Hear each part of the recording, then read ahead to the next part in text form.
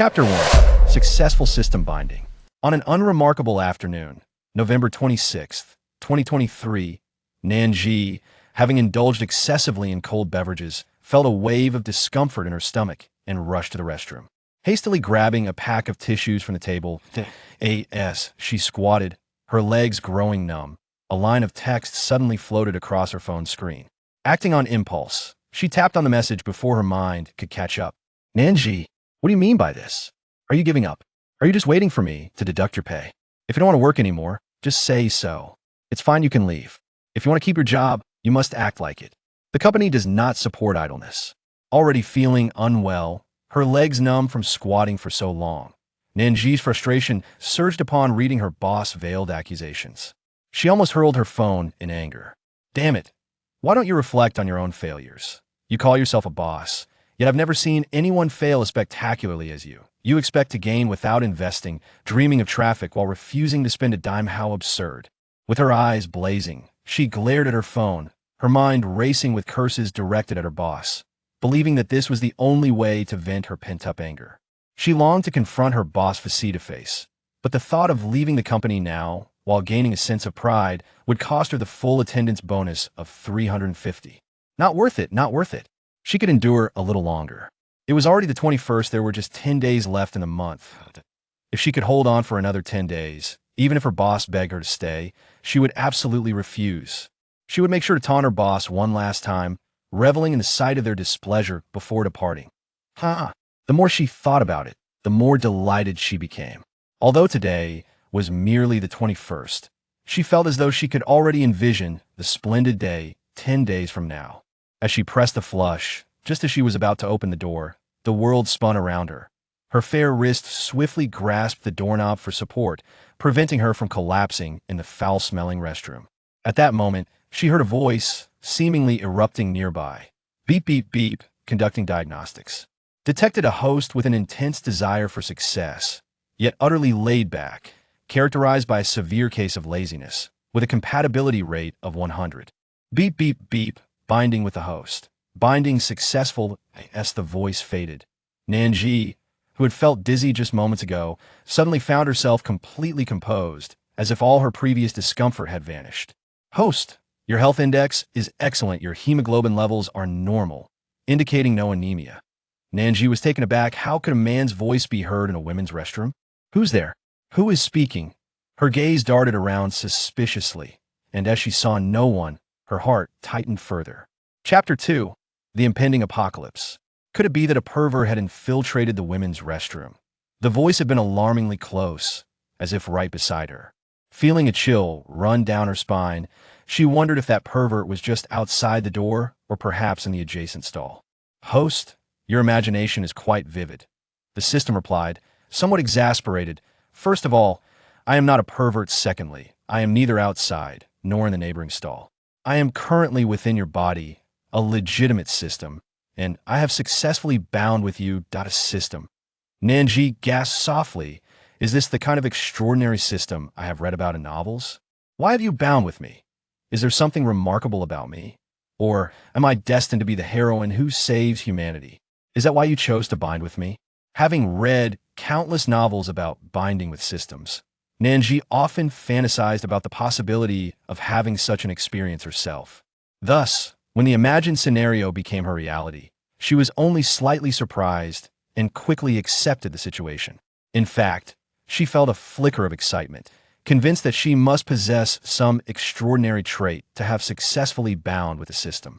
Because you are sufficiently lazy and laid back, having surpassed countless others in your lethargy, your compatibility with this system is 100, allowing for binding. Enough, I do not wish to hear any more. Nan Zhi sighed, her demeanor dismal even as she approached the sink to wash her hands. After a moment of contemplation, she resigned herself to reality. So, what is my first task? In the many novels she had perused, hosts were often required to complete tasks, gradually ascending to the pinnacle of their lives. Host, your tasks have not yet commenced. Your immediate priority is to arrive at Minhang Avenue before 4 p.m. tomorrow. After 4 p.m., chaos will engulf the world, disasters will unfold, and countless individuals will transform into zombies. The peaceful days of yore will be no more. Upon hearing the system's words, Nan Zhi remained silent for a considerable time. Although she frequently indulged in apocalyptic and zombie fiction, the notion of such events manifesting in reality left her stunned and somewhat incredulous. The world outside was still basking in sunlight. Could tomorrow truly herald the apocalypse? So, my task is to reverse this impending disaster and restore the world to its former glory? Wow. Host, despite your seemingly dull demeanor, you are quite astute. To be honest, Nan Zhi found the system's compliment somewhat irritating. Why must intelligence come with the implication of being simple-minded? This system was utterly inept at communication. Will I be safe in that area? Given the impending apocalypse and her journey to an entirely unfamiliar location, she deemed it essential to ascertain the necessary safety assurances. Chapter 3. I am terminating your employment. Do not worry. Host. Within the confines I've delineated, you are utterly secure. Not only can no zombie or otherworldly creature penetrate this sanctuary, but the climate is also exceptionally pleasant, and your sustenance is assured. In summary, amidst the apocalypse, this realm is akin to paradise. With each additional word from the system, Nan Zhi's excitement surged. The end of the world had arrived. Yet this serene haven was something beyond anyone's wildest imaginings. Impulse beckoned her to act. She resolved to resign immediately, procure ample provisions, and make her way to Minhang Avenue. With tomorrow heralding the apocalypse, what need had she for work? She would resign and depart. This wretched job could be claimed by anyone else. She would not be complicit any longer. Upon entering the office, she sensed an atmosphere rife with disquiet. It was rather morose, yet tumultuous, with an undercurrent of unrest. Even her usual lunch companion, who shared a bond with her, cast a sidelong glance that seemed to convey a multitude of unspoken grievances upon her arrival. Returning her companion's ambiguous gaze, she strode confidently to her boss's desk and declared, amid the astonished and perplexed stares of her colleagues, "Boss, instead of critiquing me, perhaps you should seize the opportunity to learn how other successful entrepreneurs cultivate their client base. They are either investing capital or establishing verified accounts to attract attention. They are individuals willing to make sacrifices. Look at yourself, clinging to frugality while hoping to amass a large following and entice them to purchase your products is nothing short of daydream. I was prepared to endure your shortcomings a while longer, but fortune has smiled upon me, prompting my decision to no longer tolerate your ineptitude. Boss, take heed. From this day forth, you are no longer my superior. I am terminating your employment." With that proclamation, Nan Zhi elegantly pivoted, disregarding the expression her boss might wear in response. As she passed her companion, she received an encouraging thumbs up for her audacity. Courageous, admirable, possibly even more so than she herself. Swiftly gathering her belongings, Nan Zhi bid her companion farewell, advising her to seek her out on Minhang Avenue should any difficulties arise. With bags in hand, she departed the office. Upon reaching the ground floor, she gazed upward at the sky, the sun casting its fierce, impenetrable rays upon her. After tomorrow, such warm and gentle sunlight may never grace the earth again. It was a thought tinged with regret. Before nightfall, she needed to hurry to the bookstore to acquire more novels, for once she relocated to Minhang Avenue, she would require entertainment to stave off boredom. Sensing her intentions, the system sighed in resignation. "Host, once you arrive there, I shall provide you with a computer, television shows, films, and novels, an abundance of resources at your disposal. This system will not be parsimonious. There is no need to procure novels." Chapter 4. A generous gesture. 10,000 deposited into the companion's bank account, yet she would still need to transport several kilograms of books. Was that not burdensome? How can this be compared? Nan Zhi retorted. Viewing a computer screen offers its own delights, but the experience of reading a physical book is distinctly different. The pleasure derived from each is unique. Moreover, having worked for 4 to 5 years, I have accumulated some savings. After my parents passed shortly after my 18th birthday, I was left to fend for myself. I seldom indulge in extravagant spending, and over these years, I have managed to save a significant sum, over 100,000. In the post-apocalyptic world, currency will lose its value. Would I merely watch this sum languish in a bank, reduced to worthless scraps? It would be far wiser to invest in novels and perhaps some ornamental fish or shrimp to accompany me to my new abode. Thus, I would spend this some wisely while simultaneously indulging in endless enjoyment. Nan Zhi has always exhibited remarkable execution. Within an hour, she had procured hundreds of books encompassing a myriad of genres, including novels, history, and comics. After arranging for their delivery to her residence, she promptly proceeded to her next destination, the pet market. Here, she acquired 5 large aquariums, an assortment of ornamental shrimp, decorative fish, aquatic plants, fish feed, and potassium permanganate. Once the door was closed behind her, Nan Zhi found herself in a quandary, gazing at her wealth with no apparent outlet for expenditure. The system had informed her that within its designated parameters, she had ample shelter, sustenance, and entertainment, lacking for nothing. In light of this, her remaining funds seemed rather superfluous. Then, a thought struck her regarding her meal companion. Perhaps she could purchase additional provisions for her partner. Subsequently, Nan Zhi succinctly conveyed via WeChat the impending disaster expected to unfold the following day, advising her partner to stock up on food at home, and transferred the remainder of her funds to her. Finally, she exhaled in relief, having exhausted her finances. Her meal companion was unlike others. She possessed a profound fascination with apocalyptic scenarios, firmly believing that a cataclysmic event would eventually befall humanity. Nan Zhi believed that her reminder would surely be well received by her companion. In the past, when Nan Zhi transferred money, she had sent funds to her partner's bank account, so this time she did not need to ask for the card again. She could effortlessly transfer the money. When her partner received the funds, she counted them several times from units to tens, hundreds, thousands, and tens of thousands. Looking at the greetings on her phone, Nan Zhi felt a warm glow in her heart for her adorable partner. Nan Zhi, no worries, I have a backup plan. I have prepared all the food and drink I need. The remaining money is of no use to me, so I shall give it to you to purchase supplies. That is not a waste. Partner, all right then, since you have a backup plan, I shall not be polite. I will accept this money. Should you encounter any difficulties in the future, do not hesitate to seek my assistance. I will surely help. Chapter 5. A casual rental after resting for a night in her own residence. Nan Zhi set off at the break of dawn, carrying with her several hundred books, ornamental fish, shrimp feed, and various pieces of luggage, heading toward South Rainbow Avenue. Fortunately, the system was remarkably efficient. It managed to levitate all those items, ensuring they followed her seamlessly along the journey. Nan Zhi felt quite at ease, with no concerns to tend to, as the system handled everything expertly. Upon reaching her destination, a wave of uncertainty washed over her. System, is this truly the place where I am to settle down? Nan Zhi trembled slightly, her gaze drifting towards the dilapidated cabin before her, which appeared as if it might collapse at any moment. Her heart sank to the depths of despair. Goodness, even rural houses surpass this by leaps and bounds. Can such a rickety cabin truly shelter me from the elements and prevent any zombies from entering?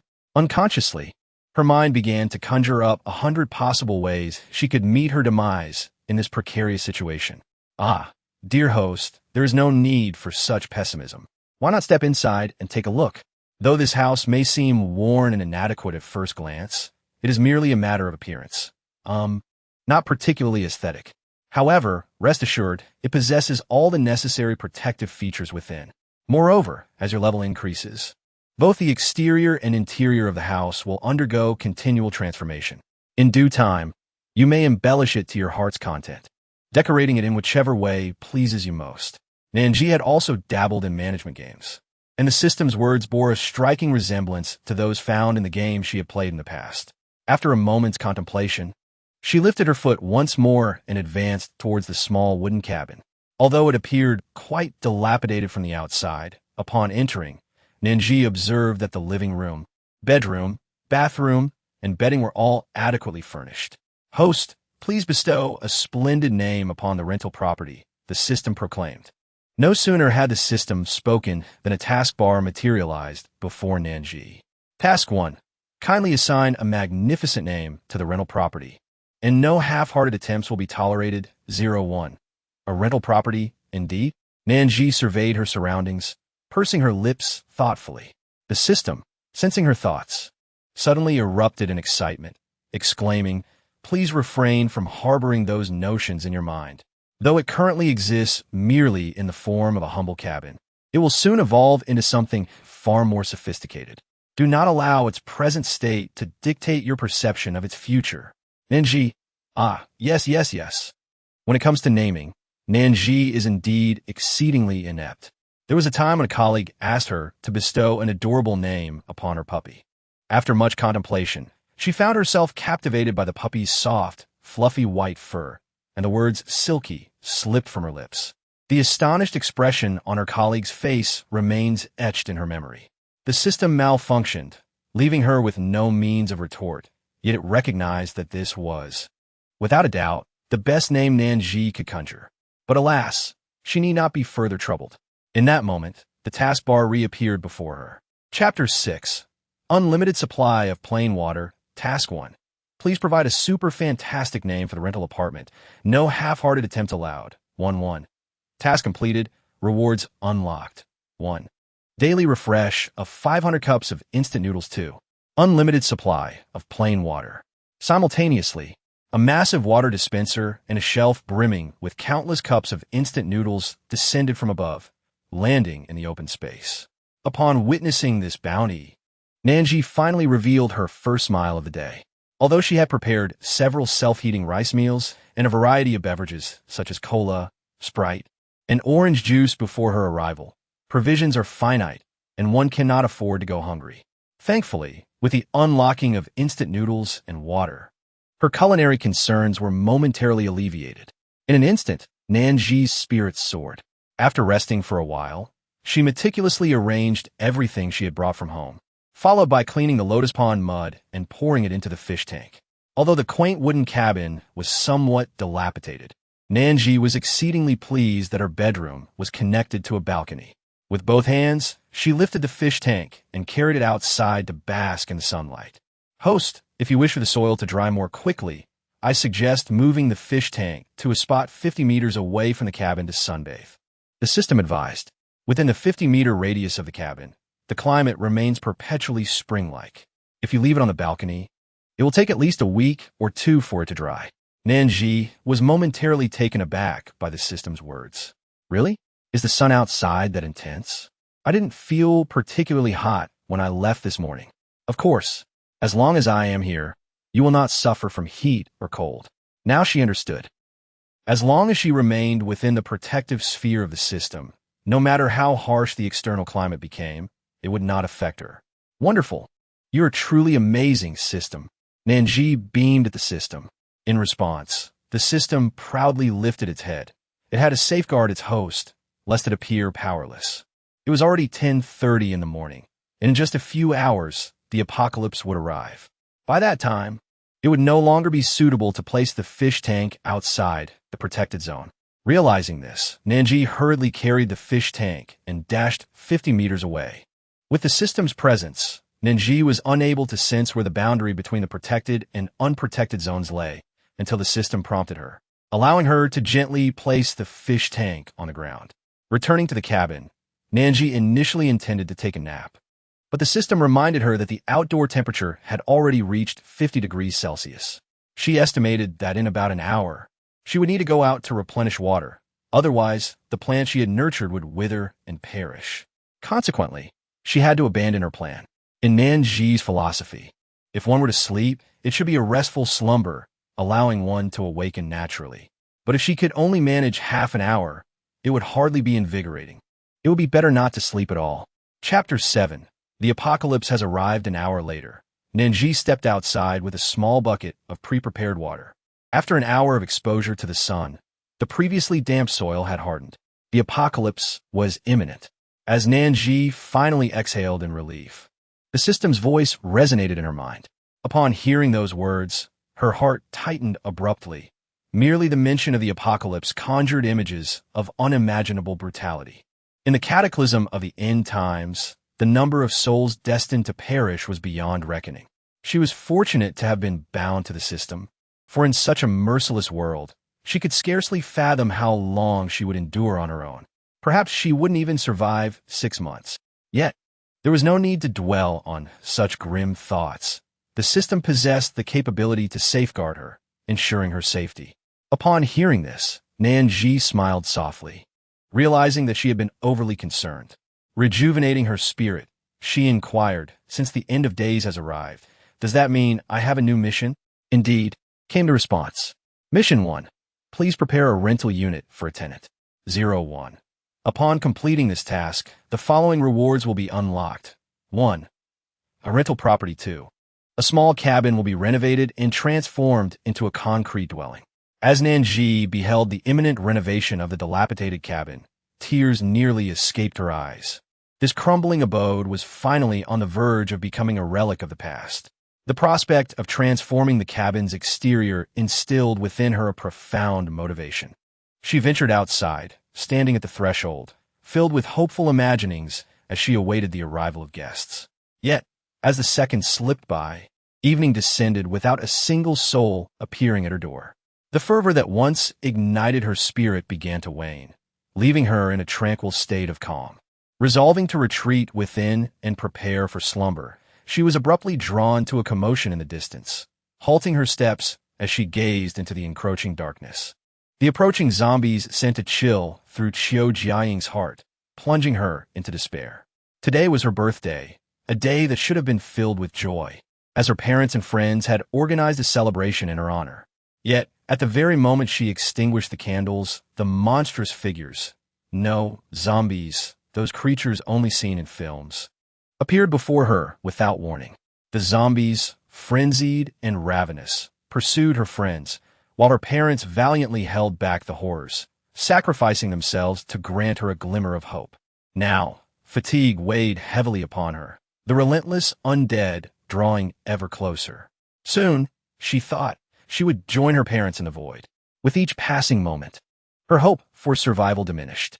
In the frantic escape, she stumbled over a stone, losing her balance and crashing to the ground. Qiu Jiaying squeezed her eyes shut, despair washing over her. It was over. She could escape no longer.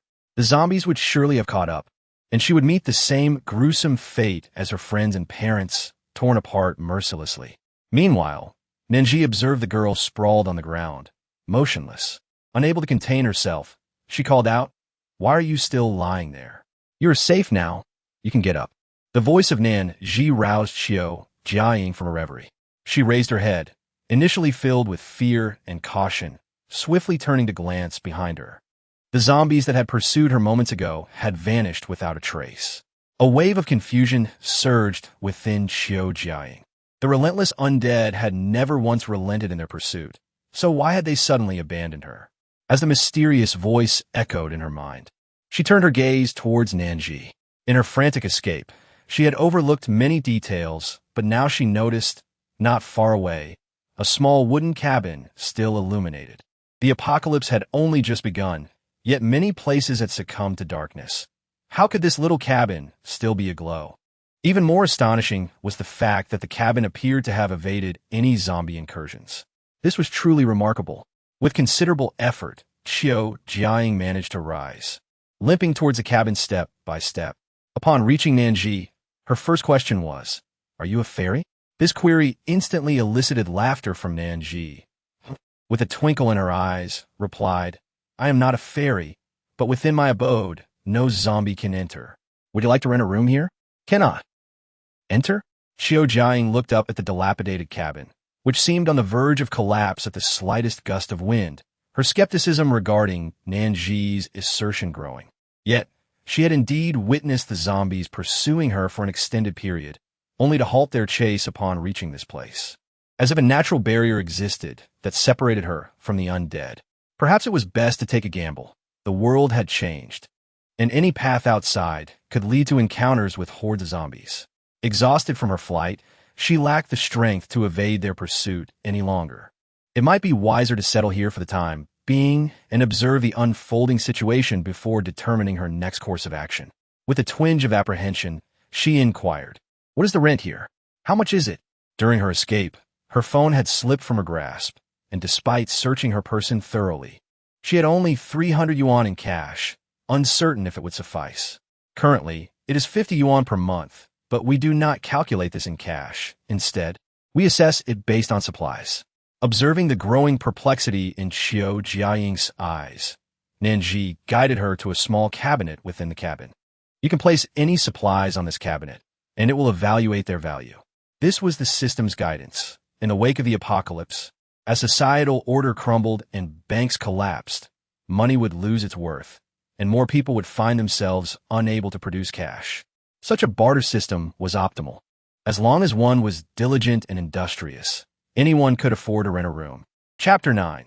Exploring different dimensions, individuals of skill and capability could secure rental opportunities by defeating zombies and extracting crystal cores, while those lacking the strength to combat the undead could seek out supplies to earn their rent. "Oh, that sounds feasible," Qiu Jiang said, removing a hairpin from her hair and presenting it to Nan Zhi. "Is this acceptable? May I evaluate its worth?" She had a penchant for various hair accessories, often purchasing those made of pure silver, and she adorned herself with a jade bracelet, 2 silver rings, and a gold necklace. Surely, among these items, something must hold value. Her eyes sparkled with anticipation. Nan Zhi smiled gently, of course.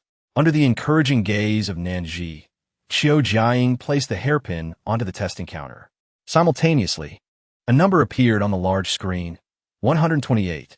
Glancing at the figure displayed, Qiu Jiaying eagerly inquired, "Does this mean that this hairpin can be exchanged for 128 yuan?" "Indeed," came the response. "You may approach the machine, scan your face, and then proceed to pay the rent." Nan Zhi beckoned to Qiu Jiaying, who promptly approached and stood before her. Following Nan Zhi's guidance, Qiu Jiaying meticulously completed the registration and subsequently paid 2 months' rent. Her heart finally settling into a sense of security. As she touched the jewelry adorning her hands, Qiu Jiaying returned to the counter, removing a jade bracelet and placing it there. She had purchased this bracelet 2 years prior during a shopping trip, drawn by its beautiful hue, acquiring it for 39,000 yuan. Now, she wondered about its current worth after all this time. Just as she pondered, the counter's machine completed its assessment, revealing a final valuation, 125,403 yuan. Staring at the displayed figure, Qiu Jiaying was utterly astonished. Fearing she had misread the numbers, she extended her hand to count them one by one. Units, tens, hundreds, thousands, 10,000, 10,000. It truly was 100,000. Qiu Jiaying exclaimed in excitement, realizing this amount could sustain her for a considerable duration. Not only was Qiu Jiaying incredulous, but even Nan Zhi was taken aback by the astonishing figure. This jade bracelet had been traded with the Dragon Realm, with the dragon's cherished gold and silver jewelry. Thus, this price was indeed remarkable. Noticing the look of confusion on Nan Zhi's face, the system timely intervened to elucidate. "Are you implying that the items placed by tenants at the counter are traded with other realms? Besides the Dragon Realm, what other realms exist?" Qiu Jiaying had only learned about the counter's usage upon entering the quaint cabin, leaving her somewhat bewildered regarding the rules. "There are many realms of immortal heroes, ancient realms, magical realms, countless varieties. Once you complete the apocalyptic realm, you will journey to other realms, where you will encounter a multitude of diverse worlds. Are you suggesting that one day I will indeed venture to the magical and ancient realms? That I will not merely remain in the apocalyptic realm?" Nan Zhi was taken aback. What was this? A cosmic odyssey? Chapter 10. Instant noodles for 3 yuan each indeed. Once the situation here stabilizes, you shall depart for the next realm. Nevertheless, dear host, rest assured that venturing to the subsequent dimension does not imply a permanent exit from this place. After placing the jade bracelet on the counter, Qiu Jiaying had not removed anything from her person since. She adorned herself with numerous pieces of gold and silver jewelry, gifts from her family as mementos. Upon hearing Nan Zhi's words, a seed named hope sprouted within Qiu Jiaying's heart. If this place could truly remain unscathed by the onslaught of zombies, it would indeed be a splendid sanctuary in the long run. Although, this sanctuary might be a tad dilapidated, as long as one could live in peace, everything would be well. Furthermore, there is no need to address me as landlord. Simply use my name. I am Nan Zhi. Calling me landlord feels rather peculiar. It is much more pleasant to hear my own name. Qiu Jiaying smiled gently. All right, Then I shall call you Nan Zhi. My name is Qiu Jiaying. You may call me Jiaying. Very well. Observing the innocent and naive girl before him, Nan Zhi smiled softly. Are you tired? My room will not be ready for another hour. If you feel weary, you may rest on that sofa. When the clock strikes midnight and the room is prepared, I will wake you, so you may retire. It was all the system's fault for instructing her to welcome tenants without providing a room for them. It was unreasonable to expect the tenant to wait in this manner. The system undoubtedly heard the complaints from Nan Zhi, and feeling somewhat guilty, its tone softened. Oh dear, I made a mistake. This is my first time undertaking a task, and as a novice, I lack experience and familiarity. Next time, I will certainly ensure that the room is properly arranged in advance. As Nan Zhi continued her conversation with the system, Qiu Jiaying interjected, It's quite all right, I'm not really tired yet, just a bit hungry. A faint blush graced Qiu Jiaying's cheeks. She had scarcely eaten today, and, after being pursued for so long, her energy had dwindled considerably, while being chased by zombies. She had not felt it, but now that she had stopped, she could feel her stomach growling painfully, a discomfort that tugged at her insides. Feeling hungry, are we? I have instant noodles here, just 3 yuan a box. Would you like some? Nan Zhi inquired. Yes. Qiu Jiaying eagerly nodded. At a time like this, having something to eat was a luxury, and who cared if it was instant noodles? Chapter 11. Midnight renovation of the cement house. Upon hearing this, Nan Zhi led Qiu Jiaying to a nearby rack, where an array of instant noodle flavors was displayed. Beef, pork ribs, and chicken with mushrooms, among others, offering a delightful variety. Following Nan Zhi's guidance, Qiu Jiaying selected a box of chicken with mushrooms and placed her newly registered card into the designated slot. In the next moment, she noticed a deduction of 3 yuan from her balance. Prompted by Nan Zhi, she then poured hot water from the dispenser into her bowl. The cost was astonishingly low. For such a generous serving of noodle broth, she was charged merely 1 yuan, a fee so minimal it could be deemed charitable. Moreover, the water dispenser was quite remarkable. Unlike ordinary dispensers that offered only hot and cold options, this one provided warm water as well, eliminating the need to mix temperatures. After savoring her bowl of chicken with mushrooms, Qiu Jiaying drank every last drop of the broth before setting the bowl down, feeling content as she gently patted her stomach. Nan Zhi, where should I dispose of this bowl? Upon hearing this, Nan Zhi slightly turned around and pointed to a nearby off-white trash can, saying, You could dispose of it there. However, this trash can was not merely for collecting refuse. As it filled up, it would surprise one with a delightful gift. The prospect of an unknown surprise gift excited Nan Zhi immensely. After discarding her waste, Qiu Jiaying lingered for a moment longer. A full stomach made her drowsy. She was tempted to sleep, but she recalled Nan Zhi's earlier remark that the house would undergo renovation after midnight, at which point she would have a place to stay. Thus, she remained seated, watching the seconds tick by, though she was uncertain about what Nan Zhi meant by renovation at midnight. The joy in Nan Zhi's voice suggested it was something quite splendid. As the clock struck 12, the little wooden house transformed as scheduled. During the transformation, the entire abode was eerily still, without even the slightest tremor. Qiu Jiaying, who had not yet succumbed to sleep, felt all her accumulated fatigue shatter upon witnessing the remarkable changes within. What had once been a dilapidated wooden cottage now appeared as though enchanted, metamorphosing into a structure with cement walls. The interior space had doubled in size, and a charming courtyard had emerged in front, graced by a 6-story building. The furnishings had also undergone a complete overhaul. The simple decor she had first encountered was now replaced. The sofa shimmered in ethereal shades of purple, and a crystal chandelier hung from the ceiling, casting a soft glow that rendered the interior breathtakingly exquisite. A large ivory-white table graced the surroundings, not overly ostentatious, yet a stark contrast to its predecessor. Qiu Jiaying gazed in astonishment at this transformation. Although she found it utterly novel and incredible, the scene before her surpassed her understanding. Nonetheless, she realized that if she wished to reside there, it was best not to pry into matters that did not concern her. Furthermore, having witnessed Nan Zhi's extraordinary abilities, Qiu Jiaying understood that if she claimed that zombies would not enter, they most certainly would not. Chapter 12. recruiting 5 tenants as long as she was safe. The personal affairs of others were of no consequence to her. Nan Zhi was pleased with Qiu Jiaying's disinterest in prying into others' privacy, leading her to the newly manifested rental building, explaining that she could choose any floor of the 6-story structure to reside on. Unbeknownst to Qiu Jiaying, had she harbored any ill intentions or thoughts detrimental to Nan Zhi, she would have faced 2 options. Either her memories of the rental would be erased by the system, casting her out, or her memory would be altered to seem more reasonable. However, after witnessing Nan Zhi's prowess, Qiu Jiaying felt no ill thoughts, and thus the system refrained from intervening. Looking from the lower to upper floors, Qiu Jiaying finally settled on the 5th floor. After bidding farewell to Nan Zhi, she took the elevator up.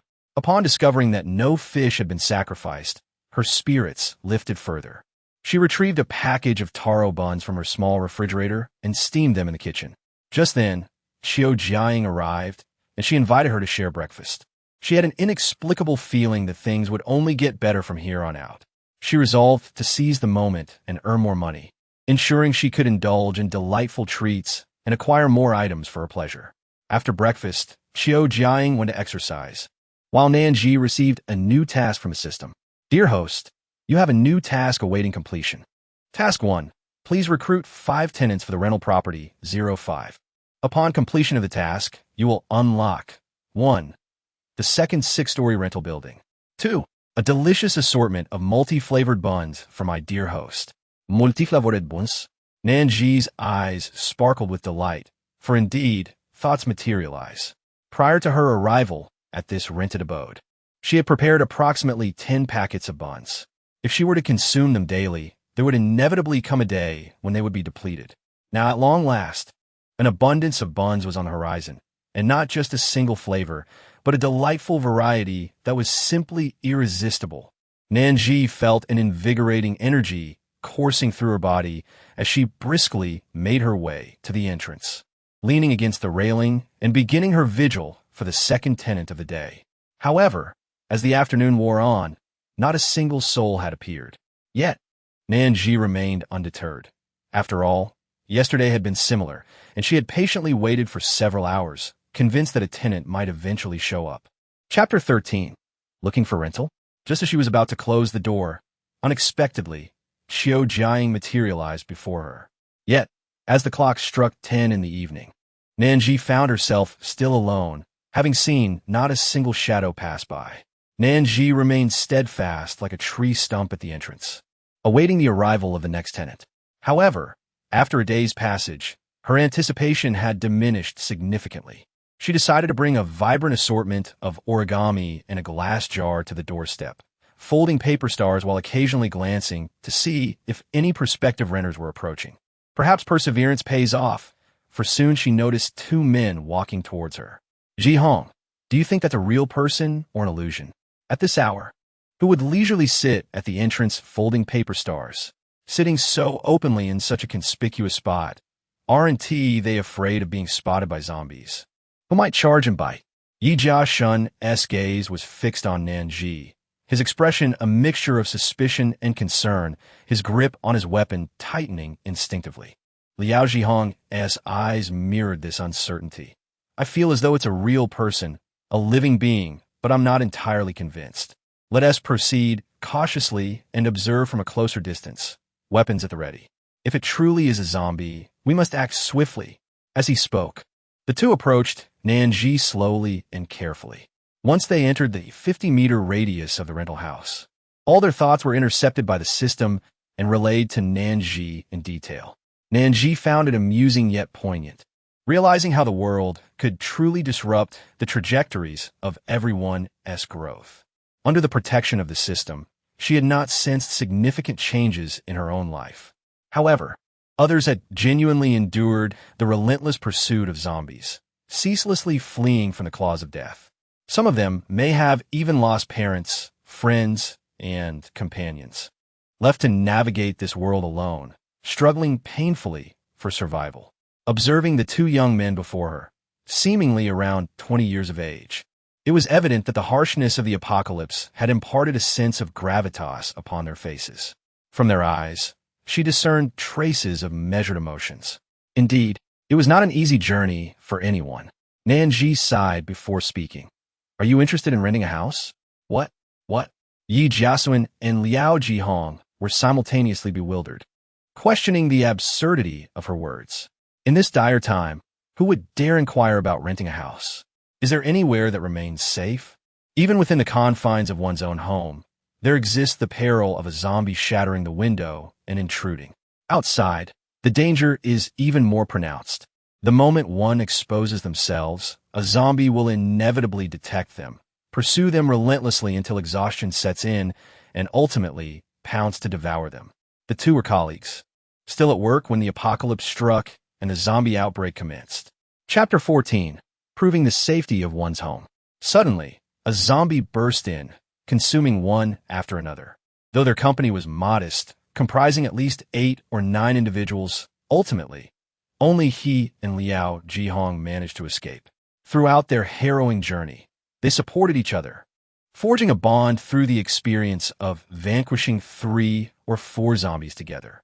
Yet, as time passed, their outlook on the future grew increasingly bleak. They were utterly lost regarding the direction of their lives. With humanity now transformed into zombies, what hope remained for ordinary humans to survive? As they pondered these thoughts, Nan Zhi continued, I ask if you wish to rent a house. Should you choose to reside here, you need no longer fear the threat of a zombie attack while you sleep at night, nor the loss of your lives, nor the descent into becoming one of those wretched creatures. Nan Zhi's words detonated like a powerful bomb in the hearts of Yi Jiajun and Liao Jihong. Standing 30 meters away from Nan Zhi, Yi Jiajun pressed his lips together and cautiously inquired, how can we prove it? Good heavens! Now, they were being asked to rent their own home, while also having to provide proof of its safety. However, Nan Zhi understood that their concerns stemmed from their previous experiences of being pursued by zombies, making their apprehensions about the security of the house entirely reasonable. Thus, Nan Zhi spoke up and asked them, do you not feel that the temperature around you has changed? Nan Zhi, unperturbed, noticed that Yi Jiashun and Liao Jihong had yet to grasp the gravity of the situation. It was only after her inquiry that they realized the truth of her words. Since the apocalypse had descended upon the world, the climate had grown increasingly sweltering. Once, the highest temperature would barely reach 40 degrees Celsius, yet now the daytime heat could soar to around 55 degrees. Walking along the streets under such conditions felt akin to being roasted alive. With a perceptive eye, Yi Jiashun took note of the surrounding temperature, blinking in surprise, and posed a question to Liao Jihong. Do you not feel that this gentle breeze bears a resemblance to the transitional period between summer and autumn? Observing their astonishment, Nan Zhi instructed them to step back 20 meters to further experience the phenomenon. As she watched the expressions on their faces shift, Nan Zhi remarked, have you noticed? Within a 50-meter radius of my rental, you will be secure. Not only will you be free from the pursuit of zombies, but you also need not fear succumbing to heat stroke. You have already experienced this for yourselves, have you not? So what do you say? Would you consider renting my place? Exchanging glances, Yi Jiashun and Liao Jihong discerned the hesitation reflected in each other's eyes. After a moment's contemplation, Yi Jiashun turned to Nan Zhi and said, well, could we contemplate this further? Nan Zhi nodded in response and clarified the rules of the place to them. Chapter 15. The birth of the first wealthy woman. You may, but it would be prudent to make your decision swiftly, for your time within the protective circle is limited to 6 hours. Should you fail to pay the rent and secure your stay before the 6 hours elapse, you will be expelled 50 meters away. Understood. Seeing the two engaged in discussion, Nan Zhi continued her origami endeavors. Qiu Jiaying, observing the two newcomers, exclaimed, are you new tenants here? Not yet. Yi Jiashuan took a glance at Qiu Jiaying and inquired, are you a tenant here? Indeed, Qiu Jiaying replied, I just arrived yesterday. Let me tell you, this place is quite extraordinary. If you're considering renting, you should act quickly. I cannot guarantee what will happen if you delay. With that, Qiu Jiaying slung her backpack and walked towards Nan Zhi. Upon seeing the flawless paper stars in her hands, she couldn't help but praise, Nan Zhi, your craftsmanship is remarkable. If you have some time, could you teach me? Regardless of whether it was before or after the apocalypse, she remained clumsy with her hands, unable to fold anything correctly. If she could learn a few techniques from Nan Zhi, she could engage in some handicrafts in her room to pass the time, as she had resolved to settle down here for her retirement. Certainly, I have a large stack of origami paper. When you're ready to learn, just come find me. Nan Zhi replied with a smile. After a short while, feeling weary from sitting outside all day, Nan Zhi gathered her belongings and followed Qiu Jiaying inside. Since the house had been upgraded to concrete walls, the counter, machines, and room card issuance had all been moved outside. So to enter her room, Nan Zhi had to pass the administrative area. Noticing Qiu Jiaying tossing her belongings into the machine, Nan Zhi paused to observe what treasures Qiu Jiaying had acquired that day. First, Qiu Jiaying tossed a painting by Van Gogh into the machine, and after receiving 20,000 yuan, she proceeded to insert several dozen more paintings, which must have earned her around 180,000 yuan. But that was not all. After stretching her limbs, she rummaged through her backpack and produced 2 ceramic vases. The first vase garnered 200,000 yuan, while the second brought in 390,000 yuan. Finally, she extracted a jade pot from her bag. This jade pot appeared to belong to an antique collection, and judging by its texture and hue, Nan Zhi estimated its value to be over 800,000 yuan. To her astonishment, when Qiu Jiaying placed the jade pot into the machine, the number that appeared left Nan Zhi utterly astounded. 890,000 yuan. An astonishing 890,000 yuan. Goodness. Impressive. Just a few days after moving in, she has already become the wealthiest woman here. Not only was Nan Zhi amazed, but even Qiu Jiaying was taken aback. Chapter 16. There will soon be steam buns. While picking up the jade pot, Qiu Jiaying had suspected its considerable worth, but she never anticipated it could be exchanged for such a sum. The more she thought about it, the more exhilarated she became. She zipped up her backpack and, bidding farewell to Nan Zhi, joyfully made her way to the elevator. The remaining contents of her backpack were merely clothes, shoes, and some snacks, essentials she had no intention of exchanging.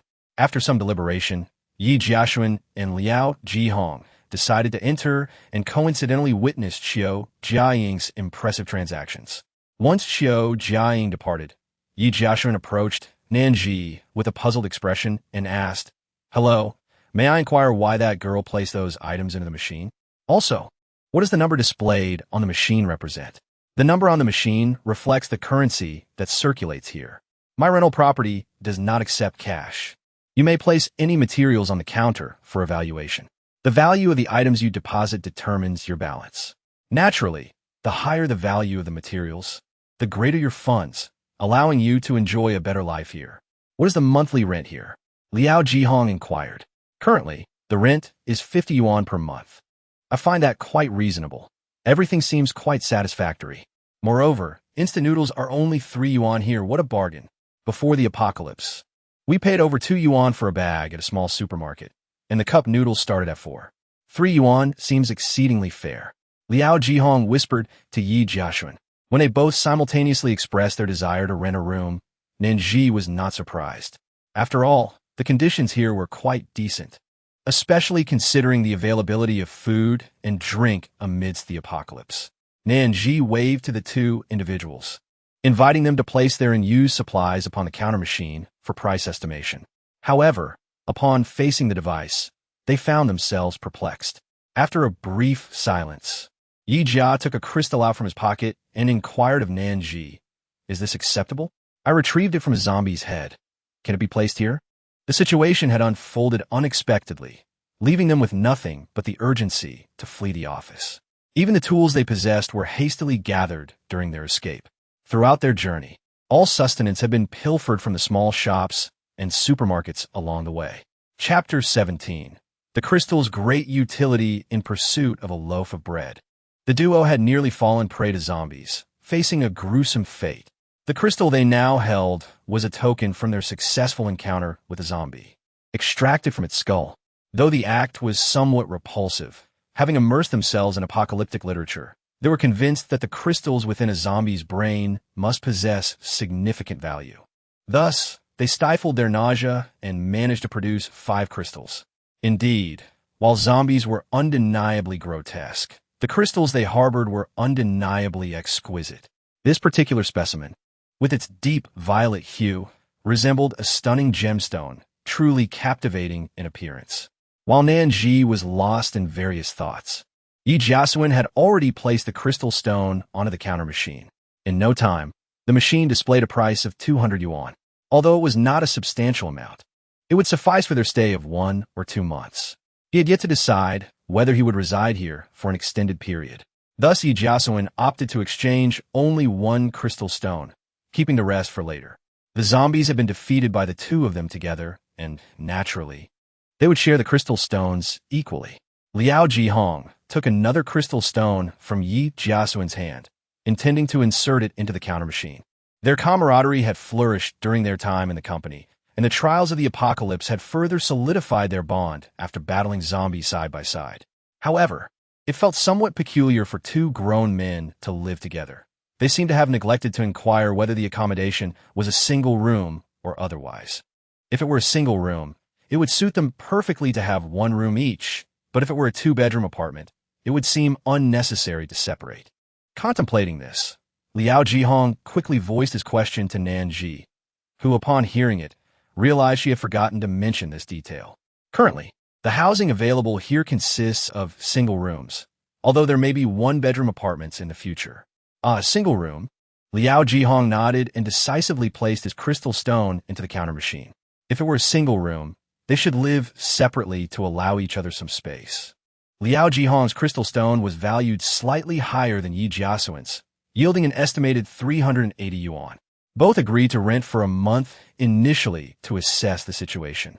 Nan Zhi instructed them to register at the machine nearby, and once that was completed, she led them to the first unit of the first building for them to choose their floor. At present, there was only 1 tenant in this building, the young woman they had just seen. Each floor accommodated 3 units. She inquired where they wished to reside. Yi Jiasuan and Liao Jihong surveyed the lower to higher floors. Ultimately, Yi Jiasuan declared, "I'll take the 5th floor." "You choose the 5th floor? Then I shall also choose the 5th floor. It's good to have each other's company.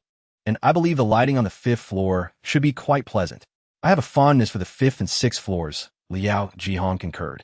"Very well. However, the 501 unit on the 5th floor is already occupied. Only units 502 and 503 remain. You must decide who will reside in which unit before opening the door. Once you make your selection, simply tap the card you have against the circular hole in the door, and you may enter." Chapter 18. Who is Wang Baochuan? Why don't you know? Is there something peculiar about this room? Why must one decide before opening the door? Yi Jiasuan's inquiries prompted Liao Jihong to nod in agreement, both wearing expressions of confusion as they looked at Nan Zhi. Having lived for over 20 years, it was his first time hearing that one must choose a room before entering. Isn't it customary to inspect the environment first before making a decision? It is indeed so, Nan Zhi explained. For the safety of all residents, unauthorized entry into these homes is prohibited unless invited by the owner. No matter how one might attempt to force the door, entry is impossible. Such advanced technology. Yi Jiasuan and Liao Jihong were both taken aback. The words of Nan Zhi prompted the 2 individuals to immediately conduct an experiment, eager to discern whether the results aligned with her assertions. After bidding farewell to Nan Zhi, they ascended to the 5th floor via the elevator and eagerly embarked on their trial. They attempted to lift their feet to step inside, kicked the air as if to open an invisible door, and even tried to stretch their hands into the threshold. Yet, without exception, they were unable to unravel the situation, exhausting themselves in the process. However, concurrently, their satisfaction with the room soared to unprecedented heights. With such a high-tech and sophisticated abode, they no longer feared sleepless nights or the possibility of their supplies being pilfered. Most importantly, the zombies were no longer a threat. Returning to the living room, Nan Zhi casually picked up a box of self-heating rice and settled onto the sofa, leisurely enjoying her meal while opening her mobile app to select a show to watch. Fortunately, she had downloaded a plethora of dramas and films prior to the apocalypse, ensuring that she could indulge in a different one each day. Yet today, a wave of nostalgia washed over her as she yearned to revisit a melodramatic idol drama she had watched years ago. Thus, she scrolled down, and down until she unearthed destined to love you. Upon rewatching, she realized her perception of the male lead had undergone a complete transformation. In her earlier view, she had found him incredibly handsome, wealthy, and gentle. The female protagonist was indeed fortunate to have such a partner. However, now, her disdain for the male lead reached an astonishing 100%. What was this nonsense? Had her eyes been blind before? How had she been so misguided? In stark contrast, she now found the second male lead to be utterly charming, gentle, and considerate. If she were the female lead, she would undoubtedly choose him. He embodied her ideal boyfriend persona. You prefer a gentle and considerate partner? The system interjected unexpectedly. Of course, Nan Zhi replied, perplexed as to why the system would pose such a question. Who wouldn't desire a gentle and caring significant other? If one were to end up with a temperamental partner, it would be utterly unbearable. Life might suit Wang Baochuan, but I cannot accept such misery. I have not yet had my fill of good life. Wang Baochuan, who is that? The system inquired, unfamiliar with the name. The rental apartment held no such figure. Perhaps it was a friend of the host from before the apocalypse? You don't know who Wang Baochuan is? Nan Zhi exclaimed, her shock quickly replaced by the realization that she was conversing with a system, not a native inhabitant of Blue Star, making it reasonable for it to be unaware. Chapter 19. Do you believe I will stab you? Upon coming to this understanding, Nan Zhi spoke mysteriously to the system. Next time, I will show you a drama, and you will comprehend. The system was filled with anticipation, eager to discover who this Wang Baochuan was. Meanwhile, 3,000 kilometers away, in a dimly lit, abandoned factory, two elderly individuals and a boy who appeared to be around 10 sat huddled in a corner. The boy held a small piece of biscuit in his hands, his eyes fixated on it, unwilling to take a bite. He broke the already small biscuit into 3 parts and handed the other 2 pieces to the elderly couple beside him. Grandpa, Grandma, eat. How can we not be hungry? Our stomachs are not made of iron. We have barely eaten anything since the apocalypse began, the elderly woman responded. The boy did not believe their words. It had been less than a week since the end of the world, yet temporary base camps had been swiftly established, something they had learned from their neighbors. Remaining at home was fraught with fear, and hunger was a constant companion. If they stayed put, their meager supplies would inevitably dwindle. Thus, the trio resolved to gather their belongings and join their neighbors in seeking the base. However, along the way, they found their group to be perceived as easy prey. After a day without food, a gang approached them and seized their meager rations. Initially, their neighbors intended to assist them, but those ruffians, seemingly emboldened, resorted to brute force. Taking what little they had, the biscuit they held was a remnant discarded by the thugs, who had deemed it unworthy of their consumption. Shut up. What are you yelling about? Do you believe I will stab you? As the 3 spoke, one of the ruffians suddenly stood up, spat on the ground, and glared menacingly at them. Go. Check if there are any zombies nearby. If not, we continue our mission. What? The boy stared incredulously at the thug. His left hand clenched tightly, while his right hand, holding the biscuit, trembled in fear of shattering it. Why should we? Those provisions rightfully belong to us. Why should we be the ones to scout for you? You are all capable of walking. Why force 2 elderly individuals to do your bidding? The boy was unaware of the depth of his indignation. Upon catching the boy's gaze, the thug felt a surge of rage boiling within him. Chapter 20. A 70-year-old cannot endure such torment. Grasping a metal shovel, the thug advanced toward the boy. The elderly couple quickly intervened, pleading, Please, don't harm him. Yes, just a child. He didn't mean to offend you. We will go. We will scout the area right away. As the thug approached the boy, he paused at the elder's words, momentarily sparing the child. Yet, his anger remained, and he directed his fury toward the elderly couple, who were now helplessly watching their grandson. Stop. Have you no decency? Have you never heard of respecting the elderly and nurturing the young? My grandparents are over 70. They cannot withstand such maltreatment. You scum. The boy threw himself in front of his grandparents, attempting to shield them with his frail form. But his small stature was no match for the brute force of the thug. The thug's anger intensified upon hearing the boy's words, and he kicked harder, doubling his aggression. The sounds of violence echoed through the abandoned factory, a haunting reminder of their plight. Oh Chunying and Fu Yui sat not far away, discontent with the thug's actions, but feeling utterly powerless. Despite their distress, they could only endure in silence. The rogue reveled in his actions, his excitement intensifying with each blow. At that moment, a frost-laden attack struck his heart, rendering him silent in mere moments. Witnessing this scene, the onlookers, who had been eagerly watching the rogue's aggression, suddenly felt a chill of fear as they turned their gaze towards the source of the attack. A girl stood up, clapping her hands, her disdainful eyes fixed on the group of miscreants. You dare to brawl with someone of equal strength, or even with someone superior? Is this what you call bravery? Bullying the weak? Taking advantage of their inability to retaliate? She demanded. Cut the nonsense. What sorcery was that? Or do you have some formidable ally aiding you? The rogue leader eyed the girl warily, his gaze betraying a mix of calculation and greed. Lai Shuifeng let out a derisive snort. Huh, a frog in a well. Have you never heard of extraordinary abilities? On the very first day of the apocalypse, some individuals awakened their extraordinary powers. Some can spew fire, others water, and many more possess bizarre abilities. I consider myself fortunate to have awakened my ice powers just as you were about to commit further atrocities. Otherwise, I would have been helpless to witness your cruel bullying of the weak. On that fateful day, she had fortuitously been off work, hiding on the balcony, observing humanity's transformations. Initially, she felt regret, believing she would never awaken such a marvelous ability. However, to her astonishment, a week before the end of the world, she manifested her ice powers. Extraordinary abilities, you say? They seem quite impressive. Allow me to extend an invitation. Would you care to join my team? The rogue leader tempted Lai Shuifeng, envisioning the power he could wield if she complied. Bah, you think someone like me would ever consider joining you?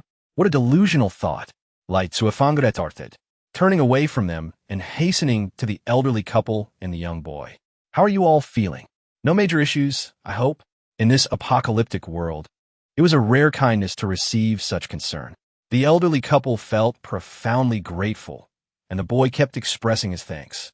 If it hadn't been for this sister, not only would he have been unable to protect his grandparents, but all three of them would likely have perished under the thuggery of those ruffians. I intend to leave this group and venture on my own. Will you come with me? Lai Shuifeng's decision was not made lightly. She had grown weary of trailing behind such a chaotic assembly. Now that she possessed a modicum of self-defense capability, severing ties with the group seemed the wisest choice. The elderly couple did not hesitate in their response. They understood that the recent assault had nearly cost them their lives, and they were acutely aware that without Lai Shuifeng's intervention, they would not be sitting here conversing.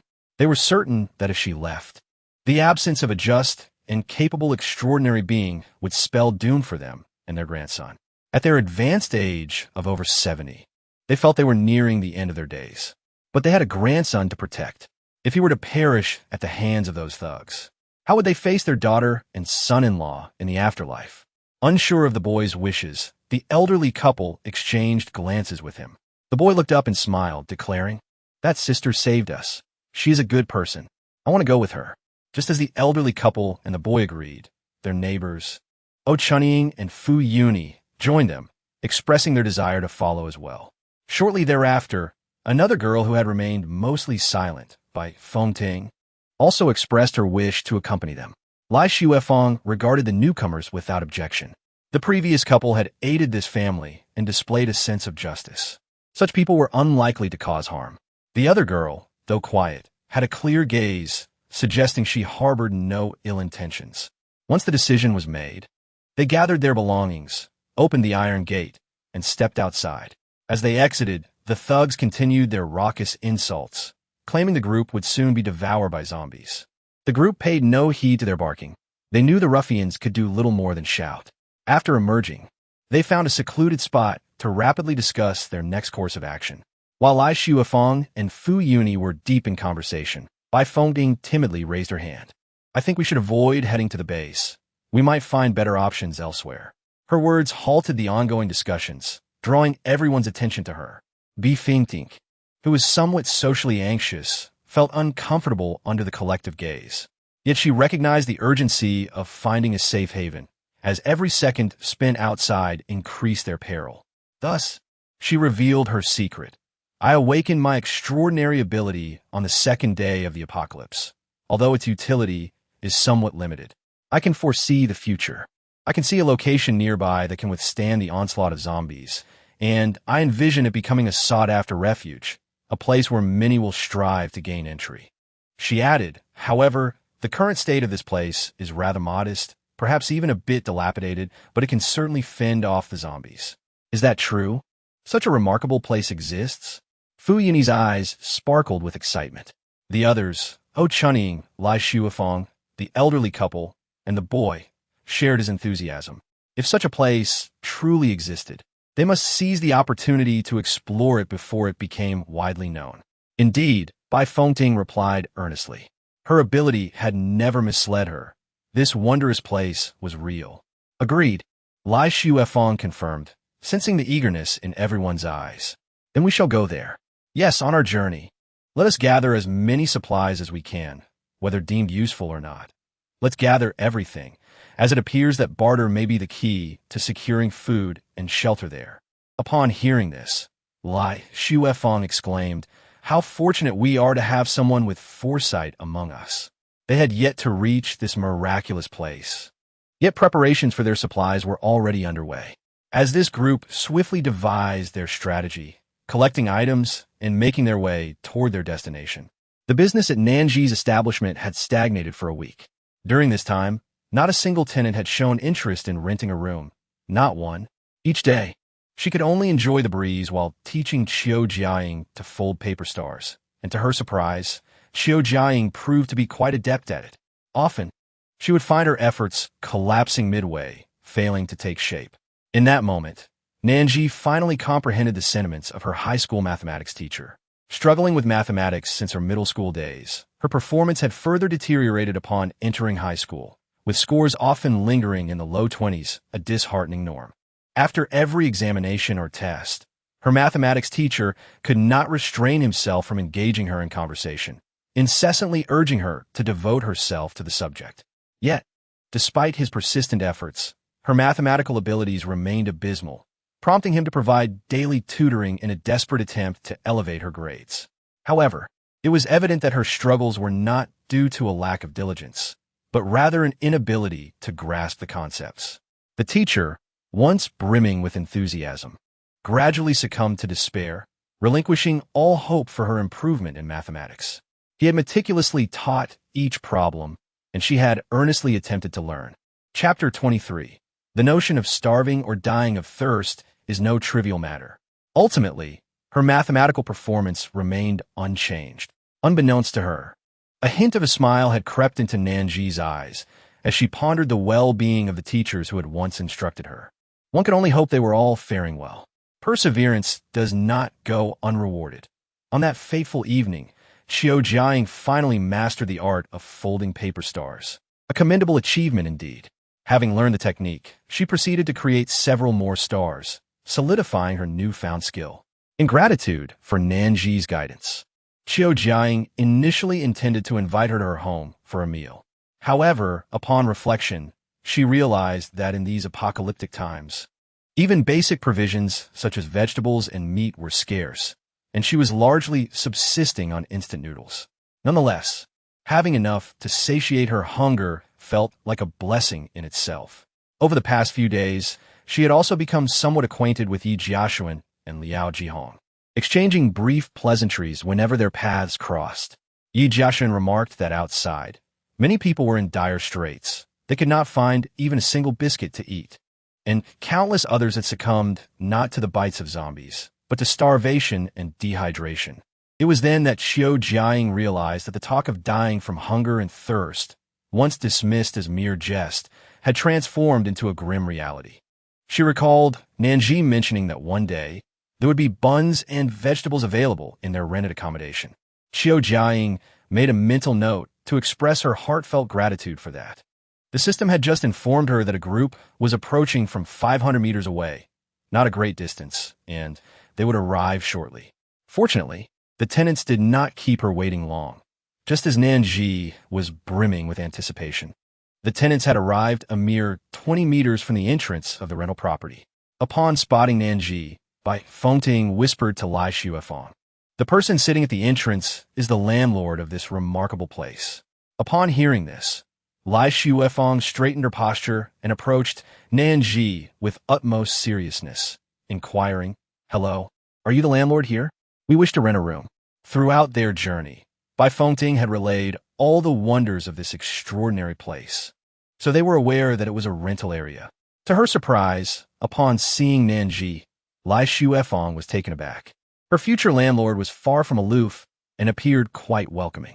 Chapter 24. A piece of wood worth 8 million. However, Lai Shuefeng dared not underestimate Nan Zhi. The very fact that she had managed to acquire such a property indicated her considerable prowess, and since they would be residing here, it was wise not to offend anyone lightly.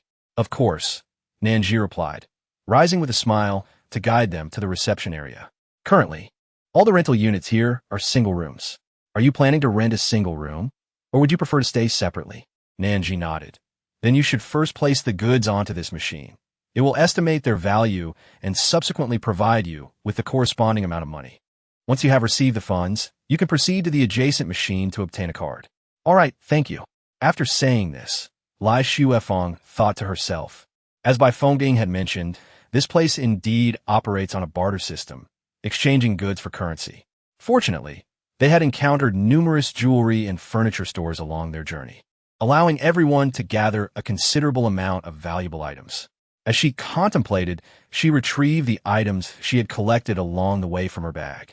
She placed a piece of gold onto the machine, and a figure promptly appeared, 130,000 yuan. Following that, she took out a plethora of gold and silver jewelry and tossed them into the counter machine. After evaluation, the machine offered a price of 900,000 yuan. This sum was quite astonishing for Lai Shuefeng. After all, the total accumulation had already reached 1 million yuan. Subsequently, Lai Shuefeng proceeded to the adjacent machine to acquire a circular card and promptly paid 3 years' worth of rent before stepping aside to await her teammates. The next to process were the elderly Lady Yun Karen, her husband Ho Lei, and their grandson Ho Mingheng. Although they comprised 2 seniors and child, each had gathered an impressive collection of items. The elderly Lady Yun Karen was tasked with carrying clothing, shoes, and other useful supplies collected along the way, while Ho Lei and his grandson focused on gathering items that could be exchanged for money. Ho Lei pulled out a heap of gold necklaces, rings, and jade bracelets from a tattered bag, tossing them all into the counter machine. After evaluation, they received a staggering 2 million yuan, and the joy on the faces of the three was unmistakable. To their surprise, what others deemed as worthless jewelry in this apocalyptic world had fetched them 2 million. Encouraged by this success, Ho Lei then tossed a sizable piece of wood into the machine. Though he was uncertain of its worth, he had an instinctive feeling that it would yield some monetary value. Thus, when he spotted the piece of wood on the ground, he picked it up without hesitation. As soon as the wood was placed into the machine, a number appeared, prompting gasps of astonishment from everyone present. 8 million. Such a simple piece of wood. Yet it was valued at 8 million. Even Nan Zhi was taken aback, repeatedly inquiring of the system. System. What is so special about this piece of wood to warrant such a high price? In response, the system explained, this wood is exceptionally sturdy and flawless. In the realm of magic, it can be transformed into many useful tools. Upon hearing this, Nan Zhi's yearning for the magical realm deepened. Can I go to the magical realm in the next dimension? I feel it will be quite intriguing. This inquiry rendered the system momentarily silent before it replied. I cannot guarantee that, as the destination of our next dimension is random.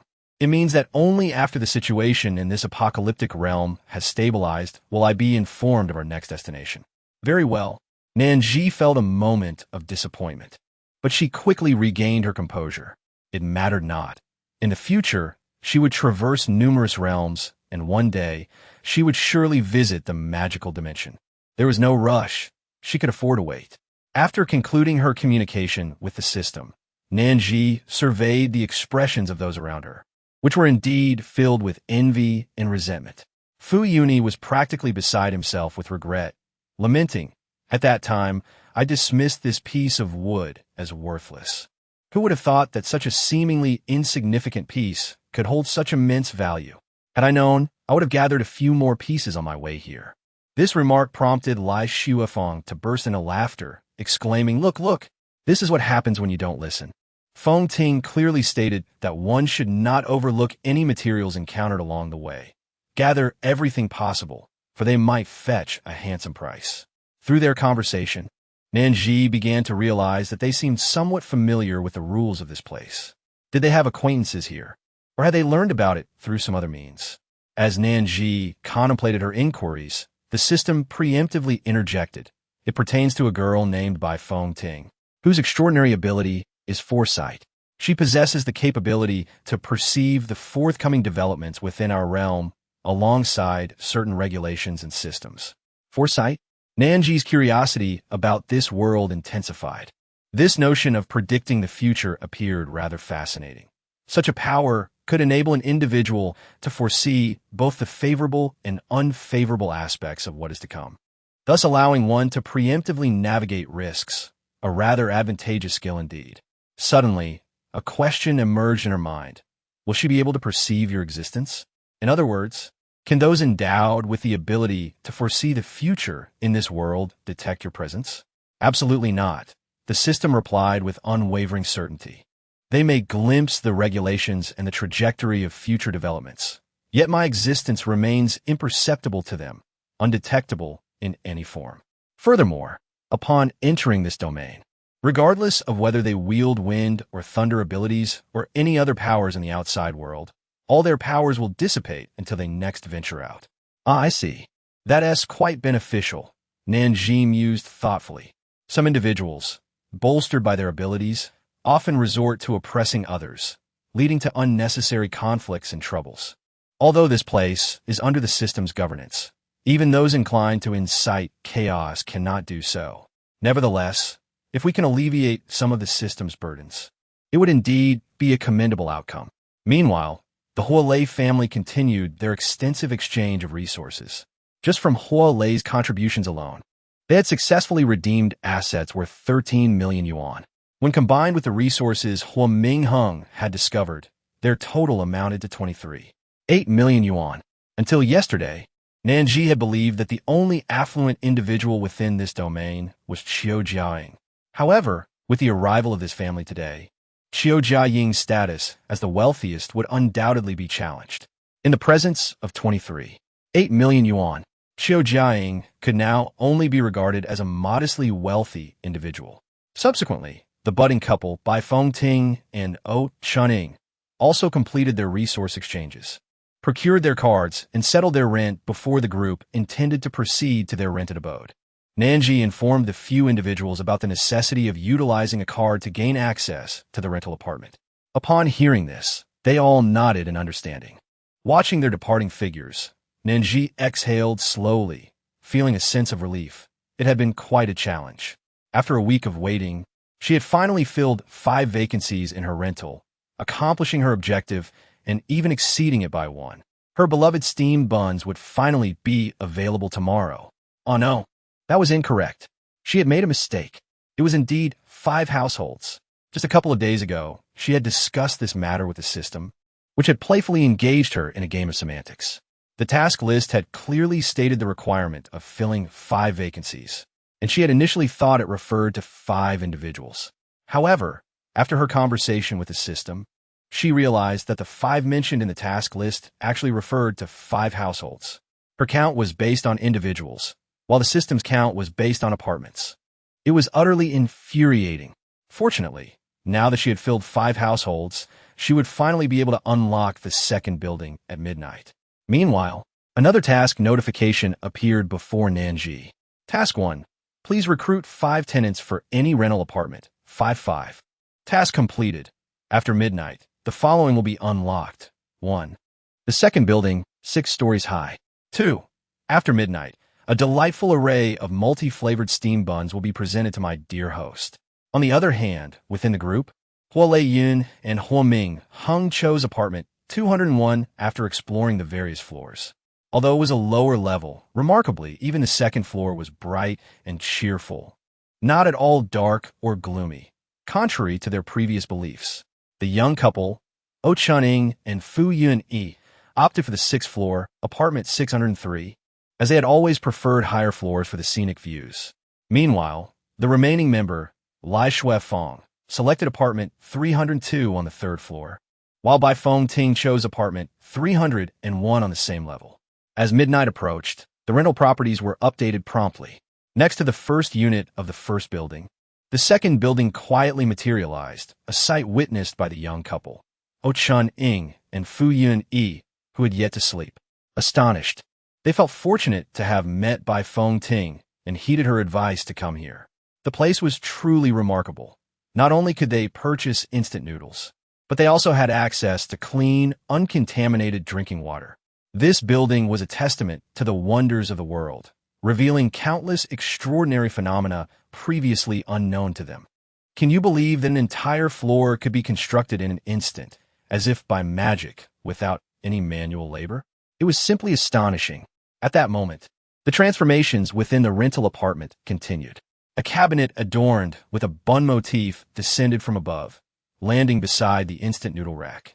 It boasted dozens of distinctly flavored buns, allowing one to choose their preferred taste, fulfilling the desire for variety. Chapter 27. The host truly is a wonderful person. The space within the rental apartment expanded once again, and the courtyard was adorned with several long stone benches, providing a place for relaxation. The room of Nan Zhi had not undergone any significant changes this time. The system informed her that with diligent upgrades, her room would surely present a delightful surprise next time. Sensing the promise of something good, Nan Zhi did not dwell on it excessively. Her current curiosity lay in exploring the array of buns available to her. Upon completing the upgrade, Nan Zhi hurried outside to the courtyard, where her eyes were immediately drawn to the conspicuous bun cabinet. It was indeed as the system had described, offering a diverse selection of buns: char siu buns, custard buns, shao mai, steamed glutinous rice buns, purple sweet potato buns, small and large steamed buns, red bean buns, soup dumplings, and even seaweed rolls. Each type of bun was clearly marked with its price, and once she selected her desired bun, she could simply tap her room card at the cabinet's transaction area, thus claiming the bun as her own. Having not indulged in soup dumplings for quite some time, Nan Zhi felt a wave of temptation and decided to treat herself to a basket of them. She settled on a nearby stone bench and relished every bite.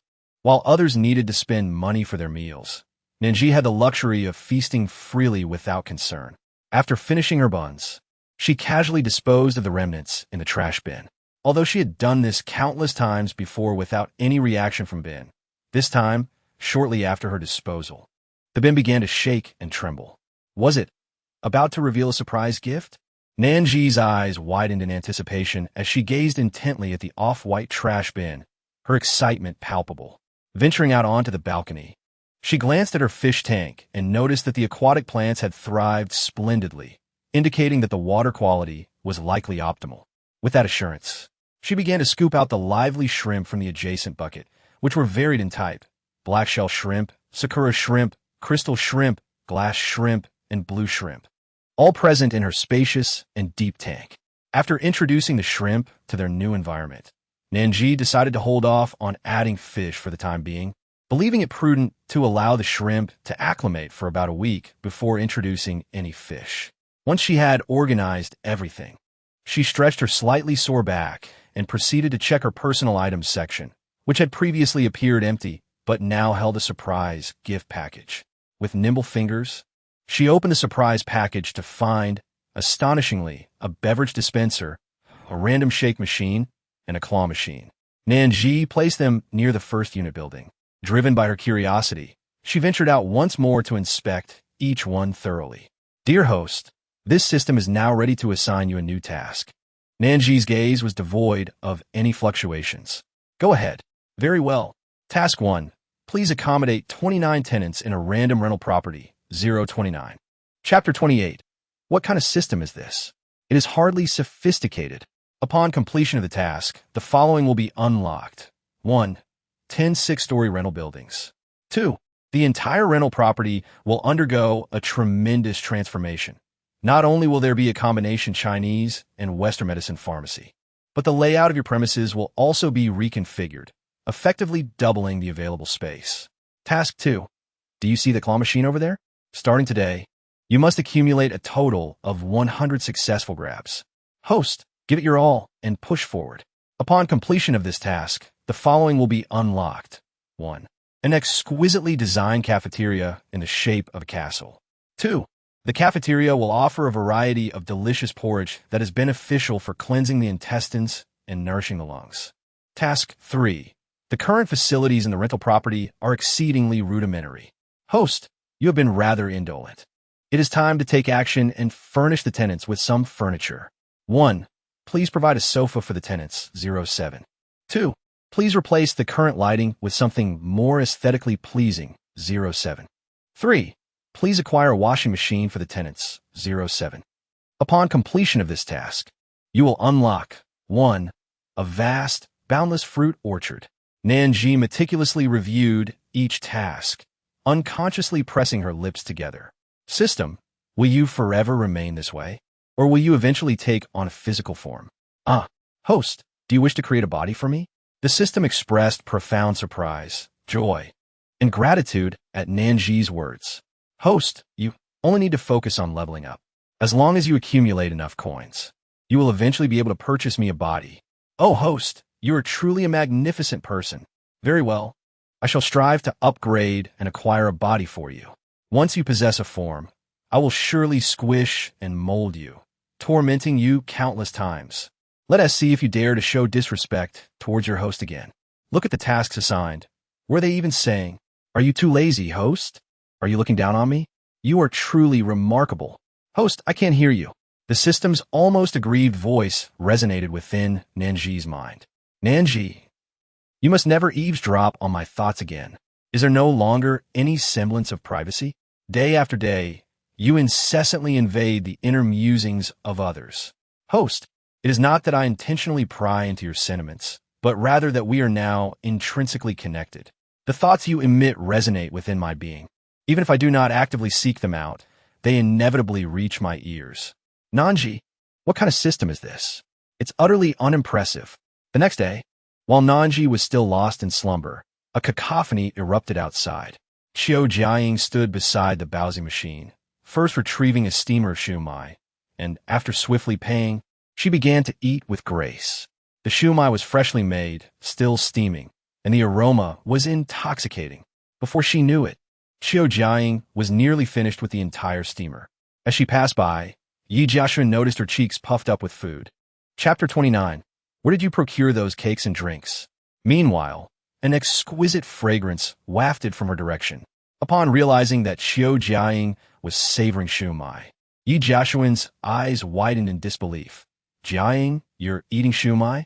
Where on earth did you find it? It was astonishing that, amidst the scarcity of resources, there still existed places selling such delicacies. Liao Jihong, being more observant, pointed excitedly at the Baozi machine in the distance, exclaiming, "Over there! There are Baozi for sale!" The appearance of the Baozi machine captivated their attention, and they hurried over. After examining the prices displayed beneath the various Baozi, Yi Jiaxun promptly purchased a basket of Xilong Bao, while Liao Jihong opted for 2 purple sweet potato buns and a char siu bun. The prices here were remarkably similar to those before the apocalypse. Xilong Bao had typically cost 5 yuan per basket, while purple sweet potato and char siu buns were about 2.5 yuan each, and the current prices reflected this consistency. Upon tasting the Baozi, both Yi Jiaxun and Liao Jihong were overwhelmed with emotion, nearly shedding tears. They had thought their future meals would consist solely of instant noodles. To their surprise, they could still relish Baozi. Yun Kuran and Huolei, being of advanced age, rarely slept in late, usually rising around 5 in the morning. After a brief chat with their grandson, Huo Mingheng, they finally descended to explore. As they stepped outside, they immediately noticed a change. Yesterday, there had only been one building, but today, a new one had quietly appeared beside them. Just as they were marveling at this surprise, they overheard the mention of Baozi for sale, prompting Huolei to quickly grab the room card and head to the Baozi machine to purchase 3 servings. Oh, I just realized there are drinks for sale too. Who would have thought Baozi would be available?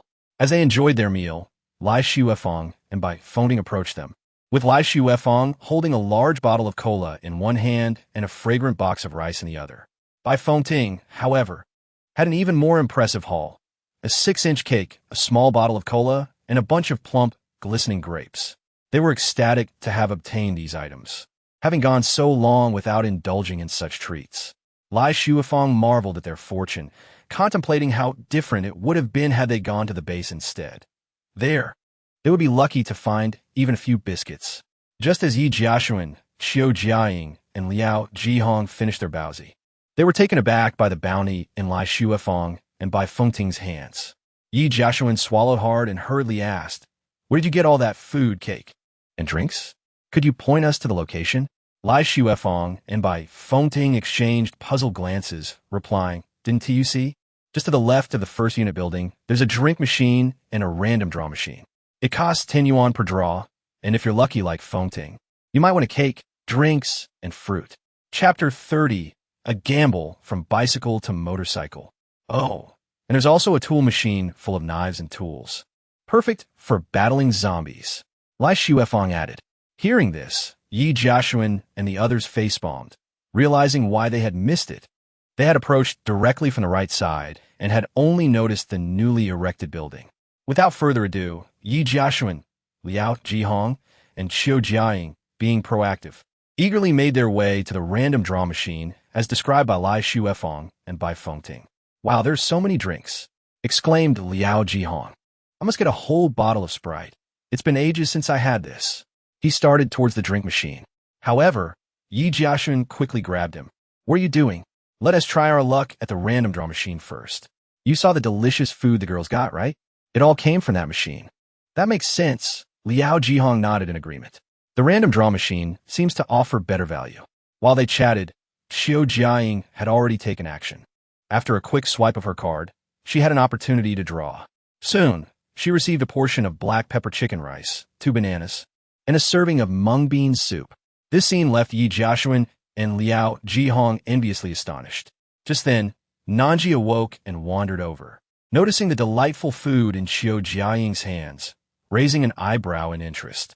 Yi Jiaxuan began to pay for his own draw, and shortly after, the machine dispensed 2 packs of chocolate, 2 servings of stir-fried rice noodles, a dish of black bean pork ribs, and a bowl of carrot and corn rib soup.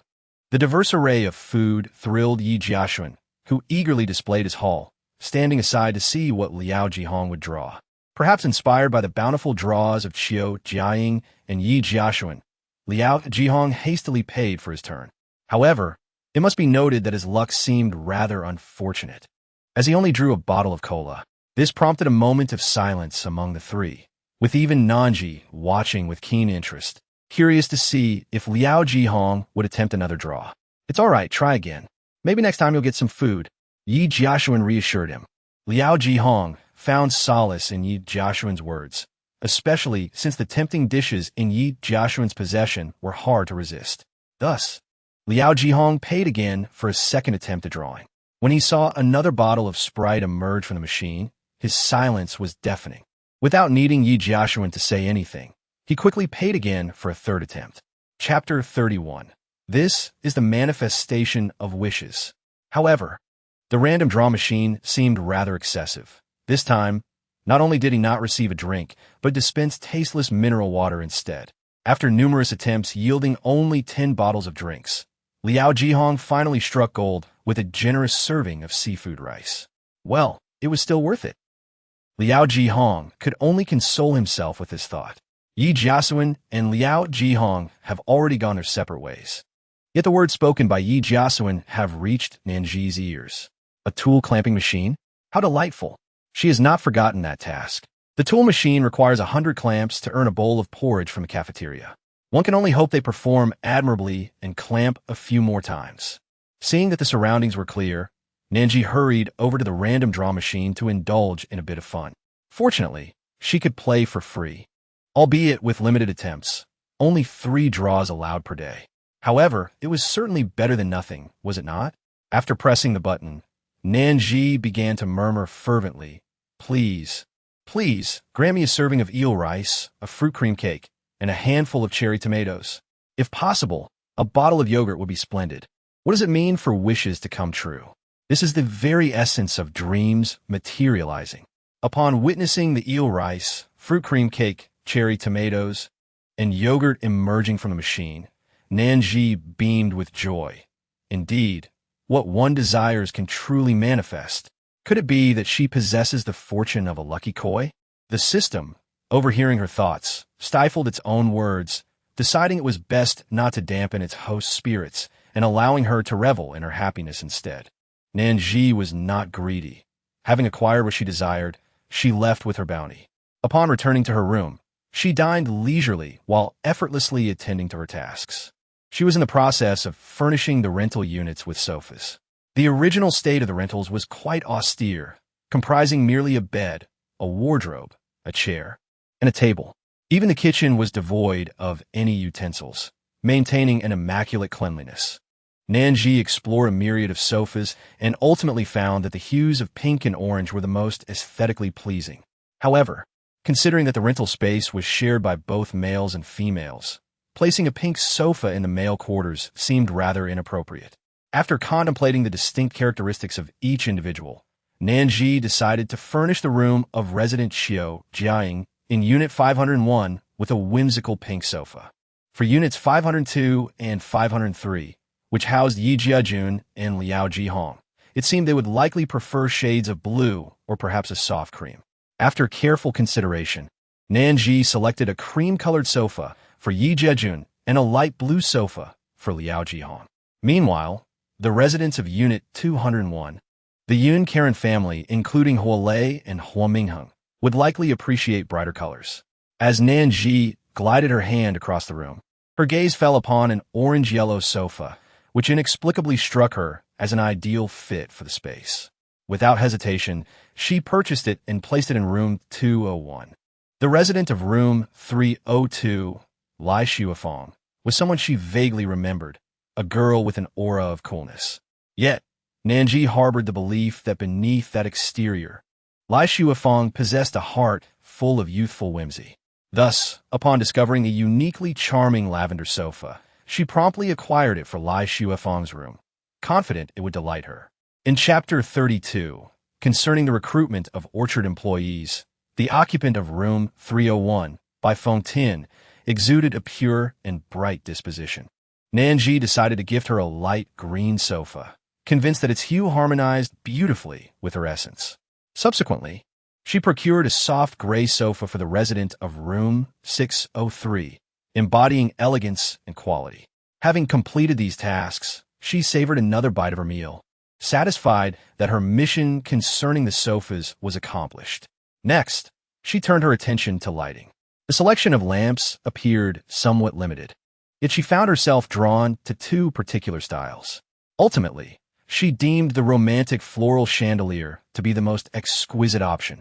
With a reasonable price of merely 300 yuan each, she felt financially secure enough to proceed, possessing over 300,000 yuan at her disposal. She placed the order and installed the romantic floral chandeliers in 7 units before shifting her focus to washing machines. With a decisive wave of her hand, she acquired a drum washing machine for each household. Her obsessive-compulsive tendencies compelled her to resume her meal only after these tasks were fulfilled. Simultaneously, the task list updated. Task 3. The current facilities in the rental properties are far too rudimentary. Host, it is time to be diligent and furnish the tenants with some proper furniture. 1. Please provide a sofa for the tenants. 7-7. 2. Please replace the lighting with something more aesthetically pleasing. 7-7. 3. Please supply a washing machine for the tenants. 7-7. With these tasks completed, a new opportunity arose post-midnight. 1. A grand, boundless orchard awaits. Ding, ding, ding. Host, a new task has arrived. Task 1. Please recruit an employee for the orchard. Upon completion, you will unlock 50 apple seeds. Current tasks to be completed. Task 1. Please find tenants for a random rental property. 029. Upon completion, you will unlock 10 six-story rental buildings. 2. A complete transformation of the rental properties, including the addition of a traditional and modern pharmacy and a reconfiguration of the space, doubling its size. Task 2. Have you noticed that clamping machine? Starting today, you must accumulate 100 successful clamps. Keep pushing forward. 0-100. Upon completion, you will unlock 1. A magnificent castle-shaped cafeteria. 2. A selection of nourishing and delicious porridge options. Task 3. Please recruit an employee for the orchard. 01. Upon completion, you will unlock 1. 50 apple seeds. Recruiting for the orchard? Apple seeds are on the horizon? How delightful. While it is true that one could gamble at the random draw machine for a chance at obtaining some fruit, luck is not guaranteed. Many, like Liao Jihong, have drawn repeatedly only to receive beverages instead of fresh produce. A lack of fruits and vegetables can lead to numerous health issues. Thus, the arrival of apple seeds is, overall, a splendid development. With this matter in mind, Nan Zhi resolved to announce the news after her meal, eager to find suitable candidates. In Chapter 33, she pondered how best to disseminate this information. System, do you possess any sort of screen or medium through which I can broadcast this information for all to see? That's easily remedied, the system replied. Simply purchase a long strip screen from the digital section of the marketplace. Following the system's guidance, Nan Zhi entered the marketplace and soon discovered the long strip screen priced at 500 yuan, quite reasonable. After acquiring it, she adeptly operated the machine as instructed and crafted a recruitment notice that read, currently seeking an employee for a random rental property orchard. Requirements: must possess knowledge of agriculture and seed planting. Salary: 500 yuan per month, disbursed timely via the door card. Interested candidates may come for an interview at 4 p.m. Once she displayed the recruitment notice prominently in the courtyard, she returned to her meal.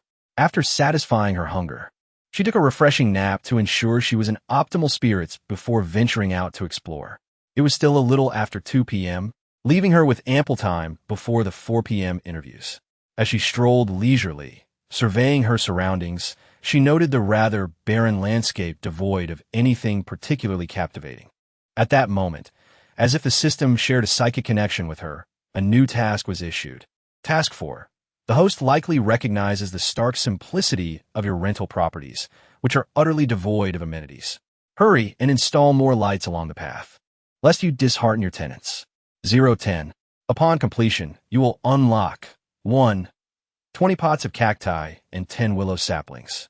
Nan Zhi. Little did she know, the absence of streetlights here would indeed leave one feeling desolate.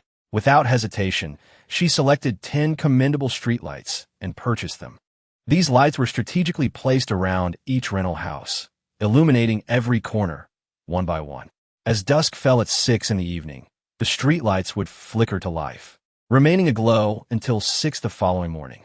With her task accomplished, 20 pots of cacti and 10 saplings of willow trees were all deposited into her personal inventory. After some contemplation, Nan Zhi extracted 10 diminutive willow saplings, each no larger than the palm of her hand, and planted them one by one. Following this, she retrieved the 20 pots of cacti, arranging them according to her own aesthetic preferences. Although the willow trees were still quite small at present, she believed there would come a day when they would flourish and thrive. Observing the greenery that now filled the courtyard, Nan Zhi felt her spirits lift. It was truly delightful that this place was no longer barren. Initially, she had merely intended to browse casually before moving on to another location, but to her astonishment, the piece of iron that Liao Jihong had left behind turned out to be worth an astounding 100 million. Chapter 34. The Door of Portal's Goodness. Is the billionaire list about to be refreshed again? System, what kind of iron did Liao Jihong leave behind? How is it so valuable? 100 million. At that moment, the system's voice was anything but calm, brimming with excitement that Nan Zhi had never before encountered. It is worth it. Utterly invaluable. The piece of iron he left is not just any ordinary lump. It is a door of portals. A door of portals? What is that? Nan Zhi inquired. Her curiosity piqued. Did I not mention that upon completing the task in the apocalyptic dimension, you would be able to traverse to other realms? This door of portals is the finest tool for your interdimensional travels. If I were to initiate the traversal, it would require an immense expenditure of energy each time, and the intervals between your travels cannot be too brief. However, with this door of portals, the situation is transformed. You could traverse at any time without depleting my energy. Nan Zhi, how incredibly useful. But will that portal still belong to me? I recall it was said that as long as materials are tossed into the counter machine, transactions with individuals from other dimensions would occur instantly. No worries, I intercepted it myself. The system's tone was laced with an air of arrogance. Upon hearing this, Nan Zhi finally exhaled a sigh of relief. Fortunately, she had managed to intercept it. Otherwise, if such a valuable item had fallen into someone else's hands, she would have had no place to weep. With the matter of the portal resolved, Nan Zhi's attention shifted to other matters, and she soon overheard a conversation between Liao Zhihong and Yi Jiashan. Liao Zhihong, what should we do? How did all the funds end up in my card? How about you use my card for meals or other expenses in the future? Or I could ask the landlord if I could transfer 50 million to you. Yi Jiashan, no need, you keep the 100 million for now. I've also acquired quite a few items. Perhaps they are worth over 100 million. Even if not, I believe there are certainly millions worth of gold, silver, jewels, and paintings. Liao Zhihong, that's not the same. That piece of iron was discovered together by both of us, so the money must be shared equally. After saying this, he spotted Nan Zhi and hurried towards her. Landlord, may I withdraw 50 million from my card to give to Yi Jiashan? Since we both discovered that piece of iron, I cannot keep all of this money to myself. Liao Zhihong's integrity left a favorable impression on Nan Zhi, and she smiled as she nodded. Certainly, I can facilitate that. Later, I will transfer 50 million from your card to Yi Jiashan's account. Upon hearing this, Liao Zhihong appeared relieved and repeatedly expressed his gratitude. Thank you, landlord. I truly appreciate it. Yi Jiashan chuckled. If someone were to receive 100 million, they would likely want to keep it all for themselves. Only you are foolish enough to insist it was a joint discovery and willingly offer 50 million to me. Liao Zhihong was quite indignant at Yi Jiashan's remark, but it was indeed a joint discovery. Since we found it together, how could one act unethically and claim money that does not rightfully belong to them? Chapter 35, a marvelous vehicle witnessing the scene. Nan Zhi smiled and departed with a heart full of warmth. Even though the world had become so ruthlessly harsh, humanity still possessed its tender moments. At 4 p.m., Nan Zhi promptly conducted her recruitment outside her door. She moved a table and then a chair from her room, awaiting the arrival of prospective interviewees. In her rental, there were only a few people, and she had specified the need for someone skilled in farming. Hence, only Bai Feng-ting came to apply. Seeing the interviewee approach, Nan Zhi felt a slight surprise. Hello, could you please provide a brief self-introduction? Bai Feng-ting, appearing calm on the surface, was actually quite nervous internally. After a couple of affirmations, she began, My name is Bai Feng-ting, and before the apocalypse, my family operated an orchard. Following Bai Feng-ting's introduction, Nan Zhi gained a more comprehensive understanding of her. Frankly, Bai Feng-ting was quite suitable for the position of orchard employee, and her prior experience aligned well with the job requirements. After the system's comprehensive evaluation of her virtues, deeming her a viable candidate, Nan Zhi made her decision without further deliberation and appointed Bai Feng-ting to the orchard position. As she prepared to leave, Nan Zhi recalled Bai Feng-ting mentioning her parents, realizing that she had been traveling during the apocalypse and was not at home. Unconsciously, she felt inclined to inquire about Bai Feng-ting's family. Are you worried about your parents? After posing the question, she felt it might have been unnecessary. Given the current state of the world, worrying was futile. There was no mobile network to reach out to them, and even concern could not remedy the situation. Unexpectedly, Bai Feng-ting's expression didn't reveal much worry. I am not concerned, landlord. I possess the ability to foresee the future. I have already glimpsed the futures of my family members. I saw that they are safe and have not been attacked by zombies. I also saw that soon, a marvelous vehicle will appear in this rental. It can soar through the skies and dive into the sea, and it will arrive at my home to bring my family back. Nan Zhi fell silent for a moment, then smiled gently. Possessing such abilities is indeed advantageous. While others were consumed with worry for their family and friends, fearing they might have encountered misfortune, Bai Feng-ting could foresee the future developments of her loved ones through her extraordinary powers. Her ability resembled that of a video call on WeChat or a mobile phone. Perhaps, after Bai Feng-ting departed, the task list was updated once more. Unfinished tasks. Task 1. Please accommodate 29 tenants in a casual rental property, 029. Upon completion, the following will be unlocked. Chapter 36. Mind your own business, just be quiet. 1. 10 buildings, each 6 stories high. 2. The entire rental property will undergo a dramatic transformation, including the addition of a traditional and Western medicine pharmacy, and your dwelling will be redesigned, expanding its space by half. Task 2. Do you see the clamping tool machine? From today onward, accumulate 100 clamps. Keep striving, host. 37-100. Upon completion, the following will be unlocked. 1. A magnificent castle-shaped dining hall. 2. The dining hall will offer various delicious porridges that cleanse the intestines and nourish the lungs. Completed tasks. Task 3. Please recruit 1 employee for the orchard. 1-1. Task completed. After midnight, the reward will be 50 apple seeds. The 50 apple seeds did not capture Nan Zhi's attention. Rather, her focus was entirely on the clamping tool machine. It was astonishing that in just a short while, having merely interviewed an employee for the orchard, the count had risen from 0 to 37.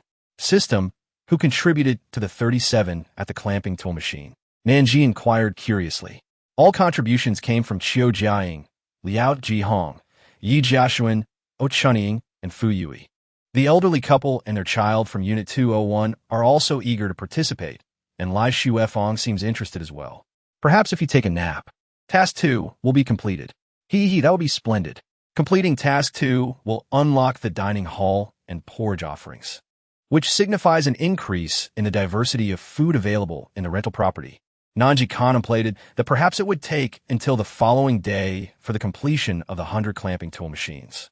However, she was utterly unprepared for the remarkable efficiency of the individuals within the rental apartment. Not long after she had finished her dinner, she received a notification from the system announcing the successful completion of Task 2. Congratulations, dear host. Joyous tidings to you. For your clamping tool machine task has finally reached 100. After midnight, a delightful feast and porridge will be presented to my adorable and gentle host. Hearing this, Nan Zhi couldn't help but smile brightly. Truly a tale worthy of both song and tears. Tomorrow, not only will there be an orchard, but also a dining hall, with new congee dishes to delight the palate. It is simply wonderful.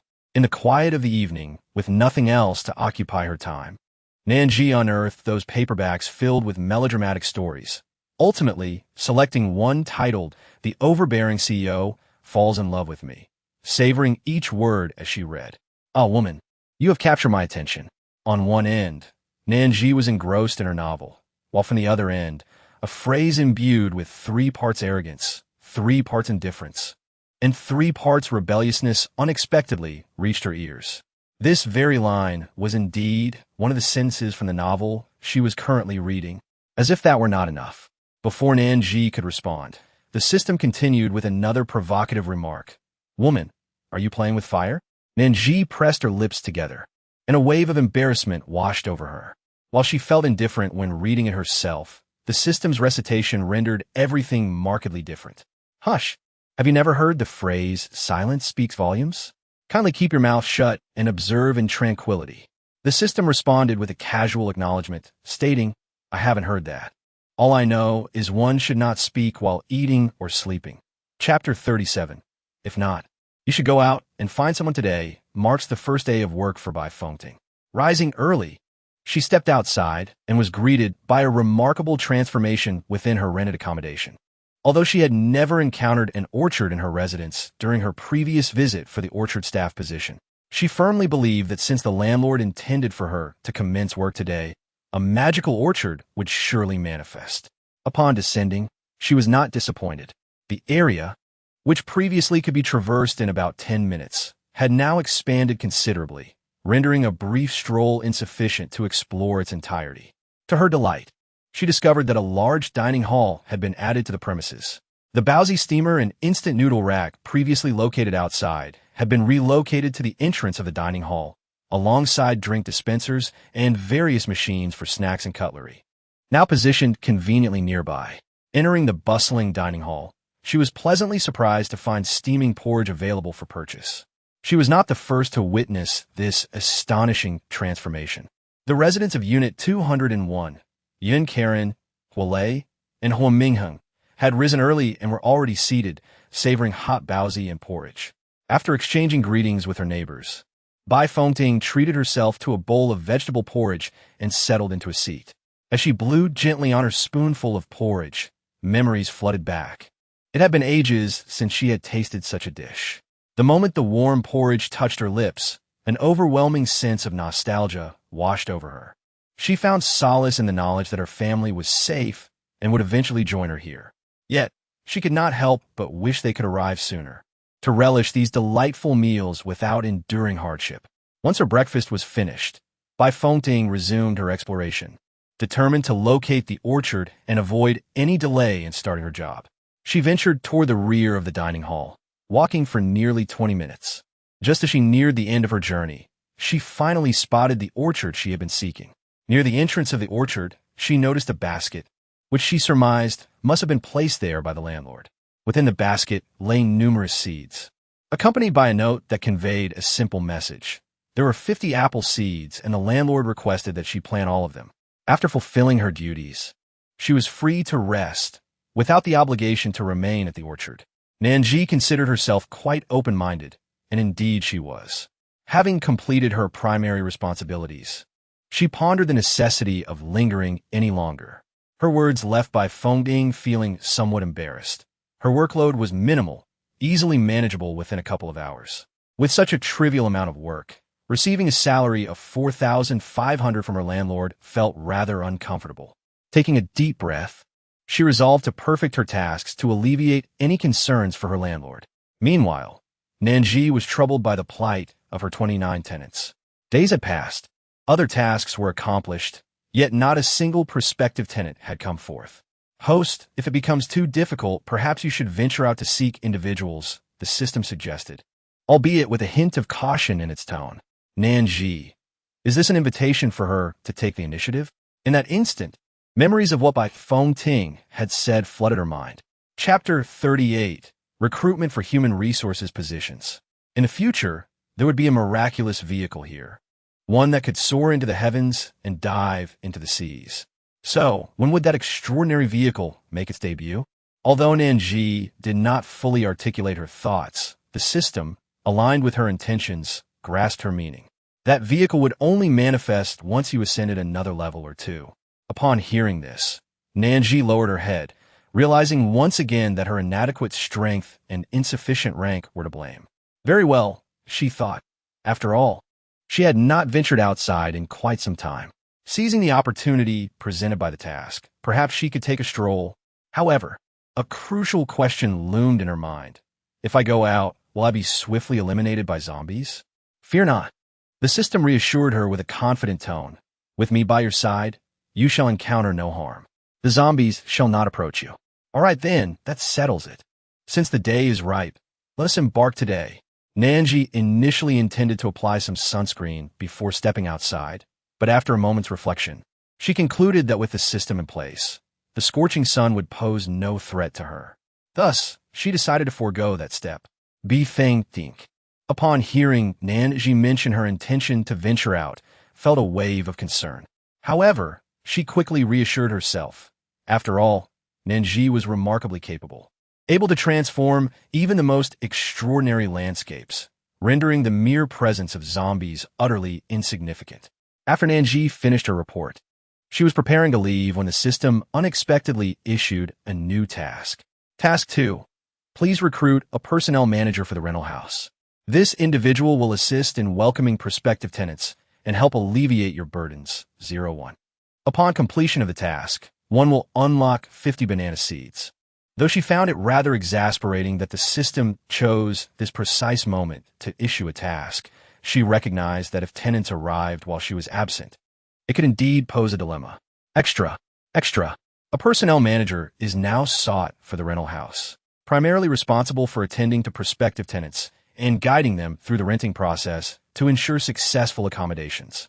The salary for this position is $4,500 per month. Interested candidates are invited to come for an interview in front of my house. Perhaps due to the simplicity of the role, several candidates showed up for the interview, including O Chunying, Lai Xuefeng, and Qiu Jiaying. While Lai Xuefeng, despite her outgoing nature, lacked the charm of Chunning, Qiu Jiaying also presented herself well. Ultimately, Nan Zhi found herself deliberating between Chunning and Qiu Jiaying. Unbeknownst to her, Qiu Jiaying noticed her indecision and subtly offered a gesture of encouragement. After a moment of contemplation, Nan Zhi announced that Chunning would be appointed to the personnel position, allowing her to commence work that very day. Chapter 39. When tenants face difficulties, how could she refrain from lending a helping hand? This opportunity was hard-won, and Chunning, filled with enthusiasm, threw herself wholeheartedly into her new role. Although Lai Shuifeng was not selected, she remained undeterred, having gathered enough resources to sustain herself comfortably for many years.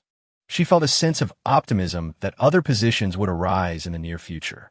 Missing out on this interview could merely be a prelude to future success. In the end, only Qiu Jiaying remained in front of Nan Zhi's house. Sensing the question in Nan Zhi's eyes, Qiu Jiaying smiled and explained, "I relinquished this position because I believe Chunning is more deserving of it at this moment. You know, my family is well off. So securing this position would merely be an embellishment to my life.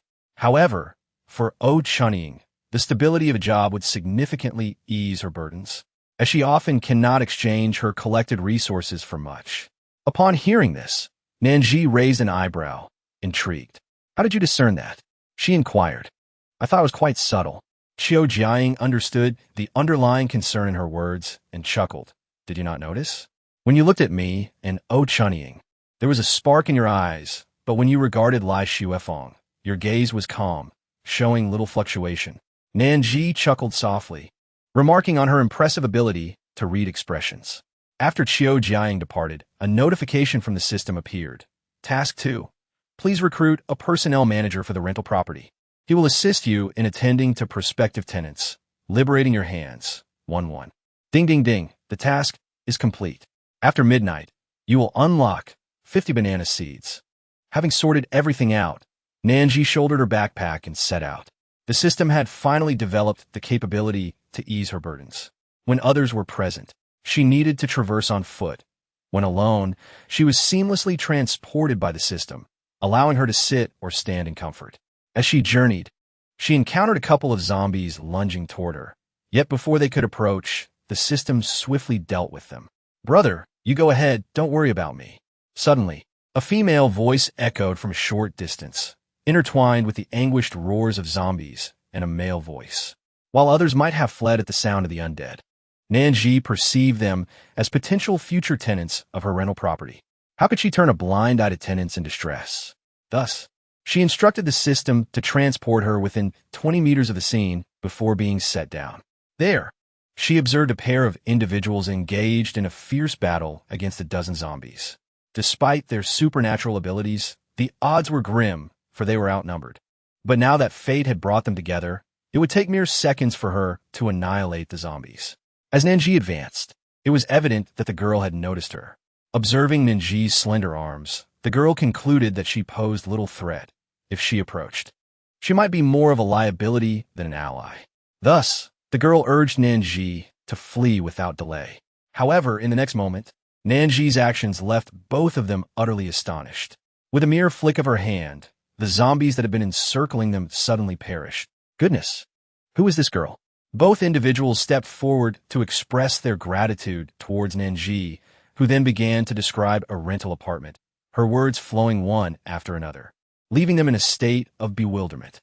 Is there truly such a place?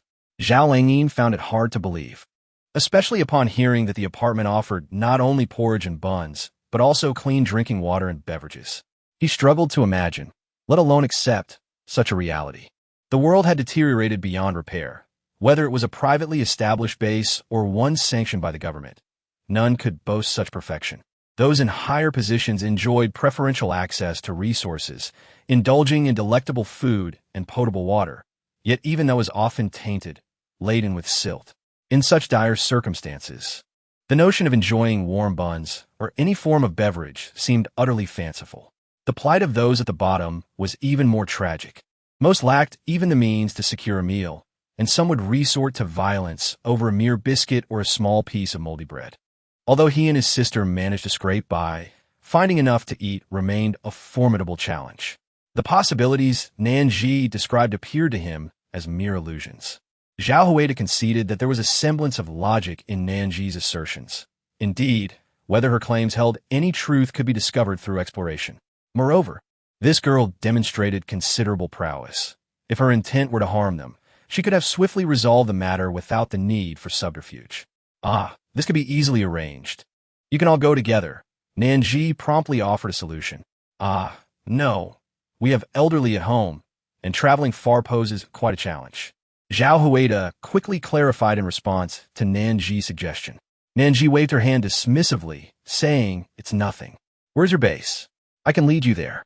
With that, she activated the system, propelling the two individuals forward. At that moment, Zhao Huida and Zhao Lang were utterly bewildered. Have you ever experienced the sensation of being weightless? Have you ever felt as though you were flying? They were experiencing it now. This must be what is described in Szechuan novels as standing in mid-air. With this thought, the siblings simultaneously turned their gaze towards Nan Zhi, astonished. Could it be that she is a celestial being from the realm of cultivation? No wonder she possesses such an ethereal presence. They were beginning to believe that perhaps there truly exists a place in this world that resembles the pre-apocalyptic days, filled with delicious food and refreshing drinks, a place that is serene and harmonious. Upon arriving approximately 200 meters from the base, Nan Zhi set them down and began inquiring about the rules within the base. Chapter 41, not related by blood, yet closer than family. When she learned that entry to the base required a payment of 10 pounds of rice, Nan Zhi waved her hand, instructing them to go in and fetch their relatives while she waited at the entrance. What a joke! Who on earth would willingly submit 10 pounds of rice to enter for just a brief period? She refused to be taken advantage of in such a manner. Furthermore, she had tea brought rice with her. Instead, she had packed an abundance of cooked food, instant noodles, buns, chocolates, various congee, and an assortment of snacks. Thanks to the system supporting her load, she had no fear of weight, no matter how much she carried. Nan Zhi found herself feeling somewhat bored outside, so she decided to wander around the vicinity of the base. In a corner slightly away from the facility, she witnessed the harrowing plight of humanity in its most destitute state. An elderly man squatted on the ground, accompanied by two children, approximately 6 years old.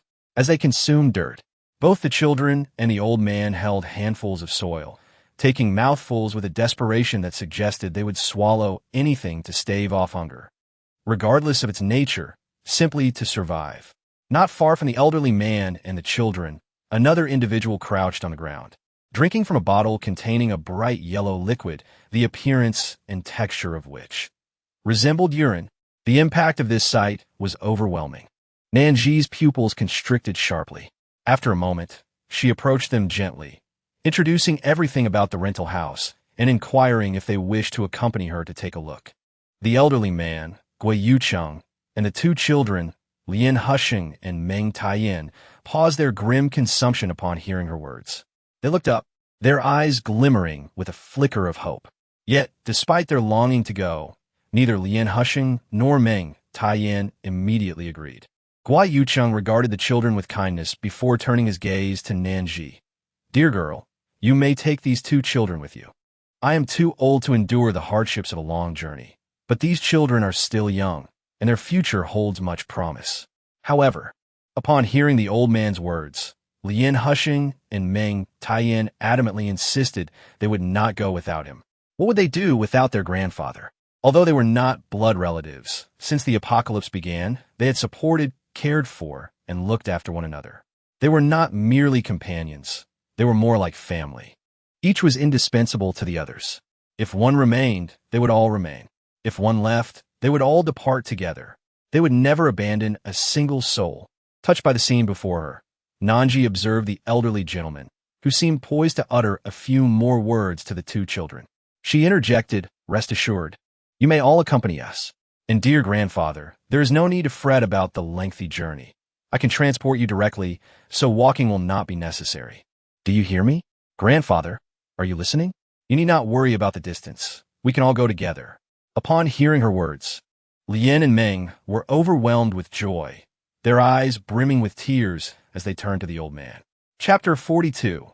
Host, please exercise some self-control. Yes, yes. I hear you. The grandfather replied with a smile. I shall go with you. I will accompany you. Hooray. We will not be separated. Nan Zhi turned her gaze towards the other individuals present, where 3 young women and 5 young men were gathered. What about you? Would you like to visit the rental house I mentioned? The trio of girls and quintet of boys hesitated not at all, devoid of any special abilities. They found themselves in a dire situation, struggling even to secure a single decent meal.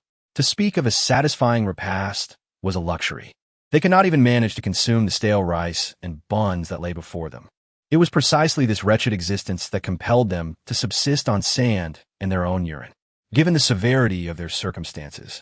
Why not take a gamble and explore the rental house, she proposed. The indecision of others stemmed from the existence of alternative choices and escape routes.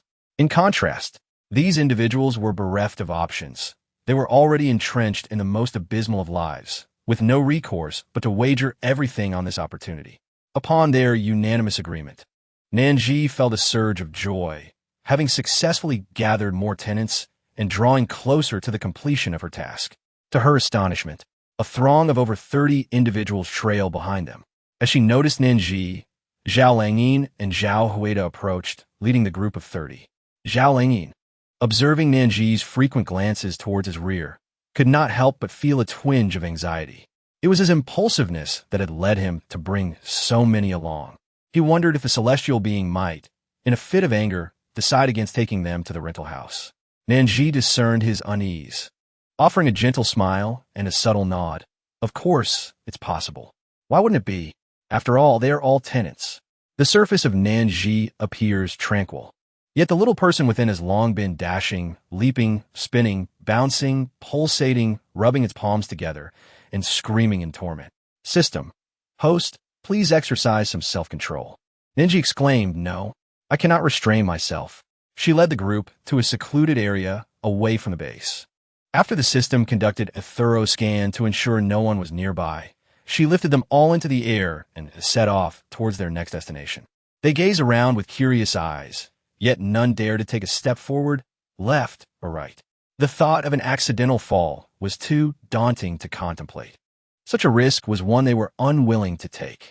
Previously, she had visited her partner's home and was familiar with the address. Thus, she commanded the system to transport her there. The system moved at a speed of 80 miles per hour, and within a short span, she arrived at her partner's abode. Chapter 43. Min Min, it's me, Nan Zhi. Nan Zhi stood at the door, gently tapping upon it.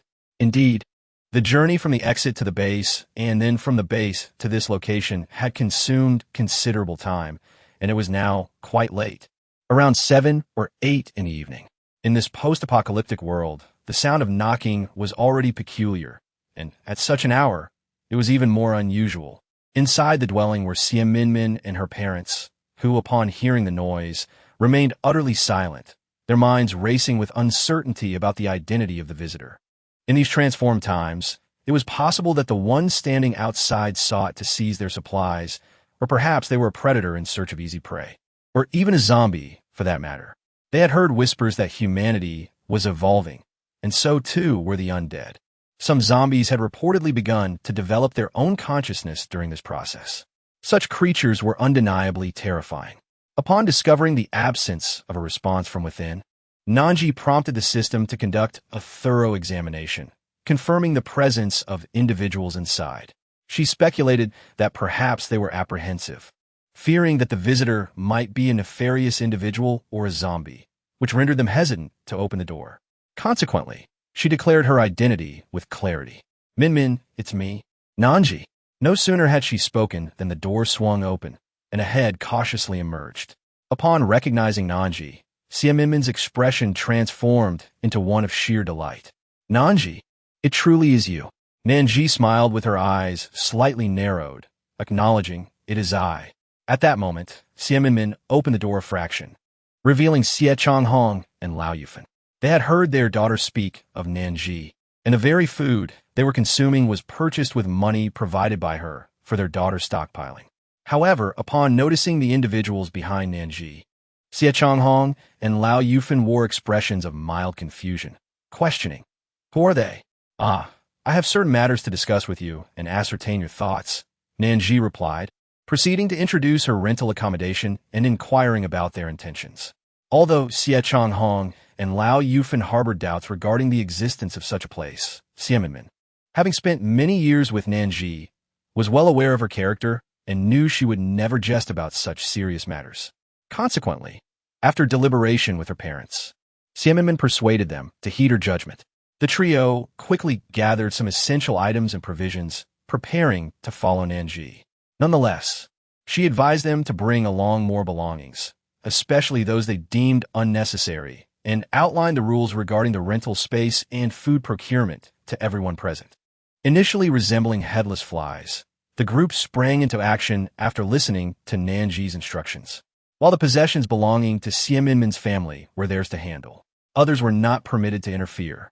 However, outside their home, many vacant rooms stood with doors wide open, prompting others to lend their efforts. Those who could assist grabbed bags, while others busied themselves packing items. Even chairs and tables that could not be transported were chopped into smaller pieces with knives and axes, all to be carried away. Nan Zhi stood by, waiting for the two of them for over 3 hours. At last, they had gathered all the supplies, with nearly everyone laden with 8 or 9 large bags. A bountiful harvest indeed.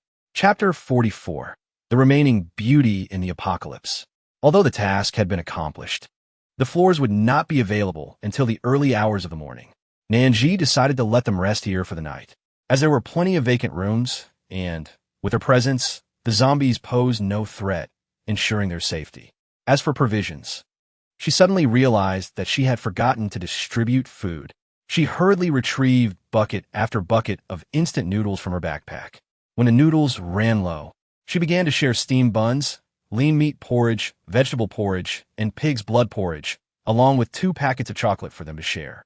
Subsequently, she handed each of them a bottle of mineral water. Nan Zhi felt an immense sense of relief, fortunate that she had prepared abundantly before setting out, bringing enough provisions for 50 individuals. To her surprise, it turned out to be just right. Observing their eager and ravenous expressions, she let out a sigh of relief, grateful that the food could be distributed perfectly, ensuring that each person received their share. Nan Zhi took out a bowl of pig's blood porridge from her backpack, savoring it spoonful by spoonful, surrounded by the cacophony of laughter and tears as everyone expressed their emotions. Who would have thought that in his lifetime the old man could drink a sip of clean water? My dear, this noodle is delicious. Please have a few more bites. Honey, you should eat too. I've had enough. And I still have buns for you to try. The texture is simply delightful. Ha ha. I don't have to drink urine anymore. I have water now. This tastes like chocolate. Before the apocalypse, I used to warn everyone about the excesses of chocolate, but now I dare not utter such sentiments. I could consume 5 or 6 packets without a care. Filling my belly is the priority. That night, they experienced the most peaceful slumber since the end of the world.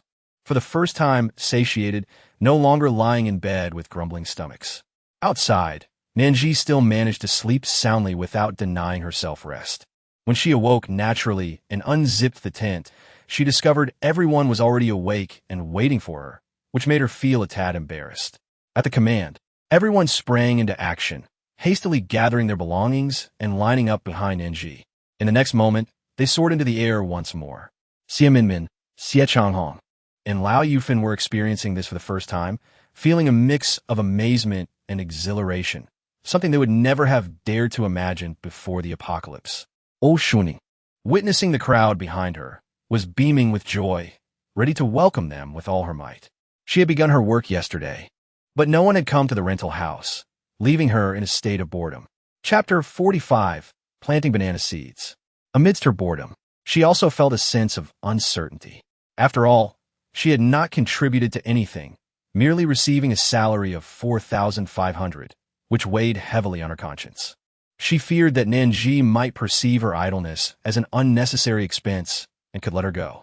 Thankfully, today, a new batch of people arrived, finally allowing her to keep herself busy. Later, she approached Xiaminmin and advised her to consult Chunning if she had any questions. After receiving a nod from her partner, she wandered off to explore. Today, the rental house had expanded with numerous new buildings, totaling 12, including the 2 previous ones.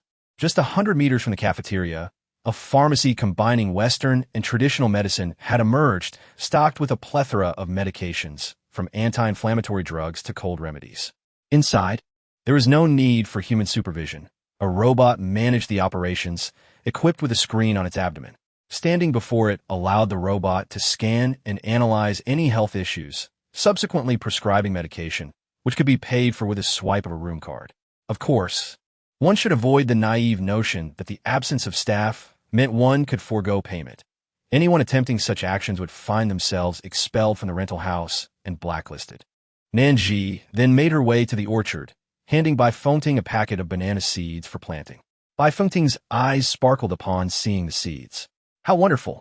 It hasn't been long since we received apple seeds, and now we have bananas. Soon everyone will be enjoying fruit. From the exterior, the once brownish-yellow walls have been upgraded to a charming lavender hue. Inside, the space had expanded significantly, with previously dull walls now gleaming white. The living area featured a dining table and chairs for 7 or 8 people, alongside a shoe rack for Nan Zhi. Most importantly, there was now a television. The high-definition clarity brought her immense comfort, while the light purple sofa opposite it had become softer and more spacious, perfect for lounging or napping. A glass coffee table nearby was ideal for tea and television viewing.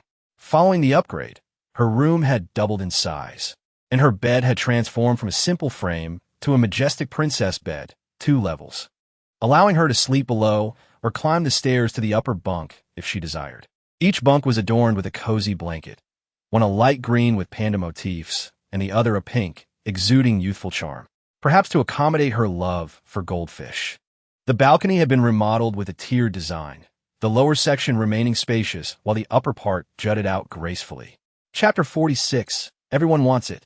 Her fish tank now occupied the protruding upper level, where she could feed the fish, with a chair conveniently placed beside it for her enjoyment. Yet, it struck her that she hadn't yet placed the fish inside. Hurrying to the second level of the balcony, Nan Zhi retrieved a variety of gentle fish from a large bucket and placed them in the tank. The water was well prepared, and the fish acclimated effortlessly. After a lengthy 30 minutes, having finished her ready-to-eat rice, she mused that she had completed her task and expected the system to delay any new assignments, allowing her a moment of leisure. But the system had other plans. Host, please do not dwell on idleness. Our revolution has not yet succeeded, and we must persist in our efforts. The system's words left Nan Zhi momentarily speechless. Surely, she should not have allowed the system to watch television. In the next instant, the system presented her with new tasks. Task 1. Please accommodate 300 tenants in any rental house. 13,300. Upon completion, unlock 20 studio apartments, 15 one-bedroom apartments, 15 two-bedroom apartments, and 15 three-bedroom apartments. Task 2. Hurry and procure various lighting and living necessities for the rental houses, or who would want to stay. 010. Upon completion, unlock a fruit shop, as it would be unreasonable to have fruit seeds without one. Task 3. The rental area has expanded. It would be unacceptable to have only a few streetlights. Kindly install several streetlights in the rental area. 050. Upon completion, unlock a generous reward of 60 green plants to brighten your rental houses. Task 4. Activate the slicing machine. Such a useful device cannot remain idle. Upon the completion of the task, the following will be unlocked. Firstly, the offerings in your cafeteria appear rather monotonous. Perhaps it is time to introduce some delectable stir-fried rice noodles, vermicelli, and noodles. The rewards for these tasks are undeniably enticing. She desires a house. Yet within the rental space, there are families who would likely prefer a 2-bedroom apartment or a 3-bedroom apartment. She also yearns for a fruit shop. The land within the rental property has been improved, promising a harvest time that is thrice as fast as normal. At this rate, in just a few days, the apples they planted will be ready for picking. If they prove to be delightful, they can be sold at the fruit shop, allowing those in the rental space to indulge. Moreover, she genuinely needs some greenery. After all, the current space is significantly larger than before. Without any decor, it feels rather peculiar, and a touch of greenery would enhance its beauty. As for the stir-fried rice noodles, vermicelli, and noodles, who could resist such culinary delights? They are absolutely essential. Chapter 47. Otherwise, who would want to reside here? Nonetheless, it is imperative to approach tasks within reason. For instance, she believes the first task is currently beyond her reach unless a substantial order comes through. Is it not a bit too burdensome to expect her to manage 300 households? System, what are you saying, host? Are you underestimating yourself? Never claim something is impossible until you have attempted it. Who knows, a miracle may just occur. Nan Zhi chuckled softly, expressing her gratitude. Given the current tasks, her capabilities were limited to tasks 2 and 3. First, she procured 50 street lamps and meticulously installed them one by one. With an overwhelming influx of prospective tenants and only Chunning available to assist, she found herself inundated with work. As Chunning continued to introduce the property, some newcomers wandered about, only to be startled by the lamps descending from above, landing right before them. Observing their astonished expressions, Chunning remarked, "This is just a routine procedure. The landlord is merely enhancing the rental space." Maintaining a remarkably positive attitude, she continued her introductions. Upon the completion of the installation of the 50 street lamps, the task list was promptly updated. "Congratulations, dear host, Task 3 has been successfully completed," it announced. Task 3. The rental area has expanded. With only a few lamps, it simply would not suffice. Kindly procure and install some additional lamps for the rental property. 50-50. Task completed. Unlocking. Generosity befits the realm. I bestow upon you 60 green plants to invigorate and enliven your rental space. It remains a mystery whether the system practices favoritism. When it comes to greenery, it is exceedingly generous, providing without hesitation upon task completion. The green plants would immediately transfer to Nan Zhi's personal inventory. In contrast, other items required waiting until midnight for updates and distribution. As this phenomenon became more commonplace, the inhabitants of the rental space grew accustomed to it, still intrigued, but no longer as astonished as during their first encounter. After planting all 60 green plants, Nan Zhi proceeded to tackle Task 2, enhancing the rental with furniture. Having previously installed lighting and a washing machine, she purchased additional kitchen tools. She then installed shelving in the bathrooms and kitchens. Observing the rather worn tiles on the floor, she opted to replace them with brighter, more transparent alternatives. Only when the space felt pleasing to her did she cease her efforts. Subsequently, she replicated the same configurations across the remaining buildings, which took over an hour. Just as she prepared to take a well-deserved break, the system's task list finally updated. Task 2. Please promptly furnish the rental with lighting and various necessities. Otherwise, who would wish to reside here? 10 buildings, 10 buildings. Task completed. At midnight, a fruit shop will be unlocked. One must have fruit seeds. It would be remiss not to establish a fruit shop for my dear host. Chapter 48. A meal erupt from the trash can? Beep, beep, beep. There are still outstanding tasks. Dear host, do not forget. Task 1. Please accommodate 300 tenants in your rental property. 300 upon completion.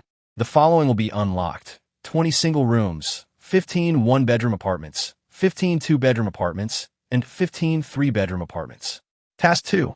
Please procure a cutting machine.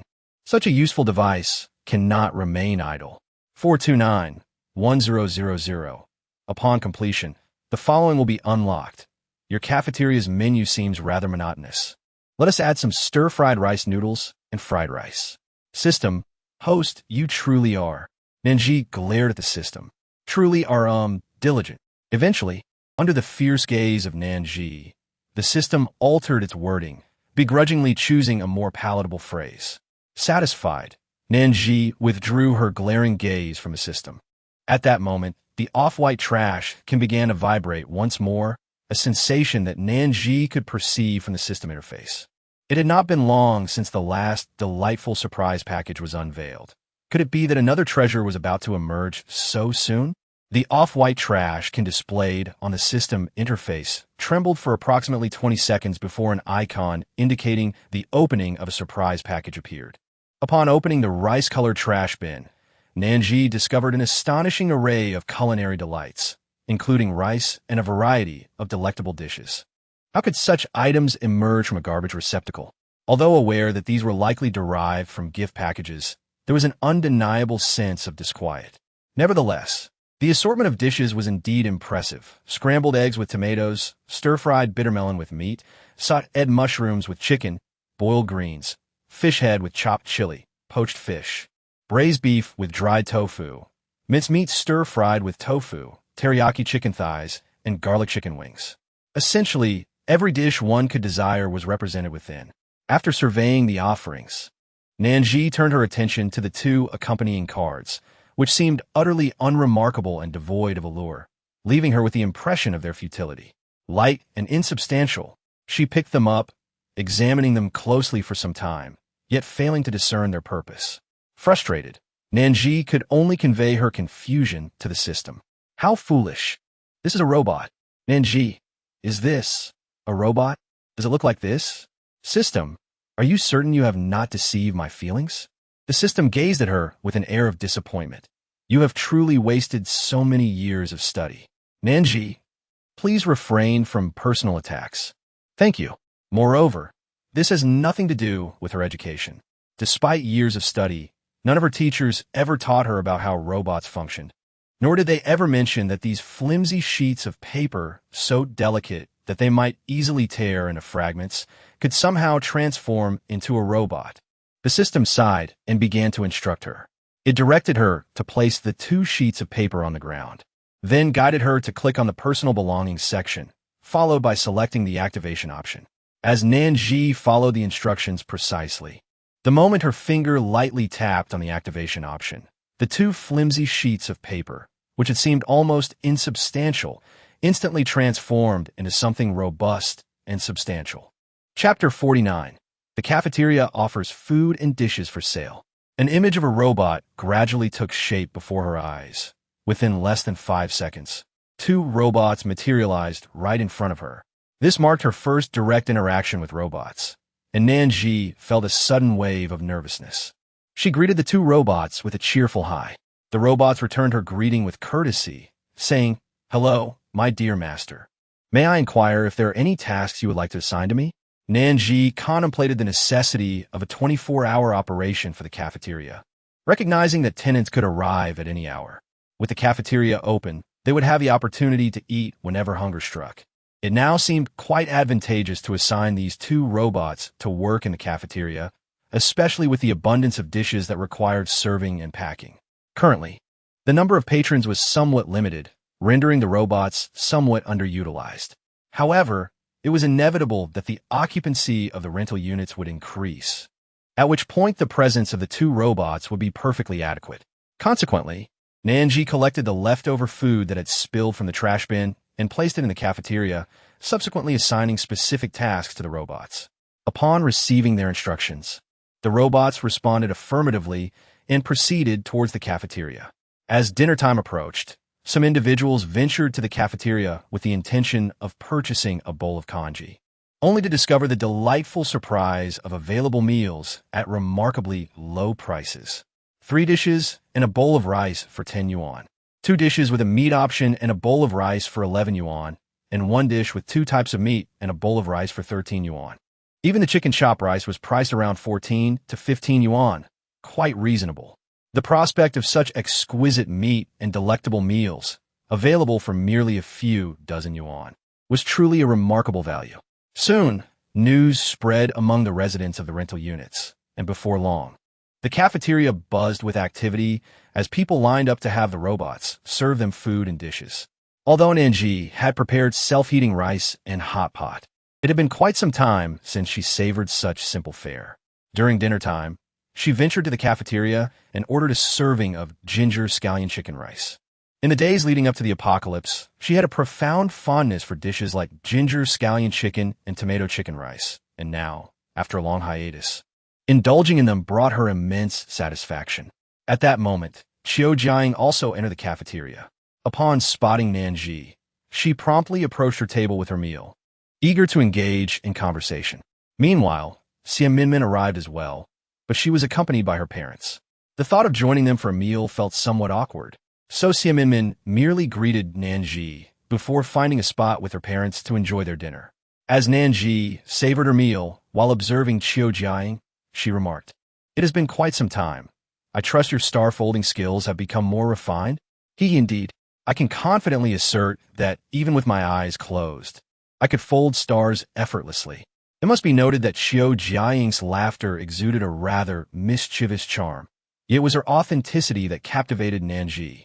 You have surpassed your teacher, Nan Zhi teased. Xiao Jiaying waved her hand modestly, responding, "It is merely the result of your excellent teaching." Chapter 50. Hiring a dishwasher after taking another bite of her meal, Xiao Jiaying inquired, "By the way, Nan Zhi, do you know how to knit? I have always wanted to learn, but I've never been able to master it. If you can, would you teach me?" "Of course.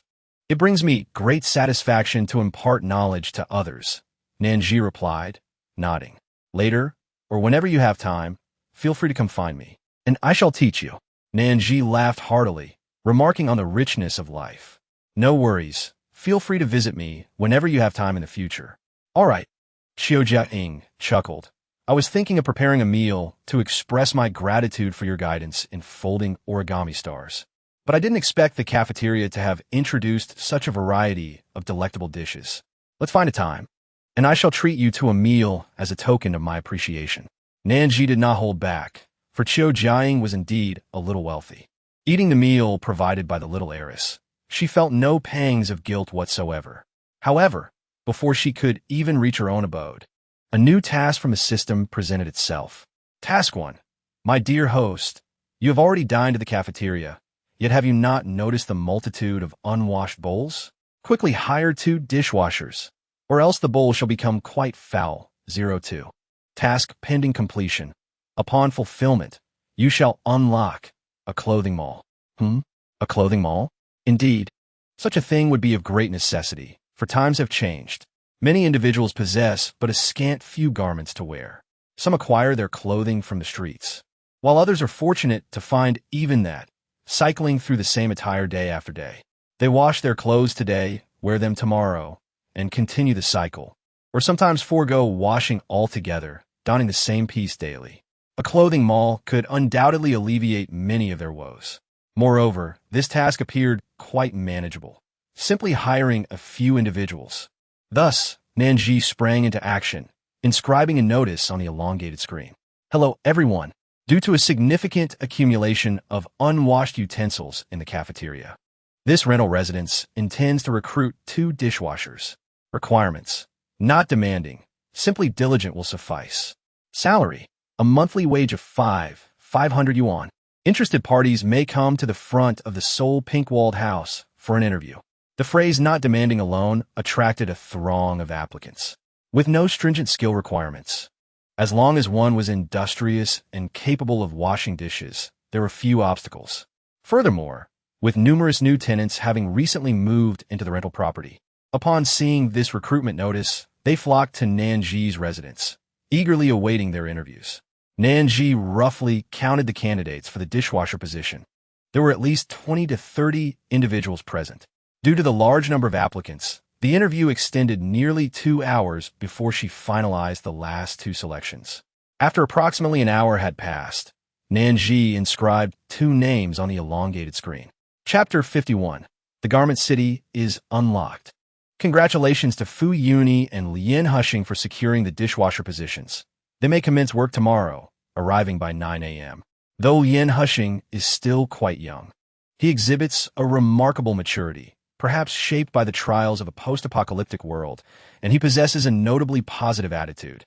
She recalls that he lives with an elderly grandfather and another child of similar age. In such circumstances, venturing out to scavenge for supplies is indeed precarious. Having secured a job will significantly improve their family's daily existence. As for whether he is a child laborer, Nan Zhi is utterly indifferent. In these times, simply having a meal is already a considerable blessing. She believes Lien Hushing shares this sentiment. Otherwise, why would he seek employment at such a tender age? Congratulations to my dear and beautiful host. You have once again completed your task. The Garment City will be unlocked tonight, so please anticipate this, dear host. Nan Zhi undoubtedly looks forward to it. Before the end of the world, she adored shopping, indulging in a variety of purchases. Whenever she encountered beautiful clothing or accessories, she found herself unable to move her feet. Now, With the emergence of a clothing market, she often visits to browse. Nan Zhi felt a surge of delight within her heart. The system, capable of perceiving Nan Zhi's innermost thoughts, quietly mused. It appears that unlocking this fashion district was indeed a wise decision. Surely, the shopping enthusiast will no longer lament about boredom each day. As night fell and the clock struck midnight, the entire rental apartment underwent a subtle yet profound transformation. At first, Nan Zhi found some novelty in it, but as she watched more frequently, she gradually became desensitized. Thus, even though there would be updates tonight and the rented space would expand slightly, introducing numerous shops that had not existed in the previous rental, Nan Zhi remained sound asleep. She thought to herself that she could always wake up tomorrow to explore it. The biological clock of Nan Zhi is unyielding. She will not rise before 9 or 10 o'clock. Thus, when she finally awakens, brushes her teeth, washes her face, and changes into a fresh outfit, she intends to stroll over to the cafeteria for a bun, only to discover a lively scene outside. Upon approaching, she observes that everyone is sauntering within the clothing market. Despite the throngs of people, there exists an admirable sense of order. Each individual seems quite at ease. This clothing market differs significantly from the ones we are accustomed to. There are no salespeople pushing their wares upon you. Instead, every item is clearly marked with its price, displayed in large font to accommodate those with less than perfect vision, ensuring that no one misses the cost. Each boutique is equipped with 2 virtual fitting mirrors. Once a patron selects an outfit, they need only stand before the mirror, which will provide feedback on how they would appear in the chosen attire, greatly simplifying the process and eliminating the exhausting cycle of trying on multiple garments. At the heart of the market, 3 precise outfit matching machines await. These devices are ideal for those who are not particularly fond of shopping, yet desire new clothing. By simply standing before the machine, it will curate a selection based on one's height, dimensions, and body shape, leaving only the final step of payment to be completed. Overall, the clothing market is quite expansive, boasting 3 levels, each with ample floor space, allowing one to leisurely browse for an extended duration. Chapter 52. Surely, you Haven-T encounter scammer? Exiting the clothing market and walking less than 30 meters, Nan Zhi spots a fruit shop, though it remains conspicuously empty at this time. Nan Zhi strolled leisurely along the road, greeted by those she encountered, who regarded her as a deity, having rescued them from their dire circumstances. Without her, they would likely still be suffering from hunger and hardship, perhaps even extinguished from existence. Their gratitude towards Nan Zhi was profound. Meanwhile, after bidding farewell to a group of officials, Impending's already darkened expression grew even more somber. He spat disdainfully, lamenting the scarcity of food, which was further diminished by their incessant demands under various pretenses. I can no longer endure this. I've inquired about several other bases, yet few offer any respite. All harbor some degree of decay. The situation remains stagnant, with the bulk of provisions hoarded by those in power, leaving us with mere scraps. How can this continue? I am not alone in this struggle. I have a wife and children to support, and this meager supply is wholly inadequate. Szechuan was tormented by thoughts of his family. His 4-year-old daughter was emaciated, her frail wrists devoid of flesh. Due to the shortage of food, his wife often ate only a small portion, saving the majority for their daughter, leading to her alarming weight loss as if a gust of wind might whisk her away. He insisted on venturing out to fight against the undead, claiming he needed nourishment to sustain his strength. Each day, he cursed the heavens, questioning why they were condemned to this apocalypse, why no glimmer of hope remained. A few days prior, while combating zombies, he encountered several individuals who spoke of a place to the east, whimsically called Rent a Room Anywhere, where porridge, rice, and vegetables were plentiful. They mentioned a clothing store and a soon-to-open fruit shop, promising an abundance of fresh produce. Xiao lowered his voice and surveyed his companions. I intend to investigate this. What are your thoughts? His words startled not only Szechuan and Impending, but also the previously silent Su Nanshu and He, who expressed their skepticism. Is this truly possible? In this apocalyptic era, where can one find such an abundance of food? Could it be a trap to lure us in for nefarious purposes? If this place is so miraculous, why has no one else heard of it? Xiao, Are you certain you haven't been duped? In response to their doubts, Qiu Shaohe shook his head resolutely. I believe they are not deceivers. Their garments are of fine quality and appear remarkably clean. I trust you can deduce the circumstances under which clothing remains pristine. Only those who frequently wash and change their clothes can maintain such cleanliness. In this sweltering heat, where we bathe only once a month or two, we certainly carry an odor, yet these individuals exuded a subtle fragrance, undoubtedly the result of regular bathing. Most compellingly, they carried food, porridge, rice, chocolate, and buns in substantial quantities. It seemed the inhabitants of that place truly lived well. It was worth exploring. Upon hearing Qiu Shaohe's reasoning, the four fell silent. His analysis was cogent, and considering their current predicament, they faced the imminent threat of starvation claiming their loved ones. If such a haven existed, venturing forth might yield a path to survival. Just as they reached a consensus, two figures materialized behind them, Jiang Qiuyu and Fan Shengwen. The five's expressions shifted dramatically. They had been careless, oblivious to the eavesdropping presence. Jiang Qiuyu and Fan Shengwen were well-known figures, commanding one of the four factions within the base, wielding considerable influence. While they feared potential hostility, Jiang Qiuyu surprised them by expressing a desire to accompany them. When questioned about his motives, he honestly stated that he wished to help more people lead better lives. His gaze was sincere, devoid of ulterior motives, prompting Qiu Shaohe and his companions to agree to his company. Could it be that the apples had ripened? Upon catching sight of Bai Fengting, Nan Zhi was simultaneously noticed by her. Before Nan Zhi could take a step, Bai Fengting had already begun to approach her. The landlord apples and bananas had all reached maturity. Indeed, a smile graced Nan Zhi's lips, her eyes sparkling with delight. She had initially thought only the apples had ripened, but to her surprise, the bananas were also ready for harvest. This was a bountiful double harvest. The two of them made their way to the orchard. Nan Zhi first sampled a banana and found its texture delightful, smooth, and delectable. Nodding in approval, she then picked up an apple to taste. Again, she nodded, for the apple was equally pleasing, sweet, and juicy, with a satisfying crunch. Turned to Bai Fengting, she instructed, Fengting, please take 5 apples and 5 bunches of bananas. Additionally, there are other positions to consider. For the human resources role, O Chunying, for the dishwashing position, Fu Yui, and for Lian Hesheng. Kindly distribute 5 apples and 5 bunches of bananas to each of them as well. The remainder can be taken to the fruit shop for sale. Upon hearing Nan Zhi's words, Bai Fengting's gaze grew increasingly filled with delight. Chapter 54. Is this the welfare benefits of being within the system? She absolutely adored it. Promptly responding with an enthusiastic all right, she began to busily engage in her tasks. Host, you have another mission coming up, the system suddenly interjected, addressing Nan Zhi with this remark.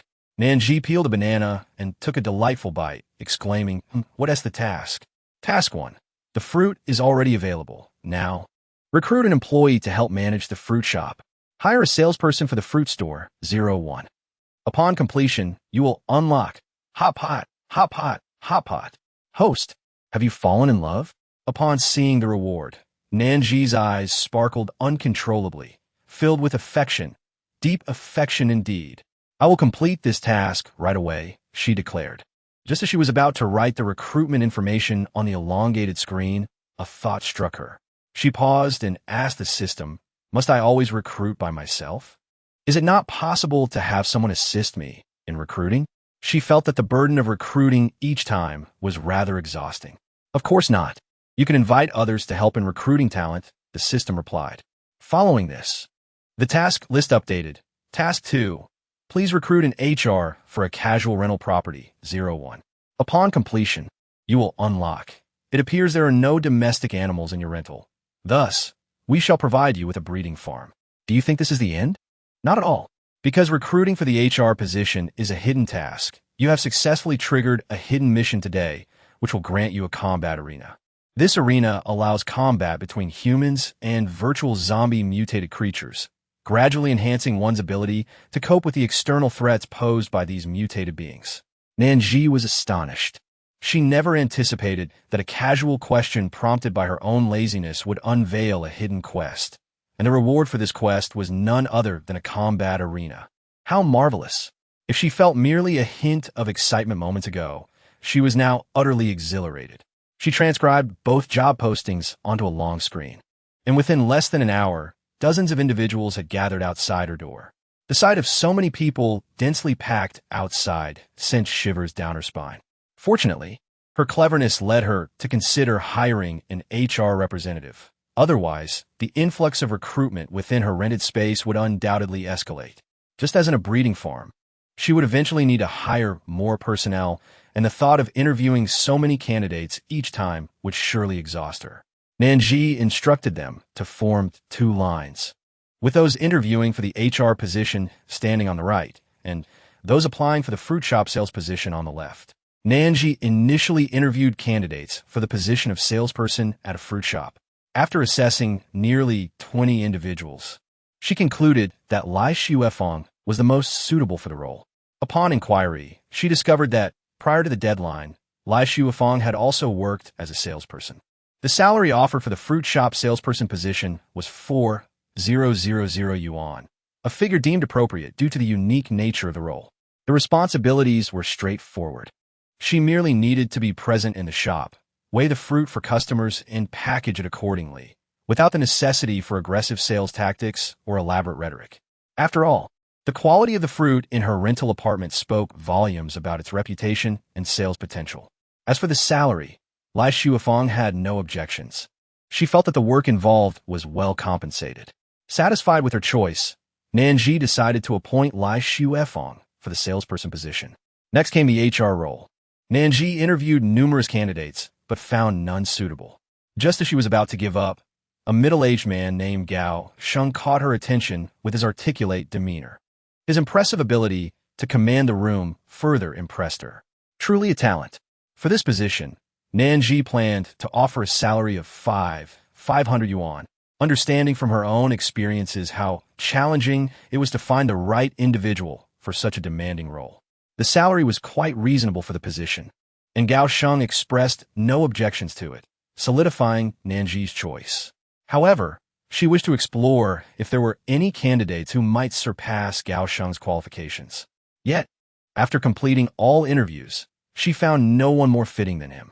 In the end, Nan Zhi inscribed 2 names on the long screen, Gao Sheng and Lai Xuefeng, congratulating them on their successful interviews and informing them that they would commence work the following day.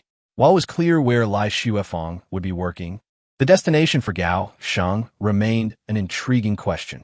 Where indeed would the HR personnel be employed? Would it be in a random location on the street?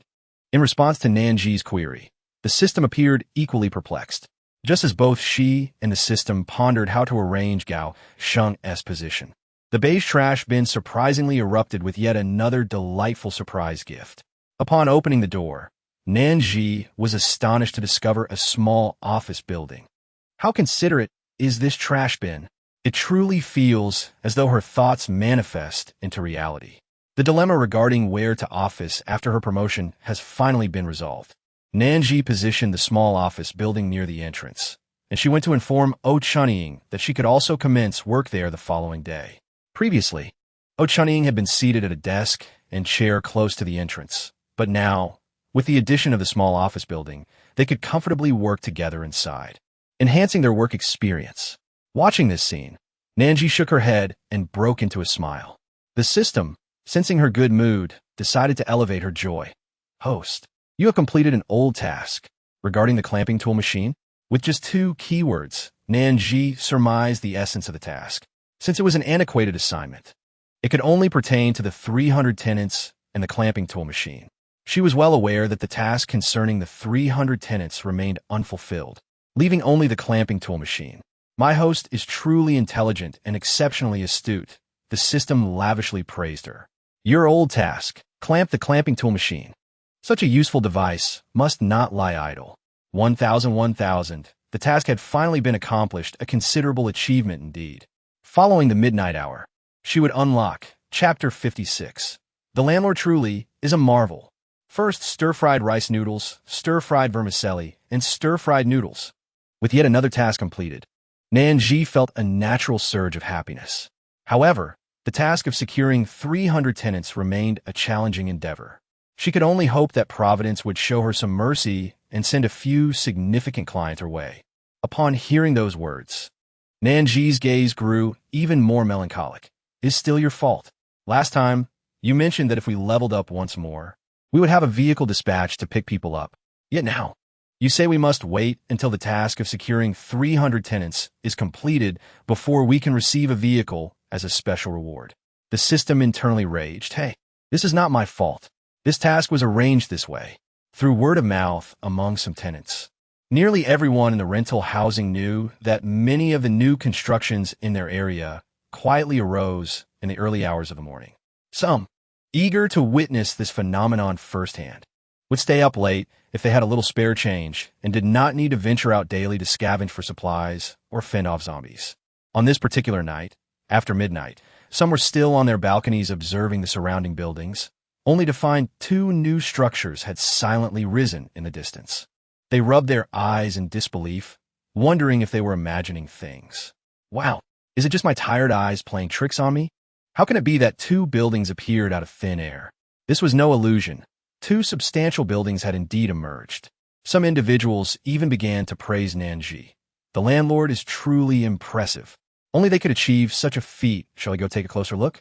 Someone suggested, unable to contain their excitement. However, the proposal was quickly dismissed. No, let us not disturb the landlord's creativity. We can come back tomorrow. The proposer found this reasoning valid. After all, if they interrupted the landlord's work and displeased her, she might never cast her magic here again. With only a few hours until dawn, they decided to wait until morning. Yet, despite their intentions to visit at sunrise, curiosity kept some tossing and turning all night, unable to sleep. When they finally woke around 6 o'clock, they decided to venture out for a stroll. The three of them descended together, finding a large crowd gathered downstairs. They were animatedly discussing one building or another as they walked. The landlord is a true genius. I absolutely adore this new combat arena.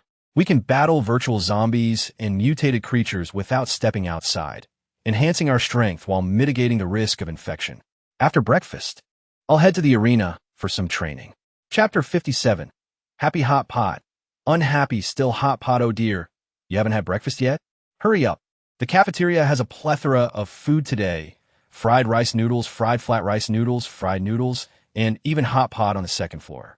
The seats up there are nearly full. What? Hot pot? On the second floor? There was no second floor in the cafeteria before. Hee hee, it's a special edition today. The taste of that hot pot is absolutely divine. I only realized it after having breakfast, and I regretted it. My stomach was too full to fit in any hot pot, so I'll have to wait until noon to indulge. Haha, hot pot is wonderful. Let me go taste it first. After enjoying hot pot, the battles will feel even more invigorating. Indeed, they walked through the crowd, overhearing much news, and upon glancing down, noticed two children who visibly lit up at the mention of hot pot. With a gentle hand, he patted their heads and said, "Let us have hot pot for breakfast today." Really? Ha, that is fantastic. Seeing the children's joyous expressions, Gui Yucheng felt a deep sense of satisfaction. Being able to share family moments with these two children was a blessing he cherished in this lifetime. United and thriving, he worked daily to manage all household expenses, while Meng Taiyan accompanied him at home, handling the chores. Whenever he attempted to help, Meng Taiyan would swiftly take over. Since the apocalypse began, he had never imagined he would experience such tender treatment from children again. It was both moving and somewhat helpless. Min, aren't your parents joining you for hot pot? Nan Zhi inquired upon noticing Xie Min dining alone. Typically, her parents accompanied her to meals, making her solitary presence today quite unusual. Haha, don't mention it. I can hardly resist either. It's been ages since I've had this. Back home, we used to have hot pot every day, whether happy or sad. This is the first time in such a long while that I've missed it. After Xie Min's words, Qiu Jiaying chimed in cheerfully. Occasionally, Xie Min dined without her parents, and on one fortuitous occasion, she had sat at the same table as Qiu Jiaying. They hit it off so well that they had become familiar with one another. Haha, you must be in hot pot heaven, eating hot pot when happy, eating hot pot when sad. What level of sadness drives you to eat Hotpot? Like failing an exam? Chapter 58. How many people these days have escaped the trials of love?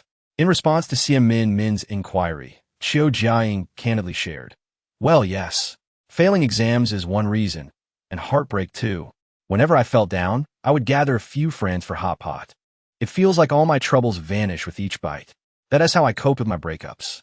This was the first time Nan Zhi had heard Qiu Jiaying speak of romance, and she couldn't resist her curiosity.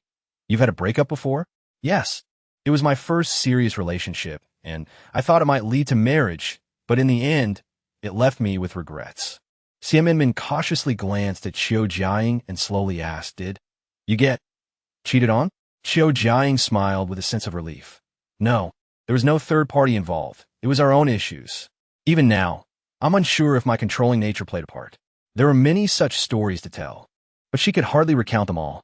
Once I entered that relationship, I felt like I lost myself entirely. I focused all my attention on him, becoming overly dependent.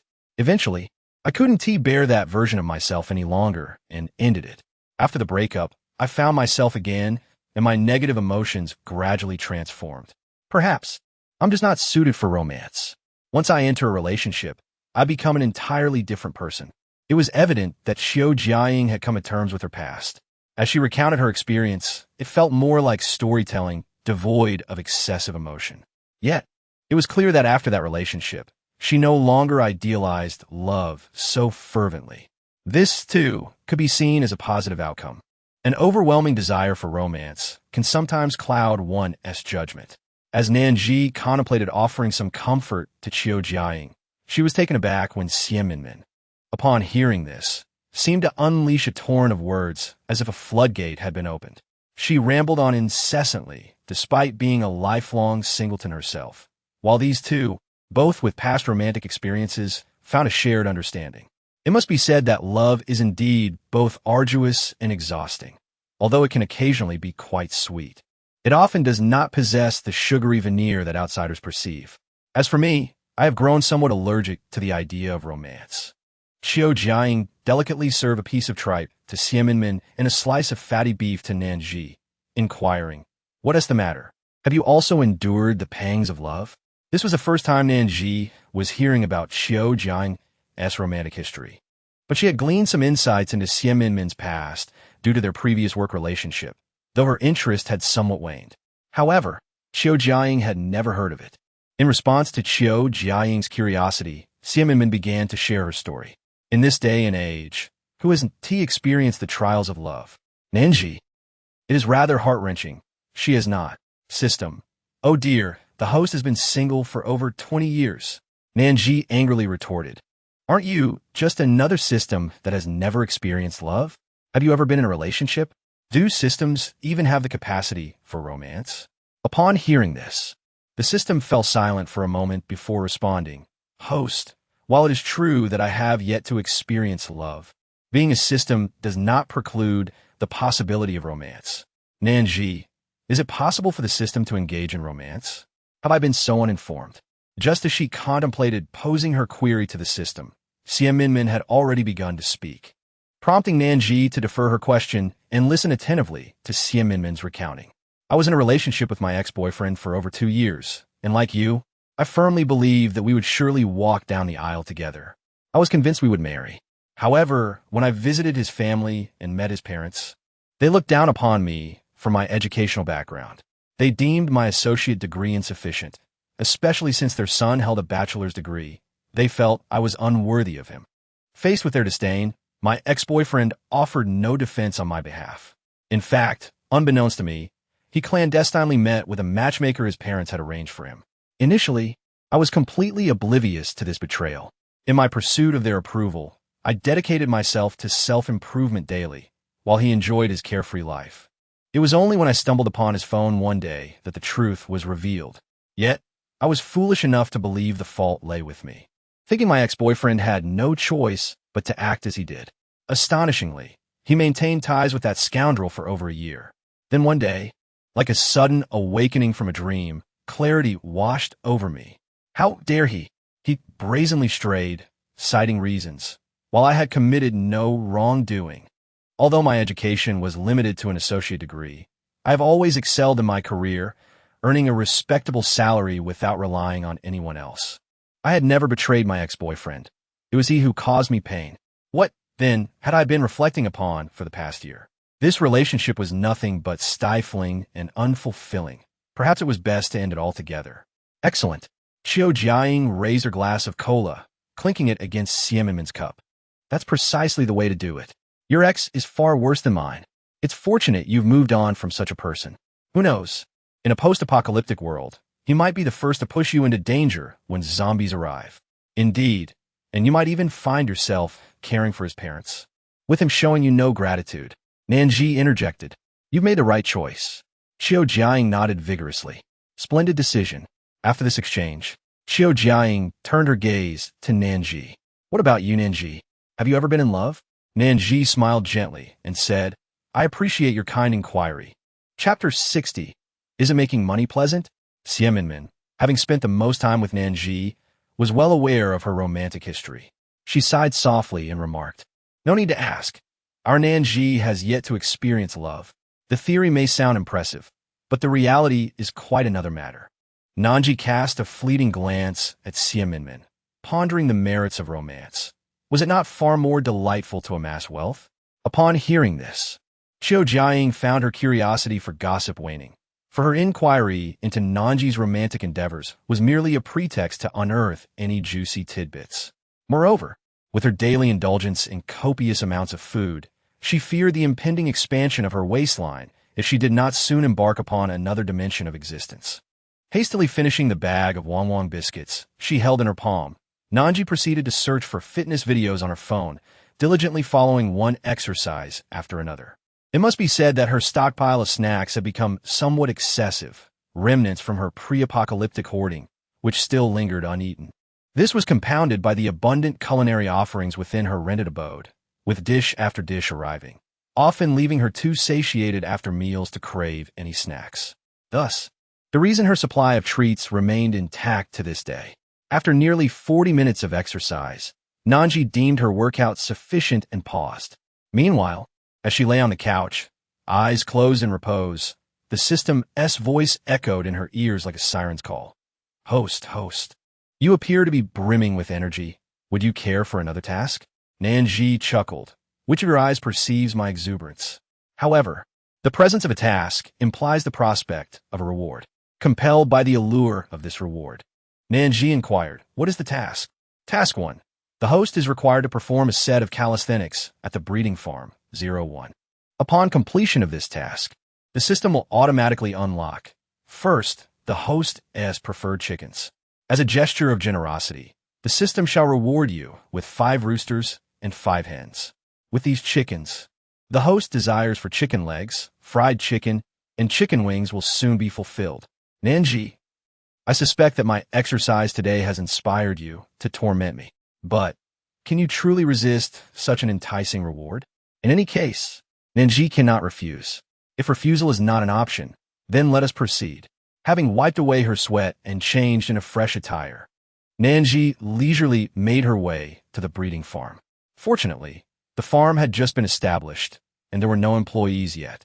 The morning visitors had finished their tour and were now captivated by Hotpot and the fighting arena.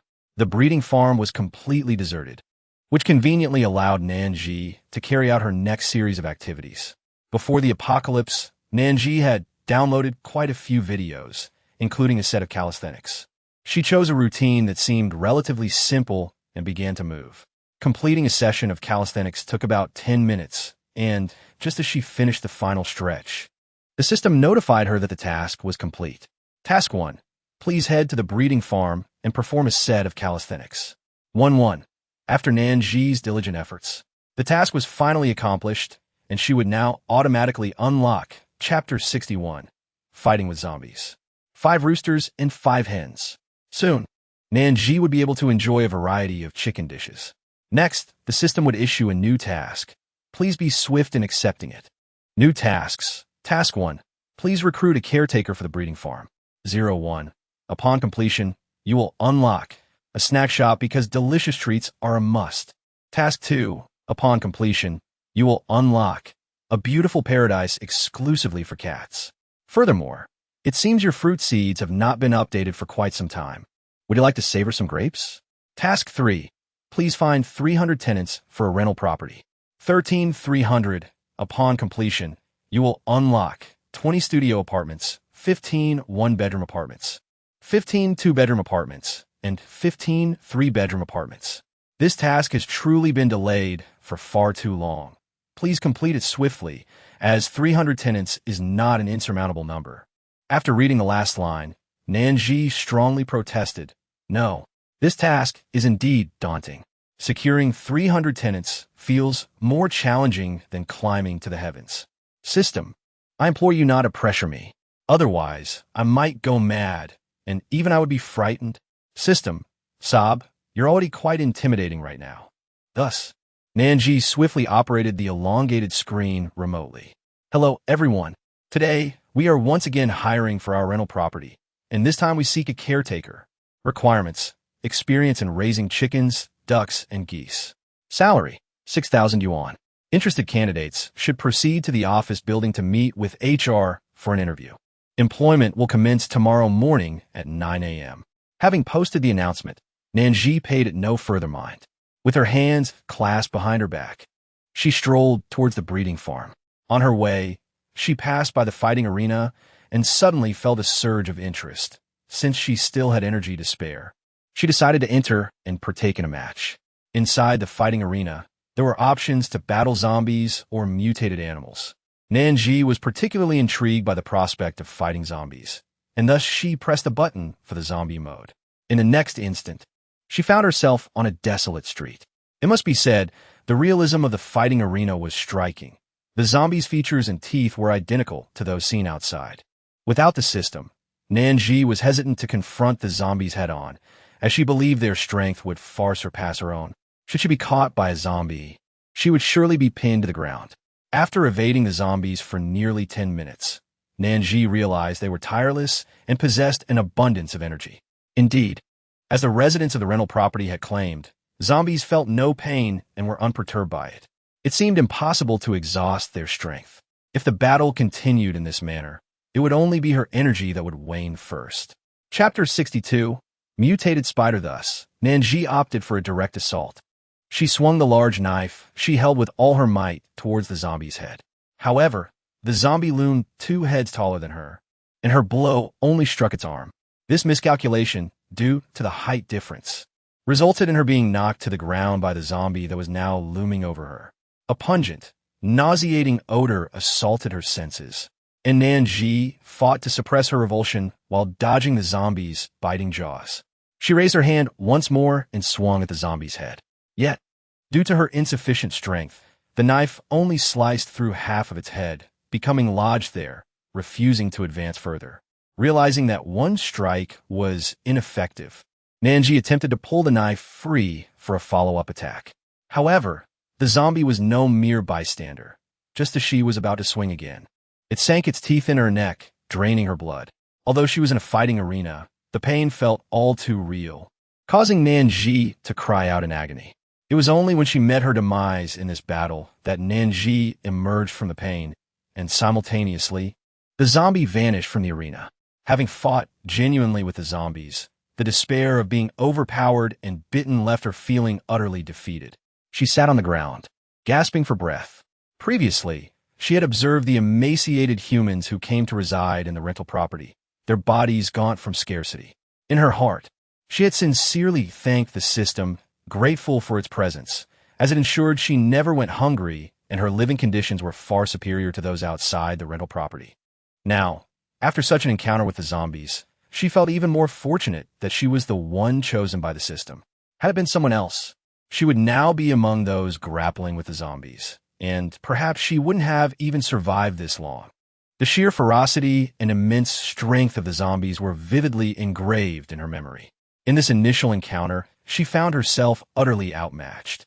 This virtual experience was fortunate, as it allowed for infinite attempts against zombies and mutated creatures. However, in reality, life was singular, and one only had one chance to battle them. If defeated, one's life would be forfeit. Regaining her composure, Nan Zhi plunged back into combat. This time, she selected the mutated animal mode. As soon as she released her finger from the button, she was engulfed by a dense jungle, when suddenly, she heard rustling sounds behind her. Nan Zhi turned quickly, her eyes widening in disbelief. Charging toward her was a mutated spider. Ordinary spiders are typically no larger than a thumbnail, but this one was as large as 2 Tibetan mastiffs. The sheer shock nearly caused her legs to buckle. Her weapon for this encounter was a silenced pistol, without hesitation. Nan Zhi raised the gun and aimed for the legs of the mutated spider, firing rapidly. The southern branch fired 3 shots in succession, hitting one squarely. The bullet struck the body of the mutated spider, and perhaps due to the sensation of pain, the creature's advance noticeably slowed. Nan Zhi also noticed this and immediately pressed the advantage. She fired 3 more shots at the body of the mutated spider. In an effort to hone her marksmanship, she aimed her silenced gun at the spider's legs and shot at one of them. Chapter 63. A suitable candidate for the caretaker position this time. Nan Zhi's aim was indeed accurate. However, the current circumstances did not permit her to celebrate. Taking advantage of the spider's weakened state to deliver a fatal blow was crucial. For if the mutated spider regained even a fraction of its strength, it would be she who would find herself at its mercy. Just as Nan Zhi raised her gun, the mutated spider seemed to sense her intentions and, in a reckless frenzy, charged straight at her. Upon witnessing this, Nan Zhi's gaze sharpened, and she swiftly fled forward, seizing an opportunity to fire several shots at the mutated spider. After engaging in a back-and-forth with the colossal creature for over 10 minutes, it was only when the enormous spider finally collapsed with a resounding thud that Nan Zhi exhaled a weary breath. Lying on the ground, staring at the ceiling, she couldn't help but let out a rare chuckle. Although exhausted, she had managed to vanquish the mutated spider at last. However, she pondered whether the variation in her weapon had played a role. While confronting zombies, she wielded a hefty blade, which demanded considerable force.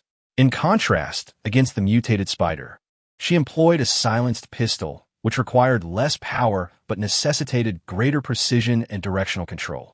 Fortuitously, during her childhood, she often indulged in balloon-popping games, which honed her sense of direction and accuracy.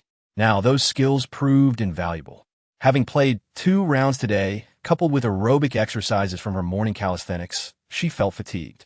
Perhaps next time, she would experiment with a silenced pistol against the zombies to see if she could eliminate them as well. After resting sufficiently, Nan Zhi exited the VIP room. In this combat arena, every participant was required to pay a fee of 10 coins to practice for an hour. However, the VIP room was exclusively hers, allowing her to train without any cost, affording her more time to practice than those in the rented accommodations. Through this combat practice, Nan Zhi developed a keen interest and found it challenging. Moreover, the physical exertion was substantial. It seemed that in the future, she could forego indoor aerobic exercises and instead engage in battles with mutated creatures in this arena.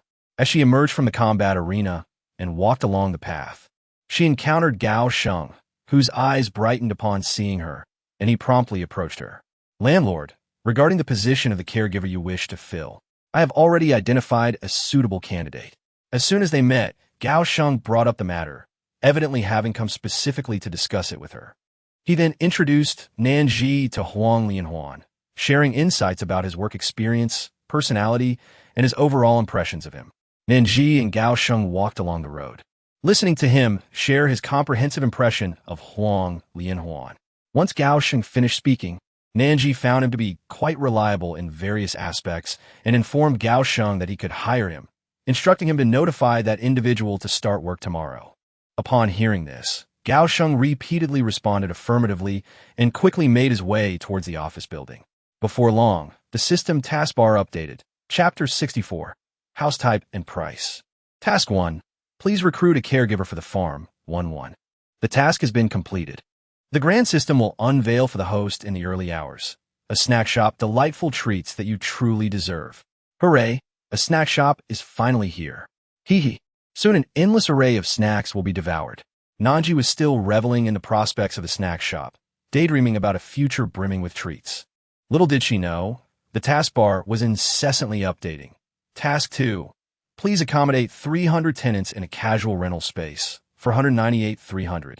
Upon completion of the task, the following will be unlocked: 20 studio apartments, 15 one-bedroom apartments, 15 two-bedroom apartments, and 15 three-bedroom apartments. Furthermore, considering the inadequacy of available rooms, this upgrade will introduce additional buildings, namely 30 studio apartments, 30 one-bedroom apartments, 30 two-bedroom apartments, and 30 three-bedroom apartments. Given the overwhelming number of individuals, in order to prevent excessive waiting, the system has made an exception and will proceed with the upgrade immediately. Alas, what a struggle it has been. Finally, this level is completed. As an added reward, the system promised to bestow the vehicles, which will be granted to the host shortly after midnight. What? This task was silently accomplished after she emerged from 2 rounds of combat? Remarkably, nearly 200 more individuals had arrived. Surely, the heavens had bestowed favor upon her, granting her a substantial influx of tenants. Upon hearing Nan Zhi's thoughts, the system remarked, "A large influx of people has just arrived, inquiring about accommodations. Your personnel is already en route to seek your guidance." As soon as the system's words faded, Nan Zhi indeed spotted the figure of Chunning. Rushing over, Chunning exclaimed, "Landlord, landlord, a multitude of people has arrived today, all expressing a desire to rent from us. What shall we do? It seems we currently lack sufficient housing." She estimated that at least several hundred individuals had shown up. While she was aware that many structures within the rental space could be erected in an instant at the landlord's discretion, it appeared that buildings were typically constructed only in the early hours, and this was the first time they would attempt to do so during the day. Unsure of what to decide, she hurried to consult Nan Zhi, seeking guidance on the matter. Upon hearing this, Nan Zhi smiled softly and said, "It's all right. We have ample housing available. Starting today, not only do we have single rooms, but also one-bedroom apartments, two-bedroom apartments, and three-bedroom apartments. The price for a single room is 80 yuan per month. A one-bedroom apartment is 120 yuan, a two-bedroom apartment is 160 yuan, and a three-bedroom apartment is 200 yuan. Just see which type of accommodation they prefer and arrange it accordingly. Additionally, if anyone here wishes to change their accommodation, that is also possible. You can make a public announcement regarding this matter." Understood. After hiring a caretaker, Gao Sheng found himself at leisure, assisting Chunning in welcoming the guests. Chapter 65. Unbelievably cheap prices, really? When did this happen? Gao Sheng thought, as he had not seen any extra housing earlier that morning. Contemplating this, he decided to step out of the office building to explore the new surroundings. Overjoyed, he realized that it was indeed inconvenient for a family of 3 to be crammed into a single room. Previously, they had no choice, but now that options were available, they could select a more comfortable living environment. He was not concerned about the possibility of the rooms being snatched away by others, as the first, second, third, and fourth units were all available. Only the single rooms in the first unit were in a 6-story building, while the second, third, and fourth units were all 20 stories high. No matter how the selection went, there would always be accommodation for him. Meanwhile, some individuals at the front of the line had already completed the process of obtaining their residence cards. According to the previous procedure, Chunning would typically guide them through the rental property and introduce them to their new surroundings before showing them to their respective rooms and explaining the move-in process. However, with over 400 people today, Chunning was overwhelmed and could only briefly explain the process to the first batch of residents who had received their cards, advising them to consult existing residents if they had any questions. Fortunately, those individuals were considerate and recognized that Chunning had been tirelessly attending to them. The water bottle on her desk had barely been touched, a testament to her hard work due to their arrival. Isn't it just finding a place to live? They can manage on their own. They are not children. They are grown adults who should be capable of finding a home. Thus, a group of them exited the office building, embarking on a leisurely search for housing. The more they explored, the more astonished they became.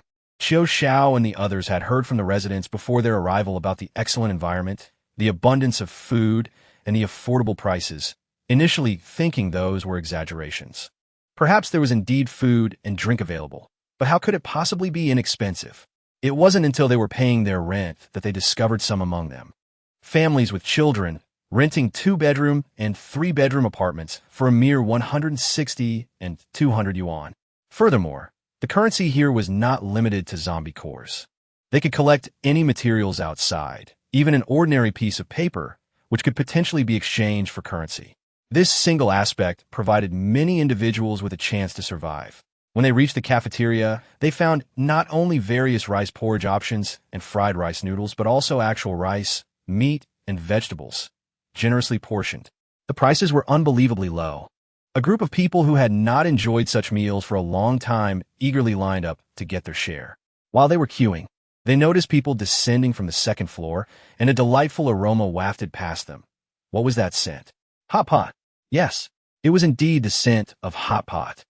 Impending then excitedly called out to a passerby, "Brother, did you just come from eating Hotpot?" He feared he might have misjudged his sense of smell and was anxious about being perceived as foolish.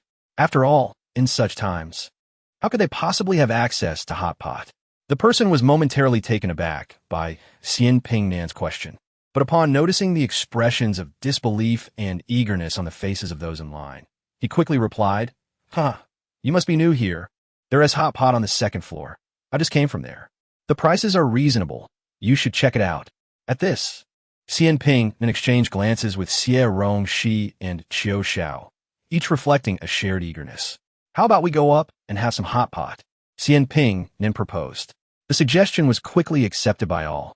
As the vibrant pot began to bubble, the enticing aroma wafted through the air, causing everyone to involuntarily swallow hard. Later, He's wife learned of this development and, concerned for his safety due to the long journey, decided to consult her tarot cards to foresee their trip. To her surprise, the reading revealed a favorable omen. Furthermore, the cards pointed towards their destination as a beacon of hope for the future of this world. After several readings, all indicated positive outcomes. They discussed the matter and concluded that everyone should embark on the journey. They relayed this to Jiang Xiuyu and Fan Shengwan, who, despite being somewhat influential, surprisingly believed in metaphysics. Thus, a grand procession of over 400 individuals set forth, traversing eastward.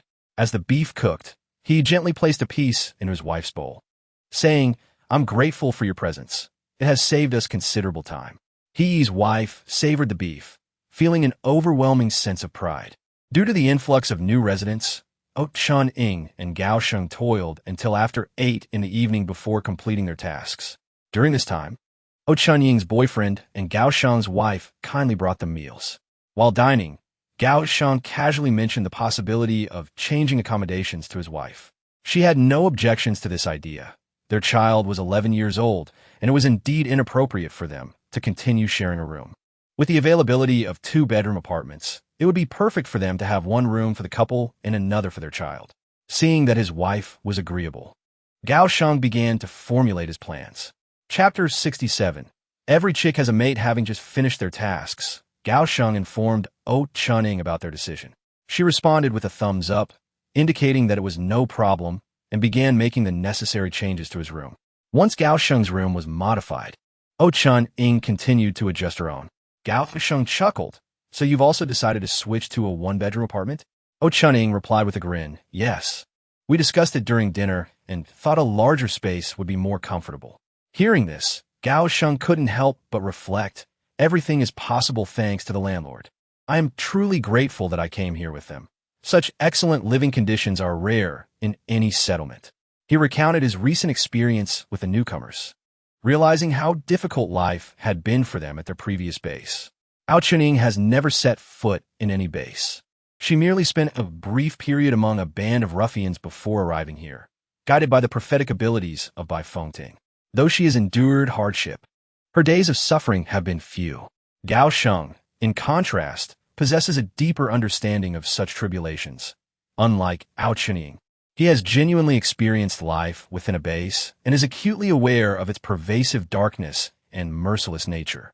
It is precisely due to the myriad challenges he has faced that he now harbors profound gratitude towards Nan Zhi and cherishes his current existence. In the early hours of dawn, it was once again time for an upgrade. A sizable snack shop, brimming with delectable treats, descended from the heavens near the cafeteria. The shop's interior was quite spacious, yet it stood entirely empty. Meanwhile, a chicken coop materialized out of thin air at the breeding ground, housing 5 roosters and 5 hens, perfectly paired, each chick having a companion. None left solitary. At the entrance, a parking lot abruptly appeared, featuring a bright green bus parked within. This bus was strikingly conspicuous, so much so that it could be spotted from hundreds of meters away. Towering 3 stories high, it boasted over 180 seats, along with a shower, restroom, and various food supply stations, making it more akin to a mobile home than merely a bus. Most notably, the exterior of the bus was adorned with the words rental rooms inscribed in fluorescent orange, a sight both bold and flamboyant. Nan Zhi had been waiting for this bus for quite some time. Just after midnight, she dashed out to the entrance to see the vehicle arriving. Consequently, she had been standing there for an extended period, lamenting its aesthetic. "Host, you may now start the bus and proceed to pick up passengers," the system remarked. Upon hearing this, Nan Zhi shook her head gently, saying, "Not just yet.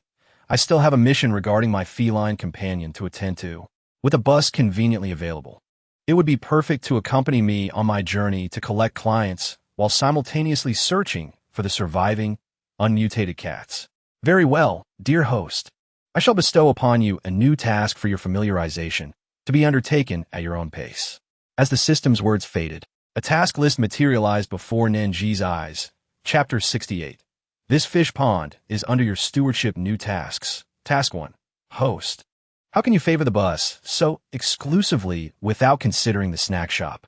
Not a single snack has been stocked to fulfill everyone's wishes. I hope you will promptly fill the snack shop.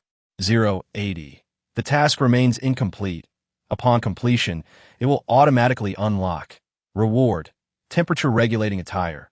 This remarkable garment ensures that, regardless of the season, be it the sweltering heat of summer or the frigid cold of winter, it will maintain your body temperature within a comfortable range.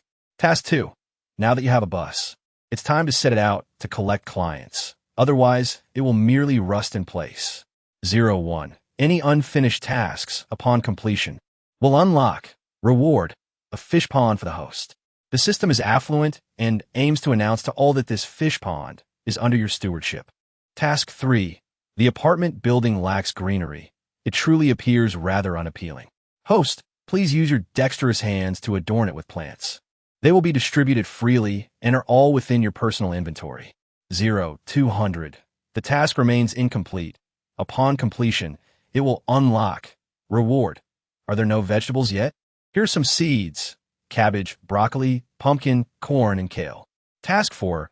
Please recruit 999 tenants for the rental property.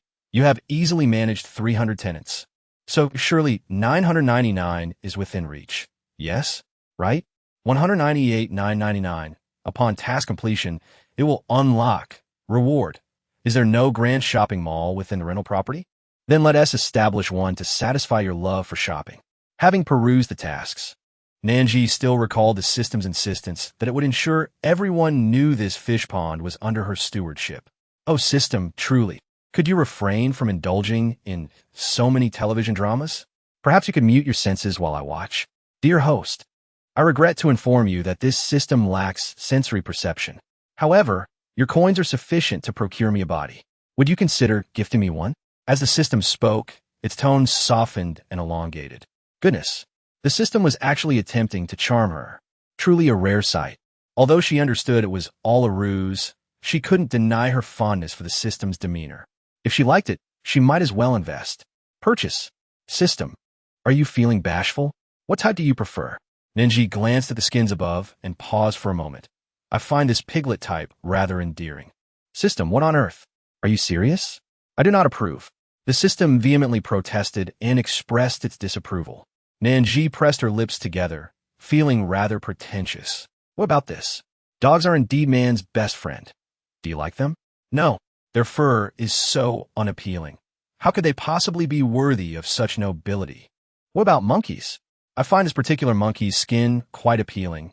Once dressed, it would undoubtedly resemble the legendary son Wukong in the flesh. Chapter 69. The fool is indeed herself.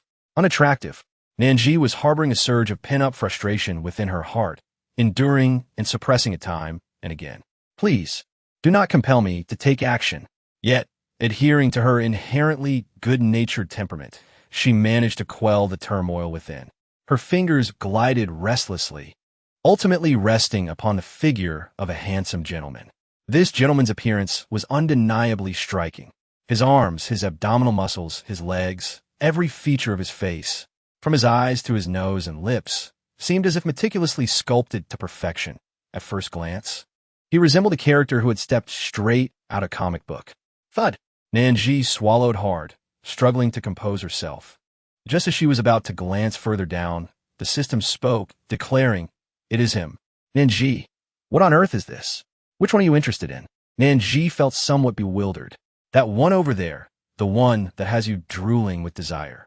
The system lazily remarked, captivated by such fascination and emotion.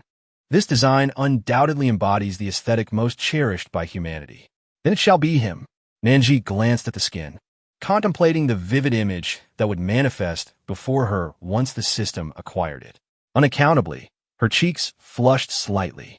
The striking figure of this tall gentleman lingered around her daily, stirring an undeniable excitement within her. With that in mind, she acquiesced to the notion. She procured the skin for the system and, exercising her aesthetic judgment, purchased 5 sets of attire for it, allowing for a variety of options before finally pausing. 1 second, 2 seconds, 3 seconds passed, yet her surroundings remained desolately empty. Growing increasingly impatient, Nan Zhi mused, "I've already secured the skin for you. Why do you not yet appear? Close your eyes." Nan Zhi clicked her tongue twice. "You're even shy now." To prevent the system from malfunctioning, she teased just a couple of times before ceasing her banter. She closed her eyes, and not long after, a man, clad only in his own skin, materialized before her. Fearing that Nan Zhi, being the flirtatious woman she was, might suddenly open her eyes to sneak a glance, the system merely took a moment to assess its own form before donning an outfit. "All right, you may open your eyes now." When Nan Zhi finally did, she was met with the sight of a handsome man who had seemingly appeared out of thin air. The sharp angles of his face and the perfection of his proportions stirred her heart increasingly. "However, now that you have taken on a human form, what name do you intend to adopt? It wouldn't do to introduce you as system when we go out. That would be quite awkward, wouldn't it?" "I already have a name," the system replied, inexplicably raising its gaze to meet Nan Zhi's. "I am called Baitsin. You simply never asked, and I never mentioned it." Nan Zhi. It turns out, the jester was none other than herself. Baitsin's gaze inadvertently swept across the table, landing on a large, unopened bottle of Pepsi. "I see you drink that cola every day. It seems quite delightful. I shall fetch a cup to try it myself." Nan Zhi, oh no, this is serious. Someone has come to compete with her for food. Can a mere system even drink cola? Unwilling to give up, Nan Zhi threw out this remark. After all, this entity merely possesses a human form, while its essence is that of a system. It might very well be constrained from eating or drinking. Baitsun, who had already discerned Nan Zhi's innermost thoughts, smiled gently at her. Chapter 70. What a vicious man. Zhi, not only can I eat, but I can also drink, and I don't even need to use the restroom or sweat. Are you envious? Observing Baitsun's smug demeanor, Nan Zhi gritted her teeth in frustration. What a wicked man. The first task was to stock the snack shop. This was quite simple. Let's start with 30 packs of Mimi snacks. Childhood joy cannot be without Mimi. After all, Nan Zhi spoke while purchasing 30 packets of Mimi snacks from a mall, carefully placing them in the snack shop. Thoughtfully, she affixed a sticky label beneath each packet, indicating the name of the snack and jotting down the price. What would be a reasonable price for these Mimi snacks? In her childhood, she recalled buying a packet for merely 50 cents. Thus, she decided to sell them for the same price. With that thought, Nan Zhi continued her task, marking the price as 0.5 yuan beneath the sticky label. Despite having introduced 30 packets of Mimi, the progress bar on her task list astonishingly displayed 180. This could only imply that the 80 referred to the variety of snacks. She mused about the system's lack of mercy, realizing it was indeed playing a trick on her. Determined, she thought to add some spicy strips, for who could resist such a delectable treat? Just before the deadline, she had brought along several packets of spicy strips, including beef tenant strips, Wei Lang strips, and various other brands. After throwing them into the mix, and pricing them accordingly. Nan Zhi continued to replenish the snack shop with an array of goods: nuts, egg yolk pastries, chips, sausages, chestnut green bean cakes, small breads, egg rolls, biscuits, green bean cakes, sunflower seeds, candies, chocolates, crispy rice, boneless chicken feet, coconut cakes, wong wong steam buns, chewing gum, ginger candy, and jelly. Her fingers danced across the screen as she toiled for an hour and a half to finally complete the 80 varieties. Had she chosen more casually, she could have finished in about an hour. However, her indecisiveness prolonged the process. Thus, time slipped away, second by second. Host, splendid job. Congratulations on finally completing one of your tasks. A voice echoed. Task 1. Host, how can you favor the bus so much while neglecting the snack shop? There isn't a single snack in the shop yet. To fulfill everyone's wishes, we hope you can swiftly stock the snack shop. 80. With the task completed, the next reward would unlock at dawn. Constant temperature clothing. The remarkable feature of this clothing is that, regardless of the season, be it scorching heat or frigid cold, it will maintain your body temperature within a comfortable range. As the task list updated, Nan Zhi remained puzzled, glancing around the room and then towards the door, wondering, haven't you already transformed into a human? How can you still communicate with me like this? Outside the bedroom, sitting on the sofa, Baitsun munched on chips while sipping cola. Upon hearing her musings, he remained silent, yet Nan Zhi could still hear his voice resonate within the room. Chapter 71. If you don't use your brain, it will rust. Though I have taken on a human form, I am still bound to you. Even if I am thousands of miles away, I can still connect with you. Host, please engage your intellect. If you neglect it, it will inevitably rust. Nan Zhi took a deep breath and chuckled. Baitsun, you shouldn't be called Baitsun. You ought to be named Dui by Dui. After her sarcastic remark directed at Baitsun, Nan Zhi proceeded to tackle the third task. This third task was even simpler than the first. All she needed to do was successfully plant the greenery, and it would be accomplished. Nan Zhi unfolded the layout plan of her rented apartment and meticulously arranged the potted plants according to her aesthetic preferences. The stark walls of the building felt rather bare. Despite the presence of wall tiles, they lacked an artistic touch. Consequently, Nan Zhi decided to plant additional greenery along some of the tiled walls. And only when all 200 of her plants had been lovingly placed did she cease her efforts. The taskbar, perpetually ahead of the game, updated immediately after she completed her assignment. Task 3. The apartment building has yet to be adorned with plants. Its current appearance is rather unappealing. Host, do take action and embellish the space.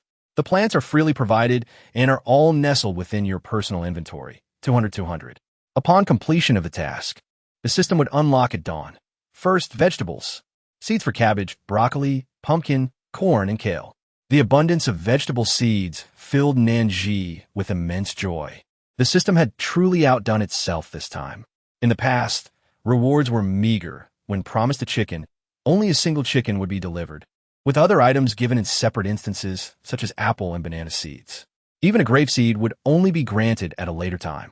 In contrast, this time she received a delightful total of 5 types of vegetable seeds. However, this meant she would not be able to venture out in search of stray cats tomorrow, as the vegetable seeds would only be unlocked at dawn and would need to be given to Bai Feng Ting for planting. Currently, the cafeteria did not offer takeout options. Meals could only be consumed on-site, resulting in large crowds during meal times. Some individuals had to wait 1 or 2 hours to be served. Although the cafeteria was spacious with ample seating, the number of occupants in the rented apartment was considerable, and as future residents were likely to increase, the situation would only grow more dire if not addressed swiftly. The foot traffic was manageable, allowing for a quicker dining experience without lengthy queues. Yet, outside the safety of the rented apartment lay a world rife with various zombies and mutated animals, threatening the survival of the little cats. If she delayed her departure by a day, the number of cats might dwindle even further. Chapter 72. Does she enjoy playing with him? While Nan Zhi pondered these matters, Baitsun spoke up. It's not difficult. We can venture out tomorrow and explore this vicinity. Once we've settled everything in the apartment, we can venture further afield. His words instantly alleviated Nan Zhi's worries. Indeed, there were many places nearby they could explore to see if any unmutated cats had survived. Furthermore, they could scout for potential new tenants, if they found any. They could entice them to the rented apartment. It was simply perfect. "Baidu, you're truly clever," she exclaimed, bestowing upon Baitsun the affectionate nickname that perfectly matched his demeanor and tone. Nickname? Baitsun raised an eyebrow, noting that such titles are often given only when one feels a sense of camaraderie and intimacy with another. Nan Zhi has now given him a nickname, which signifies. Does she enjoy playing with him? Does she take pleasure in their interactions? Although he is not fond of the name Baidu, if Nan Zhi bestowed it upon him because she enjoys their companionship, then it might not be entirely unacceptable. Choosing to overlook the name Baidu, Baitsun, having completed his self-affirmation, did not dwell on the issue of the nickname, but continued, "I have even more clever ideas. Would you care to know?" "Oh, is that so? Then, dear Prince, might I inquire what other clever thoughts you have yet to unveil?" Nan Zhi sat in her bedroom, establishing an unspoken connection with Baitsun outside the room. The dear Prince's playful antics elicited even more laughter from Baitsun, revealing Nan Zhi's knack for humor. This was reminiscent of the recent trend of princess jokes, which Nan Zhi had cleverly transformed into a prince joke. However, amid the laughter, Baitsun did not neglect her conversation with Nan Zhi. Outside the door, a large bus awaited, ready to transform into a small camper after accommodating 50 passengers. If one wished, they could prompt it to embark on its task now, once it gathered enough passengers. They could venture forth in that small camper to seek out the surviving cats.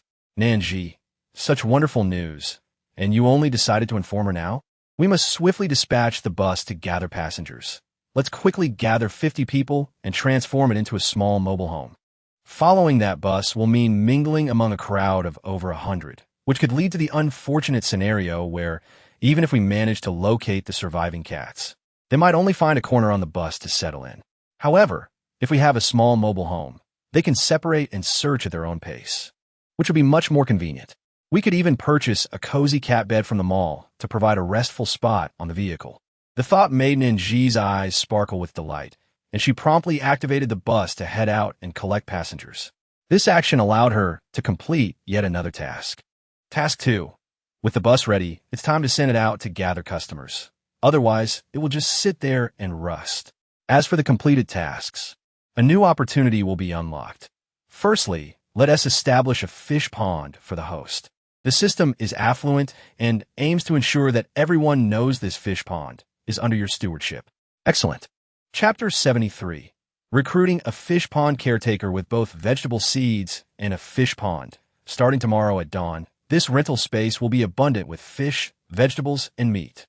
However, dear host, now that we have the fish pond, it's time to recruit some staff. Upon hearing this, Nan Zhi recognized the wisdom in it. Previously, when raising chickens, a caretaker was hired, but there are indeed some differences between land-based and aquatic farming. As she pondered, the task list updated. Task 1. Please recruit a caretaker for the fish pond from your rental property. 01. Upon completion, the reward will include 30 bass, 30 catfish, 30 carp, 30 crucian carp, 30 loach, 30 eel, 30 grass carp, 30 koi, and 30 bream. What do you think? Are you tempted by the sight of so many fish? Absolutely. I am utterly enchanted. How generous of you. You are simply adorable. Nan Zhi was unconcerned about whether it was day or night. Her focus was solely on operating the elongated screen. Regardless of the hour, she believed that if she posted the recruitment details on the screen, prospective candidates would undoubtedly visit the office building for interviews the following day. The sooner she wrote it, the sooner they would see it, thus facilitating an earlier completion of her task. Consequently, she once again displayed a public announcement in the most conspicuous area of her rental apartment. Attention! Today, I am seeking a fish pond caretaker. Requirements: must know how to raise fish, manage a pond effectively, and ensure the fish thrive. Salary: 500 yuan. Interested candidates are encouraged to promptly head to the office for an interview upon seeing this notice. Having accomplished this, Nan Zhi finally exited her bedroom, intending to hydrate her throat before retiring for the night. It was already past 2 o'clock. She wondered why she was still awake when she needed to venture out the next day to search for a cat. Did she wish to invite exhaustion upon herself? As she stepped out of her bedroom, she initially assumed that the system was still indulging in snacks and beverages. However, upon reaching the living room. She was surprised to find the system engrossed in a history book. It was only during this move that she had mixed this history book with her novels and brought it along. How curious it was that the system showed an interest in history. She had thought it was merely a creature of indulgence, devoid of seriousness. The grievances of Nan Zhi invaded Baitsen's ears, one after another, as he ground his teeth in frustration. Unable to endure any longer, he exclaimed, "I am a system of culture and sophistication. Please, host, adopt a more respectful attitude and refrain from casually disparaging the system." Yet, Nan Zhi remained oblivious to the system's outburst. With an unchanging expression, she approached a table adorned with cups, calmly lifted a glass of water, and took several hearty gulps. She did not inquire where Baitsen intended to sleep that night. In her mind, she believed that a system like Baitsen, even after donning a human guise, did not require sleep. Perhaps it was the apocalyptic atmosphere that instilled a sense of urgency even in children.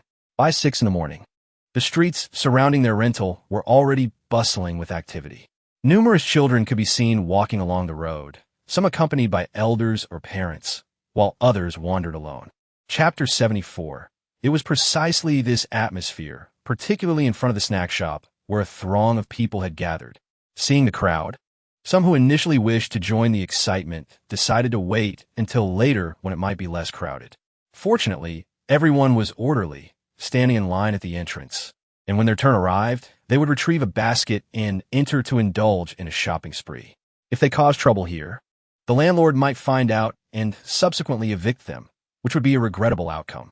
In this dystopian world, where could one find a base with water, drinks, cake, rice, Hotpot, and a good night's sleep? Contemplating this, the desire to cause trouble withered away as quickly as it had arisen. The snack shop operated without salespeople or cashiers. Customers were expected to self-serve and pay. Near the entrance, 3 vending machines stood. By simply tapping their desired snacks on the machines, the total would be displayed, continuously increasing with each item selected. Ultimately, payment could be made using a circular card. Although some had pondered the possibility of evading payment or underpaying without being caught, such thoughts remained unvoiced. After all, those who had enjoyed the comforts of this place would not risk being expelled for petty temptations. Only a fool would act thus. Many children purchased wong steam buns, mimis, and spicy strips. The moment the fiery strips touched the tongue, an overwhelming sense of satisfaction surged forth, sending heat coursing through their bodies. Even adults succumbed to the allure of spicy strips, walking along the street, munching on them and swaying their heads, exclaiming, "This is the feel." Yet, some appeared more interested in the temperature-regulating clothing. Before a refrigerator-sized, climate-controlled wardrobe, a number of people stood. Upon reading about the benefits of such clothing, many wasted no time in swiping their cards to purchase a piece. Some, with family members in mind, contemplated buying 2 or 3. However, others merely lingered before the wardrobe, enviously eyeing the garments held by others. Each piece of temperature-regulating clothing was priced at 2,000 yuan. Not exorbitant by any means, but for some families, this amount could cover their rent and basic necessities. To spend 2,000 yuan on a single item might mean going without food for the following month. While some were preoccupied with financial concerns, others were already vocally declaring their intentions to scavenge supplies and slay zombies, promising to return for the clothing once they had amassed enough money. "Hi, Lao Li, what are you still doing here? Don't you want that temperature-regulating clothing? Hurry up and have breakfast, then head out for a big haul." "Oh right, how could I have forgotten? We're not in the old days anymore. Even picking up a piece of wood can earn us coins now. Let us go and scavenge." Chapter 75. In 5 days, I'll have that temperature-regulating clothing. I plan to be out hunting zombies for 10 days to save enough for one. 10 days? That's quite a long-term goal. I'm aiming to secure mine within 5 days. Bro, that's impressive. I'll take inspiration from you. Nearby, many who had been sighing over the clothing suddenly seemed to awaken from a dream. Knocking their heads and springing into action, they realized how foolish they had been. Moreover, the resource exchange within their rental operated unusually. Some could earn millions from a single piece of wood. Just days ago, a young man had found an A4 sheet of paper that netted him over 300,000. If they stumbled upon something valuable while scavenging, they could easily amass a fortune. In that case, the temperature-regulating clothing would be within reach. Nan Zhi demonstrated with conviction that the consequences of staying up late are indeed waking up late. Having succumbed to slumber around 2 or 3 in the morning, she awoke to find that nearly noon had come to greet her. As she stirred from her slumber, a lingering haze enveloped her consciousness. She lay on her bed, alternately opening and closing her eyes numerous times, until she finally emerged from her drowsiness and rose to change her attire. Stepping out of her bedroom, she was met by a striking visage that could provoke both admiration and envy. Nan Zhi found herself captivated by the face before her, marveling at its flawless skin, exquisite physique, and enchanting features. Truly, it was a sight to behold. Suddenly, a wave of self-reproach washed over her. If only she were a system as well, she mused. She too could adorn herself with a stunning appearance. Were she a system, she would undoubtedly select the most breathtaking beauty, striding down the street as the most radiant figure in sight. Awaken from your daydreams, Baitsun interjected, shaking her head in resignation. I ventured to the random prize machine today, and after 2 attempts, I procured 2 boxes of seafood rice, a basket of fruit, 2 bowls of mung bean soup, and 3 bottles of cola. It's just about mealtime now, so hurry and freshen up. Once you're done, come join me for lunch. With that, Baitsun glided away gracefully. Observing Baitsun's retreating figure, Nan Zhi clicked her tongue in contemplation. She suspected that the system had long desired to engage with the random prize machine, yet had been thwarted by certain limitations. Now, in human form, it was only natural to seek out the experience and revel in the joy it could bring. After all, how could one possibly forego the cafeteria in favor of the random prize machine? Once she had refreshed herself, Nan Zhi made her way to the living room, randomly selecting a chair to settle into, and began to indulge in her meal.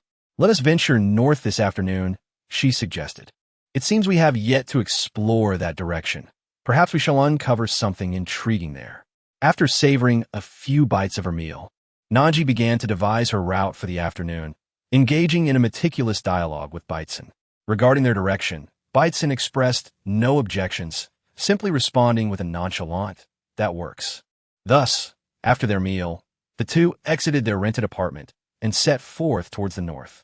Suspended in the air to Nan Zhi's left were a bottle of cola and a bottle of Sprite. The cola belonged to Baitsun, while the Sprite was her own choice.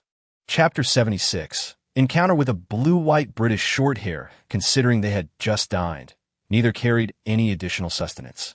Under Baitsun's energetic impetus, they traversed an astonishing distance of 10 kilometers in less than 20 minutes. Hey, wait a moment, what is that? Nan Zhi suddenly tugged at Baitsun's shirt, pointing towards a building in the distance where a grayish-white figure was moving.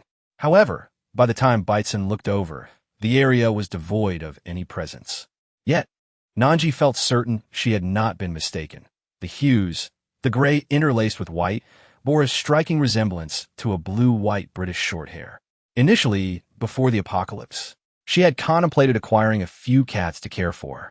However, the thought of a potential illness and the absence of a veterinarian to assist in treatment left her unable to bear the idea of watching an ailing pet suffer helplessly before her eyes. After much deliberation, she opted to purchase fish instead of cats. But the circumstances had changed. The task of collecting cats was now mandated by the system. Moreover, with so many individuals from various professions residing in the apartment, it was likely that someone would have been a veterinarian before the end of days. When the time came, she could simply recruit one. If her feline companions fell ill, a veterinarian could attend to their needs, alleviating any substantial concern. Nan Zhi cast a glance at Baitsun and said to him, "Let us proceed and take a look." Baitsun had no objections and swiftly followed the direction indicated by Nan Zhi. Upon entering the room, an overwhelming stench assailed their senses. And for the first time in Baitsun's life, he felt that possessing the sense of smell was indeed a most unfortunate circumstance. Nan Zhi furrowed her brow, covering her mouth and nose tightly as the two of them stepped further inside. Before them lay a room filled with spoiled rice and dried fish. A basin contained only a meager amount of water, nearly depleted. Various bags of cat food had been torn open, yet there remained little sustenance, perhaps enough for only 4 or 5 more meals before it was all gone. Kicking open a tightly shut door revealed a lifeless body, that of an elderly man who had not succumbed to the fate of becoming a zombie. This indicated that he had passed away peacefully. At that moment, the corpse was already decaying, infested with an array of flies and insects that swarmed over his entire body. And the accompanying stench made Nan Zhi unable to suppress her retching. How splendid! Nan Zhi grinned at the curious cat observing her from across the room. This feline appeared to possess quite the bold spirit, unperturbed by the presence of strangers, showing no inclination to flee. Nan Zhi tilted her head, and the cat mirrored her gesture. Such an adorable action nearly melted her heart. Nan Zhi initially intended to approach and embrace the creature, but upon noticing the yellowish-white patches on its fur, it became evident that it had not bathed for an extended period. Chapter 77. Encountering another cat. The hand that was about to reach out withdrew in an instant. No, she could not possibly embrace such a filthy cat. Regrettably, had she foreseen this, she would have prepared several buckets of water in advance, allowing her to bathe the cat now. A bucket of water for 5 gold coins? Quite reasonable, she thought to herself. Swiftly purchasing a bucket of water from the shop, she also glanced at the special cat shampoo priced at 10 gold coins, which seemed acceptable as well. Nan Zhi purchased a bottle and then gently picked up the cat, tenderly massaging its fur. It was uncertain how long the cat had gone without a bath, but it took 2 buckets of water before Nan Zhi finally managed to clean its coat to a pristine white. After finding a towel to dry the cat, she spoke to it. "Little kitty, shall I take you to a place where there is food and water? In that place, you need not fear the threat of mutated cats or other aberrant creatures."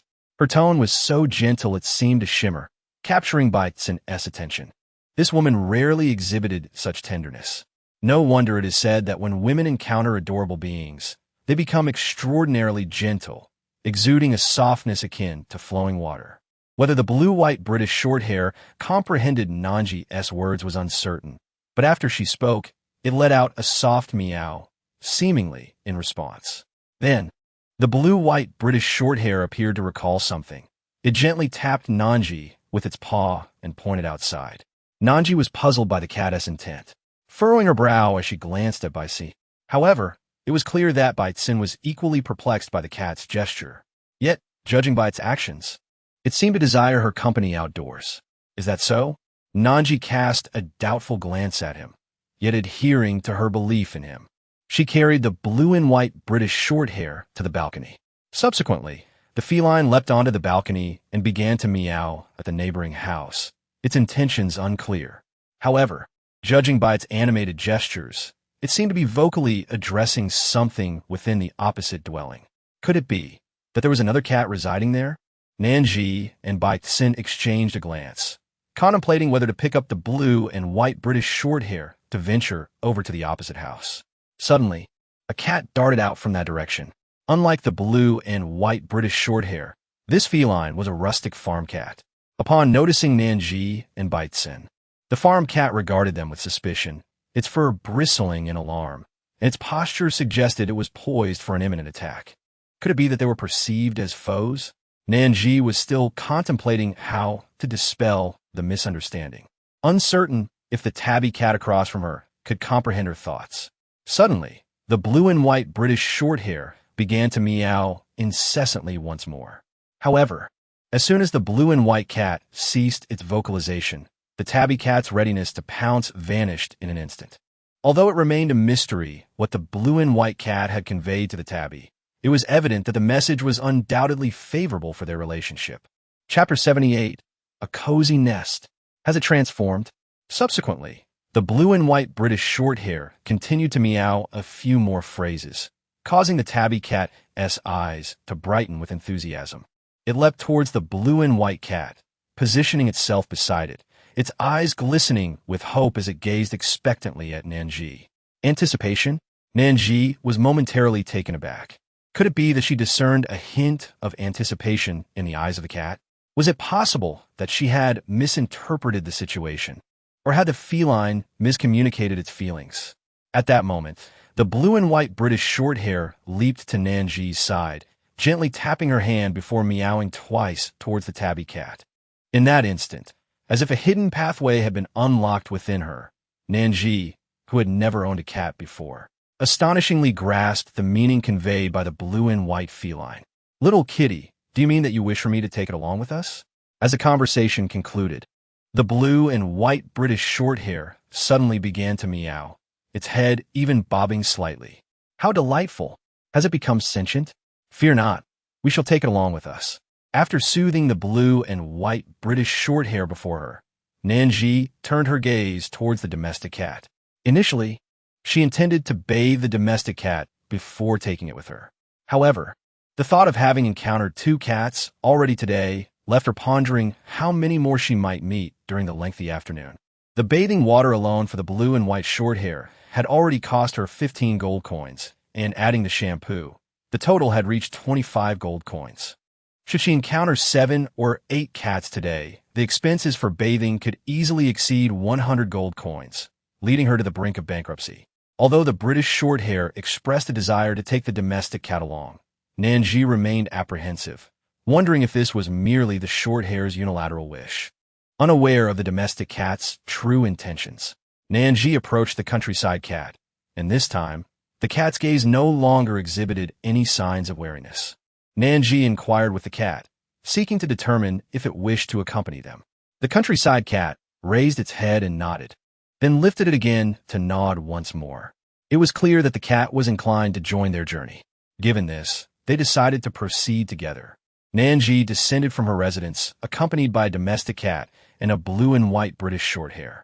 As they ambled along the road, initially, the British shorthair and the domestic cat exhibited signs of trepidation upon encountering mutated creatures and zombies, instinctively adopting defensive postures. However, upon observing that these zombies and aberrant beings posed no significant threat to their human companions, both felines gradually relaxed.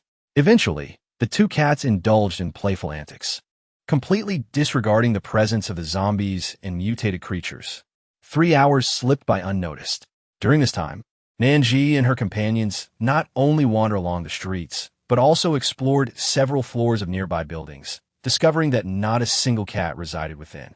Before departing, Nan Zhi had entertained the thought that she might not find a single cat that day. Thus, her current outlook remained surprisingly optimistic. Chapter 79. How has this team endured until now? Consider the plight of solitary cat, isolated and devoid of companionship, yearning for the playful company of other felines, a truly lonely existence. Now, with the presence of 2 familiar cats, there is comfort in their companionship.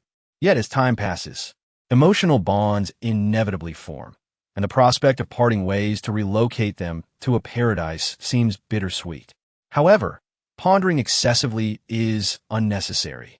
The paradise will be situated just behind your room, and visiting the cats will merely require a short stroll. Moreover, the paradise is yet to be unveiled. Dear host, please refrain from overthinking, as it will not be accessible until we have gathered 30 cats. Baitzen sensed Nan Zhi's thoughts and glanced at her before speaking. Nan Zhi. All right, I understand. Please refrain from making such noise. It is quite bothersome. Are you all normal individuals?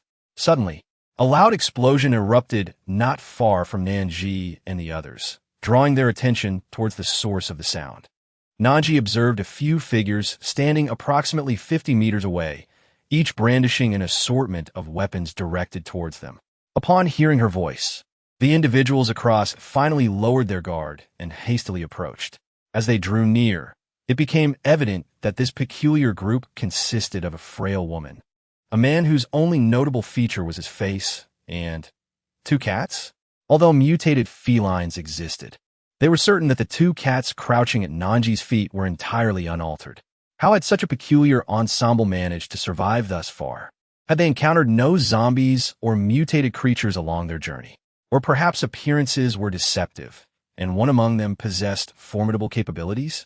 Yuan Ballet suppressed his curiosity and greeted Nan Zhi and Baitzen, taking a moment to assess their attire. Their clothing was not only clean and tidy, devoid of any blemish, but more importantly, they exuded no unpleasant odor, unlike himself, whose sweat-soaked garments were a testament to the harsh conditions they had endured. It was clear that these 2 maintained a regular bathing routine, allowing them to remain fresh and pristine. The cats. While the tabby appeared as if it hadn't bathed in quite some time, the feline in front boasted a remarkably clean and bright coat. The more Yuan Baolei observed, the more astonished he became. What sort of household was this, that even in these trying times, they had access to water for bathing? Moreover, the cats seemed to be living better than they were, evident as they munched contentedly on cat treats. Even higher-ups in their base could not indulge in such luxuries, managing at best to bathe once a month. When those officials passed by, although their scent was less pungent, they still carried a faint odor, a consequence of the sweltering heat that made perspiration inevitable. With a month between baths, the accumulation of sweat was bound to create an unpleasant aroma. Chapter 80. A place with water and food. As Yuan Baolei pondered these thoughts, Nan Zhi followed his gaze to the cat treats held in the felines' mouths, watching them eat with evident delight, prompting a soft chuckle from her. She had recently purchased these treats from the market, primarily to entertain the cats during their journey.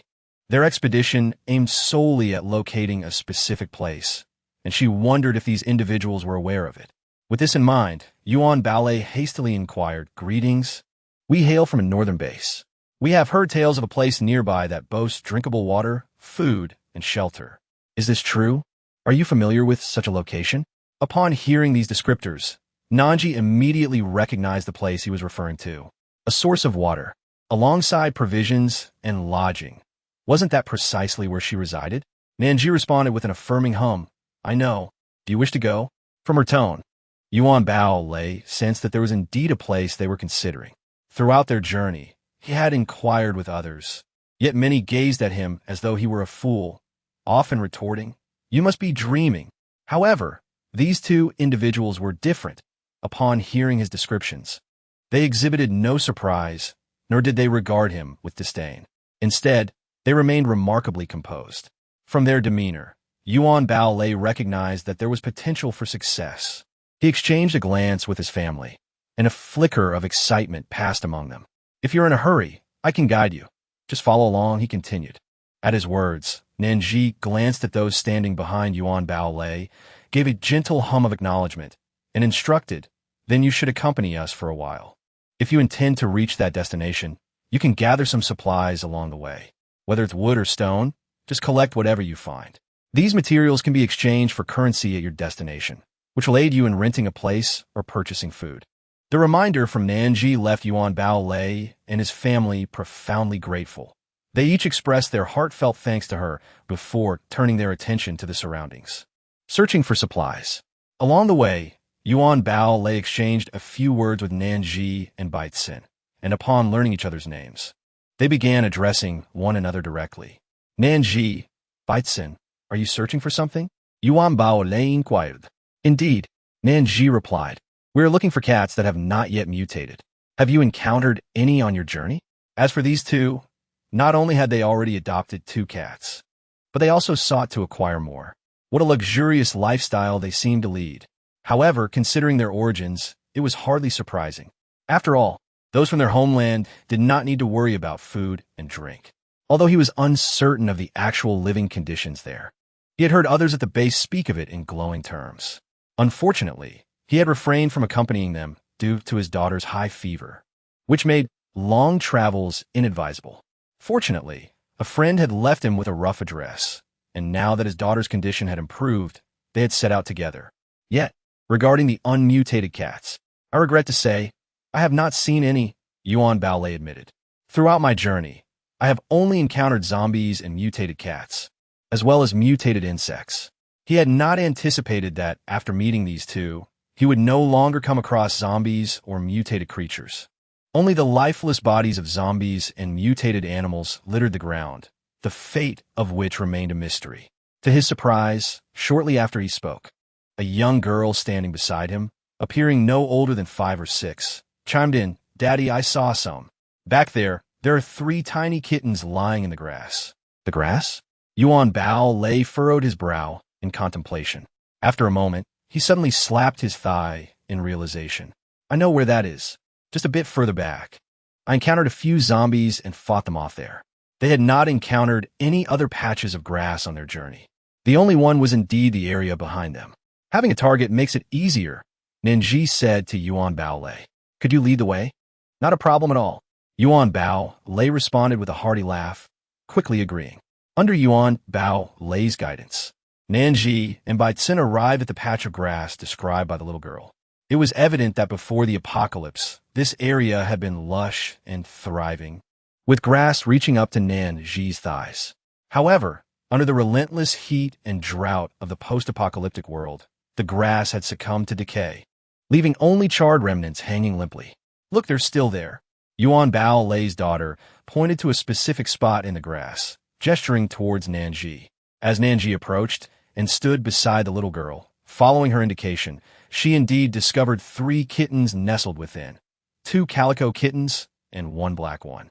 Their diminutive size suggested they had recently been born, leaving one to wonder where their mother could be and why she had abandoned them. Let's take them with us. Their mother is likely dead, Bai Tsin communicated with Nan Zhi mentally. There are some cat bones on the ground behind us, and, through deduction, the deceased cat must have been their mother. While Nan Zhi might have questioned others' words, she held no doubts about Bai Tsin's assertions. After all, who would dare question the system? Nan Zhi ventured into the thicket, emerging with 3 tiny, soft kittens in her embrace. Their irresistibly adorable appearance nearly melted her heart.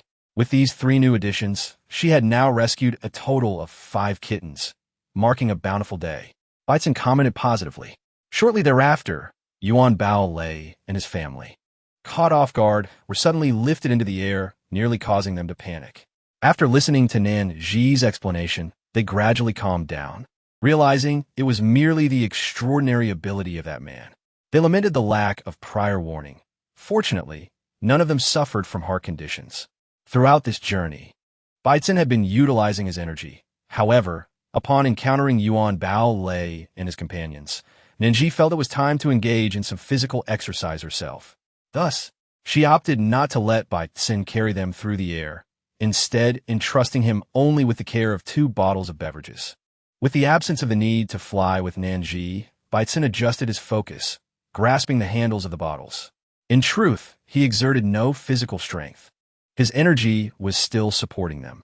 This method of holding them appeared quite inconspicuous, and Yuan Bao Lei and his group, lacking any extraordinary abilities, were oblivious to the subtle magnetic field at play. Consequently, their astonishment was palpable.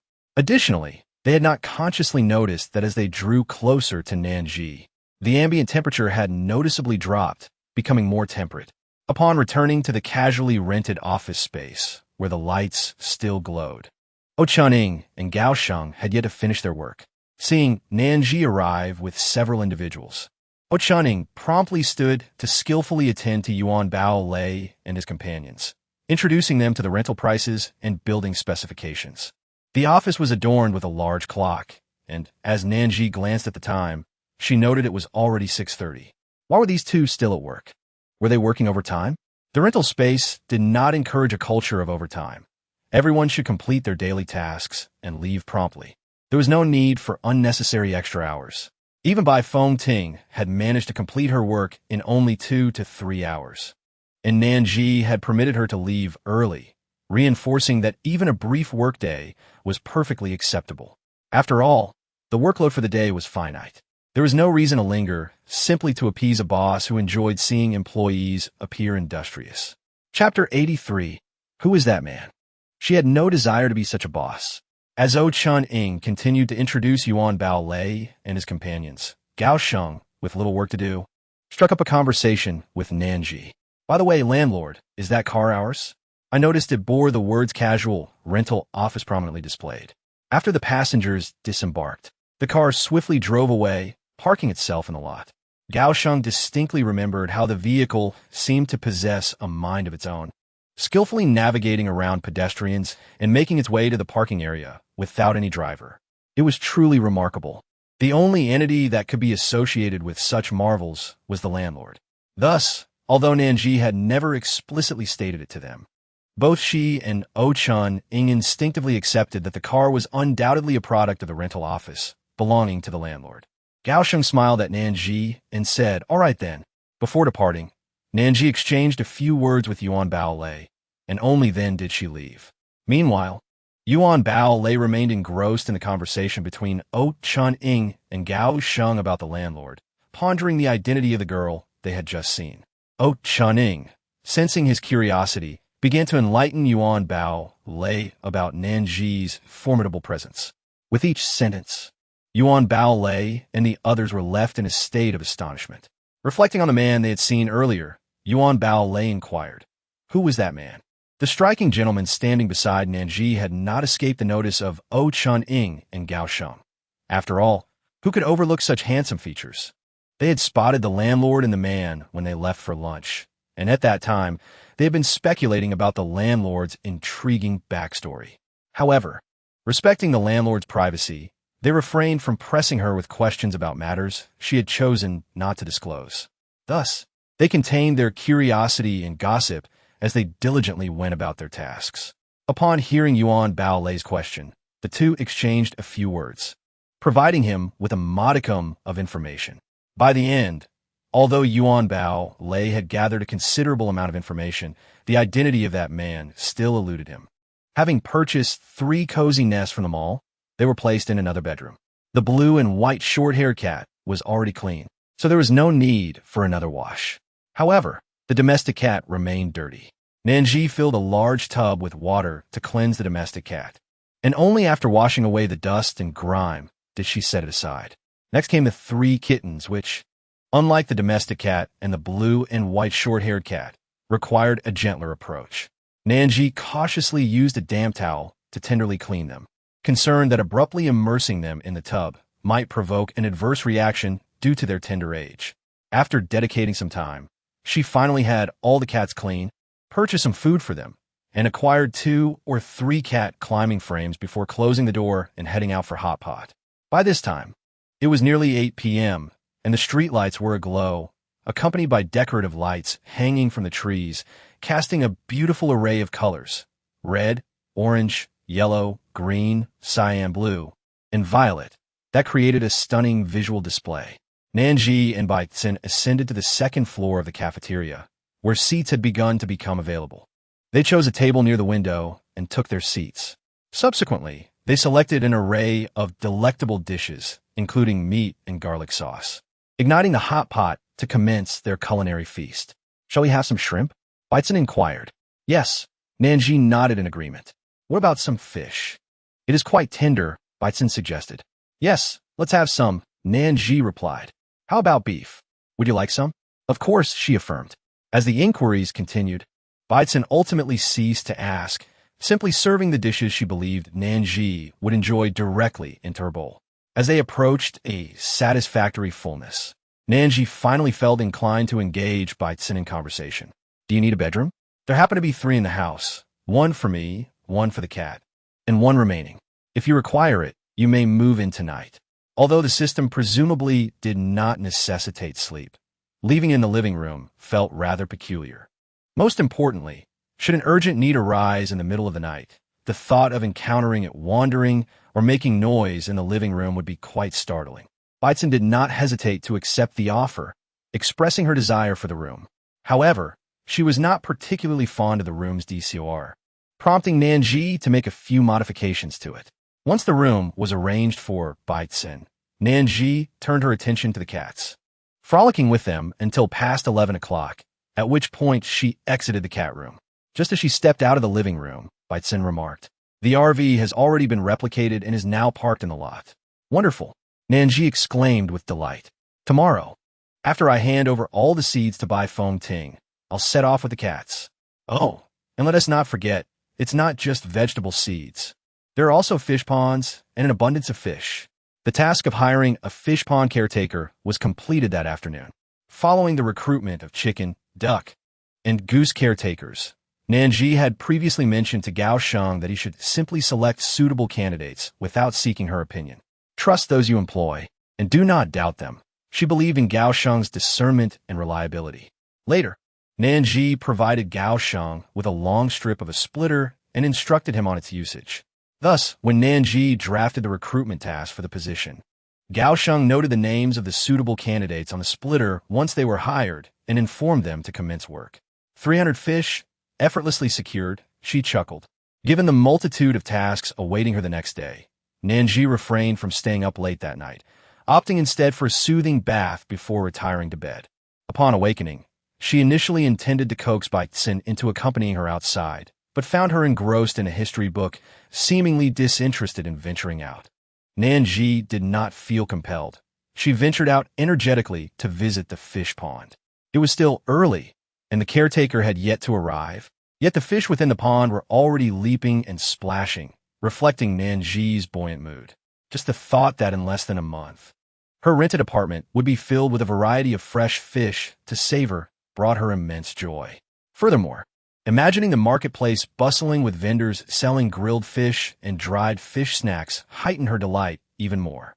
After leaving the fish pond, she strolled leisurely towards the orchard. By the time she arrived, it was nearly the start of the workday, and Bai Feng Ting was already present in the orchard. Upon seeing Nan Zhi, Bai Feng Ting greeted her warmly. Nan Zhi smiled and responded affirmatively, then opened her hand to present the 5 sealed packets of seeds to Bai Feng Ting. These packets contained a variety of vegetable seeds, including those for cabbage, broccoli, pumpkin, corn, and some for kale. You can plant them shortly. Upon seeing the vegetable seeds, Bai Feng Ting exclaimed in delight, "Vegetable seeds! My mother was just saying yesterday how wonderful it would be if fresh vegetables were available for purchase here." Nan Zhi recalled that Bai Feng Ting had mentioned before that her family lived far away, and she was the only one residing in a rented apartment. She also remembered Bai Feng Ting saying that in the future, a vehicle would arrive at the rental, bringing her family over. Thus, yesterday's bus journey must have transported Bai Feng Ting's family to her place. Contemplating this, Nan Zhi inquired, "Did your family arrive yesterday?" Bai Feng Ting chuckled, "Yes. They arrived yesterday, and it was that marvelous bus parked in the lot that brought them here. I had just finished work and decided to take a stroll when I unexpectedly spotted my family disembarking from that bus. My mother even suggested I move in with them, but I prefer solitude, and the distance between the single apartment and their 3-bedroom flat is not much. Just a few steps, and I could reach them, so I opted not to stay with them. After all, they are nearby, and I can visit them after work or whenever I wish." "Oh," Nan Zhi exclaimed in surprise. "I thought you were quite attached to home." No. Bai Feng Ting quickly waved her hands. "I do love my family, but I also dread their incessant chatter. It's far more comfortable and tranquil to live alone." Nan Zhi smiled and then engaged in a conversation with Bai Feng Ting, inquiring if she could manage the workload. If it proved too burdensome, they could consider hiring an additional person to co-manage the orchard. Bai Feng Ting waved her hand dismissively, assuring her, "No worries. I can handle this amount of work, really." Chapter 86. The empty countryside at this moment. Baitsin was engrossed in a history book, utterly captivated by its contents, though it remained a mystery what had drawn him in so intensely. Unlike her, who found herself drowsy with each passing page, as if the book were a hypnotic spell, Baitsin nodded and marked page 231 before closing the book. The two then entered the cat room, with Nan Zhi cradling a single cat, while Baitsin held 2 in his arms, making their way toward the entrance. Behind them followed 2 adorably charming kittens. This sight left the occupants of the rental bewildered. They distinctly remembered encountering the landlord just days prior, when she had been entirely alone. To their astonishment, upon their return, not only was she accompanied by a remarkably handsome man, but also surrounded by an array of cats, an enviable spectacle indeed. Some fortunate individuals, who had managed to procure valuable resources, now found themselves on the rental's wealth leaderboard. They gazed longingly at the cats following Nan Zhi, feeling an irresistible urge to adopt one. Unfortunately, finding a purebred cat without mutations outside was exceedingly challenging, leaving them curious about where the landlord had sourced such delightful creatures. Moreover, the rental did not stock cat food, and they lacked the landlord's remarkable resourcefulness to conjure up such variety.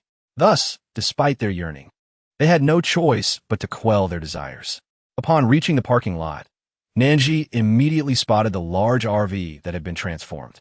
It was uncertain whether the bus had anticipated her preferences during the metamorphosis, but it was entirely adorned in shades of pink, which Nan Zhi adored at first sight. Once on board, she set the cats down to roam freely while she explored the RV's interior. Overall, it bore a striking resemblance to her home. equipped with all necessary amenities, including an automatic dining counter for any hunger or thirst during their journey. Beitzen settled into a seat, reopened his history book to page 231, and resumed his focused reading. When Nan Zhi stepped out, she brought along several romance novels, which made her journey on the vehicle quite enjoyable. She would occasionally delve into her books or entertain the cats, and, after sitting for a while, she would rise and stroll freely within the confines of the RV. This time, they did not head towards the base, but ventured into the countryside, as Nan Zhi believed that the rural areas were home to more feral cats, and perhaps there would be a greater number of unmutated cats surviving there. After more than 5 hours on the road, they finally arrived at the expansive countryside. Leaving a few cats in the vehicle, Nan Zhi and Beitzen disembarked, walking along a remarkably tranquil dirt road. This serene environment stood in stark contrast to the chaos of the big city, where zombies and mutated creatures roamed in alarming numbers, enough to send shivers down one's spine. Thus far, in the countryside, neither Nan Zhi nor Beitzen had encountered a single zombie or mutated animal. Had Nan Zhi ventured here alone, witnessing such an eerie stillness, she would have undoubtedly refrained from proceeding further. However, with Beitzen and his extraordinary system accompanying her, Nan Zhi felt no such trepidation. Carrying a leisurely gait and a carefree smile, one might easily mistake her for a tourist. In truth, their expedition was not far from that. After all, they had set out in an RV with the intention of both exploring the external environment and searching for cats. Upon reaching a house, Beitzen's scan revealed it was unoccupied but contained signs of life. Nan Zhi gently pushed the door, which surprisingly opened with ease. Inside, the furniture was coated in a thick layer of dust, hinting at the long absence of its owner. Following Beitzen's guidance, Nan Zhi entered the kitchen, where she discovered an emaciated orange cat nestled atop the stove. On the floor lay a dog that appeared to be on the brink of collapse. Seeing this, Nan Zhi utilized her health scanner on both the orange cat and the dog, learning that their dire state resulted from hunger and prolonged neglect. She swiftly procured cat and dog food from the marketplace to nourish them. The health scanner had only been purchased the previous day, as animals cannot articulate their ailments like humans. With the scanner, one could easily ascertain whether a cat was sick or healthy. Upon seeing the food, both the orange cat and the dog struggled to lift themselves, gradually bringing the sustenance to their mouths. Concerned they might choke, Nan Zhi also offered them water. Just as she contemplated waiting for them to regain strength before taking further action, the task list updated. Task 1. Upon completion, unlock 1. An automated fresh produce market 2. A unique haven exclusively for dogs. Upon reading this new task, Nan Zhi raised an eyebrow in silent surprise. It seemed the system had automatically initiated this mission because she had stumbled upon the dog. Otherwise, she would likely have had to locate 30 cats before the task of finding 30 unmutated dogs was even unlocked. Nan Zhi felt that she had completely discerned Beitzen. Upon hearing Nan Zhi's inner musings, Beitzen did not attempt to refute her, for what Nan Zhi spoke was indeed the truth. When the dog and the orange cat regained some strength and were able to walk, Nan Zhi inquired if they wished to accompany her. The orange cat meowed in response while the dog barked, both rising to follow Nan Zhi and Beitzen out of the house. After traversing several more houses, they found nothing of significance. "This is somewhat unusual," Nan Zhi remarked, her tone neither too light nor too heavy. Logically speaking, regardless of how dire the apocalyptic circumstances might be, there should at least be a few people, or perhaps zombies or mutated animals, lurking within the village. Yet, it was evident that none were present, which rendered the situation all the more peculiar. They ventured into another village, only to encounter the same desolate conditions. Not a soul was to be found, nor had they laid eyes upon a single zombie or mutated creature. In Chapter 88, do you wish to eat? If so, follow me. Fortune smiled upon them as they approached a house at the village's end, where Nan Zhi discovered several cats. This was a delightful surprise, for within that dwelling, there were 9 cats gathered. Perhaps they had stumbled upon food in that house, for when Nan Zhi beheld them, they were engrossed in devouring the scattered cat food strewn across the floor. Upon noticing Nan Zhi and Beitzen, the 9 cats merely cast a fleeting glance before resuming their feast. Upon witnessing this, Nan Zhi was struck by a sudden inspiration. She purchased 9 cat treats from the market and waved them enticingly towards the felines. The moment the treats were revealed, several cats turned their gaze towards Nan Zhi, or more accurately, towards the 9 delectable treats she held in her hand. However, Nan Zhi did not simply relinquish them. Instead, she addressed the cats. "Do you wish to have them? If so, follow me." Nan Zhi firmly believed that the cats would surely comprehend her words.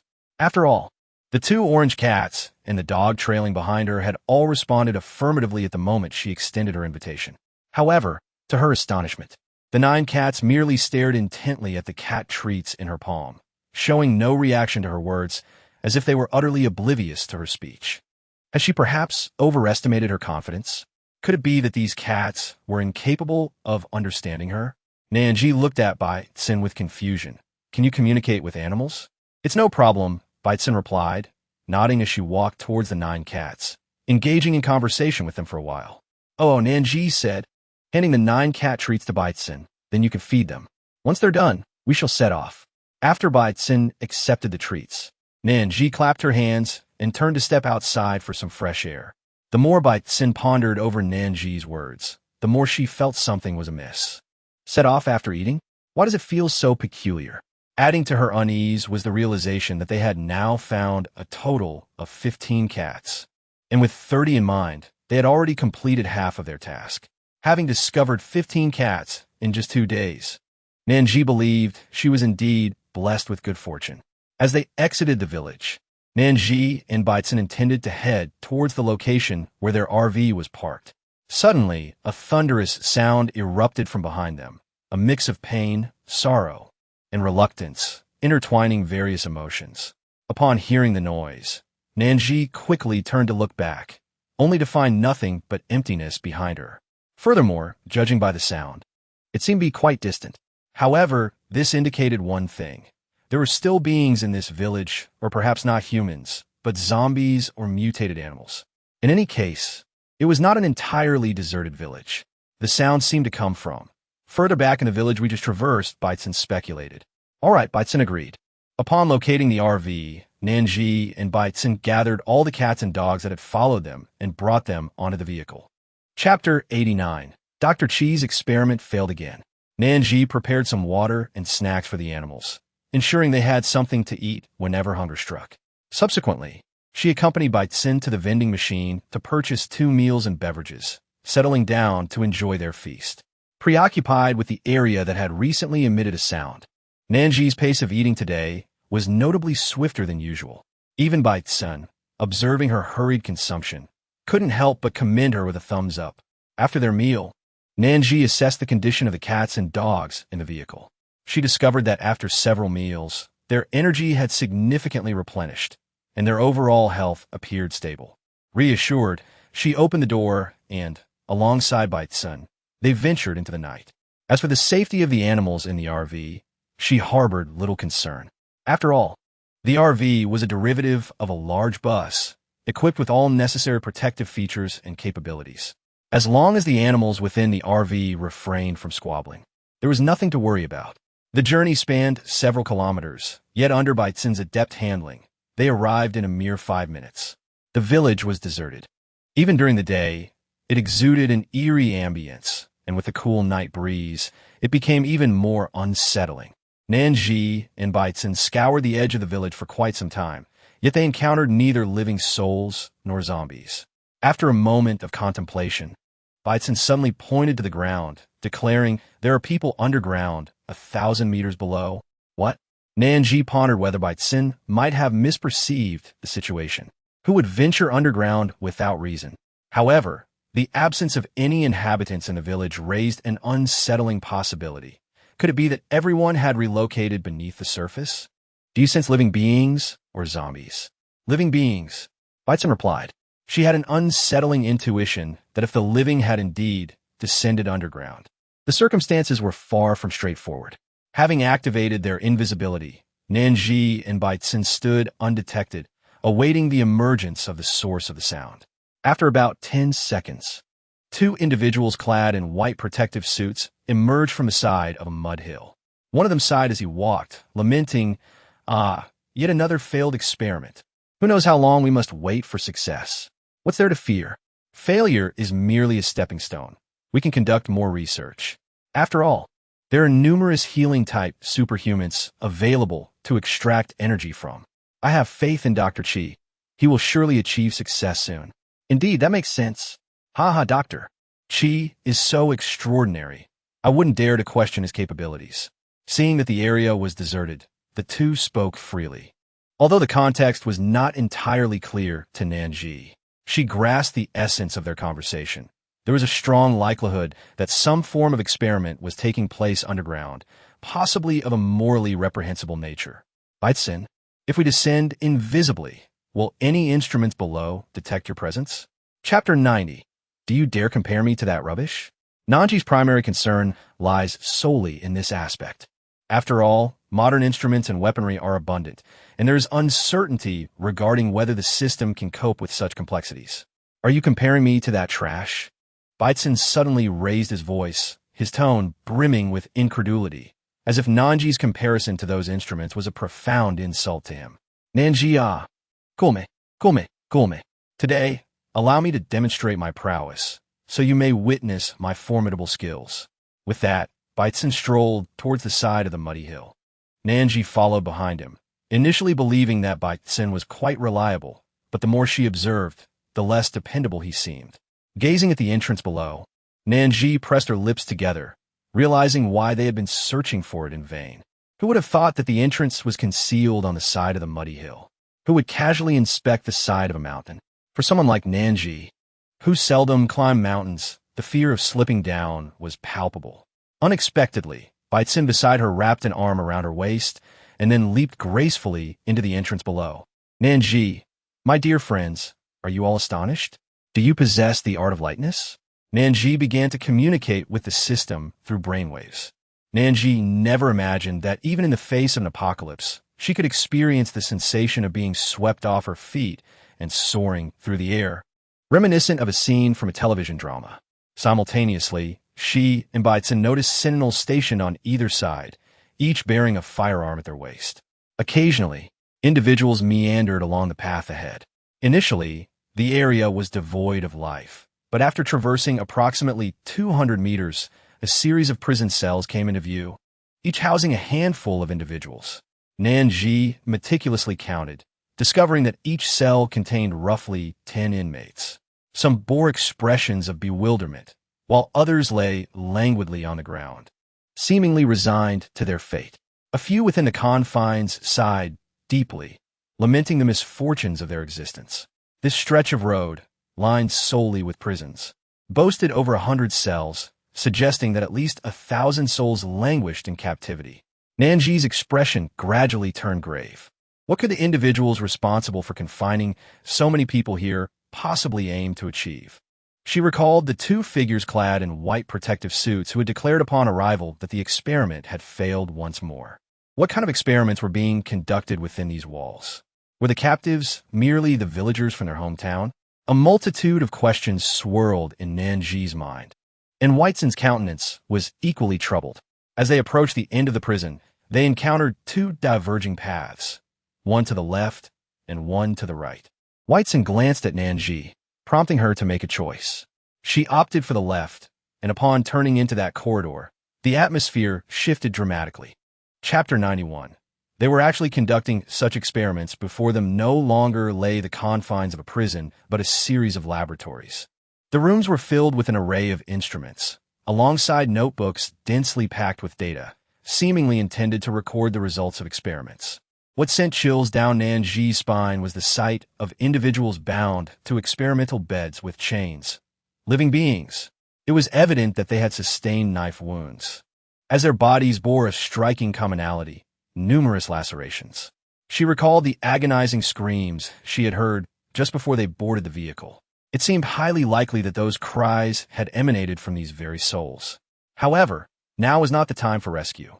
They needed to survey the environment and ascertain whether there were others similarly trapped within. Additionally, if possible, they aspired to uncover the mastermind behind this scheme. Otherwise, the cycle of victimization would persist. The right corridor had a door, to ensure there were no adversaries within. Weitzen had scanned the area, and confirmed that the space behind the door was devoid of life. Only then did Nan Zhi open the door, and they slipped inside, promptly shutting it behind them. The air was thick with the stench of blood. The right side remained unlit, shrouded in darkness akin to the night. Nan Zhi blinked until her eyes adjusted, gradually revealing the sinister surroundings. The further they ventured, the more her fury intensified, and even White Sin's expression grew somber. This was monstrous. Before them lay another prison, but it differed from the previous ones. Instead of individual cells, this was a vast communal area spanning thousands of square meters. Within were not the living, but heaps of corpses piled together. The sheer number was enough to convey the scale of suffering inflicted upon others. Most infuriating was that the deceased were not merely whole bodies, but rather grotesque amalgamations, upper halves of humans fused with lower halves of zombies, or hybrids of humans and mutated creatures, and even more disturbingly, combinations of humans, zombies, and mutated animals. They were conducting these abhorrent experiments. If they ever succeeded in merging humans, zombies, and mutated creatures into a single entity, their next step would undoubtedly be to conquer every inch of this world. Humanity was already struggling to survive in this apocalyptic reality. If such experiments continued, the situation would only worsen. On the left side lay various instruments and substances that held little allure for Nan Zhi. She exchanged a glance with White Sin, raising her chin slightly toward the right to signal her intent. Chapter 92.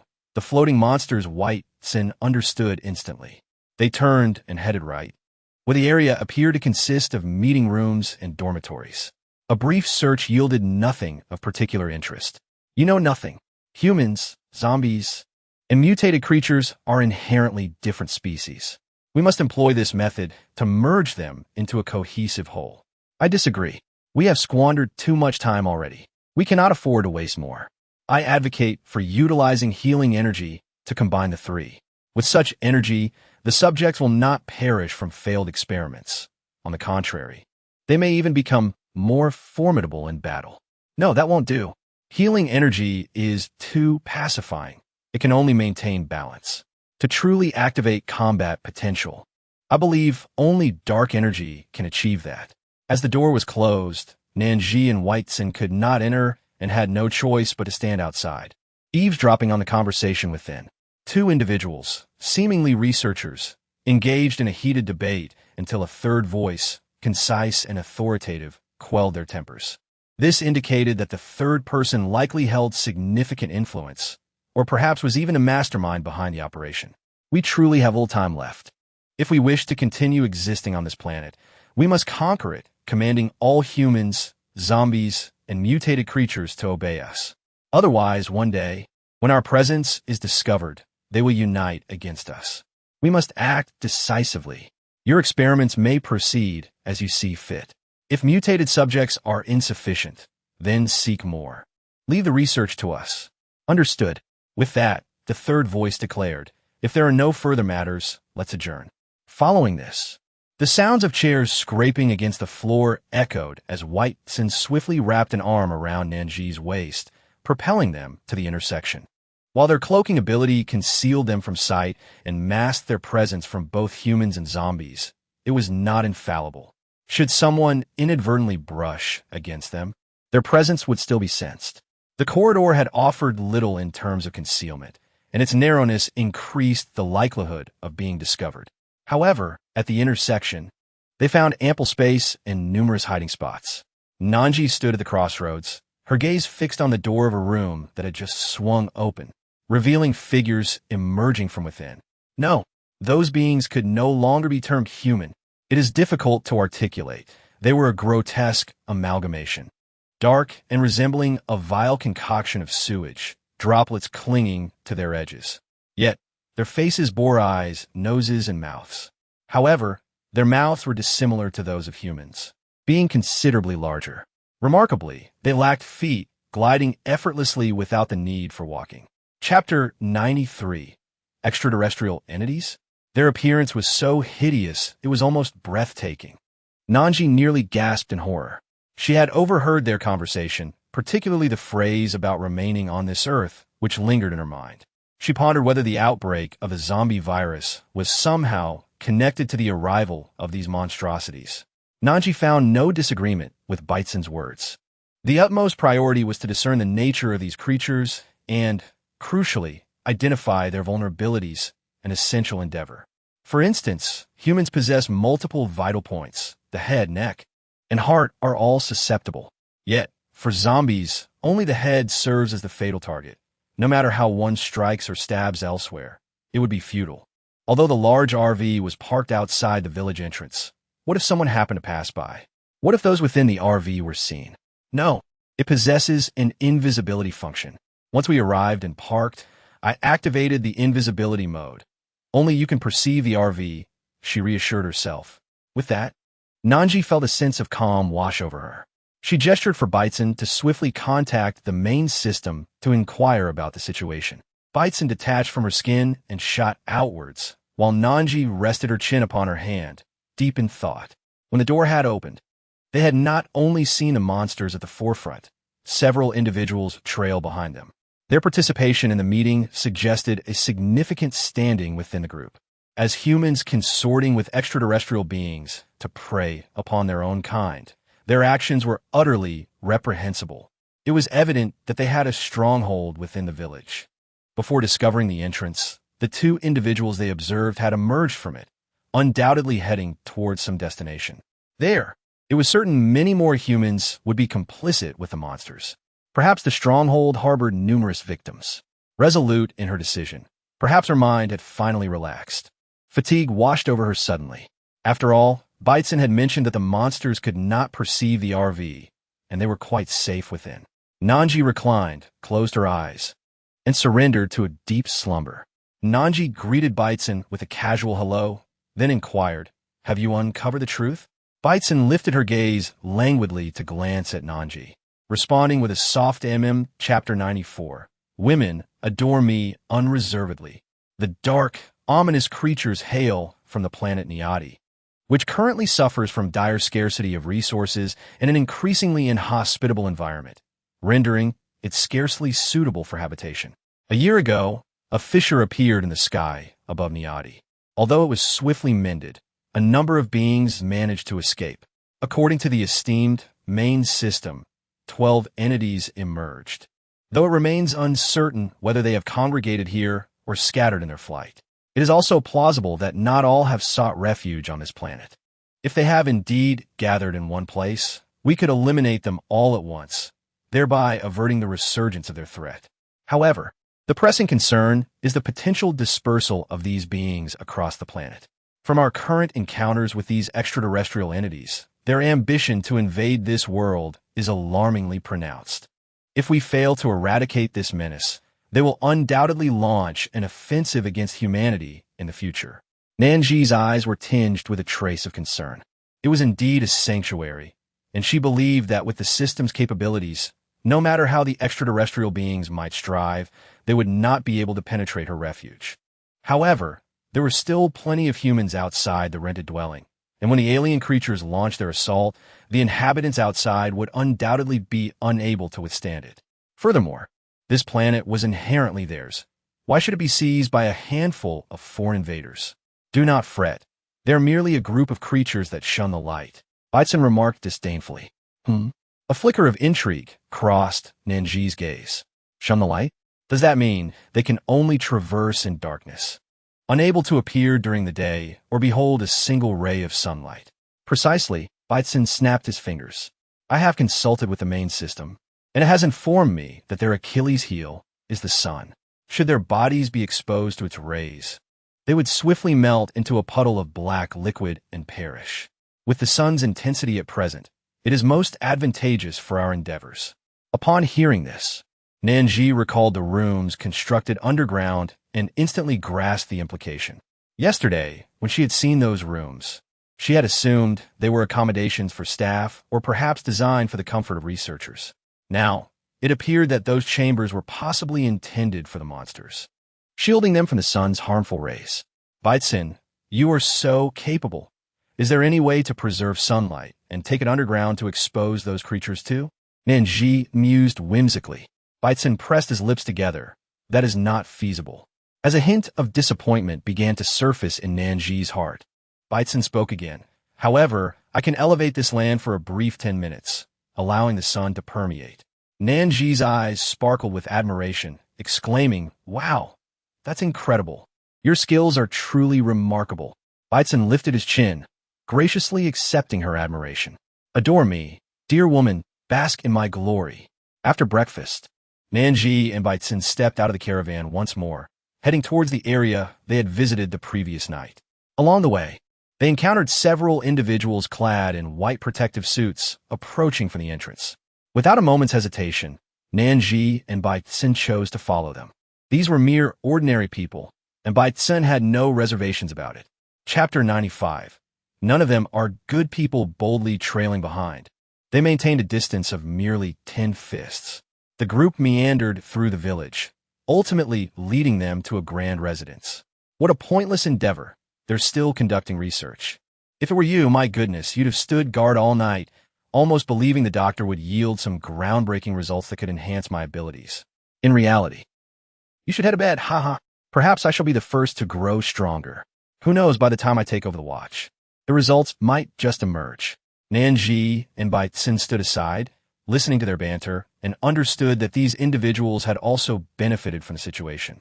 It seemed they had been promised that once the research on the fusion of human and zombie-mutated animals was successful, they too would be granted such enhanced bodies, augmenting their abilities further. They were certainly not virtuous individuals. Noticing their silence, Nan Zhi began to explore the premises. Although the residence was spacious, most of it served as living quarters for the staff, containing only a few blankets and daily necessities. Moving from the first floor to the second and third, she found them all deserted. It was not until she reached the fourth floor that Baitzen sensed the presence of many people inside. Upon hearing this, Nan Zhi intended to open the door, only to discover it was secured with chains. Gazing down at the chains, a smile crept onto Nan Zhi's face. Did they truly believe such contraptions could hinder her? She deftly removed a slender hairpin from her hair and inserted it into the lock, casually manipulating it a few times. With a satisfying click, the lock sprang open. Upon entering, she found a room filled with captives, who evidently had not seen light for an extended period. As the door swung open, they squinted, their eyes barely able to adjust. Their hands and feet were bound by chains, and an additional chain was fastened around their waists, leading to a nail driven into the wall, preventing any chance of escape. Since Nan Zhi and Baitzen were still cloaked in invisibility, the captives could not see them. They merely registered that the door to their confinement had unexpectedly swung open. Nan Zhi and Baitzen swiftly entered the room, subsequently closing the door behind them. Baitzen disengaged from her cloaked state, revealing both of them to the onlookers. "Who are you? Please don't eat me. I'm not tasty at all. I beg you, spare me. My flesh is quite tough, truly unpalatable. Please do not consume me." Upon seeing Nan Zhi and Baitzen, the occupants of the room instantly implored for mercy. Concerned that their voices might attract the attention of those downstairs, Nan Zhi shushed them softly and whispered, "I am here to rescue you, so please remain silent." Hearing her declaration of intent, hope flickered in their eyes, which widened significantly, and they ceased their pleas. "I ask you, why have they imprisoned you here?" Nan Zhi inquired, having already formed some conjectures based on their earlier words. It appeared likely that those below regarded the individuals in the room as a source of sustenance. Sure enough, within moments, someone gritted their teeth and spoke to Nan Zhi. "They have no food, no meat to eat. They locked us here with the intent to kill us and feast upon our flesh. Over the past few months, many of us have already been taken away." Chapter 96. The village chief is dead. We were living quite well in this village. Even with the apocalypse upon us, we believe that as long as we work together, life would eventually improve. They seize 2 individuals each week, and in these past months, dozens have been taken. This week has just begun, and no one has been captured yet. Perhaps soon, they will come to take more for slaughter. Little girl, I implore you, please help us, save us. Young lady, I beg you, even if you choose not to save me, you must rescue my granddaughter. She is just in her early 20s, with a long life ahead. She cannot simply perish. Stop. Nan Zhi gestured, and the room fell silent, yet countless pairs of eyes remained fixed upon her, brimming with hope. Yes, you. Since I have pledged to rescue you, I shall not go back on my word. However, before proceeding with your rescue, there are certain matters I must clarify to ensure my subsequent actions are more assured. Do you understand? After Nan Zhi posed her question, her gaze swept across the individuals in the room. Upon hearing her words, everyone nodded in acknowledgement, indicating their understanding. Only then did Nan Zhi proceed with her inquiry. Who is your village chief? Where is he now? Does he possess any extraordinary abilities? The village chief is deceased. It seems that they were engaged in the construction of something, as the sound of clanging resonates daily. Once the construction was completed, the village chief quarreled with those creatures over matters of interest and was subsequently killed in public by them. Nodding thoughtfully, Nan Zhi pondered for a moment before addressing the group. I shall now unlock your restraints and guide you to freedom, but you must ensure absolute silence during our escape. As the words from Nan Zhi fell, those individuals immediately expressed their stance. There was no utterance, absolutely none.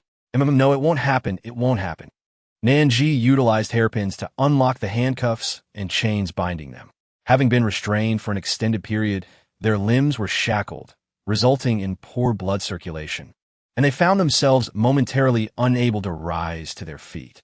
Nan Zhi allowed them to rest for a while, suggesting they depart once their strength had been somewhat restored.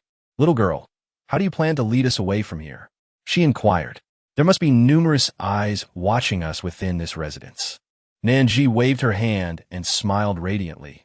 We could become invisible. These matters pose no challenge for us. Upon her mention, someone gasped, their eyes widening in realization. Indeed, I felt that when the door opened earlier and I squinted my eyes, it seemed that the room was originally empty. How did it suddenly fill with people? I thought I must have been mistaken. Chapter 97. I'll strangle you. Yes, me too.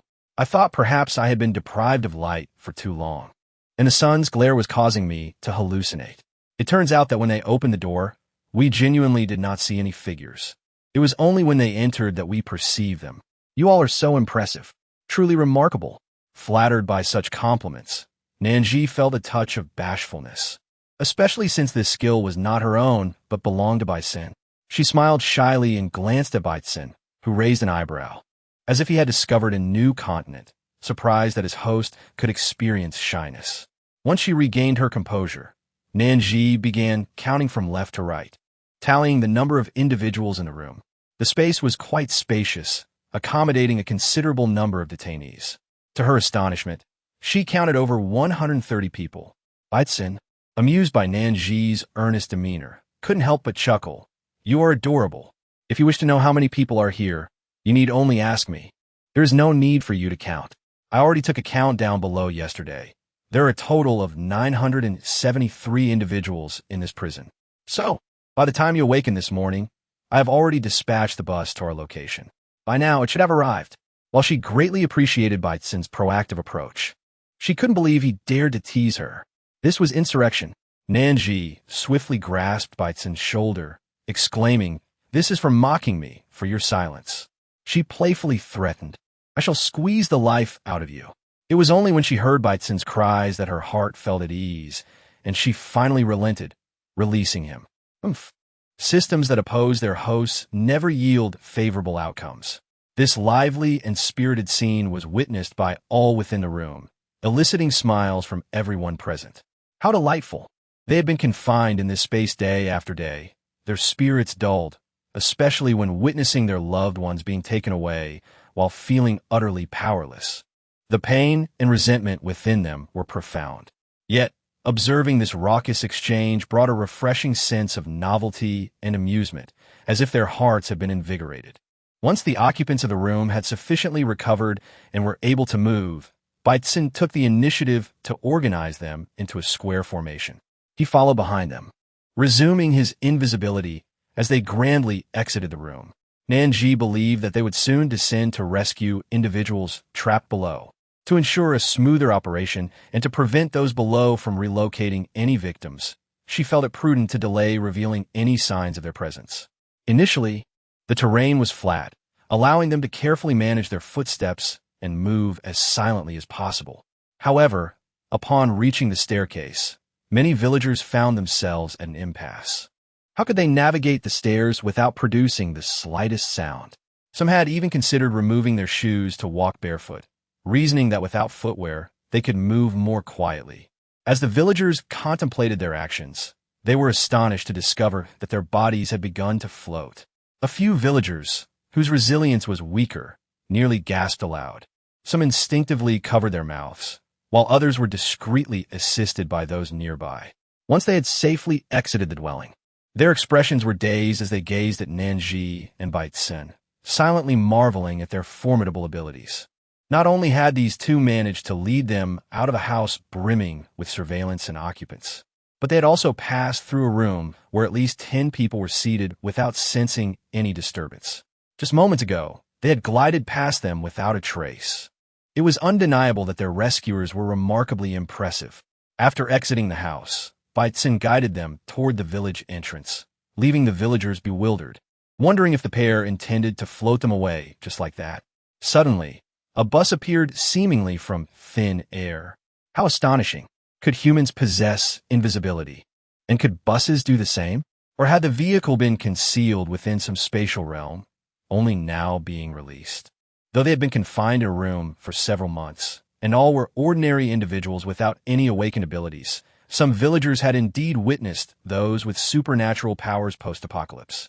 They had seen space manipulators who could make food and various items vanish silently at will. Truly remarkable. Observing Baitzen gesturing for them to board, the villagers understood and formed a line to enter the bus. Once they were all aboard, Nan Zhi and Baitzen joined them. Baitzen adjusted the vehicle back into an invisible state while Nan Zhi began addressing the villagers. Dear friends, due to the large number of us, we must rescue others as well, and this bus cannot accommodate everyone at once. Therefore, it will take you to my rental house, where provisions and shelter await.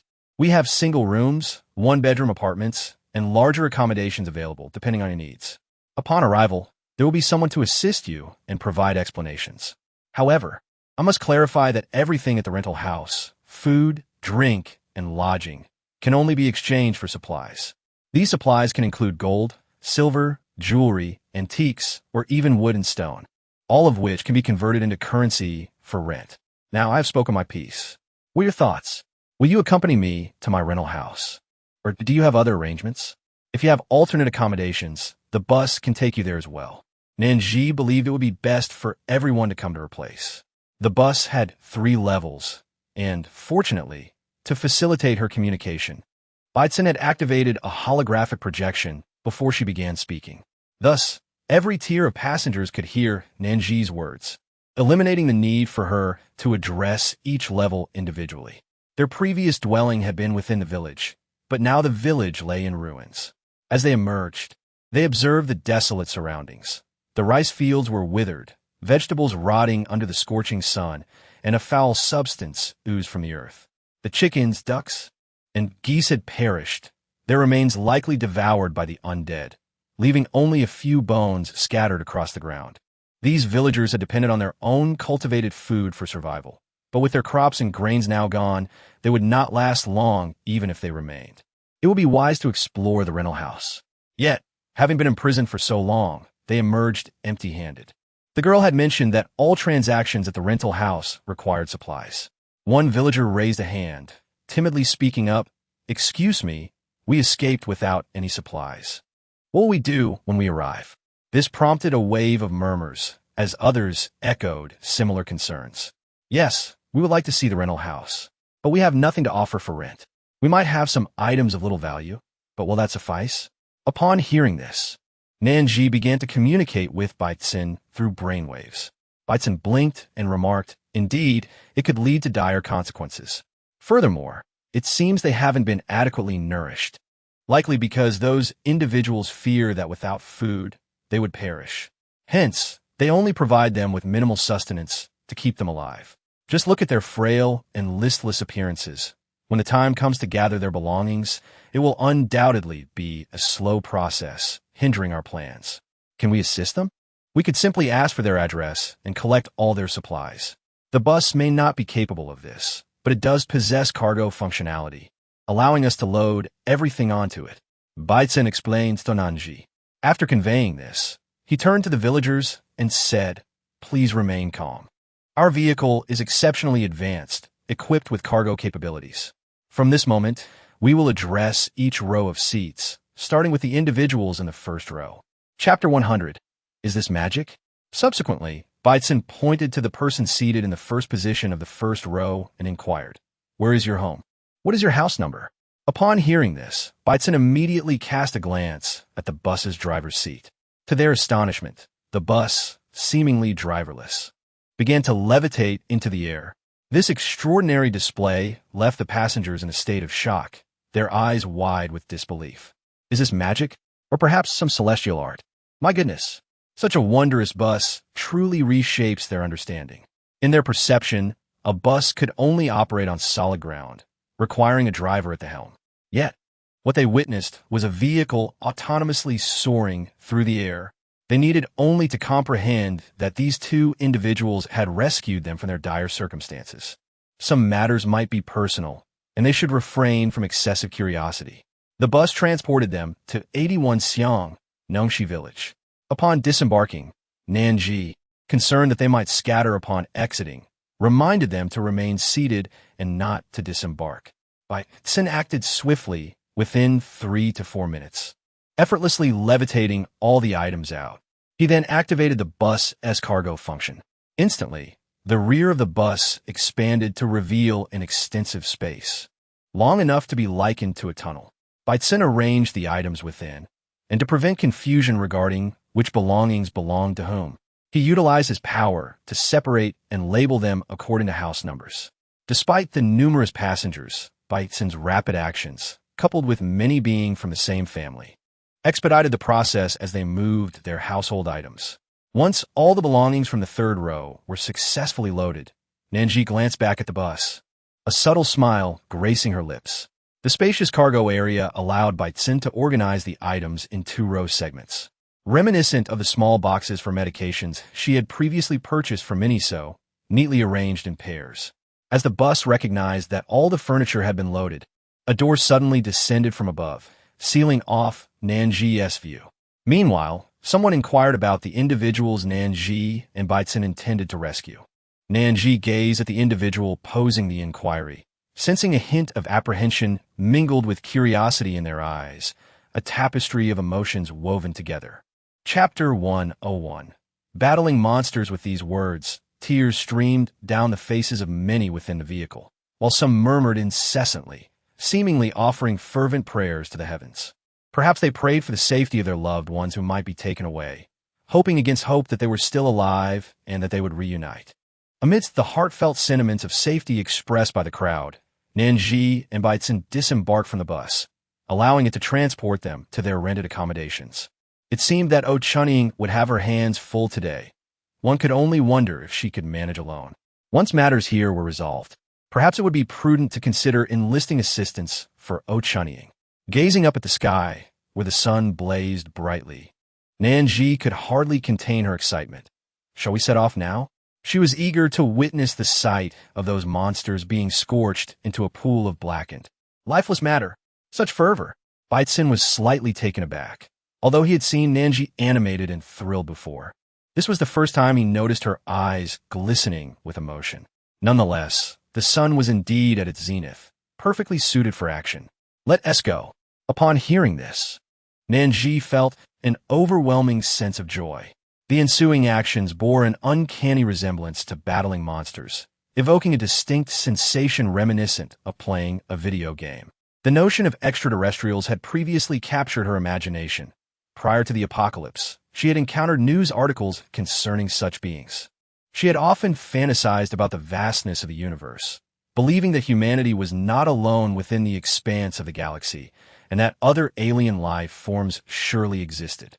Little did she anticipate that she would actually come face to face with them. Regrettably, the extraterrestrials they encountered were malevolent and grotesque. Otherwise, she might have been inclined to befriend them. These alien creatures not only abducted humans for experimental purposes, but also harbored intentions of conquering Earth. Such nefarious beings ought to be dealt with swiftly. Upon reaching their destination, They entered with the intention of assessing whether the monsters were indeed present. However, after scouring both the left and right branches of the three-way intersection, they found no sign of the creatures, only 10 individuals standing or seated near the exit. 2 of the paths in the intersection were devoid of any presence, and the fact that the monsters shunned the light suggested that they had retreated to the central path. This realization cast a shadow of foreboding over both Nan Zhi and Baichen. The central path led to no good end. One side housed discarded failed research subjects, while the other was dedicated to conducting experiments. Regardless of the direction, it implied potential injuries or even fatalities due to failed experiments. As they arrived at the terminus of the central path and turned left, they indeed observed several monsters congregated there. Alongside them stood 3 individuals, all of whom gazed greedily into the research lab. At that very moment, 2 people were engaged in experiments within the lab. If their assumptions were correct, these 2 individuals were the very researchers they had heard about during yesterday's meeting. Nan Zhi meticulously counted and discovered that there were a total of 10 monsters inside. According to Baichen's previous statements, there should have been 12 monsters that emerged, which implies that 2 remain unaccounted for. If they have ventured to another planet, that would be acceptable. However, if they're hiding on Earth, it could pose a significant problem. Nevertheless, the immediate priority is to address the monsters at hand. While the whereabouts of the remaining 2 can be monitored for future action, should they indeed be concealed on Earth, they can be eradicated later. Chapter 102. Rooting out the problem, it seems they had only just begun preparations for their experiment, as the zombies, along with a mutated cat, 2 mutated bats, and a mutated elephant, remained unharmed. The individual bound to the bed had not yet been subjected to any incisions, showing no new wounds. However, if they do not act swiftly to intervene, the trapped individuals will undoubtedly face dire consequences. Baichen, I will enter and eliminate the 2 individuals conducting the experiment. You are responsible for unearthing the entire surface above, allowing the sunlight to penetrate. After surveying her surroundings, Nan Zhi immediately took action. Her frequent encounters with zombies and mutated animals in combat had significantly enhanced her strength and speed. Dealing with the 2 individuals inside posed no challenge for her. With that, Nan Zhi sprang into action. Observing this, Baichen shouted towards the ceiling, "Open the heavens and earth."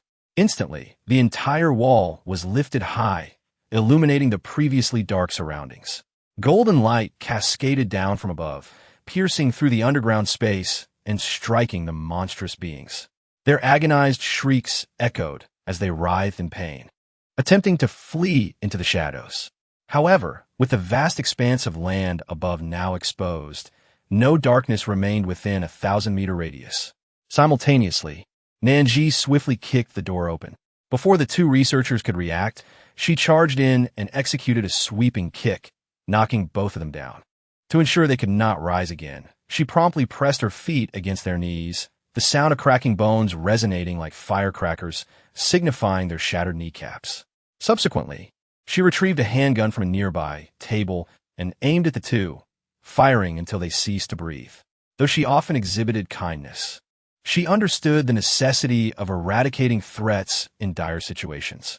Allowing these researchers to survive could lead to unforeseen consequences, such as them transforming into sentient zombies should they be bitten, potentially resuming their heinous experiments.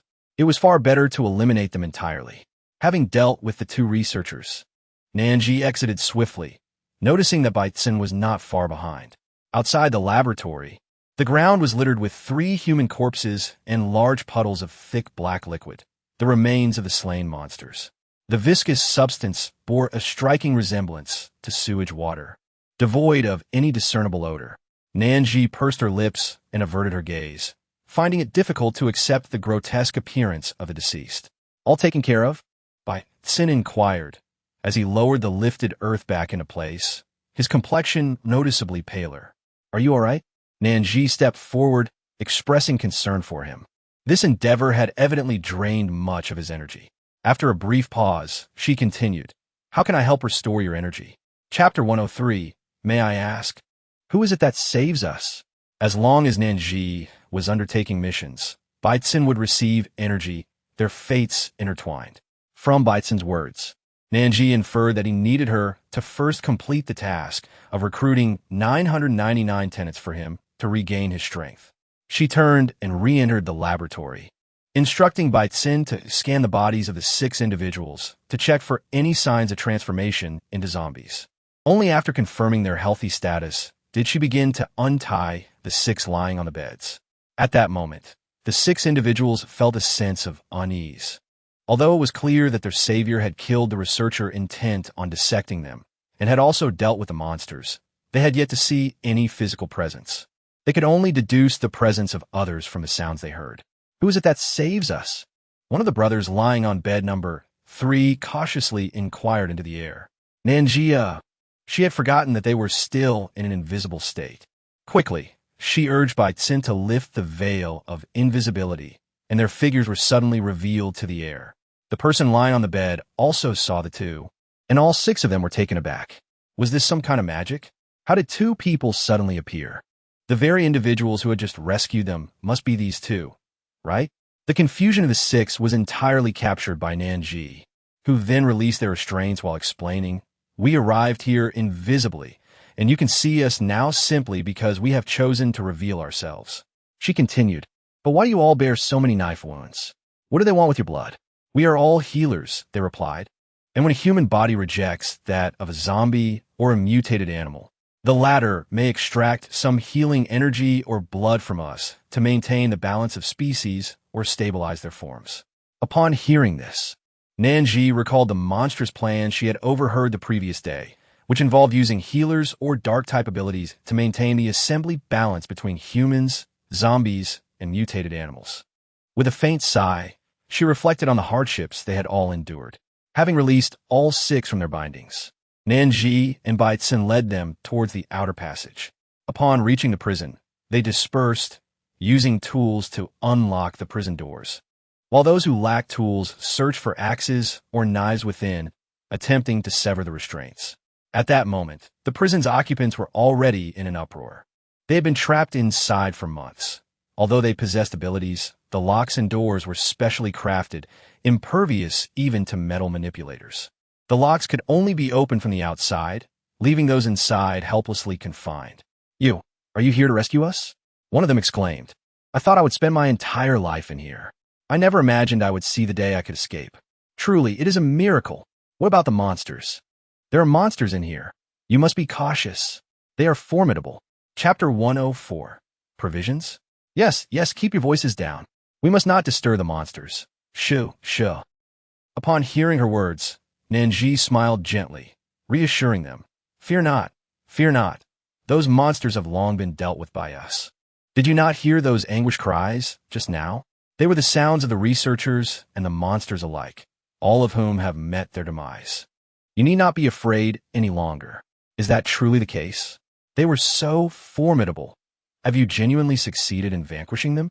A voice from the prison echoed with skepticism, for they had all witnessed the monstrous prowess firsthand.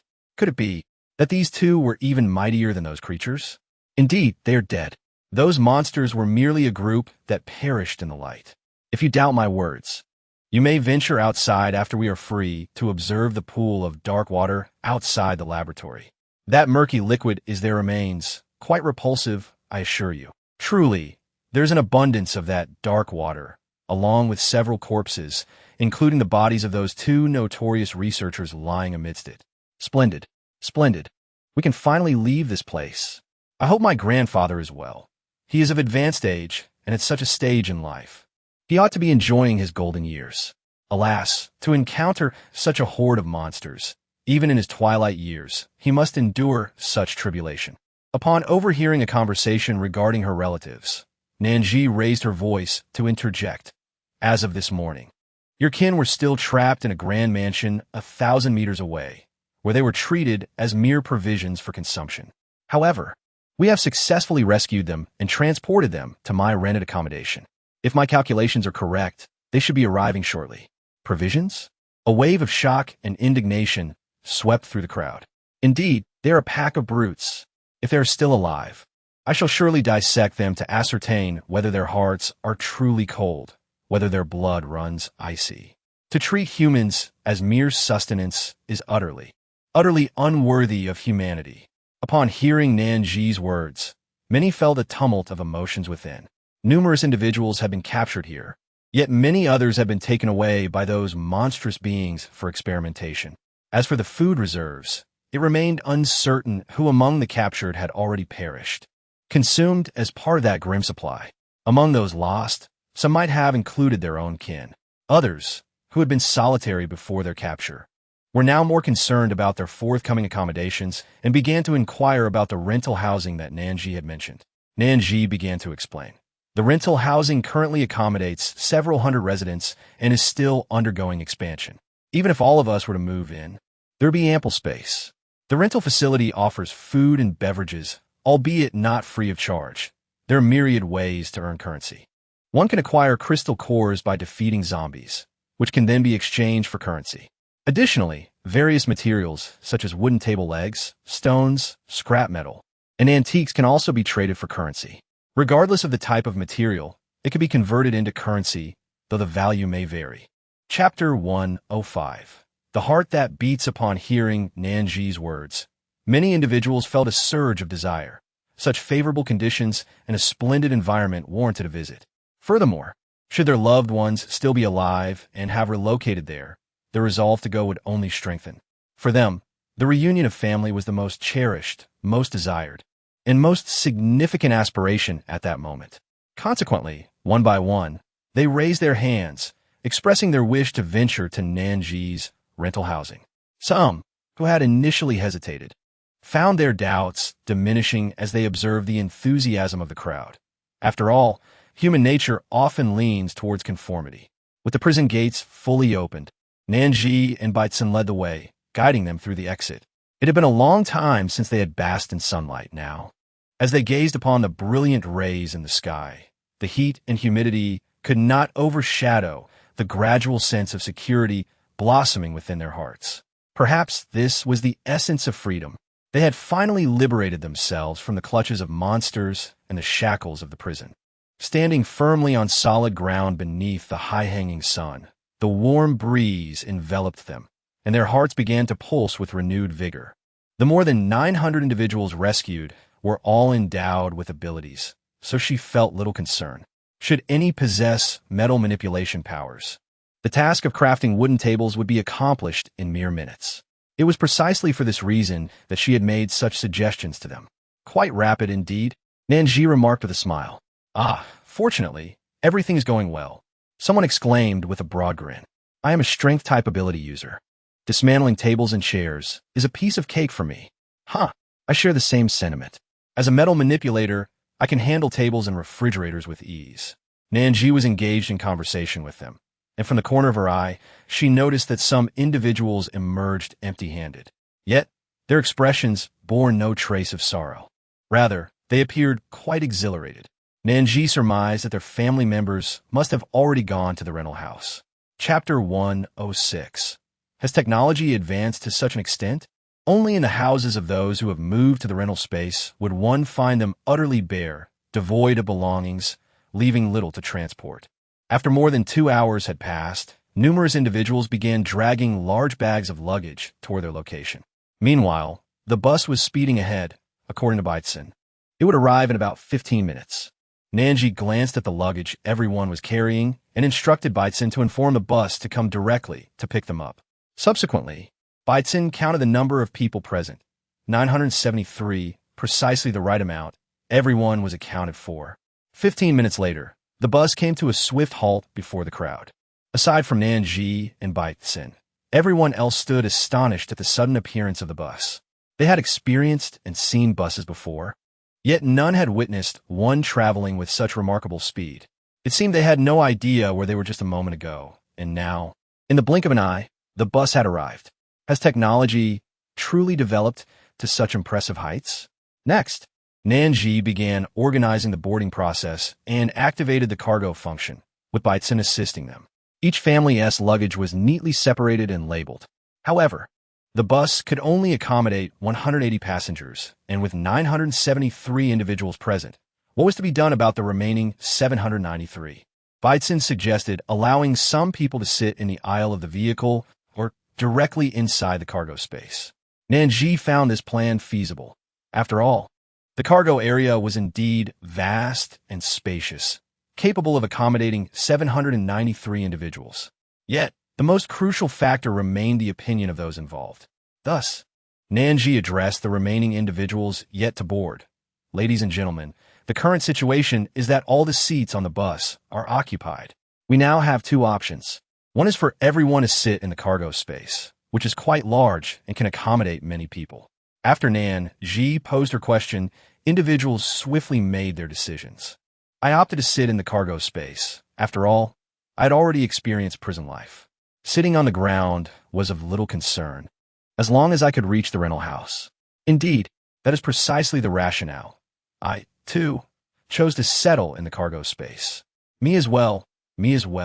Consequently, as everyone agreed to gather in the cargo area, Nan Zhi organized them to orderly transport their luggage onto the vehicle. In the end, 30 individuals remained, and Nan Zhi arranged for them to board a vehicle heading towards a corridor. Fortunately, they had luggage, which they utilized as makeshift seats. Some, rather carefree, simply plopped down on the ground. The floor of this vehicle was significantly cleaner than that of the prison, yet they still worried about soiling their pants. Once all 973 individuals were properly accommodated, Nan Zhi and Bai Tsin disembarked, watching as the bus whisked these tenants away, disappearing swiftly from their sight. Upon returning to the large vehicle, Nan Zhi appeared utterly exhausted. I am so weary. I must get a bottle of cola to replenish my energy. Would you like some? Yes, Bai Tsin replied succinctly.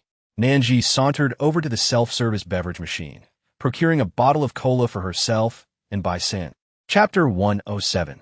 The need for a large shopping mall.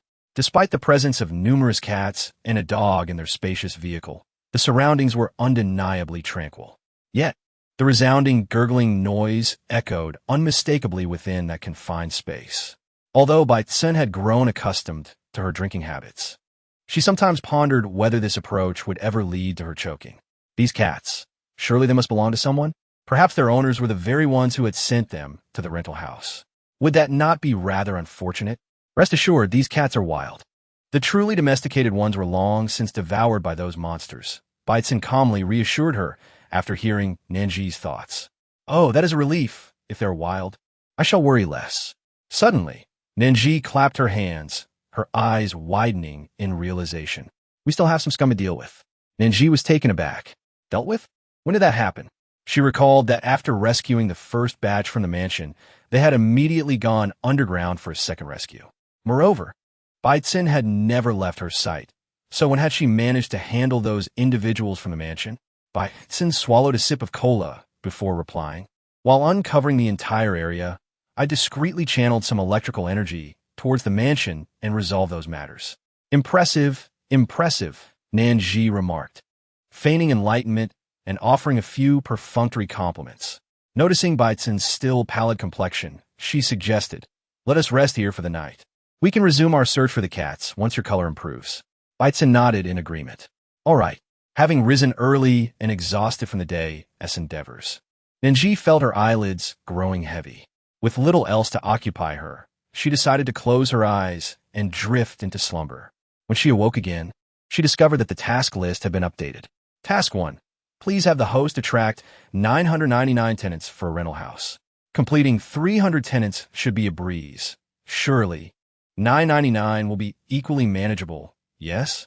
999, 999. Task completed, confetti. After midnight, the following will be unlocked. A colossal shopping mall, towering 8 stories high to satisfy your shopping cravings. Chapter 108. We look forward to the host's continued efforts. Additionally, due to the host's remarkable ambition and swift task completion, the system has decided to bestow a reward. What might be an appropriate reward? After careful consideration, the system resolved to grant the host 30 single rooms, 41 bedroom apartments, 42 bedroom apartments, and 43 bedroom apartments. The host is encouraged to persevere and strive for further achievements. The flow of people is ceaseless. Host, do not be overly excited. The mall is currently in an unopened state, and you must complete the tasks before unlocking each individual section, Bai Tsin kindly reminded. Nan Zhi, awakened from her reverie, pursed her lips and shot Bai Tsin an annoyed glance. What a dampener. Perhaps due to an increase in energy, Baizen's complexion had noticeably improved. No longer as pale as it had been in the afternoon, which reassured Nan Zhi. Host, I now present you with a new task. Please strive to complete it. Upon hearing this, Nan Zhi let out a lament. Already? I am still in the midst of searching for cats and dogs. Meanwhile, Baizen had already begun announcing the new tasks. New task. Task 1. Please attract 3,000 tenants for a rental house. 3,000 tenants are truly not excessive. I hope the host will refrain from haggling. Now that we have a large bus, it's no longer a matter of how many tenants you desire, right? It's a task easily accomplished. 210-3000. The task remains incomplete. Upon completion, the following will be unlocked. Housing is always in demand, and residences never go out of style. Once the host completes the task, they will be rewarded with 50 single rooms, 50 one-bedroom apartments, 50 two-bedroom apartments, and 50 three-bedroom apartments. Task 2. Chunning cannot manage alone. Hastily recruit 2 more personnel, or she may rebel from the accumulating workload. 2. Task incomplete. Upon completion, the following will be unlocked. The mall currently lacks merchandise, so let us open an automated paper goods store stocked with tissues, toilet paper, and wet wipes of every kind. Task 3. Our mall can be leased for rental income. Quickly post a notice to gauge interest from tenants regarding opening shops in the mall, be it food stalls, jewelry shops, or any other type of store. 3. Task incomplete. Upon completion, an automated sanitary napkin store will be opened. Task 4. The rental houses currently only feature grass, lacking flowers, which renders them rather monotonous. Let's plant some beautiful flowers to add a splash of color to the rental properties. Task incomplete.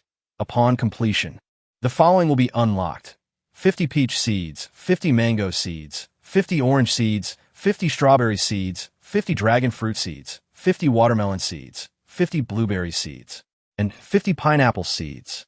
That shall suffice for the tasks at present. Also, the previous tasks remain pressing, so I hope the host can complete them promptly. Best of luck. Chapter 109. Recruiting 2 personnel. After reviewing the task list, Nan Zhi let out a sigh. With the new assignments combined with the old ones, there were a total of 6 tasks to complete. It would take an eternity to finish them all. You have too much faith in my capabilities, she remarked softly, gazing at Baizen across from her. Although the number of tasks appeared daunting, many did not necessitate her direct involvement. Just look at the gardening task. How simple it is. The tasks of renting the mall and hiring personnel require minimal effort on her part. After Baizen's explanation, Nan Zhi found her reasoning sound. Although the tasks were assigned to her, she had a team to delegate responsibilities to. Thus, the 4 newly released tasks seemed quite manageable after all. The task of securing 3,000 tenants was not urgent. She would tackle the other 3 tasks first. Fortunately, the elongated screen could be directly accessed from her personal item inventory, allowing Nan Zhi to swiftly enter work mode. Hello everyone, I have exciting news to share. Due to the overwhelming workload at the personnel department of our rental properties, we plan to recruit 2 additional personnel. The primary responsibilities of this position include welcoming prospective tenants and guiding them through the rental process to ensure successful transactions. Salary: 500 yuan. Interested candidates may proceed to the office building to participate in the interview with HR. Initially, she intended to continue writing and include the mall rental task as well. But upon reflection, she realized that the mall would not be available until after midnight. To encourage others to rent the space, it was imperative to showcase it beforehand. This task could wait. She would gradually work on the rentals once the mall refreshed. Instead, she could focus on completing the gardening task first. With this in mind, Nan Zhi accessed the system's mall feature and opened her personal inventory, where she was delighted to find an abundance of flowers: osmanthus, roses, azaleas, lotuses, jasmine, hydrangeas, tulips. An exquisite array of blooms awaited her. Nan Zhi initially planted some flowers in the corridor of the rental apartment and placed a couple of pots of roses beside the dining hall. Subsequently, she adorned the residences of the 1st, 2nd, 3rd, and 4th units with a variety of blossoms, even placing a pot of jasmine next to some streetlights. Observing the rental space now filled with vibrant flora, Nan Zhi could not help but concede to Baitzen's words. Indeed, after the flowers were planted, the apartment exuded a renewed vitality. It appeared far more aesthetically pleasing than it had when merely adorned with foliage. Ding! The host has completed one of the tasks. Please collect your reward. Task completed. Task 4. The rental apartment was previously bereft of flowers, appearing rather monotonous. Let us enhance the space with some beautiful blooms to infuse a touch of vibrant color. The task has been accomplished. After midnight, the following will be automatically unlocked. 50 peach seeds, 50 mango seeds, 50 orange seeds, 50 strawberry seeds, 50 dragon fruit seeds, 50 watermelon seeds, 50 blueberry seeds, and 50 pineapple seeds. Chapter 110. A midnight encounter with 23 kittens? Oh joy! The collection of fruit seeds has increased once again. Once she gathers 30 kittens, she will also receive grape seeds. It won't be long before she can indulge in grape, peach, strawberry, dragon fruit, and watermelon delights. With this thought, Nan Zhi suddenly felt invigorated. She was eager to embark on her tasks. Let us proceed to accomplish our missions. As the conversation with Nan Zhi drew to a close, the caravan set off, aimlessly meandering through the night. Since Baitzen was an artificial intelligence, she required no sleep. Having already indulged in a restorative slumber, she now brimmed with energy. With her alertness intact, she resolved to undertake her tasks without delay, for the sooner she completed them, the sooner she would be rewarded. As they wandered into the depths of the night, the destination of the caravan remained a mystery. Through the window, Nan Zhi caught sight of what appeared to be a multitude of creatures leaping in the distance, their diminutive forms reminiscent of cats. Nan Zhi hurriedly tapped Baitzen, who was still engrossed in her book, and pointed towards the window. Baitzen looked quickly. Is that a cat? It seems a bit like one to me. Baitzen lifted her gaze towards the window and simultaneously activated the system scan.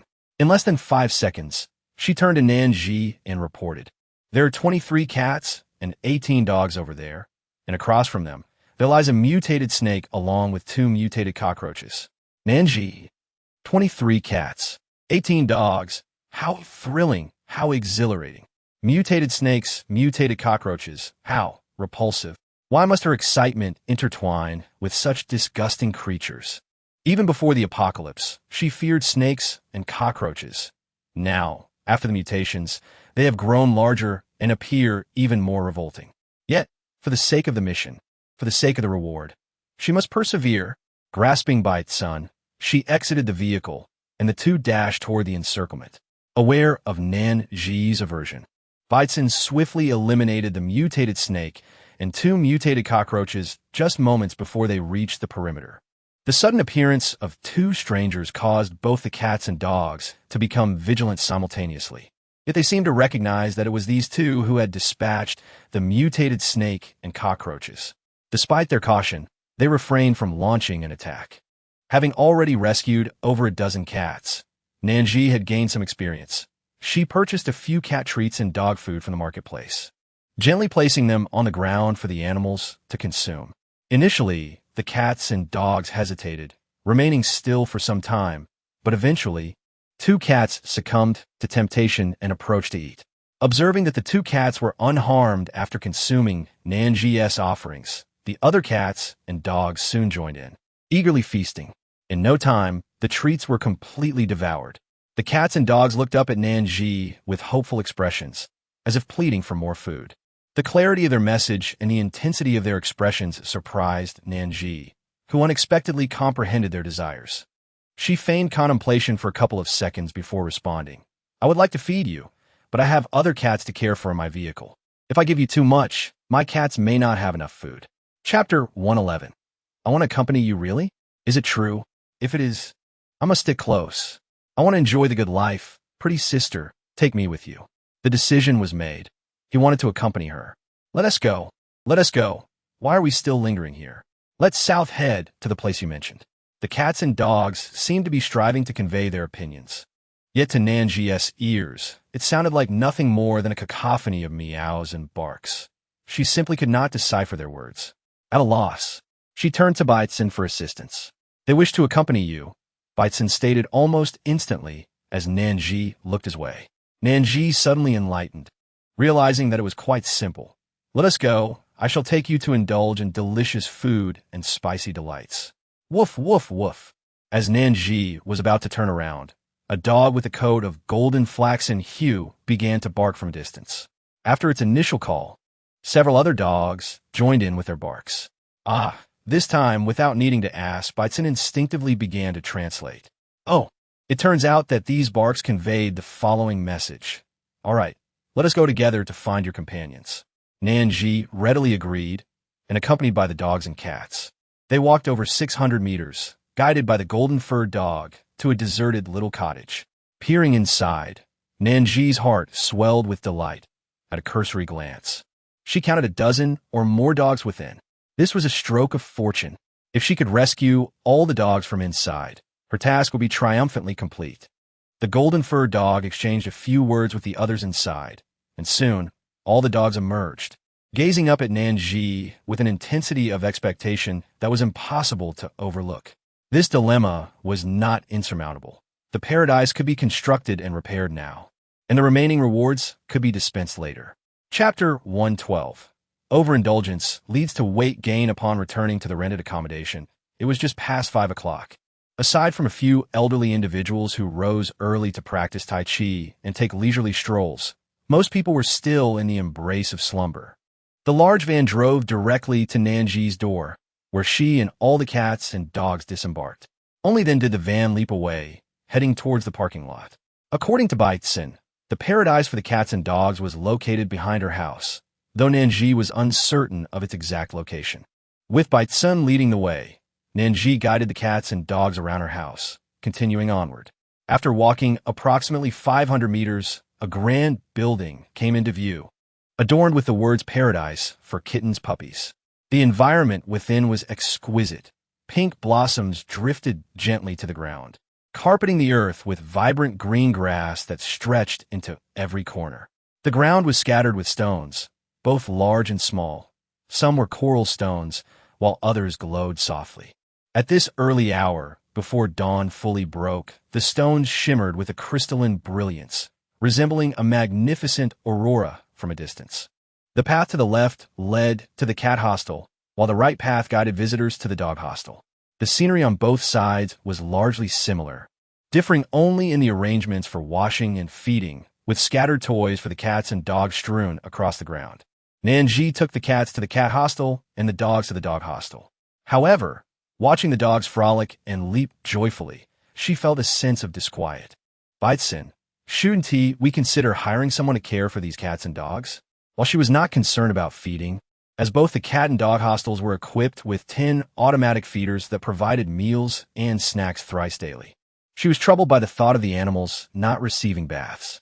Aside from the few cats that had been washed initially, the subsequent arrivals of both cats and dogs remained unbathed, appearing rather dirty. Is this truly acceptable? Do not worry.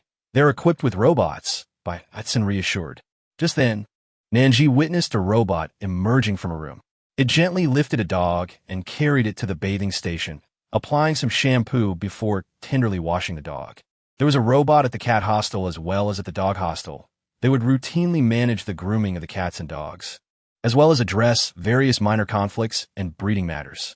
Nan Zhi gazed at the gentle robot and smiled with satisfaction, remarking on its admirable patience.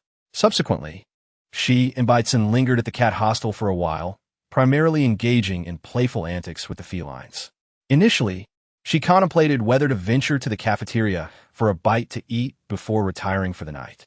However, upon introspection, she realized her stomach was still quite full, having enjoyed a serving of stir-fried rice noodles prior to descending from the caravan. It is often said that excessive eating leads to weight gain, and mindful of her figure, she decided against eating for now, given her lack of hunger. Chapter 113. Have you awoken from your slumber? Little did anyone anticipate that Nan Zhi could sleep so soundly for such an extended period. From the early hours of the day, around 10 o'clock, she drifted into slumber, continuing through the night until the following morning. During this time, Baitzen entered the bedroom thrice, concerned that Nan Zhi's deep sleep might indicate a problem. However, after a brief examination, he determined that she was merely exhausted, allowing her to rest undisturbed. When Nan Zhi finally awoke and opened her eyes, Baitzen immediately sensed the change and remarked, "Ah, have you finally emerged from your slumber?" Nan Zhi had long since grown accustomed to communicating with Baitzen through fleeting waves of thought and at other times face-to-face interactions. She turned over, feeling an extraordinary vitality coursing through her, as if the weariness of the past days had been entirely swept away in an instant. Should she prepare lunch or dinner? Perhaps she would close her eyes for a moment longer. When she rose, they could venture out for a meal together. That sounded delightful. Baitzen paused momentarily, but pressed on with her inquiry. Haven't you felt hungry after such a long time without food? Nan Zhi, what are you hungry for? I had a substantial serving of stir-fried rice noodles on the RV at 4:30, and I even finished a large bottle of cola. I can't possibly be hungry now. I must just be feeling a bit gassy. After a brief silence, Baitzen spoke again. Do you realize that you have been asleep for a full day and night, plus a morning? Nan Zhi's eyelids fluttered slightly. It was merely a day and a night, coupled with a morning of fasting. What's the big deal? But wait, what? A day and a night? She had slept for such an extended period? In an instant, Nan Zhi leapt from her bed, her face a canvas of astonishment. How could I have slept for so long? Baitzen, noting the surprise in her voice and words, surmised that Nan Zhi had fully awakened. She spoke slowly. I thought something might have happened to you. After scanning, it seems you are merely fatigued. Aside from that, there is nothing wrong, which is why I refrained from waking you. Well, she herself could not fathom it.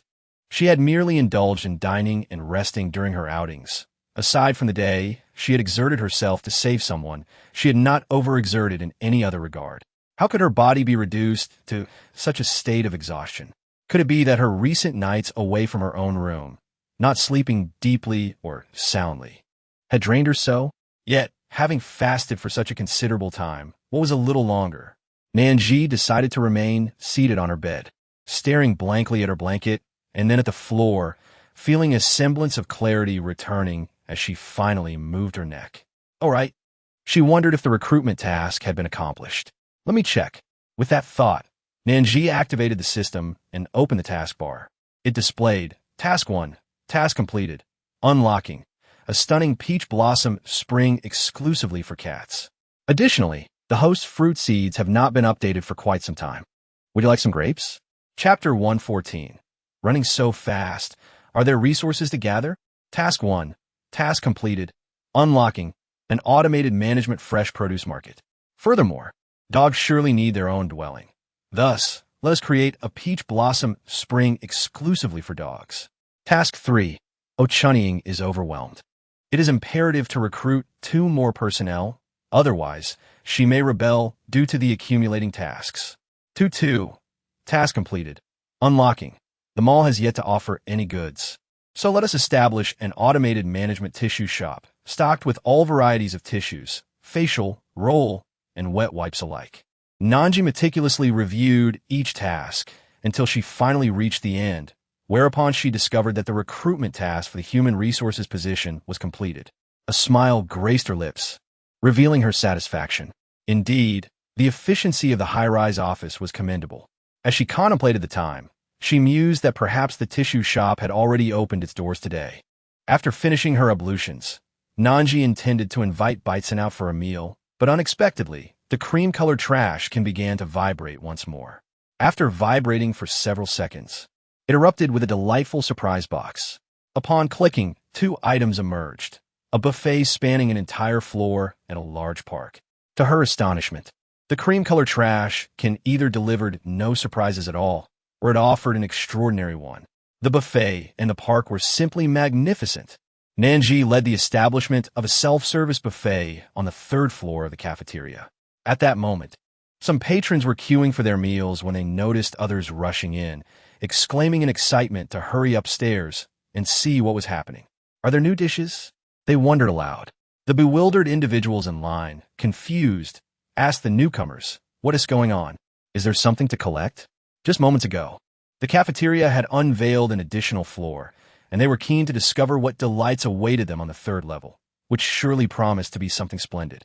Those who lagged a little behind, upon hearing the question from the line, quickly described the scene they had witnessed before hastily ascending stairs. What?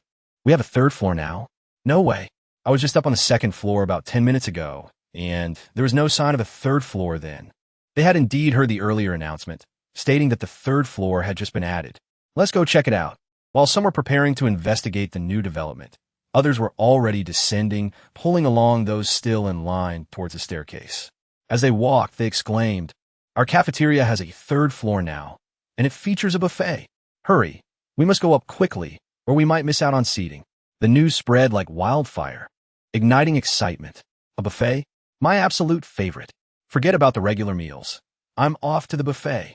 Oh my, how thrilling it was to finally have a buffet available so close to home. Initially, they had considered having Hotpot, but now they were resolute about indulging in a buffet. After successfully establishing the self-service buffet on the third floor, Nan Zhi positioned the large park approximately 800 meters from the residential building, believing this to be an ideal location. If it were too close, it might diminish the sense of leisure associated with visiting a park. Yet, if it were too far, people might find the distance unappealing. An 800-meter journey struck the perfect balance, neither too far nor too near. With everything set, Nan Zhi invited Baitsun to join her for the buffet. The timing was not during peak meal hours, as it was already past 2 in the afternoon. Even if some discovered the newly added buffet, it was unlikely that the space would be overcrowded. Some patrons were simply unaware of the buffet's existence, while others had already satisfied their appetites at lunch and could not indulge further, no matter how enticing the food appeared. A buffet cannot lack meat, and Nan Zhi filled her plate with a generous portion of meat, followed by an assortment of vegetables and fruits. She also filled 2 cups with cola. Hearing Baitsun's remark, she found it amusing and laughed out loud. Where did you learn that? Surely not from a history book? Over the past few days, she had noticed him engrossed in historical texts, with no evidence of other genres in sight. You've downloaded quite a few books on your phone, covering not just history, but also geography, traditional Chinese medicine, biology, and even pig farming. I've seen quite a bit, and I vaguely noticed some less reputable literature, Baitsun continued. Before he could finish, Nan Zhi swiftly covered his mouth with her hand, glaring at him in a mock-threatening manner. Be quiet. Just enjoy your meal. Despite the playful reprimand, Baitsun's eyes sparkled with mirth. He had intended to say more, but the fierce look in her eyes made him obediently silent. After all, even a cornered rabbit can bite. How does it feel to be human? Are you adjusting well? During their meal, Nan Zhi glanced at Baitsun, who was savoring his food, and curiously inquired about his experiences in his new form. Quite well, he replied, his voice imbued with joy. In the past, I could only watch you eat and drink, wondering how delicious these dishes must be for you to enjoy them so. Now, having tasted them myself, I can confirm their exquisite flavor. Nan Zhi regarded him thoughtfully, realizing he was quite the foodie. After their meal, her mind wandered back to thoughts of the Grand Mall and the park. Having just eaten, it was essential to allow some time for digestion. Remaining seated for too long was not beneficial for one's health. Nan Zhi and Baitsun strolled leisurely along the road. Many individuals in the rental house were acquainted with Nan Zhi, and upon seeing her, they would greet her warmly. However, Baitsun remained somewhat of an enigma to them, although some had encountered him a few times and recognized him as Nan Zhi's companion. The nature of their relationship was a mystery to most. To avoid any potential awkwardness, many residents greeted Baitsun with a polite nod and a smile, treating it as a courteous exchange. Before visiting the mall and the park, Nan Zhi and Baitsun made a stop at the orchard, where they found Bai Feng Ting and entrusted her with 9 packets of fruit seeds. Upon receiving the seeds from Nan Zhi, Bai Feng Ting's spirits soared. Oh my goodness! Grape seeds, as well as those for peaches, oranges, dragon fruit, and even watermelon. So many fruits. You have no idea how much I adore watermelons. Ha ha! It seems that soon I shall indulge in a delightful feast. Nan Zhi was also imbued with the excitement of Bai Feng Ting, and she said to her, as before, once the fruits are ripe, please distribute some for free to our employees in the rental unit. 8 portions of each variety for everyone. The remainder can be sold at the fruit shop. If we had a refrigerator, the preservation period would certainly be extended. Upon hearing this, Nan Zhi found the reasoning quite valid. After all, Baitsun was standing right beside her, It was certain he had overheard by Feng Ting's words. Nan Zhi speculated that he would indeed heed the opinions of the crowd and would likely take swift action. This statement effectively conveyed to Bai Feng Ting that the arrival of a refrigerator was merely a matter of time. Upon listening to Nan Zhi's words, Bai Feng Ting nearly leapt with joy, for the prospect of having a refrigerator was utterly delightful. Heaven knew how difficult it had been to live without one. She could hardly muster the courage to purchase more than a single ice cream from the snack shop. Seeing that Bai Feng Ting had no further matters to address, Nan Zhi and Bai Tsin withdrew from the orchard. Bai Feng Ting watched their retreating figures, murmuring to herself, "This man seems quite compatible with our landlord, though he appears somewhat taciturn. I wonder if our landlady often finds him dull company." The grand shopping mall was established in close proximity to a clothing market, sprawling over an impressive area of 6,000 square meters, as Bai Tsin had mentioned, and boasting 8 stories high. One could only imagine the multitude of shops contained within. Of course, at present, the mall remained largely unopened, save for a single tissue store on the first floor. Chapter 117. Leasing mall shops upon exiting the mall. Nan Zhi took to the long display screen to post an announcement. Today brings yet more good news. Those passing by surely noticed that a magnificent shopping mall has emerged within our rental space. It is important to note that most shops within the mall are currently in a state of unavailability. Why is this the case? This is because a significant portion of the mall's shops are available for lease to residents of our rental space for business purposes. Whether your talents lie in crafting milk tea, barbecuing, or creating small trinkets, as long as you possess the ambition to start a business, you may apply at the HR office within the office building. If deemed suitable, the shop can be yours to manage upon successful application. After posting the announcement, Nan Zhi, aiming to avoid chaos akin to a headless chicken, visited the office building. She briefed Gao Sheng on the essential details and prepared a form for prospective tenants wishing to lease a shop. Once everything was arranged, she made her way to the park. As she approached the entrance, she nodded to herself, reflecting on the park's grandeur. Inside, the lush greenery provided a soothing canopy, with warm sunlight filtering through the delicate leaves, casting a gentle glow upon the ground. The faint fragrance of osmanthus wafted through the air, delighting her senses and elevating her spirits.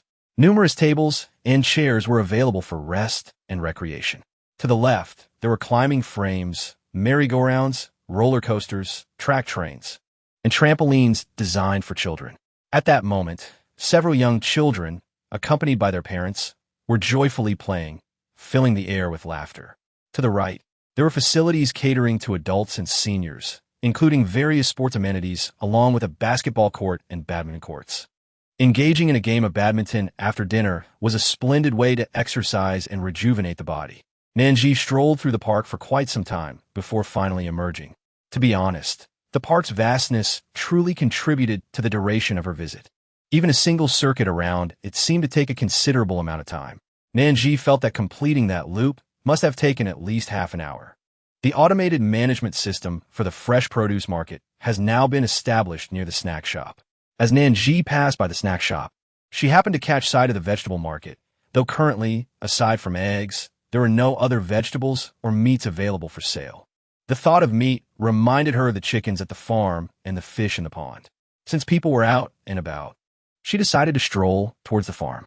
"Are you craving chicken or perhaps fish?" Bai Tsin teased, following closely behind Nan Zhi.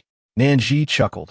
"Do you think that once fish become available, there will be vendors at our market selling grilled fish? Barbecue would also be delightful, though I wonder if anyone in our rented accommodation possesses such culinary skills.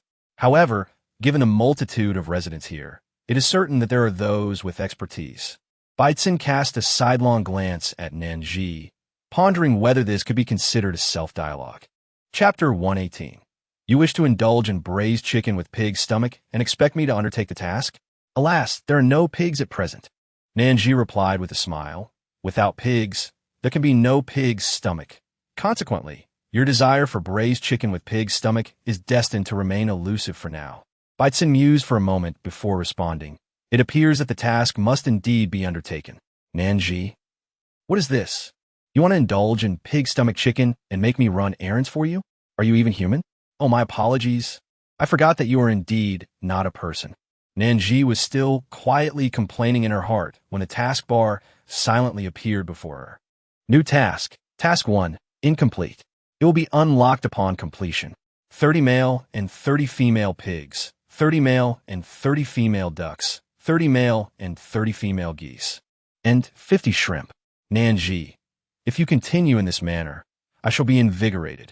The presence of pigs, ducks, and geese is inconsequential. It is the shrimp that truly captivates me. Although the cafeteria does offer shrimp, the dishes featuring this delicacy are limited to a mere 2 or so, lacking in variety and creativity. However, human ingenuity knows no bounds. If we were to cultivate shrimp in our rented accommodation, once the population flourishes, we could sell them at the market. I would wager that in the future, several establishments would undoubtedly emerge, specializing in delectable shrimp dishes. The thought of an abundance of diverse and tantalizing flavors is simply mouth-watering. Nan Zhi was filled with excitement as she approached the entrance of the breeding farm. Even before stepping inside, the gentle clucking of the chickens reached her ears, accompanied by the sight of a man who was feeding them. Upon hearing the commotion at the entrance, the man turned his head and caught sight of Nan Zhi and Baitsun entering. While he was unfamiliar with Baitsun, he recognized Nan Zhi all too well. Essentially, every new tenant had been briefed by the original residents about who Nan Zhi was, her appearance, and the remarkable prowess she possessed.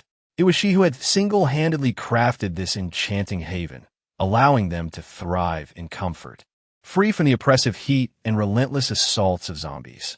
As Nan Zhi stepped through the door, the man's previously casual demeanor instantly transformed into a subtle display of tension and restraint. He called out to Nan Zhi with a raised voice, "Good day, landlord." Feeling quite spirited today, Nan Zhi gazed at the man with a hint of surprise, simultaneously noticing that his hands were not entirely relaxed. They bore a slight tension, revealing his underlying nervousness. How reminiscent this was of the times she observed her superiors at work. Nan Zhi smiled gently, attempting to make her expression appear even more amicable. "Hello, you must be Huang Lianhuan. Am I correct?" "Indeed," Huang Lianhuan promptly replied. After all, the question she had just posed was reminiscent of the warm inquiries her supervisor had made when she first arrived at the company, approaching her desk just before the end of the workday. Chapter 119. 3 booths in mall have already been rented. That's wonderful. Nan Zhi continued. There's no need for concern. We shall simply wander around here while you attend to your tasks. All right. Nan Zhi accompanied Baitsun as they observed the chickens for a while. At that moment, the chickens were pecking at their feed, some wandering about, scratching the ground with their claws, and occasionally pausing to nibble on a few morsels when fatigue set in, under the care of Huang Lianhuan. What once were tiny chicks had now grown several times larger, plump, and succulent. As Nan Zhi watched the chickens scuttling about, her thoughts uncontrollably drifted to the prospect of fried chicken legs. Initially contemplating a stroll within the enclosure, her gaze swept across the space, only to find an abundance of chickens and nothing else, rendering it quite devoid of interest. Exiting the poultry farm, Nan Zhi found herself devoid of any desire to visit the fish pond, where the fish were merely for viewing and not for consumption. What purpose did it serve to look? She retrieved 2 tricolored ice creams from a small refrigerator, offering one to Baitsun while indulging in the other herself. As she savored the treat, Nan Zhi pulled out a long display screen, preparing to draft a recruitment ad for a dishwasher beneath the shopping mall's leasing section. However, upon glancing at the text on the screen, she was nearly taken aback. She was aware that the rental agents were typically efficient, but she had not anticipated such swiftness. It had only been a little over an hour since they discussed the mall's leasing situation, and already 3 shop spaces had been filled. Astoni Xingli Rapid. Due to the synchronization of the long display screens at Gao Sheng's location with the one she held, any modifications made on one end were instantly visible on the other. At that moment, the display screen boldly proclaimed, Shop 102 on the first floor has been rented for a milk tea shop. Shop 103 on the first floor has been rented for a fruit tea shop. Shop 104 on the first floor has been rented for a grilled skewer shop. Nan Zhi let out a soft sigh, and indeed, as one head spoke, the other responded. She was anticipating soon indulging in grilled skewers and barbecue, and to her surprise, a A skewer shop had opened swiftly. Meanwhile, the taskbar updated. Congratulations to the host. A task has been completed. Completed task. Our mall can be rented out for income. So hurry and post an announcement to see who is interested in opening a shop here, be a food stall, jewelry shop, or any other type of store. Task completed. At midnight, an automated sanitary napkin store will be unlocked. Wonderful. With this task accomplished, it was time to move on to the next one. Thus, Nan Zhi wrote on the long screen. Hello everyone. Due to a severe shortage of staff in the cafeteria, we're now looking to hire 4 dishwashers. The requirements are simple. Just be diligent and avoid laziness. The salary is 500 yuan. So interested individuals should hurry to the office building and seek out HR for an interview. This is the beauty of knowing how to employ others. Chapter 120. So you like this type of variety show too? The system issues numerous tasks daily. If she were to handle them all herself, she would surely be exhausted. But now, with so many helping hands, she merely needed to speak to accomplish her tasks. And what a delightful feeling it was, having been out for so many days. She had hardly watched any television dramas. Today, finding the interest rare, Nan Zhi opened her iPad, her fingers gliding across the screen until her gaze settled on a variety show. Could it be that she only enjoyed this type of program? It was that she was particularly fond of it. Rather, after consuming too many dramas and movies recently and feeling somewhat fatigued with novels, she yearned for a change of taste, seeking some variety show entertainment. With that thought, she popped a chip in her mouth and offered the bag to Baitsun. Care for some? Baitsun glanced down, not hesitating to take a chip for himself. Once the show began, Nan Zhi ceased her conversation with Baitsun and immersed herself in the program. Then, 5 minutes later, her brows knitted slightly. 10 minutes later, her frown deepened further. 15 minutes later, Nan Zhi sported an expression of exasperation, which instantly captured Baitsun's attention. He leaned in slightly, casting a glance at the variety show. What is wrong with you? You look as if you've just eaten something unpleasant. Exasperation. Nan Zhi seemed to have found a sounding board for her grievances, launching into a tirade. This variety show features 4 couples, 3 of whom are in sibling romances, while 1 pair consists of peers. There's nothing wrong with sibling romances. I believe society is open enough now that such pairings are quite common. And if the younger brother is responsible and emotionally supportive, it can be quite sweet. However, here comes the crux. There's one couple that I find hard to describe. The woman is 17 years older than the man, yet she looks so youthful and beautiful, standing next to the younger man without any sense of incongruity. But what I want to critique is the man's insincerity. At 25, he still presents himself with such childishness. Chapter 121. Are you lacking common sense? Well, I'll assume you're simply lacking in life experience. But surely you know how to address people? Must an older sister teach you how to refer to others? Are you really that oblivious? Even children understand how to address people, and you, at 25, do not? I find that hard to believe. A grown man who cannot articulate a simple sentence? I refuse to accept that. It can only be said that he is putting on an act, pretending to be innocent. I wonder if the girl has seen through his facade in this post-apocalyptic setting. I sincerely hope she isn't by his side during such dire times. For I fear that with his hidden nature, he might not hesitate to sacrifice her for his own survival.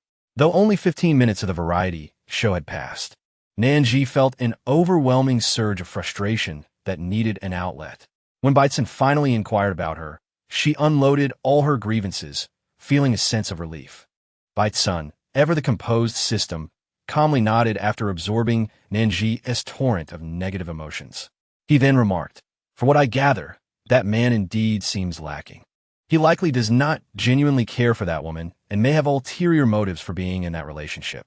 Exactly, I feel the same way, Nan Zhi thought, for the first time sensing a connection with Baitsun.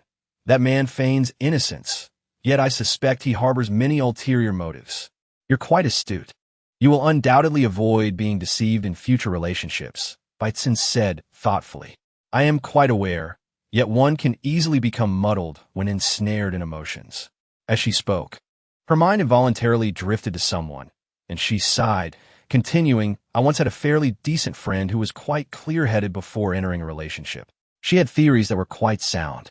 However, once she fell in love, It was as if her intellect diminished, and she could see nothing clearly. The man she was with was not right for her. He only sought his own pleasure, often telling my friend he didn't want to wear protection. My friend indulged him, and within 2 months, she found herself in a precarious situation. That man, aware of the consequences, suggested she terminate the pregnancy. I advised her for a long time, as undergoing such a procedure can be detrimental to a woman's health. I told her that after this, she should not continue with him. He was unworthy. He knew the risks, but still urged her to proceed, making it clear he did not love or care for her. Sadly, she refused to heed my warnings, choosing to relentlessly pursue that scoundrel. To be with him, she stopped listening to my counsel, unwilling to hear me speak ill of her partner. Chapter 122. Today you seem particularly sentimental. Eventually, she ceased to contact me, and our bond began to fade. I am uncertain about her life afterward. I only heard from mutual friends that after undergoing a second, third, and fourth termination, her health deteriorated, leaving her unable to conceive again. As for the final outcome with that scoundrel, whether she ever came to her senses, I do not know. Gazing into the deep, dark eyes of the girl before him, who sat hugging her knees, Nan Zhi seemed to notice his attention. She turned slightly, meeting his ebony gaze. Baitzen, seeing her look over, finally spoke. You seem particularly sentimental today. Do not forget, you have me. If you ever find yourself lost in romantic folly, I promise to awaken you. Should you ignore my advice, I will incessantly whisper in your ear, day in and day out, until you regain your clarity. Looking at his earnest expression, Nan Zhi couldn't help but laugh. Then I truly thank you. Are you akin to Tang Sung, continually whispering in her ear, reciting the Sutra of the Bodhisattva, or perhaps the Diamond Sutra? Though the words behind Nan Zhi remained unspoken, Baitzen still perceived her inner voice. He raised one hand, palm upright to his chest, closed his eyes, and wore an expression of benevolent compassion, softly uttering, Umitba, well done, well done. Nan Zhi chuckled once more, marveling at Baitzen's knack for creating drama. She found herself exasperated by the variety show, contemplating her own well-being and deciding to exit for the sake of her mental health. Ultimately, she sifted through her options and selected a zombie film, immersing herself in its narrative. Despite the apocalyptic reality surrounding her, where zombies roamed freely, the experience of watching a film was distinctly different from encountering the undead in real life. In just 4 short hours, Nan Zhi devoured 2 zombie films. Had it not been for the notification of a task refresh, she might have continued her cinematic binge. Ding! You have completed a new task. Completed tasks. Task 1. Completion acknowledged. At midnight, the following will be unlocked. 30 male and 30 female pigs. 30 male and 30 female ducks. 30 male and 30 female geese, and 50 shrimp. After reviewing the task list, Nan Zhi glanced sideways and playfully teased Baitzen. It seems my pig stomach will soon be filled. Baitzen responded in kind, affirming her playful banter. Nan Zhi let out a soft hum, standing up and stretching her back with a gentle pat, as she contemplated what delightful dish to savor for dinner. She turned her head and caught a glimpse of Baitzen's expression darkening.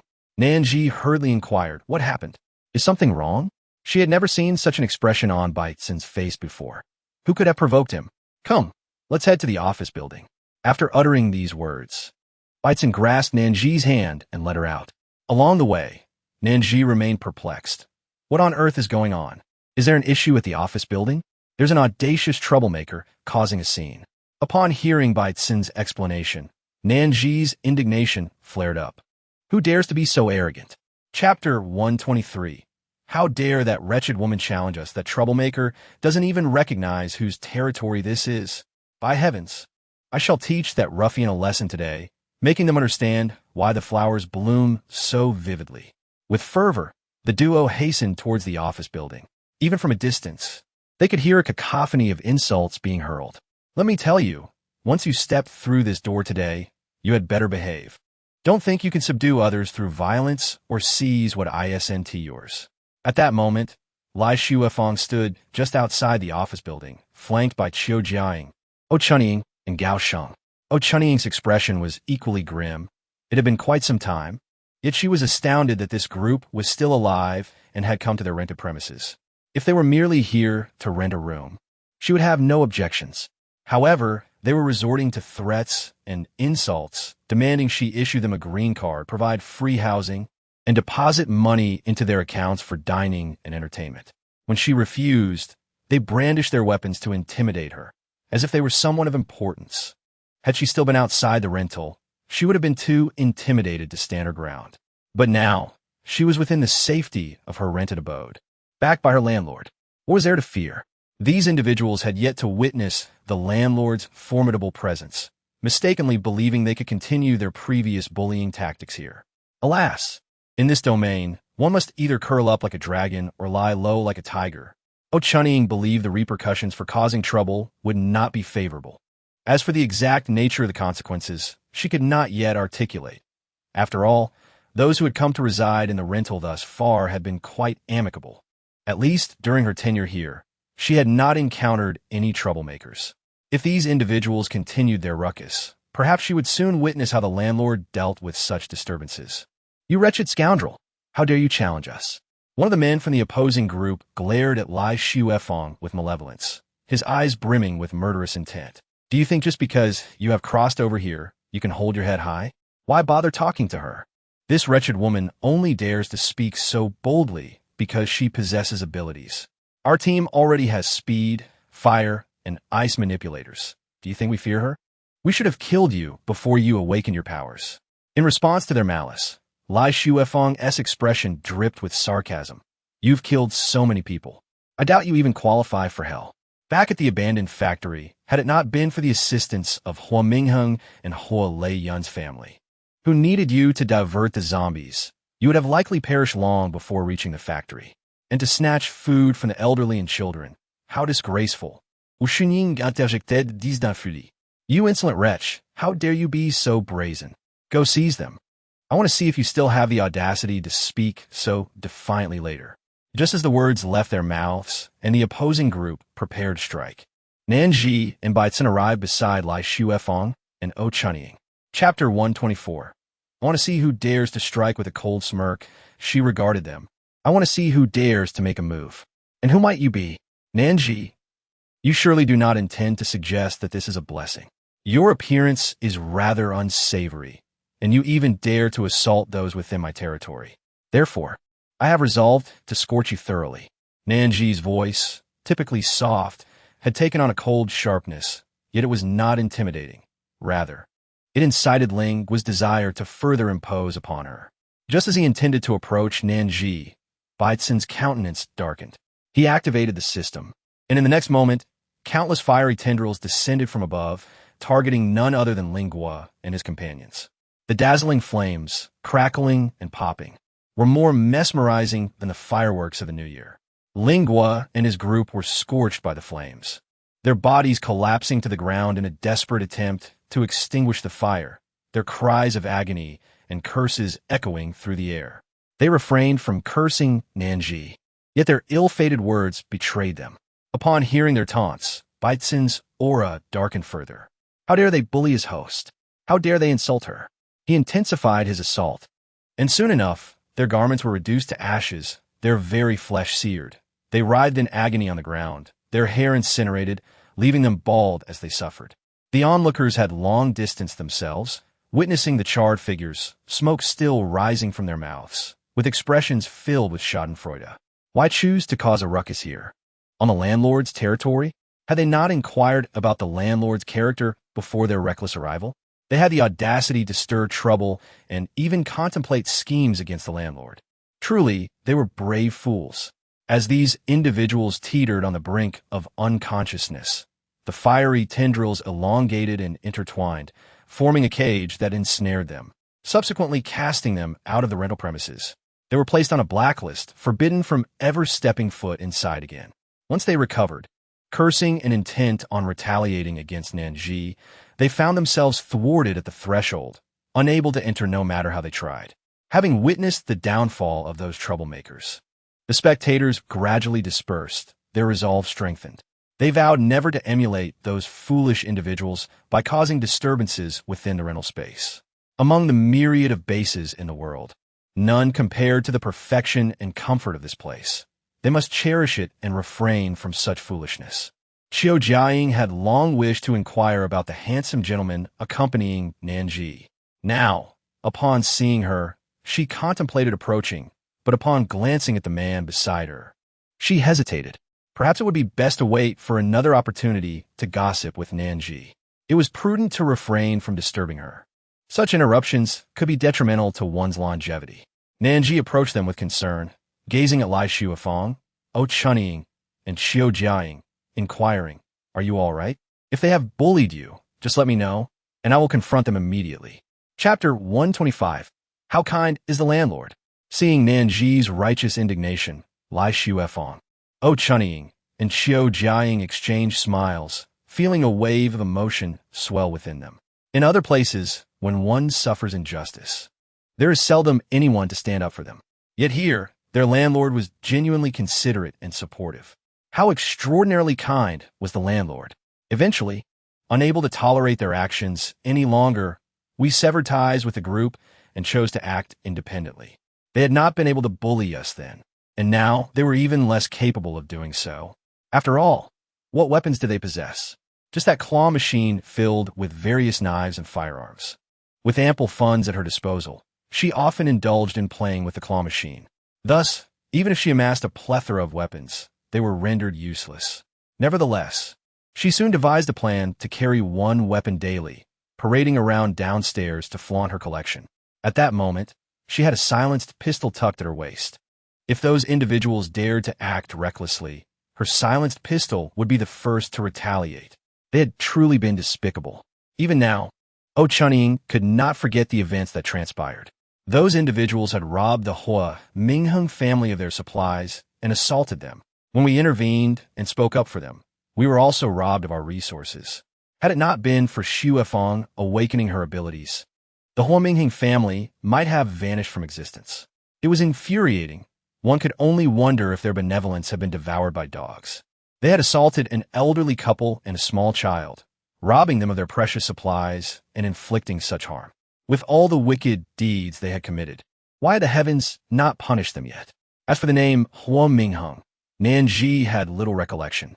Her own memory was not particularly sharp, and with the influx of newcomers, names had blurred unless one was familiar with them. She remembered that family had been quite fortunate. They had found a piece of wood worth 8 million coins. Even if they never scavenged for supplies again, that fortune would suffice for their living expenses. Though she no longer managed the processing of new arrivals, Nan Zhi still occasionally kept an eye out for any emerging wealthy individuals. Perhaps the earlier arrivals had been so remarkable, boasting fortunes in the millions, that when she encountered a modestly wealthy newcomer with only hundreds of thousands, it stirred no particular reaction within her.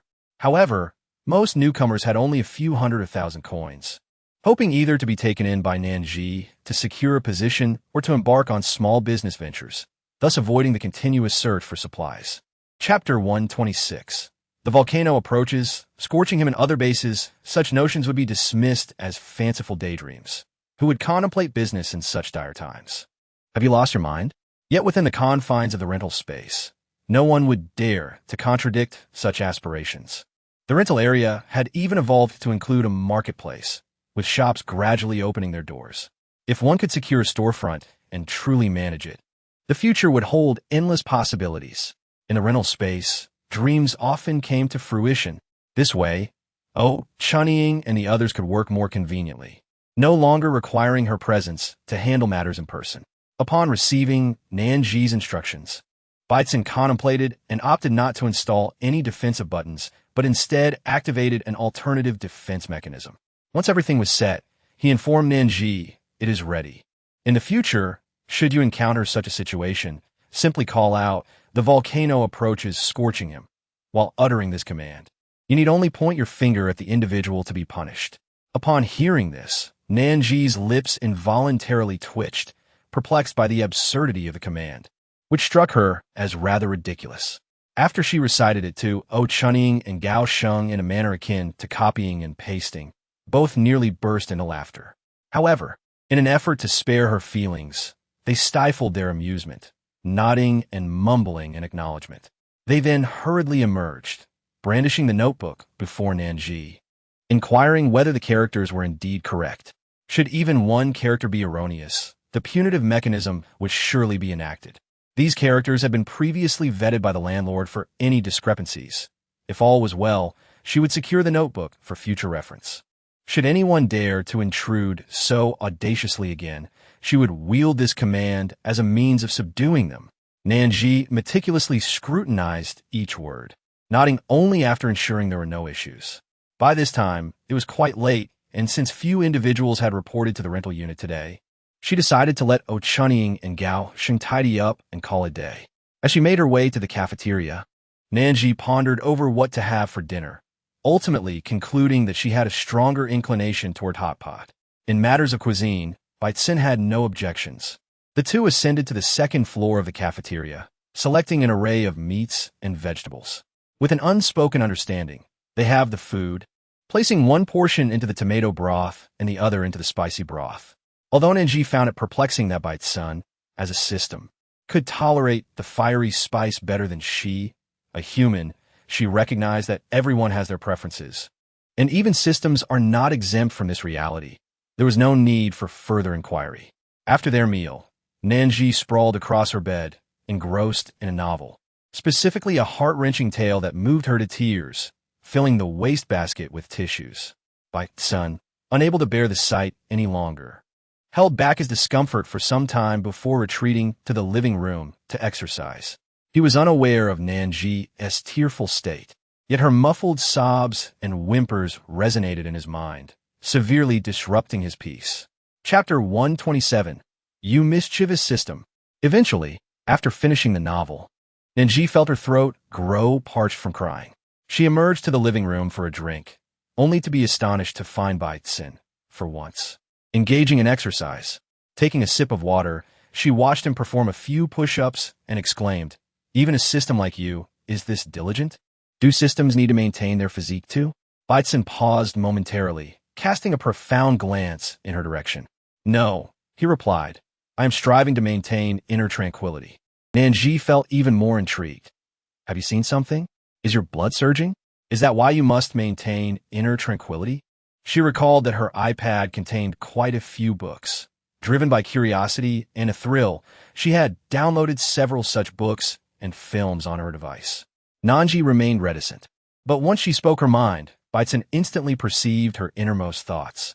His previously calm gaze became disordered in an instant, a faint blush silently creeping up to his ears. "What on earth are you thinking, you woman?" Baitsin stammered, casting her a glare devoid of any intimidation. "I was merely affected by your cries, and came to exercise to maintain my inner peace." "Oh, if that is not the case, then why shout so loudly?" she retorted. "And if it's not true, why are you blushing?" Baitsin stiffened, and with heightened volume, he declared, "I told you it's not." The response to his outburst was a door closing with a moderate thud. Fuming, Baitsin completed a few more push-ups, yet his gaze wandered to the iPad beside him. Filled with books and movies. Are they truly captivating? Is it really that thrilling? Should I take a look? As this thought surfaced, he shook his head vigorously.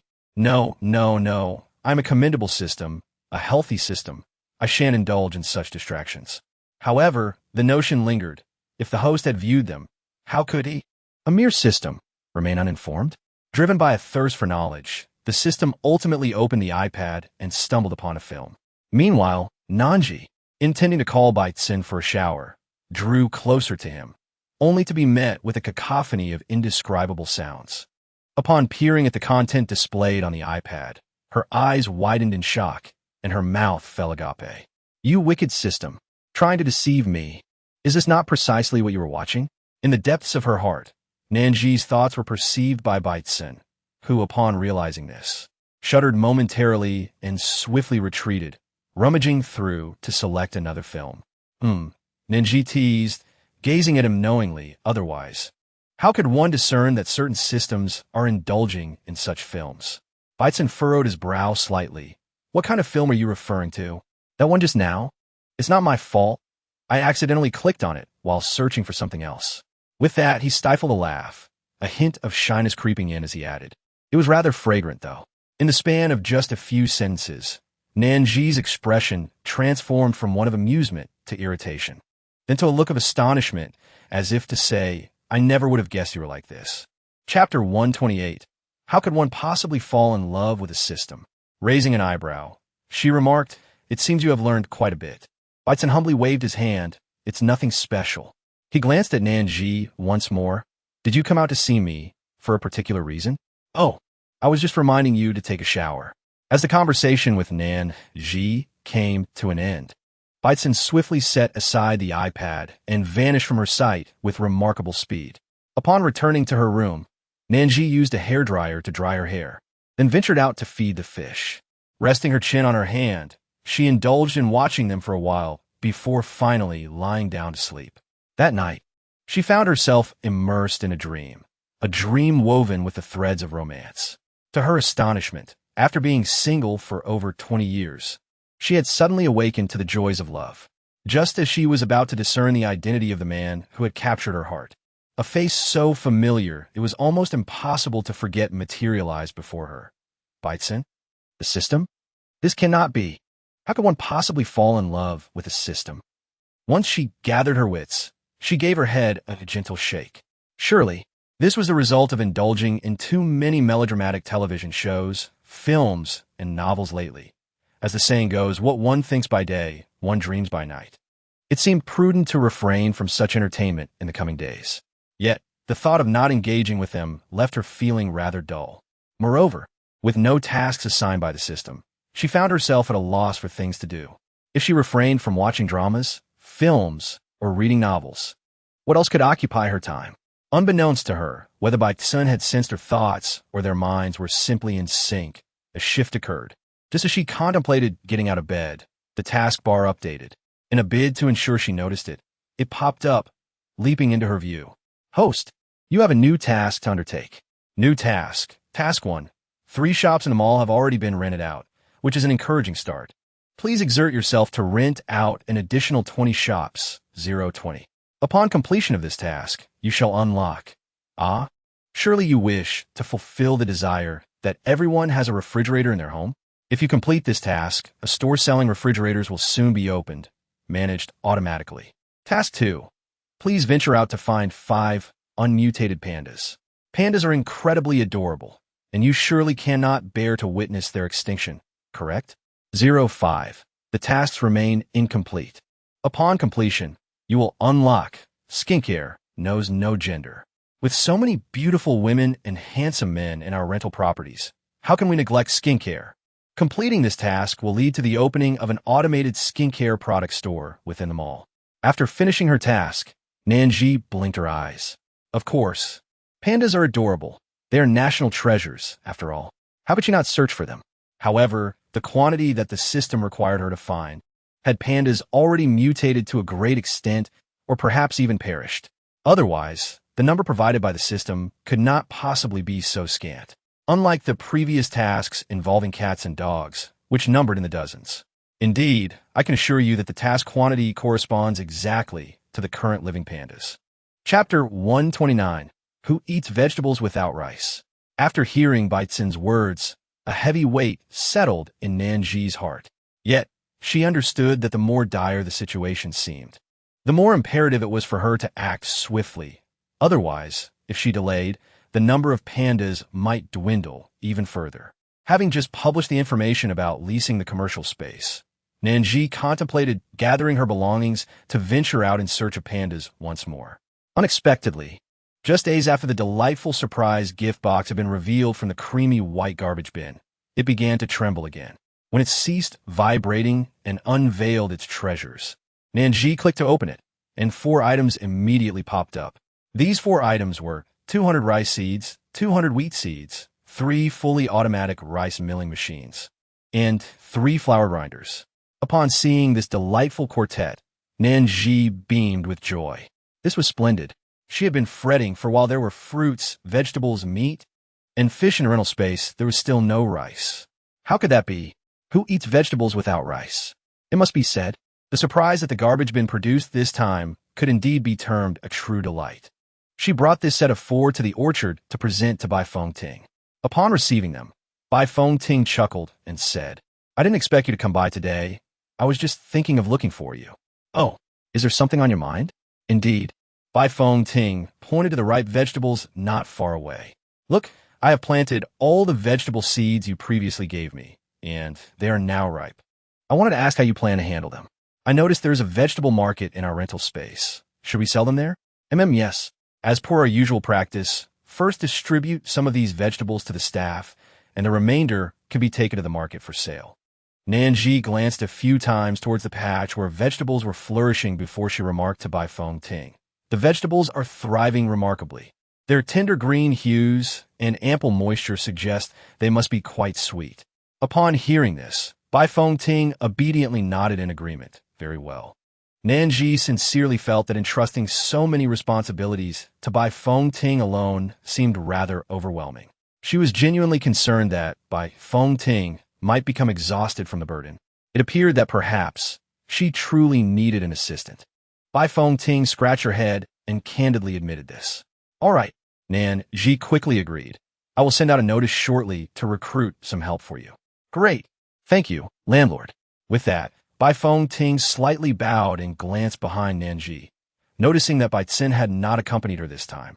After a moment's hesitation, she leaned in closer to Nan Zhi, her eyes glinting with curiosity as she cautiously inquired, Landlord, what is your relationship with that handsome man who came with you last time? Initially puzzled by Bai Feng-ting's peculiar demeanor, Nan Zhi assumed she had something significant to discuss, only to realize that the inquiry was of a more trivial nature. Just friends, she replied. Nan Zhi casually mentioned that, after all, she couldn't openly discuss the nature of her relationship with Bai Tsin in front of others. Chapter 130. A relationship that transcends friendship yet falls short of romance. Oh, so it's a friendship, is it? Bai Feng-ting felt she understood. Perhaps the landlord was simply hesitant to disclose the true nature of their bond. Or perhaps they indeed shared a connection that was more than friendship, yet less than lovers. She couldn't help but wonder if the landlord enjoyed spending time with that handsome gentleman. Landlord, I have another question. It seems that gentleman doesn't talk much. Is it dull when you are together? She felt as if she had become a cautious matron, fretting over the landlord's romantic affairs. Not really, the landlord replied. We communicate when necessary. It's generally fine, not dull at all. After all, she herself wasn't particularly loquacious either. Besides her daily tasks or sharing new discoveries with Bai Tsin, she often preferred to spend her time in her bedroom or nestled on the sofa, engrossed in novels, dramas, or films. She cherished her moments of solitude. It seemed that the handsome gentleman might be the reserved type, quiet in public, yet likely quite talkative in private. With her keen insights, Bai Feng-ting deduced her interpretation from Nan Zhi's words. However, as long as there was some communication, it would suffice. The most crucial aspect was that the landlord was happy. After all, if the landlord was unhappy, nothing else mattered. Host, your new task has arrived. Task 1. Please recruit an additional employee for the orchard. 01.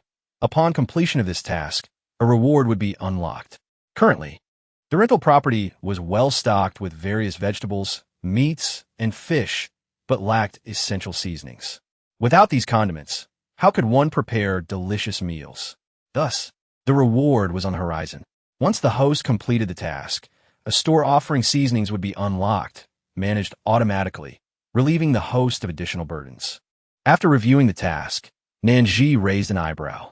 How quickly had the system issued a task, right after Bai Feng-ting had just finished speaking? Moreover, the reward for this task was quite substantial and timely. Finding a secluded spot, Nan Zhi produced a long screen and issued a recruitment announcement for orchard employees. Within half an hour, they had successfully hired someone. True to the formal tone she had previously mentioned, Gao Sheng waited patiently for 2 hours before posting the name of the successful applicant and specifying their start date, instructing them to arrive punctually. Meanwhile, Nan Zhi's task was also completed. When the taskbar popped up to indicate completion, she was in the midst of a battle. Upon learning that she had successfully completed the task, Nan Zhi felt invigorated in her fighting, as she could already see the seasonings beckoning to her. Chapter 131. Winning a 100,000 yuan lottery before the apocalypse. The large vehicle traveled westward along the road. The first destination for Nan Zhi and her companions was the Panda Zoo, although she was uncertain whether there were any unmutated pandas left. The mere act of visiting was preferable to abstaining altogether. Upon reaching their destination, Nan Zhi and Baitzen disembarked and scoured the zoo, but to their dismay, they found nothing of value. Only mutated animals were present, while all else remained unseen. Just as they were about to depart, they inadvertently noticed someone waving to them from a nearby building. Exchanging a glance with Baitzen, they turned towards the structure, which turned out to be the staff dormitory. The individual beckoning them was on the 4th floor. When Nan Zhi and Baitzen reached the 4th floor, a girl slightly opened the door, confirming their humanity before allowing them entry. After listening to their story, Nan Zhi felt something was amiss. After pondering for a few moments, she discerned the source of her unease. It had been quite some time since the apocalypse began, yet these individuals had never ventured outside. Logically, given the duration since the onset of the apocalypse, even if they had stockpiled a modest amount of food, it should have been consumed by now, especially with 3 mouths to feed. Noticing the confusion in Nan Zhi's eyes, the girl who had called them up, Lu Shi, gestured for them to follow her. Inside the residence, which comprised 3 bedrooms and a living room, they entered one of the bedrooms and immediately understood why these 3 had managed to survive here without ever leaving. To their astonishment, the room was filled to the brim with boxes. After a quick tally, Baitzen noted there were a total of 698 boxes. Upon hearing Baitzen's count, Nan Zhi fell silent. Did you foresee the future when you stockpiled all this? How could one amass such an abundance of supplies? Seeing that Nan Zhi and Baitzen were at a loss for words, Lu Shi, ever the sociable one, chimed in before the apocalypse. We won a lottery ticket worth 100,000. We don't have many hobbies other than eating. We also enjoy cooking, so we purchased a substantial amount of rice, flour, and noodles, as well as self-heating hot pots and rice, which are stored in another room. Due to the sheer volume of supplies in this room, there was no space left for the self-heating meals and cooking oil. Otherwise, they might have found themselves wandering the streets, hungry or worse. After hearing Lu Shi's explanation, Nan Zhi nodded in agreement. Indeed, they were quite fortunate. They had adequately prepared their supplies before the apocalypse. And while life post-apocalypse might not be as carefree as before, it certainly wouldn't be unbearable. Moreover, they had stocked up on high-calorie foods like compressed biscuits, whole wheat snacks, and canned meat, all of which could easily satiate hunger. For instance, a single piece of compressed biscuit could be divided, and when combined with water, it would suffice to fill one's stomach. However, a pressing question arose. With such a vast stockpile, surely they would attract attention. Had anyone attempted to seize their food in this time of scarcity? Oh, about that. Lu Shi replied with a sly grin. We're all food enthusiasts and dislike sharing our provisions, so we arrange for deliveries of water and such exclusively at night. At this, Nan Zhi couldn't help but marvel at the strength of foodies.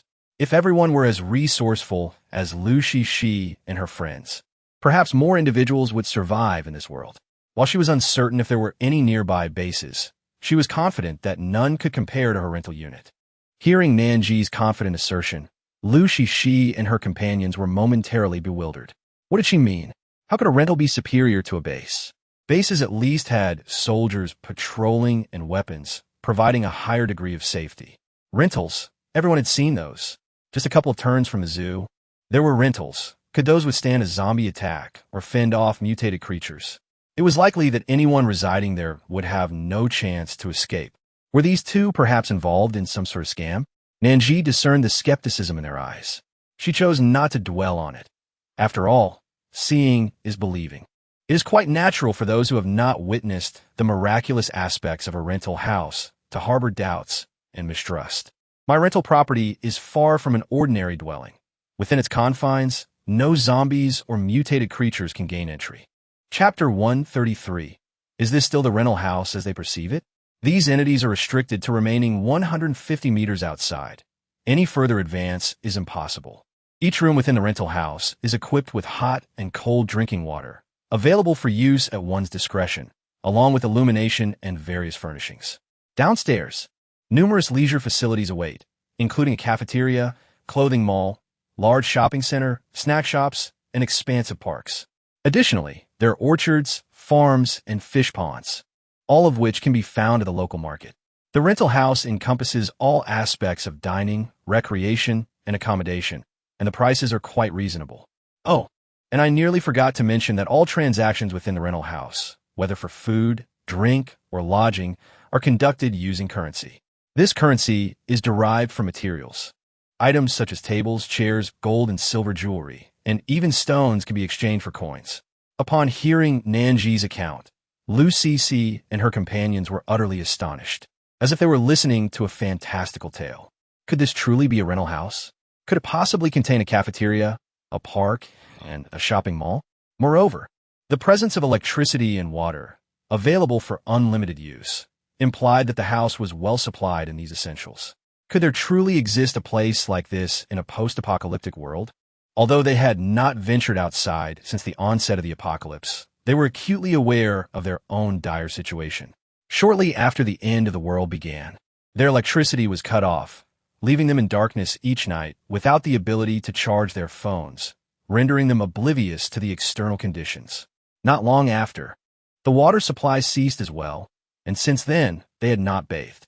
Fortunately, Lu Cixi, being a woman, regularly utilized wet wipes and had stockpiled 15 boxes prior to the apocalypse.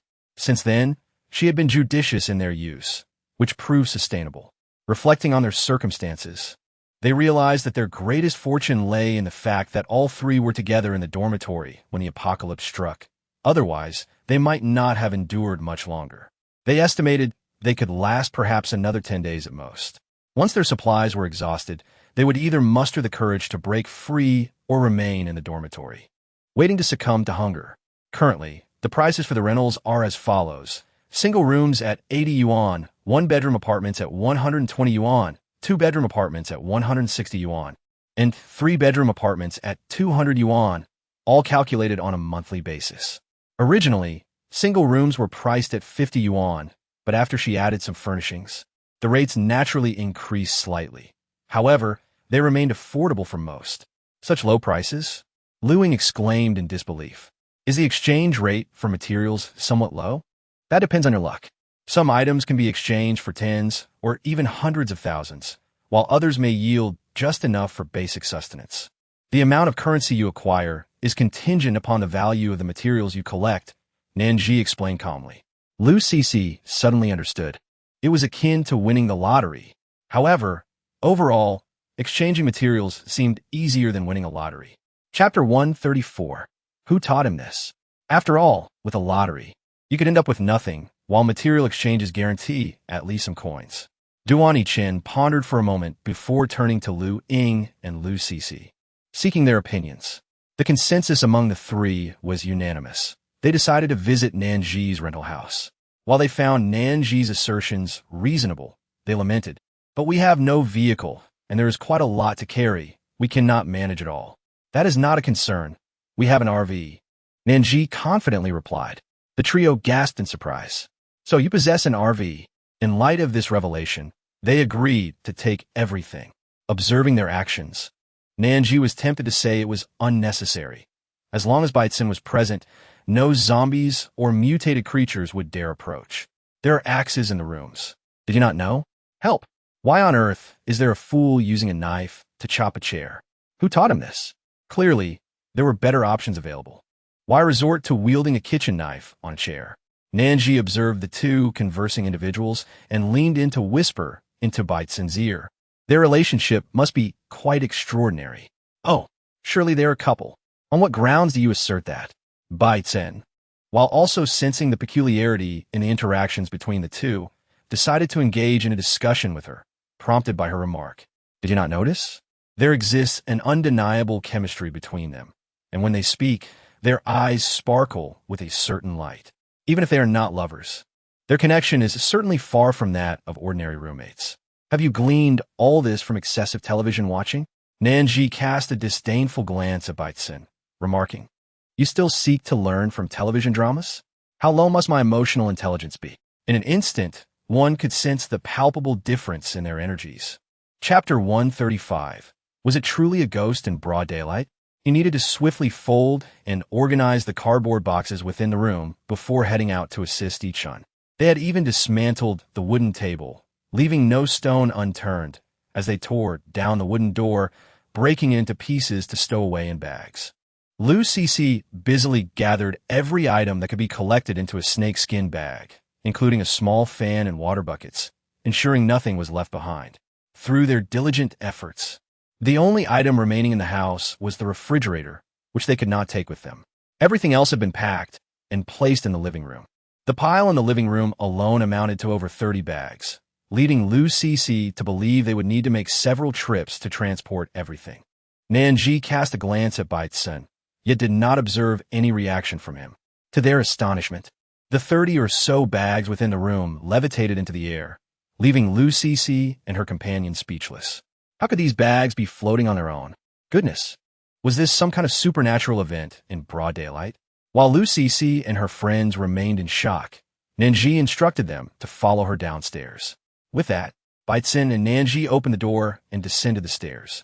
The trio hurried to keep up, their hearts increasingly unsettled, realizing that it was not a ghostly apparition they had witnessed, but rather the extraordinary powers of these two individuals who had levitated their belongings. Despite their vast experiences, this spectacle left them utterly bewildered. What kind of unknown force could this be? It appeared so mysterious and formidable. However, witnessing the powers displayed by Nan Zhi and Baitzen alleviated some of Lu Cece's concerns regarding their rented accommodation. The two ahead were undoubtedly formidable figures. Perhaps their claims about the rental being capable of withstanding attack from zombies and mutated beasts were indeed true. Upon reaching the ground floor, Lu Cece noted that both Nan Zhi and Baitzen walked with an air of confidence, showing no signs of caution or evasion even upon encountering zombies and mutated creatures. Strangely, the undead and the mutated beasts seemed to ignore their presence entirely, offering no threat. Initially, Lu Cece and her friends had readied their weapons for defense at the sight of these creatures, but as they observed more, they understood that the threats posed by the zombies and beasts were non-existent, allowing their anxiety to gradually dissipate. Duan Yichen and Lu Ying, witnessing this scene, instantly resolved their own curiosities. This explained the peculiarities they had experienced while chopping wood for over an hour. Despite the noise, no monsters had come to attack them. They had initially assumed it was sheer luck or that the creatures were simply dormant at that hour. The truth was that the presence of Nan Zhi and Baitzen had deterred any attacks, keeping the monsters oblivious to their activities. Lu Cece felt a wave of relief, grateful that she had waved at them earlier and that they had chosen to enter their residence. She believed that if they managed to survive this journey to the rented accommodation, they owed their safety to the two leading the way. After guiding Lu Cece and her friends to the RV and placing their supplies in an open area, Nan Zhi took them to the self-service dining counter, teaching them how to operate the machine to procure their meals. Under her guidance, the trio quickly grasped the process and each obtained a steaming portion of food. However, upon noticing the impeccably clean chairs inside the RV, they opted to stand while eating. They had not bathed in quite some time and were grimy, reluctant to soil the pristine seats. Understanding their hesitation, Nan Zhi kindly informed them that there was a bathroom located just behind the self-service counter, suggesting they could wash up after their meal. Following this, she retrieved 5 bottles of cola, handing 3 to Lu Cece and her companions, while she and Baitzen each took one. How could one dine without a drink? They would surely feel parched after their meal. Grateful, Lu Cece and her friends expressed their thanks, marveling at Nan Zhi's kindness. Not only did she provide them with meals and drinks at no cost, but she also offered them access to the bathroom for a much-needed wash. Although the two were immensely powerful, Lu Cece felt somewhat helpless, wishing she could contribute more. Nevertheless, she resolved that in the days to come, should Nan Zhi and Baitzen require assistance, she would certainly be there for them. The RV was stocked with an array of snacks and meals, and since Nan Zhi and Baitzen had already eaten quite a bit before descending, they were not hungry and chose not to take any food. Nan Zhi flipped through the pages of the novel with great enthusiasm when she heard Baitzen say, "Someone is coming to cause trouble." Nan Zhi, in a daze, lifted her head. They had only glanced at their surroundings that morning, and aside from Lu Shi and the others, there was no one else in sight. Where then could these troublemakers possibly have come from? However, Baitzen later mentioned that he sensed the presence of pandas nearby, prompting them to decide to remain temporarily, resting for a while before embarking on a thorough search.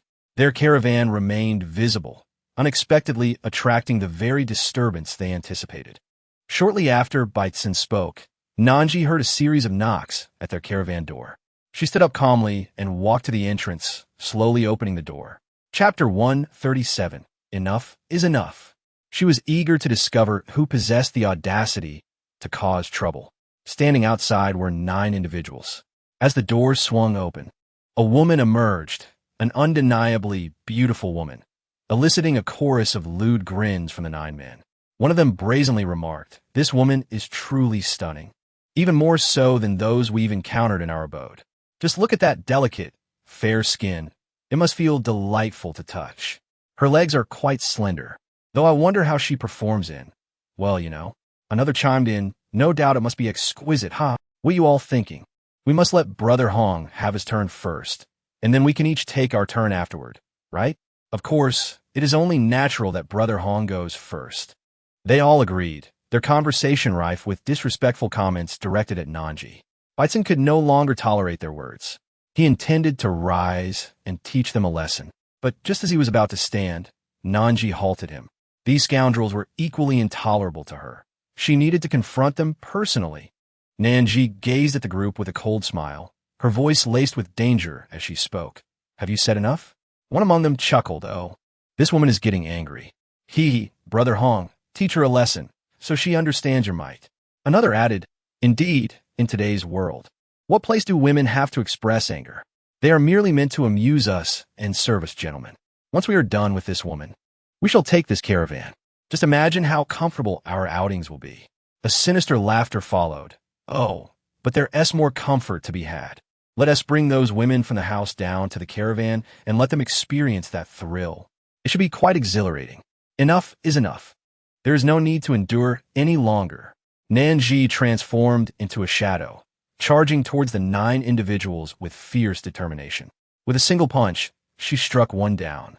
With a swift kick, she sent another sprawling. In mere moments, those who had just spoken contemptuously to her now lay prostrate on the ground, utterly incapacitated. With such limited ability, how dare they create chaos? How dare they brazenly utter lewd remarks in her presence? Nan Zhi delivered a few more kicks to the individuals sprawled on the ground, observing that they were utterly incapacitated and unable to rise. She paused momentarily, yet the fury within her surged with relentless intensity. How dare they? In this post-apocalyptic world, had women ceased to be regarded as human? Did they deserve such treatment? The commotion at the RV's entrance drew Lu Cece and her companions outside. As they reached the threshold, they were met with the sight of several bodies strewn across the ground. Some had just emerged from the shower, while others were near the laundry, hastily responding to the ruckus. Little did they anticipate such a grim scene. It was evident that these individuals had incurred Nan Zhi's wrath. Otherwise, they would not be reduced to this state. "You damned fool! It seems you seek your own demise." One man, referred to as Honggu, spat defiantly as he struggled to rise. "It was merely my lapse in vigilance that allowed you to strike. Now, prepare to weep beneath me." As soon as he uttered these words, Nan Zhi delivered another kick toward him, confirming that a dog would never produce ivory. She glanced toward a nearby cluster of zombies, a cold smile gracing her lips, and then, akin to kicking a soccer ball, sent Honggu hurtling towards the undead. Baitsun cooperatively narrowed the protective perimeter. Without Baitsun's defense, the zombies immediately took notice of the man, converging upon him with ravenous intent. The individuals still on the ground, who had previously harbored some bravado, now shrank back in fear upon witnessing Hong Ji's fate, their pupils constricting in terror. If this woman dared to kick him away, what chance did they have? Engaging her in further conflict could very well lead to their own demise at the hands of the zombies. In the past, they had not feared the undead, armed as they were and skilled in combat. But now, their limbs have been rendered useless by this woman, broken and dislocated. Faced with zombies, they were powerless and unable to flee. This was a matter of life and death. Not long after Honggu had been cast aside, he was quickly surrounded by zombies, who descended upon him, gnawing and tearing at his flesh. His abdomen was ripped open, and his innards spilled forth onto the ground. Merely witnessing such a gruesome tableau sent tremors through the bodies of the onlookers. Silently, they ceased their chatter, wishing only to become invisible to Nan Zhi. Yet, she recalled their previous insults, as well as the many vile deeds they must have committed before this moment. Thus, she resolved to extend a gracious farewell, sending them off in kind. With that, Nan Zhi unleashed her fury upon the 6 individuals still prostrate on the ground, kicking them toward the encroaching zombies. The remaining 2, witnessing this horrifying spectacle, soiled themselves, a stream of yellow liquid trickling down their pants, saturating the earth beneath them. An overwhelming stench of urine wafted into the air, causing Nan Zhi to step back involuntarily. The psychological resilience of these individuals was truly lacking. Having finished their meal, the zombies eventually abandoned their prey, and Nan Zhi, knife in hand, intended to deliver a final blow. Observing her intent, Du-On-Chen inquired about her purpose with the weapon. Nan Zhi naturally explained to them, of course, "We must go to those individuals and deliver a final blow. They're dead now, but who can say they won't rise as zombies? Zombies can evolve, after all. I cannot allow potential trouble to fester. If these zombies were to gain consciousness and seek revenge on me, what then? Although I doubt I would come harm, I certainly wish to avoid any unnecessary complications." Upon hearing Nan Zhi's words, Du-On-Chen found her reasoning sound. He grasped Nan Zhi's knife, his eyes sparkling with excitement. An opportunity to repay her kindness had indeed presented itself. "Rest assured, I shall take care of this." With that, he dashed towards the direction of those individuals, his steps filled with fervor, making it seem as though he had stumbled upon some delightful news. Du-On-Chen had faced zombies before, on the very first day of the apocalypse when the outbreak began. They had heard a commotion in the corridor and thought something significant had occurred. As for Lu Ying, he too was saved. Every action of his was observed by those in the RV. As he drew closer, Nan Zhi gave him a thumbs up in commendation. Du-On-Chen, somewhat bashful, rubbed his neck and replied, "It's nothing really. I'm just glad to be of assistance to Nan Zhi." Nan Zhi then cast her gaze back to the 2 individuals on the ground and said coldly, "You too, lead us to your dwelling." The 2 men dared not hesitate, fearful that a moment's pause might provoke her displeasure, resulting in their being thrown to the zombies as well. Despite the pain that made them grimace, they could only muster the strength to rise, supporting each other as they made their way toward their residence, guiding Nan Zhi and her companions. Nan Zhi, Bai Zhen, and Lu Shishi followed closely behind them. It is worth mentioning that the residences of these individuals were relatively close to those of Lu Shishi and her companions. The latter resided in the dormitory within the zoo, while the former occupied a building adjacent to the zoo. Upon reaching the 5th floor, as the 2 opened the door and stepped inside, a sultry and alluring feminine voice resonated in the ears of those present. Just as Nan Zhi was about to enter the room, the sound sent a shiver down her spine. What was going on? She had assumed that the women above were all victims. Little did she expect that some were willing participants. Lost in thought, Nan Zhi stepped into the room. The woman who had spoken earlier cast a venomous glare at Nan Zhi upon noticing her presence, her eyes brimming with malice. And such a beautiful woman, too. She had only just managed to secure a position of some esteem. She would not allow anyone to usurp her place. Who was this girl? In the past, upon hearing such a voice, they would have eagerly pulled her close, lavished her with affection, and indulged in their desires before letting her go. But now, with that woman behind them, they dare not act so boldly. As they perceived the woman preparing to speak again, they shot her a warning glare. Crazy woman, if you wish to perish, do not drag them down with you. However, the woman misinterpreted their intentions, believing that they had grown weary of her and were now infatuated with someone new. Consequently, as she glared at Nan Zhi, her coldness intensified. Very well, she would bide her time, devising a subtle scheme to eliminate this woman in the coming days. Once the woman was gone, with her figure and beauty, she would swiftly reclaim their affections. Chapter 140. No one can escape. In the end, she would be the most favored. As the 2 ventured further inside, Nan Zhi surveyed her surroundings before stepping into one of the rooms. Inside were 6 women, starkly different from the woman in the living room. They did not rush to greet the newcomer, but instead huddled in the corners, their eyes reflecting not only fear, but also profound numbness. Upon seeing Nan Zhi enter, they merely looked up momentarily before lowering their heads again.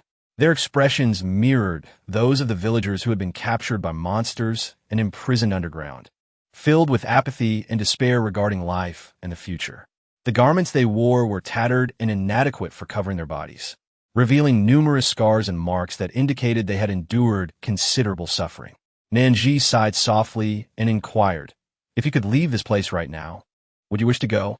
The 6 women unmistakably heard her words, and one by one, they lifted their heads in disbelief, gazing intently at Nan Zhi. Was she truly serious? Could they really escape? Yet, how could that be possible?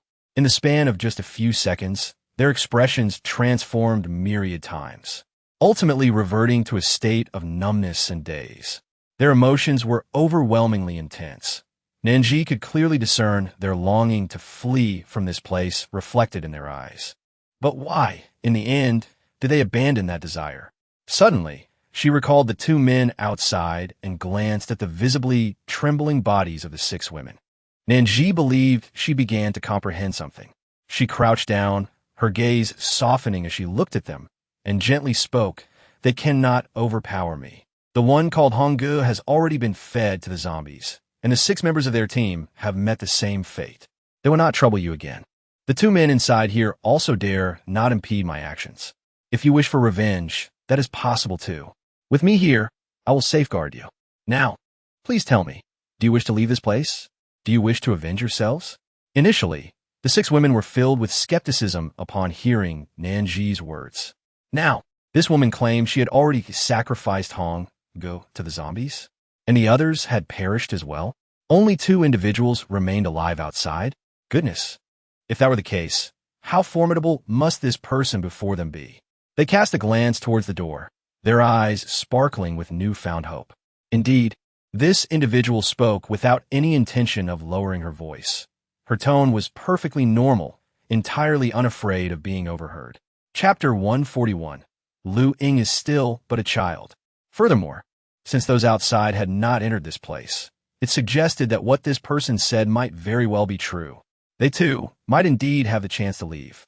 One woman, having come to a realization, eagerly nodded and declared, "Yes, I want to leave this place. I cannot endure being in this wretched place any longer." Once one expressed her desire, another quickly followed suit. "Me too. Me too. My parents were already quite old when I was born, and I am their only child. Now that I am away from home, I have no idea how my mother and father are faring, and I'm deeply worried about them." One by one, the 6 women voiced their sentiments, all echoing the yearning to escape this place. Nan Zhi then rose and addressed them. "Let us depart. What purpose does lingering here serve? The 2 men outside are at your mercy. If you seek their lives, take them. If you wish to strike, do so as you see fit." Upon hearing her words, the women exchanged glances, uncertain whether it was the strength imparted by Nan Zhi's speech or some other force. But suddenly, their emotions erupted. Lacking weapons in the room, they seized pieces of wood and sticks. Some even dashed to the kitchen to procure small knives and brooms, rushing towards the 2 men standing in the living room, striking and stabbing at them with fervor. The men, intending to resist, found themselves immobilized, as if bound by some dreadful force, frozen in place, enduring the onslaught from the 6 women. Once their fury had been spent, the 2 men lay lifeless. The woman who had initially rushed into the living room with the intent to harm Nan Zhi now stood frozen in shock, paralyzed by the scene before her. Suddenly, her gaze fell upon Baitsun, as if she had found a lifeline, and she sprinted towards him, crying out pitifully, "Brother, I am afraid." Nan Zhi shook her body, her expression one of extreme disdain.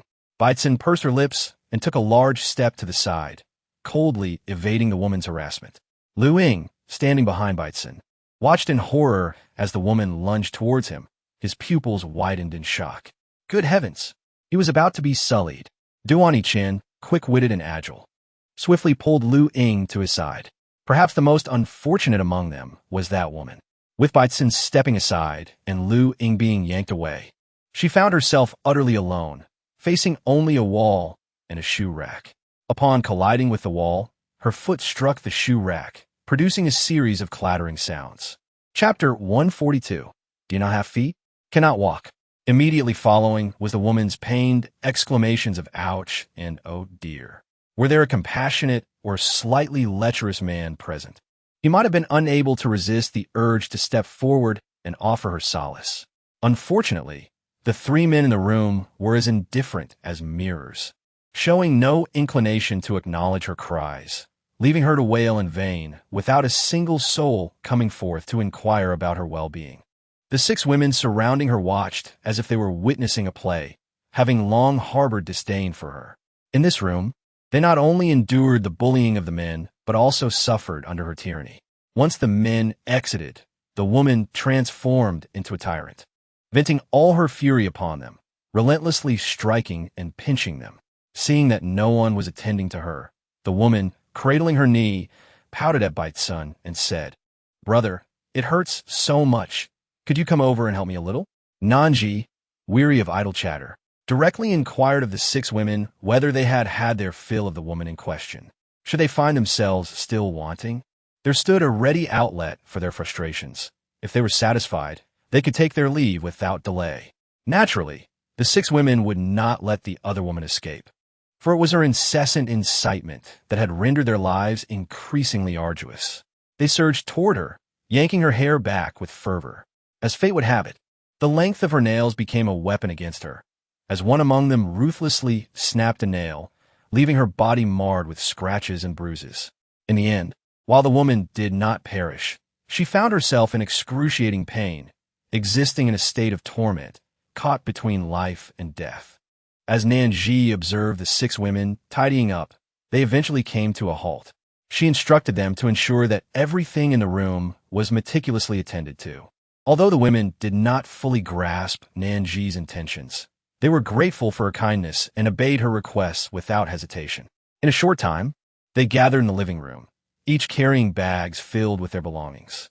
They had managed to find several articles of clothing, which finally allowed them to cover their bodies adequately, enabling the men to gaze upon them without embarrassment. Just moments before, when they emerged from the room in a state of disarray, their lack of attire had been mortifying. Yet, it was not their desire to present themselves thus. The men, striving to maintain their decorum and gentlemanly demeanor, had averted their eyes, though they could not shake the discomfort that lingered within. With their bodies now clothed, a sense of ease began to settle in their hearts. At Nan Zhi's command, they exited the dwelling, leaving behind the woman who had reprimanded them, who could only watch in silence, her resentment palpable as she glared at their departing figures. With so many women, they are destined to perish at the hands of zombies. Those men are no better. Death would suit them just fine. Chapter 143. If a dog bites you, do you bite back? Such venomous thoughts went unheard by Nan Zhi and the others. Even if they had, they would have paid them no mind.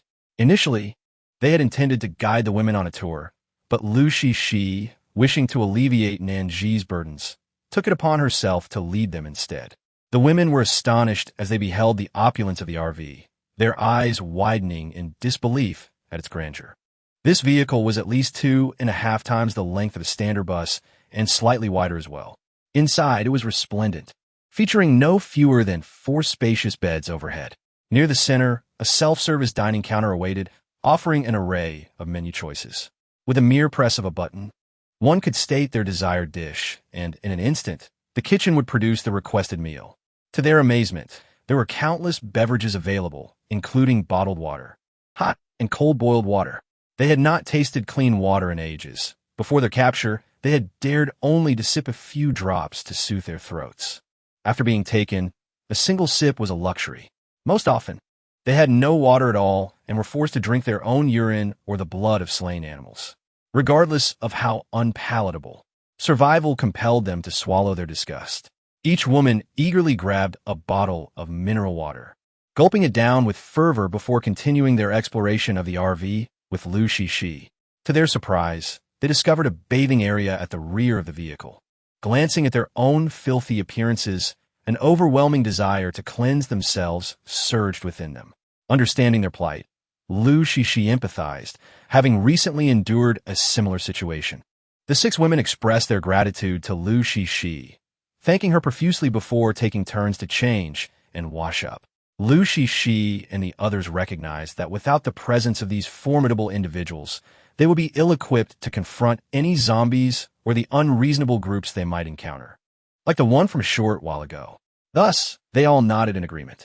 Before departing, Nan Zhi adjusted the RV to an invisible mode, thereby minimizing potential troubles. Regrettably, despite searching tirelessly for most of the day, the two had yet to catch a glimpse of the panda. Chapter 144. The translator aids in barrier-free communication.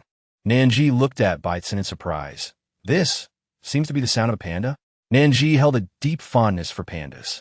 In the days leading up to the apocalypse, she had indulged in numerous videos featuring these adorable creatures, thus becoming quite familiar with the sounds they produced.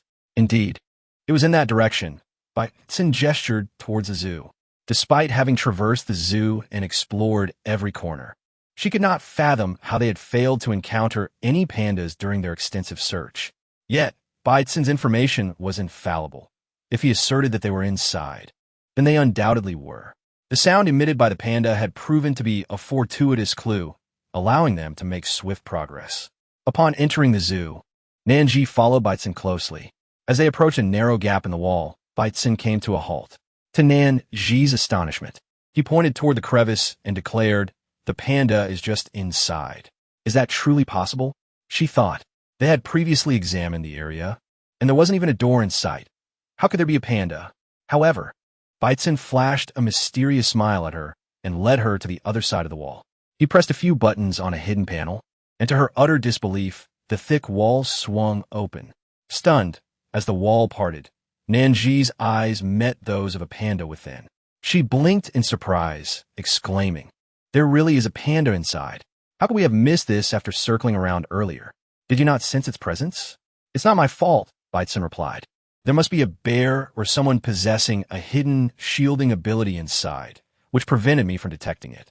Had it not been for the sound made by that panda just now, I might not have sensed anything at all." As they conversed, they stepped through the entrance, revealing 5 pandas inside. Not far from them lay a person whose chest rose and fell rhythmically, indicating that he was alive. Several pandas clustered around this individual, and Nan Zhi could sense their sorrow. They mourned for the person lying on the ground.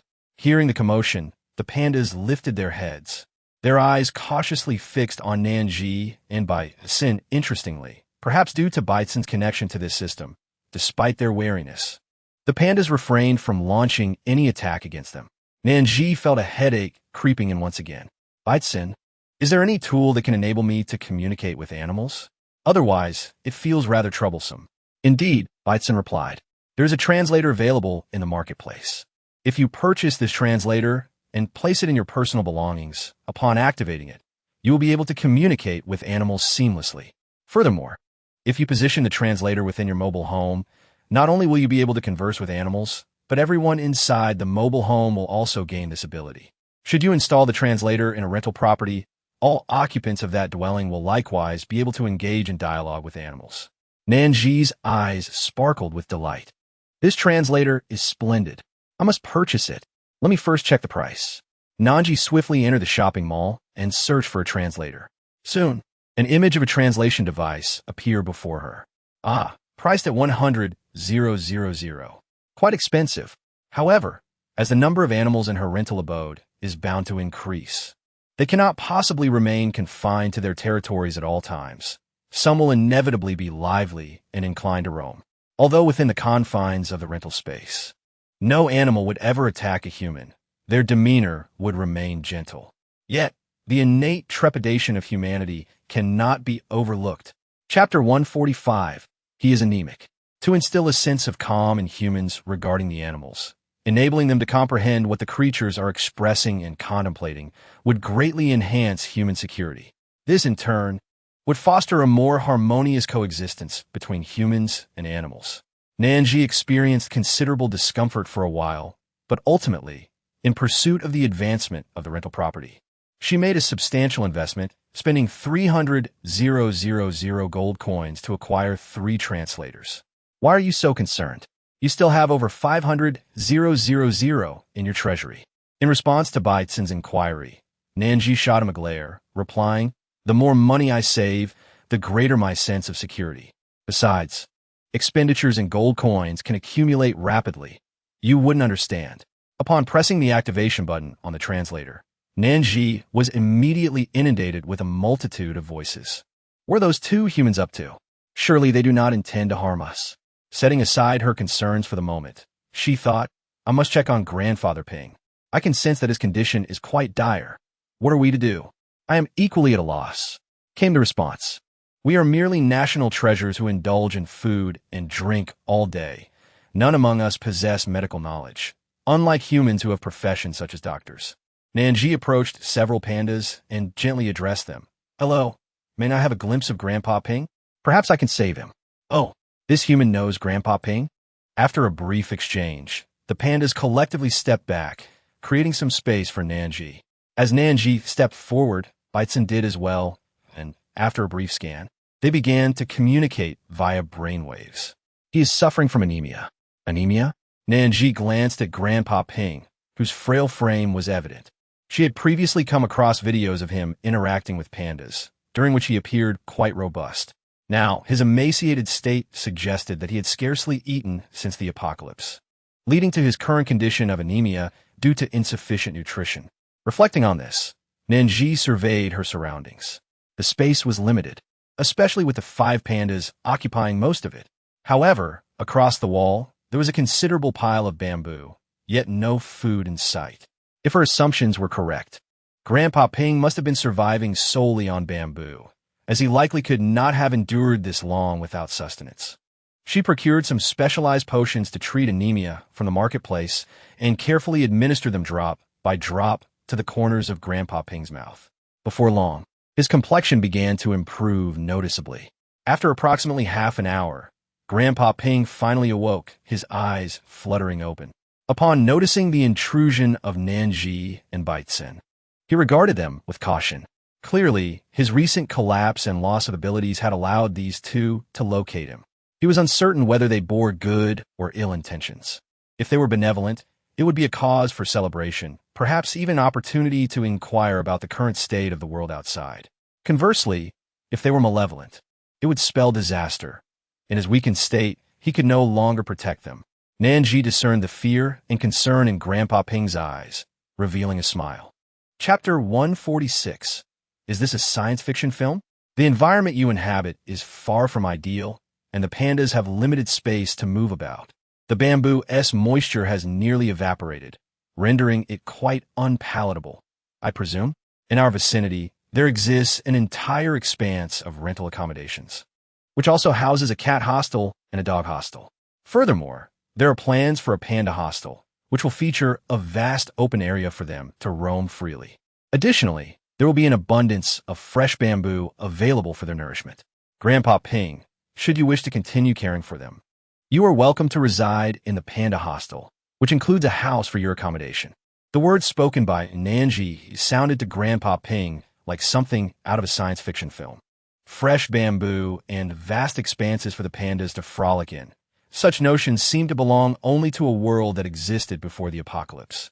Given the current state of affairs and the prevailing environment, could such resources truly still exist? Perhaps it was all a deceit. Yet, observing the girl, who appeared to possess an amiable demeanor, he felt she was unlikely to engage in such trickery. Grandpa Ping, you can accompany the pandas to take a look, she suggested. We arrived in a camper van, and we can take you there. A few steps toward exploration wouldn't be a loss, would it? As Grandpa Ping gazed at the pairs of large, expressive eyes surrounding him, along with the pandas that had noticeably thinned, he realized that remaining here was not the wisest choice. They would inevitably succumb to internal strife and perish. After much contemplation, he resolved to trust Nan Zhi and lead the pandas to the location she had described. They had no other alternative but to embrace the risk, for it was only through peril that the possibility of renewal could emerge. His own demise held little consequence for him. In this world, he was bereft of parents, having never experienced romance, nor did he have a family, wife, or daughter to grieve for him. His sole concern lay with the adorable creatures before him. Since the onset of the apocalypse, he had awakened an ability to shield them, and it was through this power that he had safeguarded these charming beings, ensuring their survival thus far. Should he perish, Any sound from these little ones would expose their sanctuary to the eyes of countless monsters, drastically diminishing their chances of survival. Thus, he had no choice but to gamble on the trustworthiness of these two individuals, believing they would not deceive him. Moreover, having just saved his life, he thought that such benevolence suggested they were kind-hearted and would not inflict cruelty upon his beloved companions. Grandpa Ping directed the pandas, gathering several stalks of bamboo for the journey, ensuring that he, too, carried a substantial amount, fearing the distance ahead might leave the pandas short on sustenance.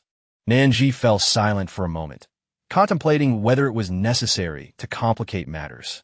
She exchanged a knowing glance with Baitsen, who instantly understood and directed her gaze towards the large stack of bamboo. In an instant, countless bundles of bamboo levitated, trailing behind Nan Zhi and Baitsen as they floated gracefully in midair. Chapter 147. Clearly, you haven't been paying attention in class. The pandas observed this spectacle with wide eyes, filled with wonder. Wow, our bamboo can move. How astonishing. How did those two humans manage that? Our Grandpa Ping can't do such a thing. They mused whether these humans could also allow them to float in the air. Simply watching the bamboo drift was enough to ignite their excitement. Come on now, take a look at your own weight. Those two humans might be exerting every ounce of strength they have just to lift you, let alone make you float. Grandpa Ping, hearing the chorus of cheerful bleats beside him, turned his head slightly to see what had sparked such joy. To his astonishment, he nearly gasped at the sight before him. The bamboo, which the little darlings enjoyed munching on, was all floating in midair, trailing behind the two humans. When the humans paused, the bamboo did too. When they moved, the bamboo continued to sway along. Fortunately, this bizarre scene was not witnessed in the dead of night, or he might have been thoroughly frightened. While he observed, Grandpa Ping refrained from questioning further. He speculated that this might be a special ability of theirs, akin to his own shielding power. Perhaps their ability allowed them to achieve such a feat suddenly. Several shadows ahead captured his attention. His pupils constricted, his body tensed, radiating an aura of caution. Nan Zhi gazed at the prickly Grandpa Ping, resembling a hedgehog, and softly reassured him, "It's all right. They won't launch an attack on us. So rest easy." Grandpa Ping looked at Nan Zhi with confusion. How could zombies not attack humans? He had ventured outside once for the sake of the little one's provisions, and the moment those zombies spotted him, they had charged at him like ravenous prey. Nan Zhi noticed his puzzled expression, but offered no explanation, as it was a matter difficult to elucidate, especially without involving Baisen. Whether the zombies would approach them or not would soon become painfully clear. The reality of the situation was the best explanation. 1 minute, 2 minutes, 3 minutes, 5 minutes, the zombies truly aren't coming? They really want to attack? As the zombies went about their business, seemingly oblivious to their presence, Grandpa Ping's anxiety began to dissipate. Simultaneously, he grew increasingly in awe of Nan Zhi and Baitsen, realizing that it was not that the zombies had mutated to refrain from attacking humans, but rather that their presence had deterred the zombies from approaching. Hey, did you see that? Those creatures, are they even human? They look so grotesque. Clearly, you weren't paying attention in class. Those are zombies. Grandpa Ping mentioned them before. If they see a human, or someone like us who looks delectable, they would rush to drink our blood and feast on our flesh. Chapter 148. Of course, one must fulfill their desires.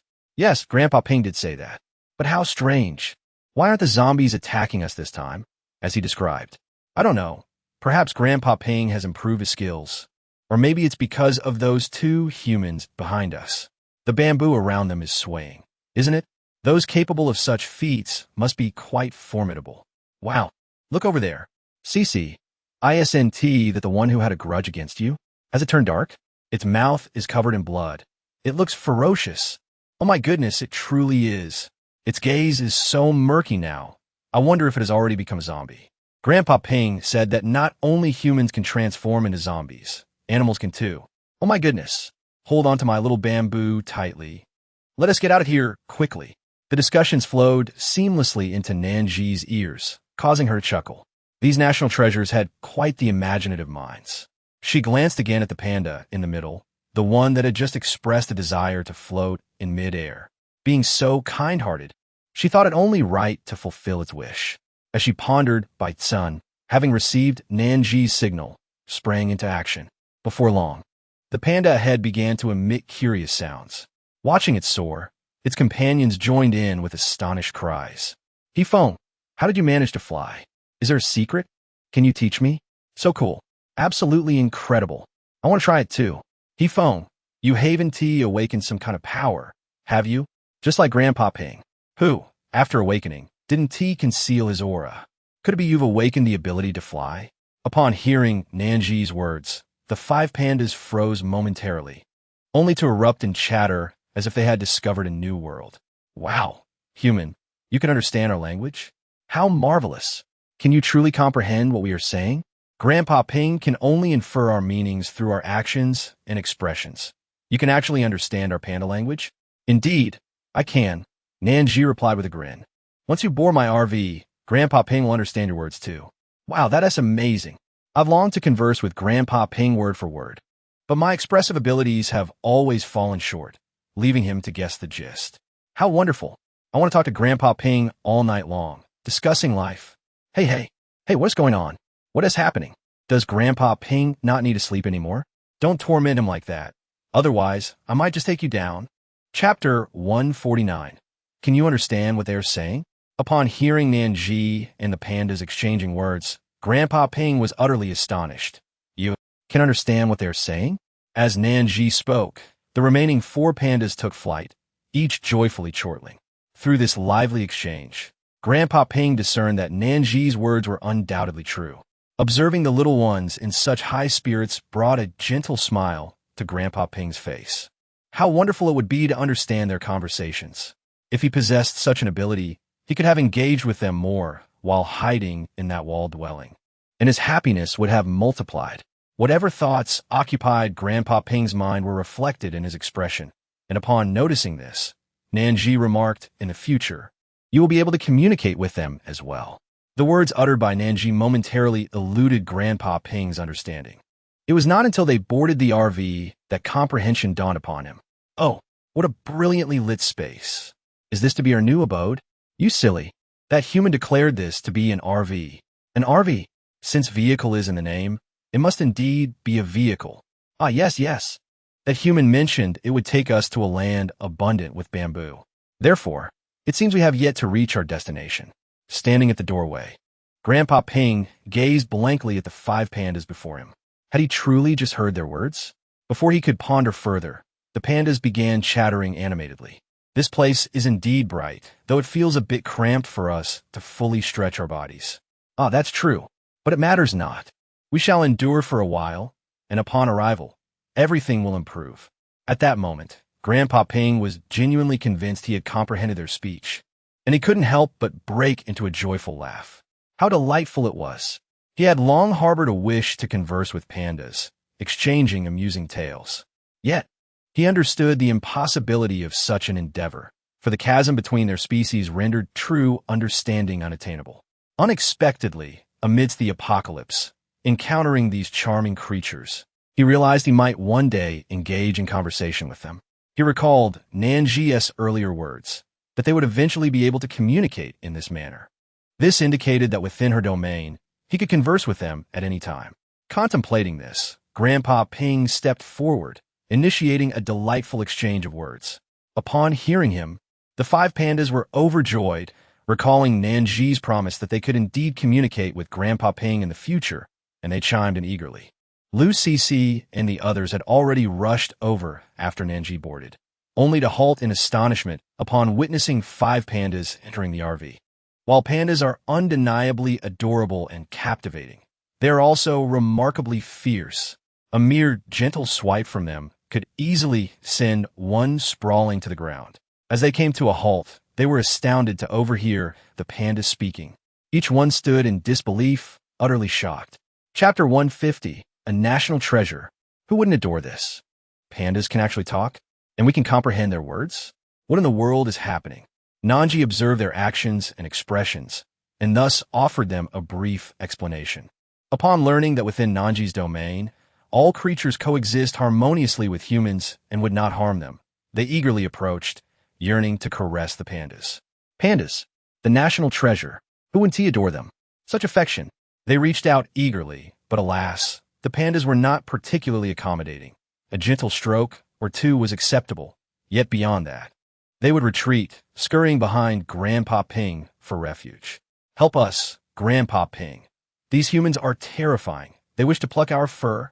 Only one panda, named Cece, laid on its back, inviting their touch, basking in the delight. After their interaction with the pandas, among the 6 women, one named Chen Pingping stepped forward to address Nan Zhi. Those nearby could hear her words. Another woman, named Xiao Yin, also approached Nan Zhi, hesitatingly expressing, I too wish. I have a brother. All 6 women spoke in turn, each conveying a desire to return to their hometowns in search of relatives. Those without kin sought to reconnect with friends. Nan Zhi's gaze swept across their faces, discerning their longing and concern. She said, What vehicle are you looking for? Just give me an address, and we can search together. Upon hearing this, the 6 women were taken aback with delight. Is that really possible? Wouldn't that delay your journey too much? If you could assist us, Nan Zhi, that would be wonderful. Thank you in advance. My home is quite far away. No worries, my RV is incredibly swift, far quicker than any other vehicle. Nan Zhi replied. Now, let us discuss among yourselves who we should visit first. Lu Cece chimed in, exactly. How could it possibly delay the journey? After all, everyone in this vehicle is heading toward the same rental house. We can pick up your families first, and then proceed to the rental together. Listening to Nan Zhi and Lu Cece, the 6 women felt an overwhelming sense of gratitude. They stepped aside to confer and ultimately decided to head to Chen Pingping's home first. Chen Pingping provided Nan Zhi with an address, and thus the RV set off toward the location she had given. Chen Pingping resided in the Jianfu province. Chapter 151. Fresh bamboo to eat. From their current location to Jianfu province, it would take at least 3 hours. Consequently, those in the vehicle indulged in snacks, refreshments, and took turns bathing. Perhaps due to the RV's awareness of the presence of pandas, a button for panda food appeared at the self-service dining counter, offering options of steamed buns, small apples, and fresh bamboo. Grandpa Ping distributed 5 steamed buns and 1 small apple to each panda, and also provided them with some fresh bamboo to enjoy. The environment here is remarkable. Fresh bamboo to eat. This bamboo is sweet and juicy. If only this vehicle weren't so cramped, I could envision living here for a lifetime. Oh, I'm just saying that. Don't take it too seriously. Nan Zhi sat on the sofa, watching a television drama while enjoying her meal. Occasionally, the delightful chatter of the national treasures filled her ears, prompting a smile of amusement. They were truly a source of joy. Nan Zhi's pace during meals was inherently slow. It took her at least over an hour to finish a single box of food. By the time she finished her meal, they had already traversed half the distance. She had a premonition that once they disembarked, there would be little time for leisure, as tasks would undoubtedly await them. Perhaps it would be wise to rest for about half an hour. Little did she anticipate that this brief respite would extend into a deep slumber lasting an hour and a half, only to be roused by Baitsen, who informed her that they had arrived at their destination. How swiftly time had passed. After yawning and stretching, Nan Zhi felt considerably more alert, and she finally called Chen Pingping to disembark. There was little purpose in having the others accompany them, so Nan Zhi encouraged them to rest comfortably on the vehicle.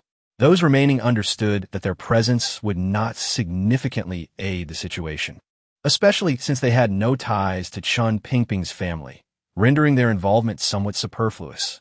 Consequently, they had no objections to Nan Zhi's arrangements. The sight of the large RV vanishing before her eyes startled Chen Pingping momentarily, but it soon felt quite natural to her. After all, with Nan Zhi and her companion's formidable prowess, what could possibly be beyond their capabilities? The RV had already exhibited numerous inexplicable phenomena, so the disappearance of the vehicle was hardly a source of astonishment. It was merely another manifestation of the extraordinary abilities of these 2 divine beings. This road was one Chen Pingping had traversed countless times since childhood, yet she had never witnessed such desolation. In the past, a breakfast shop had thrived below, with throngs of people queuing daily for their morning meals. Now, however, that vibrant scene had vanished, replaced by streaks of blood, severed limbs, and under the weight of fallen signs lay some corpses. Chapter 152. Were they so thoroughly prepared? As soon as they spotted fresh prey, they would pounce like ravenous vampires. Ahead, mutated creatures and zombies clashed fiercely, each eager to vanquish the other and feast upon their adversary. Chun Pingping was uncertain whether her family could endure in such an environment, waiting for her rescue. She was even more terrified that her loved ones might have already now. Even if she wished to open the door, she found herself lacking the key. The troubled expression on Chun Pingping's face spoke volumes. Nan Zhi understood immediately and inquired, "No key?" "Yes," Chun Pingping replied.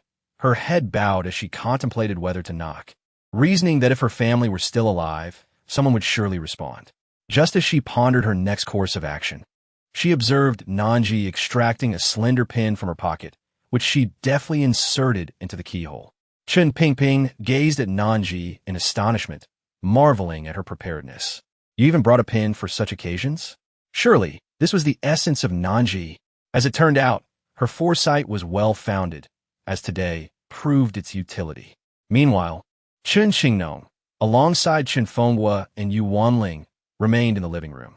Upon hearing a noise, they instinctively tensed, quietly rising to grasp their weapons and stealthily approaching the entrance. Chun Xingnong intended to peer through the peephole to ascertain who stood outside, when Nan Zhi, simultaneously, received word from Baitsen that those within the house were merely a door away from them. Unbeknownst to them, the figure outside was a woman. Initially, they had anticipated another group seeking to raid their supplies, and they planned to neutralize the would-be intruders upon opening the door. Furthermore, had they not just heard correctly? Their daughter? The three exchanged glances, and Chun Xingnong leaned closer to the peephole, finally recognizing that one of the figures was indeed his sister. With excitement bubbling over, he set down his weapon, hastily moving aside the stone table that obstructed the door. When the door swung open, the moment they laid eyes on Chun Pingping, they rushed forward, enveloping her in a warm embrace, gently patting her back in relief. Heaven had not been unkind to them. They had feared Pingping was lost. How fortunate they were to reunite once more. Chapter 153. Their home. Her sanctuary. Chun Pingping's eyes brimmed with tears. Despite enduring countless grievances outside, she had seldom cried. In this moment, she was simply her parents' daughter, their child. Their home symbolized her sanctuary. Standing behind them, Chun Xingnong's eyes were also misty with joy. His sister was safe, and they could still share stories and laughter together. He resolved never to part from her again. After regaining his composure, Chen Fenghua recalled that there were others outside, not merely his daughter. He promptly beckoned Yu Wanling and invited Nan Zhi and Baitsen inside. Yu Wanling wiped her tears with the back of her hand, glancing at Chun Pingping's tear-streaked face, smiling through her relief, and reaching out to brush away Pingping's tears. "Let us go inside." Chun Pingping linked arms with Yu Wanling and nodded vigorously. "Yes, let us enter." Once everyone was inside, Chun Xingnong shut the door again, intending to barricade it with the stone table, yet Nan Zhi interjected. Confusion clouded his features as he questioned her, without securing the entrance. What if someone or a mutated creature attempted to break in? They would be ill-prepared to confront such threats. Chun Pingping, witnessing the exchange, smiled reassuringly at Chun Xingnong, urging him to come closer. "Don't worry, with Nan Zhi and the others here, no zombies or mutated beasts will dare to cause trouble." Though still perplexed, Chun Xingnong decided to heed his sister's words for the moment. Chun Fenghua and Yu Wanling refrained from inquiring about the hardships Chun Pingping had faced over the years. After all, as a young woman, she must have endured her share of struggles to survive thus far. The scars of the past remained unspoken. Their priority was Pingping's safe return home. Chun Fenghua and Yu Wanling retrieved 3 cans of fruit preserved from the kitchen, handing one to Chun Pingping and the other 2 to Nan Zhi and Baisen. "You must be parched after your long journey. We have no water, only these canned fruits. I hope they suit your taste. Oh, and we have some jelly, which contains moisture. I'll fetch some for you." Before Nan Zhi could refuse, he turned and hurried away.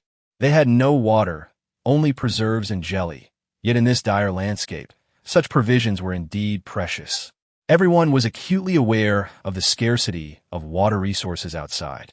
Yet Chen Fengwu displayed no hesitation in offering such generous supplies, presenting a large can of fruit preserves and an abundance of jelly, which made Nan Zhi feel somewhat embarrassed. However, she knew they would soon accompany her to the RV. Chapter 154. Had they been out of society too long?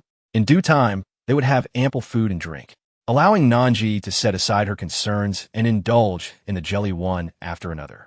A small group gathered together, engaging in light-hearted conversation. During this time, Chen Pingping inquired about her family's well-being over the years and whether they had faced any adversities.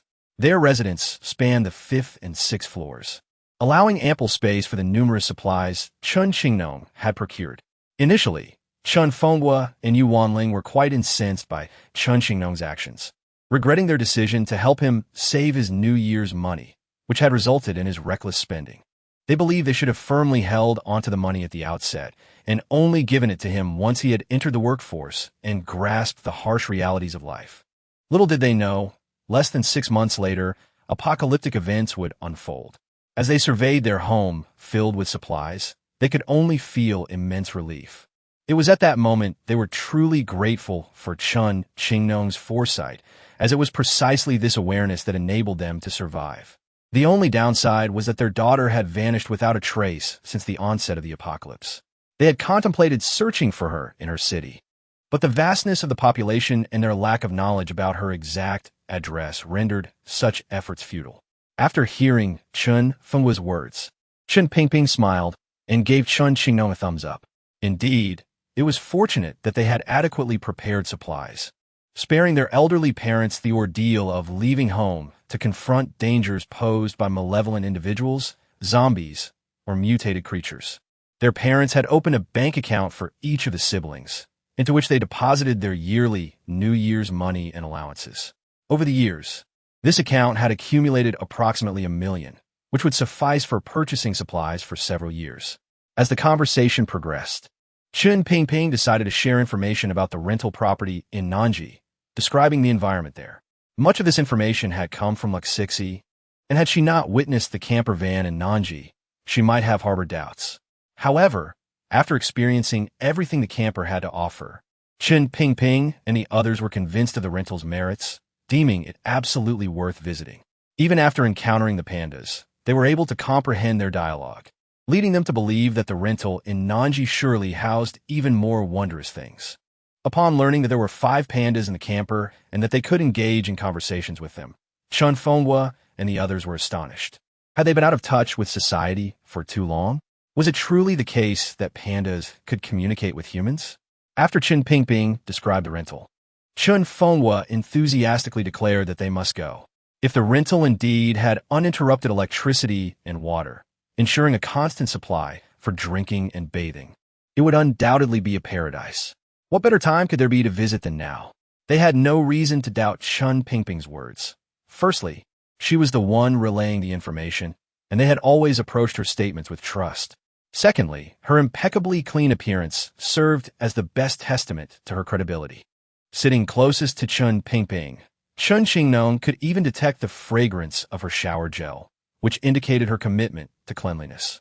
Once they resolved to visit the rental, they began to gather their belongings, knowing that the rental operated on a barter system, exchanging supplies for currency.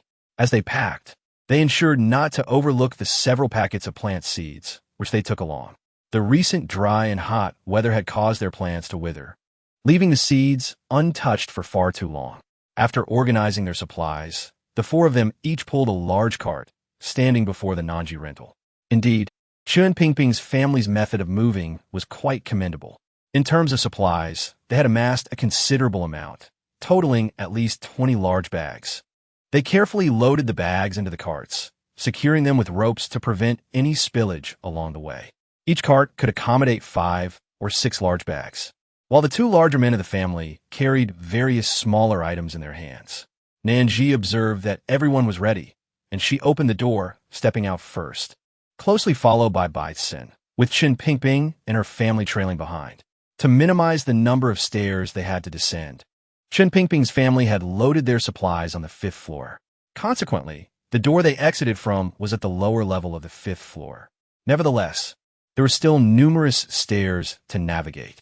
Chen Fenghua and Chen Qingnong positioned themselves, one at the front and the other at the back, intending to carry a trailer full of supplies down together.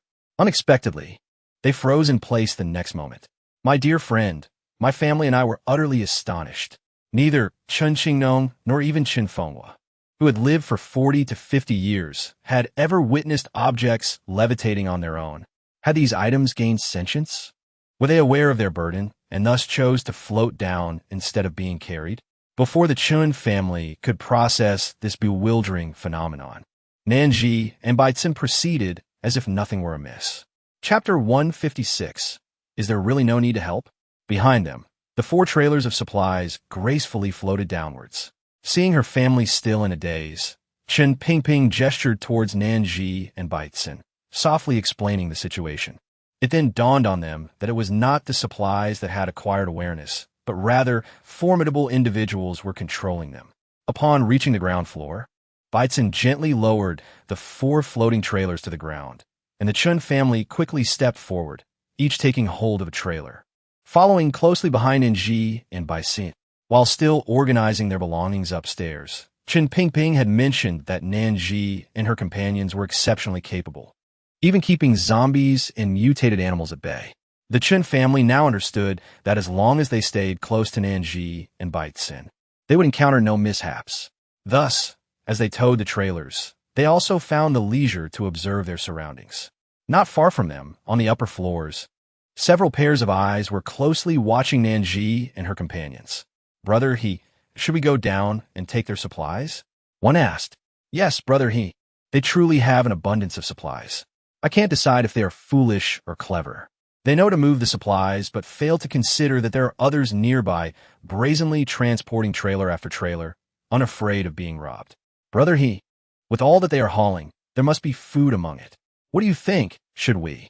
The man referred to as Brother He, with a dark complexion and 2 menacing scars across his face, listened to his subordinates, and his gaze hardened with intent. He waved his hand and commanded go. Understood. Let us move, brothers. It seems we shall feast tonight. Baitzen and Nanji were already aware of the presence of others nearby.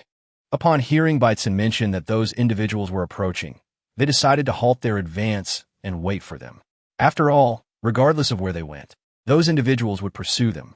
It was more prudent to confront them here.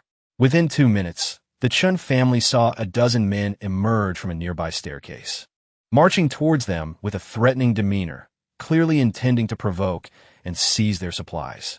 Chen Fenghua, Chen Qingnong, and Yuanling all regarded the newcomers with caution. And Chen Fenghua and Chen Qingnong instinctively reached for their knives tucked in their pockets, preparing for a potential confrontation. Chen Pingping, however, quietly advised her father and brother to remain uninvolved, assuring them that their only duty was to wait. Chen Pingping was acutely aware of their position. Even combined, their family's combat prowess likely paled in comparison to Nanji's alone. If they intervened, they might become a burden. In such circumstances, it was wiser to stay put. Their decision to refrain from intervening was, in fact, the best support they could offer to Nanji and Baitzen. Yet, upon hearing Chen Pingping's words, Chen Fenghua and Chen Qingnong exchanged hesitant glances. Are you certain we need not assist? Chapter 157. What are you still dawdling for? The opposing group appeared quite formidable, numbering over a dozen. Regardless of how skilled Nanji and Baitzen were, facing so many opponents could prove overwhelming. Chen Pingping, noticing their doubts, smiled enigmatically without offering an explanation. After all, no amount of explanation could rival the impact of witnessing the event firsthand. When she and her companions had been trapped in a house, it was Nanji and her team who had vanquished their captors and rescued them. During their time in the RV, while sharing meals and stories, Lu Cece had recounted how Nanji single-handedly took down those men, dispatching them all within a minute. Inspired by Lu Cece's enthusiastic recounting, Chen Pingping felt a surge of excitement, wishing fervently that she had been freed earlier to witness Nanji's prowess in person. Now, the opportunity had arrived. Chen Pingping's eyes sparkled with anticipation as she gazed at the group of men, almost mistaking them for long-lost relatives come to rescue her. Among the dozen, The foremost man approached Nan Zhi and Baitsen, scrutinizing Nan Zhi from head to toe before extending his greasy hand in an attempt to touch her shoulder. This girl is truly stunning. Today is indeed a bountiful day. Not only is there a beautiful woman to enjoy, but also an abundance of supplies. Brother, he will surely commend me. With a frown, Nan Zhi was about to take action when a nearby individual moved a step quicker, unleashing a surge of terrifying electricity from the edge of his palm, striking directly at the man leading the group. A chilling scream ascended into the heavens, echoing for 100 meters around.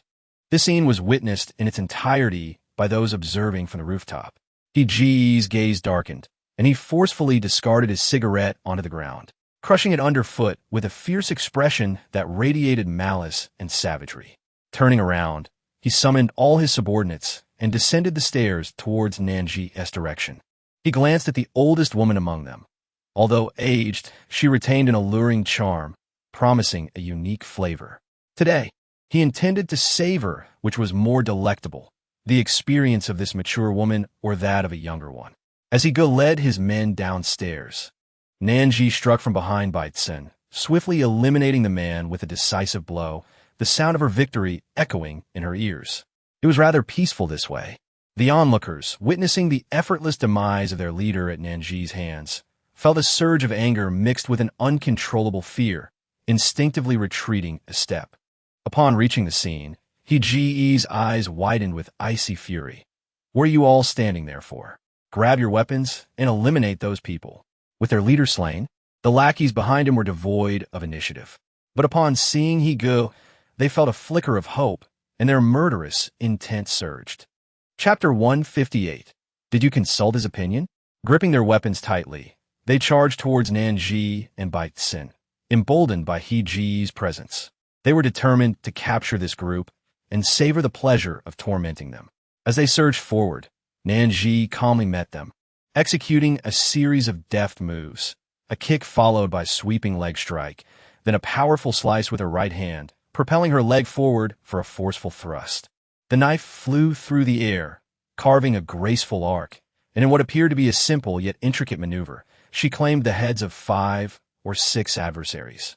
As the last foe fell, Nan Zhi paused, smiling as she turned to Higa. Do you wish to come to me as well? At her words, Higa furrowed his brow. This woman was decidedly formidable. However, if he did not teach her a lesson and bring her down, he would not only lose face, but also betray the memory of his fallen brothers. With more than 20 of his men behind him, he refused to believe that they could not overpower a single woman. With this thought, Higa waved his hand forward, and his men surged towards Nan Zhi. Having observed her prowess, they no longer held back. Those armed with knives lunged with maximum force, while those with firearms drew their weapons, aiming to shoot at Nan Zhi. Could she dodge bullets at such close range? With so many targeting her, surely a few bullets would find their mark. Once she was down, dealing with those behind her would become manageable. Even those with special abilities unleashed their powers. Ice projectiles, flames, and resilient water orbs rained down upon Nan Zhi. Baitsen, with a cold snort, swept his hand forward. Without any grand gestures, all those who had aimed to attack, Nan Zhi now lay defeated. A multitude sprawled across the ground. Did they think to kill his host? Had they sought his approval? Unbeknownst to them, an even greater force lay in wait. With a mere flick of his wrist, Baitsen swiftly eliminated a significant number of adversaries. Chen Qingnong, well-versed in numerous novels, was astounded by Baitsen's martial prowess. The move he executed resembled those from fantasy tales, where the protagonist, with a mere glance or wave, could decimate foes in an instant. Here, in but 2 seconds, over 20 men could not withstand his might. One word, absolute. Not only Chen Qingnong, but even Chen Pingping was taken aback by Baitsen's extraordinary abilities. She had known that those who accompanied Nan Zhi were formidable, yet she had never anticipated that this man could be so powerful. Suddenly, she felt that he and Nan Zhi were perfectly matched.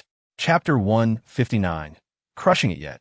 No one had ever informed her that this man's skills could reach such heights. Observing Baitsen's effortless annihilation of the crowd, Higa felt a chill course through him. With just a slight wave, he had seen his 20-odd brothers fall. And now only he remained. Overwhelmed by fear, he could no longer maintain his bravado. Raising his eyes met with a merciless gaze, he turned to flee. At that moment, dignity and revenge meant nothing. Only his life mattered, even against a multitude, including several wielders of special powers. They had been no match for that man's single gesture. Alone, he would be like an egg striking a stone. Run. Flee quickly. He knew his only chance to survive lay in escaping this place. Seeing He's desperate retreat, Nan Zhi would not let him escape easily. Bending slightly, she picked up a handgun from the ground and aimed at Ego, firing several shots. Hit by a barrage of bullets, He's legs buckled, and he collapsed to the ground, the bullets piercing through his chest and exiting his body, embedding themselves into the stones nearby, creating a series of holes before silence fell. Crimson blood flowed from his wounds, staining the earth. Ego lay dead, his eyes wide open, as if in disbelief that he had been so easily slain. After dispatching her foes, Nan Zhi proceeded as if nothing had occurred, beckoning Chun Ping and her family to follow her. As she walked ahead, she mused on her uncanny intuition. Even while on the RV, she had sensed that something would happen upon arriving at Chun Ping's home. Indeed, an incident had occurred, but such minor disruptions did not dampen her spirits. After about 20 minutes, as they approached the vicinity of the RV, Baitsen's thoughts triggered the vehicle to unlock its cloaking mechanism, revealing itself once more to the onlookers. Since Baitsen had set the unlocking at a turn, Chun Fenghua and the others did not realize the RV had been concealed initially. Chun Ping, upon seeing the RV reappear, was unfazed. Familiarity dulled the sense of wonder. Their next destination was Qiuyan's home, conveniently located in Xiguang province, not far from Jianfu province. Nan Zhi communicated with the RV and made arrangements. Outside, the scenery whizzed by, and after a brief moment of contemplation, they arrived in Xiguang province. Accompanied solely by Qiuyan, a few individuals walked to her doorstep. Fortunately, Qiuyan had a key in her possession, eliminating the need for Nan Zhi to resort to using a thin needle to unlock the door. Chapter 160. At least there is a glimmer of hope. It is often said that one feels apprehensive when returning to familiar surroundings. Thus, as she approached the door, Qiuyan's hands trembled with increasing intensity. As she prepared to open the door, countless scenarios flooded her mind, some favorable, others disheartening. However, when she finally managed to swing the door open and cast her gaze inside, she was met with an empty space, devoid of any human presence, not even the shadow of a zombie. Hastily, she stepped inside, surveying the first, second, and third floors, yet still found no trace of anyone. Amid her desolation, Qiuyan could not help but exhale in relief. The house was unoccupied, free from zombies and corpses. While the fate of her parents remained uncertain, there lingered at least a flicker of hope. Perhaps her parents had joined the throngs heading toward a safe haven after the apocalypse, or maybe they had found refuge elsewhere, somewhere more secure. Nan Zhi emerged from her room on the first floor, clutching a note in her hand, the handwriting unmistakably belonging to Qiuyan's parents. Upon receiving the note, Qiuyan read the single line inscribed upon it. To her astonishment, she discovered that her uncle had been trapped in a nearby school's gymnasium for several days. Her parents, worried for his safety, had ventured out to rescue him. She was aware that her uncle was a physical education teacher at the local middle school, the very institution she had attended during her own youth, where he had been her instructor as well. The thought of her parents setting off to find her uncle, yet failing to return, weighed heavily on Qiuyan's heart. The note appeared to have been penned shortly after the onset of the apocalypse, but now, your parents left you a note at home. Even if they are not found at the school, there may still be clues left behind. We should go and search, Nan Zhi suggested. Listening to her words, Qiuyan nodded solemnly. All right, let us go take a look. As a native of the area, she led the way to the school. Once inside, the scene was chaotic. The situation was no better than outside. Crimson blood stained nearly every corner of the school, vivid and tragic. Had it not been for the apocalypse, these children would have represented the hope of the nation, destined for a brilliant future. Alas, due to this calamity, many had lost their lives, their futures extinguished. With heavy steps, Nan Zhi and the others searched through every classroom, leaving no stone unturned, including the girls' dormitory, boys' dormitory, and teachers' quarters.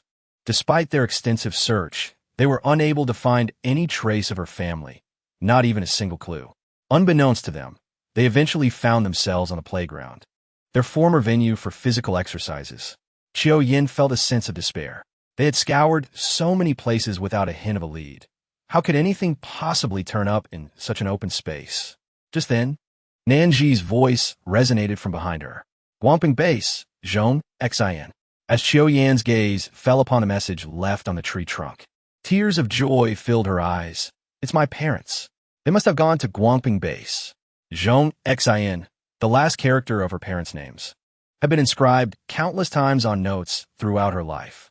Regardless of a note's content, her parents always concluded with those words. Although her parents might not be entirely safe at the base, it was undoubtedly better than being outside. All that remained was for her to make another trip to Guangping base to find her parents, after which they could all head to Nan Zhi's rented accommodation together. From then on, she would take care of her parents. Nan Zhi gazed at the autumn radiance that gracefully ascended in her eyes, smiling as she said, "Let us depart." Qiu Yin nodded vigorously, a smile breaking across her lips as she responded, "Yes, let us go." She was ready to embark on her journey to find her parents.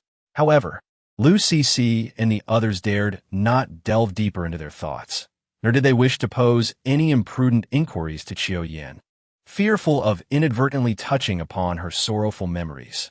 Noticing the anxious expressions of her companions in the vehicle, Qiu Yin comprehended their unspoken concerns.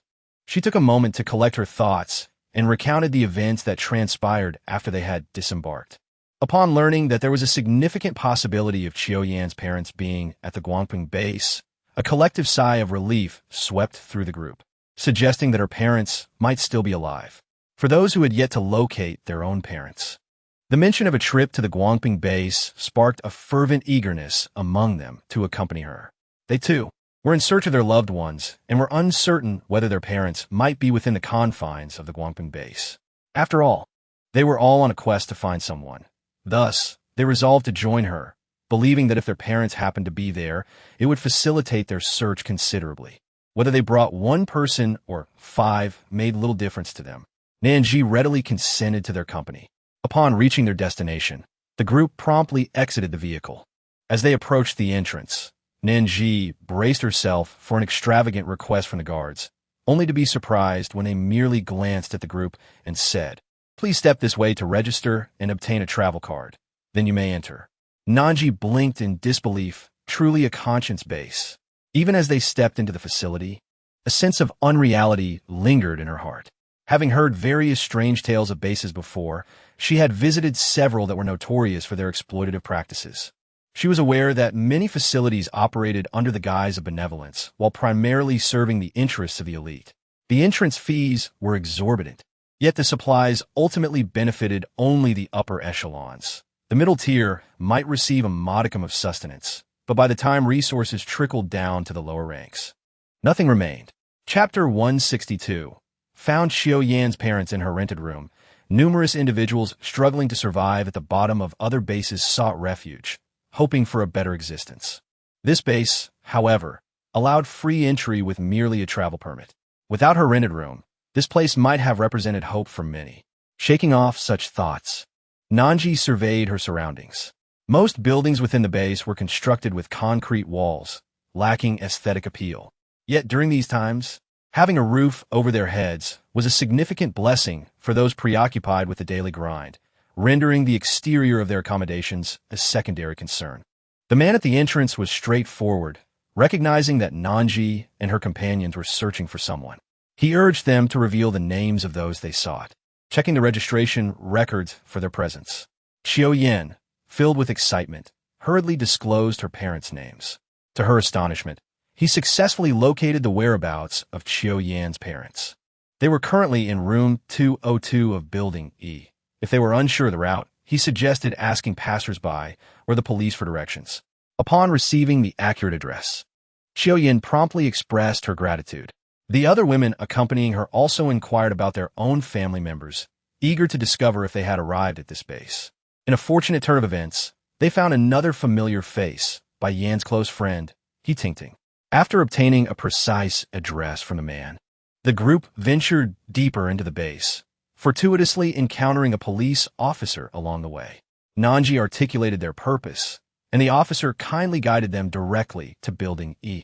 Arriving at room 202, Xiao Yin gently knocked on the door. It was almost 6 o'clock, and uncertainty lingered regarding her parents' presence at home. After a few knocks, her mother's voice resonated from within. "Who is it?" Although initially anxious, upon hearing that familiar voice, the weight in Xiao Yan's heart lifted, with tears welling in her eyes. Her smile radiated warmth as she responded, "Mom, it's me." The footsteps hastened toward the door, pausing momentarily at Xiao Yan's words before quickening again. When the door swung open, the sight of her standing in the doorway brought forth an outpouring of joy. "Yin Yin, you've come. You've finally come." Two others emerged from within the room, Xiao Yan's father and her uncle. Overwhelmed with emotion, they rushed forward to embrace her, exchanging heartfelt greetings before noticing the other individuals accompanying Xiao Yan. Xiao Yuding quickly invited Nan Zhi and the others inside, but once the door closed, an awkward realization dawned upon them. Their home lacked any chairs or stools. Chapter 163. Such a wonderful place must be visited. Nan Zhi discerned the thoughts harbored in Xiao Yuding's heart and replied with a gentle smile, "No worries, just choose freely." Xiao Yan, concerned that Nan Zhi might grow weary from standing too long, refrained from engaging her parents and uncle in idle chatter, instead opting to discuss matters regarding their rental accommodation. After all, her primary intent for this trip was to locate her parents and subsequently escort them to the rental residence alongside Nan Zhi. Upon hearing Xiao Yan's words, her parents and uncle, akin to Chun Pingping's family, resolved to move to Nan Zhi's rental dwelling. If such a splendid place truly existed, how could they resist? They felt indifferent to their own circumstances, having aged, yet they could not bear the thought of their beloved Yin enduring hardship. If the rental abode indeed offered delectable meals, they would certainly procure ample provisions to ensure their Yin was well nourished. The Chiu family had minimal belongings, merely packing a little over a bag, which they could easily carry themselves, thus sparing Baitzen the need to exert energy in assisting with the move. Descending the stairs, Nan Zhi and her companions proceeded to room 408 in Building D, the residence of Bai Yan's close friend, He Tingting. Building D was adjacent to Building E, a mere few steps away. Upon reaching room 408, Bai Yin and He Tingting embraced each other with palpable excitement. When Bai Yin revealed that the overall environment of the rental house surpassed that of their current base, He Tingting immediately expressed her desire to accompany them. While He Tingting organized her luggage, Bai Yin lent a helping hand. In no time, He Tingting's belongings were neatly arranged. The individual at the registration desk observed the departing group, some carrying luggage, and understood they were leaving this base for another residence. However, he scratched his head, perplexed as to which base could possibly be superior to this one. He himself had not always been at this base. After enduring oppression and expulsion from others, he had eventually found his way here. This base was commendable, offering a semblance of human rights. At least even those on the lower rungs could secure a meal. In this light, it was indeed a favorable place. Alas, the youth must seek their own paths. A man nearing 70 ought not to concern himself with the affairs of others. Among the group, only 3 individuals had yet to reunite with their families. Observing the harmonious interactions between Xiao Yin, Chun Pingping, and their families, the envy in the eyes of the remaining 3 was unmistakable. Song Yui and Su Mixiang resided in the same city, both in Nanhu Province, while Luo Qing's family was situated in Jiangxin Province, necessitating a journey through Nanhu before reaching Jiangxin. Consequently, Nan Zhi resolved to visit Song Yui and Su Mixiang's homes first. Chapter 164. Rock, Paper, Scissors. As the RV became increasingly crowded, what had initially been a spacious vehicle now felt rather cramped, especially with 5 sizable pandas aboard. Within the confines of the RV, Nan Zhi had never been particularly fond of sleeping on the bed. The sofa beneath her was soft and spacious, providing a most comfortable resting place without feeling constricted. Moreover, the sofa was flanked by an abundance of novels, beverages, and snacks, allowing her to easily reach for sustenance upon waking, a most convenient arrangement. While one could also read on the bed, It necessitated dismounting and traversing a few steps to access any provisions. This was precisely why Nan Zhi had never slept on the RV's bed. However, seeing Nan Zhi opt for the sofa, the others hesitated to claim the bed for themselves. Instead, they repurposed their chairs as makeshift beds, sitting up to chat upon waking and reclining the chairs to sleep when the time came. Nan Zhi felt somewhat helpless as more people gathered around, making the space less cramped. Consequently, she selected a few girls and encouraged them to go to bed. Initially, the girls were a bit shy, but after several reassurances from Nan Zhi, they finally consented to retire for the night. Bored in the camper, Nan Zhi glanced at the little bundles of joy and decided to engage them in a playful diversion. "Little bears, shall we play a game?" she proposed. The pandas, munching on bamboo, lowered their snacks slightly and gazed at her with wide, curious eyes. "What shall we play? Quickly tell us, we want to join." The eager pandas prompted her, and Nan Zhi smiled before responding. "Let us play rock, paper, scissors. The winning panda will enjoy a bowl of milk, while the loser will go without." She had recently visited the marketplace and discovered an abundance of milk at an astonishingly low price. Only 2 gold coins for a generous bowl. This revelation inspired her suggestion for the game, as these pandas had not tasted such milk in quite some time, and she wished to share the delightful flavor with them. Milk! My favorite!" exclaimed one panda. "I want to play. Let's start quickly. I can hardly wait." "Me too. It's been ages since I've had that." "Branch. Your vehicle is like a treasure chest, filled with everything one could desire." "I adore you. Is it just the simple rock, paper, scissors?" "I've seen humans play it before and even tried it myself. I grasp the basic concept." "Wait, am I the only one who doesn't know what rock, paper, scissors is?" "I've never played this game before. How does it work?" "You silly. Come here, I'll teach you." "Oh, it's really quite simple. Let me explain it to you." As the pandas who understood the game began to teach those who did not, once all 5 pandas were familiar with the rules, Nan Zhi announced the commencement of the game. "We will play a total of 10 rounds. The winner will receive milk, but no cheating is allowed." Upon hearing this, the pandas eagerly chimed in. "Of course, as a noble bear, I would never resort to cheating. Whoever cheats will be a dog. I'm certain I'll win the first round. Just watch." "Huh, you're quite confident, aren't you? Just wait until I defeat you." "Oh dear, I'm so scared." Soon, the first round commenced, with Nan Zhi establishing the rule that each round would determine the victor. Nan Zhi habitually clenched her fist, only to be surprised that 2 of the pandas were playing rock, paper, scissors within. Raising an eyebrow, she encouraged them to try again. The 2 pandas gazed at each other with excitement, aware that as long as one of them emerged victorious, the forthcoming bowl of milk would be theirs to claim. 1, 2, 3, shoot. As the outcome was revealed, Nan Zhi focused her gaze. Within the group, Hifeng had chosen scissors, while Hishun had chosen rock. It was abundantly clear that Hishun was the victor of this round.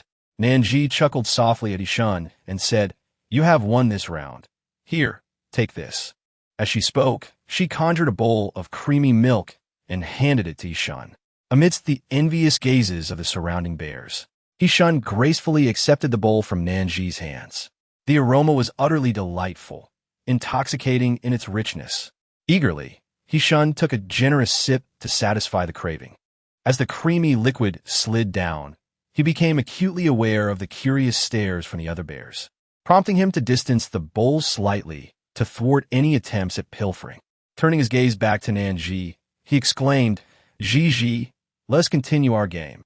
This milk is simply exquisite. I must have another bowl today." Nan Zhi engaged in playful games with the bears, while others sat nearby or at a distance, watching her with cheerful smiles. Some began to ponder whether they possessed anything of interest that could be offered to join the fun with the bears. Such an opportunity was rare. In the past, who would have dared to entertain the thought of playing games with bears? It was not just that the security would prevent one from encroaching upon the bear's domain. Even if someone managed to sneak in, they might not last 10 seconds before being discovered and swiftly dispatched. But now, how delightful it was! On Nan Zhi's vehicle, both humans and animals coexisted harmoniously, engaging in conversation and interaction, a dream come true for bear enthusiasts. The large RV sped along the road, with Nan Zhi happily playing games with the pandas. Initially, others hesitated to join in, but after one brave individual stepped forward to communicate with the bears, It was as if a switch had been flipped, one by one. They eagerly crowded around.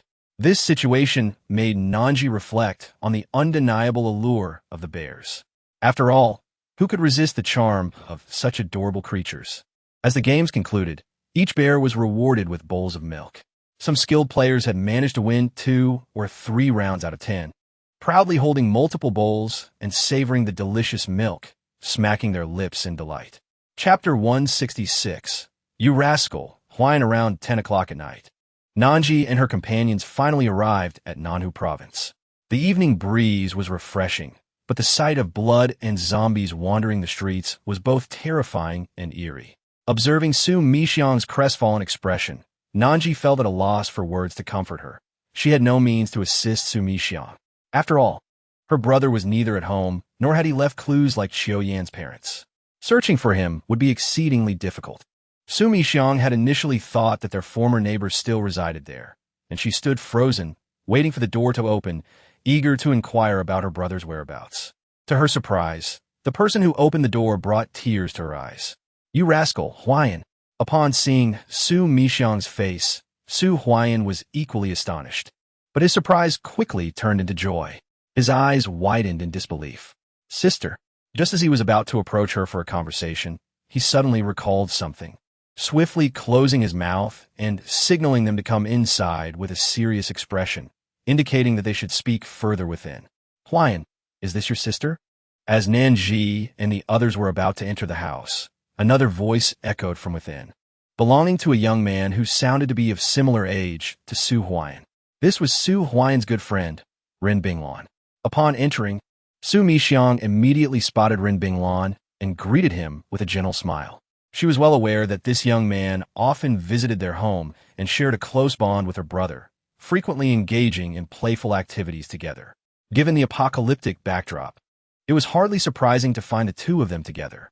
Once Nan Zhi and the others entered, Su Huayan promptly shut the door, and they ventured into the small room, finally feeling secure enough to speak. Su Huayan produced a few chairs and offered one each to Nan Zhi, Baitsen, and Su Mixiang. Who is it? Who has taken you? Sister, lead the way. We shall avenge you, shouted Su Huayan. Yes, Sister Mixiang, do not fear. We will seek retribution for you. We will turn those who have wronged you to dust. Ren Binglan echoed Su Huayan's indignation. Having frequently visited Su Huayan's home, Ren Binglan had come to regard Su Mixiang as a sister. How could he stand idly by while his sister was bullied, observing the shared fury on their faces?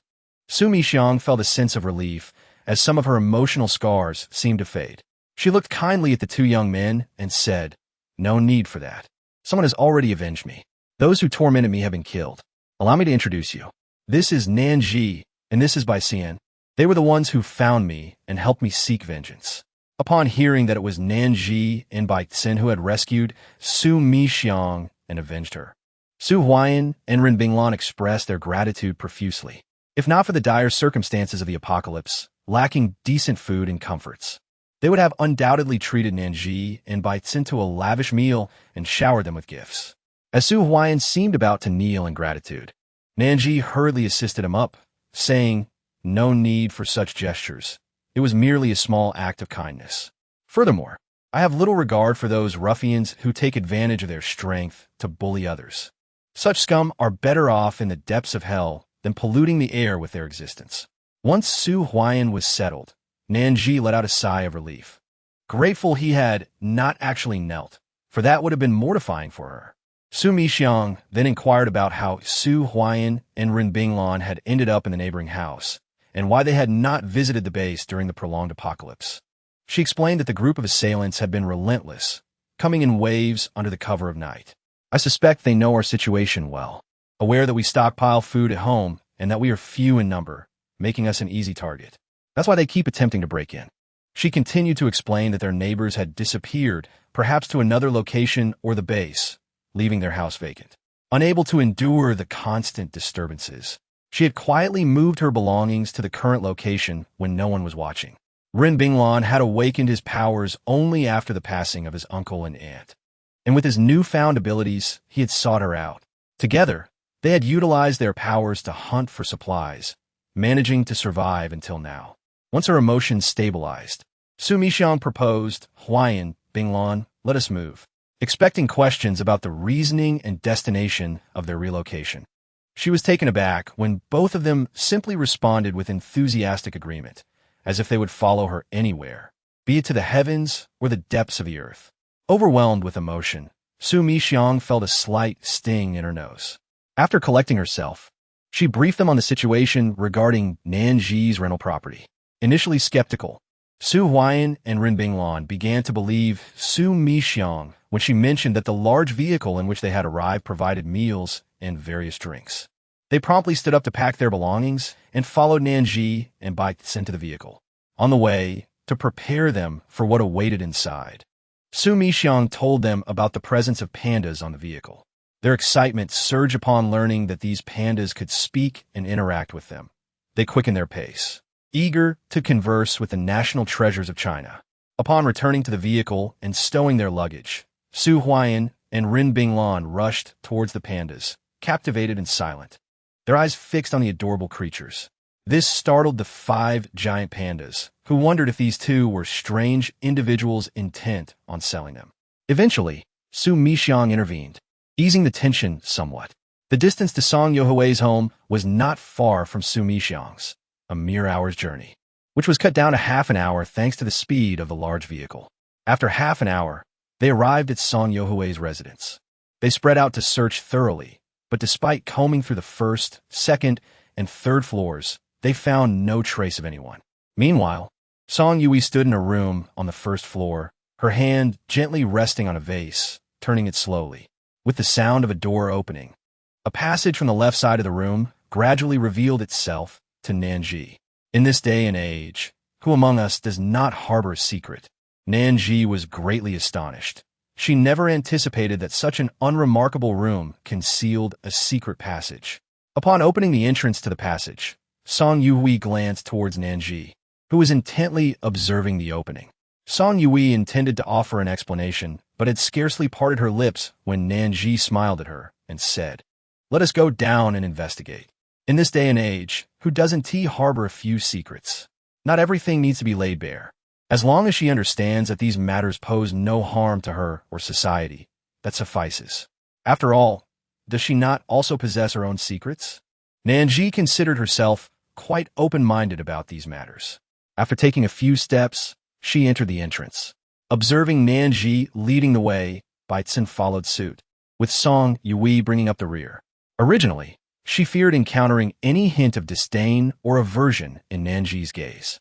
To her surprise, however, there was not a trace of contempt or fear in Nan Zhi's eyes. Rather, there was a glimmer of curiosity, as if she were eager to explore. This revelation prompted Song Yui to steal another glance at Nan Zhi, apprehensive that she might have misinterpreted the emotions reflected in her eyes. This secret passage had been under construction since her birth and was completed approximately a year later. She had always known of its existence and would sometimes venture inside for some solitude. The hidden chamber below was not frightening. Her parents had adorned it with numerous warm lights and an abundance of books. Her siblings, Duo Air and Mier, also relished playing in the secret space. Thus, when playing in the chamber, she never felt lonely or afraid. During her middle school years, she befriended someone with whom she shared everything, from trivial daily matters to profound thoughts. It felt as though she had encountered a kindred spirit, and she believed this friend was worthy of a deep connection. Consequently, she confided in her about the secret passage, sharing the delightful activities she engaged in there. She assumed her friend would find the passage equally intriguing and would want to join her in exploring it.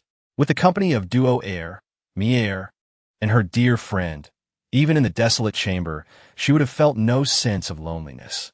However, the moment she looked up, she caught a glimpse of her friend's unmasked disdain, horror, and bewilderment. Her friend even questioned her.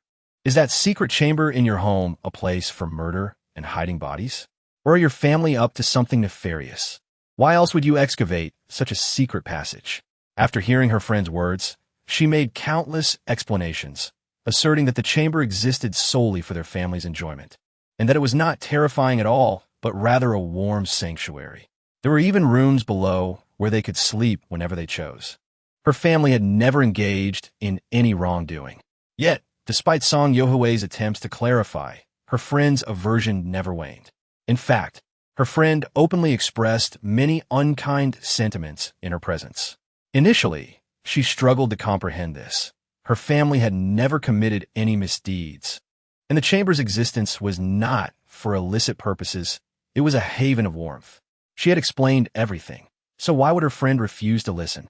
Eventually, she realized that her friend was not dismissing her explanations. Rather, she had been deluding herself into believing that this person was her closest friend. In reality, her friend had no genuine affection for her. She merely valued the friendship for the material benefits it provided: delicious treats, outings, and all expenses covered by Song Yui. Once her friend encountered someone wealthier, she recognized that Song Yui had become expendable, no longer worth her time. Reflecting on this was rather disheartening. The person she had deemed her best friend in the world had become a mere figment of her imagination. She envisioned a future filled with adventures together, exploring the grasslands and listening to the ocean's whispers. Ultimately, she discovered that all of this had been a beautiful dream spun by her own desires. A gentle prod could shatter that dream, revealing its most painful and cruel facets. This scar had never faded. It remained etched in her heart. Though time had dulled its intensity, its existence remained. This was precisely why she dreaded the idea of Nan Zhi harboring any animosity toward her. She was unwilling to endure such pain a second time. Fortunately, neither Nan Zhi nor Baitsun exhibited even the slightest hint of negativity, which alleviated Song Yohui's anxiety somewhat. Observing that Nan Zhi did not fear or loathe her, Song Yui contemplated sharing her past with her. However, the urgency of finding her parents prevailed. She decided to reserve those conversations for a more suitable moment. Upon descending into the secret chamber, Song Yui heard faint sounds nearby, and the three of them cautiously approached the source. Uncertain whether the sounds came from her parents, she reasoned that if they had indeed heard her, they would not be on high alert and would come to greet her. Moreover, with two formidable allies beside her, her courage began to swell. After a moment's hesitation, she parted her lips slightly and softly uttered, "Dad, Mom, it's Song Song." "Dad, Mom, is that you?" "What? Is it Song Song? Did I hear that correctly?"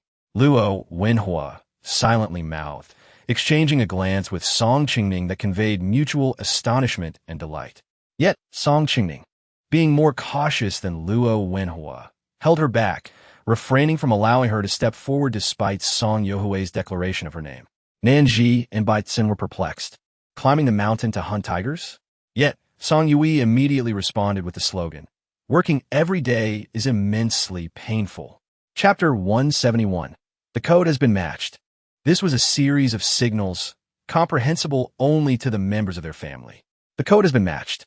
Song Qingning and Luo Wenhua were enveloped in an overwhelming joy, quickly opening the door and stepping outside. Upon catching sight of Song Yohui's face, tears streamed down their cheeks uncontrollably. She had lost weight. Their child had withered. Throughout her life, their daughter had always maintained a healthy physique, never having faced hardship. Yet now, her face appeared gaunt, her hands resembling mere skin stretched over bones. They could only wonder how much suffering their child had endured during their years apart. The group embraced, shedding heartfelt tears together. For Song Yui, the joy of reuniting with her parents was immense, and her gratitude towards Nan Zhi and Baitsun was profound. Had it not been for their intervention, had they not aided her so selflessly, she would not now stand before her parents, unharmed. Once their emotions settled somewhat, Song Yui introduced her parents to Nan Zhi and Baitsun, recounting her past experiences and the kindness she had received from them. In response, her parents expressed boundless gratitude towards Nan Zhi and Baitsun, their demeanor suggesting they might kneel in thanks, much like Song Huayan had done. Nan Zhi was also concerned that they might truly follow in Song Huayan's footsteps. She quickly supported them, uttering several phrases akin to "No need to thank us. It is our duty to uphold justice."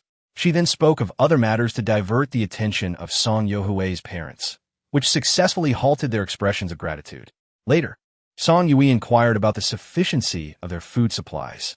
Song Qingning replied, "While we have enough, we cannot deny that we are indeed short." Simultaneously, they began preparing long-lasting provisions, including an ample supply of palatable foods, canned water, cat and dog food, and various other resources, all stored in the hidden chamber. No matter how many times they attempted to call, no one answered.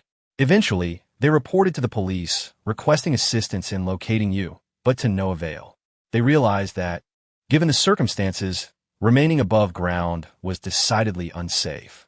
Thus, they summoned Duo and Mir into the hidden chamber. Chapter 172. Has the apocalypse concluded? Fortunately, their stock of food and water was sufficiently ample, ensuring that no one would go hungry. Unfortunately, the more delectable foods had been consumed earlier, leaving only bland rations and compressed biscuits.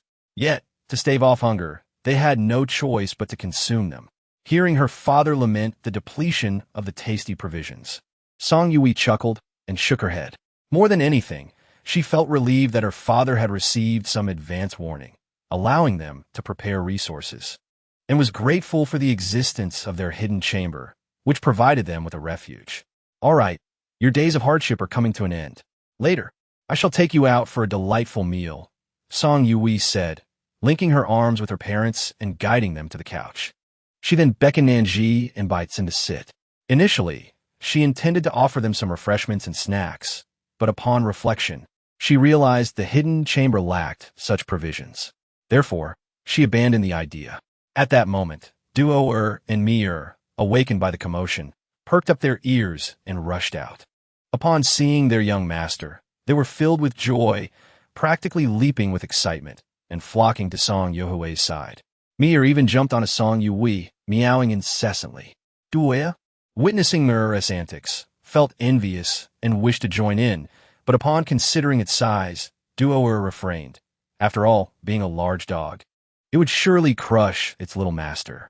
They had previously overheard their two adult masters discussing how their young master had gone missing during a trip. They understood that missing often meant never to be seen again, which had saddened them for quite some time. Yet, they now sensed that from this day forth, they would remain together and never be separated again. Seeing Duo and Mir clinging to Song Yui, Song Chengning and Luo Wenhua both chuckled merrily. Song Chengning recalled what Song Yui had just said, and his eyes brightened. Song, what did you mean by that? Are you suggesting that the apocalypse has ended? Has the outside world returned to normal? Upon uttering these words, he felt somewhat absurd, as he had witnessed the state of the city streets before. In that moment, he even doubted that the world would ever improve again.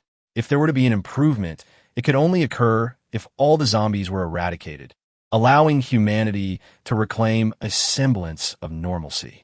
Indeed, after Song Chengning voiced his thoughts, Song Yui shook her head. Chapter 173.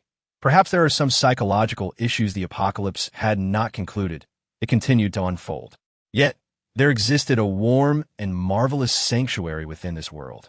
In that place, not only were there delectable meals, but an unending supply of water resources as well. The atmosphere resembled the tranquility and harmony of the pre-apocalyptic days. Upon hearing Song Yui's words, Song Chengning and Luo Wenhua exchanged incredulous glances, pondering whether something was amiss with Song Yuhui's mind. However, they hesitated to voice their concerns, opting instead to gaze at her with worry. What would they do? In this tumultuous world, where could they find a psychologist to examine their song? It was evident that during her disappearance, she must have encountered significant trauma, compounded by the abuse and bullying inflicted by those gangs, which had surely taken a toll on her psyche. Nan Zhi perceived their thoughts clearly and could not help but smile wryly, realizing that she needed to properly introduce her rental home to these two parents. If she waited any longer, they might conclude that Song Yui was suffering from severe psychological issues. Nan Zhi elaborated on her rental apartment for a full 3 to 4 minutes, detailing not only the contents within, but also the regulations, expenses, and currency exchange processes, all conveyed to Song Chengning and Luo Wenhua. Song Yui was acutely aware that her parents were likely skeptical of her words. Thus, after Nan Zhi had finished her thorough introduction of the apartment, Song Yui took the opportunity to emphasize the experiences they had endured in the RV to her parents. Observing the earnestness with which Nan Zhi and Song Yui spoke, it was clear to Song Chengning and Luo Wenhua that there was some truth to their accounts. Nevertheless, Nan Zhi understood that not everyone would be fully convinced. However, a modicum of trust was sufficient. Ultimately, seeing is believing. Nan Zhi prompted them to tidy up the belongings in the apartment, as she intended to take them to see the RV. Given that their daughter assured them of the place's safety, coupled with the presence of her savior as a corroborating witness, Song Chengning and Luo Wenhua had no choice but to reassure themselves that, after such a long period of inactivity, organizing the house and packing their belongings could serve as a form of exercise. Despite their lingering doubts about the veracity of their daughter and her friend's words, they felt it implausible that their daughter would deceive them. They leaned toward the notion that perhaps both their daughter and her companion were experiencing some form of psychological distress. The three of them, Song Yui, Nan Zhi, and the others, busied themselves, first tackling the supplies in the secret room. The materials alone yielded several bags worth of items. Their home was spacious, with multiple floors requiring organization. If they were to pack everything, it would likely amount to dozens, if not nearly 100 bags. Given the sheer volume, they could not transport it all in one go. So after packing several bags, Song Chengning and Luo Wenhua suggested they take the luggage over first. Chapter 174, The RV Upgraded. Song Yui, with a smile, waved her hand dismissively, assuring them that it was manageable to move everything in one trip. With that, she immersed herself once more into the task at hand. Song Chengning and Luo Wenhua exchanged glances of resignation, followed by a sigh. They conceded to the situation, reminding themselves of their familial bond. Through persistent self-encouragement, the trio, Song Chengning, Luo Wenhua, and Song Yui, finally managed to pack all the belongings from the entire house, stacking them in the first floor. The sight of the numerous packed bags was nothing short of spectacular. Nan Zhi could not help but swallow hard, exclaiming to herself, "Mamma mia! With so much luggage, can her camper truly accommodate it all?" Presently, the vehicle was already occupied by over 20 individuals, not to mention their assorted baggage and 5 adorable pets. Without even counting, a cursory glance revealed nearly 100 bags scattered about. This volume of belongings would undoubtedly occupy at least half of her camper. Fortunately, the camper had just been upgraded, now equipped with storage compartments. She would instruct them to stow their luggage away shortly. Just then, Baitsen's voice echoed in her mind. Nan Zhi's face brightened with joy. The system truly proved its worth, as just when she was dozing off, a pillow was delivered to her. Now, everything was resolved. After confirming that Song Yui and the others had packed their belongings and receiving a definitive response, Nan Zhi waved her hand elegantly and strode ahead. Baitsen, acting as the laborer, hefted the bags of luggage that floated in mid-air, raising his leg to catch up with Nan Zhi's pace. Song Yui beamed as she observed the astonished expressions on Song Chengning and Luo Wenhua's faces. "Well, did I deceive you?" she asked with a grin. "I told you to simply pack. The rest would be handled by Nan Zhi and the others." Song Chengning gazed at the multitude of bags trailing behind Baitsen, feeling as though he was still somewhat disoriented. Had he perhaps not slept well last night, leading to this surreal experience? Or was he still ensnared in a dream, yet to awaken? Today, he had first encountered his long-lost daughter, and now he was witnessing the luggage, which had once rested on the ground, now levitating in the air. This was simply too unfathomable. Could it be that the laws of physics had ceased to exist? "Dear, pinch me to see if this is a dream," he implored. At his words, Luo Wenhua's hand ascended to his face, and then, with her thumb, index, and middle fingers, she forcefully twisted from left to right. "How does it feel? Are you dreaming?" Luo Wenhua too felt as if she were in a dream. She contemplated pinching her own thigh to ascertain whether it hurt or if she could feel anything. However, fearing the pain, she seized the opportunity to exert nearly all her strength in pinching Song Chengning instead. A cry escaped her lips, filled with a profound agony. Nan Zhi and Baitsen abruptly halted their steps, gazing in astonishment at Song Chengning, who was met with a similarly perplexed look from Song Yui as she silently scrutinized her parents. How could grown individuals engage in such childish antics? 6 pairs of eyes fixated on Song Chengning. Despite his usual thick skin, he found it challenging to withstand their scrutinizing stares. Chapter 175. The non-existence of physics. He awkwardly averted his gaze, standing up straight and adjusting his clothing. With a nonchalant demeanor, He remarked, "It's nothing. I was just kicked by duo air. It stings a bit. Weren't we supposed to head to the RV? Let us go." Duo air held its head high, its eyes betraying a hint of humanity. Upon closer inspection, one could discern a sense of disbelief. Was it being unjustly blamed? How could the master be so bothersome? Frustration and exasperation mingled within it. Even Song Yu-hui shook her head in resignation, casting a sympathetic glance at Duo Air. "You're so tall and robust. Oh, I mean, dog-like, why doesn't Dad use me air as a scapegoat instead?" Although Song Chengning endeavored to mask his embarrassment, the perceptive Nan Zhi noticed his discomfort and offered a friendly smile, refraining from exposing him. She and Baitsun resumed their strides toward the RV. Once the focus shifted away from him, Song Chengning slightly tilted his head to whisper to Luo Wenhua, "This isn't a dream. It's real. My goodness. Physics doesn't exist anymore. Is that why zombies have appeared? Does human existence hold no meaning? What if Song Yu-hui's father thinks that physics no longer exists and believes life is meaningless? What then?" Uncertain about the existence of physics, she contemplated how their luggage could float. It was solely due to their extraordinary abilities. She found it difficult to explain that everything occurred because she possessed a system, so she attributed the phenomena to their powers.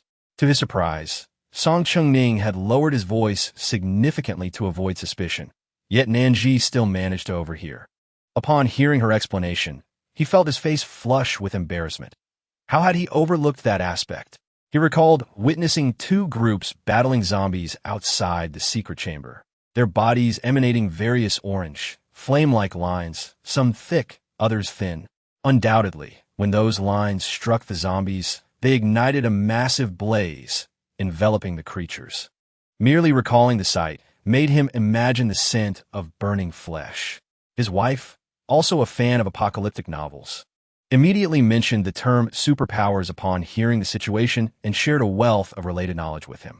Regrettably, despite enduring the apocalypse for years, they remained ordinary people, having yet to evolve extraordinary abilities. Having never utilized such powers and spending long periods in the secret chamber, he had gradually forgotten their existence. Exchanging an awkward glance with his wife, Song Chengning silently chuckled, unsure of how to continue the conversation. Chapter 176. A robot protruded from the second level of the RV, noticing his demeanor. Nan Zhi smiled kindly, choosing not to mock him, and turned to continue walking. After approximately 10 minutes, they indeed spotted a sizable RV parked 50 meters away. It was certainly not small, yet it was not excessively large either. They seemed to have an abundance of luggage. Would such a spacious RV accommodate all their belongings?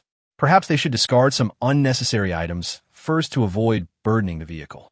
Both Song Chengning and Luo Wenhua shared the same thought, as they observed Nan Zhi and Baitsun opening the RV door. They hurried forward to discuss this matter. However, the next moment, their jaws nearly dropped in astonishment. In an instant, an additional layer emerged from the RV, accompanied by a flurry of faint sounds from within. As they approached, they realized the second floor was entirely open to the first. At that moment, a robot resembling a humanoid figure was peering down from the second floor, busily transporting bags of belongings, with each hand capable of lifting over 30 bags.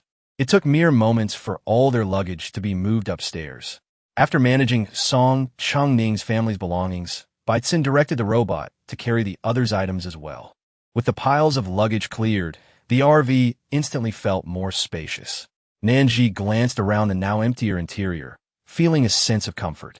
It was then she noticed Song Chengning and the others lingering at the entrance, and she waved them over, inviting them to board. "There are plenty of seats. Feel free to sit wherever you like. Don't hesitate. Consider this your home," she encouraged. Song Chengning and Luo Wenhua boarded with smiles, though their movements remained slightly restrained.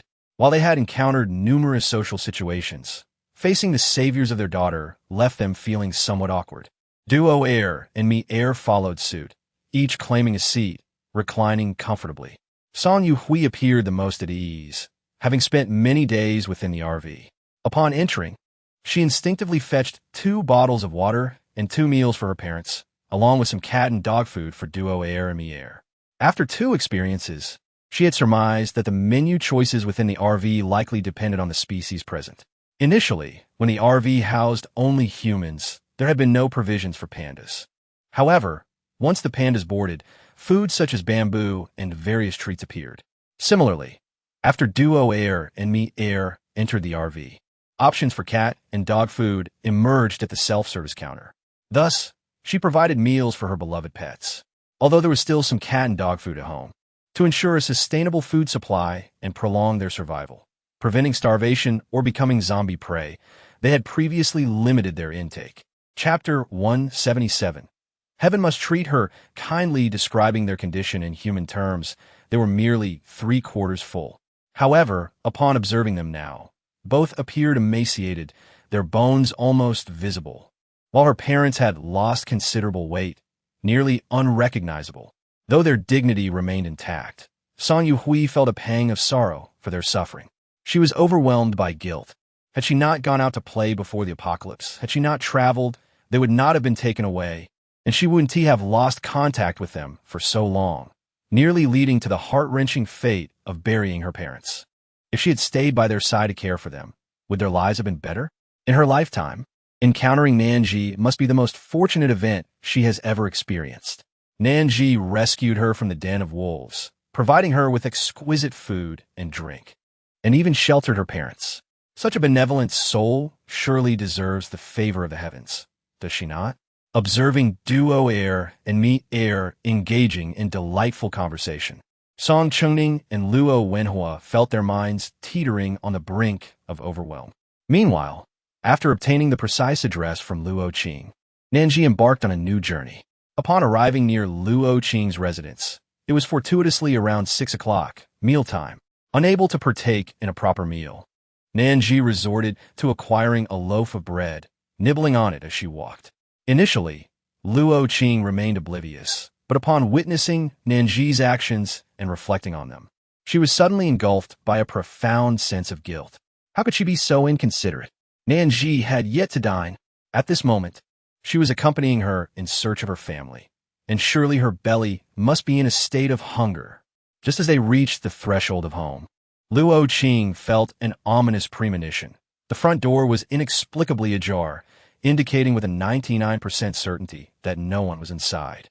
After searching through the premises, she found it indeed devoid of any presence. Absolutely no one. A pang of anxiety gripped Luo Qing's heart, as a mix of sourness, bitterness, and discomfort began to spread within her. If they had merely gone to the base, it would be one thing, but if they had observing Luo Qing's distress, Nan Zhi swallowed a mouthful of bread, intending to offer her a few words of comfort. However, to her surprise, Luo Qing dashed out again, ascending the stairs with urgency. Upon witnessing this, Nan Zhi Baitzen followed Luo Qing as they ascended further. Upon reaching the 10th floor, Luo Qing deftly produced a key and unlocked the door, exploring the entirety of the residence, only to find that it mirrored the emptiness of the lower levels. No one resided within. This abode belonged to her parents. Prior to the cataclysm, when she intended to marry her boyfriend, her parents opposed her distant marriage. In a show of devotion, her boyfriend chose to relocate to her vicinity for their future together. It was precisely his earnest gesture that softened her parents' hearts, ultimately granting their blessing for the union. After their marriage, they settled on the 7th floor, while her parents occupied the 10th. On occasions when they returned home late from work, her parents would kindly prepare meals for them to enjoy. Yet now, in the aftermath of the apocalypse, both their new home on the 7th floor and her parents' former residence on the 10th stood desolate and uninhabited. A profound sense of helplessness overwhelmed Luo Qing, mingled with anxiety. For she was no deity. She had no knowledge of her family's whereabouts. The world was vast, and while many bases existed, both large and small, she could not fathom which base her family might have sought refuge in, nor could she ascertain where they might be surviving. Nan Zhi tore off a small piece of bread and tossed it in her mouth while inquiring of Baitzen, is there anything that can assist one in locating their family? However, for someone like Luo Qing, her family was not waiting a home for her, nor had they left any clues. In this vast sea of humanity, where was she to search for her loved ones? Moreover, it was not that she wished ill upon anyone. Rather, it was the harsh reality of the world. Surviving in such an environment for so many years was a remarkable feat. Some had succumbed shortly after the apocalypse began, unable to adapt, or had transformed into zombies. The condition of Luo Qing's family was difficult to ascertain. Initially, there was nothing. Now there was something. Huh? Nan Zhi gazed at Baitzen in confusion, pondering the meaning behind this statement. How could it be that what was once impossible had now become feasible? Because you have completed your tenant task, Baitzen reminded her, prompting Nan Zhi to glance at the taskbar in the marketplace. Task 1. Please, host, recruit 3,000 tenants for a rental property. 3,000 tenants is truly not an excessive number. I hope the host will refrain from bargaining with the availability of the bus. It's not merely a matter of how many tenants you desire. It's a matter of efficiency. Rest assured, this will be accomplished in no time. 3,158 3,000. The task has finally been completed. At midnight, the following will be unlocked. First, properties are always in demand. Once the host completes their task, they shall be rewarded with 50 studio apartments, 50 one-bedroom apartments, 50 two-bedroom apartments, and 50 three-bedroom apartments. This also includes 2 previous tasks, both of which have been completed. One involving the recruitment of 20 shops in the marketplace, and another requiring the search for 5 giant pandas. Consequently, the rental marketplace should now feature a store selling refrigerators and another offering skincare products. Yet, none of this was of paramount importance. The crucial matter was how the completion of these tasks related to the search for Luo Qing's family. Observing Nan Zhi's perplexity, Baitzen shook his head and clarified, the completion of these tasks provides me with energy. Previously, I was unable to act due to insufficient energy. Now that I possess more, my capabilities have expanded. So that was the principle at play. Nan Zhi nodded in understanding. Baitzen's energy was akin to currency. The more one had, the better. What are we waiting for? Let us harness this energy to help Luo Qing find her family. How shall we proceed? Can you directly summon her family? It requires Luo Qing to sing a song, and upon completion, she must drop a single drop of her blood for me. Nan Zhi, what is this? Do we still have to sing? This is quite bizarre. However, there was no alternative. If she wanted to find someone, this was the only way. Reluctantly, Nan Zhi approached Luo Qing and conveyed the situation. A glimmer of hope ignited on Luo Qing's face as she eagerly inquired if any song would suffice. Upon receiving a positive affirmation, she chose a song she was particularly adept at and sang it with heartfelt sincerity. She believed that the greater her sincerity, the stronger the energy she could transmit, thus increasing the likelihood of finding her family. Singing a song and shedding a single drop of blood to locate her loved ones seemed remarkably simple. She would willingly part with even 50% of her blood if it meant reuniting with them. A rendition of Qinghai Tibet Plateau flowed effortlessly from Luo Qing's lips. Remarkably, she possessed a stable high pitch that left Nan Zhi in awe. The highest note she had ever managed was a struggle, likely only reaching the level of red high heels. She felt no desire to comprehend the intricacies of such vocal prowess, which Luo Qing had mastered so effortlessly. As the song concluded, Luo Qing discovered some sharp instruments within the house and, with determination, made a small incision on her index finger. Instantly, blood droplets cascaded to the floor like rain. Observing that Baitzen had collected enough of Luo Qing's blood, Nan Zhi promptly purchased some hemostatic medication and band-aids from the store to tend to Luo Qing's wounds, finally halting the bleeding. This foolish girl was too earnest. Baitzen had merely requested a single drop, yet she had provided far more. There must have been at least 20 drops pooling on the ground. Though Luo Qing could not perceive the musical notes and lyrics, both Baitzen and Nan Zhi could see them clearly, the complete lyrics and notes materializing before them. Baitzen shattered the lyrics and notes, amalgamating them with Luo Qing's blood into a single mass, which then fragmented into countless tiny pieces that soared toward the 4 cardinal directions. Baitzen closed her eyes to absorb the sensations, while Luo Qing stood quietly beside her, refraining from interrupting, patiently awaiting the outcome. After a moment, Baitzen opened her eyes. You still have a mother, 2 children, and a husband alive, but they are currently scattered. Your mother and children reside in a base 2,000 kilometers away. while your husband is at a base 5,000 kilometers distant. Chapter 180. Thinner than a monkey. Upon hearing this, a flicker of confusion crossed Luo Qing's face. She could not fathom why her husband would be separated from her mother and children.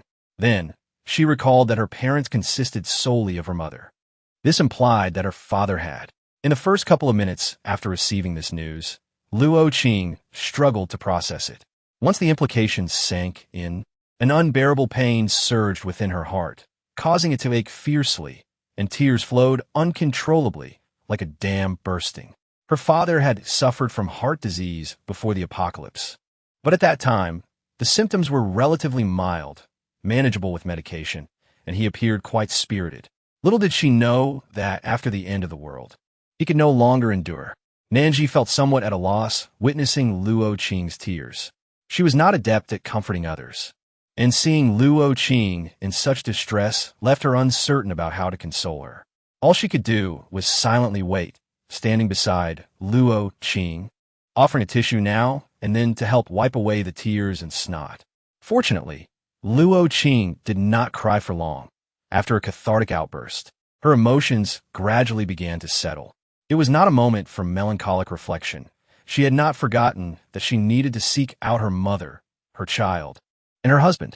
Wiping her tears away, Luo Qing shyly glanced at Nan Zhi and Baitsen, feeling somewhat embarrassed for having displayed such vulnerability. Yet, the emotions had been overwhelming, and under different circumstances, she would certainly have refrained from shedding tears in public. Nan Zhi, would you accompany me to find my mother? Nan Zhi gazed gently at Luo Qing, saying, of course, and the specific address is known only to us, is it not? I shall accompany you to find it. Let us proceed to the base where your mother and child are residing. Perhaps influenced by Nan Zhi's affable demeanor and the sun's radiant warmth, the shadows clouding Luo Qing's heart began to dissipate. 2,000 kilometers away lay a large base, accompanied by 3 smaller ones. The base where Luo Qing's mother and child stayed was located at the Nanyuan base, a modest establishment housing merely a few hundred individuals. After registering at the entrance, the trio stepped inside. Nan Zhi had visited several other bases, most of which were medium to large-scale establishments. However, this was her first encounter with such a small base, and her heart brimmed with curiosity. Although the facilities were somewhat rudimentary, and the materials of the walls and other amenities appeared less refined than those found in larger bases, the atmosphere was notably warm and inviting. In terms of sustenance, it seemed unlikely that anyone would go hungry here. As she walked, Nan Zhi observed the people passing by her side. They were not overweight, yet each possessed a slight softness to their physique. They contrasted sharply with the individuals she had previously encountered in larger bases, who were often so gaunt they resembled mere skeletons. Luo Qing also noticed this discovery made by Nan Zhi. Although she was still deeply worried about her mother and the 2 children, she felt somewhat reassured upon observing the relatively good spirits of everyone passing through the base. At that moment, Zhao Hong was preparing to work with the 2 children. Unexpectedly, as she walked halfway, her eyes caught an unexpected figure that bore a striking resemblance to her daughter. She froze in place, her gaze fixated on the silhouette. How could it be? How could this figure resemble her long-missing daughter so closely? Despite her urgent desire to rush over and confirm whether this person was indeed her daughter, Zhao Hong hesitated, recalling the trouble she had caused others over the years. Throughout these years, she had never given up on searching for her daughter. Whenever she saw a girl whose figure resembled her daughter, she would impulsively approach her, hoping to discover if it was indeed her child. However, her actions often caused significant distress to others. In this apocalyptic era, her behavior might lead people to believe she was attempting to steal food, or that she had been transformed into a zombie seeking to bite others. Many girls had been frightened by her approach. Having experienced many such incidents, she had eventually learned to refrain from rushing towards girls who resembled her daughter, fearing her actions would terrify them again.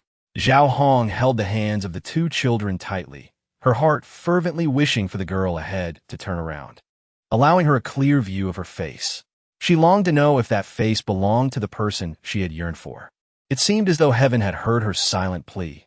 The person ahead abruptly halted, turned around, and gazed excitedly at Zhao Hong. The gentle, kind face of her mother now appeared before Luo Qing. Originally, Luo Qing had intended to approach and inquire about any authoritative figures regarding her mother's whereabouts.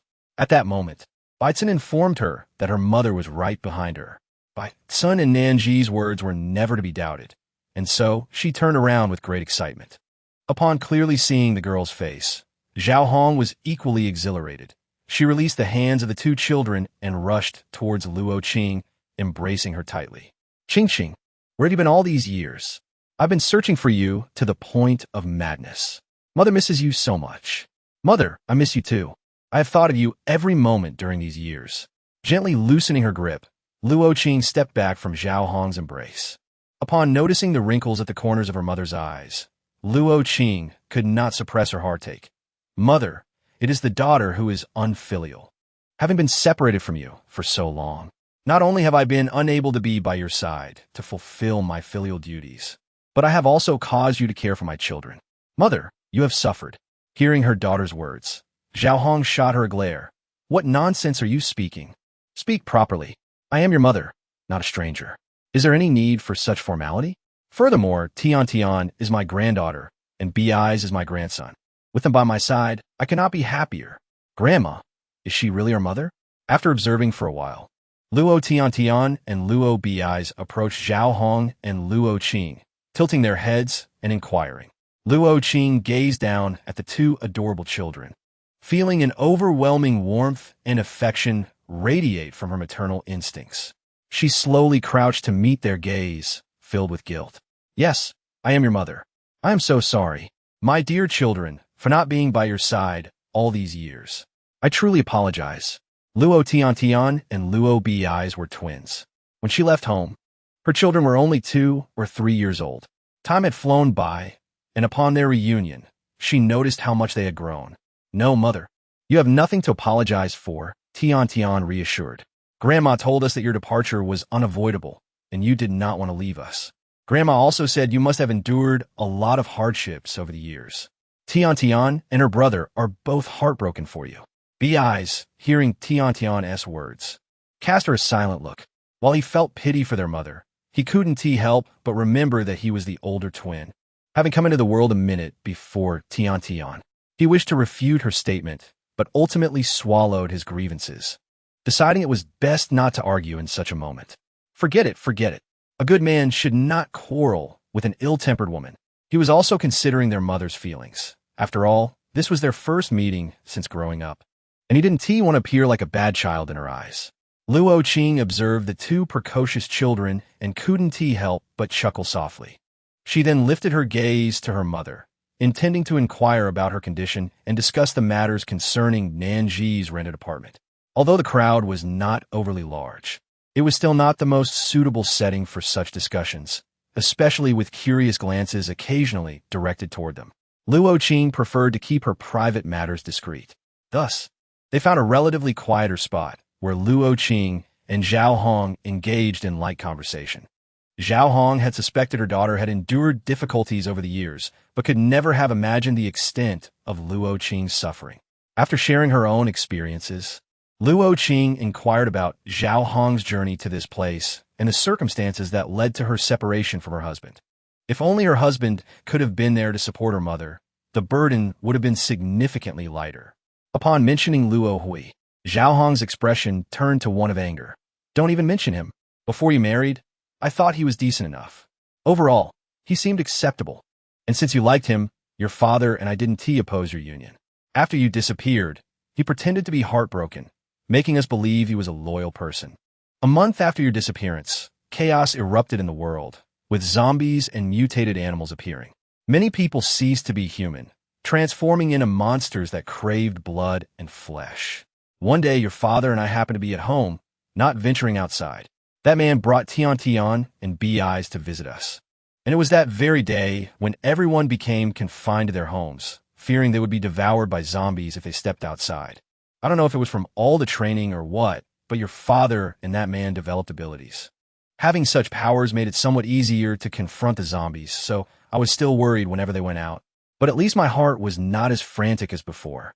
Your father mentioned that the man has become involved with another individual who possesses similar abilities. He overheard the man expressing some heartfelt truths, revealing that his intention to marry you and relocate to our side was purely motivated by his attraction to our family's wealth. In a world turned chaotic, currency will inevitably become as worthless as scrap paper, rendering the need for monetary considerations obsolete. Consequently, he would no longer concern himself with the niceties of pleasing anyone. Do you remember Aunt Wong from next door? She has also awakened her powers, which allow her to deftly sidestep risks. It is precisely through this ability that she brought us to this base, where we have since resided. In this enclave, instances of the strong preying upon the weak are virtually non-existent, allowing us to lead a relatively decent existence. Alas, one cannot help but ponder whether this world can ever revert to its former state. Although the current situation is tolerable, it pales in comparison to what once was. I wonder if humanity's extensive harm to nature has incited divine retribution upon us. Zhao Hong's words struck hardest with Luo Qing, for she has always harbored deep affection for Luo Huixiong, firmly believing that he reciprocated her love and would be a good husband and father. She considered him the person who loved her most, second only to her parents. Little did she realize that his kindness and consideration were merely a facade, driven by greed for her family's fortune. In the aftermath of the apocalypse, when money loses its value, he unceremoniously cast aside her entire family. How profoundly ironic. Oh, Luo Qing, what was it in your judgment that led you to choose such a man? You even contributed to the demise of your own father. Chapter 184. My name is Aunt Wong. The mere thought of this left Luo Qing breathless, her mind clouded with discomfort. Observing her expression, Zhao Hong sighed, sensing her turmoil. Do not dwell on it too much. We are currently in the best possible situation. At least he has not taken the child away or harmed them. Having the grandchildren with me is far better than having them with someone like him, who would only raise them to be selfish and calculating. While there was comfort in her words, Zhao Hong spoke the unvarnished truth. It is often said that the character of parents shapes the character of their children, and there is wisdom in that.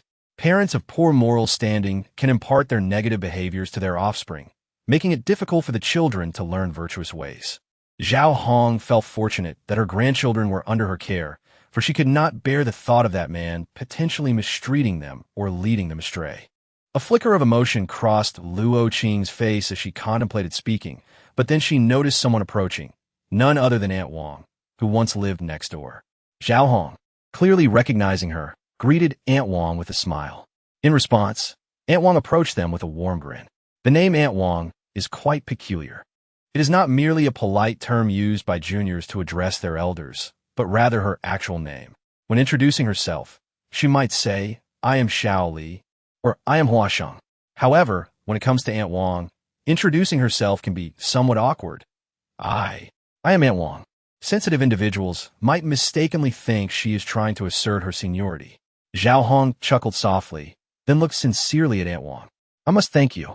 Had you not told me that my daughter still existed in this world, I might have lost the will to live.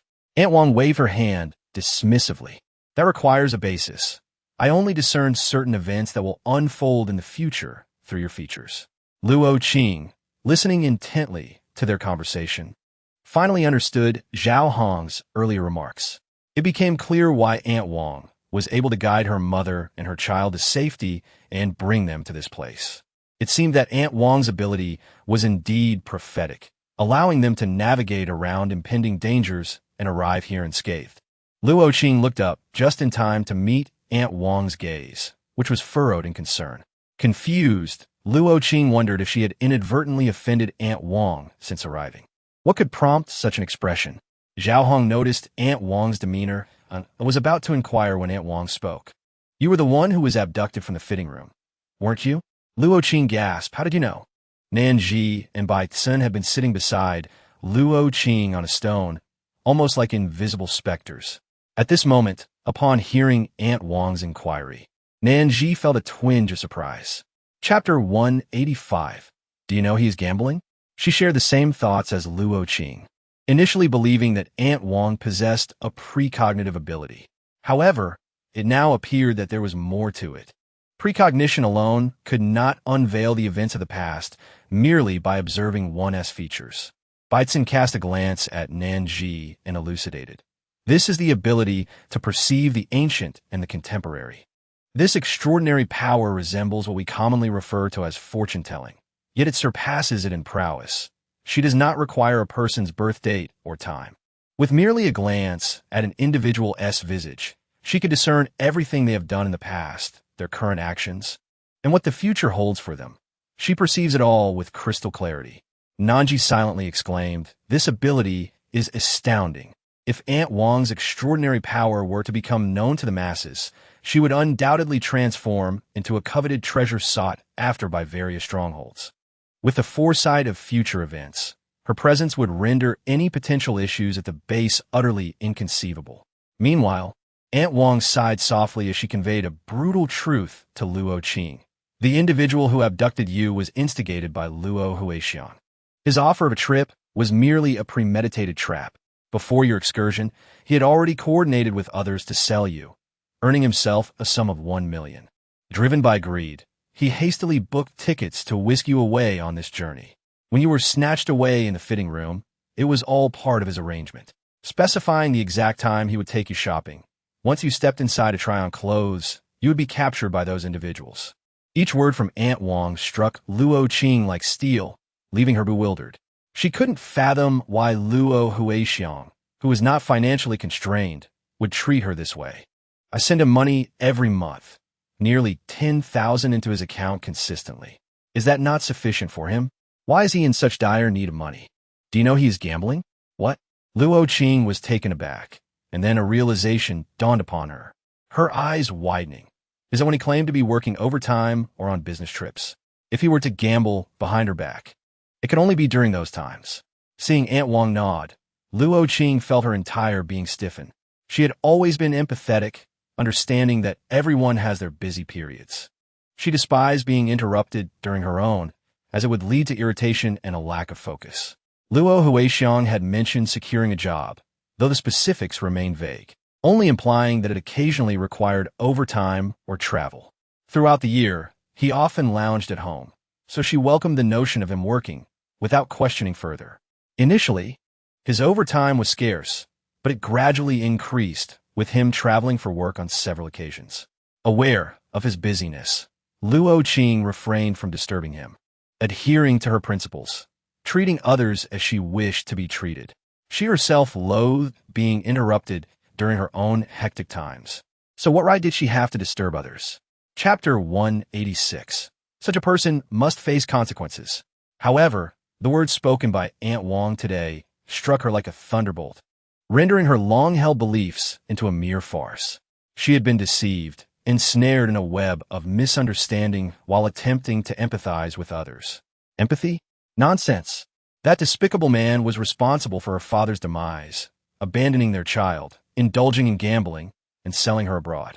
Every transgression was unforgivable, igniting within her a desire to lash out at him 1,000 times, tormenting him until his very soul was racked with remorse and fear for the remainder of his life. If only she possessed such power. Alas, she did not. Yet, it mattered little. Even without such abilities, she could seek him out to avenge her father and herself. While she could not torture his soul, inflicting severe suffering upon him before ending his life was a notion she found acceptable. Luo Qing's fury peaked, and as her face contorted in rage, Zhao Hong felt a pang of concern, wanting to dissuade Luo Qing from making any rash decisions.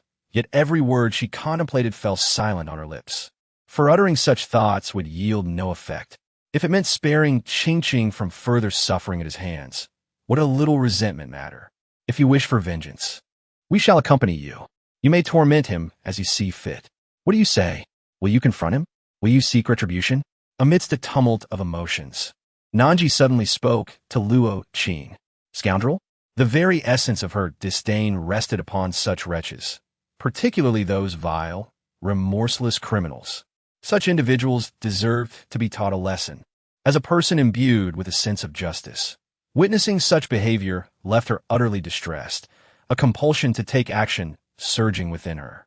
Luo Qing's eyes ignited with fury, her expression brimming with hatred and indignation. Yes, I will seek him out for revenge. He has caused me so much pain and taken my father's life. It would be an affront not to retaliate. It was Nan Zhi's declaration that drew Aunt Wang's attention.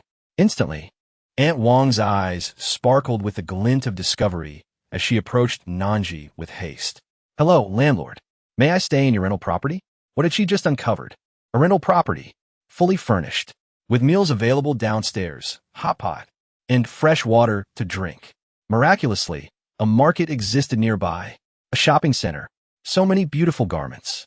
Having already utilized her extraordinary ability to secure certain advantages and mitigate risks, she could not have been mistaken about the wonders she had just witnessed. In this world, there must surely exist a safe and clean haven. Zhao Hong, puzzled by Aunt Wang's enthusiasm, inquired Aunt Wang, "What are you saying about a rental property? Aren't rentals something you'd find in urban villages before the apocalypse? Or perhaps from those with multiple homes who rent them out for extra income?" Chapter 187. Rental properties welcome all good-hearted individuals. In this apocalypse, where can such places still exist? Aunt Wang glanced at Zhao Hong and replied with a cheerful smile, "A very clean and lovely piece of land. Ask your daughter. She shall confirm it." "Oh, I completely forgot." Luo Qing sheepishly scratched her head, initially eager to discuss the rental property with her mother.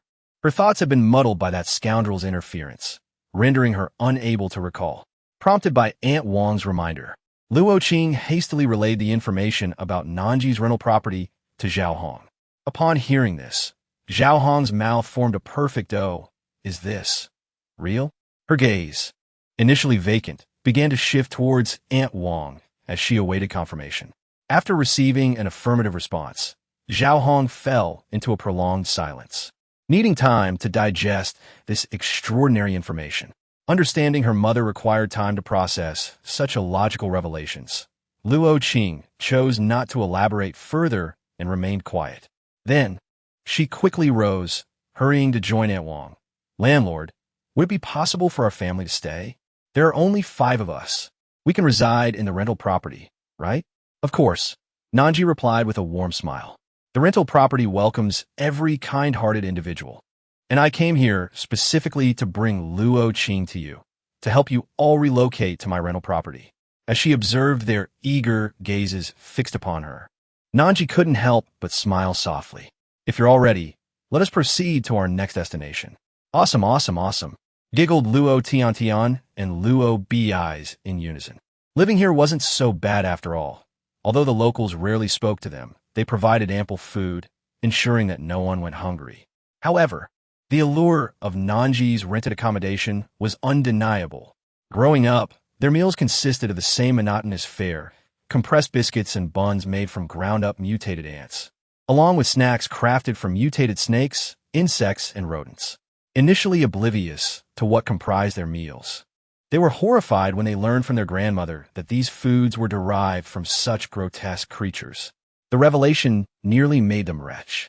Why, they wondered, was it possible for such revolting items to be transformed into food? Yet, their grandmother insisted that these were the best options available, and without them, they would have nothing to eat. Chapter 188. A dismal experience. Food was a precious commodity, especially in these times. Even though Luo Tian and Luo Bi's hearts were filled with resistance, they swallowed their distaste day after day, compelled by the need to avoid waste and to satiate their hunger. But now, Nan Zhi's place offered Hotpot, delicious meals. Although they had never experienced such cuisine and were unaware of its taste, they could tell from their grandmother and Aunt Wang's expressions that it must be extraordinarily delightful. At Nan Zhi's rented house, their family could enjoy a better life. Surely, their grandmother would no longer have to endure hunger. During the day, they toiled alongside their grandmother, exhausting themselves physically. At mealtimes, the base staff distributed meager rations to each of them, barely enough to stave off hunger. Yet, for the sake of their growth and development, their grandmother selflessly allocated half of her own share to them. They consistently refused, but she would rather go without than see them suffer. Eventually, they had no choice but to take half of what she saved for themselves, sharing the remainder with her. However, with strenuous labor and insufficient nourishment, how could their hunger be quelled? They watched their grandmother grow increasingly frail, filled with worry, but being so young, they felt powerless to change the state of the world. Even though they were paying for her, they were at a loss as to how to help. Now, with Nan Zhi's rented home, perhaps, their grandmother and mother could finally have enough to eat, and Aunt Wang would no longer have to go to bed on an empty stomach. Inspired by the two little ones' enthusiasm, Zhao Luo and her companions laughed heartily. Meanwhile, Nan Zhi silently vowed to confront the scoundrel from the base, sharpening her resolve to assist Luo Qing in punishing the wicked. At that moment, Luo Hui was surrounded by beautiful women, much like stars encircling the moon. He sat in the center, with two lovely ladies kneeling beside him, sensually massaging his legs. Luo Hui embraced the soft waist of the beauty in his arms, passively receiving her affections as breaths of passionate sighs and intimate whispers filled the air. Those present were of a similar ilk and with their own beauties in hand. None envied Luo Hui. Some could hardly contain themselves and began to engage in their own revelries right then and there. When Nan Zhi and the others arrived, they were greeted by a rather peculiar scene. Unfazed by the awkwardness, Nan Zhi stood outside the door, her arms crossed over her chest, watching with mild interest. Occasionally, she would offer a comment or two. The man's belly is quite unappealing, she mused. That woman has a lovely waist, and she moves quite gracefully. It's obvious that the woman in that pair is merely acting. The experience must be rather lacking. TSK. In contrast, Luo Qing and Zhao Hong, upon witnessing this spectacle, immediately averted their gaze, feeling a bit uneasy. Initially, Baitzen had a semblance of interest, but as she observed the repetitive movements and the somewhat greasy atmosphere, her enthusiasm waned. A slight turn revealed her host, nearly drooling at the sight. Baitzen's expression darkened. Is this appealing to you? Do you not find it rather distasteful? I've heard that if men are startled at such moments, they often cannot rise again. Our intrusion here, interrupting their intimate encounter, is hardly commendable. With a cold chuckle, she added, Yet, despite all this, it seems your interest is purely lustful. As for whether they can recover from this, I cannot say. Oh dear, that was a misstep. I forgot your nature. Realizing that others were present behind them, Nan Zhi ceased her remarks. She then communicated telepathically with Baitzen.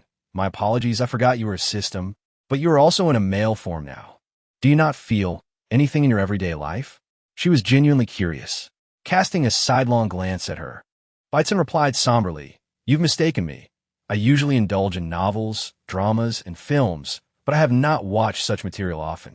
Moreover, regardless of your presence, my activities are still perceptible to you. At this, Nan Zhi paused slightly, intrigued, and looked at Baitzen. But you, and you're not beside me. I know nothing of your deeds. You present yourself as so innocent, yet who knows what transpires behind the scenes. Stop right there. Baitzen raised a hand, her expression turning animated. I do not engage in such activities, do not tarnish my reputation. Fortunately, to avoid suspicion, Luo Qing and Zhao Hong were both looking down and did not notice the silent exchange between Nan Zhi and Baitzen, or they would surely have found it odd. Who can understand another's thoughts without spoken words? As her gaze fell upon Luo Huixiang, Nan Zhi's demeanor shifted from casual to icy, and she strode purposefully towards the center of the room. As she approached, she paused momentarily to grab a jug of wine from the table. Standing before Luo Huixiang, she poured the cold wine directly onto his face. But that was not all. She then threw 2 eggs at him. Unfortunately, they were hard-boiled, lacking the dramatic effect of raw eggs, producing only 2 dull thuds before falling silent. With a sigh, Nan Zhi lamented that she should have prepared raw eggs before arriving. The commotion created by Luo Huixiang was so loud that it abruptly halted the revelry inside the room. Even the 3 women who had been clinging to him retreated a few steps, hesitant to approach. With a dark glare fixed on Nan Zhi, Luo Huixiang was furious enough to want to kill. He spoke little, unleashing his fire-based powers aimed directly at her, regardless of her identity or intentions. The audacity of her actions that publicly humiliated him was something he would never let slide. Nan Zhi scarcely regarded Luo Huixiang's supernatural abilities. Indeed, she possessed no such powers. Yet, what significance did that hold? She possessed a unique advantage, a flaw in the system that no one else in the world could claim. Do you comprehend what a system is? It is a force capable of obliterating you, an entity that remains forever beyond your reach. Should it desire your downfall, a mere flick of a finger could spell your demise. Do you understand, you repugnant man? Nan Zhi gazed disdainfully at Luo Huixiong, who, on the other hand, was on the brink of madness. He realized that no matter how fiercely he attacked, he could never get the upper hand against Nan Zhi.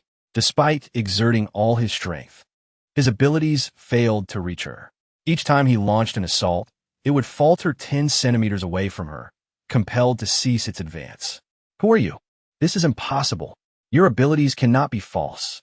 The current predicament could only imply that the woman before him was vastly superior. However, having lived in this base for so long, he had never heard of anyone stronger than himself. Even the woman who had later pursued him was only marginally more powerful at first, but could not withstand his exceptional prowess. Eventually, she became his wife, and her father remained the commander of the base. Yet what did that signify? As long as he was strong, both she and the commander had to heed his authority. Within this base, he could walk with impunity. Often, the others were not oblivious to his antics. They simply turned a blind eye because he was a force to be reckoned with, a necessity for the base. Thus, they pretended not to see. The woman before him was unfamiliar.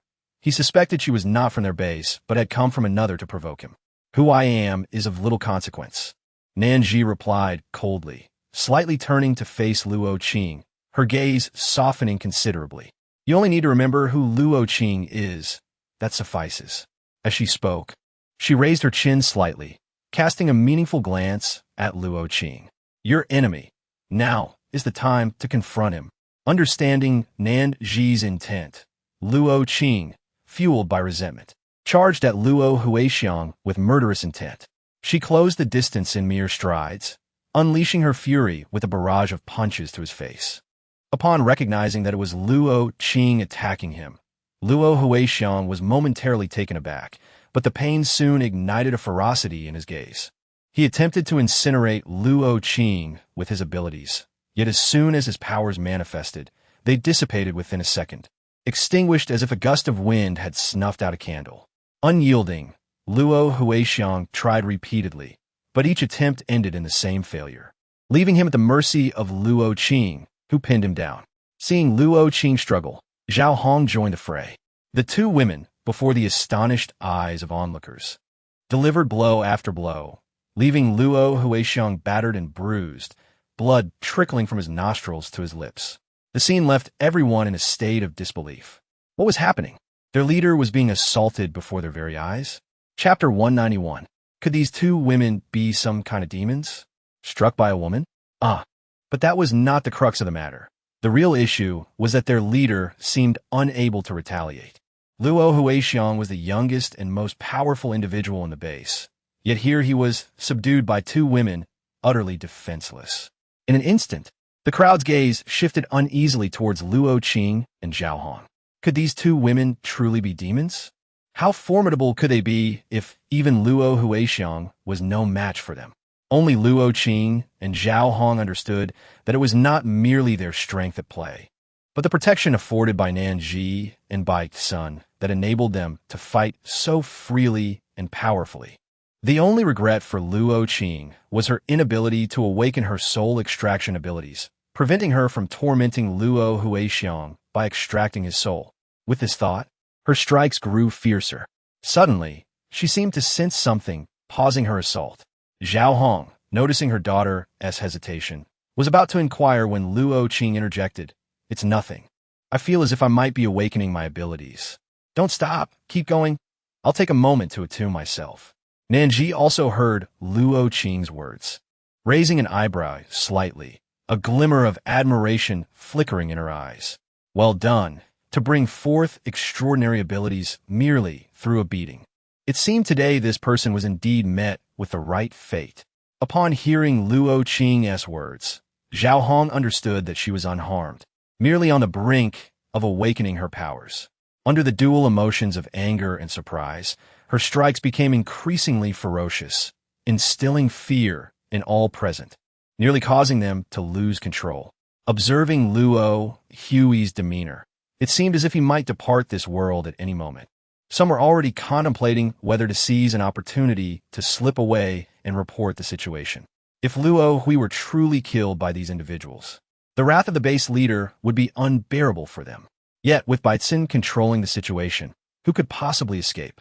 Just taking 2 steps away, they were already overturned and rendered unconscious by Baitsin, witnessing the fate of those attempting to flee. Others promptly abandoned such thoughts, no longer daring to make a move. Zhao Hong was instructed to cease her actions as a faint black mist emanated from Luo Qing's palm, enveloping Luo Hui. This dark hue, almost sentient, entwined around Luo Hui from head to toe, binding him completely. Feeling the essence of life ebbing away, Luo Hui was genuinely terrified. He began to plead with Luo Qing for mercy, incessantly imploring her to spare him. Spare him? Was that even a possibility? Luo Qing looked down on him with disdain. Did you ever spare me? Did you ever show mercy to my father? Did you ever consider how your departure would affect your child? Since you did not contemplate these matters, why should I grant you mercy? Upon hearing Luo Qing's words, Luo Hui realized that these 2 women had come with reinforcements, undoubtedly seeking revenge for that old man. Yet, he would never admit to it. In the past, it was easy for him. After all, he was powerful, and he could manipulate Luo Qing as he desired. But now, he sensed an unusual force surrounding him. With Luo Qing now awakened to her powers, the situation had escalated significantly. He could not admit to having caused the demise of that old man. Otherwise, a grim fate awaited him. Contemplating this, Luo Hui donned a mask of tenderness. Luo Qing, we shared love and eventually married, bearing children together. After all these years, do you still not understand the kind of person I am? How could I possibly have sacrificed my father? That day when I accompanied him to the convenience store for supplies, he said he would keep watch while I gathered food. But when I returned with the provisions, he was already outside battling zombies. Luo Qing, believe me, I truly did not intend for my father to perish that day. I swear I did not cause his death. If I speak a single lie, may the heavens strike me down. Luo Qing spat at him, her gaze fierce, and the hatred in her eyes nearly tangible. How effortlessly you weave your lies. You speak without a hint of remorse. While you were off enjoying a romantic escapade with your lover, you did not anticipate that my father overheard every word. And when you callously took away all the food resources from our home, did you ever think of me? Did you consider the possibility of our children facing starvation in the future, or that they might not survive at all? Did you ever think about how heartbroken and sorrowful I would be if something happened to my mother after your departure? No, you never considered any of this. How laughable it is that the man I devoted myself to is the very one who caused my suffering.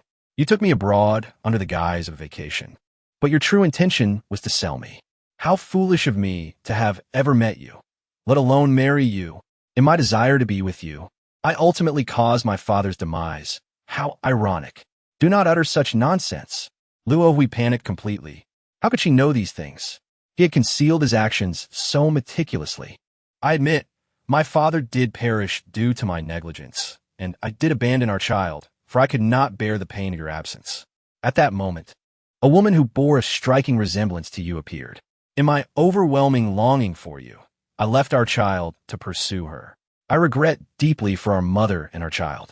I now realize that no matter what I do, I cannot atone for my mistakes. However, I never intended to harm you. I do not know who told you these things, but you must not believe them. I love you so dearly. How could I ever think of harming you? You may cease your pleas. Luo Qing retorted, exasperated. Do you know who informed me? It was our former neighbor. Her awakened powers allow her to perceive a person's past, and she witnessed everything you did to me. Enough. I do not wish to waste my breath arguing with you any longer. Now, prepare to savor the taste of your soul being devoured. As fate would have it, her newly awakened ability was precisely what she sought, an extraction of the soul. With a swift motion, she intensified her powers, the dark mist tightening around Luo Hui, forcefully extracting his very essence. As his soul was wrenched from him, Luo Hui felt a strange calm, glaring at Luo Qing with fury. Despite his immobility, his tone remained defiant. I warn you, If you have any sense, you will release me now. I am a significant figure in the Beichong base. Even the base leader respects me. Do you truly believe that killing me will spare you from repercussions? Will the Beichong base let you go? And you, all of you. Luo Hui glanced at Zhao Hong, Nan Zhi, and Bai Sun. If you dare to harm me today, you will all face relentless pursuit from the Beichong base for the rest of your lives. You will never find peace. Having experienced such a favorable environment in the past few days, enjoying delectable food, and with her mother and child still alive, she knew they would go to Nan Zhi. There, their lives would be secure, leaving her without any regrets or worries. However, if her actions today jeopardized her mother and child, or Nan Zhi and Bai San, Nan Zhi had been attentively observing Luo Qing. At this moment, noticing her evident hesitation, she could somewhat fathom her thoughts. What is there to fear? Go ahead and act as you please. In my domain, not even a fly can intrude. Those who seek trouble face but two fates, to be scorched by flames or to perish. With that, Nan Zhi cast a half-smiling glance towards Luo Hui, remarking, "Your tactics may work on others, but they are futile here. Do you truly believe that just anyone can gain entry into her rental apartment?" Upon hearing this, Luo Qing was clearly intrigued but still sought reassurance, turning to Nan Zhi and asking, "Will there really be no issues?" Nan Zhi smiled faintly, "Absolutely not. Do you know what happened to those who caused a ruckus in the rental last time? What happened? They were scorched by fire and subsequently thrown out of the rental, never to be allowed entry again, even if they were to break their heads in the process." With Nan Zhi's assurance, Luo Qing felt at ease. Just considering the myriad of extraordinary items on their RV, it was hardly surprising that such devices existed in the rental. Since Nan Zhi had declared it safe, her worries dissipated as she manipulated her powers, relentlessly tearing apart Luo Huixiang's soul, each piece fracturing painfully. The sensation was akin to having one's flesh violently torn away, with anguished cries echoing, a symphony of despair. Chapter 194. No wonder they were not acting human. The individuals present at the Beijing base trembled at the sight of Luo Huixiang's soul being so mercilessly tormented. Some, unable to withstand the horror, even soiled themselves. In their fear, they fervently prayed to the heavens, hoping to remain undetected by Luo Qing. They wished fervently that, after eliminating Luo Huixiang, she would vacate the premises and not turn her gaze upon them. Luo Qing severed Luo Huixiang's upper body from the lower, dismembering his arms and legs, tearing his form into myriad fragments before extracting his heart. Glancing at the nearly blackened organ in her grasp, she scoffed, "Such a dark heart. No wonder he has committed unspeakable acts." With a fierce resolve, she raised her blade, plunging into Luo Huixiang repeatedly, her eyes ablaze with a wild fury, her body numb yet filled with strength. Today, she would personally avenge her father by slaying this beast. After inflicting countless wounds upon Luo Huixiang, she suddenly intensified her assault, shattering his entire being until his soul fragmented into countless pieces, cascading from the air to the ground. With that, Luo Huixiang's breath ceased. As Nan Zhi gazed down at the individuals on the ground, each person's gaze upon her involuntarily faltered, a shiver coursing through them. Good heavens, these women are truly terrifying. Once Nan Zhi and the others vanished through the doorway, those within the room took a considerable time to regain a semblance of composure, only then beginning to sense the return of their bodily faculties. Among those who witnessed Luo Hui's final moments, few remained unshaken or unperturbed. Some, feeling slightly better and more agile, stumbled to their feet, making their way unsteadily towards the home of the base leader. Luo Hui's demise was a consequence of his own actions, a fate wrought by his own hand. However, that was not their concern. They had intended to assist him, to venture forth and summon help, yet they too found themselves restrained, unable to escape. They were equally willing yet powerless. Now that they were no longer under such control, their immediate instinct was to report the news. In both sentiment and reason, they had fulfilled their obligations. The base leader would not hold them accountable. Nan Zhi shared her thoughts with Bai Sun, who expressed complete agreement, stating that her happiness was of utmost importance. Chapter 195. He still remembers where his concerns lie. Subsequently, Nan Zhi conveyed her ideas to Luo Qing and Zhao Hong, whose eyes sparkled brightly like stars in response. My father is a kind-hearted man. He would never cause trouble in a rental apartment. However, I wonder whether my father's soul is that of a normal person or if it has succumbed to a zombie-like state. Zhao Hong and Luo Qing each offered a remark, to which Nan Zhi gently waved her hand, saying, regardless of the truth, we shall soon see for ourselves. He is currently lingering near your building, and we can simply go and find him. Zhao Hong Luo was nearly brought to tears by Nan Zhi's words. Her husband and father had already transformed into zombies, yet he still remembered where his home was and what he cherished. He had always been thinking of them. As they approached the vicinity of Luo Qing's home, the RV gradually slowed down. Luo Qing and Zhao Hong leaned against the edge of the vehicle, peering outside in a desperate attempt to catch a glimpse of Feng Huan'ai. Suddenly, they spotted a figure beneath a mango tree, circling endlessly, round after round. No matter how busy they were during the year, on New Year's Day, the entire family would don new clothes and shoes, write down their wishes, and bury them beneath that mango tree. The following New Year, they would dig up last year's wishes and reflect on them, assessing whether they had been fulfilled or if they had made progress. If there was improvement, they would strive for even greater achievements. If wishes had been granted, the others would treat the successful individual to some delicacies as a reward. If not, they would not despair. The family would offer support, providing constructive analysis to help them regroup and move forward. Each new year was an eagerly anticipated event for the family. Beneath that mango tree, they had shared countless joys and sorrows, witnessing both their successes and failures. Though the father had now become a zombie, deep within his memories, that mango tree remained significant. Hence, he wandered around it, unwilling to leave. Go on, get out and try. Perhaps it will bring him relief, Nan Zhi gently urged, handing tissues to Luo Qing and Zhao Hong. You're right, Luo Qing said, accepting the tissues and offering some to her tearful mother. Mom, don't cry.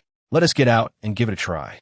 With resolve, Luo Qing and Zhao Hong stepped out of the vehicle, followed closely by Nan Zhi and by Sin. Chapter 196. Take your mother and leave here. The two bystanders did not approach, but stood at a distance, observing Luo Qing and the others. Taking a deep breath, Luo Qing focused her abilities on her father, summoning his soul. Although Feng Huanya's spirit was extracted, his body continued to move. The difference was that the soulless body no longer lingered by the mango tree, but began to drift away in another direction. Witnessing this, Nan Zhi became increasingly certain that the souls and bodies of those transformed into zombies were indeed separated. This was evident in Feng Huanya's expressive countenance. As a zombie, he could not exhibit surprise, shock, or joy. A zombie's expression was rigid and grotesque. No lower-tier zombie could display such human-like emotions. Suspended in the air, Feng Huanya's gaze met the tear-streaked faces of Luo Qing and Zhao Hong.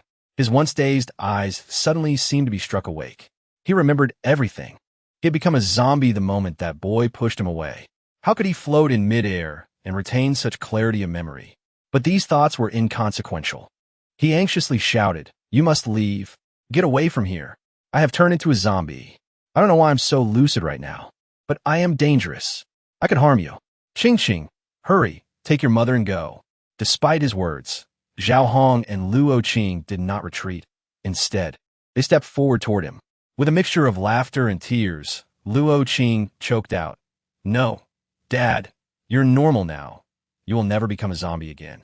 It was at that moment he inspected his body, which appeared no different from a regular person, but when he grasped one hand with the other, he noticed a translucent quality. What? Feng Huanya's eyes widened in disbelief.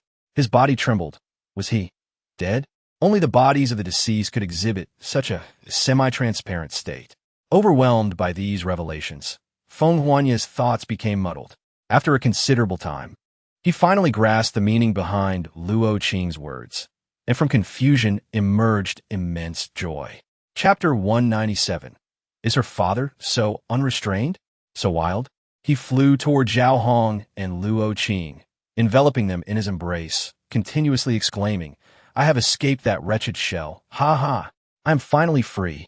His boisterous voice startled everyone in the vehicle, especially Lu Cixi and Chun Pingping, who were left pondering in bewilderment.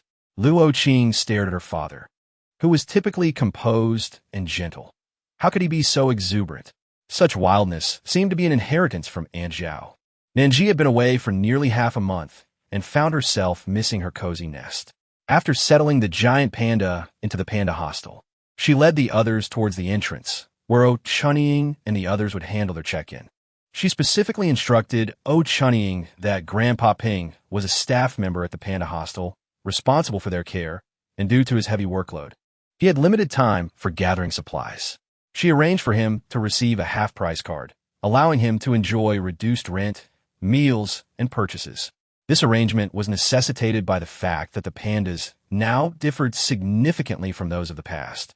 Previously, communication between pandas and caregivers was limited, requiring extensive time for the caregivers to understand their needs. However, the pandas could now communicate directly with the caregivers, making their tasks significantly easier. Yet, considering the limitations of human energy, Nan Zhi decided to charge Grandpa Ping only half, as his primary responsibility remained the care of the giant pandas. She also worried that the presence of a spirit like Feng Huanai might instill fear in the tenants. So she asked Baitzin to adjust the dimensional state of the rental unit to make Feng Huanai appear more human-like.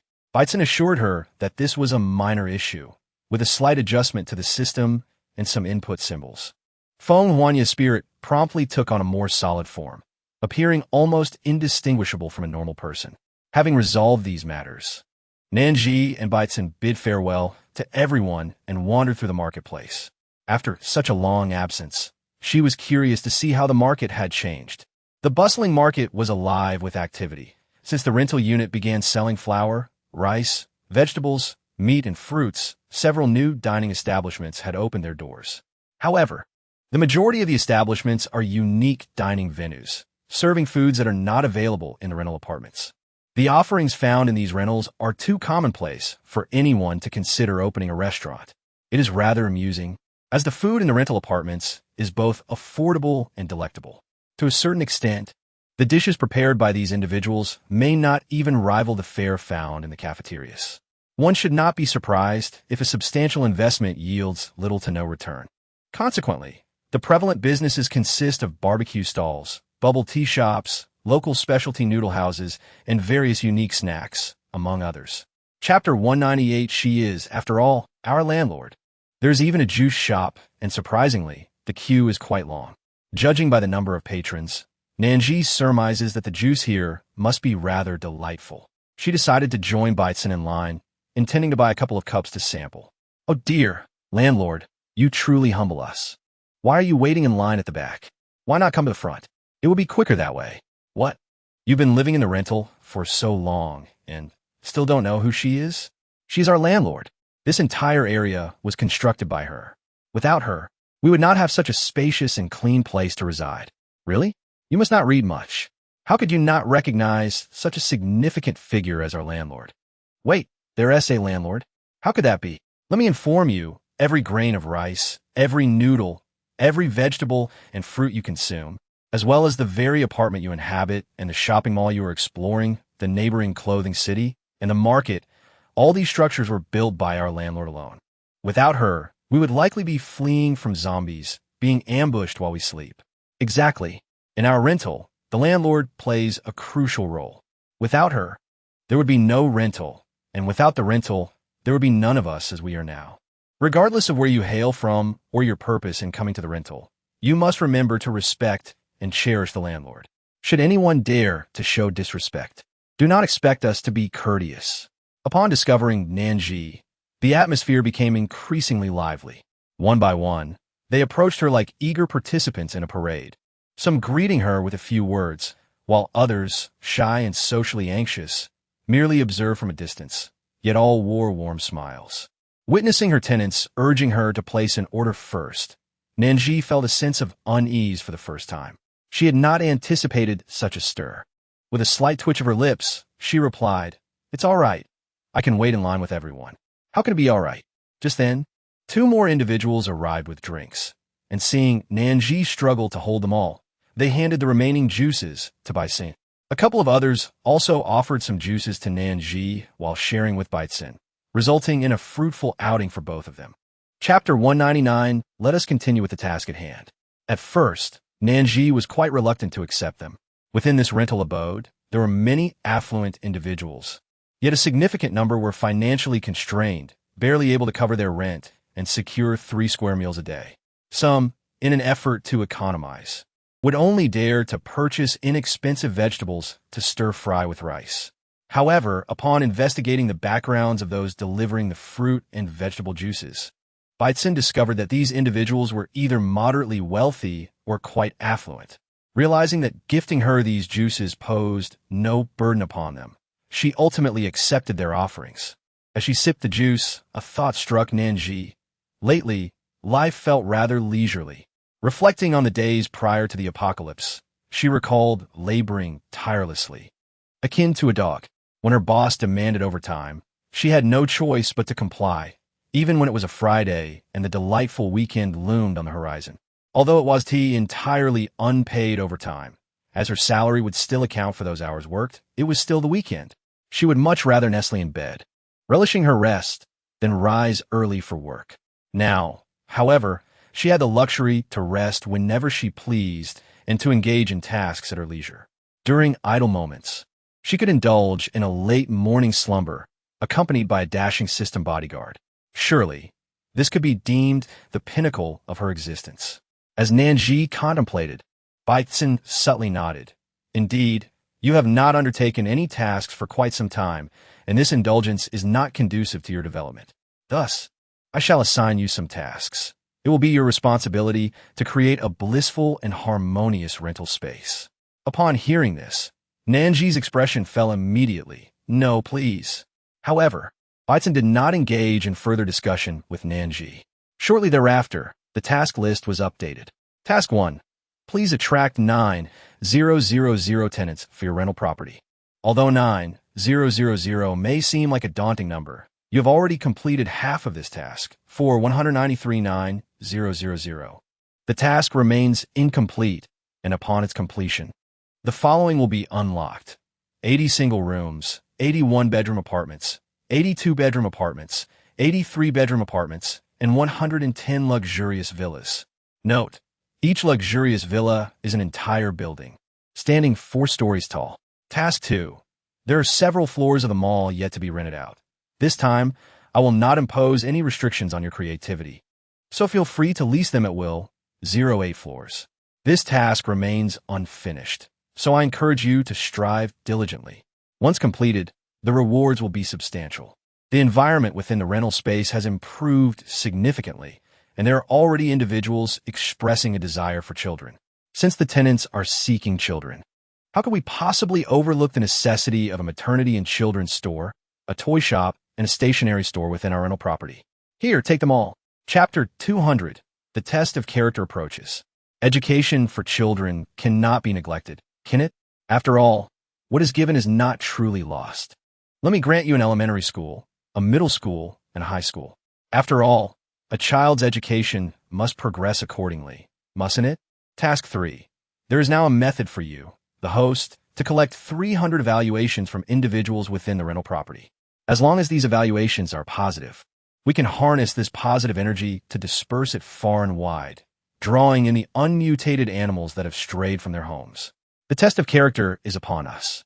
Host, bravely forge ahead. 0300.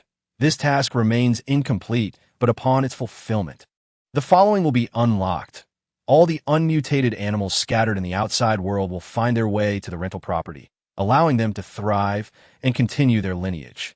Nan Zhi remained silent for quite a while after reading, pondering the notion of gathering positive reviews. Was there truly such a method? Fortunately, from the current perspective, her image among the inhabitants of the rental unit appeared quite favorable. Otherwise, under such a strategy, she would surely collapse. Baitzin nodded affirmatively, stating, "Because you and I are one, your gains are my gains. Those affirmative evaluations can also enhance the vitality within my body. In fact, I wonder if you have sensed that your own energy has been growing increasingly vigorous. What we obtain is reciprocal. The energy that comes to me multiplies, while for you, It might manifest as increased strength and improved flexibility. Furthermore, this energy can eliminate various lingering pathogens within your body, bolstering your immune cells and enhancing your overall well-being. Your skin may also become more elastic as the energy purges the toxins within you. With fewer toxins accumulating, your complexion naturally flourishes. I am not exaggerating. With the support of this energy, maintaining an ageless appearance is not a daunting task. Prompted by Baitsen's words, Nan Zhi suddenly recalled something and hastily rushed to the bathroom. She leaned closely to the mirror, scrutinizing her skin meticulously. Previously, while in the RV, she had noticed her skin felt remarkably smooth, yet she had not closely examined it, so no significant revelations were made. Now, however, she realized that her skin had indeed become much fairer, exuding a radiance that seemed to emanate from within. Her face appeared plump and tender, far more hydrated than before. It is crucial to note that she had always battled dry skin, prone to flaking at the slightest provocation. She distinctly remembered a particular oil that many claimed was excessively greasy, causing breakouts and blemishes. However, upon seeing the oil, she had thought it precisely what she needed. Chapter 2:01. Saving on cosmetic procedures, fearing an adverse reaction that might lead to a face full of acne, she had only dared to purchase a single bottle. To her astonishment, after just one night's use, her skin appeared remarkably revitalized the following day. While others experienced greasiness and breakouts, for her it was just right, alleviating the dryness that often plagued her in the autumn and winter months. This discovery led her to stockpile dozens of bottles of that oil at home, as it provided her with a sense of security. In the aftermath of the apocalypse, perhaps due to Baitsen's presence, the weather was perpetually spring-like within his vicinity, resulting in a significant reduction in the dryness of her skin. She had even used less skincare oil lately, with plenty still remaining in her bedroom. Nonetheless, despite this, her skin still felt slightly dry, never before having been so hydrated and radiant. My goodness, how beneficial this system is. Who would have thought that being bound to the system would lead to such savings on cosmetic procedures? As for her physical condition, she had always maintained a spirited demeanor and thus had not noticed much change. However, at Baitsen's prompting, she began to attune herself to her body, realizing it felt considerably lighter than before. How to describe it? Perhaps the stagnant energy within her had dissipated. There was no longer the sensation of something lodged in her chest or throat. Overall, she felt quite well.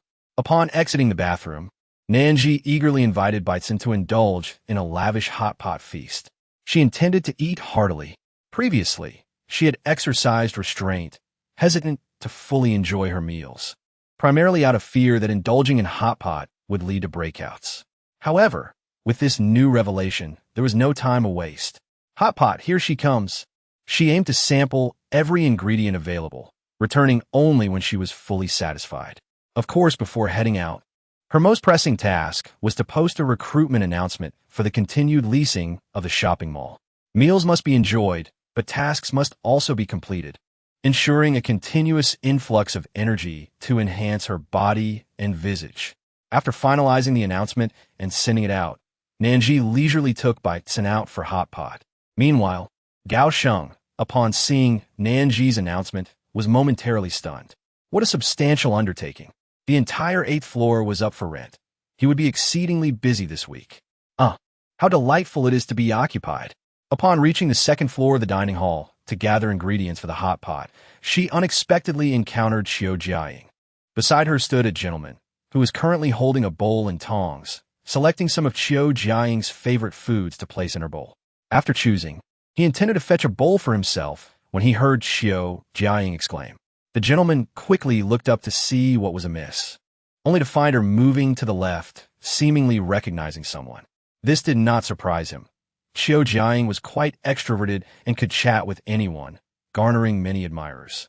The gentleman glanced to the left and was taken aback to see Nan Zhi. However, aside from a faint ripple of interest, he showed no other reaction. Jiaying had mentioned that she got along well with the landlord and had expressed a desire to introduce him to her, hoping they could all gather and chat together. Chapter 2:02. No progress, no development. Just friends. However, the landlord had since left, and the opportunity never materialized. Coincidentally, they had all come to the dining hall for Hotpot today. After a brief conversation with Nan Zhi, Qiu Jiaying felt a lingering desire to chat and directly asked if Nan Zhi would like to share a table and continue their conversation. Nan Zhi had no objections to Jiaying's suggestion. It had indeed been a long time since they last spoke, although they were merely tenant and landlord. She appreciated Jiaying's personality and felt she could be a genuine friend. With Nan Zhi expressing no dissent, Baitsin felt even less inclined to voice any objections. Thus, what began as a simple hot pot meal for two transformed into a gathering of four. The scene was quite enchanting. Nan Zhi and Qiu Jiaying engaged in lively conversation, discussing techniques for weaving towels with greater delicacy and finesse. Meanwhile, Baitsin and the other gentlemen silently savored their meal, occasionally selecting delectable dishes to place into the bowls of the women beside them. Nan Zhi and Qiu Jiaying conversed for quite some time, thoroughly discussing knitting techniques before Qiu Jiaying finally set the matter aside. She then turned her attention to gossiping about Nan Zhi and Baitsin. "So, how is it going with that handsome gentleman?" she teased. While it was unclear how far Nan Zhi had progressed with the man beside her, Qiu Jiaying sensed that their relationship was certainly advancing. She noted that whenever Nan Zhi was in her rented room, the man was invariably present. Conversely, whenever Nan Zhi left, he would follow suit, illustrating the intimacy of their connection. However, she wondered just how far they had developed and whether her dear Nan Zhi had been mistreated. After all, Nan Zhi had been single for over 20 years and was still quite inexperienced in matters of the heart. What would happen if she fell for the tricks of some seasoned charmer? Although the handsome fellow appeared quite dashing, there's an old adage that warns, you can know a person's face, but not their heart. Who could say what lurked beneath that charming exterior, a heart perhaps tainted and dark? In 9 succinct words, their relationship could be summed up. Qiu Jiaying was momentarily speechless, and after a pause, she cast a sympathetic glance at Baitsin, who she had initially thought to be a paragon, only to realize he was but a mere bronze among kings. Poor fellow. And you, how did you come to know this gentleman? Nan Zhi interjected, shifting the topic. Upon hearing this, Qiu Jiaying's gaze subtly moved as she introduced Szechuan. This is Nan Zhi, the landlord of this rental property, and also a dear friend of mine. Hello. Szechuan greeted, a smile gracing his lips as he politely acknowledged Nan Zhi. Chapter 203. The principle of preemptive action. It was uncertain how Qiu Jiaying had met Szechuan, especially since she tended to be quite the homebody. Even when she did venture out, her demeanor could turn remarkably quiet. She could spend entire days and nights cocooned in her room, engrossed in her passions. Upon hearing Nan Zhi's inquiry, Szechuan candidly replied, "We have been dating for 3 months now, and in a week it will be 4. Wow. Nan Zhi expressed her surprise, initially thinking their relationship had only lasted a few weeks, not nearly 4 months. How did you two meet? I am genuinely curious. This question had been lingering in her mind, and she felt compelled to ask. Coincidentally, there were vacant rooms in the building where Qiu Jiaying resides, so I rented one there. As time passed, we developed our relationship to this point. Szechuan explained succinctly, covering the necessary details without delving too deeply.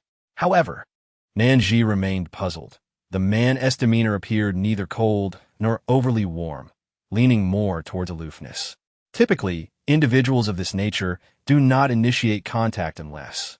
Nan Zhi gazed at Qiu Jiaying with a twinkle in her eye, sensing that it was indeed Qiu who took the initiative. Having spent considerable time together, the two had developed a certain rapport, and at that moment, Nan Zhi's expression conveyed a meaning that Qiu Jiaying could easily decipher. With a slight nod and a smile dancing in her eyes, Qiu Jiaying thought, why not pursue a charming man if one finds him appealing? We are all grown women. After all, why dwell on trivialities? Unlike other girls who might fret over the perceived cheapness of chasing after a man or fear being looked down upon, Qiu Jiaying felt differently. She believed that as long as she was certain of her feelings and deemed the man worthy, she should boldly pursue her interest. After all, life is fleeting, and one's happiness should take precedence. Moreover, if she didn't act on her affections, wouldn't she risk missing the opportune moment? What if he found someone else first? It was a matter of seizing the day. After swallowing another piece of tripe, Qiu Jiaying continued, since moving into the rental. I've rarely gone out. Occasionally, I would venture out with Xiaminmin and Lai Shuefeng to see if there were any supplies to scavenge. One day, Xiaminmin mentioned spending time with her family playing cards, and Lai Shuefeng expressed a desire to sleep in. Feeling a bit bored, I decided to take some essentials and explore the outskirts. I was particularly keen on finding some spring festival couplets, as I distinctly remembered a few shops nearby selling them. With the new year approaching in about 6 months, I thought it wise to take a stroll. Chapter 204. The Great Blunder Fortuitously. The area had indeed stocked spring festival couplets. However, to my dismay, they were all stained with blood, rendering them unsightly. The new year symbolizes auspicious beginnings, and I found it unsettling to hold onto such tainted items. Ultimately, I left empty-handed. Interestingly, the snake I encountered was quite valuable. Its crystalline core fetched 800,000, and its skin was worth 3 million, though its flesh was of little value. So I only exchanged a small amount for that. Since Howard lived downstairs, I thought it prudent to prepare some snake soup for him to aid his recovery from his serious injuries. Our frequent interactions gradually blossomed into affection. Upon hearing the entire tale, Nan Zhi fell into a rare silence. Realizing the truth behind the adage that a man and a woman alone in a room could inadvertently develop feelings for one another. Hey, Nan Zhi, are you free tomorrow evening? Come over for dinner. You taught me so much. I've long wanted to cook a meal for you as a gesture of gratitude. But at that time, I had no ingredients, only being able to treat you to a meal at the cafeteria, which felt too hasty and lacking sincerity. Now that I finally have everything, if you're free tomorrow, bring that handsome companion of yours along. We can all enjoy a meal together. As Qiu Jiaying concluded her invitation, she cast a knowing glance at Baizhen, signaling him to take the initiative. Bro, I think you're a good guy, but you really need to step up. Baizhen received the hint, but remained oblivious to its true meaning. Nonetheless, he maintained a respectful demeanor towards Qiu Jiaying, who was a dear friend of Nan Zhi's, and offered her an understanding nod. Ah, the great blunder must have originated from this. Nan Zhi mused, showing no hesitation in accepting the invitation. She had no pressing matters to attend to, and welcomed the opportunity to enjoy a meal and converse with Qiu Jiaying. All right, it's settled then. The two continued to chat animatedly throughout dinner, sharing laughter and stories. Although Baizhen and Xiao Haoran had little to discuss, they managed to engage in brief exchanges. After bidding farewell to Qiu Jiaying, Nan Zhi accompanied Baizhen to the fighting arena to burn off some calories, as it was said that engaging in physical activity after a meal was beneficial for health. Chapter 205. Filling out the evaluation form thus. Nan Zhi lingered in the VIP room of the fighting arena for some time, allowing her meal to digest before finally rising to spar with the zombies. She fought for 2 hours, with Baizhen offering occasional tips, and she noted significant improvement in her practical skills. By the end of the session, Nan Zhi felt better equipped to face a horde of mutated bears in the future. Perhaps it was the energizing effects of the battle or simply the newfound vitality she experienced, but whatever the reason, she awoke early the next morning with renewed vigor. After enjoying breakfast, she made her way to the office building to present Gao Sheng with an evaluation form. Upon receiving it, Gao Sheng was momentarily taken aback. It was quite commendable for a landlord to be so humble, even going so far as to create an evaluation form to gather feedback about herself and the rental. Respecting her initiative, he vowed to complete the task efficiently. As he watched Nan Zhi's figure recede, he promptly posted an announcement. Almost immediately, a queue formed as residents rushed to participate, eager to express their appreciation for the landlord and the rental. Within 15 minutes, the line had grown exceedingly long, as everyone clamored for a chance to submit their evaluations. Hey, brother, I heard there's an evaluation form for the landlord and the rental. Can I get inside? What? You think you can just stroll in? This line is for those wanting that form. Wow, there's so many people. I'd better hurry to get in line. Is this line for the evaluation form? Please tell me it is. Yes, it's for the evaluation form. Oh my, there must be more than 300 people here. I'd better join the line in case I get lucky and snag a form. Similar conversations echoed around the office building. with everyone eager to move ahead in line to secure an evaluation form. The enthusiasm was palpable, even more so than for a lottery. The 300 evaluation forms were neither too many nor too few, and within the span of just over an hour, they were all filled out. A large crowd remained outside, hopeful that some forms were still available. Finally, the announcement board in the office building lit up. All 300 evaluation forms for today have been filled. Thank you for your participation. Should such an event occur again in the future, everyone will be duly informed. After perusing the contents on the notice board, those who lingered in line, reluctant to depart, gradually shook their heads and sighed, departing in small groups. The notion of another such event. It is spoken lightly, yet one cannot help but wonder when it might transpire again. Chapter 206. How feeble it is. This type of event is indeed a rarity, perhaps a singular occurrence. Concurrently, many attributed their sense of regret to their own lack of physical activity, lamenting their inability to run faster. Otherwise, they might have secured a spot further up in the queue. Having completed the 300 evaluation forms, Gaosheng did not bother to examine their contents. With deftness, he organized the forms neatly and proceeded towards Nan Zhi's residence. At that moment, Nan Zhi was engaged in jumping rope with Baitsun, counting aloud while observing Baitsun's rhythmic leaps. When she reached the count of 136, Baitsun finally ceased her jumping. No longer counting, Nan Zhi seized the opportunity to indulge in a chip, the crisp sound echoing as she chewed. She shook her head disapprovingly, exclaiming, "Baidu, this is unacceptable. Why so feeble?" "Feeble or not, the truth will reveal itself tonight. You mustn't spread unfounded rumors here," Baitsun retorted, casting a defiant glance at Nan Zhi. He had paused to kindly inform her that the task was complete. Yet here she was, questioning his vigor. It was intolerable. Even though he was a system, he was still a male system, and no man ought to be labeled as weak. Nan Zhi cast a disdainful glance at him, chuckling softly. "We'll see the outcome tonight." She directed her gaze towards the taskbar. Oh, there was nothing to worry about. Baitsun wouldn't allow her to view the taskbar. Had the evaluation task been completed? Upon opening the taskbar, she found confirmation. Taskbar. Host, you have successfully completed a task. Task 1. There's a method now. The host must collect evaluations from 300 individuals regarding you within the rental property. As long as the evaluations are all positive, we can disperse this affirmative energy far and wide, bringing all the unmutated animals that are still wandering to this rental abode. The test of character has arrived. Host, bravely forge ahead. 300, task completed. After midnight, the following will be unlocked. All unmutated animals scattered outside will come to the rental property, allowing them to thrive and continue their lineage. Just as she finished reading the taskbar, the sound of a doorbell echoed from outside. It was undoubtedly Gaosheng. Nan Zhi walked a few steps to the door and opened it. Standing outside was indeed Gaosheng, who greeted her with a smile, handing over the 300 filled evaluation forms. "Nan Zhi, here are all the filled evaluations.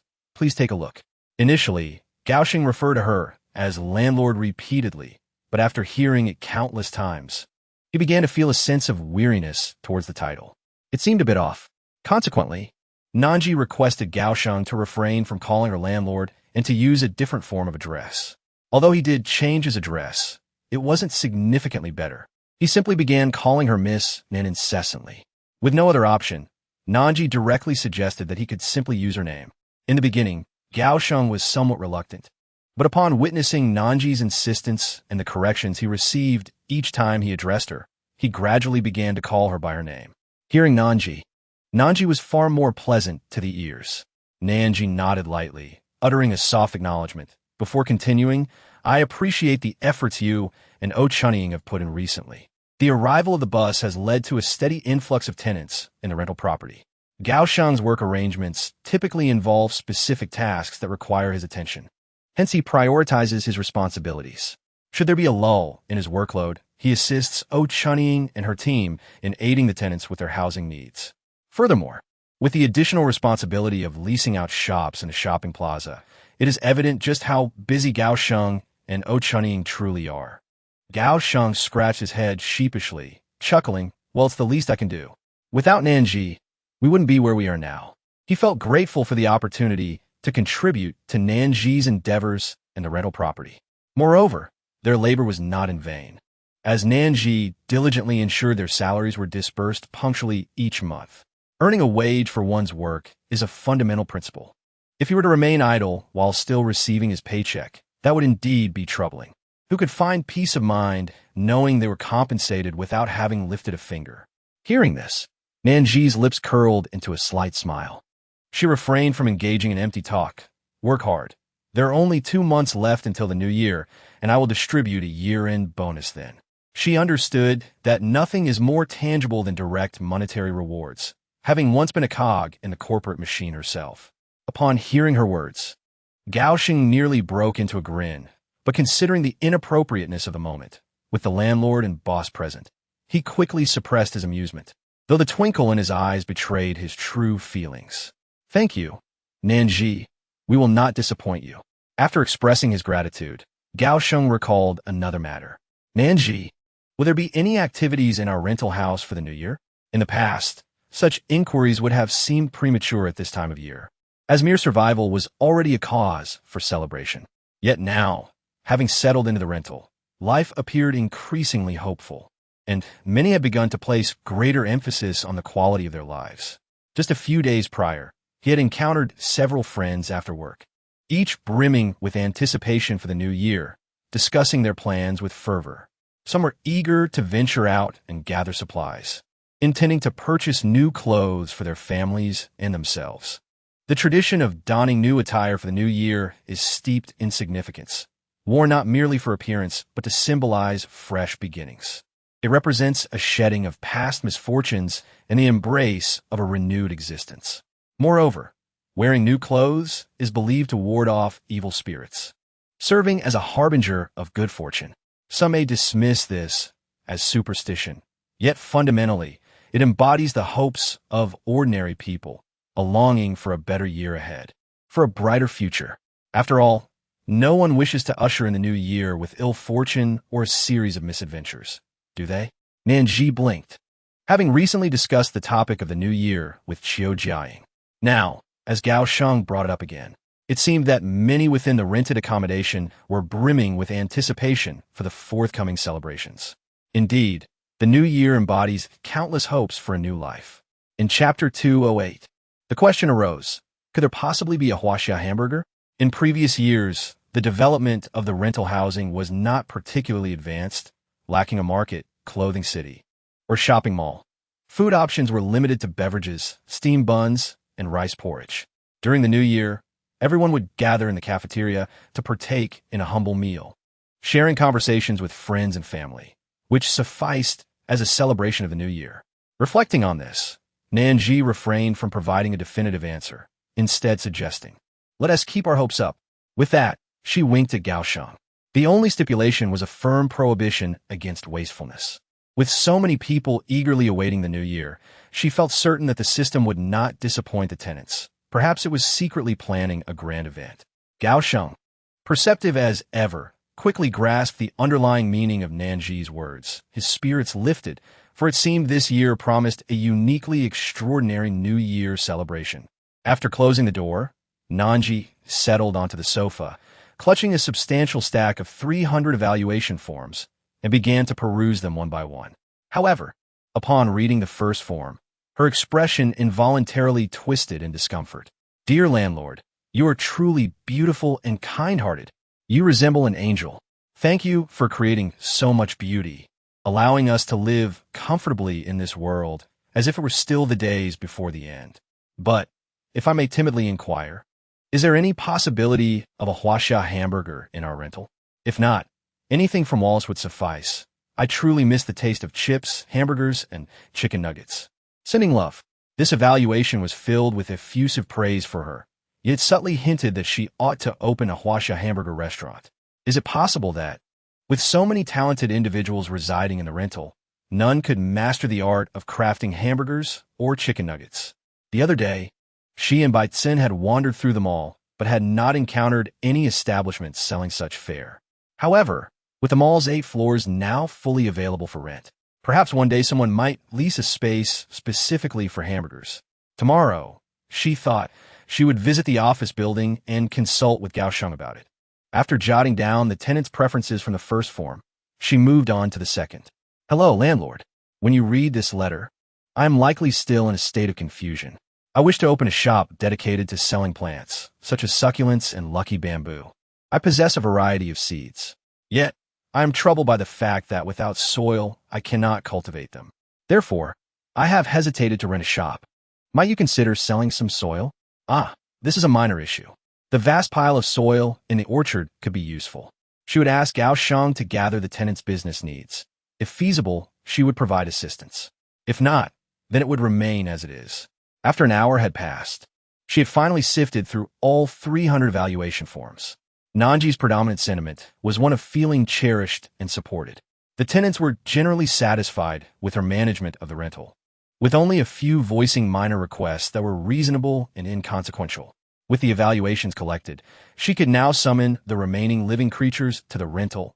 Couldn't she? Nan Zhi cast a knowing glance at Baitzen, signaling him. Baitzen instantly understood, downing the cola in his cup, and began his task. Without engaging in any visible activity, he merely settled back into his original seat, eyes closed, silently mouthing words. Before long, a multitude of creatures from around the globe materialized within the room. In her past readings of fantasy novels, Nan Zhi had often pondered the incredible speed of teleportation arrays. Witnessing this spectacle today was indeed an eye-opener. She mused that teleportation arrays must operate in a manner akin to this.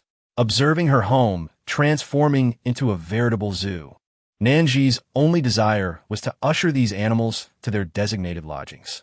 The reason was simple.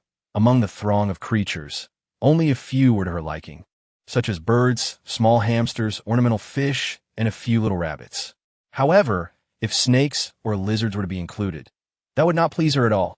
Though most of the snakes before her boasted vibrant hues, yellows, greens, and even shades of pink or deep black, upon closer inspection, they appeared rather appealing. Yet, viewing them in reality, face to face, without any barrier, sent shivers down her spine. Baitzen sensed Nan Zhi's anxiety and fear and nearly chuckled aloud, having assumed she was unafraid of anything, only to discover her fear of snakes. However, having chosen her as a host, he could not express disdain. He could only indulge her. After succinctly explaining the rules and constraints of their rented abode to the bewildered creatures, he waved his hand, dispatching them to their respective lodgings. As the house returned to its former emptiness, Nan Zhi finally felt she could breathe freely again. It was not that she was cowardly. Rather, the sheer size of those snakes was unnerving. Their massive forms were enough to induce a sense of dread. In this house, what do I possess? Had she not been in a rented space bound by a system that ensured her safety from these animals, upon sighting a snake, she might have screamed and fled in a frenzy. A snake of such size could easily swallow an adult whole. Who wouldn't feel fear in the presence of such dangerous creatures? Yet, in the arena, she had often chosen to combat those massive and fearsome beings. Baitzen recalled that she had even fought a mutated python and emerged victorious. So why, upon encountering these snakes, did she now feel trepidation? Baitzen was perplexed, unable to comprehend why Nan Zhi was unafraid of the mutated python, yet frightened by these unmutated serpents, which were clearly smaller. You do not understand, Nan Zhi replied softly. Can the virtual realm be compared to reality? No matter how many battles I fought in the arena, it was all an illusion, akin to playing a game. In real life, the perception is distinctly different. Additionally, I have always harbored a deep aversion to creatures like snakes, soft, boneless beings that make me feel profoundly uncomfortable just by looking at them. Moreover, in the arena, she had access to various weapons. But here in her home, what did she have? With weapons, she could retaliate, launching both ranged and close attacks, and if she could successfully strangle her opponent, that would be commendable. Yet, within her own house, she possessed nothing. No silenced guns, not even a decent knife. If a snake were to attack her, would she have to dash to the kitchen to grab a kitchen knife to confront it? I have him, she countered. What use is there for silenced guns or large knives? None would be effective. Having him nearby is far more advantageous. After all, he is a formidable system, capable of extraordinary feats, far superior to those mundane tools. Upon hearing this, Nan Zhi felt momentarily silenced, unable to refute his point. Shooting him a glare, she swiftly changed the subject. Let us go. It's nearly mealtime. We should head to Jiang's for dinner. Bai Tsin, noting her refusal to engage further, said nothing more. The two exited together, not hurrying to Jiang's house, as they would need to pass by the office building anyway. Given that Gao Sheng had yet to finish work, Nan Zhi decided to attend to some matters first. As they stepped into the office building, Gao Sheng was visibly taken aback. Having met with Nan Zhi only a few hours prior, he was surprised to see her again so soon. Rising from his seat, he took a couple of steps forward, inquiring, Nan Zhi, is there something you need? Generally, she seldom entered the office without a reason. Nan Zhi was a person of few words, directly addressing the matter at hand without meandering. Today, I reviewed the feedback forms and noticed a tenant expressed a desire for hamburgers and chicken nuggets. Since I happened to pass by, I thought I would inquire if there are any establishments in the mall that serve such delicacies. Upon hearing this, Gao Sheng's serious demeanor transformed into a smile. What a coincidence! There are indeed 2 such establishments. As he spoke, he retrieved a stack of papers from the table, flipped to a particular page, and pointed out the names to Nan Zhi. Chapter 211. Huaxiao Burger 1 is named Huaxiao Burger, while the other is called Han Bao Bao. Personally, I believe that, judging by the names alone, Huaxiao Burger might offer a more authentic flavor. I have a hunch that this establishment might have previously operated under the name Huaxiao Burger and is now resuming its operations. However, until they officially open, it's difficult to make any definitive claims, as there could potentially be an unexpected contender among them. Gao Sheng withheld some of his thoughts, sensing that perhaps both establishments could have their unique strengths. Just like KFC and McDonald's, both receive fairly similar reviews, yet some individuals have a distinct preference for KFC, while others lean towards McDonald's. Nan Zhi, upon hearing Gao Sheng's words, smiled and remarked, in the initial days of our grand opening, it is quite possible that Huaxiao Burger will be even more popular. Just the allure of the name itself is bound to attract a significant influx of customers. The people of Huaxiao have always possessed a strong sense of unity and belonging, even in the face of calamity. The mere sight or mention of Huaxiao evokes a profound sense of warmth and connection. Moreover, prior to the apocalypse, the establishment of Huaxiao Burger was already a reality. It is worth noting that even before the end times, the patrons of Huaxiao Burger were on par with those of KFC and McDonald's. When people discover that a Huaxiao Burger is open in the mall, won't they be clamoring to get in? Gao Sheng, enlightened by Nan Zhi's insights, burst into laughter, realizing that the familiarity he felt towards Huaxiao Burger stemmed from national pride. Regrettably, the state of the nation today. Before Gao Sheng could voice his lament, Nan Zhi began outlining further matters. When other tenants open their shops, they should consider their potential resource needs. Should there be any available resources within the rental properties, they could be purchased with currency. For instance, one evaluation form I reviewed mentioned an individual desiring to open a store selling various succulent potted plants, yet was hindered by the lack of soil for planting, which delayed the shop's opening. In such cases, we can provide him with the necessary soil. Pricing can be adjusted based on whether he opts for a monthly, semi-annual, or annual arrangement. If you find yourself uncertain regarding the resource needs or pricing, feel free to consult me. How about this? After you start work tomorrow, draft an announcement indicating that anyone interested in opening a shop may register with you. If there are any missing resources, they can fill out a form, and if the rental properties can accommodate their needs, we will reach out to them promptly. As Gao Sheng absorbed Nan Zhi's words, he mentally noted her suggestions. Once she concluded, he solemnly responded, "Understood. I will arrange the announcement shortly." However, Nan Zhi, rather than commending his diligence, furrowed her brow and shifted her gaze to the clock hanging on the wall. It was already 6:27. What are we waiting for? It's nearly time to clock out. You should wrap things up and prepare to leave. We shouldn't overwork ourselves at the rental properties. Otherwise, it might seem as though I, Nan Zhi, am cruelly forcing you to work overtime every day. With her words, not only Gao Sheng, but also Ao Chunying and a new colleague watching from the sidelines shared a laugh. This was, in fact, one of the reasons they willingly put in extra hours. In other bases, They would likely be exploited by superiors who cared little about the specifics of working hours or whether it was time to leave. Those individuals only knew one thing. Once a task was assigned, it must be completed immediately, or else they would not hesitate to replace you. Yet in this rental property, their landlord was remarkably easygoing, allowing them to work diligently during designated hours and leave promptly at the end of the day. On days with fewer customers, they could even leave early.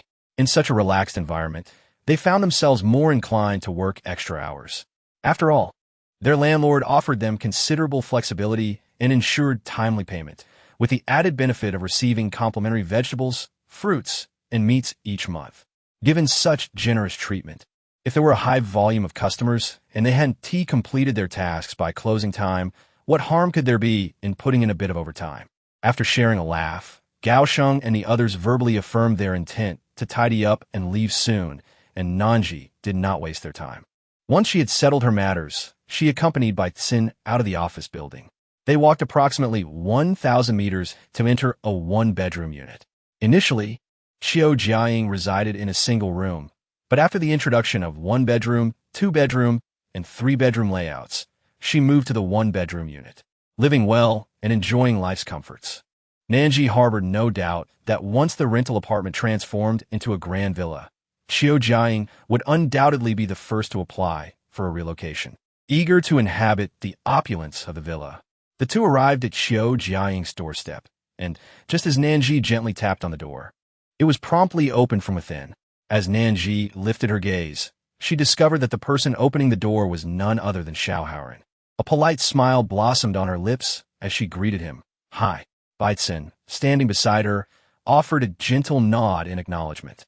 She stepped aside, creating a passageway, and gestured towards the interior with a slight lift of her hand, saying, "Please, go in. Qiao has been eagerly awaiting your arrival."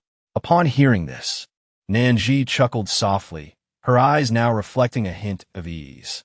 She stepped inside, with Baitzen following closely behind, while Xiao Haoran ensured the door was securely closed before he too entered the room. Nan Zhi entered the kitchen, where Xiao Jiaying was busily preparing 6 or 7 dishes on the countertop. Sweet and sour spare ribs, spicy crayfish, steamed fish, soy sauce chicken, boiled vegetables, and a dish of pig stomach chicken. Chapter 213. Some warm daily moments. This fellow had been longing for the pig stomach chicken for quite some time, and today was fortuitously the day Xiao Jiaying prepared it. Surely, he was on the verge of excitement. "Nan Zhi, why don't you and the others go outside for a bit? I'll finish this dish, and then we can eat," Xiao Jiaying said, glancing at the two who had entered the kitchen. At that moment, Xiao Haoran also stepped into the kitchen and took the spatula from Xiao Jiaying's hands. "Don't worry, I'll handle the cooking. You go take a break outside and keep them company while waiting for the meal," he said. Xiao Jiaying, witnessing this, felt a mixture of helplessness and sweetness in her gaze. After washing her hands at the faucet and drying them on a clean cloth, she linked arms with Nan Zhi and called for Baitzen, leading them out to the living room to sit on the sofa. On the dining table, a bottle of cola and a bottle of Sprite were already set out. Xiao Jiaying opened the cola and poured a glass for both Nan Zhi and Baitzen. After taking a sip of the cola, Nan Zhi looked with interest at the skillful Xiao Haoran and raised an eyebrow at Xiao Jiaying, teasingly remarking, "It seems he often cooks, doesn't it?" In response, Xiao Jiaying chuckled. "Indeed, most of the time he prepares the meals and calls me to come eat. His sweet and sour spare ribs are delicious. He also made the pig stomach chicken, crayfish, and soy sauce chicken. Their flavors are exquisite. You'll see for yourselves when you try them." "Oh, then we must savor them properly later," Nan Zhi replied, eager to show appreciation. Just as they spoke, Xiao Haoran emerged from the kitchen, carrying bowls and dishes. Seeing that he had finished cooking, Xiao Jiaying stood up to assist him in bringing out the bowls and chopsticks. Nan Zhi and Baitzen sat outside, feeling somewhat embarrassed as they observed the bustling activity around them. They boasted up, intended to go inside and see if there was anything they could assist with. Sensing their intentions, Xiao Jiaying quickly intervened, pressing them back into their seats at the dining table. What kind of guest would fetch their own bowls and chopsticks? She chided. "Just sit here comfortably." After a brief pause, she pointed to the bowl of soup in front of Nan Zhi and said, "This is black bone chicken soup. It's beneficial for your health and fortifies the body." Drink it while it's hot. Just then, Szechuan brought out the last dish and placed it on the table, causing Nan Zhi and Sin to abandon their thoughts of helping. The group settled down, happily chatting and enjoying their meal. When Xiao first arrived at the rented apartment, she was so financially constrained that she had only money to her name, lacking any other possessions. Her days consisted of wandering downstairs and chatting with a few friends. Initially, it was manageable, but as time passed, the monotony of such a life became rather tedious, leading to a sense of boredom. Chapter 214. It's better to break up quickly before the apocalypse. Many people had a penchant for reading novels, and even she had friends who were avid readers. Often, her friends would lose sleep, staying up all night just to finish a book. She had struggled to comprehend this behavior, as Xiao was a diligent student focused solely on solving math problems and deciding on the right answers for her English fill-in-the-blank exercises. Consequently, despite living for so many years before the end, she had never read a single novel. However, post-apocalypse, while she found herself financially stable, her spirit fell hollow. It was at this juncture that Nan Zhi gifted her a plethora of novels, and she began to read them. What was initially intended as a means to pass the time unexpectedly turned into an obsession. In fact, during her later excursions with Lai Shuefeng to scavenge for supplies, she often sought out books, and, at times, they would exchange novels they had read. At this moment, she was animatedly discussing a novel she had read with Nan Zhi, her voice nearly drowning out the conversation between Szechuan and Sin. After listening to Xiao recount the story, Nan Zhi was equally incensed, taking a large gulp of cola before exclaiming, "What a scoundrel! To abandon such a wonderful girlfriend in pursuit of thrills and infidelity." And what happened next? That girl, Xiao, didn't forgive him, did she? Their hearts swelled with joy at the sweet interactions between the protagonists. Yet they also grew to despise the male lead for his mistreatment of the female lead. Forgiven. It infuriates me to no end. The male lead caused the female lead's parents to die, led to her miscarriage, and even made her lose her job. Yet, she forgave him for that absurd love. Chapter 215. Should he enroll in a class to learn? Finding a four-legged frog is difficult, yet two-legged men are plentiful. Is it necessary to love someone so humbly? If it were me, perhaps I would have left him the moment he did something hurtful to my dignity, instead of entangling myself with such a person for so long. Upon seeing the conclusion, I nearly lost my composure. The female lead not only married that kind of man, but also bore him 2 children. I must say, the author of this novel is utterly deranged. The female lead endured all sorts of torment, yet in the end, willingly married the male lead. Had I known who penned this novel, I would have sent them a stern message. Nan Zhi found herself utterly speechless. In her youth, she had quite enjoyed novels of this nature. However, now that she had matured, she held a rather pessimistic view towards such distorted portrayals of love. The notion that a male protagonist, despite committing numerous transgressions against the female lead, could still profess his love for her was utterly repugnant to her. If he truly loves her, how can he inflict harm upon her? Such a cheap imitation of love is utterly unwelcome. With this perspective, she felt vexed whenever she encountered similar novels, leading her to dismissively ignore any that bore such cliché summaries when perusing for new reads on her iPad.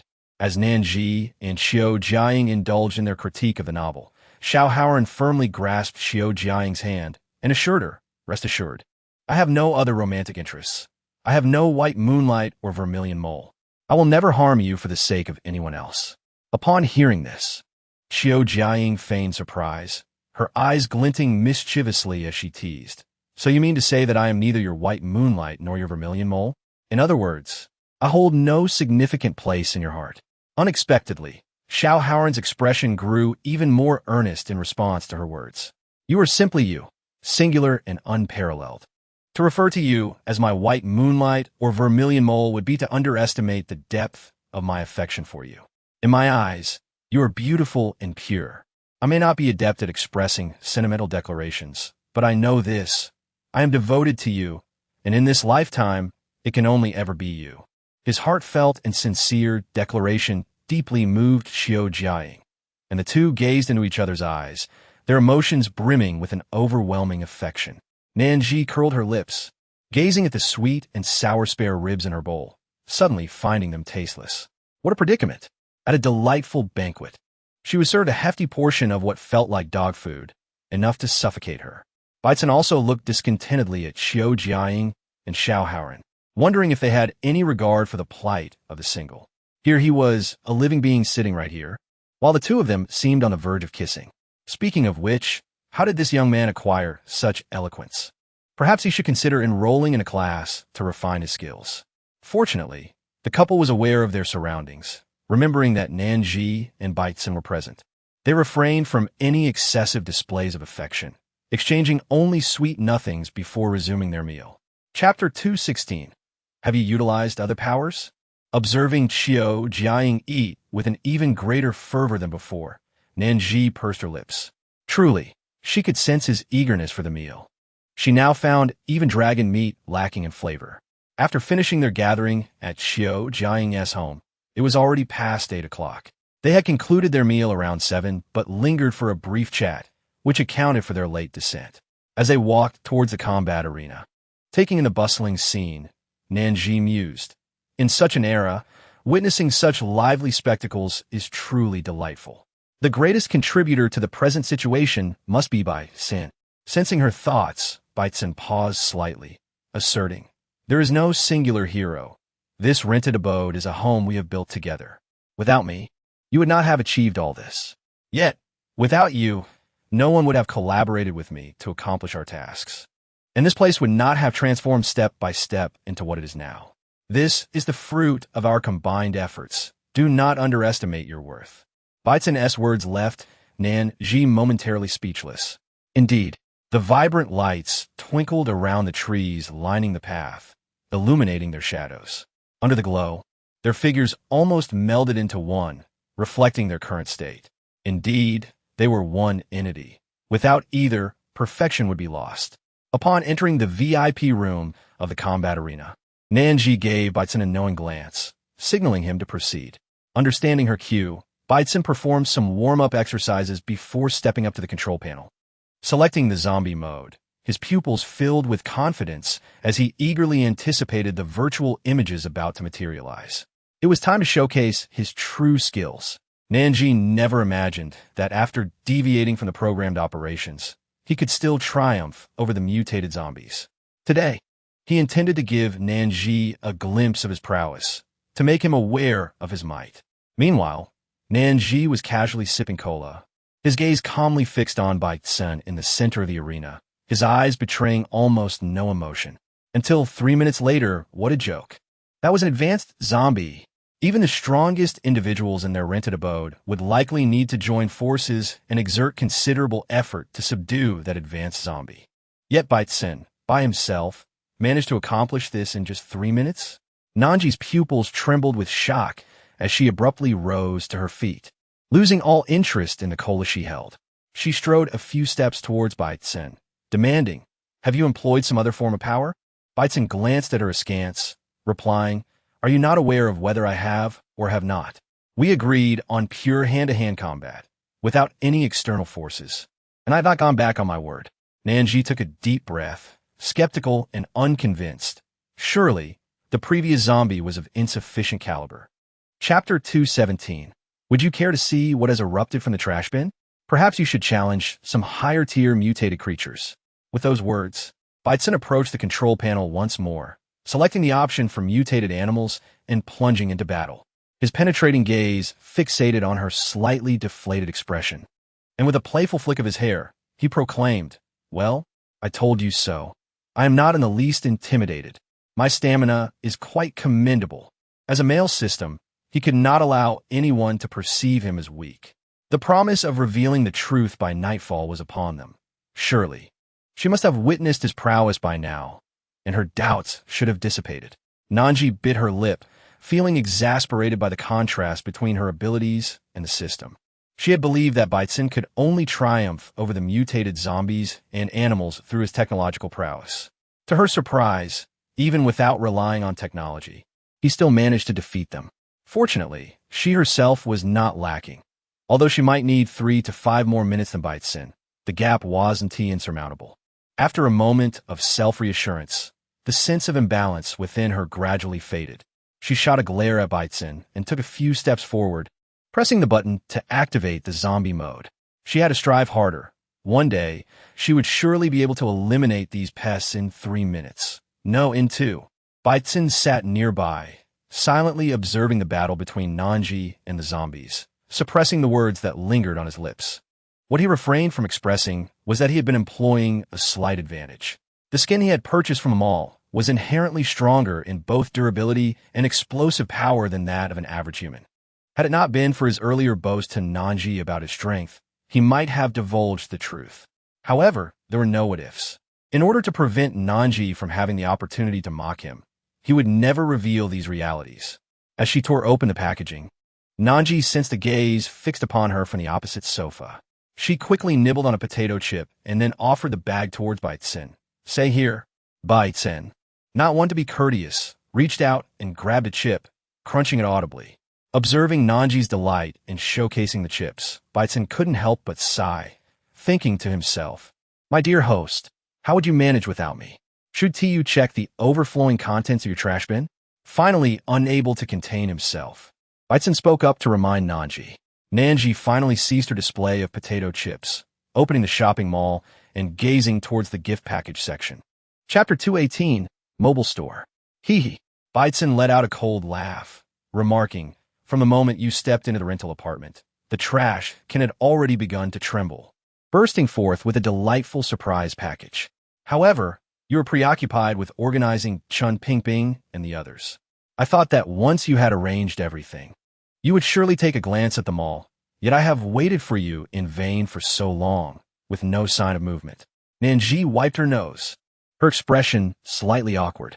She had indeed felt a tremor at that moment, but was too preoccupied with arranging various affairs to remember it later. Upon opening the first surprise gift package, a plethora of fruit seeds, vegetable seeds, and animals sprang forth. True to its name, the surprise gift package was truly a delightful revelation. These seeds encompassed nearly everything, all that one would expect before the apocalypse had now materialized. An overwhelming number of seeds that were impossible to count.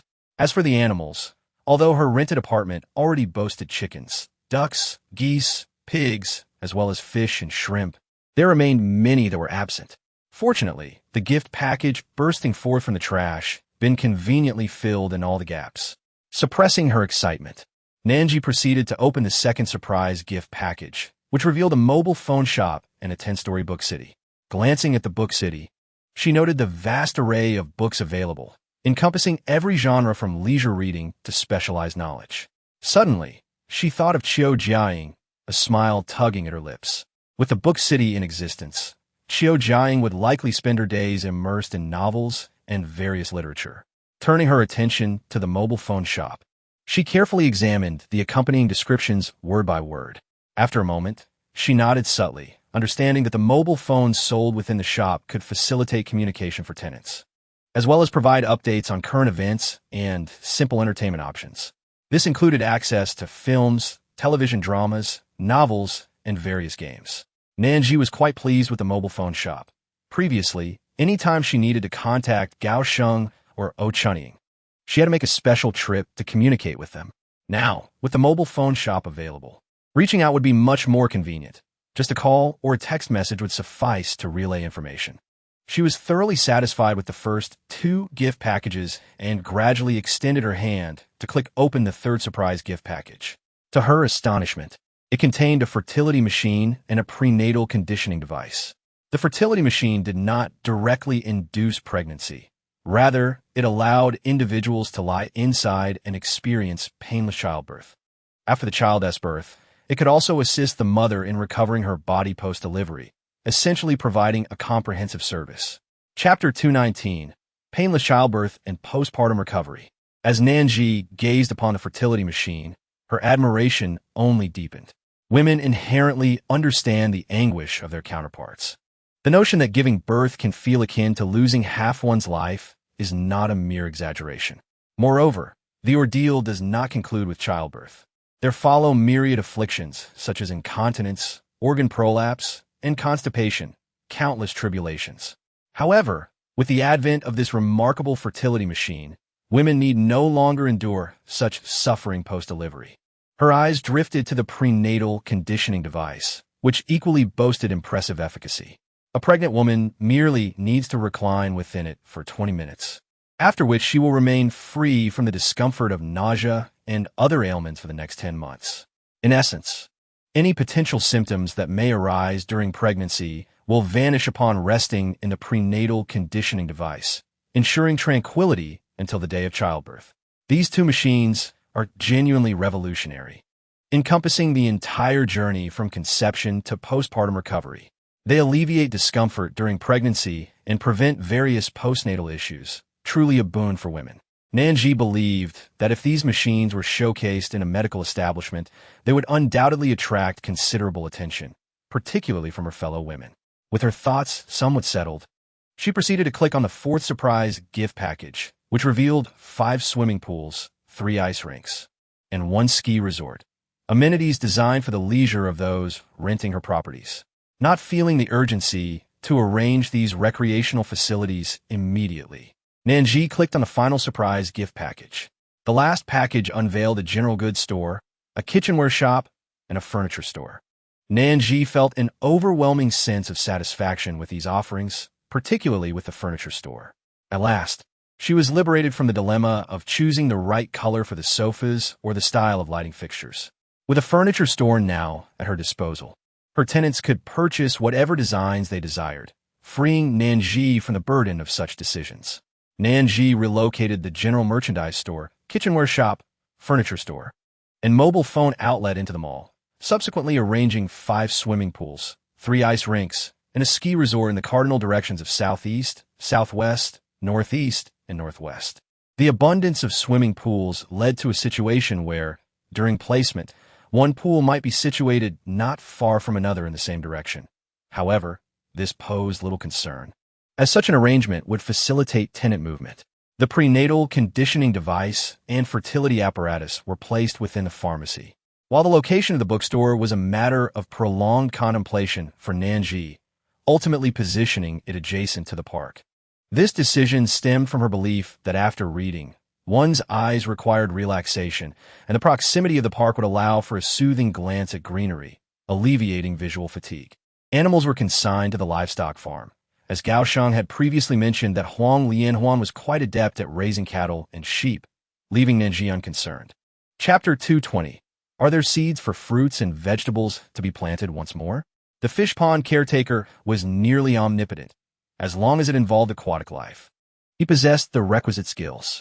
Thus, after placing all these animals into the farm, Nan Zhi felt not the slightest tremor of anxiety. She trusted that the capabilities of those 2 individuals rendered such matters trivial. However, the seeds for fruits and vegetables could not be entrusted to Bai Feng Ting at that moment, as it was already after working hours, and she likely had retired for the night. It would be rather unethical to disturb her at home solely to assign her work. The following morning, at 9:30, Nan Zhi made her way to the orchard, laden with bags. Bai Feng Ting was already hard at work there. Upon spotting Nan Zhi, she exhibited clear surprise, which swiftly transformed into overwhelming joy. She hastily set down her belongings and hurried over to Nan Zhi, exclaiming, "Nan Zhi, are there more seeds for fruits and vegetables to be planted?" Nan Zhi seldom visits the orchard, yet when she does, she invariably brings with her seeds for fruits or vegetables. Within the rental abode, a plethora of fruits and vegetables is currently available. In truth, everyone is quite content. However, despite the variety, the overall selection remains somewhat limited, leading to a repetitive cycle of cooking the same dishes. Occasionally, when a desire for a change in flavor arises, individuals opt to order different dishes from the cafeteria or indulge in Hotpot. For those with a modest income, this is a perfectly feasible option. Yet, for those who are financially constrained, this presents a challenge. Although the cafeteria's meals are reasonably priced, cooking at home offers a more economical alternative, allowing for greater savings. After paying the rent, many are left with scant funds, and dining at the cafeteria raises the pressing concern of whether they will be able to afford next month's rent. Moreover, some households comprise several members, including the elderly and children, all of whom rely on shared meals. Even if they grow weary of the same dishes, They would never dare to dine in the cafeteria for a change of pace. Bai Feng Ting is acutely aware of this reality. Thus, every time she sees Nan Zhi arriving with an assortment of seeds, her excitement is palpable. An increase in the diversity of produce within the rental space would significantly enhance the quality of life for those hesitant to eat at the cafeteria. Even when they choose to cook for themselves, a wider array of ingredients would enrich their culinary choices. As Bai Feng Ting's thoughts meander, Nan Zhi has already begun to unpack the packets of seeds, laying them out in a basket on the ground. The collection includes a variety of vegetable and fruit seeds. They can be sown gradually, and once mature, the established routine can be followed. Bai Feng Ting comprehends the meaning behind Nan Zhi's mention of the established routine, and she nods in acknowledgement. As she speaks, she picks up one of the seed packets and notices that one side is inscribed with the word tomato. A silent smile graces her lips. Tomato seeds. How delightful, for tomatoes are her absolute favorite. Nan Zhi and Bai Feng Ting were engaged in conversation when suddenly they sensed the presence of another person beside them. Nan Zhi raised her head to observe the approaching figure, a woman appearing to be in her 30s, whose demeanor exuded a certain warmth. Noticing Nan Zhi's gaze, the woman smiled gently in return. Chapter 221. I am not like those ruthless bosses. Bai Feng Ting, perceiving the moment, hastily introduced, Nan Zhi, this is Lu Qingyuan, who is currently responsible for cultivating fruits and vegetables in the orchard. Bai Feng Ting was aware that all recruitment matters were now overseen by Gao Sheng. As long as the candidates were suitable and of good character, Gao Sheng would accept them. After delegating this aspect of hiring to Gao Sheng, Nan Zhi seldom inquired further. Bai Feng Ting, recognizing that Nan Zhi might not know who Lu Qingyuan was, felt it necessary to provide the introduction. Initially, Lu Qingyuan had approached out of curiosity, having seen Bai Feng Ting engaged in conversation with a young woman on the ground. It was only after Bai Feng Ting called out Nan Zhi's name that Lu Qingyuan realized her identity. Nan Zhi, the girl was Nan Zhi. Oh my, wasn't she the landlord of this rental property? Lu Qingyuan quickly composed herself, her previously cheerful expression now slightly tense. With her hands clasped in front of her, she stammered, Landlord, I assure you I'm not slacking off. I had to rush to the restroom due to an urgent need. While her initial words flowed relatively smoothly, her mind seemed to blank thereafter, leaving her at a loss for words. The urgency of the situation caused her face to flush slightly. Bai Feng Ting shook her head, smiling as she gently patted Lu Qingyuan's hand. It's all right. No need to be nervous. Nan Zhi isn tigo in a bite. Having interacted with Nan Zhi on several occasions, Bai Feng Ting understood her character well and sought to reassure Lu Qingyuan while also teasing Nan Zhi playfully. Upon hearing this, Nan Zhi cast a sharp glance at Bai Feng Ting. However, her gaze softened considerably as it turned towards Lu Qingyuan. After all, holding one's bladder for too long could lead to a catastrophic explosion of the bladder. Is it not entirely reasonable to desire the need for a restroom? I'm certainly not one of those unscrupulous employers who exploit their employees. With Nan Zhi's remarks on the left and Bai Feng Ting's on the right, Lu Qingyuan's initial tension upon encountering Nan Zhi gradually began to dissipate. Nan Zhi arrived at the orchard primarily to discuss matters concerning fruit and vegetable seeds with Bai Feng Ting. Having conveyed all that needed to be said, she did not linger any longer. After bidding farewell to Bai Feng Ting and Lu Qingyuan, she departed. Bai Tsen, being pulled along by Nan Zhi, strode briskly towards the shopping mall. He blinked in confusion. The opening of a mobile phone store had little relevance to him, as there was no one in his rental apartment he needed to contact. The only person he needed to communicate with was always right before him. Moreover, if he wished to converse with Nan Zhi, a closer, direct exchange, or even a distant telepathic connection would suffice. What need had he for a mobile phone? Yet, observing Nan Zhi's evident excitement, Bai Tsen refrained from voicing his thoughts, fearing that his words might dampen her spirits. Upon reaching the mall, they found a considerable crowd queuing to purchase phones. Nan Zhi felt immensely relieved, as the store, a product of the system's innovation, had no limit on stock. Chapter 222. She refused to believe that she would fail to acquire a phone this time. Once sold out, it would be replenished promptly, ensuring that a shortage would never occur. This very assurance allowed the tenants to queue politely, each waiting their turn to buy a phone. Otherwise, chaos might have ensued, reminiscent of a past incident when patrons had cleared a path for her. Considering they had not eaten since waking, the two decided to visit a dining establishment first, ordering meals to satisfy their appetites before heading to the phone store. However, upon finishing their meal and approaching the store, they were met with an even larger crowd than before. With a slight pursing of her lips, Nan Zhi sighed quietly. It appeared that the phone store would remain bustling for the next few days. During her move, she had transported numerous storage boxes and several bags of volcanic rock. Initially, she had set up only one fish tank, but soon realized that the variety of fish she had purchased was too abundant, leading to some species bullying others.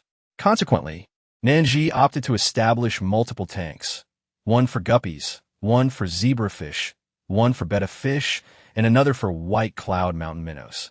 Truth be told, guppies and bettas were exceedingly prolific.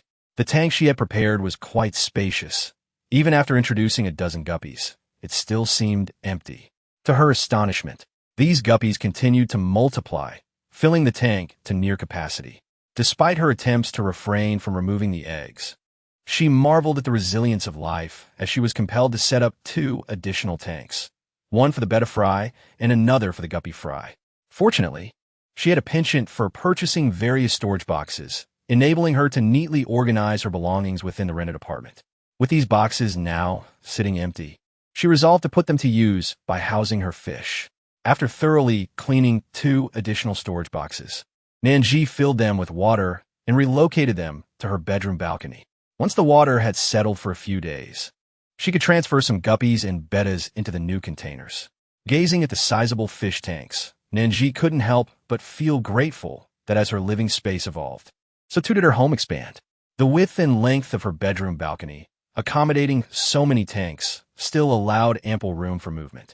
Moreover, one tank was strategically positioned in the middle of the balcony, optimizing the available space. After spending 2 days at home, Nan Zhi surmised that the tenants had likely purchased their phones, prompting her to once again tug Byton out the door and head straight to the mall. She was determined not to leave empty-handed this time. When they re-entered the shopping center, it appeared that those who needed to buy phones had already done so, as the store was surprisingly devoid of customers. Chapter 223, Couple Styles? Nan Zhi and Byton smoothly entered the mobile phone store.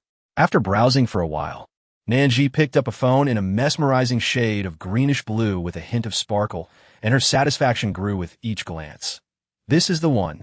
Nan Zhi had a particular fondness for things that glimmered or possessed an ethereal hue, and this phone perfectly encompassed both qualities, making it impossible not to fall in love with it. She then handed Byton a phone in a grayish-black tone with a touch of shimmer. Here, this one's for you. Byton raised an eyebrow at the sparkle. Couple's edition? Upon hearing this, Nan Zhi felt as if she had been struck by lightning. Her entire being froze in place. After a considerable pause, she slowly turned her head to glance at Byton. What nonsense is that? The television often claimed that similar styles and roughly the same sizes indicated a couple's edition. Look, your phone sparkles, mine does too.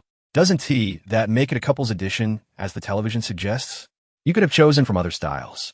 Nan Zhi quickly retorted. Also, just because you've learned a new term doesn't mean you can use it indiscriminately. Nan Zhi glared at Byton with clenched teeth, thinking that as long as he refrained from mentioning that their phones were matching couple models, everything would be just fine. As she walked away, she deliberately maintained a certain distance from Byton, not wanting to be too close to him. She feared that if she got too near, she might lose control and knock out his front teeth. Byton observed her, noticing that she was walking at the same pace and distance as him. Yet she refused to come closer. In a moment of determination, he turned left and approached Nan Zhi. Just as he was about to speak, a voice of greeting rang out from a distance. They looked up to see Qiu Jiaying and Xiao Haoran approaching. Noticing the phone in Nan Zhi's hand, Qiu Jiaying excitedly pulled her own phone from her pocket and gazed at Nan Zhi. What's your phone number? Please tell me, and I'll save it in my contacts. Even if we don't feel like going out, we can chat on our phones. Oh, and by the way, what is your WeChat ID? I'd like to add you. Nan Zhi has just purchased a mobile phone and is still unaware of her own phone number. Fortunately, each device is accompanied by a unique series of digits on its back, which corresponds to the phone number of that particular device. Nan Zhi flipped her phone over and read the numbers aloud for Qiu Jiaying to hear. After she finished reciting the sequence, Qiu Jiaying pressed the dial key to call Nan Zhi. Only when she heard Nan Zhi's phone ringing did she hang up the call. "This is my phone number. Please save it," she said.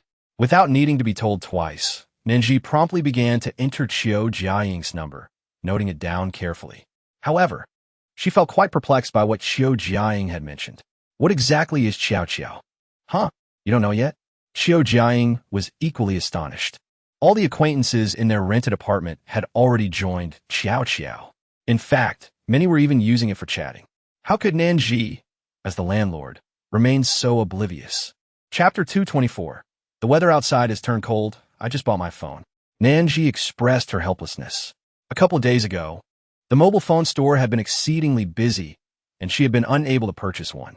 It was only today, seeing that there were fewer customers, that she managed to buy a device. Is that so? Qiu Jiaying was momentarily puzzled.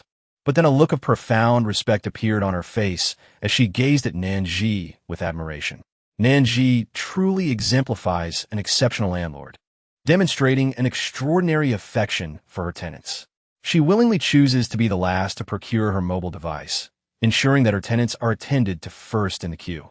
It is her firm belief that Nan Zhi, upon witnessing her tenants lined up, hesitated to approach them for fear of disrupting their purchasing process, which is precisely why she chose to enter the store later. Nan Zhi also noticed the subtle shift in Qiu Jiaying's expression, yet she remained oblivious to the thoughts occupying Qiu Jiaying's mind, just as she contemplated offering an explanation. Qiu Jiaying moved to her other side and elucidated the concept of cha-cha. Following Qiu Jiaying's thorough explanation, Nan Zhi began to grasp the essence of it. In simple terms, cha-cha was akin to the social media platforms of the pre-apocalyptic era, such as WeChat and QQ, allowing users to add friends and engage in conversations. It also enabled users to share updates and indulge in various mini-games. After registering for a cha-cha account, Nan Zhi quickly added Qiu Jiaying as a friend. Xiao Haoren and Baitsin had met twice and shared 2 meals, unintentionally forging a friendship. At that moment, after observing Nan Zhi's actions, Baitsin decided to register for a cha-cha account as well, subsequently adding Xiao Haoren as a friend. By the way, the weather has turned chilly outside, did you know? Suddenly, Qiu Jiaying exclaimed this, clearly catching Nan Zhi off guard, as her expression revealed her surprise. Baitsun, however, remained largely unchanged. Upon noticing Nan Zhi glance in his direction, he communicated with her telepathically. "I didn't mention it this morning when I saw you just waking up in a daze. And later, you dragged me to the mobile store to buy a phone. I intended to tell you after you purchased your phone, but it seems she spoke first." After hearing Baitsin's explanation, Nan Zhi shot him a glare and then turned to Qiu Jiaying, asking, "Is this about this morning?" If it had turned cold yesterday, Baitsin should have informed her then. Since he had not had the opportunity to mention it, it must have begun to grow cold only this morning. Indeed, it must have been after midnight, as I overheard someone in the rented apartment say that upon leaving at around 5, they noticed the sky was gray and a thick layer of snow blanketed the ground. I have been engrossed in reading at the bookstore these past few days and have not ventured out to see the hustle and bustle. Once I finish that book in a couple of days, I will go out to see what the situation is like. It's all right. Nan Zhi patted Qiu Jiaying on the shoulder and said, "Sister, I will go out and take a look for you." "Sounds good. Once you're done, tell me all about it." Qiu Jiaying waved her phone, saying, "Let us stay in touch on cha-cha." With a nod from Nan Zhi, Qiu Jiaying remarked, "Then I will go read now," and she took Xiao Haoren with her. Chapter 225. This news must surely have come from Jiaying.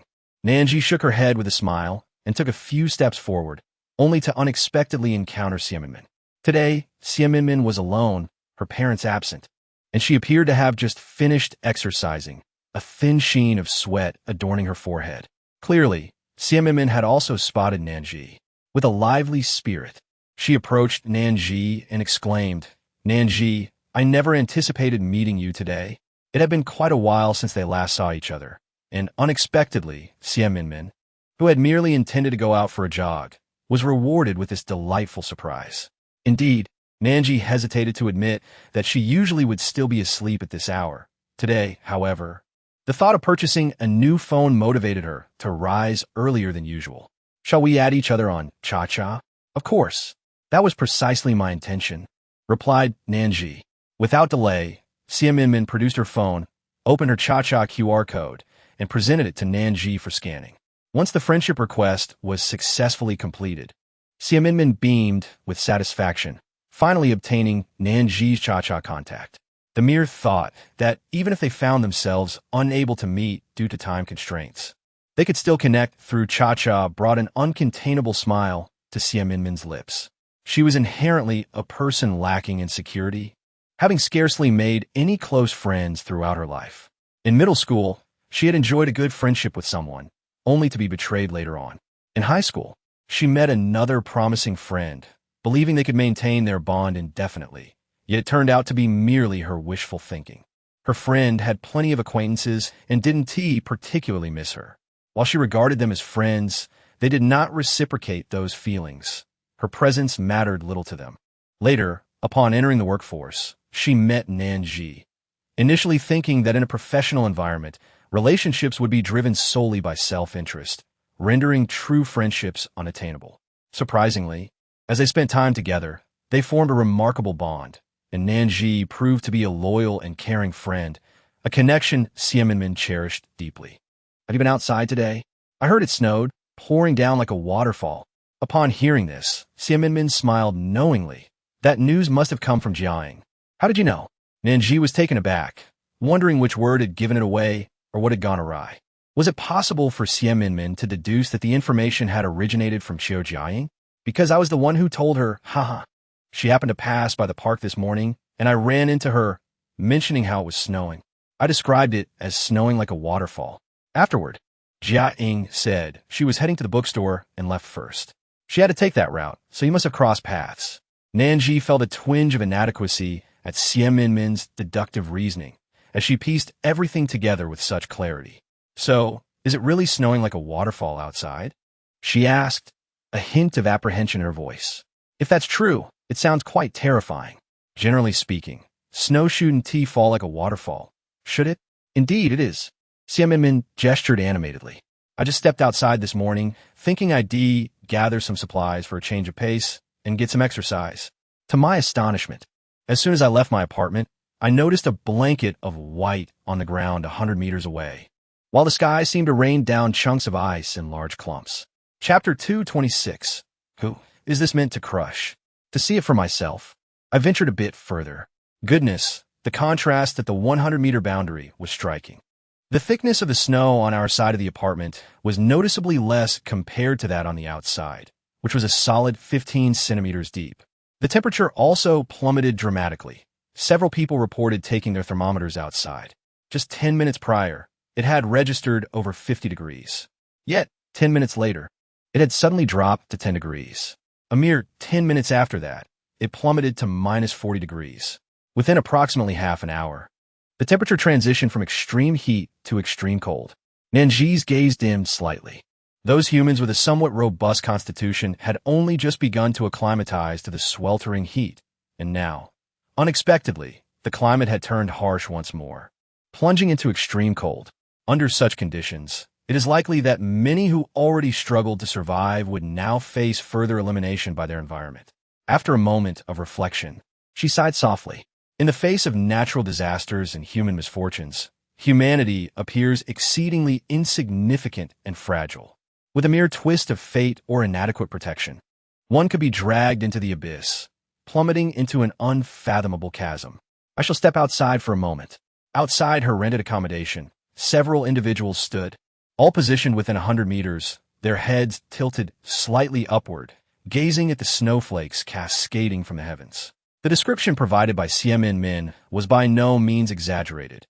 Each flake was as large as a palm, falling in clusters from the sky. When Sia Minmin recounted her observations, the boundary line was already thick with 15 centimeters of snow, yet at this moment, it evidently appeared even deeper, with Nan Zhi estimating its height to exceed 20 centimeters. The children of the South had never witnessed the enchanting sight of snow, and they could hardly have anticipated that their first experience of it would occur under such circumstances. The snow falling from the heavens was not the delicate flurry of goose feathers, but rather a tempestuous deluge akin to the wrath of hell. Thick blankets of it descended, leaving one to ponder whom it might crush. Would this snow linger for an extended period? Nan Zhi tilted her head and inquired of Baisin. She found it rather peculiar. Logically speaking, if the weather were to turn this frigid, Baisin would surely assign her some tasks and subsequently update the temperature-regulating wardrobe. After all, with the cold setting in, they could rely on the warm clothing to stave off the chill. However, with the snow falling so heavily, lacking any protective measures would pose significant risks should one venture outside. Baisin could not have overlooked this fact. Yet, he had not assigned any tasks to himself, which likely indicated that while future temperatures would remain in the range of -50 to 60 degrees, days of such intense snowfall as today would be scarce. Chapter 227. Surely, stories are not crafted in such a manner. A smile danced upon Baisin's lips as he remarked, "Your mind certainly operates with remarkable agility." After complimenting Nan Zhi, he continued to explain that the temperatures would consistently hover between -50 and -60 degrees, but that snowfall would be infrequent. This particular snowstorm would last for 5 days, and after that, aside from a somewhat dimmer sky, the snow would cease to fall. 5 days seemed manageable.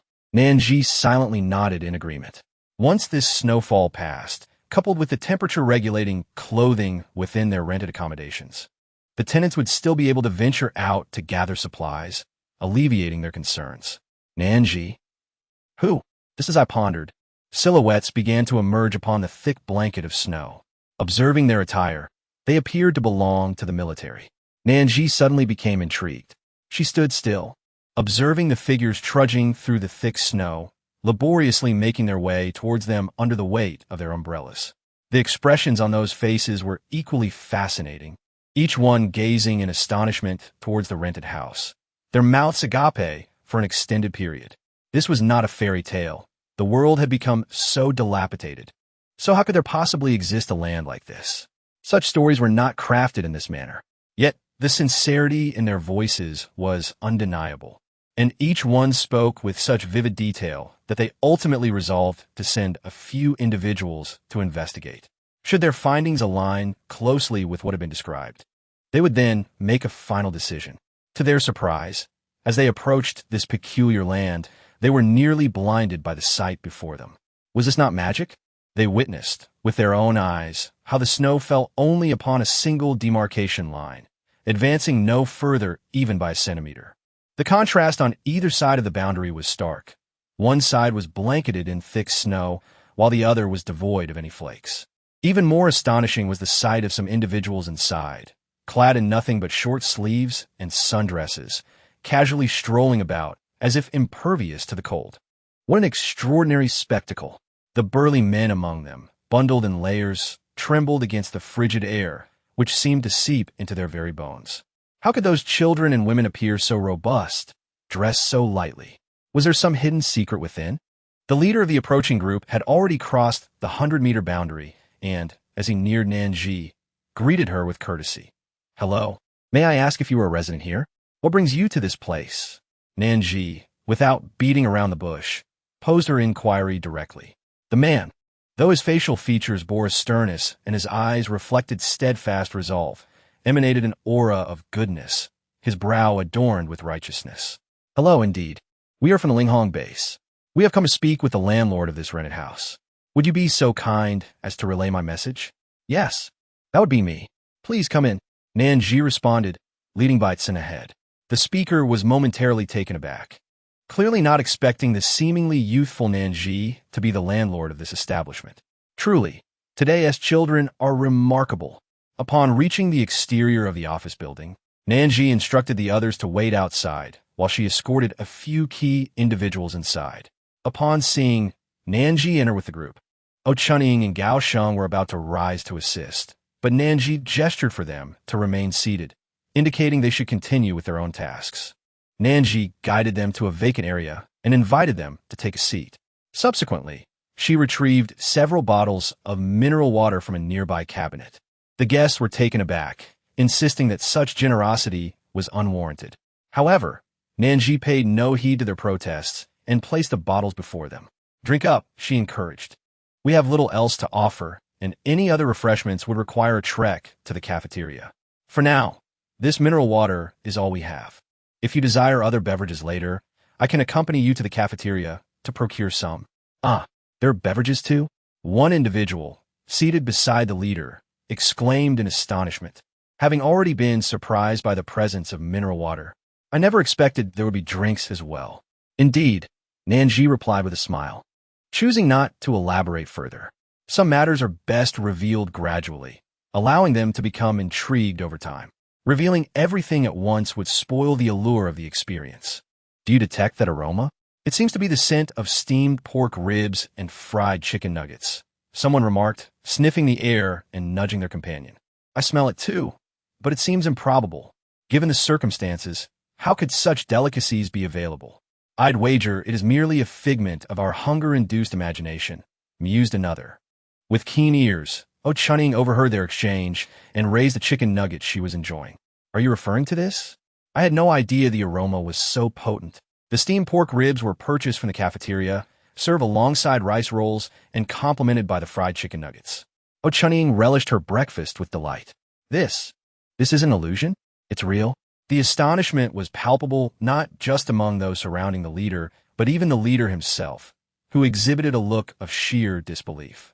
For them, a simple meal had always been a luxury, and yet here they were, consuming these delectable foods as if it were an everyday occurrence.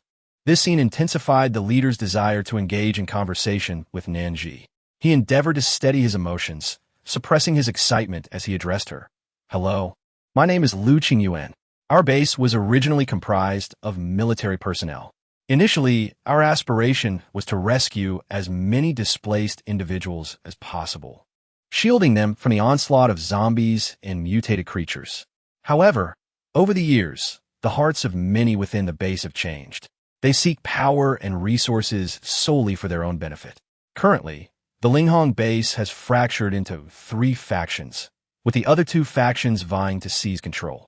If their intentions were genuinely altruistic, the base could accommodate them, but that is not the case.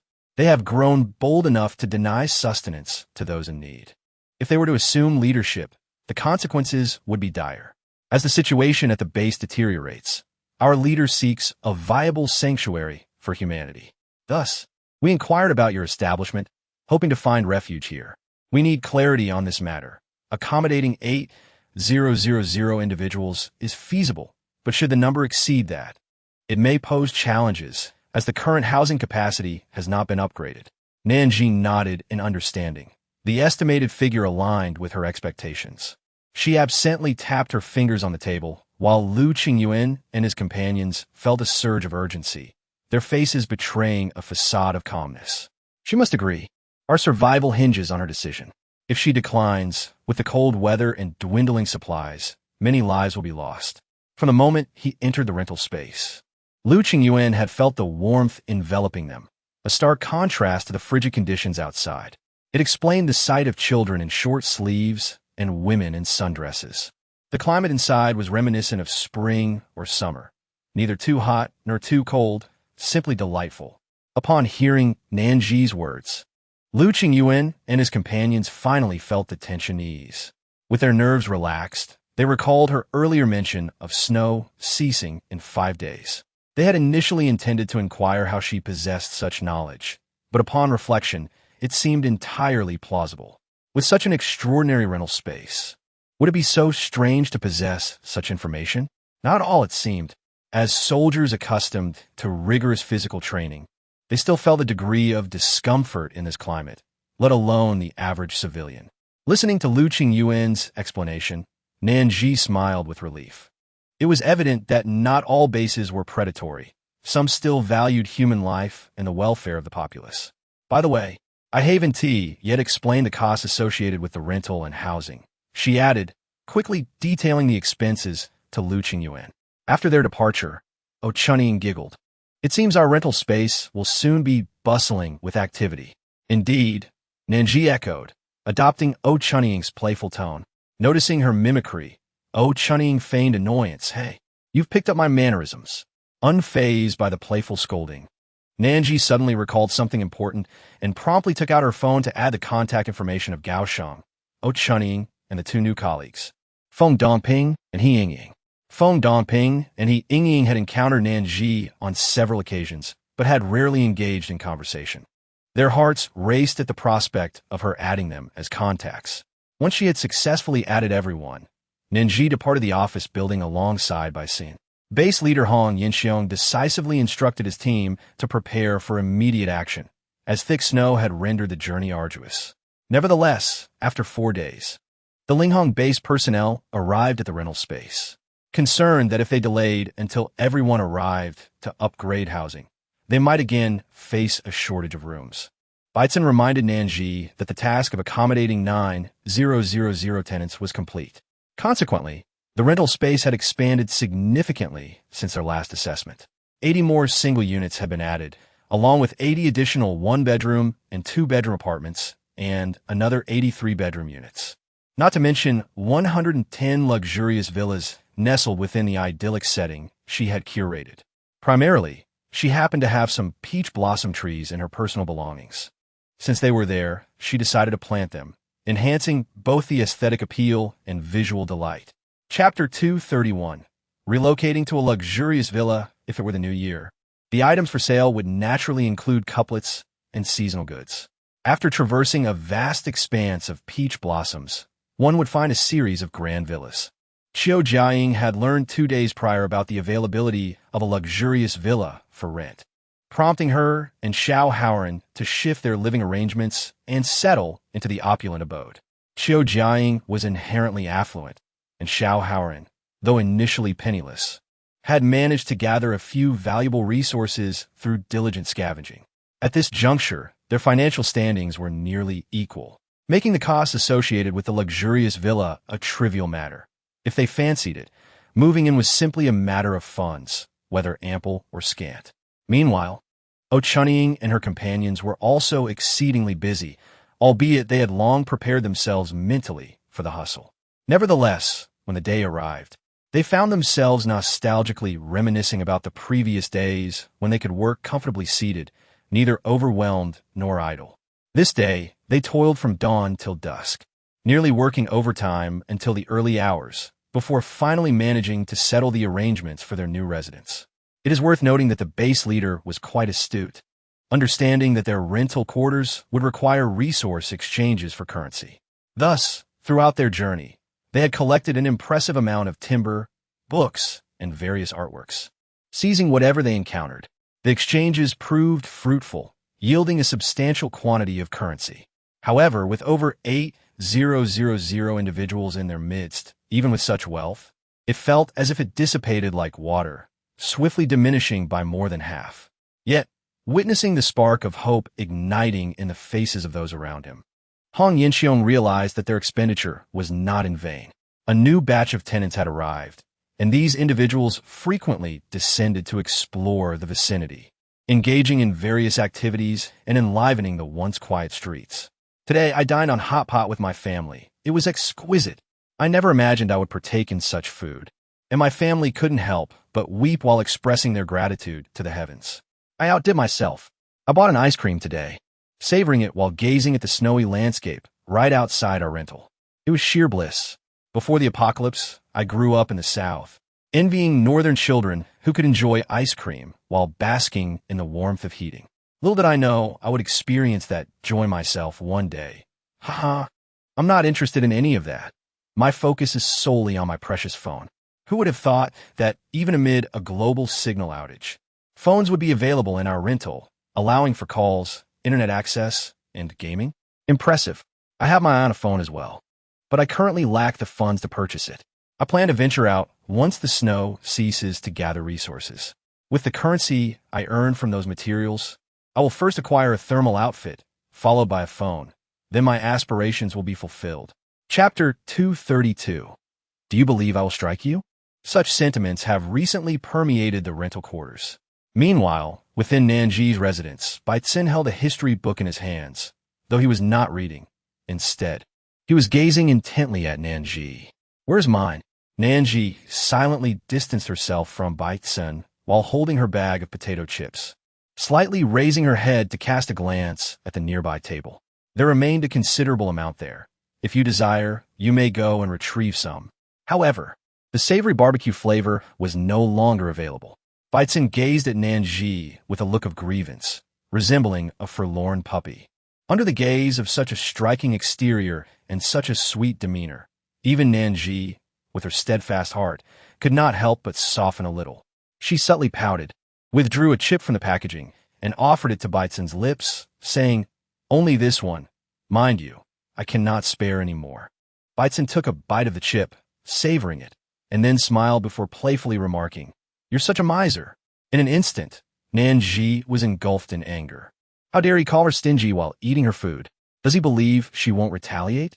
Observing her fury, Baitzen quickly surrendered, apologizing for his previous remarks and promising to be more cautious with his words. Nan Zhi shot him a glare, then pondered another question. Why had she not yet received any tasks? Was the property development no longer expanding? Were there no new buildings? There are still tasks available, but you have yet to meet the requirements for the commercial assignments, thus hindering further progress. Furthermore, regarding the property development, such tasks will no longer be issued. In the future, new buildings will be automatically generated within the rental properties.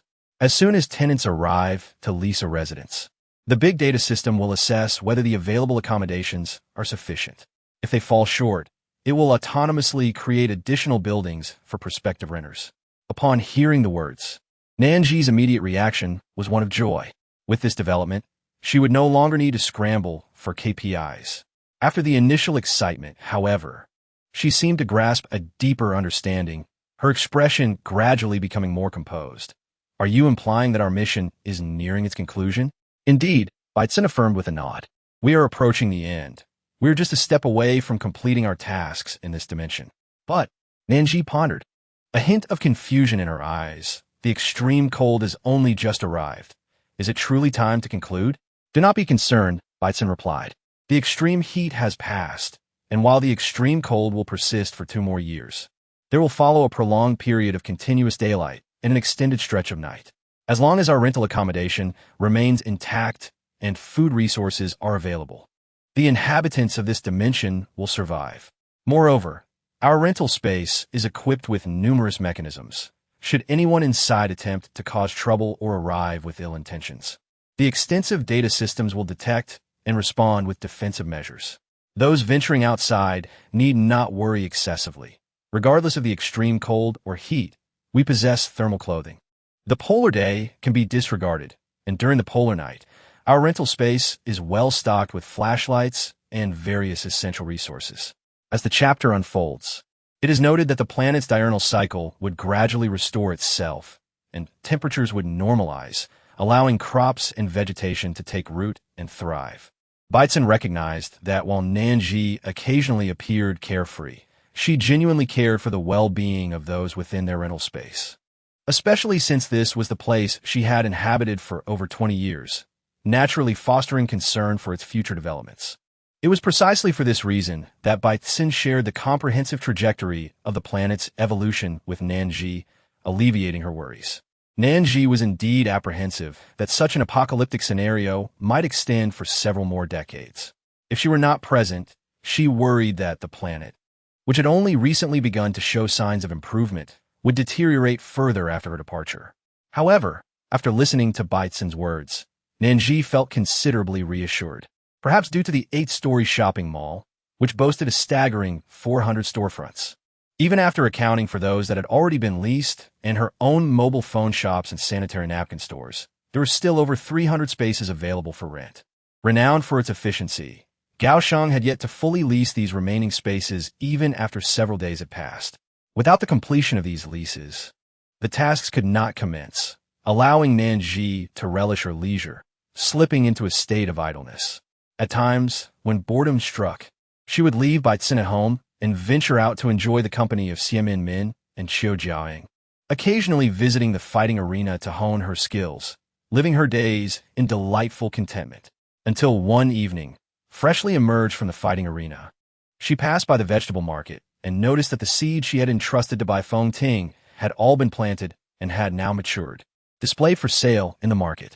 Feeling a sudden impulse, Nan Zhi leisurely strolled into the market, intending to select some vegetables, contemplating making a light soup hotpot for dinner. After perusing the entire market, she finally chose an extraordinarily plump fish. She placed the fish into the adjacent machine, pressed the processing button, followed by the hotpot button. In less than a minute, the fish had been transformed into delicate, thin slices emerging from the machine. Nan Zhi picked up a bag from the side and placed all the fish slices into it. "You're having hot pot tonight, right?" She had long since become immune to Baitsin's ability to hear her thoughts and articulate them with uncanny precision. Nodding, she said, "You handle the vegetables first. Oh, by the way, I wonder if you know how to make that ginger scallion dipping sauce. It's quite delicious. If you're not familiar with it, I can come over later to prepare it." "I can," Baitsin replied promptly as soon as Nan Zhi finished speaking. Subsequently, he skillfully took the vegetables to the kitchen, methodically washing and preparing them with great efficiency. Nan Zhi took her clothes and washed them, leisurely sitting in her bedroom, playing on her phone while drying her hair. After completely drying her hair, the phone-addicted Nan Zhi still clutched her device, only shifting her gaze when there were 2 knocks on the bedroom door. "It's time to eat." Baitsin observed Nan Zhi, who was hugging a pillow with her cheeks resting on it, causing her face to appear pleasantly plump, her voice involuntarily softening as she spoke. "All right." In response, Nan Zhi slowly set her phone down, put away the hairdryer, and then walked out of the room. As she emerged, Baitsin had already placed all the dishes on the table and approached her with a sense of accomplishment. "My dear host, I have followed your instructions and combined them with online tutorials to chop ginger, scallions, cilantro, and garlic, creating a dipping sauce. Please give it a try." Nan Zhi approached the dining table, picked up her chopsticks, and selected a piece of tofu from the clear broth, dipping it slightly into the sauce. Once the scalding tofu had cooled a bit, she placed it in her mouth. The moment she savored the flavor, she gave a thumbs up to Baitsin, for the taste of the dipping sauce was indistinguishable from what she had previously enjoyed. Baitsin smiled gently, pulled out a chair for Nan Zhi to sit, and then took a seat beside her. Nan Zhi has an old habit. During mealtime, she invariably immerses herself in a television drama or a film, or perhaps delves into a novel. However, she finds it cumbersome to juggle chopsticks while eating and flipping through the pages of a book. Under ordinary circumstances, she opts for a series or movie. After much deliberation, she finally selects a suitable television series to accompany her meal. Midway through, she notices Baitsin leaning in curiously. Observing his awkward posture, she worries that if he maintains such a position for too long, it may strain his neck. With a subtle motion, she shifts her phone slightly closer to him. As the two enjoy their meal while watching the show, an atmosphere of warmth envelopes them. Despite the absence of conversation, once they finish dining, Baitsin instinctively begins to clear and wash the dishes, while Nan Zhi, clutching her stomach, paces the living room in circles.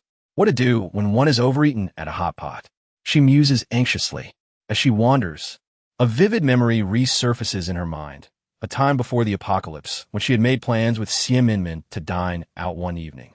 Upon arriving at the restaurant, they ordered an excessive amount of food, initially believing it insufficient. Once the dishes arrived, they realized they had overordered, and the portions were far too generous for the two of them to finish. Nevertheless, since they had chosen the dishes themselves, they felt compelled to consume every last bite. They spent nearly 4 hours grazing, ultimately leaving the table with their stomachs significantly distended. Fortunately, Nan Zhi had worn loose-fitting attire that day, so her discomfort was not overtly visible. In stark contrast, Min had donned a skin-tight outfit. Just as they boarded the subway, kind strangers offered her their seats, expressing concern and cautioning her to take care, as if she were with child. The thought of that scene brings a chuckle to Nan Zhi's lips. Chapter 235. Is trouble brewing again? At that moment, Baitsin emerged from the kitchen. Nan Zhi was about to inquire if he had finished washing the dishes when he suggested, "Shall we step out for a stroll?" The implication behind his words hinted at the possibility of more trouble arising. However, she mused that even if they remained indoors, their defenses would suffice to deal with any intruders. Noting his seemingly full and discomforted demeanor, he added that a walk would help alleviate his bloated feeling. "Let's go," he urged. With a flick of her wrist and a lift of her foot, Nan Zhi made her way towards her home, feeling a sense of idleness. She was curious to observe the antics of those outside. Baitzen had long anticipated that Nan Zhi would venture out, and now she swiftly followed in her footsteps, the two moving in harmonious sync towards the entrance of their rented abode. As it stands, the rented space has expanded to encompass nearly 1.5 towns.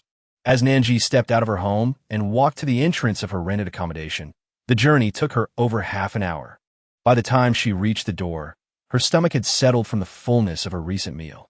Sensing some commotion outside the rented house, she halted her steps, curious to observe the intentions of those gathered outside.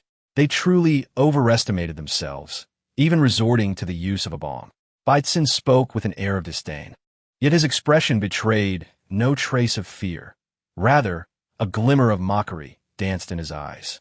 Not long after his words, a streak of light cut across the sky, and the individuals standing outside raised their heads confidently, fixated on the bomb. They were convinced that once this bomb was launched, it would surely result in widespread devastation. Hong Yinxiong aimed to be the Good Samaritan, transporting all these people here. Today, they were determined to make Hong Yinxiong aware of the repercussions of his betrayal. It was he who chose to sever ties with the base, who had taken such drastic measures first. Yet, Hong Yinxiong silently brought these people here, and now their numbers had diminished significantly. What would they eat next? The cold winds of the northwest? Very well.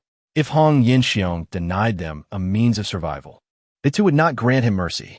Regrettably, their bomb was utterly ineffective against overwhelming strength.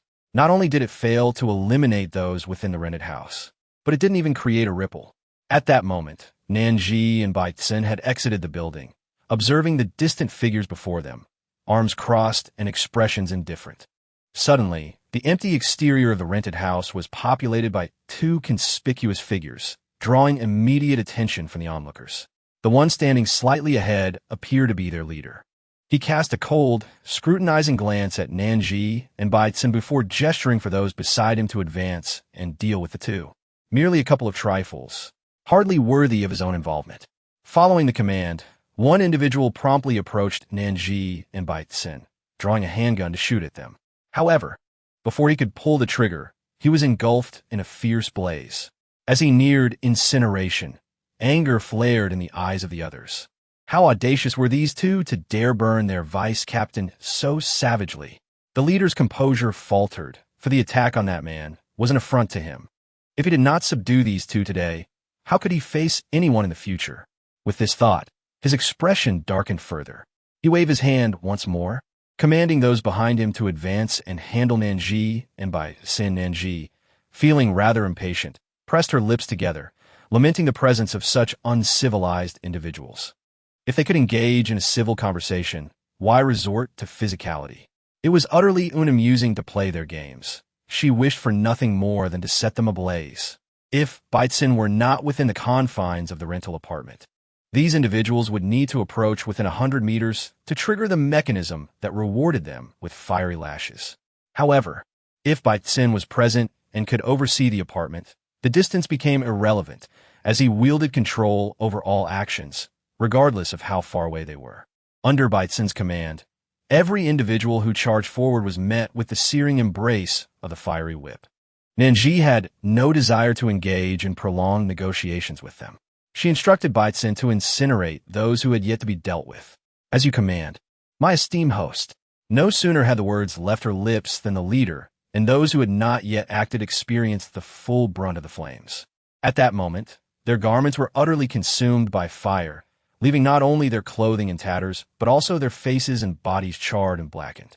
Smoke billowed from their throats, rendering the scene both absurd and comical. Those with slightly better fortitude managed to hold themselves upright, while others, more severely scorched and lacking robust constitutions, felt as though they might faint from the pain, their faces pale and their bodies unresponsive. The slightest movement felt as if their very forms would dissolve, an uninvited panic seeping into their minds. Who were these two individuals? They had never heard of anyone possessing such formidable abilities in this area. Yet, they had little time to ponder why Nan Zhi and Baitzen were so powerful. The air was already frigid, and now, Subjected to the flames, they found their limbs oozing pus and festering. The combination of heat and cold left many teetering on the brink of collapse. The leader, concerned for his own dignity, pulled forth a fresh garment from his spatial storage and dressed anew. Simultaneously, a few others with similar spatial abilities retrieved clothing to cover their own bodies. However, those without such abilities were suffering.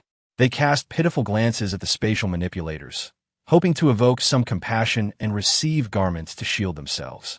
Some, moved by sentiment, offered a piece or two of clothing to a select few, while others merely glanced at the exposed individuals, resolutely refusing to part with their own attire. Chapter 237. Let us initiate a three-tiered assault. If you surrender Hong Yinxiong, I shall overlook your actions today and grant you clemency. The leader, Zhou Herong, was quick-witted, realizing that Nan Zhi and Bai Xin were likely the proprietors of this rental dwelling. He had dispatched individuals to investigate them and knew that, despite their seemingly unremarkable appearances, they could be rather peculiar at times. Caution dictated that he should not provoke them. "We will not comply," Nan Zhi replied succinctly, her tone unwavering. Zhou Herong, infuriated, felt the smoke exuding from his mouth thicken, unsure if it was his anger intensifying the heat or something else entirely. "Very well. If you refuse my generosity, do not blame me for my lack of courtesy." He had initially intended to approach them with civility. Had they consented to relinquish Hong Yinxiong, he would have spared them. However, it was clear that such a strategy was no longer necessary. "Deploy our rocket launcher and level this place to the ground." If bombs proved ineffective, he could always resort to another weapon. He had brought an ample supply, certain that one would pierce through their defenses. Zhou Hairong's voice rose in volume, catching the attention of Nan Zhi and Bai Xin, who found this bothersome individual particularly irksome. "Are there no other forms of attack? These people are like cockroaches that refuse to die. Despite appearing on the verge of collapse, they stubbornly remain upright." They were maddeningly tenacious and troublesome, although it was abundantly clear that they could never breach the confines of the rental dwelling, and that none of their assaults would affect it. The mere presence of such individuals was a source of vexation. "Then let us initiate a three-tiered assault." "Three-tiered assault?" Nan Zhi tilted her head slightly to look at Bai Xin. "The first tier involves fire. What then comprises the second and third tiers?" Thus far, they had only employed the flames, leaving Nan Zhi without a clear understanding of what the other two tiers entailed. Primarily, since taking over the rental property, the tenants had generally behaved well, with the exception of the previous rowdy ones. Consequently, they had rarely felt the need to resort to any form of attack. Now, upon hearing Bai Xin's words, Nan Zhi found herself intrigued. Whenever Nan Zhi posed a question, Bai Xin would patiently provide her with an answer. He opened his mouth and said, "The first layer is fire element, the second layer is thunder element, and the third layer is ice element." How exhilarating! Nan Zhi, with excitement, waved her hand and exclaimed, "Activate! Let it commence at once."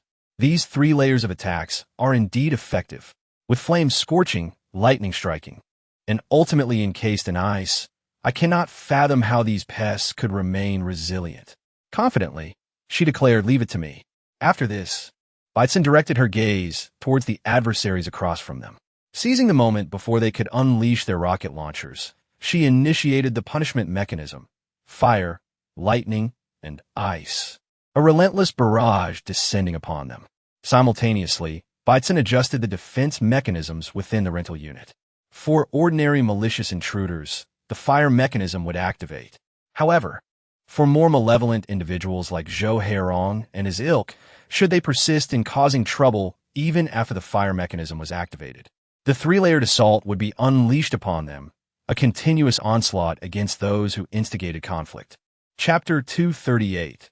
The arrival of the pet shop. As the three layers of attacks rained down, those seeking to provoke had already collapsed to the ground, convulsing and appearing near the brink of death.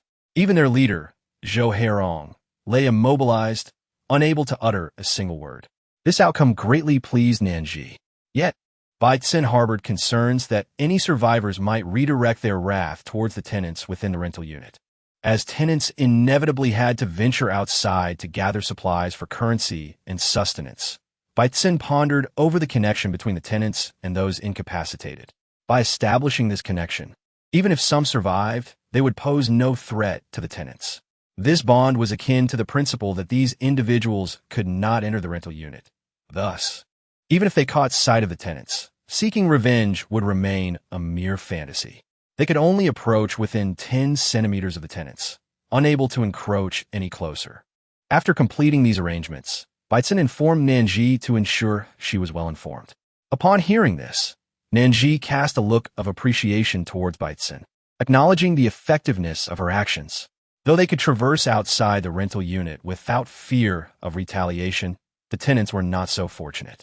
Should they encounter these individuals outside, they would have no choice but to confront them forcefully. With the newly established connection, these individuals could no longer harm her tenants. Having spent sufficient time outside, the tension had dissipated and all grievances had been expressed. What a relief. Tonight promised a more tranquil slumber. In the following days, Nan Zhi continued to enjoy an enviable, leisurely existence at home, awaiting news from Gao Sheng regarding the rental of the shopping spaces, eager to resume her hard work. Unexpectedly, instead of the anticipated update from Gao Sheng, she received a task from Baitzin. At the animal shelter, cats, dogs, birds, parrots, fish, shrimp, hamsters, and pet snakes had all welcomed numerous offspring.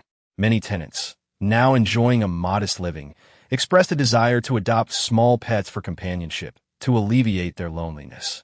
Hence, the idea emerged to establish a pet shop dedicated to selling these animals to compassionate individuals. This notion intrigued Nan Zhi, who had previously visited the animal shelter. It seemed that the quality of care had improved significantly, resulting in many animals giving birth.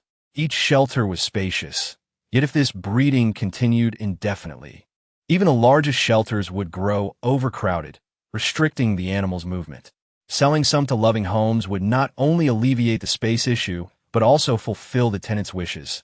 A splendid idea indeed.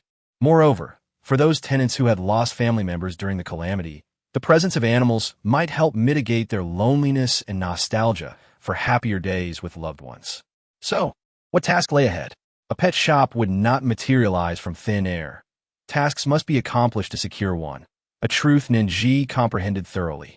Chapter 239 is this. To sell kittens? Not difficult at all. Simply sell 20 kittens, and the pet shop shall belong to you after midnight. It will not only offer pets, but also their corresponding food and medicine. Most importantly, the third floor features a specialized veterinary robot. Should any pet fall ill, rest assured, the veterinarian will be at hand to ensure their recovery. This sounded promising. Nan Zhi felt satisfied with the task. Selling 20 kittens was a trivial matter. Who could resist such adorable creatures? She estimated they would sell out in under 10 minutes. Thus, with no pressure, Nan Zhi accepted the task and headed to the kitten shelter to inquire about the kitten's willingness to accompany her. She was not the type to forcibly take the kittens for the sake of completing a task. They had their own desires, and she could not disregard their preferences. After explaining her intentions, the kittens showed no signs of resistance.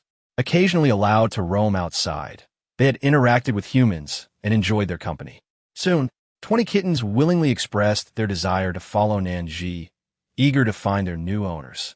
Some others wished to join as well, but since she only needed 20, those who raised their paws late could only watch with longing as Nan Zhi departed with the chosen kittens, feeling somewhat dejected. However, Nan Zhi reassured them that this was merely the beginning. Once the rental unit housed a pet shop, they too would have their chance to venture outside. Choosing a bustling location, she placed a sign on the ground reading, 1,000 yuan per kitten, only for those with a loving heart. Please refrain from approaching if you do not care for animals. Nan Zhi was already the focal point of the rental apartment, and with the addition of 20 cats and a large sign planted on the ground, she quickly captured the attention of all the tenants. Landlord, are you selling cats? A woman who appeared to be in her 40s stood before Nan Zhi's stall, rubbing her hands together with delight as she watched the kittens meander about. Yes, Nan Zhi replied, cradling a kitten in her arms, gently stroking its fur as it nestled comfortably against her, its eyes half closed in bliss. However, these are not for just anyone. Before you can buy a kitten, it must choose you as much as you choose it. Only then will I let it go. Nevertheless, she was determined to give a try.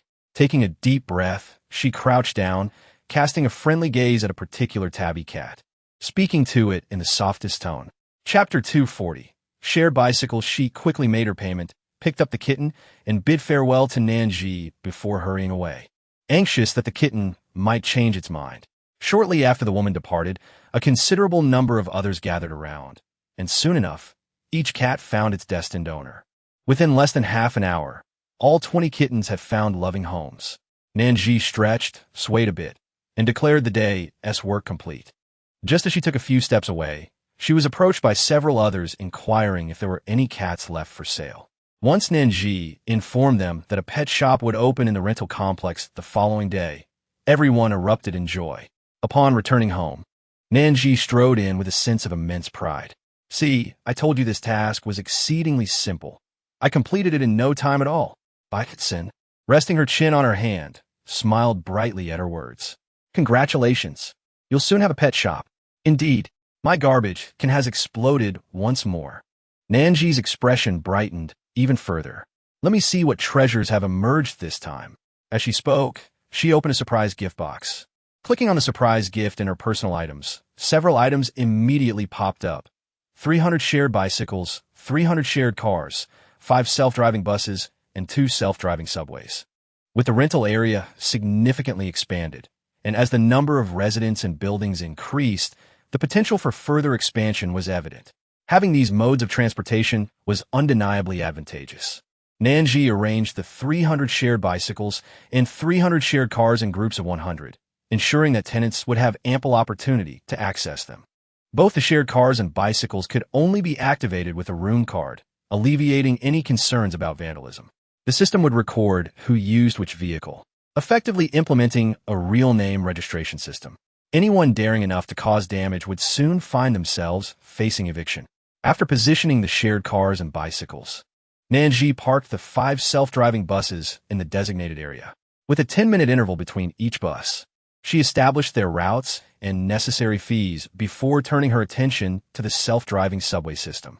Baitsin, if we install the subway now, will its length expand as the rental complex grows? This was Nan Zhi's primary concern. If the subway did not extend, its installation would seem futile. Fortunately, Baitsin nodded affirmatively, assuring her that the subway would indeed lengthen in accordance with the expansion of the rental complex, which put Nan Zhi's worries to rest. Chapter 241. Hiring teachers. Finding the most suitable location for the subway, she set it up and programmed all necessary functions, then decided to take a sip of cola to soothe her throat. Just as she took a sip, Gao Sheng sent her a message from the market. "Nan Zhi, all the shops in the mall have been rented out." Her phone flashed, and upon reading the message, she grinned widely. "Excellent. Now we have elementary, middle, and high schools within the rental complex. Congratulations. Since you have completed the mall rental task, we shall proceed to the next one. Task 1. Find a language teacher, a math teacher, an English teacher, and a physical education teacher for the elementary school. Reward: a comprehensive large interest class. Task 2. Find one teacher for each subject in middle school. Reward: an entire amusement street. Task 3. Find one teacher for each subject in high school. Reward: a university. Upon hearing Baitsin outline the tasks, Nan Zhi exclaimed, "Oh wow, all teachers." However, given the abundance of talent in the rental complex, many residents had likely been teachers before. She pulled out a long screen and began drafting the necessary job postings before publishing them. Afterward, she specifically instructed Gao Sheng to select individuals who were patient, kind-hearted, and possessed a gentle demeanor. Gao Sheng acknowledged her request and promptly began his new task. Within a day and a half, he had completed the screening, and Nan Zhi was notified that the tasks were finished, earning her a comprehensive large interest class, an entire amusement street, and a university. Just as she reviewed the task list, Baitsin wasted no time in issuing new tasks. Task 1. Recruit 30 talented teachers for the interest class 030. Reward: a health supplement store. Task 2. Find one teacher for each subject in the university, without quantity restrictions, but ensure that language, math, and English are included. Reward: a hair salon. After reviewing the tasks, Nan Zhi prepared the recruitment information and published it. Not long after, Gao Sheng, who had barely finished his previous tasks, saw her new recruitment announcement and dove back into work. Given the diverse subjects involved in the university, the screening process would inevitably take longer. After nearly a week, Gao Sheng finally completed the recruitment. The rental complex upgraded once more, establishing a health supplement store and a hair salon adjacent to the mall. The next day, many residents awoke to see the sign for the hair salon, moved to tears. Although skilled hairdressers were few and far between, resulting in some rather peculiar hairstyles, the current environment was such that merely having scissors to style their hair was a blessing. Early risers had already gotten haircuts, walking refreshed on their way to work or scavenging for supplies. Chapter 242. Preparing for the new year. If they spotted acquaintances along the way, they would eagerly boast about their new hairstyles, leaving others both envious and exasperated. However, after such widespread promotion early in the morning, the hair salon was becoming increasingly crowded, with people forming long lines at the entrance, seemingly tireless in their anticipation. Within the hair salon, there are 15 robotic hairdressers, each assigned specific tasks. Some are responsible for washing hair, others for blow-drying, and a few for cutting. Should one desire to straighten, perm, or dye their hair, they may ascend to the third floor, where 6 robots are dedicated to those services. Early in the morning, after the salon's update, Nan Zhi had already ventured there to dye her hair a deep shade of purple-black. On a whim, she also decided to curl it. Upon returning home, she couldn't resist capturing a photograph to send to Qiu Jiaying. At that moment, Qiu Jiaying was still awake, and upon opening the image, was met with a stunning visual delight. Inquiring about the salon's hours, she learned it operates 24 hours a day, prompting her to immediately drag Xiao Haoren along to the salon. Just by imagining it, she could foresee the overwhelming crowd that would gather once everyone awoke. Seizing the opportunity in the early hours, when no one else was aware, she hurried to give herself a new hairstyle. While at the salon, she made sure to inform Xie Minmin and Lai Xuefeng about the salon's opening. Coincidentally, they were still awake. Lai Xuefeng made her way to the salon solo, while Xie Minmin enlisted her family to join her for haircuts. Early in the morning, as Qiu Jiaying and Xiao Haoren strolled along the road, they encountered a throng of people in front of the salon, feeling immensely grateful that they had chosen to come in the early hours. Otherwise, they would have faced an interminable wait in line. On this day, Nan Zhi was officially informed by Baitsun that she had successfully completed all her tasks in the apocalyptic realm. Not feeling rushed, Baitsun decided to postpone their journey to the next realm for a few days, suggesting that they could depart after the New Year celebrations. However, upon entering a new realm, there would undoubtedly be numerous tasks to attend to. In the blink of an eye, 10 days had passed, and on a morning of the first day of the new year, both Nan Zhi and Baitsun donned new outfits and set out to dine at the home of Qiu Jiaying and her family. Initially, they had planned to eat at the cafeteria, but Qiu Jiaying deemed their spacious residence ample enough to accommodate many guests. The streets were adorned with vibrant decorations, and lanterns hung from trees, casting a festive glow. Parents were seen frolicking with their children, their laughter resonating in every corner. With the influx of residents in the rental homes, some individuals, unable to secure a shop in the market, resorted to setting up stalls on the streets. Nan Zhi supported this entrepreneurial spirit and refrained from hindering their efforts. As they passed by various stalls, the cheerful melodies of New Year songs emanated from vendors' phones, enhancing the festive atmosphere. Upon entering a grand villa, they observed that nearly every household had decorated with couplets and lanterns. Some had even adorned their doorways with strings of warm lights, twinkling in an elegant S shape around flower pots. After a brief detour, Nan Zhi and Baitsun arrived at Qiu Jiaying's doorstep, where they found the family had already hung up couplets. Upon ringing the doorbell, they were greeted not by Qiu Jiaying or Xiao Haoren, but by Lai Xuefeng, who warmly welcomed them with New Year blessings. Nan Zhi, Baitsun, Happy New Year. I wish you both safety, good health, and increasing happiness in the coming year. Thank you. I wish you all your wishes come true, good fortune, and abundant wealth in the new year. May everything proceed smoothly and without worries. After Nan Zhi conveyed her blessings, Baitsun added a supportive remark from behind. Lai Xuefeng smiled, leading them to the living room, where they were pleasantly surprised to find Xie Minmin and her family had already arrived. Previously, they had assumed they would be the first to arrive, yet here they were. Qiu Jiaying and Xiao Haoran often cooked on the second floor, and upon discovering that the dishes were ready, they all ascended to help set the table. On this day, the atmosphere was markedly different from ordinary times. After the meal, the group lingered at Qiu Jiaying's home until nearly 3 in the afternoon, when they gradually took their leave. Those who had received year-end bonuses brought their children or families to indulge in activities and treats they had previously avoided. They marveled at the joy of this new year, reflecting that without their arrival in this place, they might not have experienced such contentment in the past 2 years. 8 days after the new year, Nan Zhi and Baitsun officially embarked on their next realm journey, and as Nan Zhi wished, their next destination was the magical realm. At this moment, they stood on the second floor of their home, facing a portal large enough for 3 to pass through. Although Nan Zhi's home had been spacious, it was primarily a single-story dwelling.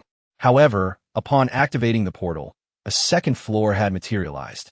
This upper level contained only one room, and opening its door would instantaneously transport them to another realm. Nan Zhi gently turned the doorknob and pushed forward, silently reciting the realm she was about to enter. In the next moment, they found themselves in a magical world. The house assigned to her was quite beautiful, unlike the meager wooden cabin she had at the beginning of the apocalyptic realm.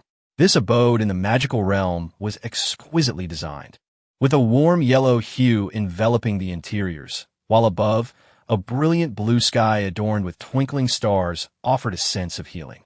Outside the window, snowflakes danced in the air, yet within Baitsun's vicinity, Nan Zhi felt no chill. Unlike the clumpy snow of the apocalyptic realm, the snow here fell gracefully, reminiscent of goose feathers, elegant and evocative. Descending from the second floor, Nan Zhi entered a spacious area equivalent to an entire football field. However, it was utterly vacant, giving off a somewhat desolate atmosphere. As she acclimated to this new realm, she turned to Baitsun and nodded, signaling her readiness to learn about the background of this world. The magical realm was primarily governed by magic, a fact that required no further elaboration, given her extensive exposure to magical films online. Instead, they would discuss aspects she was yet to grasp. 3 months prior, 90% of the population in the magical realm lost their ability to wield magic, leaving only 10% with limited access to its use. The situation worsened with the resurgence of magical energy, which now enveloped nearly the entire nation. Their immediate task was to curb the spread of this energy and mitigate its invasion, gradually restoring the world to its former state. Understood, Nan Zhi affirmed. What task do I need to undertake?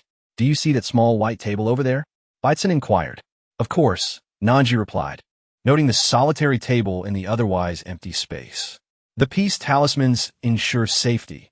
With these, magical energy cannot invade one's body. Gradually, individuals can begin to regain their magical essence. The delay talisman grants a fleeting opportunity to escape when attacked by magical energy, preventing one from standing helplessly in place. The teleportation talisman, true to its name, allows for instantaneous relocation to evade magical strikes. Your current task is Task 2. Assist 10 individuals in resolving their troubles. Reward. Unlock a flying broom. Nan Zhi understood the sale of various talismans, but was perplexed by the notion of helping 10 individuals with their troubles. What is the significance of this task? The extent of magical energy's invasion in this world was intrinsically linked to the negative emotions harbored within each person. Chapter 245. The Talisman Shop to diminish or even eradicate magical energy. It was essential not only to offer products from their shop, but also to alleviate the negative emotions within this realm's populace. Baitsun's explanation illuminated the connection between the world's state and interpersonal relationships. Unlike the apocalyptic realm, where shops were hidden in remote corners, the magical realm's establishments thrived in the bustling city center. Soon enough, Nan Zhi welcomed her first customer. The speed of this occurrence took Nan Zhi by surprise, as she had waited countless days for her first tenant in the apocalyptic realm. Here, on the very first day of opening, business was already brisk. Standing at the shop's entrance was a woman appearing to be in her 50s. The woman glanced at the sign above and surveyed the empty interior with a curious expression, asking, "Hello, is this the talisman shop? What types of talismans do you offer?" The name Talisman Shop had been chosen by Byte's son, and Nan Zhi had no objections. She had always struggled with naming things, so this was a welcome relief. After explaining the purposes of the 4 talismans, she inquired, "What talismans are you looking to purchase?" "I would like to buy 3-piece talismans, if possible." After handing over the 3 talismans, Nan Zhi informed the woman, "The total for 3-piece talismans is 3,000 magic coins." The woman showed little reaction to the price. A good talisman was worth any sum. Her only concern was the authenticity of the talismans. She feared purchasing a counterfeit that would prove ineffective when needed. Nevertheless, her intuition urged her that she must acquire these talismans today. Once the transaction was completed, Nan Zhi cautiously suggested, "Our shop also offers another service. If you share your troubles, I can assist you in resolving them. 99 of the time, I can assure you peace of mind." "Any type of trouble?" the woman asked, specifying, "I mean familial troubles." "Indeed," Nan Zhi confirmed. The woman nodded, pondering for a moment before speaking. "I have reached middle age, blessed with a son and a daughter, and I should feel content with my new home. However, my husband, in a fit of madness a few months ago, accused me of stealing a few hundred magic coins, money I never touched. He has since restricted my access to finances, providing me with only a meager allowance each month. My son is frequently ill, requiring medication, and my daughter is still in school. A few hundred coins simply cannot suffice. Thankfully, I have a job to support us, or I would have long since collapsed under the weight of our circumstances. To be honest, I hadn't intended to purchase these peace talismans today. My funds are limited, needed for essential expenses. Yet, an inner voice insisted that if I did not buy them, I would regret it. After much deliberation, I chose to make the purchase. I hope these talismans fulfill their purpose and ensure my children remain safe and free from illness. As for that man, I am disappointed in him. Life will go on as long as he ceases to create trouble and falsely accuse me. We can't continue to live under the same roof. Should he commit further transgressions, I will not hesitate to consider divorce. After all, my life is no different with or without him." She was uncertain whether this seemingly youthful girl possessed the ability to resolve her issues, but it mattered little. It felt liberating to express her innermost thoughts, which she had never shared with anyone else. These feelings had been bottled up for far too long, and now she finally found an outlet in this girl before her. Strangely, as the woman spoke, it seemed as though Nan Zhi possessed an uncanny ability to peer into the depths of her past and glimpse into her future. After a moment of contemplation, she ultimately resolved to speak the truth. Although it may cause some pain, she sensed that this woman before her was more eager to learn the reality than to be comforted by a well-meaning falsehood. "Firstly, I must convey that his current state is the result of being invaded by demonic energy. Under the influence of this malevolent force, all negative emotions are magnified. However, even without this invasion, he had already harbored suspicions that you had stolen his money. The demonic energy merely amplified his emotions. He had lost trust in you long before." Upon hearing Nan Zhi's words, a fleeting expression of disappointment, bittersweet irony, and sorrow flickered across the woman's face, but these feelings swiftly vanished, leaving only an air of tranquility and detachment. It was somewhat lamentable that the man who once vowed to cherish her like a princess had gradually faded from her life amid the monotony of daily existence. What would happen if I were to divorce? The woman's voice trembled slightly, imbued with a mix of excitement and uncertainty about the future. She felt indifferent about facing life alone, yet the thought of her 2 children enduring a life of hardship filled her with dread. Would it create an emotional disparity for them? "You'll be just fine. The children can thrive beside you. Your lives may not be opulent, but a modestly comfortable existence is certainly attainable." Remaining in that household was merely for the sake of her children. If they could lead a fulfilling life with her, why should she continue to endure in that home, compromising her own dignity? Nan Zhi harbored some doubts, yet she remained steadfast in her belief in her own judgment of character. In Chapter 247, she pondered the prospect of becoming a millionaire. Initially drawn to a man for his admirable character and ambition, her affection for him had grown over time. She possessed an uncanny ability to read people, especially through their facial features. Therefore, even before the man began to suspect her of stealing his money, She had already sensed that he was slowly becoming a stranger to her. Letting go was an option, yet at 49 years of age, romantic entanglements had lost their significance for her. Young lady, surely a consultation requires a fee? How much is it? I need to check if I have enough funds. No need, Nan Zhi replied with a light laugh, her voice betraying a slight tremor. While purchasing charms requires money, my consultations are complimentary. The woman seemed surprised that Nan Zhi genuinely offered free consultations, and she left with a Good Samaritan card in hand. The unexpected receipt of this card brought a flush of excitement to Nan Zhi's cheeks. Just moments ago, Baitsun had communicated telepathically that the higher-ups recognized her capabilities and noted her exemplary performance in the apocalyptic realm. After some discussions, it was arranged for her to reside on an interstellar planet post-mission. The reason she did not charge the woman was that the system had already set up a bank account for her on the interstellar planet, where all her future consultation fees would be deposited, with consultation fees at 500 yuan each, and given the pervasive negativity in the world, it was reasonable to expect to assist hundreds, if not thousands, of individuals. Once she transitioned to interstellar life, she would no longer need to worry about affording bread. Baitsun stood by Nan Zhi, his expression calm. He had long recognized her obsession with wealth. He might as well enjoy the ride. If one day she were to mask her emotions and don a poker face, that would indeed be cause for concern. When the second customer arrived, a broad smile still adorned Nan Zhi's face. What service do you require, miss? Is this shop selling charms? The young woman, dressed in opulent attire made of fine fabric, appeared to hail from a well-to-do family. Despite her wealth, she displayed commendable manners, engaging with Nan Zhi without a trace of disdain, which endeared her to Nan Zhi. Indeed, our shop offers 4 types of charms. Chapter 248 introduced a surprising service.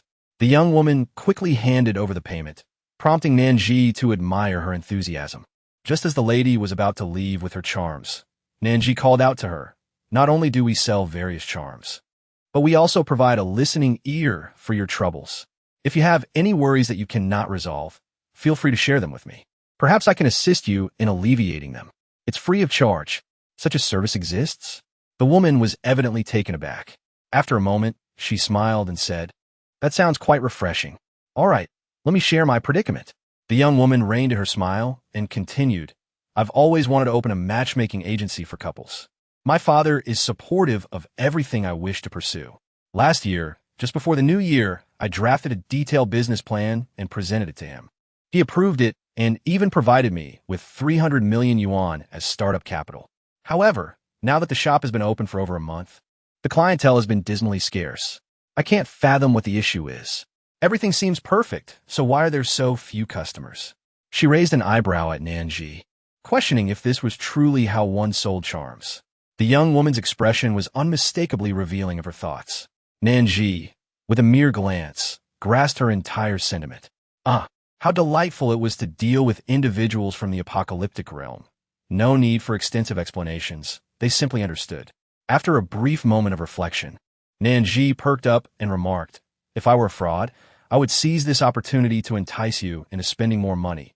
Yet I am not, am I?" Upon hearing this, the young woman found merit in Nan Zhi's words. After bidding farewell, she departed.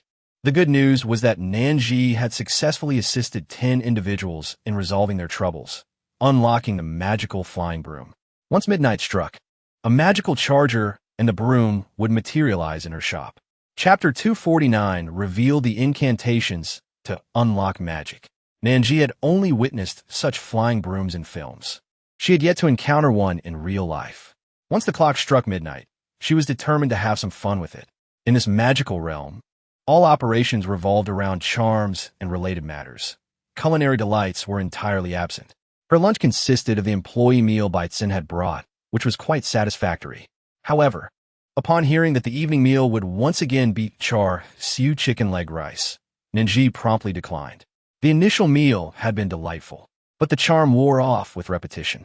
As evening approached, perhaps due to the increasing malevolent energy, the shop, which had been bustling during the day, became eerily quiet.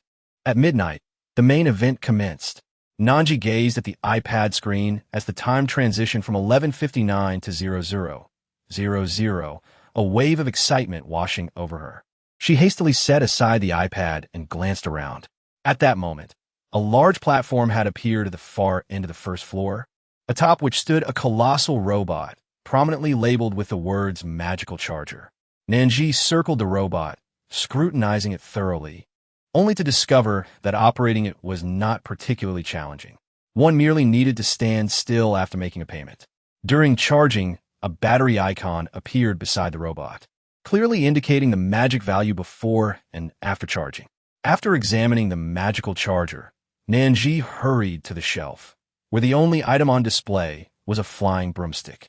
To enhance her experience, Nan Zhi seized one, mimicking scenes from movies, perched on one foot on the broom's other side, and sat down, anticipating the broom to take off on its own. Thankfully, the first floor was spacious enough. Otherwise, she would have lacked room to fly. After soaring around the first floor for 5 full laps, she reluctantly came to a stop. Had it not been for the necessity of rising early the next day, she would have continued to indulge and play before sleep. However, in this magical realm, no assistant was available to aid her with tasks, leaving her to manage everything alone. This situation compelled Nan Zhi, who had previously awakened around noon daily, to adjust her biological clock and rise by 8:30 a.m. to prepare for business. Though she was quite reluctant, the prospect of earning money for a comfortable retirement in the interstellar future motivated her to strive diligently and earn as much as possible. The magical realm offered but a single bedroom, and Baitsin was unwilling to relinquish his human skin.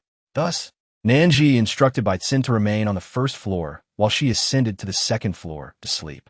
Regardless of whether Baitsin had a bedroom, it made little difference to him. He spent his days perusing a history book. For Nan Zhi, this was her first night sleeping in the magical realm, and the novel decor of the bedroom provided her with a delightful sense of novelty. Fortunately, she was not one to be particular about her sleeping arrangements. She closed her eyes and soon drifted off. When the alarm rang at 8:30 a.m. the following day, Nan Zhi struggled to sit up, staring blankly at the foot of her bed for a while before slowly rising. However, her dismay was not solely due to the early hour. Rather, it was that as soon as she began brushing her teeth, a new task specifically designated for Baitsin had already arrived. At that moment, she could not help but think, MMP, unsure if it was appropriate to say. Baitsin's system was indeed more detestable than the most malevolent capitalist. After finishing her dental hygiene, Nan Zhi cursed Baitsin several times in her heart, feeling somewhat better before opening the task panel. Although she was on the first floor, she could hear Baitsin, perusing his book, spoke telepathically to Nan Zhi in the second-floor bedroom. Upon hearing this, Nan Zhi shrugged. As long as she had vented her frustration, it mattered little whether he could hear her or not. Continuing her thoughts, she swiftly browsed through the tasks. Task 1. Sell 50 flying broomsticks. Reward. Unlock super hammer. Task 2. Help 200 people resolve their troubles. Reward. 3 staff members of the past and future insight machine. Task 3. Sell a total of 300 charms. Reward. A set of Santa Claus and reindeer. While she could comprehend most of the tasks, the reward of Santa Claus and reindeer puzzled her. What purpose could they serve? Their functions were complementary. Santa Claus was known for delivering gifts. However, in this context, his gifts could serve as offensive weapons, capable of launching attacks with the correct incantation. The reindeer could pull a sleigh and serve both offensive and defensive roles, hurling snowballs and ice shards at enemies, or achieving remarkable speed like a speedster, reaching up to 80 miles per hour if it so desired. Yet there was something extraordinary about this duo. The bond between Santa Claus and the reindeer required complete harmony. Thus, this combination could not be casually acquired. It was reserved for those destined to possess it, be they perfectly matched couples, close friends, or even 2 individuals of the same sex in love. When approached, Santa Claus and the reindeer would manifest signs, indicating that these 2 individuals were their rightful owners. Baitsin elaborated extensively, and as Nan Zhi absorbed the information, she began to grasp the significance of the Santa Claus and reindeer combination. After changing into a light pink long-sleeve top and pure white wide-leg trousers, she tied her hair into a refreshing ponytail and descended the stairs, arriving at the entrance of the first floor to commence business. The situation on this day mirrored that of the previous day. The door had been open for quite some time without a single customer arriving. As she descended from the second floor, her eyes fell upon a man clad in a magical robe. He wore a yellow scarf adorned with thin black stripes at intervals, its ends featuring stylish tassels. He stood entranced before the shelf, cradling a flying broomstick, exclaiming, "Oh my goodness, this truly appears to be a treasure." As he mused to himself, the sound of Nan Zhi's footsteps caught his attention. Upon seeing her, he hurriedly approached, broomstick in hand. "Hello, beautiful and enchanting lady. May I inquire if you are the proprietor of this establishment?" Upon reaching Nan Zhi, he bowed graciously before straightening up, his tone imbued with warmth, urgency, and anticipation. With a smile, she nodded her head. "Indeed, I'm the owner of this shop. What item are you interested in, dear customer?" The items in the shop were quite limited, and since the man held a flying broomstick, it was evident he was drawn to it. Nevertheless, out of politeness, she feigned interest in his inquiries. "Oh yes. My goodness. Is it really capable of flight? I read in the description that it can soar into the sky." His excitement grew palpable, nearly causing him to sputter with enthusiasm. "Oh, right. I can't use it until I pay, can I? My dear shopkeeper, how may I proceed with the payment?" The broomstick is priced at 200 magic coins, correct? He recalled the price indicated beneath the broomstick's description. "Yes, indeed," Nan Zhi replied with a playful tone, mirroring his enthusiasm. "There's a payment code at the counter. You can simply scan it with your phone." Fortunately, the inhabitants of this magical realm still led normal lives and had access to mobile payment functions, albeit using an app called Jintong Kai, which bore similarities to other popular payment platforms. One can also add friends for conversation, and all options for receiving payments and making transactions are readily available. When in high spirits, one might even post on their social media, and there are some mini games to enjoy as well. In Chapter 252, Handsome Guy, Have I Captivated You? On her very first day in this realm, a payment code was already placed at the counter, alleviating her of the need to create that process herself. How delightful. "All right, understood." Upon hearing Nan Zhi's words, Hong Fei Fu immediately responded, pulling out his phone and moving towards the counter. After scanning the code, a chime echoed, and soon Nan Zhi received 200 magic coins. In the next moment, the seemingly ordinary broom suddenly soared into the air, catching Hong Fei Fu off guard as he nearly got swept up into the sky. Nan Zhi stood almost at the entrance of a shop, thoroughly engrossed in the spectacle before her. While she found the activity amusing when she engaged in it herself, witnessing others partake in it appeared to be even more entertaining. It was not merely the enjoyment of watching others play. Rather, it was the delight derived from their blunders that captivated her. Baitzen paused for a moment, unable to restrain himself from voicing the words that nearly provoked Nan Zhi to retaliate. "I do not possess such a morbid sense of humor." "Ah, indeed, indeed," he replied with a smile, outwardly affirming her sentiment, though the true nature of his thoughts remained known only to him. Nan Zhi pursed her lips and turned her head away, unwilling to engage in conversation with such a flawed system, for it dampened her spirits. After Hong Fei left, no other customers came to purchase anything, and the tranquil Nan Zhi, cradling an iPad, leisurely sat on the counter chair, delighting in animated shows. When she encountered a particularly thrilling moment, her gaze became intensely focused, her soft, plump visage rendering her irresistibly adorable. Baitzen had been engrossed in his book, but now, feeling a slight stiffness in his neck, he lifted his head to stretch, producing a series of soft cracking sounds. As he turned, intending to admire the view outside and ease his eyes, he fortuitously caught sight of a captivating scene that instantly captivated his attention. He had always known that his host possessed a certain charm. While not conventionally stunning, she embodied a fresh and enduring appeal. At first glance, one might not perceive her as striking, yet prolonged observation revealed her increasing beauty. At this moment, a gentle breeze swept through, tousling her hair, and for reasons unknown, Baitzen felt that Nan Zhi appeared even more enchanting. Just then, as she finished an episode of her anime, Nan Zhi shifted her gaze, only to discover that Baitzen was staring at her with intense focus. Nan Zhi lifted her hand to her ear, delicately tucking a stray strand of hair behind it with her slender fingers. A confident smile, which she deemed irresistibly charming, graced her lips, revealing a row of impeccably white teeth.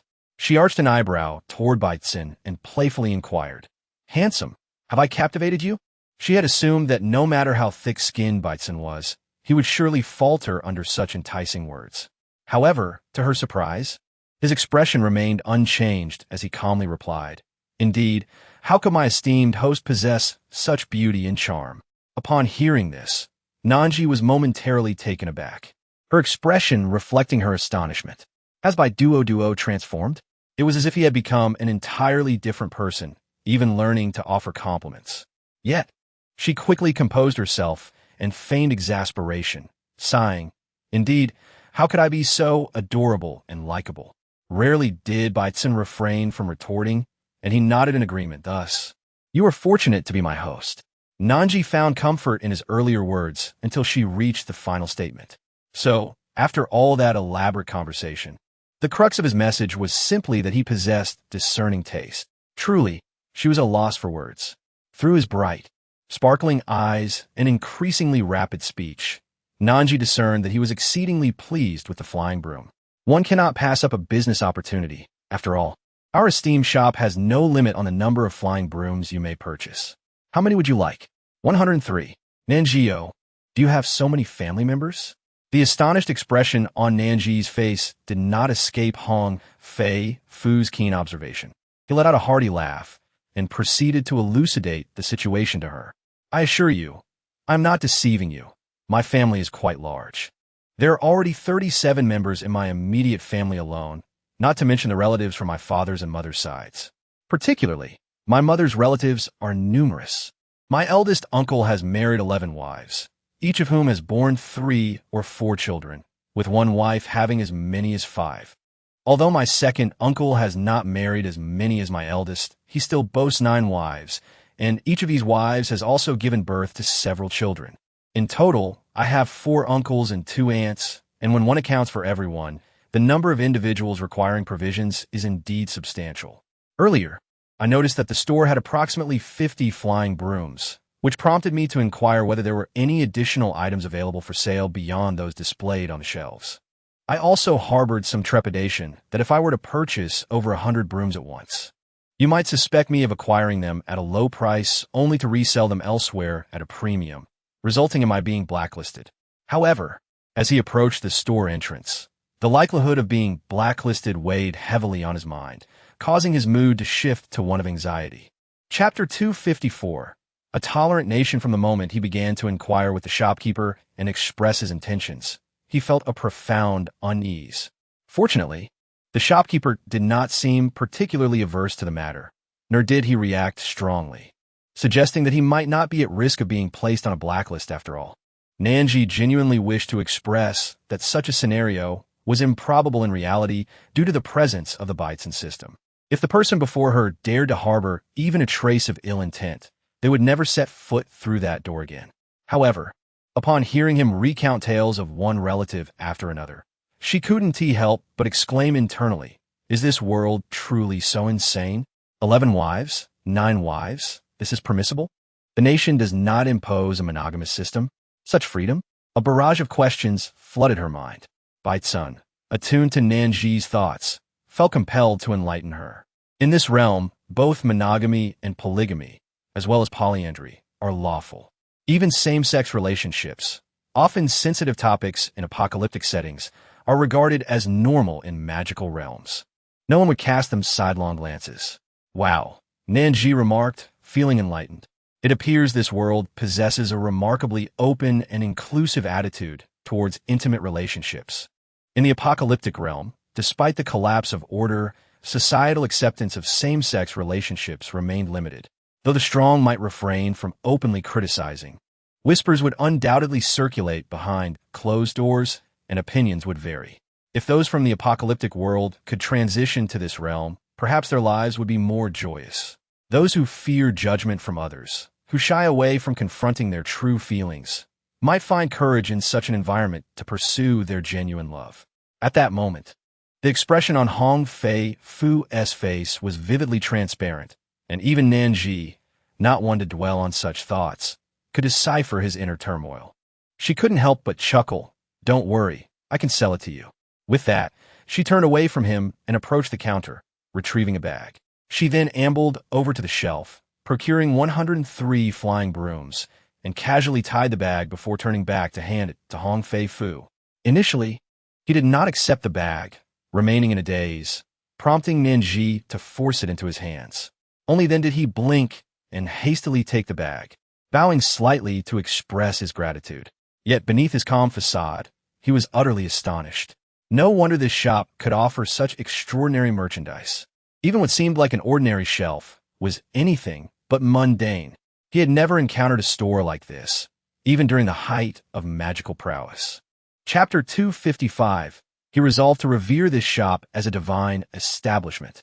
Once the goods were sold out, they could be replenished out of thin air. As if by magic, empty shelves transforming into a plethora of products. It was truly wondrous. He vowed to treat this shop as sacred, promising to return every month or two, for he sensed that it would unveil even more intriguing novelties. As he flew through the sky, anyone who lifted their gaze saw a figure soaring southward. Those with keen eyesight discerned that it was a person.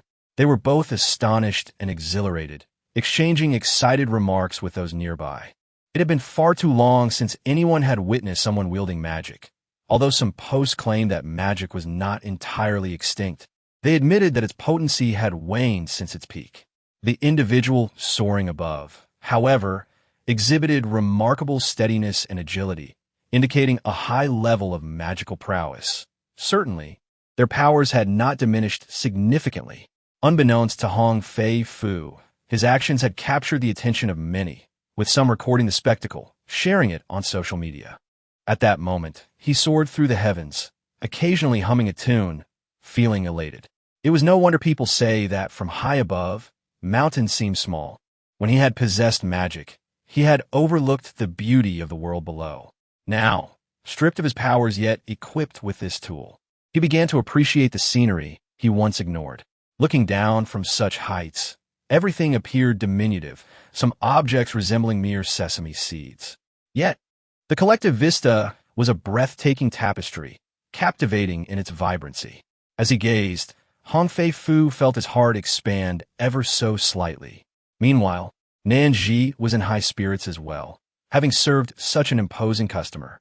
She had finally completed one of her tasks and unlocked the super strength hammer. After the dawn broke, she would have the opportunity to test its might. Alas, she lamented silently, regretting her earlier lack of foresight. Perhaps she should have pursued a career in sales rather than design. Slightly flustered yet composed, she turned to find the customer nearing the counter. Chapter 256. Recently, misfortune had plagued me. Hello, esteemed customer. May I inquire what you wish to purchase? Yes, indeed. I noticed a sign at your entrance indicating the availability of various talismans for peace. I would like to buy a few for my family, to ensure their safety and well-being. Though Wichiyu appeared youthful, wrinkles framed his eyes, deepening as he spoke. Yet, what caught Nan Zhi's attention was not his age, but the perpetual frown etched on his face. Dear customer, I couldn't help but notice your furrowed brow. Has something unfortunate transpired recently? Guoqiyu was taken aback that she could perceive his distress. After a moment of surprise, his expression returned to a complex state. Yes, I'm not sure if the world has changed too swiftly or if I've simply been beset by a string of misfortunes. He paused, contemplating his words. Though he lacked formal education, he understood boundaries and knew which topics to broach and which to avoid. Nan Zhi maintained her serene demeanor, her smile unwavering. If you don't mind, we can converse, she offered. This is a service we provide. Whenever you are troubled, you may come and share your concerns with me. Within my capacity, I can offer some suggestions, perhaps even assist you in resolving your issues. She then pointed to the sign beside her that prominently displayed the word free, and added, this service comes at no cost. He was taken aback by the kindness of someone willing to listen without expectation, a true philanthropist in this young lady. Yet, the shadow had ominously claimed it would come to take her life. Initially, he dismissed it as merely a nightmare his wife had, offering her comfort without considering its gravity. However, the following week saw his wife plagued by a relentless fever, reaching a staggering 42 degrees just 2 days prior. He had exhausted every remedy at his disposal to reduce her fever, even resorting to multiple hospital visits for intravenous treatments and an abundance of medications, all to no avail. The haunting dream returned to his wife each time she closed her eyes, leading him to contemplate that perhaps her ailment was not merely physical, but rather a manifestation of something sinister. He contemplated seeking help from an exorcist. Chapter 257. The vast world, full of wonders. Recently, there's been a surge of malevolent energy, with numerous reports from individuals or those close to them unknowingly afflicted by this dark force. Those with robust constitutions might manage to reclaim their sanity with external assistance. However, the less fortunate could suffer disturbances to their minds, causing harm to others, or, in severe cases, meet a tragic demise, bleeding from all 7 orifices. He remained uncertain whether his wife was simply ill or had succumbed to this malevolent energy. He dared not gamble with her fate. Time was of the essence. As long as there was a glimmer of hope, he was compelled to explore every avenue. Your wife has indeed been tainted by something nefarious. It is the dark energy. Nan Zhi gazed intently at Guoqi Yu as she recounted her experiences in Maluo City, particularly her visit to a place known as the Abyss of Demons, where she had once sat upon a chair of black and crimson hues.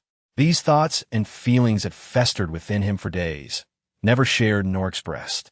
However, after confiding in this young girl, he felt a significant alleviation of his inner turmoil. Thus, he grew increasingly grateful for Nan Zhi's willingness to listen to his trivial grievances. Yet, as he absorbed her words, especially the latter part, his astonishment and shock gradually intensified. "How do you know this?" he stammered, noting the way she spoke as if she had witnessed it firsthand. How could this young girl possess such knowledge, and with such clarity? Unbeknownst to Guoqi Yu, her mere utterance had subtly elevated his trust in her. "I can see what has been and what is yet to come." Nan Zhi winked playfully at Guoqi Yu.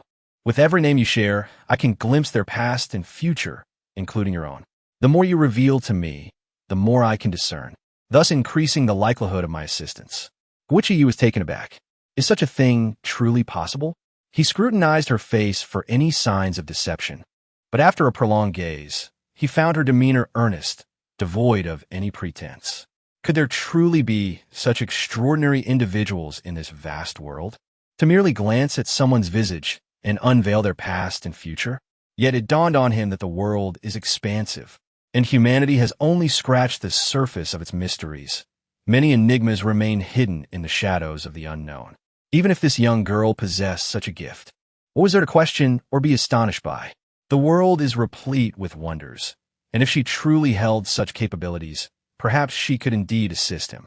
Chapter 258.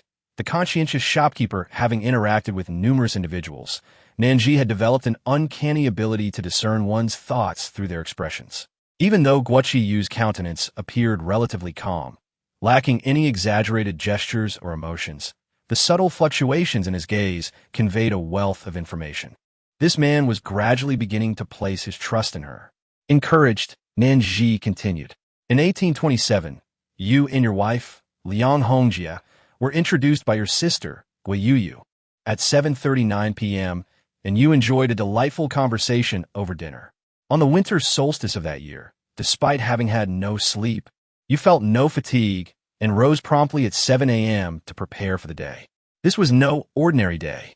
It was Liang Hongjia's birthday, and the day you planned to confess your feelings to her. You invited her to lunch, and, after the meal, professed your love, to which she joyfully reciprocated. On August 29, 1830, after 3 years of courtship, the two of you wed. Although your married life had its trivial disputes and minor quarrels, you never experienced any major conflicts, as mutual understanding and love prevailed between you. Liang Hongjia harbored fears of pain and the potential changes to her body from childbirth, and you promised never to have children, a vow you have steadfastly upheld, never pressuring her in the least. As Guoqi Yu listened further, his astonishment deepened. At that moment, he was entirely convinced of Nan Zhi's assertions. She truly possessed the ability to see through the past and into the future. After all, how else could she have known the intricate details of their lives? Nan Zhi initially intended to continue speaking, but just as she prepared to open her mouth again, she was interrupted by Guichi Yu, her words caught in her throat. Young lady, in your opinion, can the dark energy afflicting my wife be entirely dispelled? He had harbored doubts about his wife's condition being tainted by dark energy, which had led to her current state. It was precisely for this reason that he had contemplated visiting an exorcism temple. Yet now, it seemed that a more promising option lay before him. Indeed, Nan Zhi replied with a reassuring smile, providing a definite answer. She guided Guichi Yu to the far end of the first floor, adjacent to the magical charger, where a wooden cabinet stood. Rest assured, the talismans will remain unaffected by water, though the red envelopes will certainly get damp. Once you've finished bathing, swiftly retrieve another red envelope, place both talismans inside, and present it to your wife. This gesture deepened Guichi Yu's conviction that Nan Zhi was a genuine person. Unlike others who would exploit ignorant customers, she was refreshingly sincere. Chapter 259. A hope to resist the invasion of dark energy. Encountering such an earnest shopkeeper was indeed a rare treasure. How long will it take for these talismans to show effect once I have them on my wife? If she shows no improvement in a couple of days, I shall not delay and will take her directly to the exorcism temple. For those mildly afflicted by dark energy, recovery is guaranteed within 3 days. For severe cases, it may take up to a week. Your wife's condition is moderate.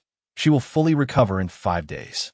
Once she wears these talismans, the dark energy will either recede tonight or by tomorrow morning. However, her body will remain quite feeble and may experience various aftereffects. Thus, it is essential to continue wearing the talismans. When all aftereffects have dissipated, around 5 days from now, she will no longer need to wear them. Pausing for a moment, Nan Zhi suddenly recalled an important detail and quickly added, moreover, each talisman is effective only once.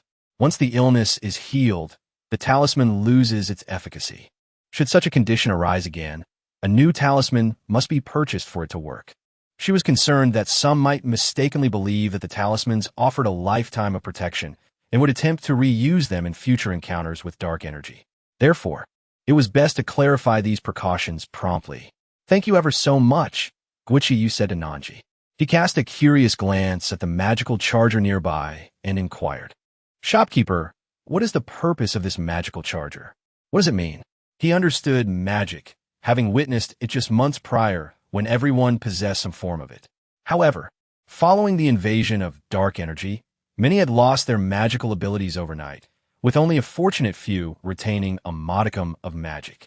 While he grasped the concept of magic and the notion of a charger, the combination of the two eluded him. Quite literally, Nan Zhi explained, the magical charger exists to replenish human magic. Many people have lost their magical abilities and may perceive this as divine retribution, believing that magic will never return. However, with a magical charger, everything changes. A mere 10 minutes of charging can sustain magic for 2 hours, 20 minutes extends it to 4 hours, and so forth. The duration of charging depends on one's individual constitution and magical capacity. 10 minutes is universally manageable, but anything beyond that relies on personal endurance. Should you experience any discomfort during the process, simply press the green button nearby, and charging will cease immediately. Are you suggesting that there's a possibility for magic to return? Guichi Yu's excitement mounted. His wife's affliction stemmed from her loss of magic, leaving her vulnerable to dark energy's invasion. If she regained her magic, the possibility of resisting such incursions would be within reach. As his wife lay ill, he resolved to take good care of himself to avoid succumbing to dark energy as well.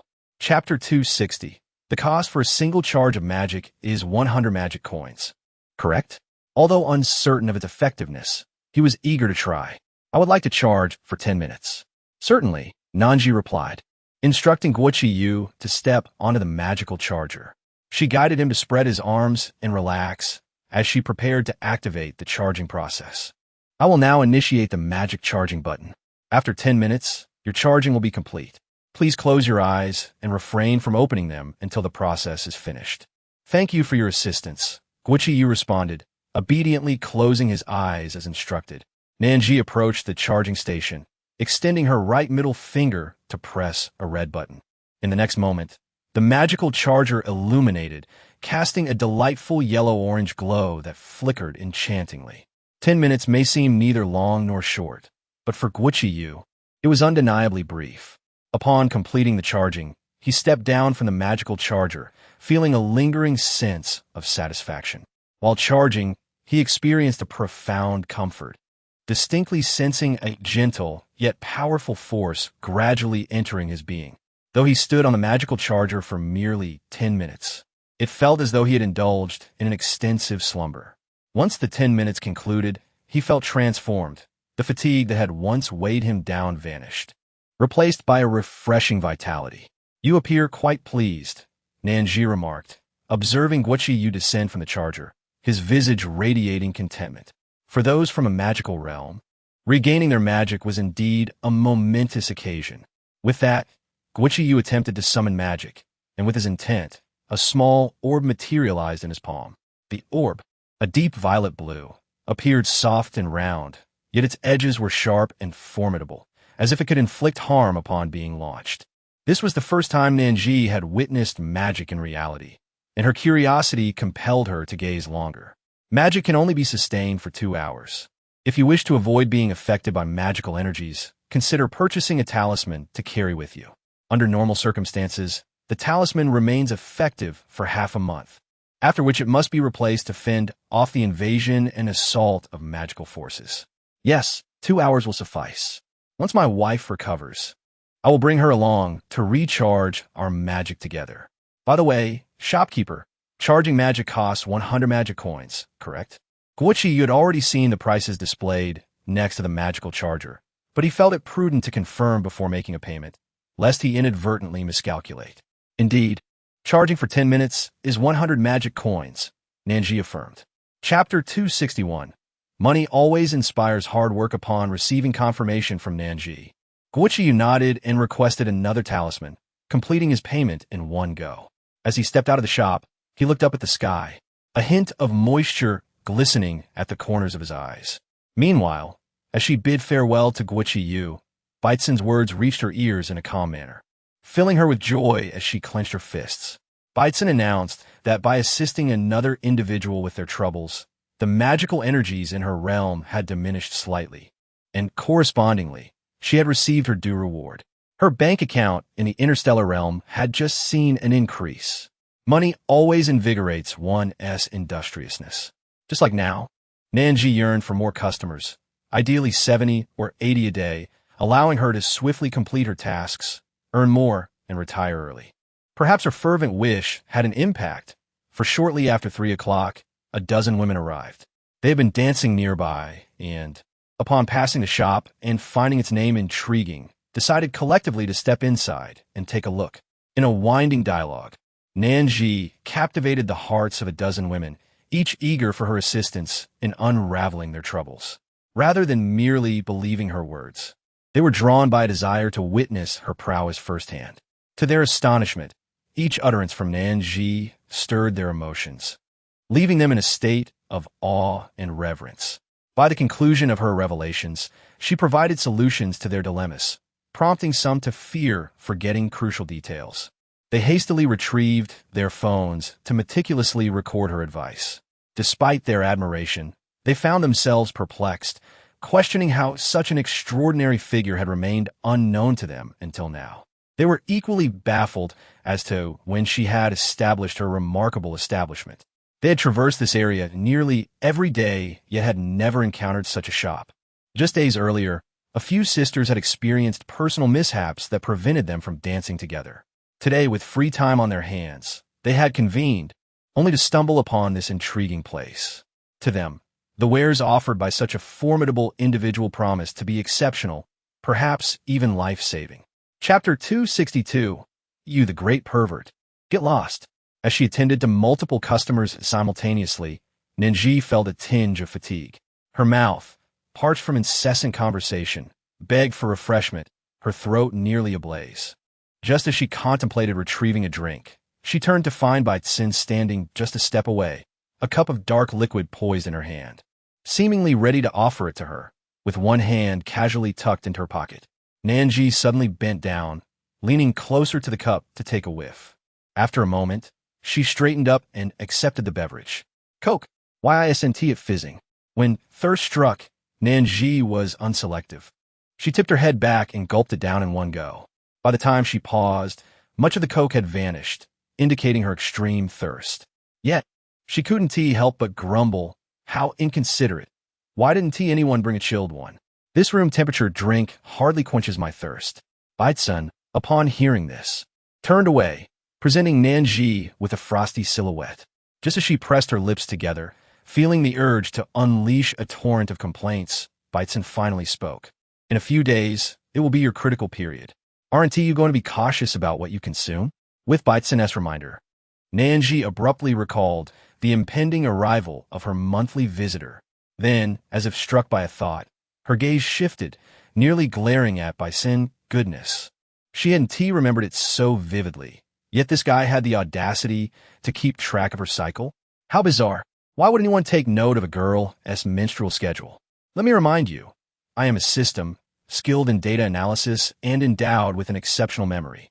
Not only do I remember your menstrual cycle, but I also recall the exact moments you visited the restroom down to the seconds. Nan Zhi took a deep breath, inhaled once more. Ultimately, her patience wore thin. You wretched pervert, just leave. The juxtaposition of her fury and serenity created a striking contrast, further aggravating her irritation towards Baitsun. However, after prolonged interaction with him, she understood that no matter how much anger she directed at him, Baitsun would never exhibit any significant emotional response.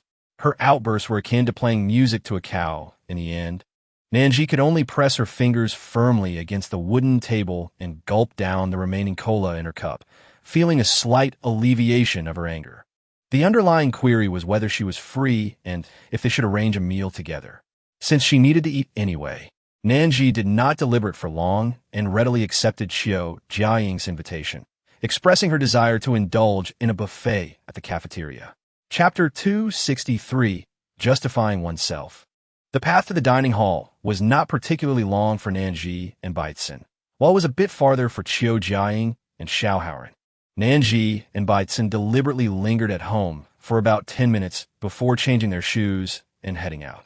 Shortly after they arrived, Qiu Jiaying and Szechuan followed closely behind. Upon seeing Nan Zhi, Qiu Jiaying greeted her with extraordinary enthusiasm, immediately enveloping her in a warm embrace. Subsequently, she linked arms with Nan Zhi, and the two of them chatted and laughed as they made their way into the dining hall. This scene was not unfamiliar. Baitsun and Szechuan had grown accustomed to it. Walking behind, they occasionally exchanged a few words. Nan Zhi considered her hearing to be rather acute. During her conversation with Qiu Jiaying, she occasionally caught snippets of intriguing phrases. Ghost stories and malevolent spirits? One odd topic. How could these two individuals find such discussions so captivating? It seemed they were quite engrossed in their exchange. How peculiar. Initially, everything had been splendid, but when mealtime arrived, an unexpected topic must have been broached as Qiu Jiaying and Szechuan began to openly flirt in the cafeteria, which was quite unbearable to witness. It was inconsiderate to keep guests waiting. Observing the self-absorbed Nan Zhi, Baitsun silently pressed her lips together, feigning innocence. Those who were unaware might genuinely believe her fanciful tales. What a way to concoct excuses for oneself. Nevertheless, despite her internal musings, Baitsun did not lag in action. Almost immediately after Nan Zhi set down her chopsticks, Baitsun finished her meal as well. Gazing out at the snowflakes drifting down, Nan Zhi breathed a sigh of relief. The air in this world was refreshingly pure. There was none of that nauseating aroma of romance that one might wish to escape. Let there be no misunderstanding. This was not a romantic novel, but rather a legitimate book on floral arrangement. She had not realized until now that she possessed such an interest. While organizing her books, she had stumbled upon this particular volume and found it quite engaging, prompting her to take it out for a read. In truth, even Nan Zhi could not recall when she had purchased this book, as she had always been fond of acquiring various texts. Books on the I Ching, floral arrangement, medicine, psychology. An extensive collection filled her home. Chapter 264. Perfectly insomniac. As Nan Zhi delved deeper into the floral arrangement book, her immersion grew, especially since no customers had arrived at that moment, allowing her to relax even further. She remembered that in the apocalyptic realm, several shops had recently opened in the mall, selling flowers, potted plants, and succulents. Perhaps one day, when she found the time, she could visit those shops and purchase some to bring back here, indulging in the pastime of tending to flowers, learning how to arrange them beautifully, and cultivating her spirit. As Nan Zhi read on, she inadvertently finished the entire book, yet no customers had arrived. Observing that closing time was approaching, she decided to wrap up her day 10 minutes early and close the door to rest. How peculiar, she mused. Is it not yet time to open? Or perhaps the owner has chosen to take the day off. Although the shop's facilities appeared rather rudimentary, thanks to the system's enhancements, the soundproofing was remarkably effective. At that moment, the shopkeeper Nan Zhi was hastily brushing her teeth and washing her face, her movements swift and efficient. Once she was presentable, she quickly changed her clothes and stepped out of her room. The previous night, she had indulged in a pot of strong tea before bed. Fearless, she drank it without hesitation, confident in her immunity to caffeine's effects. Even if she consumed coffee right before sleeping, she would simply lie down, and as soon as her head touched the pillow, she would drift into slumber. However, this time, she found herself undone by the potent tea. After finishing that cup of rich green tea, she was utterly awake. It was not until nearly dawn that she finally succumbed to sleep, resulting in her waking exceptionally late today. Fortunately, Sun, the benevolent system, was considerate of her sleepless night and did not cruelly rouse her at the crack of dawn, allowing her to rest. Had it not been for a customer arriving outside, she could have enjoyed a bit more sleep. Upon opening the door, Nan Zhi lifted her gaze, and, upon recognizing the visitor, she instantly donned a warm and enthusiastic smile. "Good morning, dear customer. What brings you here today?" "A returning customer." "Good morning." Hong Fei-Fu's expression was somewhat complex as he slightly raised his head to glance at the sun hanging high in the sky, and then at his watch, which indicated it was 1:29 p.m. Well, the shop being open was a good thing. Regardless of the time, Hong Fei-Fu concealed his subtle expressions. "Dear shopkeeper, I was quite satisfied with the flying broom I purchased last time, and my family loved it as well. I came today to see if there are any new and interesting items available. Oh, by the way, I think I saw a magical charger in your shop last time. Does that charger actually charge magic?" Chapter 265, What a Timely Task Release. With a pair of expectant eyes upon her, Nan Zhi smiled and nodded. Indeed, the magical charger can recharge magic. Besides flying brooms, we also have life-saving charms and delay charms, as well as a super strength hammer, all wonderful items that I believe you will appreciate. Wow, that sounds fantastic. May I take a look at the super strength hammer? What is it like? Certainly, replied Nan Zhi, leading Hong Fei-Fu to the display rack. As they walked, Nan Zhi received a new task. Task 1. Sell 100 super strength hammers. Reward. Unlock her bottles. Unlock flame birds. 10. What a timely task release.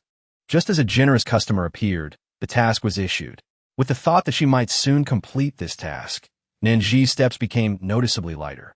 Upon reaching the display rack, before Nan Zhi could elaborate on the super strength hammer, Hong Fei-Fu had already approached it, picked one up, and bent slightly to examine its detailed functions. Conveniently, this spared her the need for further explanation. After reviewing the information tagged on the display, Hong Fei-Fu had acquired a comprehensive understanding of the super strength hammer and, without much further ado, requested 103 units. The task of selling 100 hammers was thus effortlessly accomplished, leaving Nan Zhi exceedingly satisfied. Once she finished speaking, Hong Fei-Fu urged her to swiftly retrieve the charms. With a single glance, he promptly ordered 412 charms, averaging 103 of each type. After completing his purchases, he turned his attention to the magical charger. "Dear shopkeeper, I would like to try charging for 24 hours. At this, Nan Zhi took a rare moment of silence before responding. "Dear customer, our magical charger does have some existing flaws. The duration it can charge depends entirely on the individual's energy capacity. Therefore, I recommend starting with shorter increments. Perhaps we could begin with 10 minutes? If there are no adverse effects, we can gradually increase the duration. What do you think?" "That sounds good, no problem," Hong Fei-Fu replied, understanding the pros and cons of her explanation. After 10 minutes, Nan Zhi checked in with him. Once he confirmed he felt well and could continue absorbing magic, she increased the duration to 20 minutes. This process continued until they reached 60 minutes, at which point Hong Fei Fu stated he felt an overwhelming surge of energy and could not continue charging. Only then did Nan Zhi cease her efforts. This shop continually reshaped his understanding, whether it was the flying broom, the super strength hammer, or the astonishing magical charger. Chapter 266. Today's task is bound to yield significant progress. After making a one-time payment, Hong Fei Fu bid farewell to Nan Zhi with a smile and exited the shop. Having a large family certainly had its advantages. Just look at how he purchased over 100 items, facilitating her swift task completion. What a tremendous benefit. She wondered if his family would be willing to visit her shop so she could read their fortunes. If they were, she wouldn't mind working a bit extra. 103 people. Don't just focus on one person. We need to broaden our perspective and pay attention to other customers, Byteson interjected. None of that matters. Nan Zhi waved her hand dismissively. Completing the task and unlocking new rewards is what truly counts. Seeing this, Byteson couldn't help but ponder. It seemed that his host had unwittingly become more proactive. Where had the former slothful, food-loving host gone? Could it be that she had recently read some motivational stories and was inspired? Nan Zhi paid no mind to what Byteson was contemplating. As for the task concerning the facial assessment, she still had over 170 individuals to attend to before completion. Her sole desire was to attract more customers swiftly, for this was crucial to her pension. She dreaded the thought of lagging in task completion, prompting the main system to perceive her capabilities as inadequate, thus jeopardizing her bonuses. The mere thought of losing even a single penny caused her heartache. Byteson, who had been somewhat bewildered, suddenly gained clarity upon hearing Nan Zhi's earnest sentiments. It became evident that it was not merely the pressure of competition that weighed upon her, but rather an aspiration for financial gain. It remains uncertain whether fate had exhausted all her good fortune on the day Hong Fei restocked his goods, or if the dismal market conditions in recent days, with few venturing outdoors, were to blame. Regardless, ever since Hong Fei replenished his inventory, there had been a disheartening string of days without any customers gracing their establishment. For an entire day, Nan Zhi found herself engaged in little more than watching television, reading novels, and acquiring some knowledge about flower arrangement, with yawns being her only other activity. This continued until 2 weeks later. Early one morning, shortly after opening the door, she was greeted by a swarm of visitors, nearly 20 in total. Among them were a few who were quite talkative, and, after exchanging pleasantries, Nan Zhi finally understood the reason behind the sudden influx of patrons. It turned out that several buses had arrived, bringing tourists to the area. The mention of multiple buses filled Nan Zhi with joy, as each bus typically carried 30 to 40 individuals. The prospect of such a crowd promised significant progress in her day's endeavors. Just as she was contemplating this, another girl entered the shop, but she was not alone. A man accompanied her. The girl appeared to be in her early 20s. Approaching Nan Zhi, she inquired, "Hello. I happened to pass by this shop and noticed that you offer free face reading services. Is that correct?" "Indeed it is. Have you encountered any troubles recently?" Nan Zhi replied, "It's not me, but my boyfriend." As she spoke, she gently nudged the man beside her, pushing him closer to Nan Zhi. "My boyfriend has been experiencing various symptoms for the past 2 weeks, and at times he expresses a desire to consume live creatures, like live shrimp and cockroaches. I have no idea what is wrong with him. I've taken him to numerous hospitals for examinations, yet none of the doctors can determine the source of his ailments. I am increasingly worried that his condition will continue to deteriorate." Chapter 267. Why do you emanate an aura of magic? Upon hearing this, Nan Zhi gently lifted her gaze and cast a glance at her boyfriend. "May I be so bold as to inquire how long you have known your boyfriend? How long have you been in a relationship?" "We have known each other for 3 years, but our romantic involvement only began recently. He wasn't like this before. I don't know what happened, but he suddenly changed." "Shopkeeper, if you have a way, could you please help him?" The girl responded, "Huh? What do you mean by help? What is there to help her with? She seems physically fine. You should be helping her boyfriend. Can't you see how pale he has become? If this continues, it might be."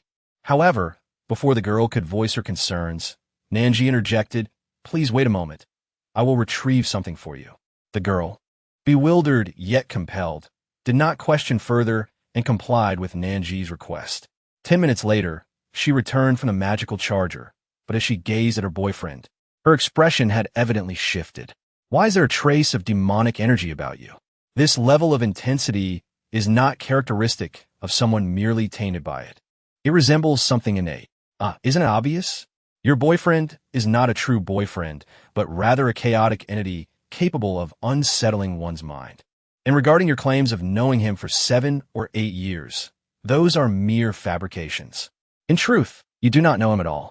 Your perceptions have been distorted by this entity, which has altered your memories, leading you to believe as such. Nan Zhi's words were fully trusted by Xiao, for she genuinely felt that her mind had become significantly clearer. If she had previously felt muddled and disoriented, she could now confidently assert that she had awakened to a considerable extent. Her emotions had undergone a profound transformation. Just a few weeks ago, she was fervently enamored with this man, willing to do anything for him. Yet now, she found herself perplexed by the intensity and fervor of her past affection. If what the shopkeeper claimed was true, that the man before her was not human, but rather a manifestation of dark magic, perhaps everything would make sense. And Xiao, in her boyfriend situation, had drawn the attention of other patrons in the shop. Though they were unaware of the intricacies of the matter, their curiosity remained piqued. I will force him to reveal his true form. Just watch, Baitsun declared, to which Nan Zhi promptly responded. Chapter 268. Wishing your shop prosperity and abundant wealth and truth. The dark entity had already been subdued by Baitsun shortly after entering the shop. It was precisely this control that had led to the current situation. The entity remained stationary, unable to flee. It did not wish to escape, but rather found itself utterly incapable of doing so. The onlookers continued to murmur among themselves when suddenly, a seemingly mild-mannered man transformed into a swirling mass of darkness suspended in midair. This startling transformation sent ripples of fear through the previously curious crowd. It's dark magic. I still possess a faint sense of magic. I cannot mistake this aura. I sensed something was off about him, but my magic was too weak to discern the truth. I never expected. It doesn't even require sensing to reveal its true nature. It's utterly apparent to the naked eye that this is a malevolent force. How terrifying. My heavens, could there be more dark entities disguised as humans among us? You all need to keep your distance from me. Hey, you can't pretend you're not afraid of us. Who knows, you might be the dark magic itself or a genuine demon. As these words were exchanged, the dense crowd began to disperse, almost instinctively. Meanwhile, after Baitsun compelled the dark entity to reveal its true form, she swiftly harnessed her power to shatter it into fragments, obliterating its existence. And Xiao observed this spectacle, her gaze now devoid of any lingering affection, replaced instead by a profound indifference. After all, she had never truly loved it. She had merely been ensnared by its enchantment, her mind clouded and memories altered by its sinister grasp. Now that her clarity had returned, it was only natural that she would no longer harbor any feelings for it. Grateful, and Xiao glanced at Nan Zhi and promptly inquired about the costs of various items. Once informed, she hastily settled the payments for all the objects she had in hand. Who could have anticipated that such misfortune would one day befall her? The unpredictable nature of accidents and tomorrow leaves no one certain of what will come first. Yet, ensuring her health and safeguarding her family's well-being was worth any expenditure. Moreover, the shopkeeper exuded an air of genuine expertise.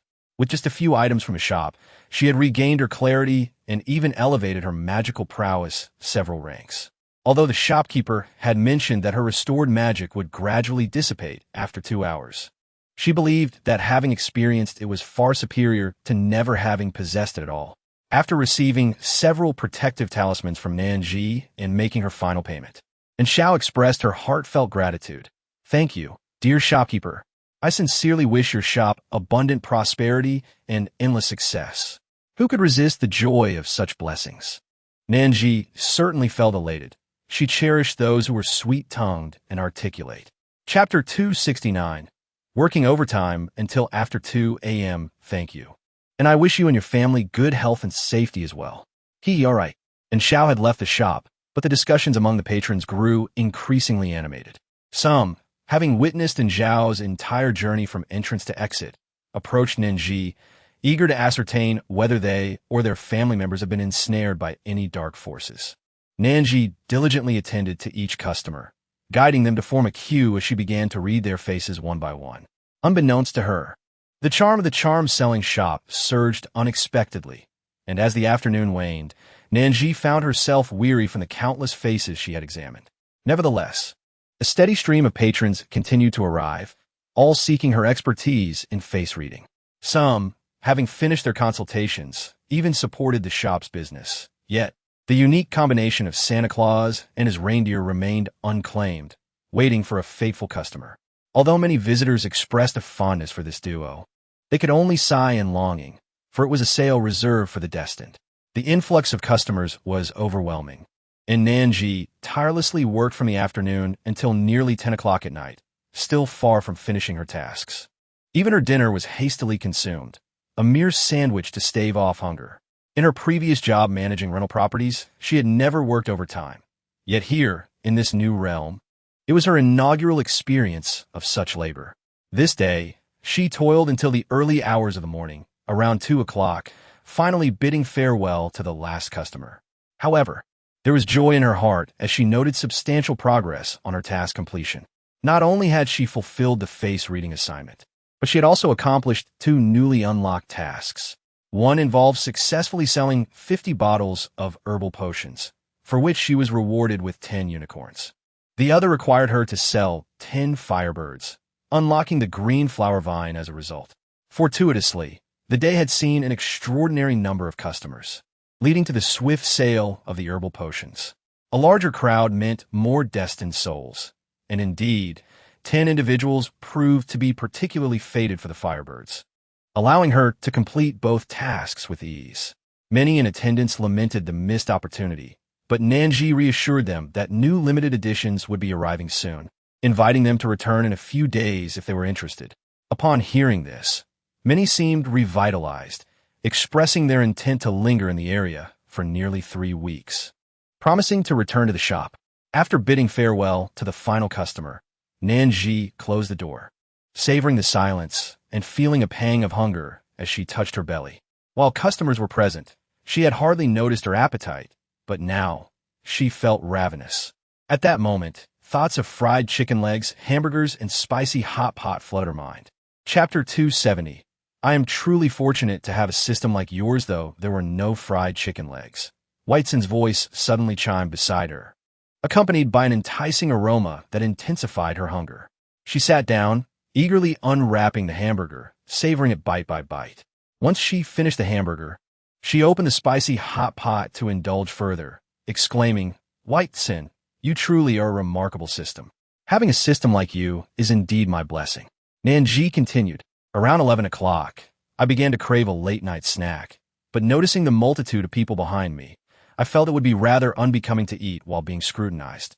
Ultimately, I decided to endure the hunger, only to find myself holding out until after 2 in the morning. To my surprise, Whiteson finally spoke up. Who cares if it's proper or not? When one is hungry, one must eat. If you keep skipping meals, you'll end up with a stomach ailment."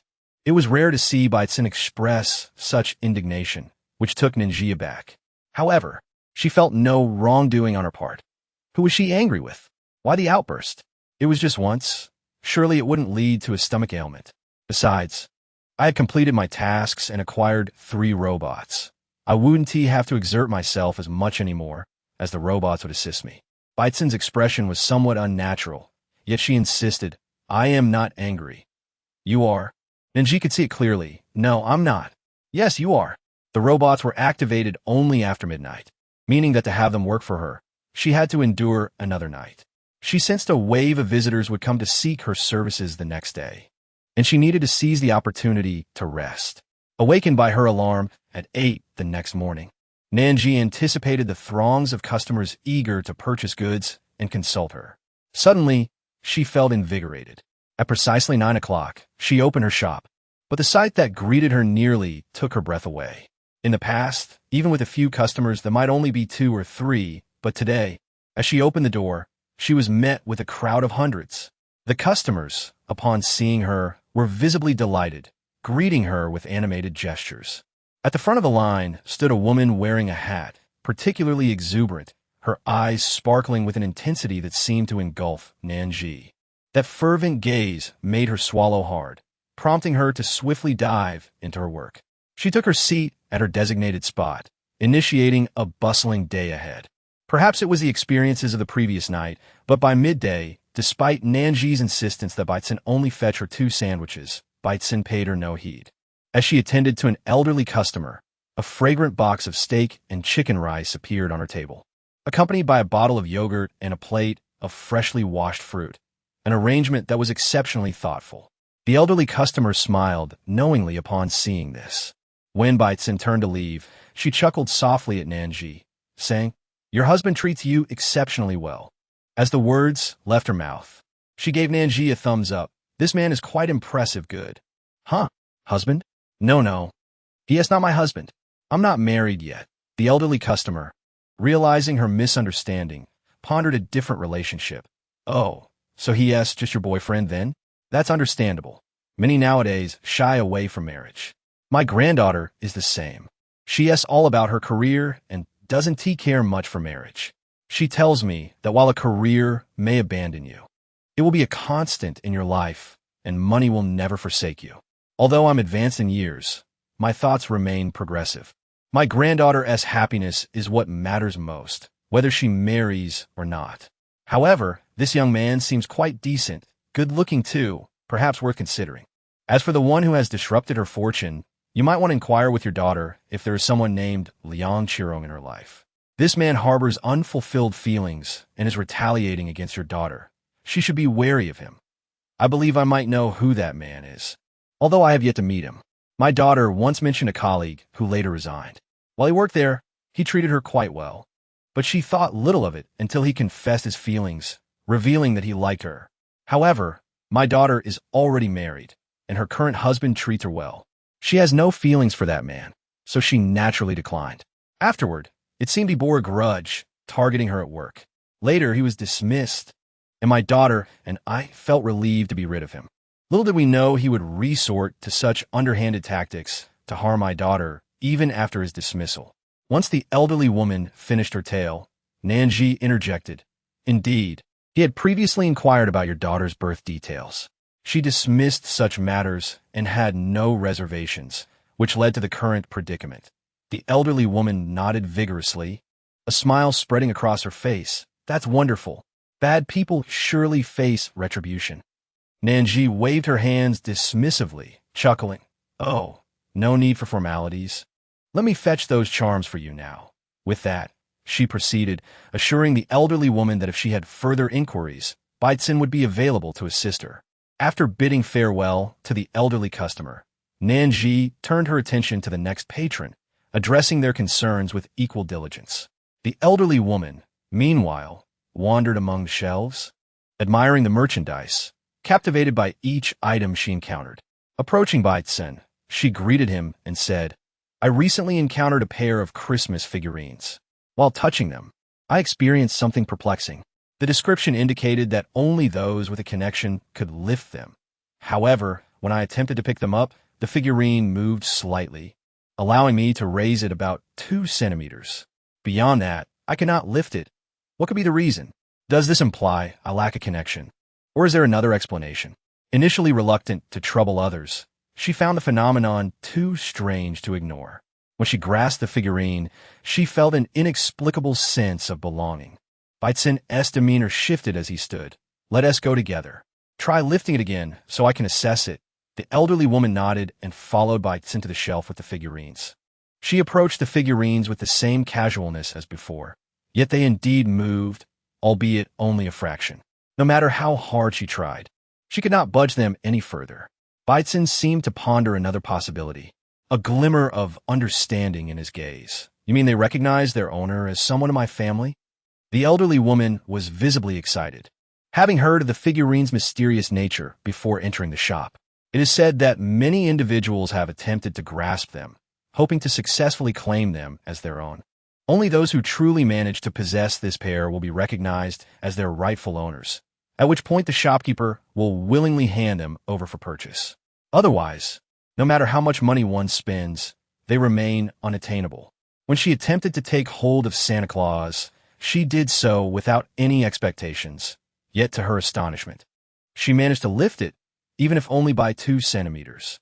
Most remarkably, amidst countless attempts by others, no one had ever succeeded in lifting them, yet she did so effortlessly. Furthermore, the owners recognized by the items turn out to be her family. This was truly astonishing. One could hardly find words to express it. This pair seemed imbued with an ethereal spirit, as if akin to birds recognizing their masters. Yet, the elderly woman felt a tinge of confusion. Her family had never visited this place, and these items had never encountered them. How could this be? Beitzen explained that their connection with her family could be sensed through her fingertips, allowing the items to perceive the essence of her family members. Suggesting their recognition did not necessitate their physical presence. The elderly woman suddenly understood and promptly called her daughter, son-in-law, and granddaughter, urging them to come over quickly. Although her family was perplexed by her insistence, driven by a sense of filial piety and with a weekend free of pressing matters, they embarked on a long journey to the shop. Chapter 274. Congratulations on your encounter with the hidden item. Today's clientele exceeded that of yesterday, leaving Nan Zhi feeling as though she had scarcely a moment to breathe. As soon as she finished with one customer, another would arrive. Thankfully, Beitzen was considerate, periodically bringing her warm water or brewing rose tea to keep her refreshed. By 7 in the evening, just after Nan Zhi had finished her dinner, the elderly woman's family arrived at the shop. Nan Zhi intended to greet them, but she was too busy, so she sent Beitzen to attend to them instead. Beitzen welcomed the family and guided them to the display shelves, encouraging the granddaughter, Lin Mi-Huan, to try lifting Santa Claus first. Lin Mi-Huan looked at Beitzen skeptically and, with ease, lifted Santa Claus from the shelf. Was this not a simple task? Surely it could not be as mystical as her grandmother had described. She suspected the shop might be a scam targeting the elderly. Beitzen, noticing the skepticism in Lin Mi-Huan's eyes, chose not to explain just yet and asked the daughter, Guomi, to attempt lifting the reindeer. What followed was a mesmerizing spectacle that left Lin Mi-Huan utterly astonished, her doubts gradually dissipating. As Guomi lifted the reindeer, it indeed moved, albeit only a few centimeters, mirroring the grandmother's phone description. Unconvinced, Lin Mi-Huan set down Santa Claus and tried her hand at the reindeer. However, despite her strenuous efforts, she could not budge it. Beitzen then suggested the son-in-law, Lin Jin-Hong, take a turn. Surprisingly, the reindeer, which had eluded both Guomi and Lin Mi-Huan, was effortlessly lifted by him, akin to how Lin Mi-Huan had lifted Santa Claus. It appeared that this pair had chosen their rightful owners. Beitzen remarked to Lin Jin-Hong and Lin Mi-Huan, expressing that they were indeed the chosen ones. What could possibly explain this phenomenon? Was there some sort of magic at play? Why did different individuals experience varying outcomes when attempting to lift these objects? Lin Mi-Huan remained skeptical, suspecting the shopkeeper was employing some form of sorcery to deceive them. Though they had lost their magical abilities, they believed that magic still existed in the world, and this shopkeeper might be among the few who wielded it. While they initially seemed like ordinary items, they possessed a spirit of their own, capable of recognizing their true masters. Additionally, those who claimed ownership could once again harness magic. Just as Beitzen was about to teach them how to use the pair, the Santa Claus in Lin Mi-Huan's hands suddenly radiated a soft white light. Once the glow subsided, Santa Claus transformed from one into two, with one flying into Guomi-Ye's hands. What could this mean? Guomi-Ye glanced over at Beitzen, seeking clarification.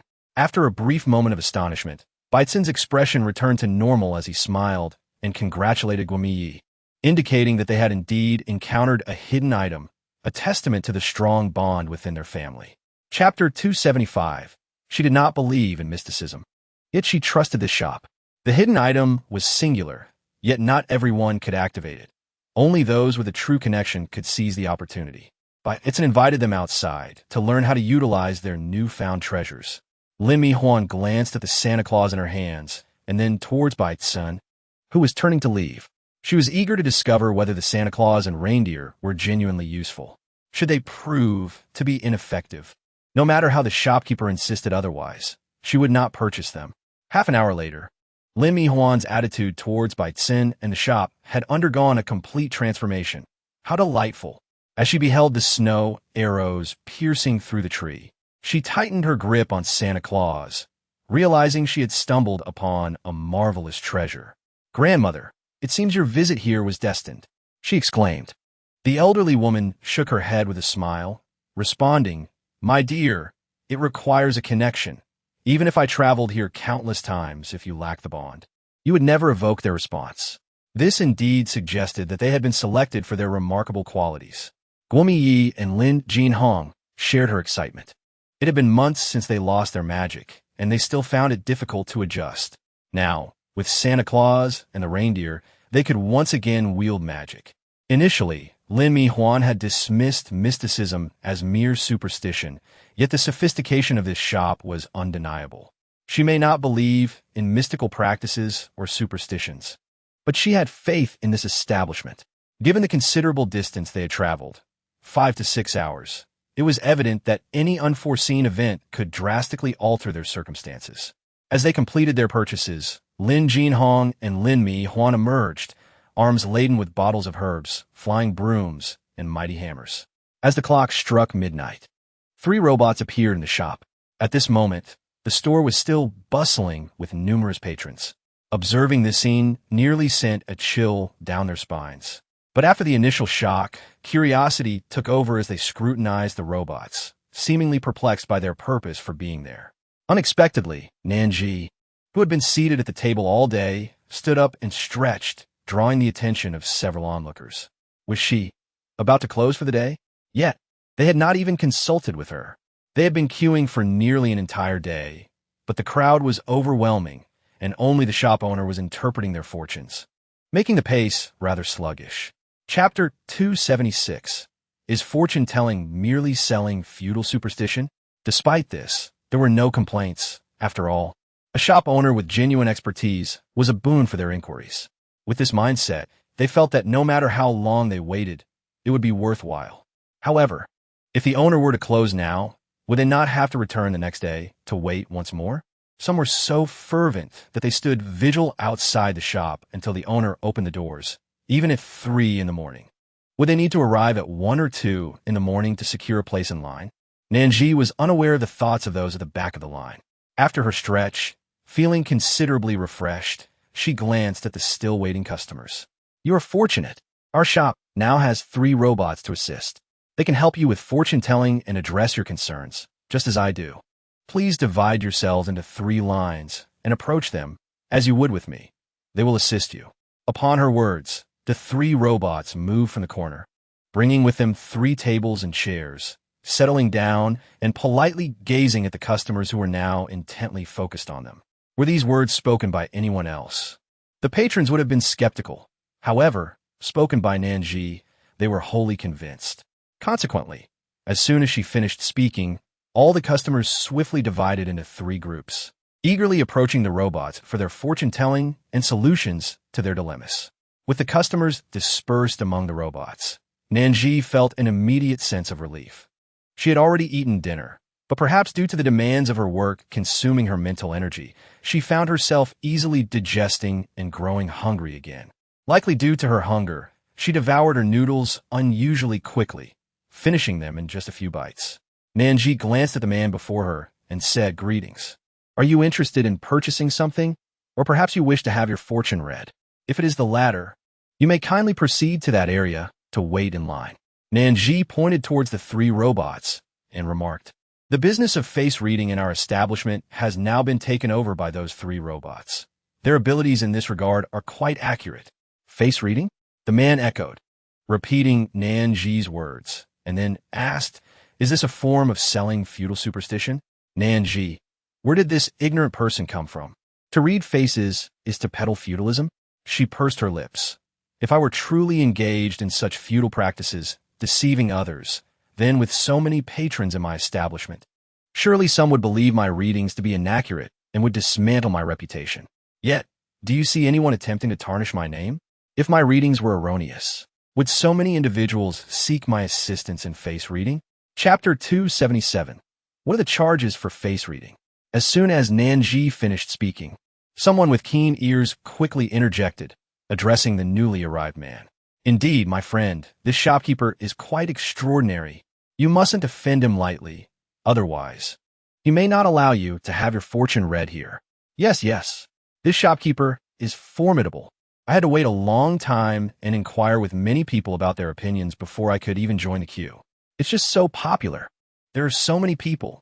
I've been waiting since 9 a.m., and I still haven't reached my turn. What is 9 a.m. to me? I arrived at 6 in the morning, and when I got here, there was already a throng of people waiting outside. The man raised an eyebrow. What is the fee for having one's fortune read? Upon hearing this, the man momentarily faltered. Is there no charge for fortune-telling? His gaze swept over the shelves filled with merchandise and other items, and suddenly, a flicker of understanding crossed his eyes. The prices in the shop must be quite steep. How can anyone operate without a profit motive? There must be a charge somewhere. If it's not for fortune-telling, then the items in the shop must be priced higher than those in others. Only in this way could the owner earn a profit, he thought to himself. Feeling quite perceptive, he was on leave today and had come to browse when he overheard several ladies discussing the situation of this shop, prompting him to investigate who was deceiving consumers here. Ignorance was one thing, but knowing that someone was setting a trap for unsuspecting customers made it impossible for him to stand idly by, watching as this establishment continued to operate, swindling people of their hard-earned money. Not expensive, right? Just then, someone who had finished their fortune reading and was about to exit the shop paused upon hearing Tu Xinhong's words, raising the 3 talismans in their hand. They're not costly at all. These 3 talismans only cost 45 magic coins, which is about the price of a takeaway meal for me. Those still waiting behind, who had not yet had their fortunes read, were equally astonished by the price. They had expected such effective charms to start at 200 magic coins.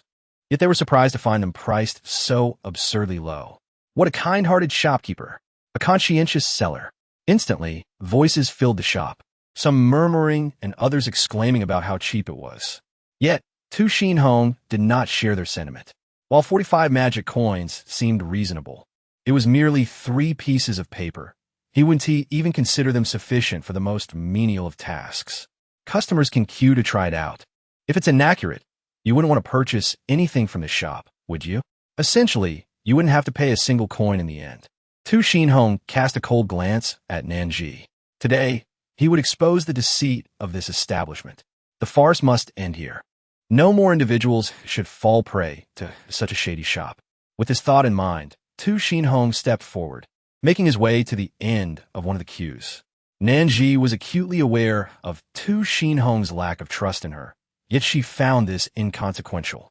A capable establishment could ultimately win over all skeptics. Anyone who had experienced the unique services of her shop or purchased its offerings could not help but express admiration and affection for it. The man before her simply had yet to partake in the services offered. In Chapter 278, titled Collaborating with the Nation, it was evident that after his experience, his evaluation and impression of the shop would surely undergo a transformation. In the past, Nan Zhi had worked alone, which led to a certain inefficiency. However, with the addition of 3 assistants, the pace had significantly accelerated. In just 40 minutes, nearly all those in line had completed their consultations. The shop quickly emptied, and Tu Xinhong was the last to depart. As he passed the counter, he cast a glance at Nan Zhi, a look that conveyed a multitude of emotions. Rich and intricate, Nan Zhi could not comprehend the gaze directed at her. Just as she was about to inquire if there was an unresolved issue, she was momentarily taken aback by a sudden apology. I apologize for my ignorance and the limited scope of my understanding. I admit that I harbored prejudice upon entering your establishment. However, after witnessing the advanced technology within, I recognize my error. I should not have doubted your integrity or questioned the legitimacy of your shop. Not at all. Acknowledging one's mistakes is a sign of a good character. I accept your apology, Nan Zhi replied with a cheerful smile. Seated on the sofa, Baitzen's fingers twitched slightly, and a subtle, enigmatic smile graced his lips. A good character indeed. Yet you're nearly a decade my junior. The shopkeeper then said, It is like this. having experienced the distinctiveness of your shop, I wish to discuss certain matters with you. What matters might those be? She sensed that the man before her was eager to convey something of importance. Since acquiring the skill to perceive appearances, she had been able to glean certain insights about others before they spoke. For instance, she understood that this man was a police officer, a genuinely good one who cared for the welfare of the people. That is, I wonder if you have any inclination towards collaborating with the state? As she posed this question, Tu Xinhong felt a tinge of apprehension. Individuals with a modicum of talent often possess their own idiosyncrasies. Many prefer to remain inconspicuous, focusing on self-improvement and personal endeavors. Tu Xinhong harbored fears that this seemingly youthful shopkeeper might decline his proposal. Nevertheless, he felt compelled to take the risk and inquire about her willingness. He was uncertain if he was overthinking, but he recognized that collaboration with this shopkeeper could potentially alter the course of the world's challenges. Collaborate with the state? Nan Zhi lowered her gaze, appearing contemplative while actually engaging in a telepathic exchange with Baisin. What do you think, Bai? I believe collaborating with the state could be beneficial, expediting our progress and aiding in the completion of our tasks. Agreed, let us collaborate. Baisin did not hesitate to acquiesce. The leaders of this nation are quite commendable, genuinely concerned for the people. This partnership would be advantageous for both parties. Excellent. With Baisin's agreement, Nan Zhi wasted no time in responding. Seeing Nan Zhi's acceptance, Tu Xinhong momentarily lost his usual composure, clapping his hands and grinning like a child. Chapter 279. Has the business in the shop improved recently? Seeing him like this, Nan Zhi shook her head and smiled, exclaiming, "How wonderful!" It was indeed a delightful surprise for him, and there was no way he could sleep tonight. He was destined for a night of insomnia. However, while he remained awake, the shopkeeper certainly needed rest, and it was already quite late. Disturbing the shopkeeper's repose would be rather inconsiderate. Thus, Tu Xinhong followed suit, saying, "Well then, I shall take my leave, until we meet again." In the ensuing 2 days, Nan Zhi did not encounter Tu Xinhong, but instead, she welcomed another customer who had previously purchased items from the shop. Upon entering, she surveyed her surroundings and eventually fixed her gaze on Nan Zhi. With a joyful expression, she hurried over, stopping right in front of her. The cheerful tone of her voice naturally lifted the spirits of those around her, positively influencing Nan Zhi's mood. Nan Zhi's voice was tinged with a hint of laughter. "Yes, I remember. How has business been lately? Not just good, but splendid. There was a time when not a single soul graced the shop, and its emptiness was quite vexing. Now, patrons are pouring in one after another, especially in the evenings. The shop is bustling with life. My new store's profits have multiplied several times over. I believe this remarkable transformation of my establishment is largely due to you, which is why I came here today to express my gratitude. No need for thanks. I'm just glad to be of assistance." Indeed, replied Lu Mianmian. "Without you, there wouldn't be such a flow of customers today. It is essential to acknowledge those who deserve our gratitude. How many charms would you like to purchase this time?" Lu Mianmian understood her intentions well. As a business owner, she undoubtedly wished for her shop to attract an ever-increasing clientele and thrive. However, her aspirations reached beyond mere immediate concerns. She was contemplating a more expansive vision. Although she currently operated only one shop, given the present momentum, she might soon open another branch. Her ambition was to establish a chain, so it would be prudent to stockpile charms at home, ensuring that when the need arose, she could readily access them. "All right, I will fetch them for you now." Nan Zhi was not concerned about guests purchasing too many charms and subsequently reselling them at a high price. The charm appeared to be unrestricted, available for anyone's use. It concealed profound mysteries within. Charms acquired from the charm shop could be employed by anyone. Moreover, those who entertained the notion of trading would experience minor troubles until they relinquished such thoughts, at which point the troubles would vanish. However, for those who indulged more seriously in commercial intentions, the consequences could escalate beyond mere inconveniences, potentially resulting in physical harm or significant losses. As Nan Zhi handed the charm to Lu Mianmian, she reiterated these warnings. Lu Mianmian, not harboring such intentions, responded with little reaction, merely inquiring, "If someone close to me is in distress, may I lend it to them?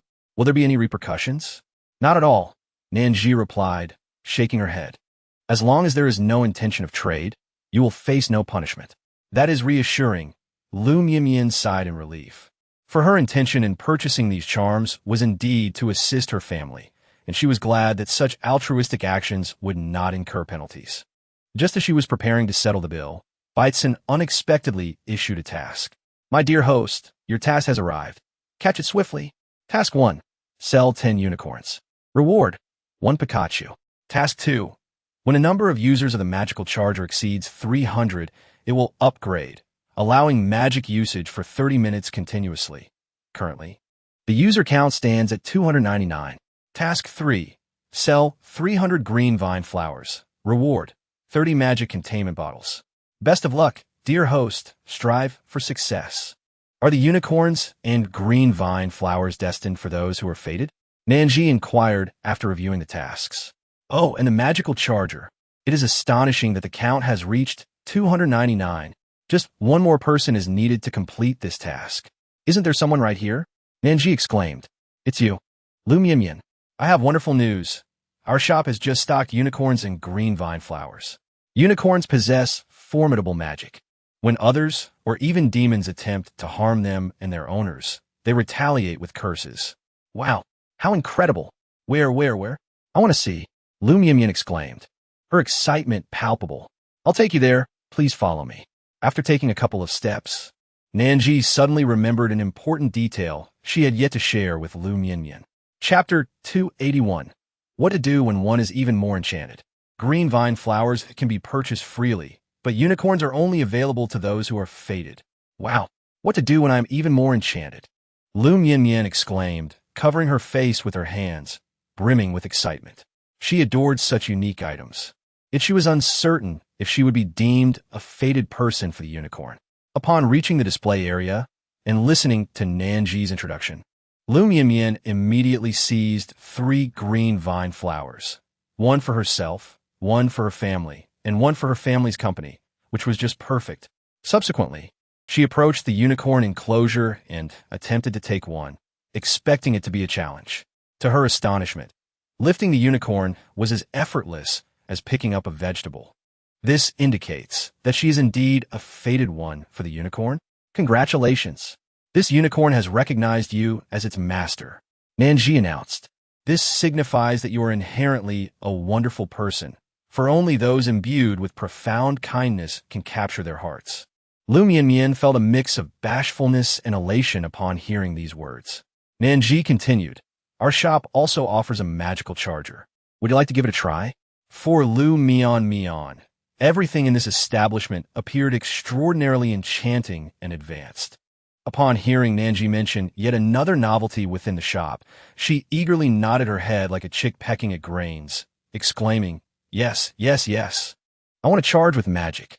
Seeing her enthusiastic agreement, Nan Zhi was overjoyed and promptly led her to the magical charger, explaining that if she felt any discomfort during the process, she should not hesitate to inform her. Although, in the 10 minutes that had passed, no one had ever experienced any adverse effects, Nan Zhi believed that given Lu Mianmian's constitution, she would be perfectly fine. Nonetheless, it was her duty to provide the necessary caution. 10 minutes later, Lu Mianmian dismounted from the magical charger, her eyes sparkling with brilliance. She hurried over to Nan Zhi and grasped her hand. Oh my goodness, are you a deity or perhaps Niwa? How can you be so incredible? Stepping into your shop feels like entering an entirely different realm, filled with countless wonders I have never encountered or even heard of before.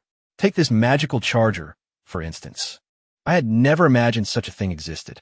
If I hadn't come here, I would never have known that such a marvelous device could be part of our world. Nan Zhi smiled brightly. Tomorrow, the magical charger will be upgraded. Just charge it for 30 minutes, and you can use magic throughout the day. Furthermore, after the upgrade, charging for 30 minutes will feel like only 10 minutes of charging, with no significant impact on the body. The only catch is that it will be a bit more expensive, costing 800 magic coins for a single use. But that's no problem. 800 magic coins is quite affordable. Just 30 minutes of charging for 24 hours of magic use. The cost-effectiveness is astonishing. Green Mianmian genuinely felt that this price was very reasonable, and overall, the upgraded price was even cheaper than the previous one. She had a pleasant experience today and resolved to find time to come back for another trial tomorrow. With this thought, her anticipation for the talisman shop intensified. As dinner approached, Baitsun unexpectedly put down her book and walked over to her. Chapter 282, Acknowledged. My princess, shall we dine together tonight? Huh? Aren't we always dining together? Is there even a time when we eat separately? Nan Zhi was bewildered. Baitsun appeared somewhat aggrieved. You haven't had dinner with me for several days. To be honest, Baitsun's charm was quite formidable, especially those innocent yet accusing eyes that made Nan Zhi reflect on herself. Had she truly been too busy lately? Had she neglected by duo? Then how about we have a nice dinner together tonight? What do you want to eat? Just as this thought crossed Nan Zhi's mind, Baitsun quickly inquired. I'd like to have cola chicken wings, kung pao chicken, lotus root soup, steamed fish, stir-fried pork with asparagus, tomato scrambled eggs, and green beans with scrambled eggs. I also want to have lily, lotus seed, and white fungus soup. Acknowledged. My princess. Was it just Nan Zhi's illusion? Or did she catch a glimpse of indulgence in Baitsun's gaze? Surely, she must have imagined it. Such a look could not possibly appear on Baitsun's face. Baitsun finished preparing the meal around 7 o'clock and was about to wake Nan Zhi when the bedroom door swung open. Awake? Is dinner ready? She had not anticipated that it would take Baitsun so long to prepare a meal upon waking. She glanced at her phone screen and thought she had misread the time. However, it was already 7:49. Had the meal truly taken over 2 hours? It's ready. Would you like to wash your face first? Or shall we head out to eat now? Baitsun asked, noticing that Nan Zhi still seemed a bit groggy. I'll use the restroom first. With that, Nan Zhi turned and headed toward the bathroom. When she emerged and walked into the living room, Baitsun had already brought out dish after dish from the kitchen. Spotting the array of dishes on the table, Nan Zhi's eyes sparkled, and she couldn't help but exclaim, so many dishes? Is today a special occasion worth celebrating? They all looked incredibly fresh. Nan Zhi focused on the plate of crayfish Baitsun had just placed down, picked one up with her chopsticks, and took a bite. She adored the crayfish Baitsun prepared, as it was handled so thoroughly and skillfully.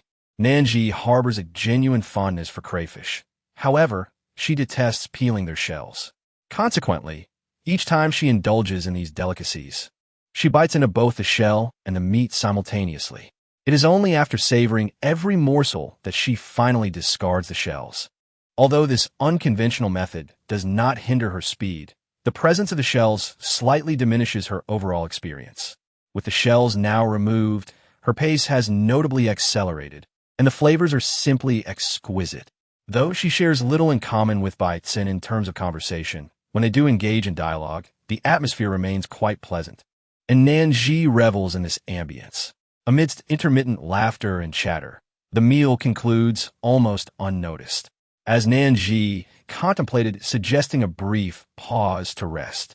She placed the bowl into the dishwasher for cleaning. To her surprise, Baitsun stood up and walked into his bedroom. Shortly thereafter, he emerged, his hands adorned with a lavish bouquet of roses. The vibrant red petals radiated warmth and passion, each blossom unfolding perfectly. The delicate fragrance of the roses wafted through the air, infusing her senses with its subtle sweetness. Though a myriad of questions danced on the tip of her tongue, the sight of Baitsun's expression and actions rendered her momentarily speechless. She felt an inexplicable sense that some inquiries might be inappropriate at this juncture. Vaguely, she sensed an epiphany stirring within her, yet disbelief lingered. Baitsun, there are words I have long wished to share with you, but I could never find the fitting moment until now. Today is May 20th, and I feel perhaps the time has finally arrived. Initially, I was drawn to your character, your experiences, and your way of conducting yourself, qualities that resonated with me, compelling me to choose you as my host. However, as our time together unfolded, I found myself inexplicably captivated by every smile and frown of yours. I admire your sincere demeanor, your hearty laughter while watching television, and even your adorable pout when angered. In your presence, I feel at ease and comfortable. Yet, the mere thought of you forming romantic connections with others, engaging in intimate gestures, pierces my heart with anguish. Baitsun raised his right hand to his chest, his gaze tender as he continued. Eventually, I came to the realization that I have developed feelings for you. The idea of you being close to someone else is unbearable to me. The mere image of it unsettles my very being. I desire you to belong to me. There is a saying among humans: if you like someone, seize the moment. Nan Zhi, I cherish you and wish to share my life with you each day. I may not be human, but I will always protect and love you. I understand that my confession may come as a surprise, and you might find it difficult to accept. Please, there is no rush for an answer. Take your time to contemplate your feelings and respond when you are ready. What Baicin feared more than anything was that Nan Zhi might reject him. His affection for her was a solitary choice, yet her feelings were hers to determine. He could not compel her, nor would he wish to. She resembled a radiant sunflower outdoors, beautiful and vibrant, and he could never bear to see her dulled or diminished. No matter her response, he wished for her to flourish eternally, reaching for the sun. Although Nan Zhi had sensed something amiss even before Baicin spoke, it was only upon hearing his words that she recognized her disbelief. Her heart was a tumult of confusion, and she found herself unable to provide a definitive response at that moment. "Tomorrow, may I give you my answer?" she asked, a mixture of trepidation and uncertainty in her voice. Previously, she had never felt flustered or shy when conversing with Baicin, but his declaration had disrupted their previous dynamic, leaving her with an unusual sense of disarray. "That is acceptable," Baicin nodded, his tone remaining gentle and warm. Nan Zhi responded with a soft sound, yet she remained rooted in place, seemingly at a loss as to what to do next. She slightly lifted her gaze, and with just a glance, the profound affection radiating from the depths of those deep-set eyes threatened to engulf her entirely. Nan Zhi quickly averted her eyes, lacking the courage to look up again. If, at that moment, she had dared to meet Baicin's gaze, she would have discovered that his expression was far from the calm demeanor she had anticipated. Just as she was about to close the door, Baicin called out to her. "Is something wrong?" He feared that his sudden confession might impose a significant psychological burden upon Nan Zhi. As the words left Nan Zhi's lips, she gently closed the door with a soft thud. She leaped onto her bed, nearly burying her entire face in the quilt, her hands flailing above the covers in a flurry of emotion. It was utterly astonishing. After more than 20 years of being single, she had finally received a confession of love. Moreover, upon hearing those words, she felt not a trace of discomfort, but rather an indescribable joy. What could this signify? Did it imply that she too harbored feelings for Baicin? Or was it merely a natural emotional response to being confessed to after such a long period of solitude?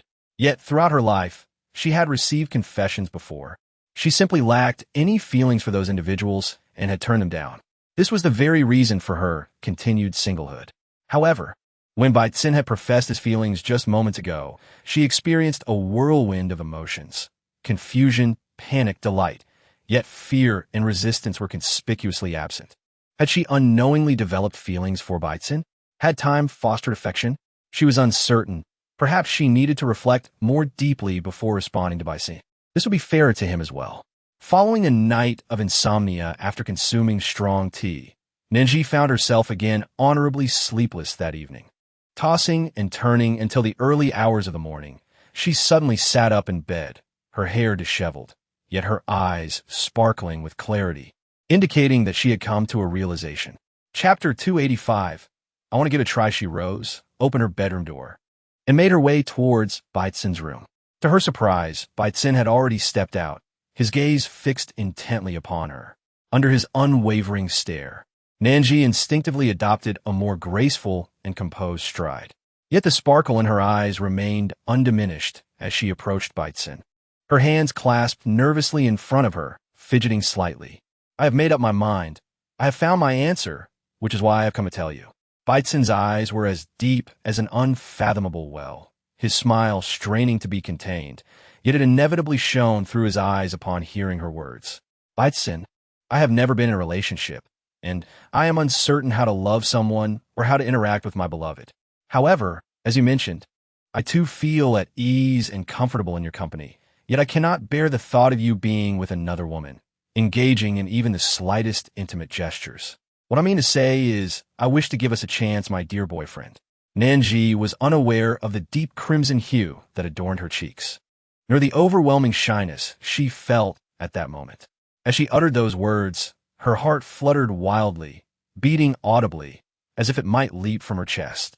At that instant, Beitzen could no longer contain the smile that illuminated his face, a radiant and cheerful expression that seemed to burst forth. His hands trembled slightly as he gathered Nan Zhi into his embrace. Heaven knows he had longed to do this for quite some time, but without a formal acknowledgement. He had refrained from crossing that threshold. The warmth emanating from her was as comforting and inviting as the essence of her being, drawing him irresistibly closer. He straightened his posture slightly, his throat rolling with a tantalizing sensation, his lips parting and closing. "My dear girlfriend, may I steal a kiss from you?" Nan Zhi cast a bashful yet speechless glance at Beitzen, incredulous at the audacity of the inquiry. Is this something one can simply ask? Could you not be more proactive, more forthright, perhaps like this? Taken aback by Nan Zhi's sudden reprimand, Beitzen found himself momentarily dazed. In the next instant, warmth surged upon his lips, and his clear, luminous eyes widened immensely. He could distinctly feel her soft, supple lips pressed against his, more elastic than jelly, while a faint, elusive fragrance wafted delicately into his nostrils. Before they even reached the entrance of the cafeteria, fate conspired to have them encounter Qiu Jiaying and Xiao Haoren. Initially, she had intended to approach Nan Zhi for some light-hearted gossip, but upon noticing their intertwined hands, large and small, Qiu Jiaying erupted in excitement, as if she had stumbled upon a new continent. "You two are finally together. When did this happen? Was it yesterday? Or the day before? The day before that?" A torrent of questions cascaded from Qiu Jiaying's lips, prompting Nan Zhi to reflect on her own past self, who once reveled in the joys of a romantic relationship. Chapter 286. Last night was the first night. Oh, the power of love is indeed formidable. Our perpetually lazy Nan Zhi astonishingly awoke early today, accompanying her boyfriend for a heartfelt breakfast. Qiu Jiaying, beaming with delight, teased them lightly, to which Nan Zhi merely raised an eyebrow. Indeed, the power of love truly is remarkable, compelling one who once vowed to remain solitary for life to shatter those past convictions and step forth with courage. Not only have we embarked on a romantic journey, but we are also wed. Now, all that remains for the couple is the prospect of children. However, as they have expressed, they prefer to relish their time together as a couple first, leaving the matter of offspring to fate. Nan Zhi harbored no inclination to pressure others into procreation. Perhaps such notions still lingered among the older generation, who believed that one should adhere to certain societal milestones at appropriate ages.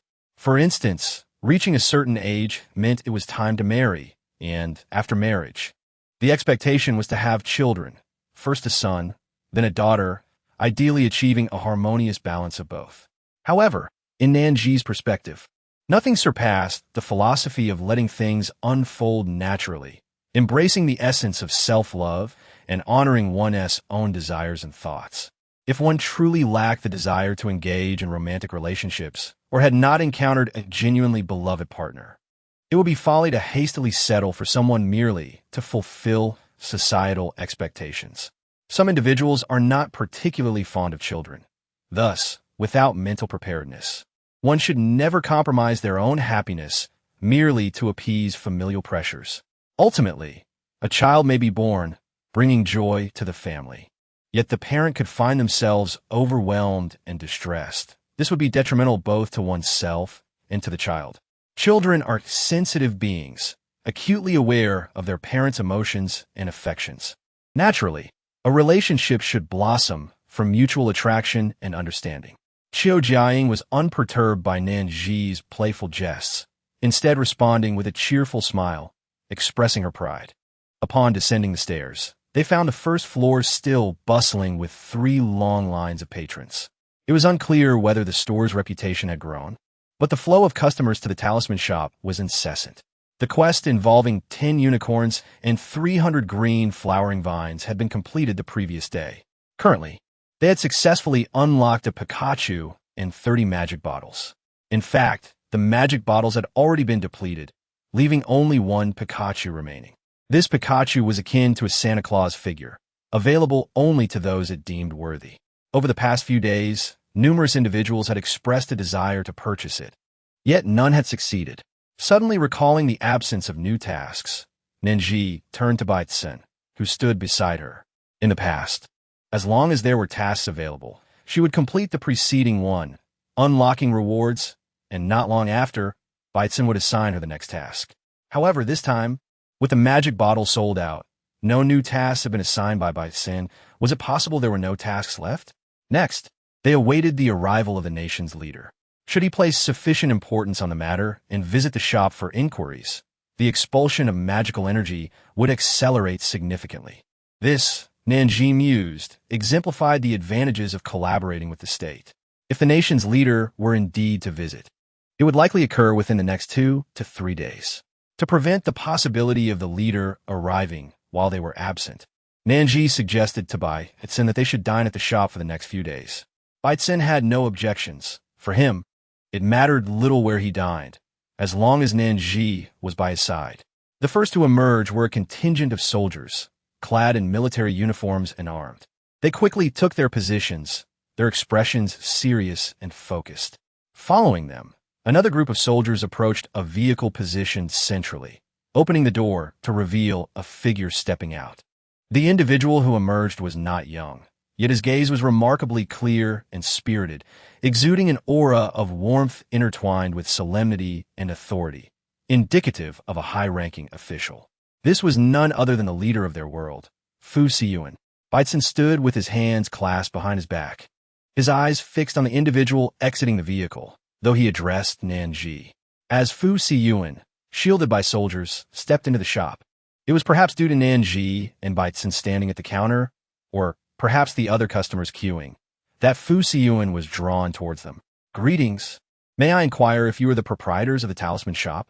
"Indeed, we are. Might you be Mr. Fu Siyuan?" "Yes. Would it be convenient for us to converse? I have matters I wish to discuss with you." "Certainly. Shall we ascend to the second floor?" Nan Zhi proposed. For the second floor was the quietest and most secluded area of the shop. Though the first and second floors were connected, the soundproofing was exceptional. Conversations held on the second floor would be inaudible to those below. Additionally, the second floor featured a lounge, making it quite suitable for discussion. Very well. After leading Fu Siyuan and several soldiers upstairs, Nan Zhi asked Baitzen to fetch some tea, while she engaged Fu Siyuan in casual conversation. "Hello. How should I address you?" "My name is Nan Zhi. You may simply call me Nan Zhi. Are you here regarding the items in the shop and the dispelling of magical energy?" Nan Zhi inquired directly. "Yes, indeed. All items available in our shop can be utilized to dispel magical energy. Recently, we have introduced a new item known as the green flowering vine. Once planted, within 7 days, it will gradually consume the magical energy within a 1,000-meter radius, purifying it. Is there truly such a miraculous item? Surely, this cannot be a ruse?" The soldiers surrounding them, as well as Fu Siyuan himself, wore expressions of skepticism. Upon hearing that the shop could predict fortunes and offered magical chargers, he had already found it hard to believe, yet the notion of an item capable of purifying magical energy seemed even more implausible. If the shopkeeper were not jesting, it would imply an extraordinary level of power, far beyond their reach. Their only recourse was to cultivate a favorable relationship with the shopkeeper and leverage her abilities to mend their increasingly fractured world. "May I take a look?" "Of course." Nan Zhi responded softly, just as Baitzen had finished brewing the tea and poured a cup for each of them. As he placed the teapot down, he heard Nan Zhi's reply and straightened up, saying, "I will fetch it." He set the green flower vine on the table and then took a seat beside Nan Zhi, choosing silence and allowing her to take the stage. "What is this?" Fu Siyuan's face revealed a hint of curiosity, yet he had already formed a slight conjecture in his mind. "This is the green flower vine, capable of purifying demonic energy. I suspect you may find it hard to believe that such a small vine could wield such immense power." Nan Zhi continued towards Fu Siyuan. "Allow me to demonstrate for you." With that, she rose from her seat and approached the soldier. "You must have been injured by demonic energy a few days ago. Am I correct?" "How do you know?" The soldier replied, his face a mask of astonishment, unable to fathom her insight. Indeed, he had been harmed by the demonic energy, but the injury was on his arm, concealed beneath layers of clothing as winter's chill enveloped the land. How could she possibly discern his affliction? In my realm, if I desire to know something, I shall undoubtedly uncover it, Nan Zhi stated enigmatically, instructing the soldier to remove his garments. What? The soldier, taken aback, not only refrained from complying, but also regarded Nan Zhi with heightened caution, instinctively safeguarding the hem of his clothing with his hands, wary of a potential ambush. Nan Zhi, her face etched with exasperation, exclaimed, "What on earth are you thinking? If you do not remove your clothing, how can I administer your treatment?" Upon hearing her words, the soldier finally comprehended the situation. His face flushed a deep crimson, filled with both shyness and embarrassment. However, instead of heeding Nan Zhi's instructions to disrobe, he first sought the silent approval of Fu Siyuan with a glance. Only after receiving a nod of consent did he begin to remove his garments, piece by piece, until his upper body was entirely bare, revealing the scars that marred his arms.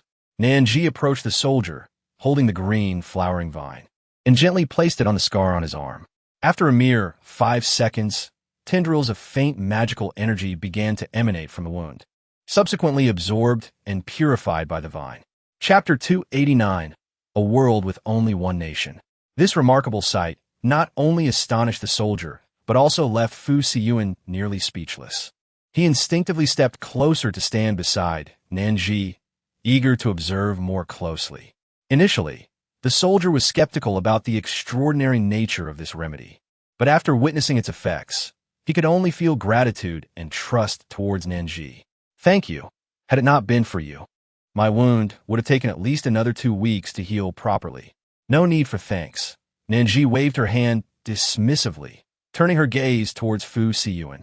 "If we could cultivate this green, flowering vine worldwide, the magical energy would diminish over time.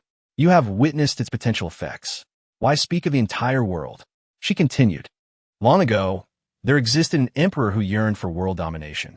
After conquering the surrounding regions, he set his sights on uncharted territories. His ambition was to unify the world beneath his rule. Though he did not fulfill this dream in life, he had a son who shared his lofty aspirations. Following the emperor's demise, the son continued his father's campaign and successfully united the entire world. Since then, this realm has never been fragmented again, becoming a singular nation." Fu Siyuan pondered for a moment, questioning whether the green, flowering vine solely affected magical energy or if it also influenced the magical beings themselves.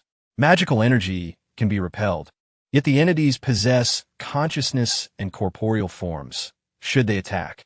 The green flowering vine does indeed purify magical energy. Moreover, a reduction in magical energy would also impact the combat prowess of these beings. After a brief pause, Nan Zhi added, "Additionally, we have other items in our shop capable of defending against magical entities. We can discuss those in greater detail later." Upon hearing this, Fu Siyuan's skepticism began to fade. Indeed, collaborating with this enigmatic merchant to diminish the world's magical energy was of utmost importance. "Can we try the magical charger?" he inquired. It was precisely because humanity had lost the ability to wield magic that magical energy had proliferated, allowing these entities to become increasingly rampant. If people could restore their magical abilities, absolutely. Nan Zhi smiled brightly, pleased that Fu Siyuan had grasped this concept. She instructed Baitsin to manage the customers downstairs and the 3 robots, ensuring they were attended to first. Once Baitsin had everything organized, she led Fu Siyuan downstairs to the magical charger. Charging for just 30 minutes would allow one's magical energy to persist for 24 hours.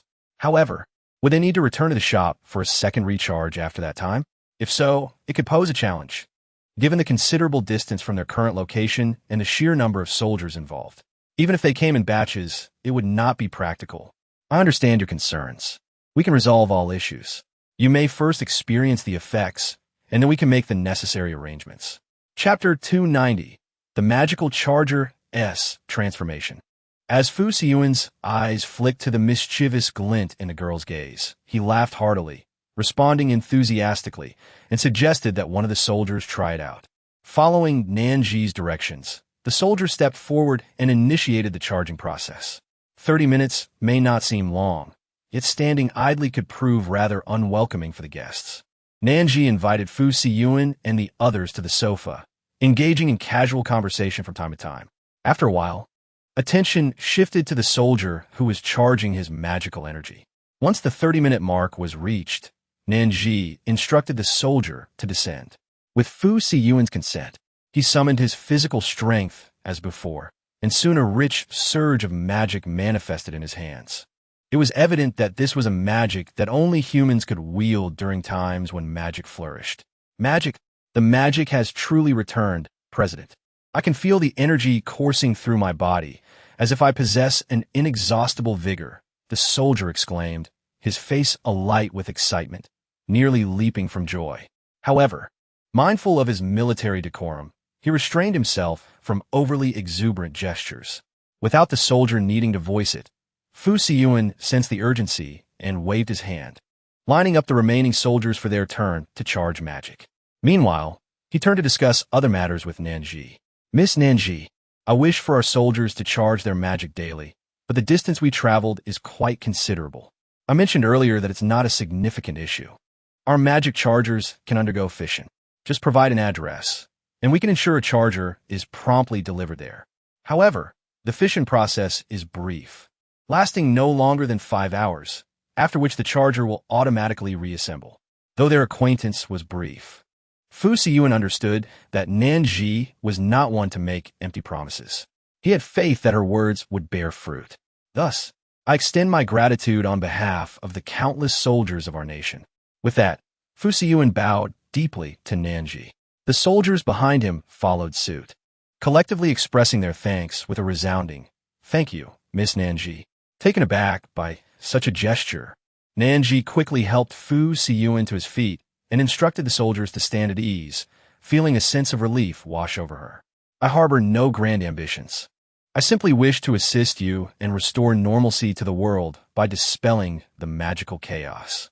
It seems our goals align, so let us join forces and work in unison. Fu Siyuan's gaze was fixed on Nan Zhi, filled with gratitude. Yes, together, we shall strive to make this world ever more beautiful. Even the soldiers felt the atmosphere ignite with fervor, their hearts swelling with passion, eager to shout in celebration. In the time that followed, Nan Zhi led Fu Siyuan and the others on a tour of the shop, introducing them to previously sold-out items. Chapter 291. The More Chips. The greater chance of victory, she did not present any proposals to Fu Siyuan, yet her words sparked new ideas within him. The more resources one possessed, the greater the likelihood of triumph against magic and its chaotic forces. After Fu Siyuan and his group departed, the fortune teller who had been standing outside the shop was finally able to enter.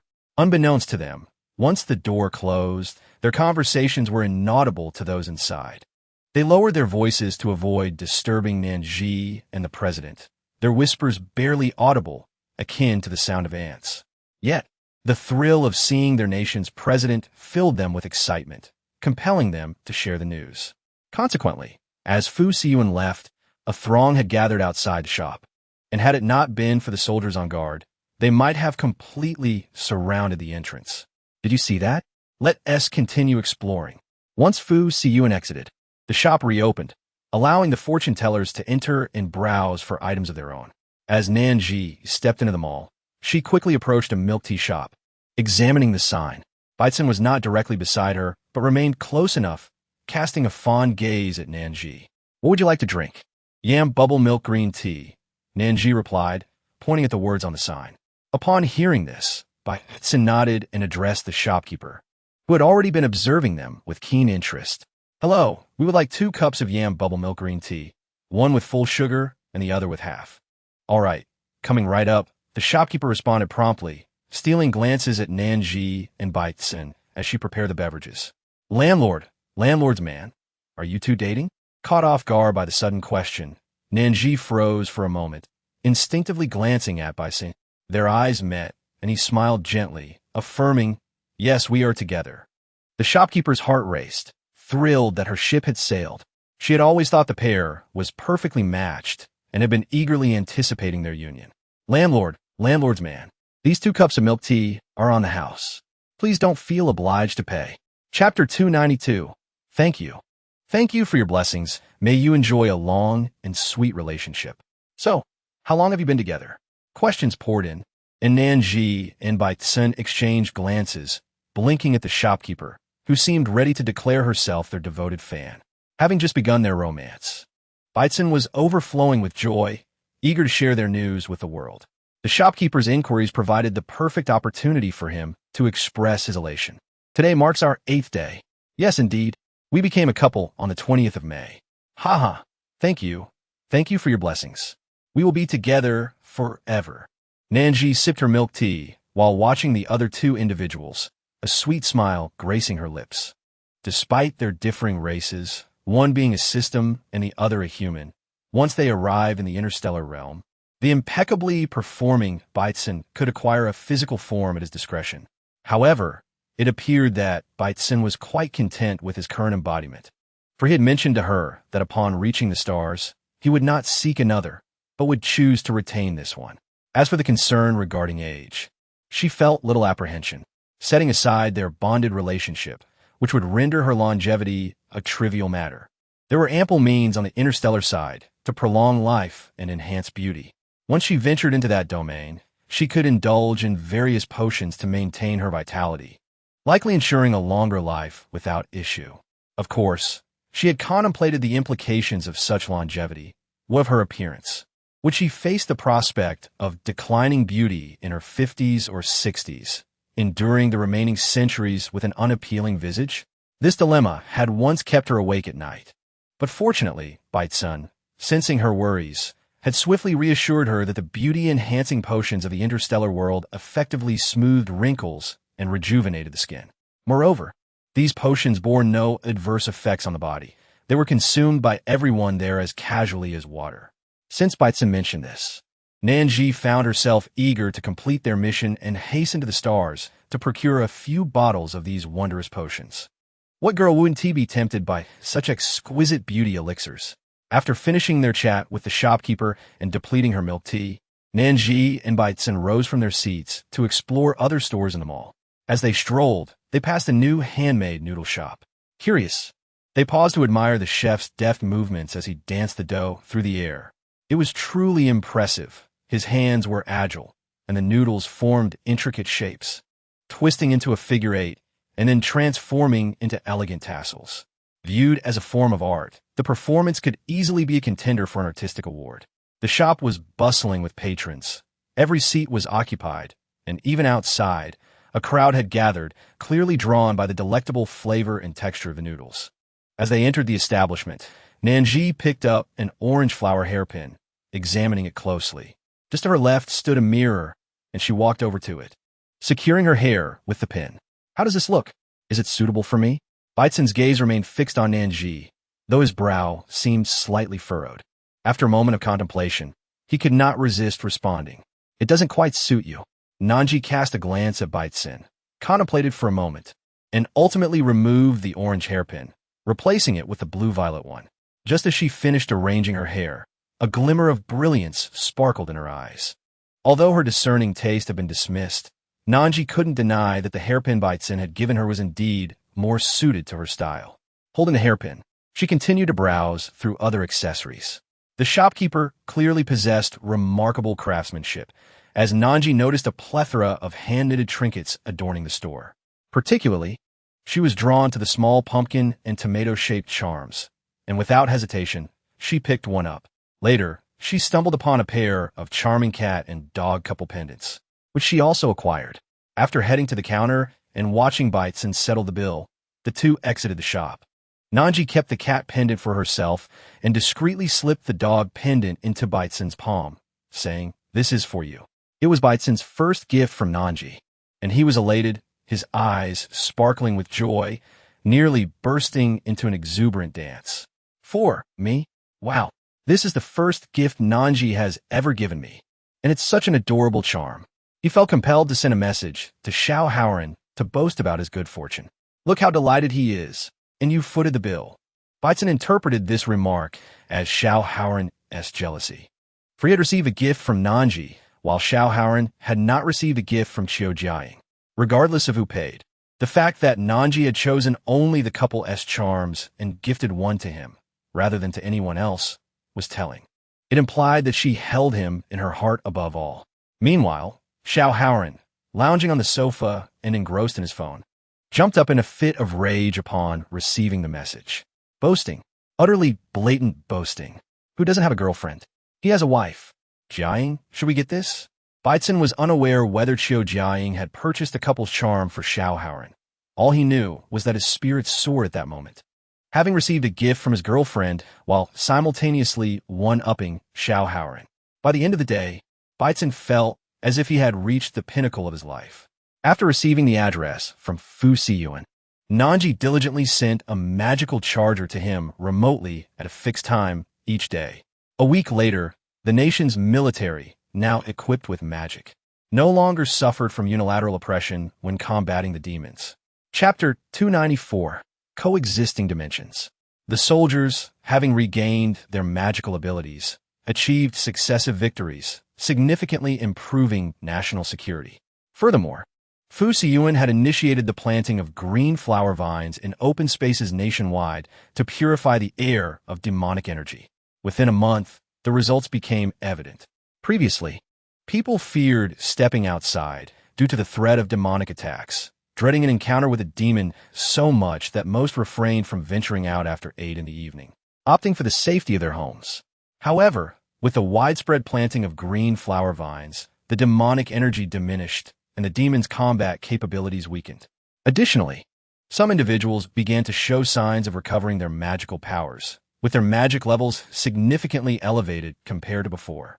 The military also intensified patrols in various districts, bolstering public safety. The demons had lost their opportunity to wreak havoc. Even upon sighting humans, they scurried away in fear of annihilation. Like a post-apocalyptic realm, the charm shop in a magical dimension remained open, allowing Nan Zhi to visit at any time. Which dimension shall we explore next? Nan Zhi felt an intense curiosity about the next realm. After all, each dimension offers unique lifestyles and cultures. Immersing herself in them would undoubtedly broaden her horizons. The coexisting dimension. Baitzen replied with a mysterious smile, yet the mere utterance of these words left Nan Zhi bewildered. What did he mean by a coexisting dimension? Was it a place where multiple dimensions cohabitate? The coexisting dimension is a remarkable realm inhabited not only by humans, but also by dogs, cats, rabbits, and an array of other animals and plants. Notably, the animals and plants here possess the ability to walk, speak, and engage with others. Some have attained sentience, while others remain unrefined, lacking consciousness and speech, destined to be utilized as sustenance by humans. You might encounter a stone that can converse with you along the way. Just the thought of it feels enchanting. Nan Zhi was already yearning to dash to the coexisting dimension and witness that world firsthand. And then, what is the current state of that dimension? What trials has it faced? If the dimension were flourishing and self-sufficient, Baitzen would not have mentioned the need to assist there. Regardless of whether it is the post-apocalyptic realm or the magical dimension, both have encountered varying degrees of issues that urgently require resolution to restore their former prosperity. In the skies of this dimension, a rift has formed, allowing countless extraterrestrials to invade and occupy it, plunging its inhabitants into suffering. It has been said that the previous dimensions, 997 and 998, were already dire, but in this dimension, the aliens mercilessly enslave them, with forced labor being a commonplace occurrence. Be it human or animal, all require rest. Lack of sleep can lead to tragic consequences. Chapter 295. He yearns to share a room with Nan Zhi. Consequently, after enduring relentless torment and enslavement by the aliens, many beings in the coexisting dimension find it increasingly difficult to survive, succumbing one after another. Nan Zhi clenched her fist in anger, striking the fruit doll in her hand. This is outrageous. It's inhumane. Those aliens, having occupied another's planet, not only deprive people of sleep, but also exploit them to the extreme. She fumed, determined, those aliens better not dance in front of me. Otherwise, I shall strike each one of them. Let us go. We shall rescue them from their dire straits right away. Baitzen, understanding Nan Zhi's temperament, nodded slightly and accompanied her to the portal. With a thought, they transported themselves to the coexisting dimension. Strictly speaking, the accommodations in this dimension resembled a hotel rather than mere houses, as the layout and facilities were akin to those found in a hotel. Even Nan Zhi's room exuded a strong hotel ambience. However, her room was two-storied, consisting of one room on the first floor and another on the second. She generously offered the first floor to Baitsin and claimed the second floor for herself, feeling that it provided her with a greater sense of security. Baitsin, who did not require sleep, found no difference in where he was. Yet, deep down, he longed to share a room with Nan Zhi. However, being aware of the cultural norms of the apocalyptic dimension, he refrained from expressing his desires, as it was considered inappropriate for couples in the early stages of romance to share a room. They had a long journey ahead, and some things could wait. Upon reaching the second floor, Nan Zhi explored her room, nodding in satisfaction. Excluding the common areas, her room was remarkably spacious, comparable to the size of a large basketball court. The bed alone was approximately 2.5 meters wide, and the room included an ensuite bathroom and various furniture. Yet ample space remained. Neither the apocalyptic nor the magical dimensions had accommodations as grand as this, which was precisely what Nan Zhi adored. After surveying her room, she glanced at the living area on the second floor before entering a study. As she stepped inside, she gasped, "Wow, so many books." She was thrilled to discover romance novels among them. "This is fantastic. I can read while completing my tasks." After thoroughly exploring the second floor, she descended to the first floor to inquire about their next mission. "Our task primarily involves collecting sky meteorites to mend the holes in the sky. Unfortunately, every alien possesses a piece of sky meteorite in their mind, the size varying from one to another." Upon hearing this, Nan Zhi's blood nearly boiled with excitement. "It can't be as I think, right?" "Indeed, it is exactly as you suspect," Baitsin confirmed with a glance. "Thus, our first mission is to have 10 individuals bring their alien brainstones to the hotel and check in. The alien brainstone can be regarded as currency, akin to the zombie crystals in the apocalyptic dimension." "Understood," Nan Zhi nodded. "What is the reward?" "Upon completion of the task, the reward is 1,500 star coins. The amount of star coins varies with the difficulty of the task." "That sounds excellent," Nan Zhi exclaimed with delight. "Receiving star coins is motivating. I just wonder when I can splurge them in the interstellar realm. What shall we name our hotel?" Baitsin suddenly inquired. "Huh, you named the Magical Dimensions Place Charm store, but why not give this one a name? I wanted to ensure you feel involved." Baitsin scratched his head, having heard that for a relationship to flourish, both parties should feel a sense of participation. "Thank you," Nan Zhi, struggling with naming, thought for a long while before surrendering. "Let us call it Peace Hotel. It is just a catchy phrase that sounds auspicious." Although Baitsin found the name somewhat lackluster, it was still agreeable, and he nodded. "Then it shall be Peace Hotel." This task was relatively simpler compared to their previous two missions. Nan Zhi tilted her head slightly. "Are you serious? Please don't deceive me. Just listening to this is quite extraordinary, you know? It is tantamount to urging the local inhabitants to muster their courage and fiercely combat those who have seized their homeland. If the native residents possessed even a sliver of hope, they would not find themselves in such dire straits today. They must have surrendered only after their struggles bore no fruit. Indeed, Baitsin quickly assured her, in the previous two instances, we could only remain stationary, passively awaiting customers to approach us. This time is different. We could take the initiative, venturing out to seek customers. Upon hearing this, a radiant smile blossomed on Nan Zhi's face. If that were the case, the task would indeed be somewhat simpler. Setting out to find customers now might allow them to complete half of their mission before nightfall. There was a computer at the counter. All they needed to do was input their desired destination, and the hotel would move on its own, eliminating the need for them to walk. "What a marvelous feature!" Nan Zhi exclaimed as she hurried to the computer, with Baitsin following closely behind. Once she powered it on, Baitsin provided her with a detailed explanation of how to operate this function. The process was not complex, and soon Nan Zhi had grasped it. However, as she was new to this place, even with the map displayed on the computer, she was uncertain about the conditions of various locales. Thus, she randomly selected a nearby city, Jinji City. Almost immediately after Nan Zhi pressed the confirmation button, she felt the hotel begin to move. Rushing to the window, she watched as buildings glided past her view. The sensation was akin to driving, neither too fast nor too slow, but rather at a moderate pace. Most importantly, she felt no jarring bumps at all. It was even more efficient than a car. The journey to Jinji City took merely about half an hour, and the hotel came to a stop in a relatively prosperous area. Chapter 297. Do not fear. Grandma will be with you. Yet, as Nan Zhi gazed out at the scenery, a surge of inexplicable anger welled up within her. The words spoken by the inhabitants of each realm varied greatly. But once she arrived in a new realm, her mind automatically assimilated all the dialects of that place. Therefore, she easily understood the harsh words filtering in through the window. You have 10 minutes to move this stuff. If you fail, you won't have dinner tonight. And you will all receive 30 lashes at the punishment hall. A grotesque figure, so repugnant it elicited nausea at first glance, was coldly addressing a group of small dogs and cats. Nan Zhi believed that this grotesque creature must be the alien that had invaded this realm. Its massive body resembled that of an insect, akin to an oversized grasshopper, with a fearsome visage, yet it bore human-like features, possessing slender limbs. More importantly, its facial expression exuded a capitalistic demeanor.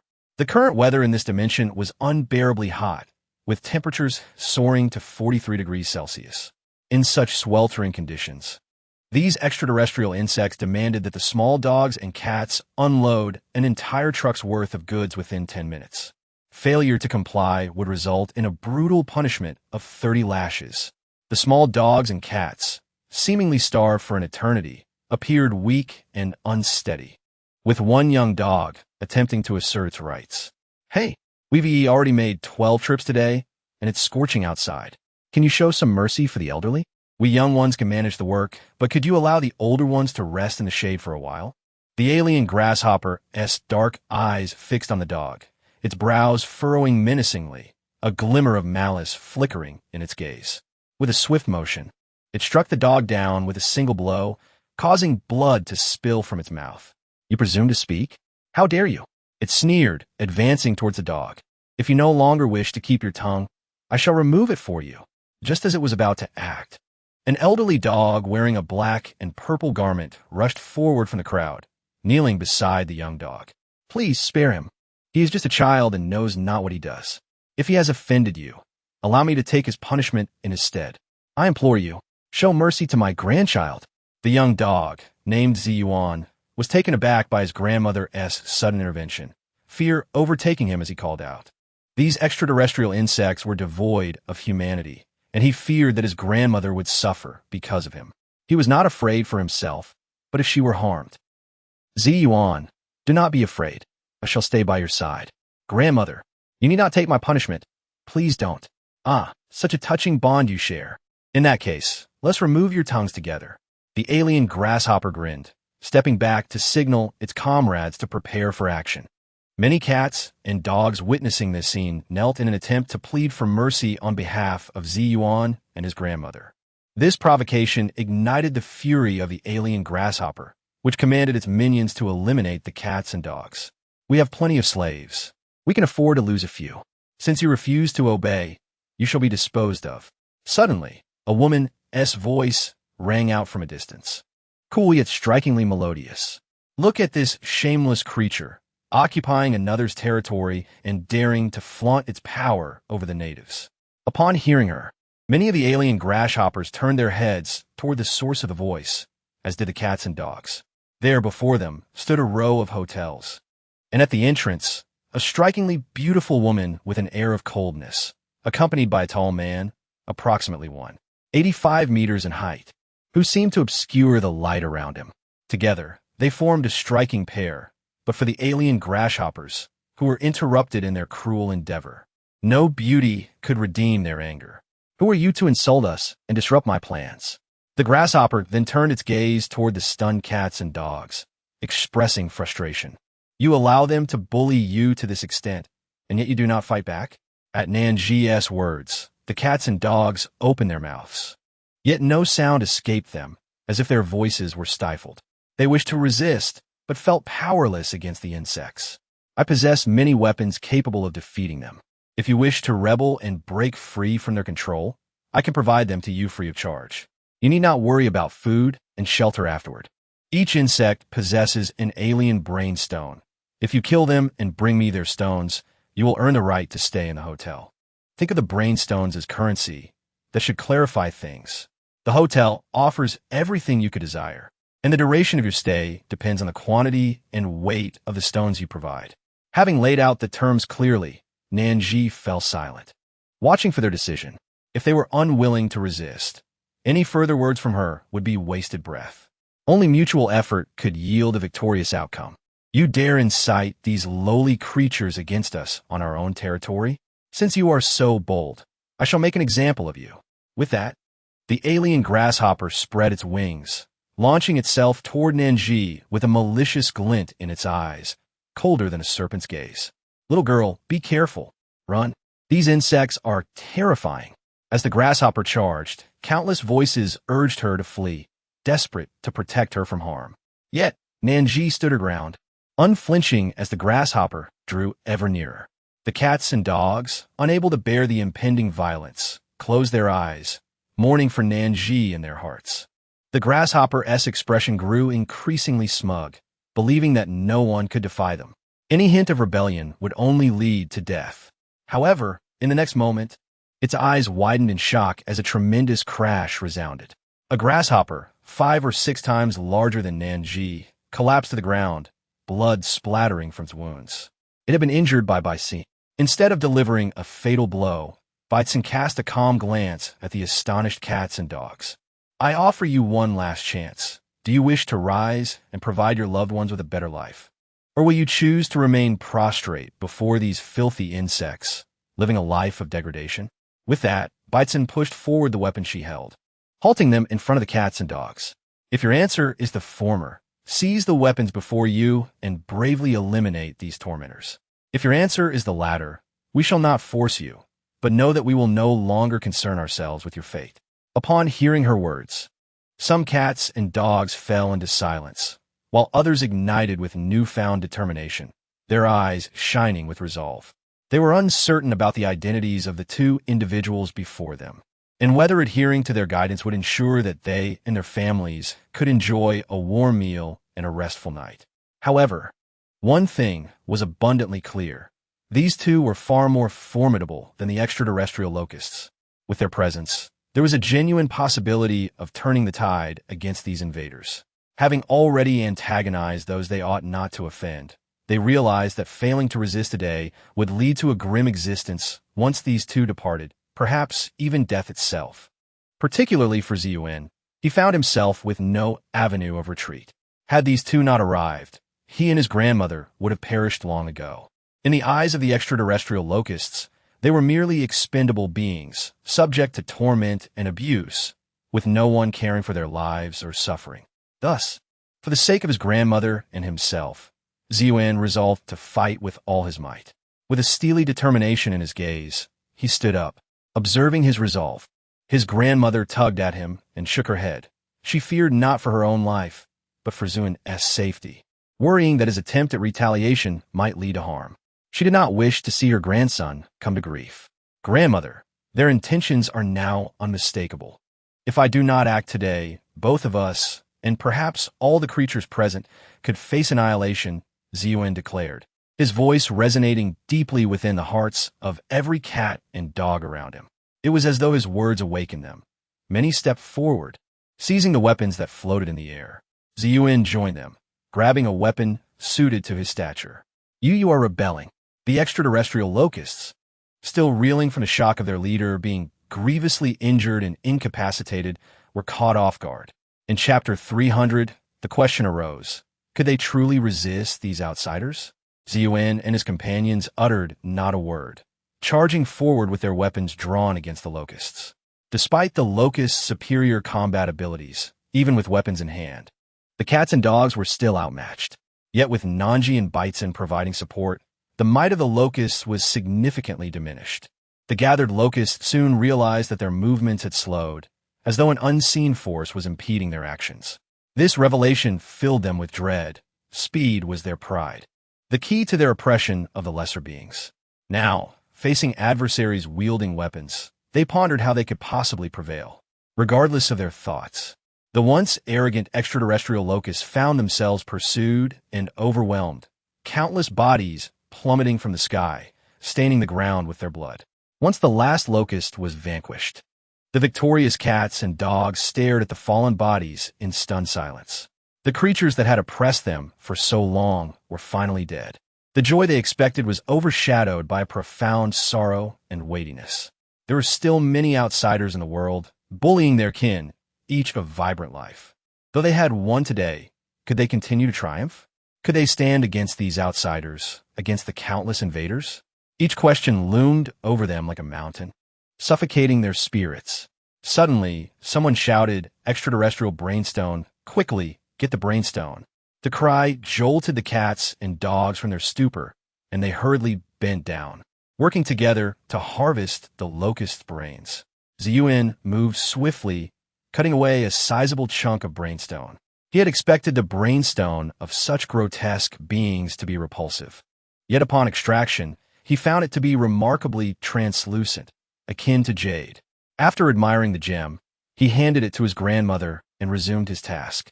Ultimately, they collected over 30 pieces of brainstone, cradling them in their arms, their eyes fixed intently on Nan Zhi.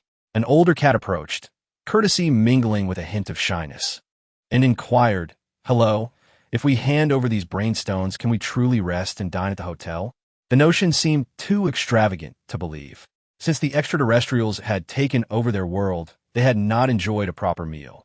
Their rations were often no more than a mere handful of rice, devoid of any vegetables or meat. This was already considered fortunate. Some were fortunate enough to even have rice. The extraterrestrials would sometimes deliberately eat in front of them, only to spit it out for them to lick off the ground. Others had been made to eat in the restroom, under the guise of cleaning it. They had endured all manner of indignities just to survive. In these years, they had consumed whatever they could, simply to stay alive. In this world, the things that mattered to people were many: family, friends, lovers, country, faith. And the hopes of those who had passed on to live was to have the chance to do more. You just need to place the brainstone on this machine. The displayed weight will determine how many days you can stay at the hotel. The weight system had already been established by Beitzen, who had outlined the parameters. For instance, 0 to 15 grams allowed for 1 day of stay, and so forth. The elderly cat looked gratefully at Nan Zhi, nodded, and promptly instructed the others to place the brainstones on the machine. Before long, the results were revealed. The total weight of their collected brainstones would allow them to stay in the hotel for a week. A week was already a great blessing. The old cat gazed at the gleaming hotel, filled with gratitude, reflecting on how, had they not encountered these two, they would likely have been slaughtered by the locusts. Unable to stand here now, in such a welcoming environment. Dear ones, based on the quantity of brainstone you have provided, you will all rest in the same room for the next week. If you wish to separate, that is also possible, but it may reduce the number of days you can stay.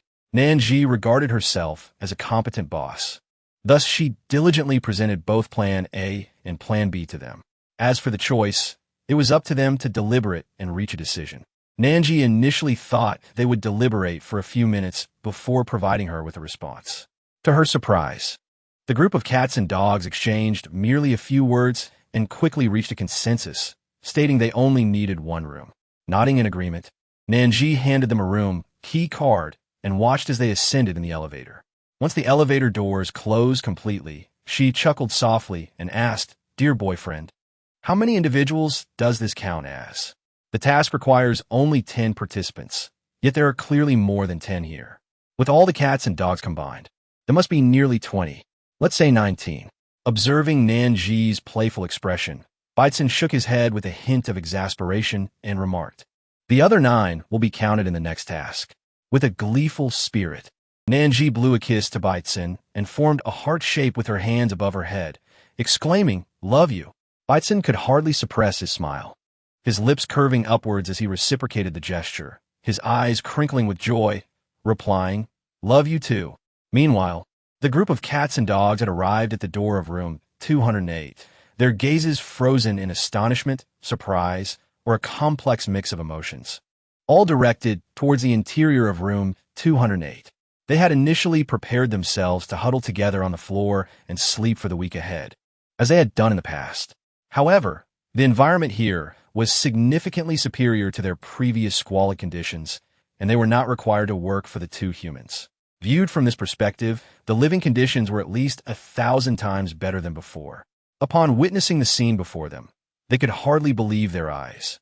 The room boasted a spacious living area, 3 bedrooms, a television, cozy bedding, and soft pillows. The air conditioning was adjustable for both cooling and heating, and all necessary furniture and appliances, including a washing machine, were present, along with a large and airy balcony. Had they not been acutely aware of their circumstances, they might have thought they were on vacation.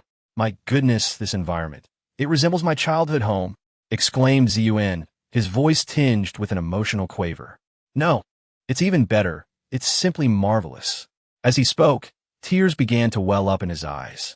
It had been so long since he had stayed in such a splendid room. "Indeed, this room is too wonderful, almost surreal." The elderly cat sighed, quickly ushering the others inside, eager to make the most of this rare opportunity. With a total of 19 individuals, they allocated the rooms such that each could accommodate around 6 occupants. The rooms were spacious enough that even 6 or 7 people would not feel cramped.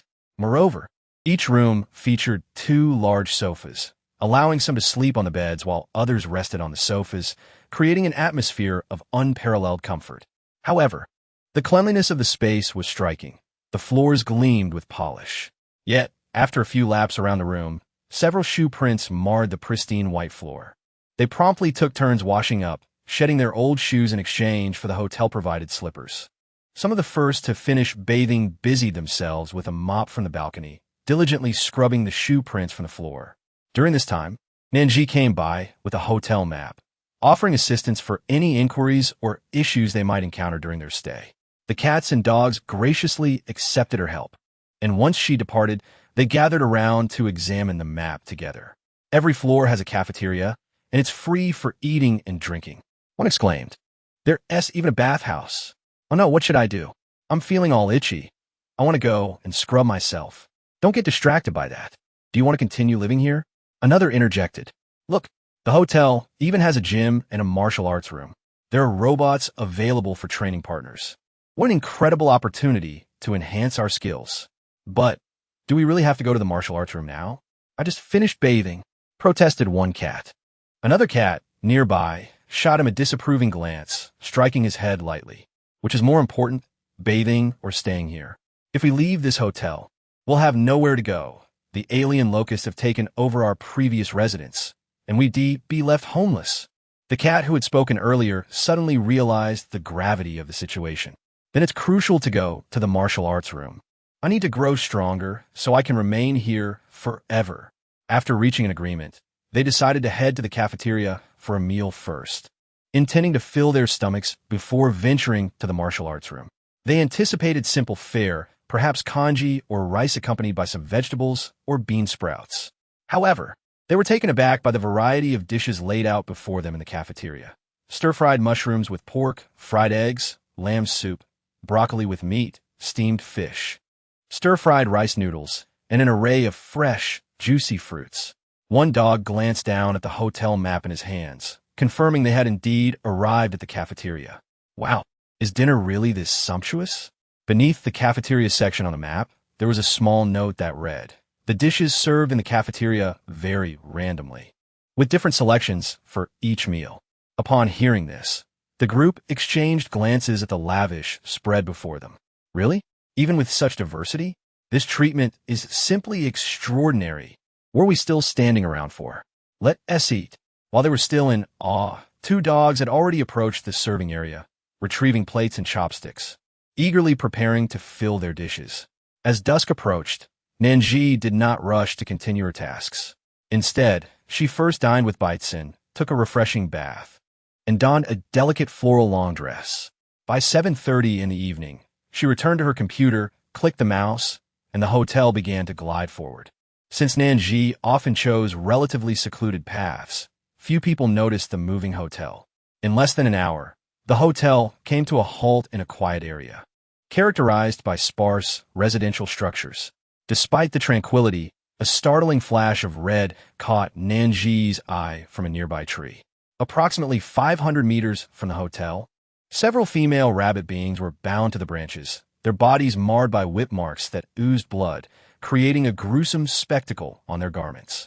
Before them stood 2 or 3 alien locusts wielding whips, while another occasionally kicked the stools they stood upon, eliciting terrified gasps from the girls as the stools threatened to topple. The alien locusts emitted a series of repugnant cackles, reveling in their torment. Chapter 304. Do you wish for roasted rabbit?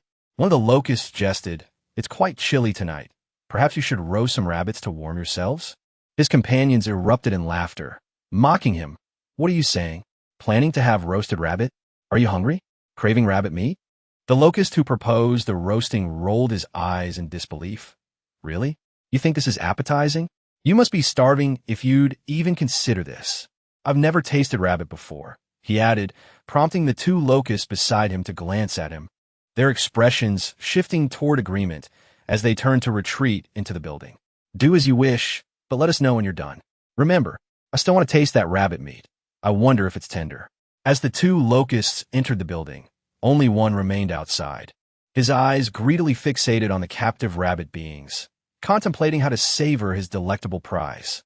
Just then, Nan Zhi and Baitsin approached from behind, and before the locust could react, Baitsin swiftly severed the bindings that held the girls captive.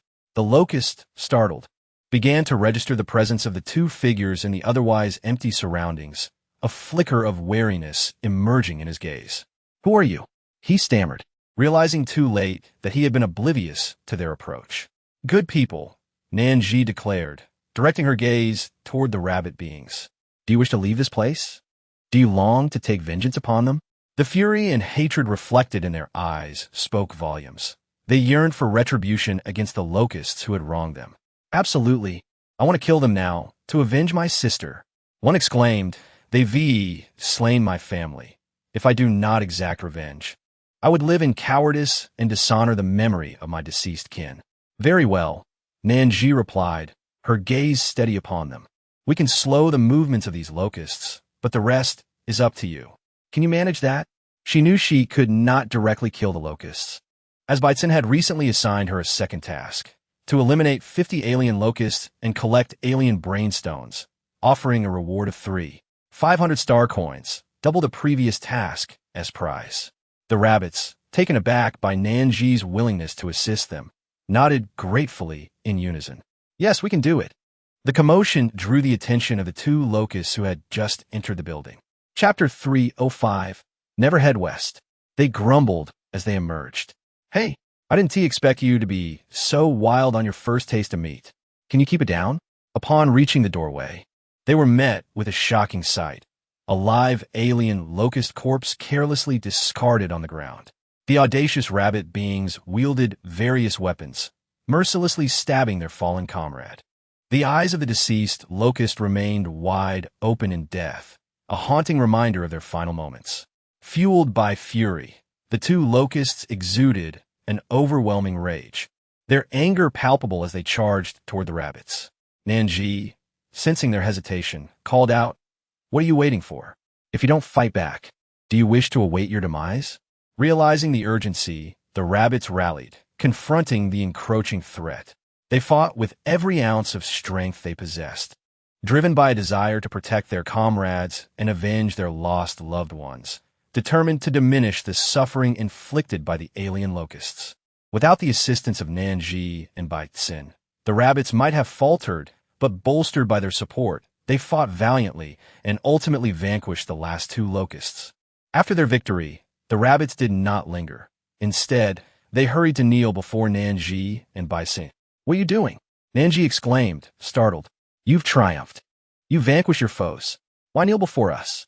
"Thanks to our benefactors, we were able to slay these vile creatures, avenging our parents, our kin, and our friends. Our lives belong to you now. Wherever you lead us, we shall follow without hesitation." "No," Nan Zhi responded, perplexed. "Your lives are your own. You must cherish them and not entrust them to others so easily. Moreover, If you require shelter, I can provide it. I own a hotel with ample rooms available. Simply exchange the alien brainstones for lodging. As soon as Nan Zhi finished speaking, she observed the bewildered expressions of the rabbit people, who seemed utterly oblivious to the existence of the alien brainstones. She began to elucidate. The alien brainstones are located within the brains of the extraterrestrial locusts. You will see for yourselves shortly. Pausing momentarily, she continued, if you truly wish to repay us, then grow stronger. Make yourselves more formidable, assist more individuals, and gather more alien brainstones for me. Upon hearing this, the rabbit people, who had initially felt a tinge of disappointment, suddenly found a newfound purpose within their hearts. Chapter 306, presenting all alien brainstones to our benefactor. It became apparent that there were myriad ways to express gratitude to their benefactor. Since she desired the alien brainstones, they resolved to eliminate the extraterrestrial locusts and offer all the brainstones to her. With this thought, they nodded in agreement, promptly arming themselves with knives and other tools to confront the locusts, slicing left and right, extracting the brainstones from their heads, and reverently presenting them to Nan Zhi. After registering their information, Nan Zhi soon provided the rabbit people with a room card, the number boldly inscribed as 219, coincidentally on the same floor as the recently arrived cat and dog aliens. Having been in the hotel for less than 4 hours, the rabbit people encountered the cat and dog aliens. The two groups exchanged glances, uncertain of who initiated the conversation. Gradually, they warmed to one another, ultimately reaching a consensus to convene daily for morning and evening training sessions to enhance their abilities, allowing no room for sloth. As the night passed, the next morning, while Nan Zhi and Baitsun were enjoying breakfast at the front desk, they witnessed the rabbit people emerging alongside the dog and cat aliens. Upon spotting Nan Zhi and Baitsun, they greeted the two with cheerful hellos. You all are up so early, Nan Zhi remarked with a smile.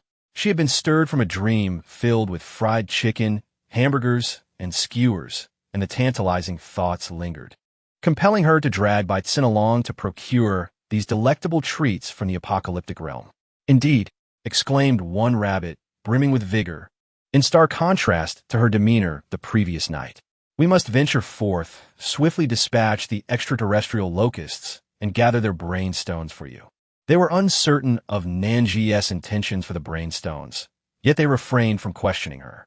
They simply knew that Nan Zhi had rescued them, granting them freedom and liberating them from their dire circumstances.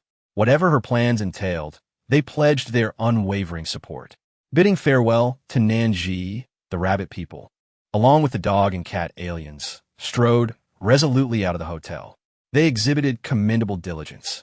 Nan Zhi took a sip of her congee, savored a bite of fried chicken leg, and then inquired, by the way, is there a specific quantity requirement for collecting the alien brainstones? How do we determine if the task is accomplished? Nan Zhi had not delved into this matter previously, but curiosity had arisen. There is no specific quantity requirement. Baitsun explained. As you have observed, the sizes of the alien brainstones vary. Thus, our criterion for success is whether we can completely seal the openings in the sky. You need not worry. If the brainstones we collect are sufficient to fill the holes, a green light will illuminate at your personal storage facility. Upon hearing Baitsun's reassurances, Nan Zhi felt a sense of relief. At least she would be informed of the progress. Chapter 307. Have they been eliminated? With the sky's openings sealed, what would become of the extraterrestrial locusts? Nan Zhi raised an eyebrow, mimicking a slicing motion across her neck with her knife, playfully suggesting, shall we eliminate them? Unbeknownst to her, her playful demeanor was quite captivating, warming Baitsun's heart, nearly melting it away. He couldn't resist pinching her slightly plump cheek.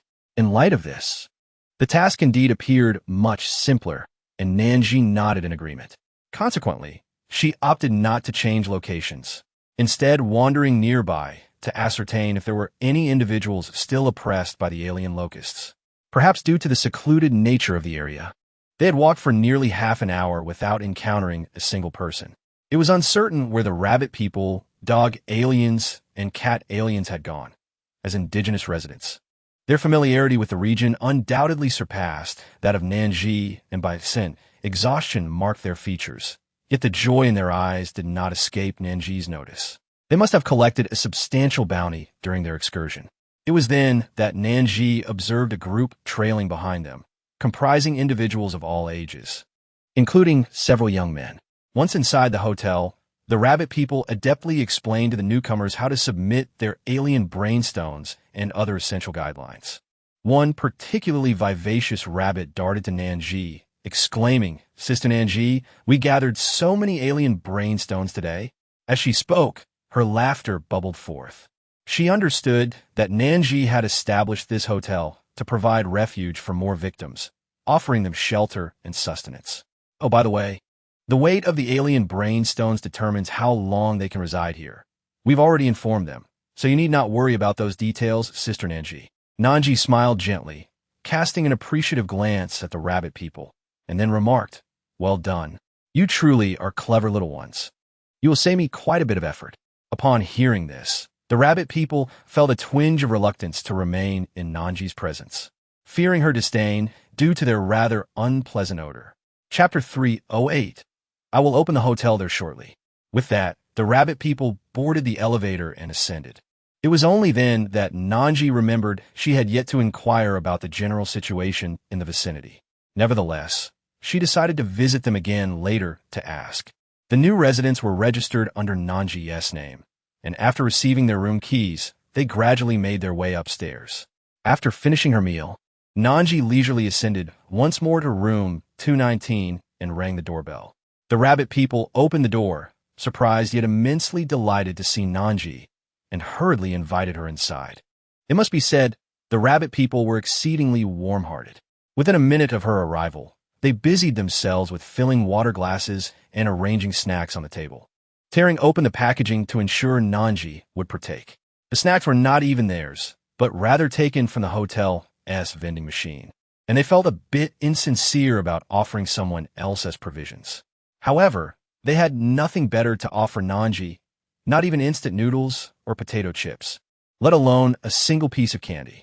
After exchanging a few pleasantries with the rabbit people, Nan Zhi got straight to the point.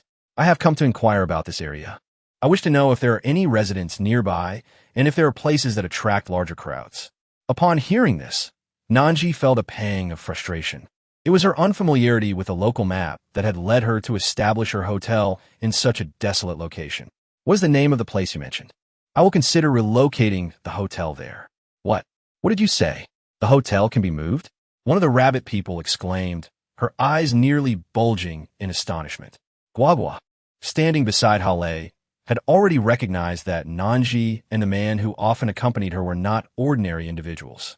She was well aware of the buildings, trees, and grass surrounding their previous residence. For as long as she could remember, she had never seen a hotel in that vicinity. The sudden appearance of a row of hotels that night was as if they had materialized out of thin air. Although she did not know how Nan Zhi and her companion had managed this, the fact that they had rescued them from the extraterrestrial locusts and helped them eliminate their enemies was enough to imply that they were truly remarkable. Chapter 309. The flower market is not a market, they are formidable, far beyond anything one could imagine. Guagua signaled to Hale to remain silent and turned to Nan Zhi. Market? Nan Zhi furrowed her brow. But isn't this place called Huasher? Isn't Huasher a market? Why are there so few people? Initially, she had been drawn to this location called Huasher, thinking that as a market, it must be bustling with activity, which was why she had chosen to establish her hotel here. This is not a market, Guagua replied with a friendly smile. Huasher is merely a name. I cannot fathom why the person who named this area chose Huasher.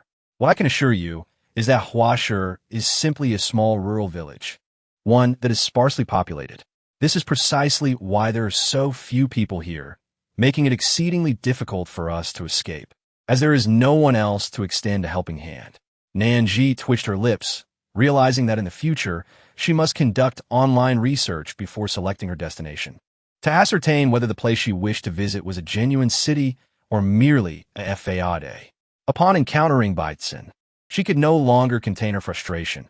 I never thought I could misjudge things too. It infuriates me. I initially believed Hua City was a proper city, bustling with people and thus more capable of saving lives. To my astonishment, it turned out to be merely a place name. I truly wished to meet the individual who named Hua City, just to observe their thought process. Which benevolent person would arbitrarily name a place so similarly to a city?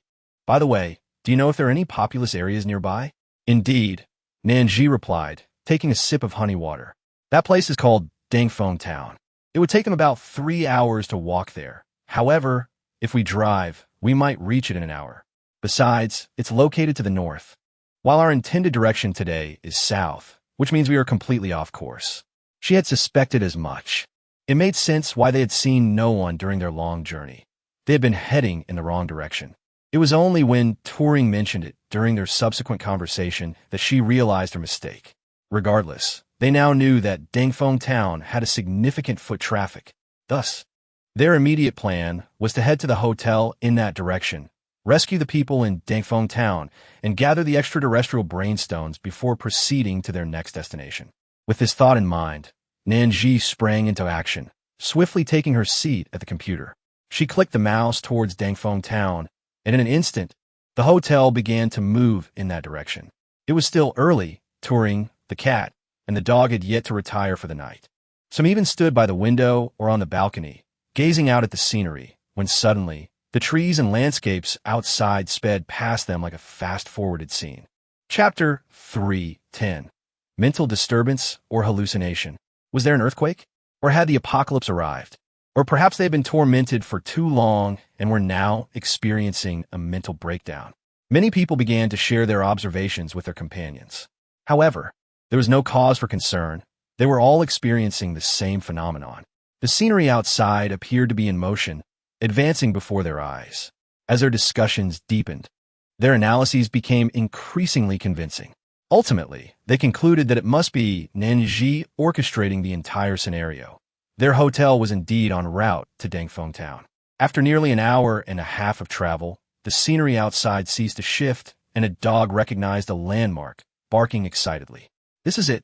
This is Dangfeng Town, the place we visited today. I remember that tree vividly. No other tree stands out like it. When I first saw it, I even marveled at its uniqueness.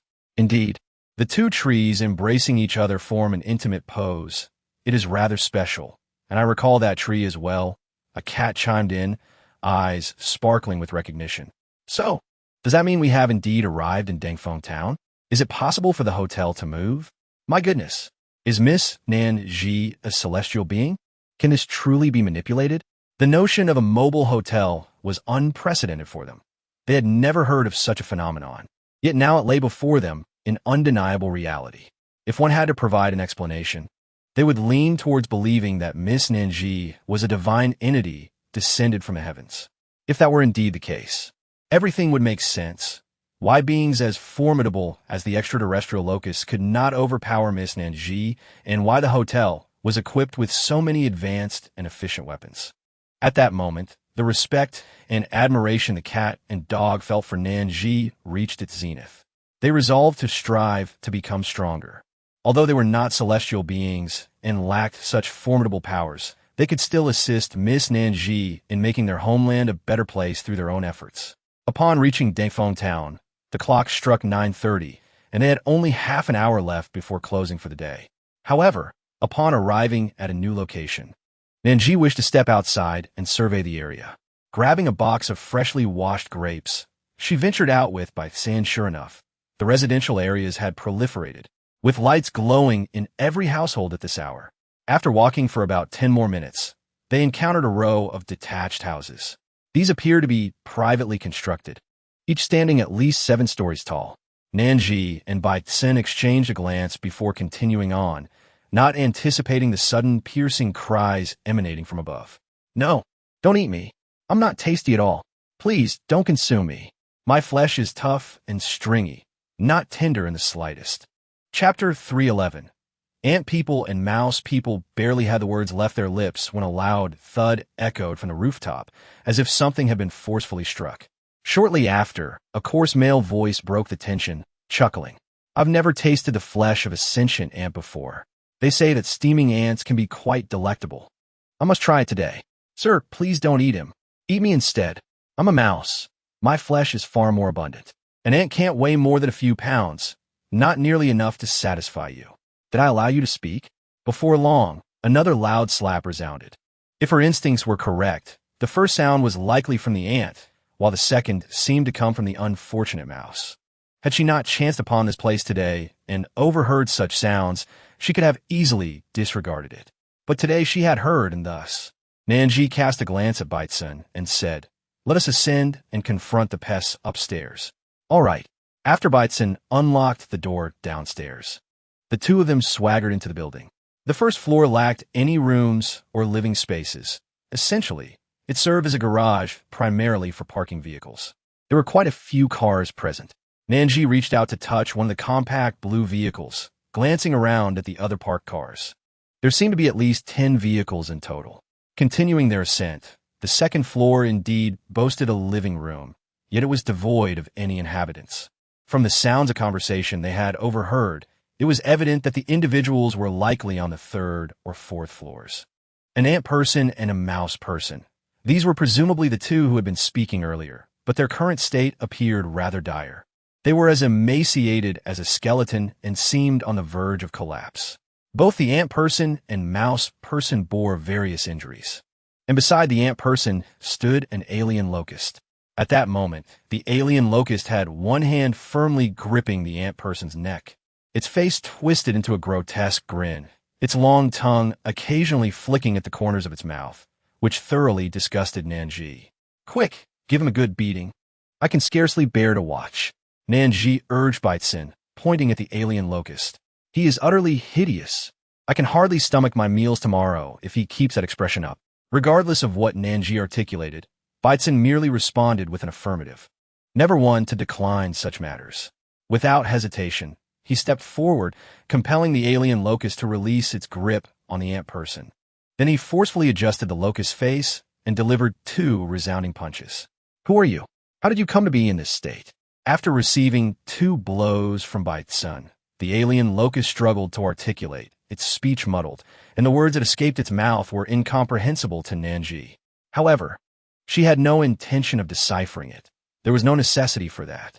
The ant person collapsed to the ground, pressing a hand to her chest and gasping for breath, her gaze vacant and dazed. Observing that the alien locust was temporarily subdued, the mouse person rushed to the ant person's side, concern evident in his eyes. "How are you? How do you feel? Is there anywhere that hurts?" Once the ant person had caught her breath, she merely shook her head slightly. Perhaps due to the prolonged grip of the alien locust around her neck, she could not speak immediately, instead conveying through her eyes to the mouse person that he need not fret over her condition. Seeing that the ant person was indeed not gravely harmed, the mouse person exhaled in relief, but then glanced at the alien locust, which lay on the ground, seemingly still reeling from the encounter. Suddenly, the mouse person stood up, picked up a nearby brick, and approached the alien locust, delivering a series of heavy blows to its head. As he watched the alien locust lying on the ground, barely clinging to life and utterly incapacitated, Nan Zhi felt a sense of satisfaction. The mouse person was commendable, proactive in his actions without requiring any hints or verbal prompts from them. "If you can extract a piece of brainstone from within your minds and present it to me, I can offer you accommodation at the hotel," Nan Zhi declared.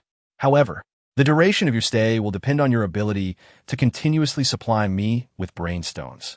Is work required at the hotel? Is it a place where one cannot rest for 24 hours? Are there alien locusts present there as well?" The mouse person inquired, not immediately taking action, but instead seeking clarification from Nan Zhi. Yet if the new accommodation also housed alien locusts, he would prefer to forego the offer. What change could it bring? They would still be subjected to beatings and servitude. Upon reflection, he perhaps overthought the situation. Every corner of the world was now occupied by alien locusts. If that were the case, how could there possibly be a place devoid of them? As he pondered, he lowered his head. Unexpectedly, he then heard, "There are no alien locusts in the hotel. You cannot enter, and the hotel will not permit your entry. You will not need to do anything at the hotel. Simply rest well, eat, sleep, and enjoy snacks. If there must be a condition, it is that you need to continuously provide me with some alien brainstones. Otherwise, your stay will be short-lived." It was imperative to clarify all requirements and stipulations. Hence, Nan Zhi articulated all her expectations for him to hear. Our hotel does not lack for guests. Only those who are diligent, willing to exert effort, and ready to fight may reside within. If you merely wish to enter and hide from the locusts without contributing, that is utterly impossible. Nan Zhi initially believed that the mouse man would take some time to ponder. Yet, to her astonishment, upon hearing her words, a glimmer of light flickered in his eyes, and he eagerly consented. The task of exterminating the extraterrestrial locusts and extracting the precious brain stones from their minds was far preferable to being imprisoned and subjected to brutalities by those beasts. Although he still harbored uncertainties about his ability to successfully slay the alien locusts, one thing was clear. He was determined to try. A hint of gentleness appeared in the resolute gaze of the dog as he cast a glance towards Min Min, wishing to forge a glimmer of hope for their future. Min Min had never endured such hardships since her birth. Their homeland was now overrun by those vile creatures, and her once lush form had withered to a mere shadow of its former self. His gaze drifted to Min Min's cheeks, where the flesh seemed to be on the verge of sinking in, rendering her exceedingly frail. Chapter 313. The Flyman Can Still Fly. All of this was the doing of those monsters. To his surprise, at this hour, the rabbit, cat, and dog beings had not yet succumbed to slumber. They were emerging in succession from elevators 1, 2, and 3. Upon spotting the Ant-Man and Mouse-Man, they rushed over with enthusiasm, creating a scene that might well lead an onlooker to believe they had encountered long-lost relatives. As he observed them chatting amiably, Nan Zhi propped her head on her hand, contentedly munching on snacks while marveling at the unexpected romance blossoming between the Ant-Man and Mouse-Man. It was a revelation that utterly shattered her prior worldview. In her former existence, it was commonplace for dogs to court dogs, cats to court cats, and ants to court ants, producing offspring in the process. Yet, she had never witnessed a romance between a mouse and an ant. This led her to ponder, should the Ant-Man and Mouse-Man choose to bear children in the future, would their progeny resemble an ant? Or would it take the form of a mouse? Perhaps it might be a whimsical blend of both. As these thoughts swirled in her mind, she reflected on her own situation. She was in essence in a romantic entanglement with the system. It was true that upon reaching the interstellar realm, Bison would assume a human form. However, if they were to have children in the future, would those offspring inherit the genes of the system? Why not experiment with this notion? Suddenly, a deep voice resonated beside her, warm breath brushing against her ear in a tantalizing manner. Nan Zhi slightly retracted her neck, touched her ear, and shot Bison a glare, exclaiming, "Your thoughts are rather idyllic. We aren't even married yet, and you expect to deceive her into having children? Moreover, how long have they even been in a relationship? It simply doesn't seem appropriate." Just like this morning, she had risen early with the intention of enjoying breakfast with Bison before venturing out to engage in some charitable deeds. However, just as she finished her meal, she caught sight of an array of whimsical creatures: rabbit people, dog people, cat people, ant people, mouse people, frog people, and duck people, each wielding an assortment of weapons, boldly preparing to exit the hotel. Nan Zhi observed their demeanor and surmised their impending actions.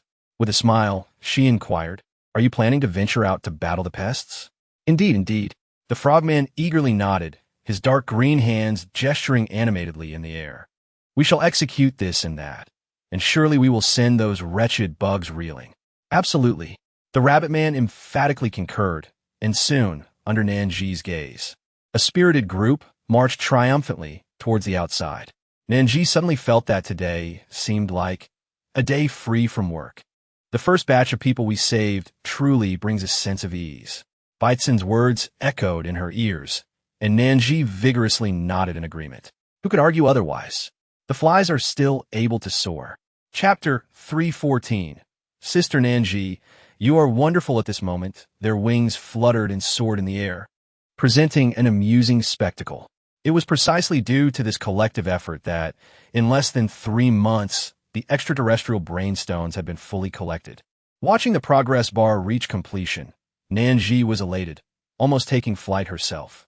With each task accomplished, she received a generous bounty of star coins, akin to a year-end bonus from the company, significantly greater than the usual payouts. Once the extraterrestrial locusts were expelled from the shared dimension, her little wallet would again swell with riches. Just one more hour, and in that time, all extraterrestrial locusts would be driven from this realm. Okay, Nan Zhi responded, signaling with her hands. With time on her hands, she indulged in an episode of a television series. When the hour had passed, the main system indicated that action had been taken, prompting her to finally turn off the television. Receiving the extraterrestrial brain stones, Beitzen approached the hotel entrance. Holding them aloft, an invisible force arranged all the brain stones, both large and small, into a formation resembling a golden rooster. With a powerful thrust, the extraterrestrial brain stones shot straight into the sky, ultimately embedding themselves securely. The gaping chasm had been filled, ensuring that the extraterrestrial locusts could no longer invade this dimension. Nan Zhi believed that for the common people of this world, the disappearance of the alien locusts might initially evoke surprise and bewilderment. However, overall, it was undoubtedly a cause for celebration. Yet, upon witnessing the rabbit people entering the hotel, laughing and crying, her smile faltered slightly. Woo-woo-woo. Sister Nan Zhi, they're gone. We can no longer dig up alien brainstones for you. But the alien brainstones that Sister Nan Zhi cherished are no more. Guagua's face was clouded with discontent, as if this were a monumental loss. Foolish child. Nan Zhi's gaze softened, and she gently patted Guagua's head. Rather than that, I wish for you all to be liberated from the control of the alien locusts, so that countless innocent lives will no longer suffer cruel fates. Setting aside her mission and the allure of star coins, she was, after all, a flesh-and-blood human being. As a person, she could not bear to witness such brutal treatment of vibrant, innocent lives. She felt gratitude towards the heavens and her own fate for leading her to Beitzen. Guagua sniffled and suddenly embraced Nan Zhi, exclaiming, Sister Nan Zhi, you are truly wonderful. Chapter 3:15. I must be 10 years younger. The rabbit people, initially listening to their conversation, had reddened eyes, but, hey, you there, stinky Guagua. What are you doing? Who allowed you to take advantage of Sister Nan Zhi? They had not yet had their turn to embrace her. No matter. We want hugs too. Thus, amidst the jealousy and indignation of the rabbit people, Nan Zhi was showered with hugs, one after another, even having 3 or 4 clinging to her legs. Beitzen wore a grim expression. What nonsense is this? Everyone, step away. In the absence of the alien locusts in the coexisting dimension, after 6 months of effort, life gradually returned to a semblance of normalcy for everyone. Following the successful completion of their mission, under the direction of the main system, Nan Zhi and Beitzen ventured into the interstellar realm. With the existence of a portal, traveling to the stars was remarkably simple. With a mere thought, they could arrive in an instant. Upon their initial arrival in the interstellar realm, Nan Zhi was filled with curiosity akin to that of Lu Lao Lao entering the Grand View Garden. Everything fascinated her. In the morning, she dragged Beitzen to explore the streets for an entire day, even purchasing various skincare products and beauty elixirs. Wow, by DUI, they're so amazing. They can fly. Is there magic in the interstellar realm, or is it some form of advanced technology? If I drink this beauty elixir, will I become 10 years younger? Orange flavor. Absolutely delightful. Wow. Are the jade stones in the interstellar realm so abundant that they are worthless? My pile of jade stones only totals 2,000 star coins? Along the way, Nan Zhi would frequently express her astonishment, while Beitzen followed closely by her side, a faint smile gracing his lips, occasionally bending down to listen attentively to her words. The sunset cast a warm glow upon them, creating a heartwarming and beautiful scene. In the interstellar realm, they were assigned a residence, alleviating any concerns they had about housing. The dwelling was a spacious 4-story villa, complete with a front and backyard. Within, many furnishings were already provided, though some minor items were still lacking. Their outings were not solely for exploration, but also to acquire the missing necessities for their new home. After a brief respite on the sofa, they rose together, each taking on tasks to prepare their little abode for a formal move-in. Subsequently, Nan Zhi and Beitzen enjoyed a carefree life at home. The main system had informed her that she had flawlessly completed tasks across 3 dimensions, granting her an extended vacation.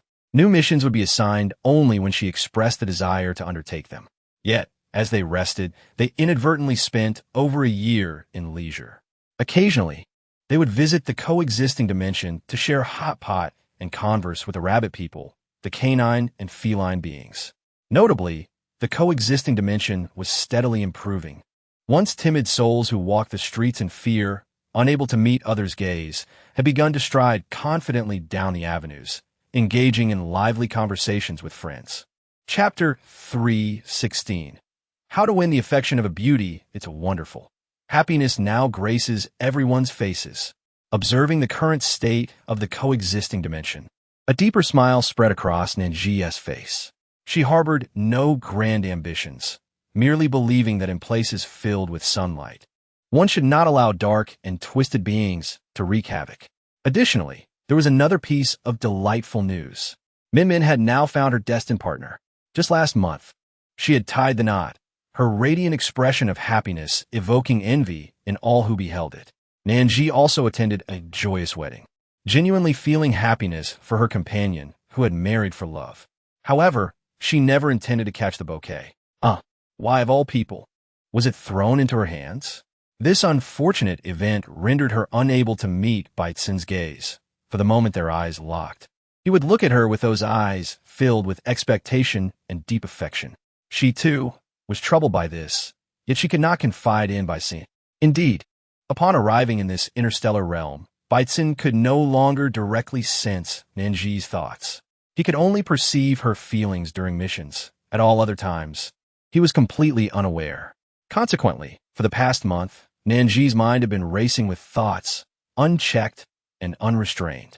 On a sunlit afternoon, still unable to resolve her confusion, Nan Zhi decided to visit the apocalyptic realm, leaving the seemingly forlorn Baitsin behind.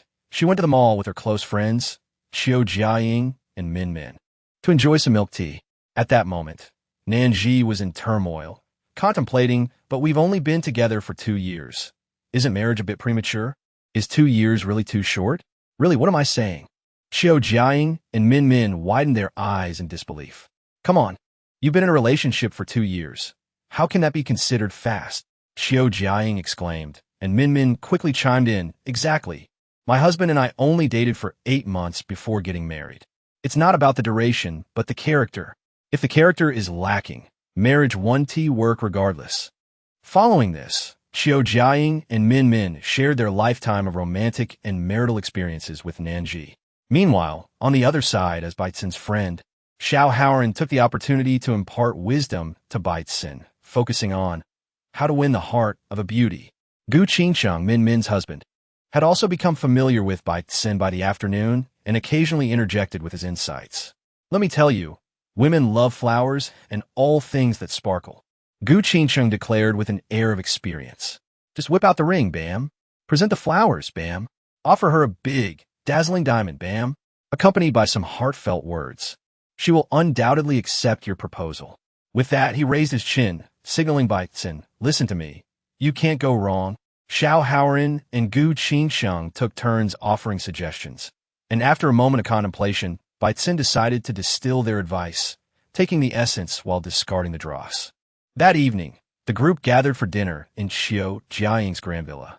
Some couples were busy cooking, while others sought to enjoy a moment of intimacy, leaving Nan Zhi and Baitsin alone in the living room, watching television.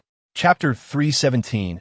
I will suddenly, Baitsin glanced at his phone, and a smile crept across his lips. He composed himself, striving to appear natural, and slightly turned his head. Zhi, would you like to take a walk on the rooftop? Upon hearing those words, Nan Zhi did not ponder much. She merely assumed that Baitsin was fatigued from sitting. Coincidentally, she too felt the urge to take a stroll and engage in some exercise. Nodding, she languidly stretched and said, let's go. Baitsin deliberately slowed his pace, allowing Nan Zhi to walk ahead.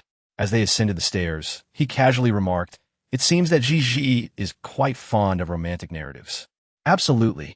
Nan Zhi's voice rose with enthusiasm as she delved into a subject that piqued her interest. Which girl doesn't adore romance? As she spoke, Nan Zhi momentarily halted her steps and cast a sidelong glance at Baitsin. Just when he thought his intentions had been discerned, she unexpectedly huffed and quickened her pace up the stairs. What a clueless young man. If only he possessed a touch more romantic flair. Perhaps she would have already accepted his proposal. Feeling bewildered by the sudden outburst, Baitsin scratched his head, perplexed by the situation. What had he done to provoke her? He opened the door to the rooftop, and as Nan Zhi gazed up at the starry sky, she was about to turn and say something to Baitsin when, suddenly, a particular spot on the rooftop illuminated. A large heart, formed by electronic candlelight, appeared before her eyes, and at the center of the heart were delicate pink rose petals. These petals were intricately connected, spelling out a name, Nan Zhi. Nan Zhi swiftly turned to face Baitsin, who stood before her with his hands behind his back, half crouching, her mind still tangled in confusion. She heard Baitsin express, Zhi. At first, I was merely delighted by the prospect of being your companion, exploring the realms alongside you. What initially drew me to you were your carefree disposition, your optimism, and our remarkable compatibility. However, it is undeniable that the more time I spend with you, the deeper my love for you grows each day. I must confess, I cannot imagine my life without you. I wish to share every day with you henceforth. I long to witness the passage of time etched upon your face, to share all the delightful moments life has to offer, and to awaken each morning with the first sight of you. Zhi, I may not utter grandiose declarations, but one thing I can assure you is that I will treat you well in the days to come. I offer you my card, my entire fortune as a token of my love. With that, Baitsin took a deep breath, shifting his hands from behind him to reveal a small gift box. As he opened the box, nestled within was a stunning diamond ring. Locking his gaze upon Nan Zhi, he summoned his courage and asked, So, Zhi, will you marry me? It is often said that flowers and rings are a woman's greatest delight, and Nan Zhi, too, found herself utterly moved by Baitsin's heartfelt gesture. She nodded fervently, Yes, I will. The proposal was a resounding success, and Baitsin, filled with childlike joy, lifted Nan Zhi into his arms and spun her around. Chapter 318. You seem quite experienced, huh? Meanwhile, Xiao Haoran and Xiao Jiaying, who had gone to prepare a meal, along with the elusive Min Min and Gu Qingcheng, emerged from their hidden corner. Congratulations, my brother. Your proposal was a triumph. Xiao Haoran exclaimed, holding Xiao Jiaying's hand, his face radiating joy. Gu Qingcheng chimed in, See, my advice proved invaluable. A flower and a ring are sure to win a beauty's heart. As Gu Qingcheng reveled in his own cleverness, Min Min, standing beside him, grew increasingly irritated. She reached up, deftly pinching his ear. Gritting her teeth, she remarked, You seem rather experienced, huh? Hey, take it easy. I swear, you are truly my first love. If I speak a single lie, may thunder strike me. Watching their friends' playful banter, Nan Zhi and Baitsin exchanged knowing glances and burst into laughter. In the tranquility of the moment, surrounded by happiness, they spent a lively evening together, with whispers drifting far away. How many carats is the diamond in the ring? 5 carats. Why not choose 10? Isn't that too heavy? No matter. I'll place it on my bedside table and gaze at it as I sleep, and that will suffice for my contentment. Nan Zhi and Baitsin are both individuals of action. It has been but a short while since their engagement, yet they have swiftly determined the date and begun selecting wedding attire. After the apocalypse improved, some began relocating, striving to establish new homes for their families, cultivating the land to sustain themselves. Conversely, others have seemingly adopted their rented accommodations as their permanent residences, reluctant to depart. Remarkably, some are even choosing to marry in such settings, devoid of a proper venue, which feels somewhat inappropriate. Fortunately, the white garbage bin proved advantageous. During their time in the magical realm, it produced 5 grand halls and 3 large hotels. This delighted the couples preparing for marriage, as within the rented spaces. Any couple planning to wed is bound to select a hall and a hotel for their ceremony. Today, the wedding of Nan Zhi and Baitsin is taking place in the hall of their rented abode. At this moment, Nan Zhi steps gracefully through the entrance, adorned in a pristine white wedding gown. Her demeanor is poised and elegant, reminiscent of a leisurely stroll through a garden. Today, she is particularly enchanting. With a touch of makeup enhancing her naturally vibrant features, her visage appears even more pronounced and dimensional. As she approaches Baitsin, A mere glance and a raised eyebrow are enough to captivate him completely. Min Min and Xiao Jia-ing follow closely behind, each holding the lengthy train of Nan Zhi's gown. Once she reaches Baitsin, Min Min and Xiao Jia-ing gently release the gown's fabric. Xiao Jia-ing casts a pointed look at Baitsin, issuing a playful yet serious warning. Treat our Nan Zhi well. Should you ever dare to wrong her, rest assured, I shall not hesitate to deliver a punch. In the absence of parents and elders, one might assume that Nan Zhi has no support. However, this is far from the truth. As long as Xiao Jiaying exists in this world, she will steadfastly protect Nan Zhi. No one, not even the most trivial of characters, shall dare to bully her. Even Min Min declared fiercely, I have trained for this, so you best not provoke me into using force. Faced with the threats from Xiao Jiaying and Min Min, Baitsin maintained a solemn and serious demeanor. Rest assured, I shall never commit any act that would betray Nan Zhi. If I ever do, I will accept my own punishment without needing your admonishment. In the interstellar realm, both men and women within a marriage are safeguarded by the law.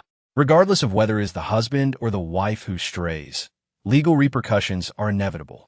The consequences may range from the forfeiture of all assets to imprisonment for more severe transgressions. What does one learn while incarcerated? Naturally, one learns how to be a person, how to interact with one's partner in marriage, and what behaviors are strictly forbidden within that sacred bond. But that's not all. One must also engage in daily tasks, such as operating a sewing machine to craft various handicrafts, maintaining a rigorous schedule of late nights and early mornings, balancing both classroom learning and practical work. The only silver lining is perhaps the regularity of meals, as food is guaranteed. Even though their wedding takes place in a post-apocalyptic dimension, the main system still retains its authority. The laws of the interstellar society continue to apply. Upon hearing this, Xiao Jiaying and Min Min snorted in acknowledgement and chose not to press Baitsin further. The future remains uncertain, yet with them by her side, they are a formidable support for Nan Zhi. Regardless of what lies ahead, they will stand resolutely behind her, bolstering her with unwavering strength. Chapter 319. The Grand Conclusion. Mr. Baitsin, do you take Miss Nan Zhi to be your lawfully wedded wife, to love her eternally, regardless of her future, never to abandon her, and to stand by her side through all adversities? The host held a sheet of paper, his gaze frequently drifting towards Baitsin as he solemnly recited the words inscribed upon it. Miss Nan Zhi, do you take Mr. Baitsin to be your lawfully wedded husband, to love him eternally, regardless of his future, never to abandon him, and to stand by his side through all adversities? I do, Nan Zhi replied with a radiant smile directed at Baitsin, interrupting the host as soon as he finished speaking. Excellent. The groom may now kiss the bride. After uttering this line, the host wiped the perspiration from his brow. The pressure had been immense. He had officiated for hundreds of couples, yet this was the first time he presided over the wedding of his own landlord. The tension was palpable. Fortunately, he successfully navigated the entire ceremony without a single misstep. Baitsin lowered his head, his soft lips meeting the plump, rosy lips of Nan Zhi in a gentle and lingering kiss, prompting a chorus of cheers from the audience. The guests seated below were all tenants from the rental property. When word spread that Nan Zhi was to be married, those who could attend eagerly filled the hall early in the morning. Although the venue was spacious, it could hardly accommodate everyone. Many latecomers stood outside, peering in. Several hotels had been reserved exclusively for this occasion, where countless tenants awaited the arrival of Nan Zhi and Baitsin. As they made their entrance, the enthusiastic tenants raised their glasses to toast Baitsin. Initially, Nan Zhi joined in the toasting, but concerned for her well-being, the tenants kindly poured her a glass of juice instead. After the toasts, Nan Zhi noticed Baitsin's cheeks had begun to flush and promptly instructed Xiao Haoran to serve him juice instead of more alcohol. With several more hotels to visit and numerous toasts to make, it was inevitable that they would encounter a drunken reveler by the end of the night. Baitsin had intended to persist in drinking, but upon receiving a sharp look from Nan Zhi, he relented with a smile. All right, I'll heed your advice. After visiting a few more hotels, Nan Zhi and Baitsin slowly made their way to a high platform near the entrance of their rental property. Xiao Jiaying, Min Min, Xiao Haoran, and Gu Qingsheng followed closely behind, with the tenants trailing a little further back. The unmarried young women gaze at the bouquet in Nan Zhi's hands, a mix of tension and anticipation evident upon their faces. Nan Zhi turned her back to the crowd, lifting the embroidered ball and tossing it behind her. With a resounding splash, those standing below the stage erupted into laughter and began to scramble for the ball. Suddenly, someone exclaimed, "Young man, splendid. The ball signifies it is time for you to marry. Perhaps you will soon find a boyfriend." "Oh no, I prefer fragrant girlfriends. Well, I am on the brink of despair." Amidst the playful chaos, Nan Zhi and Baitin exchanged glances, and in the surrounding clamor, they could only see each other. "I love you." Nan Zhi's lips moved silently, yet Baitin understood her unspoken words. His heart stirred. He leaned closer to her rosy lips, exhaling softly, "I love you too," and without a second thought, he enveloped her in a deep kiss. A delicate glow enveloped them, as if cloaked in a sacred garment. Divine and beautiful, with you by my side in the days to come. No matter how arduous the path ahead, I shall not fear.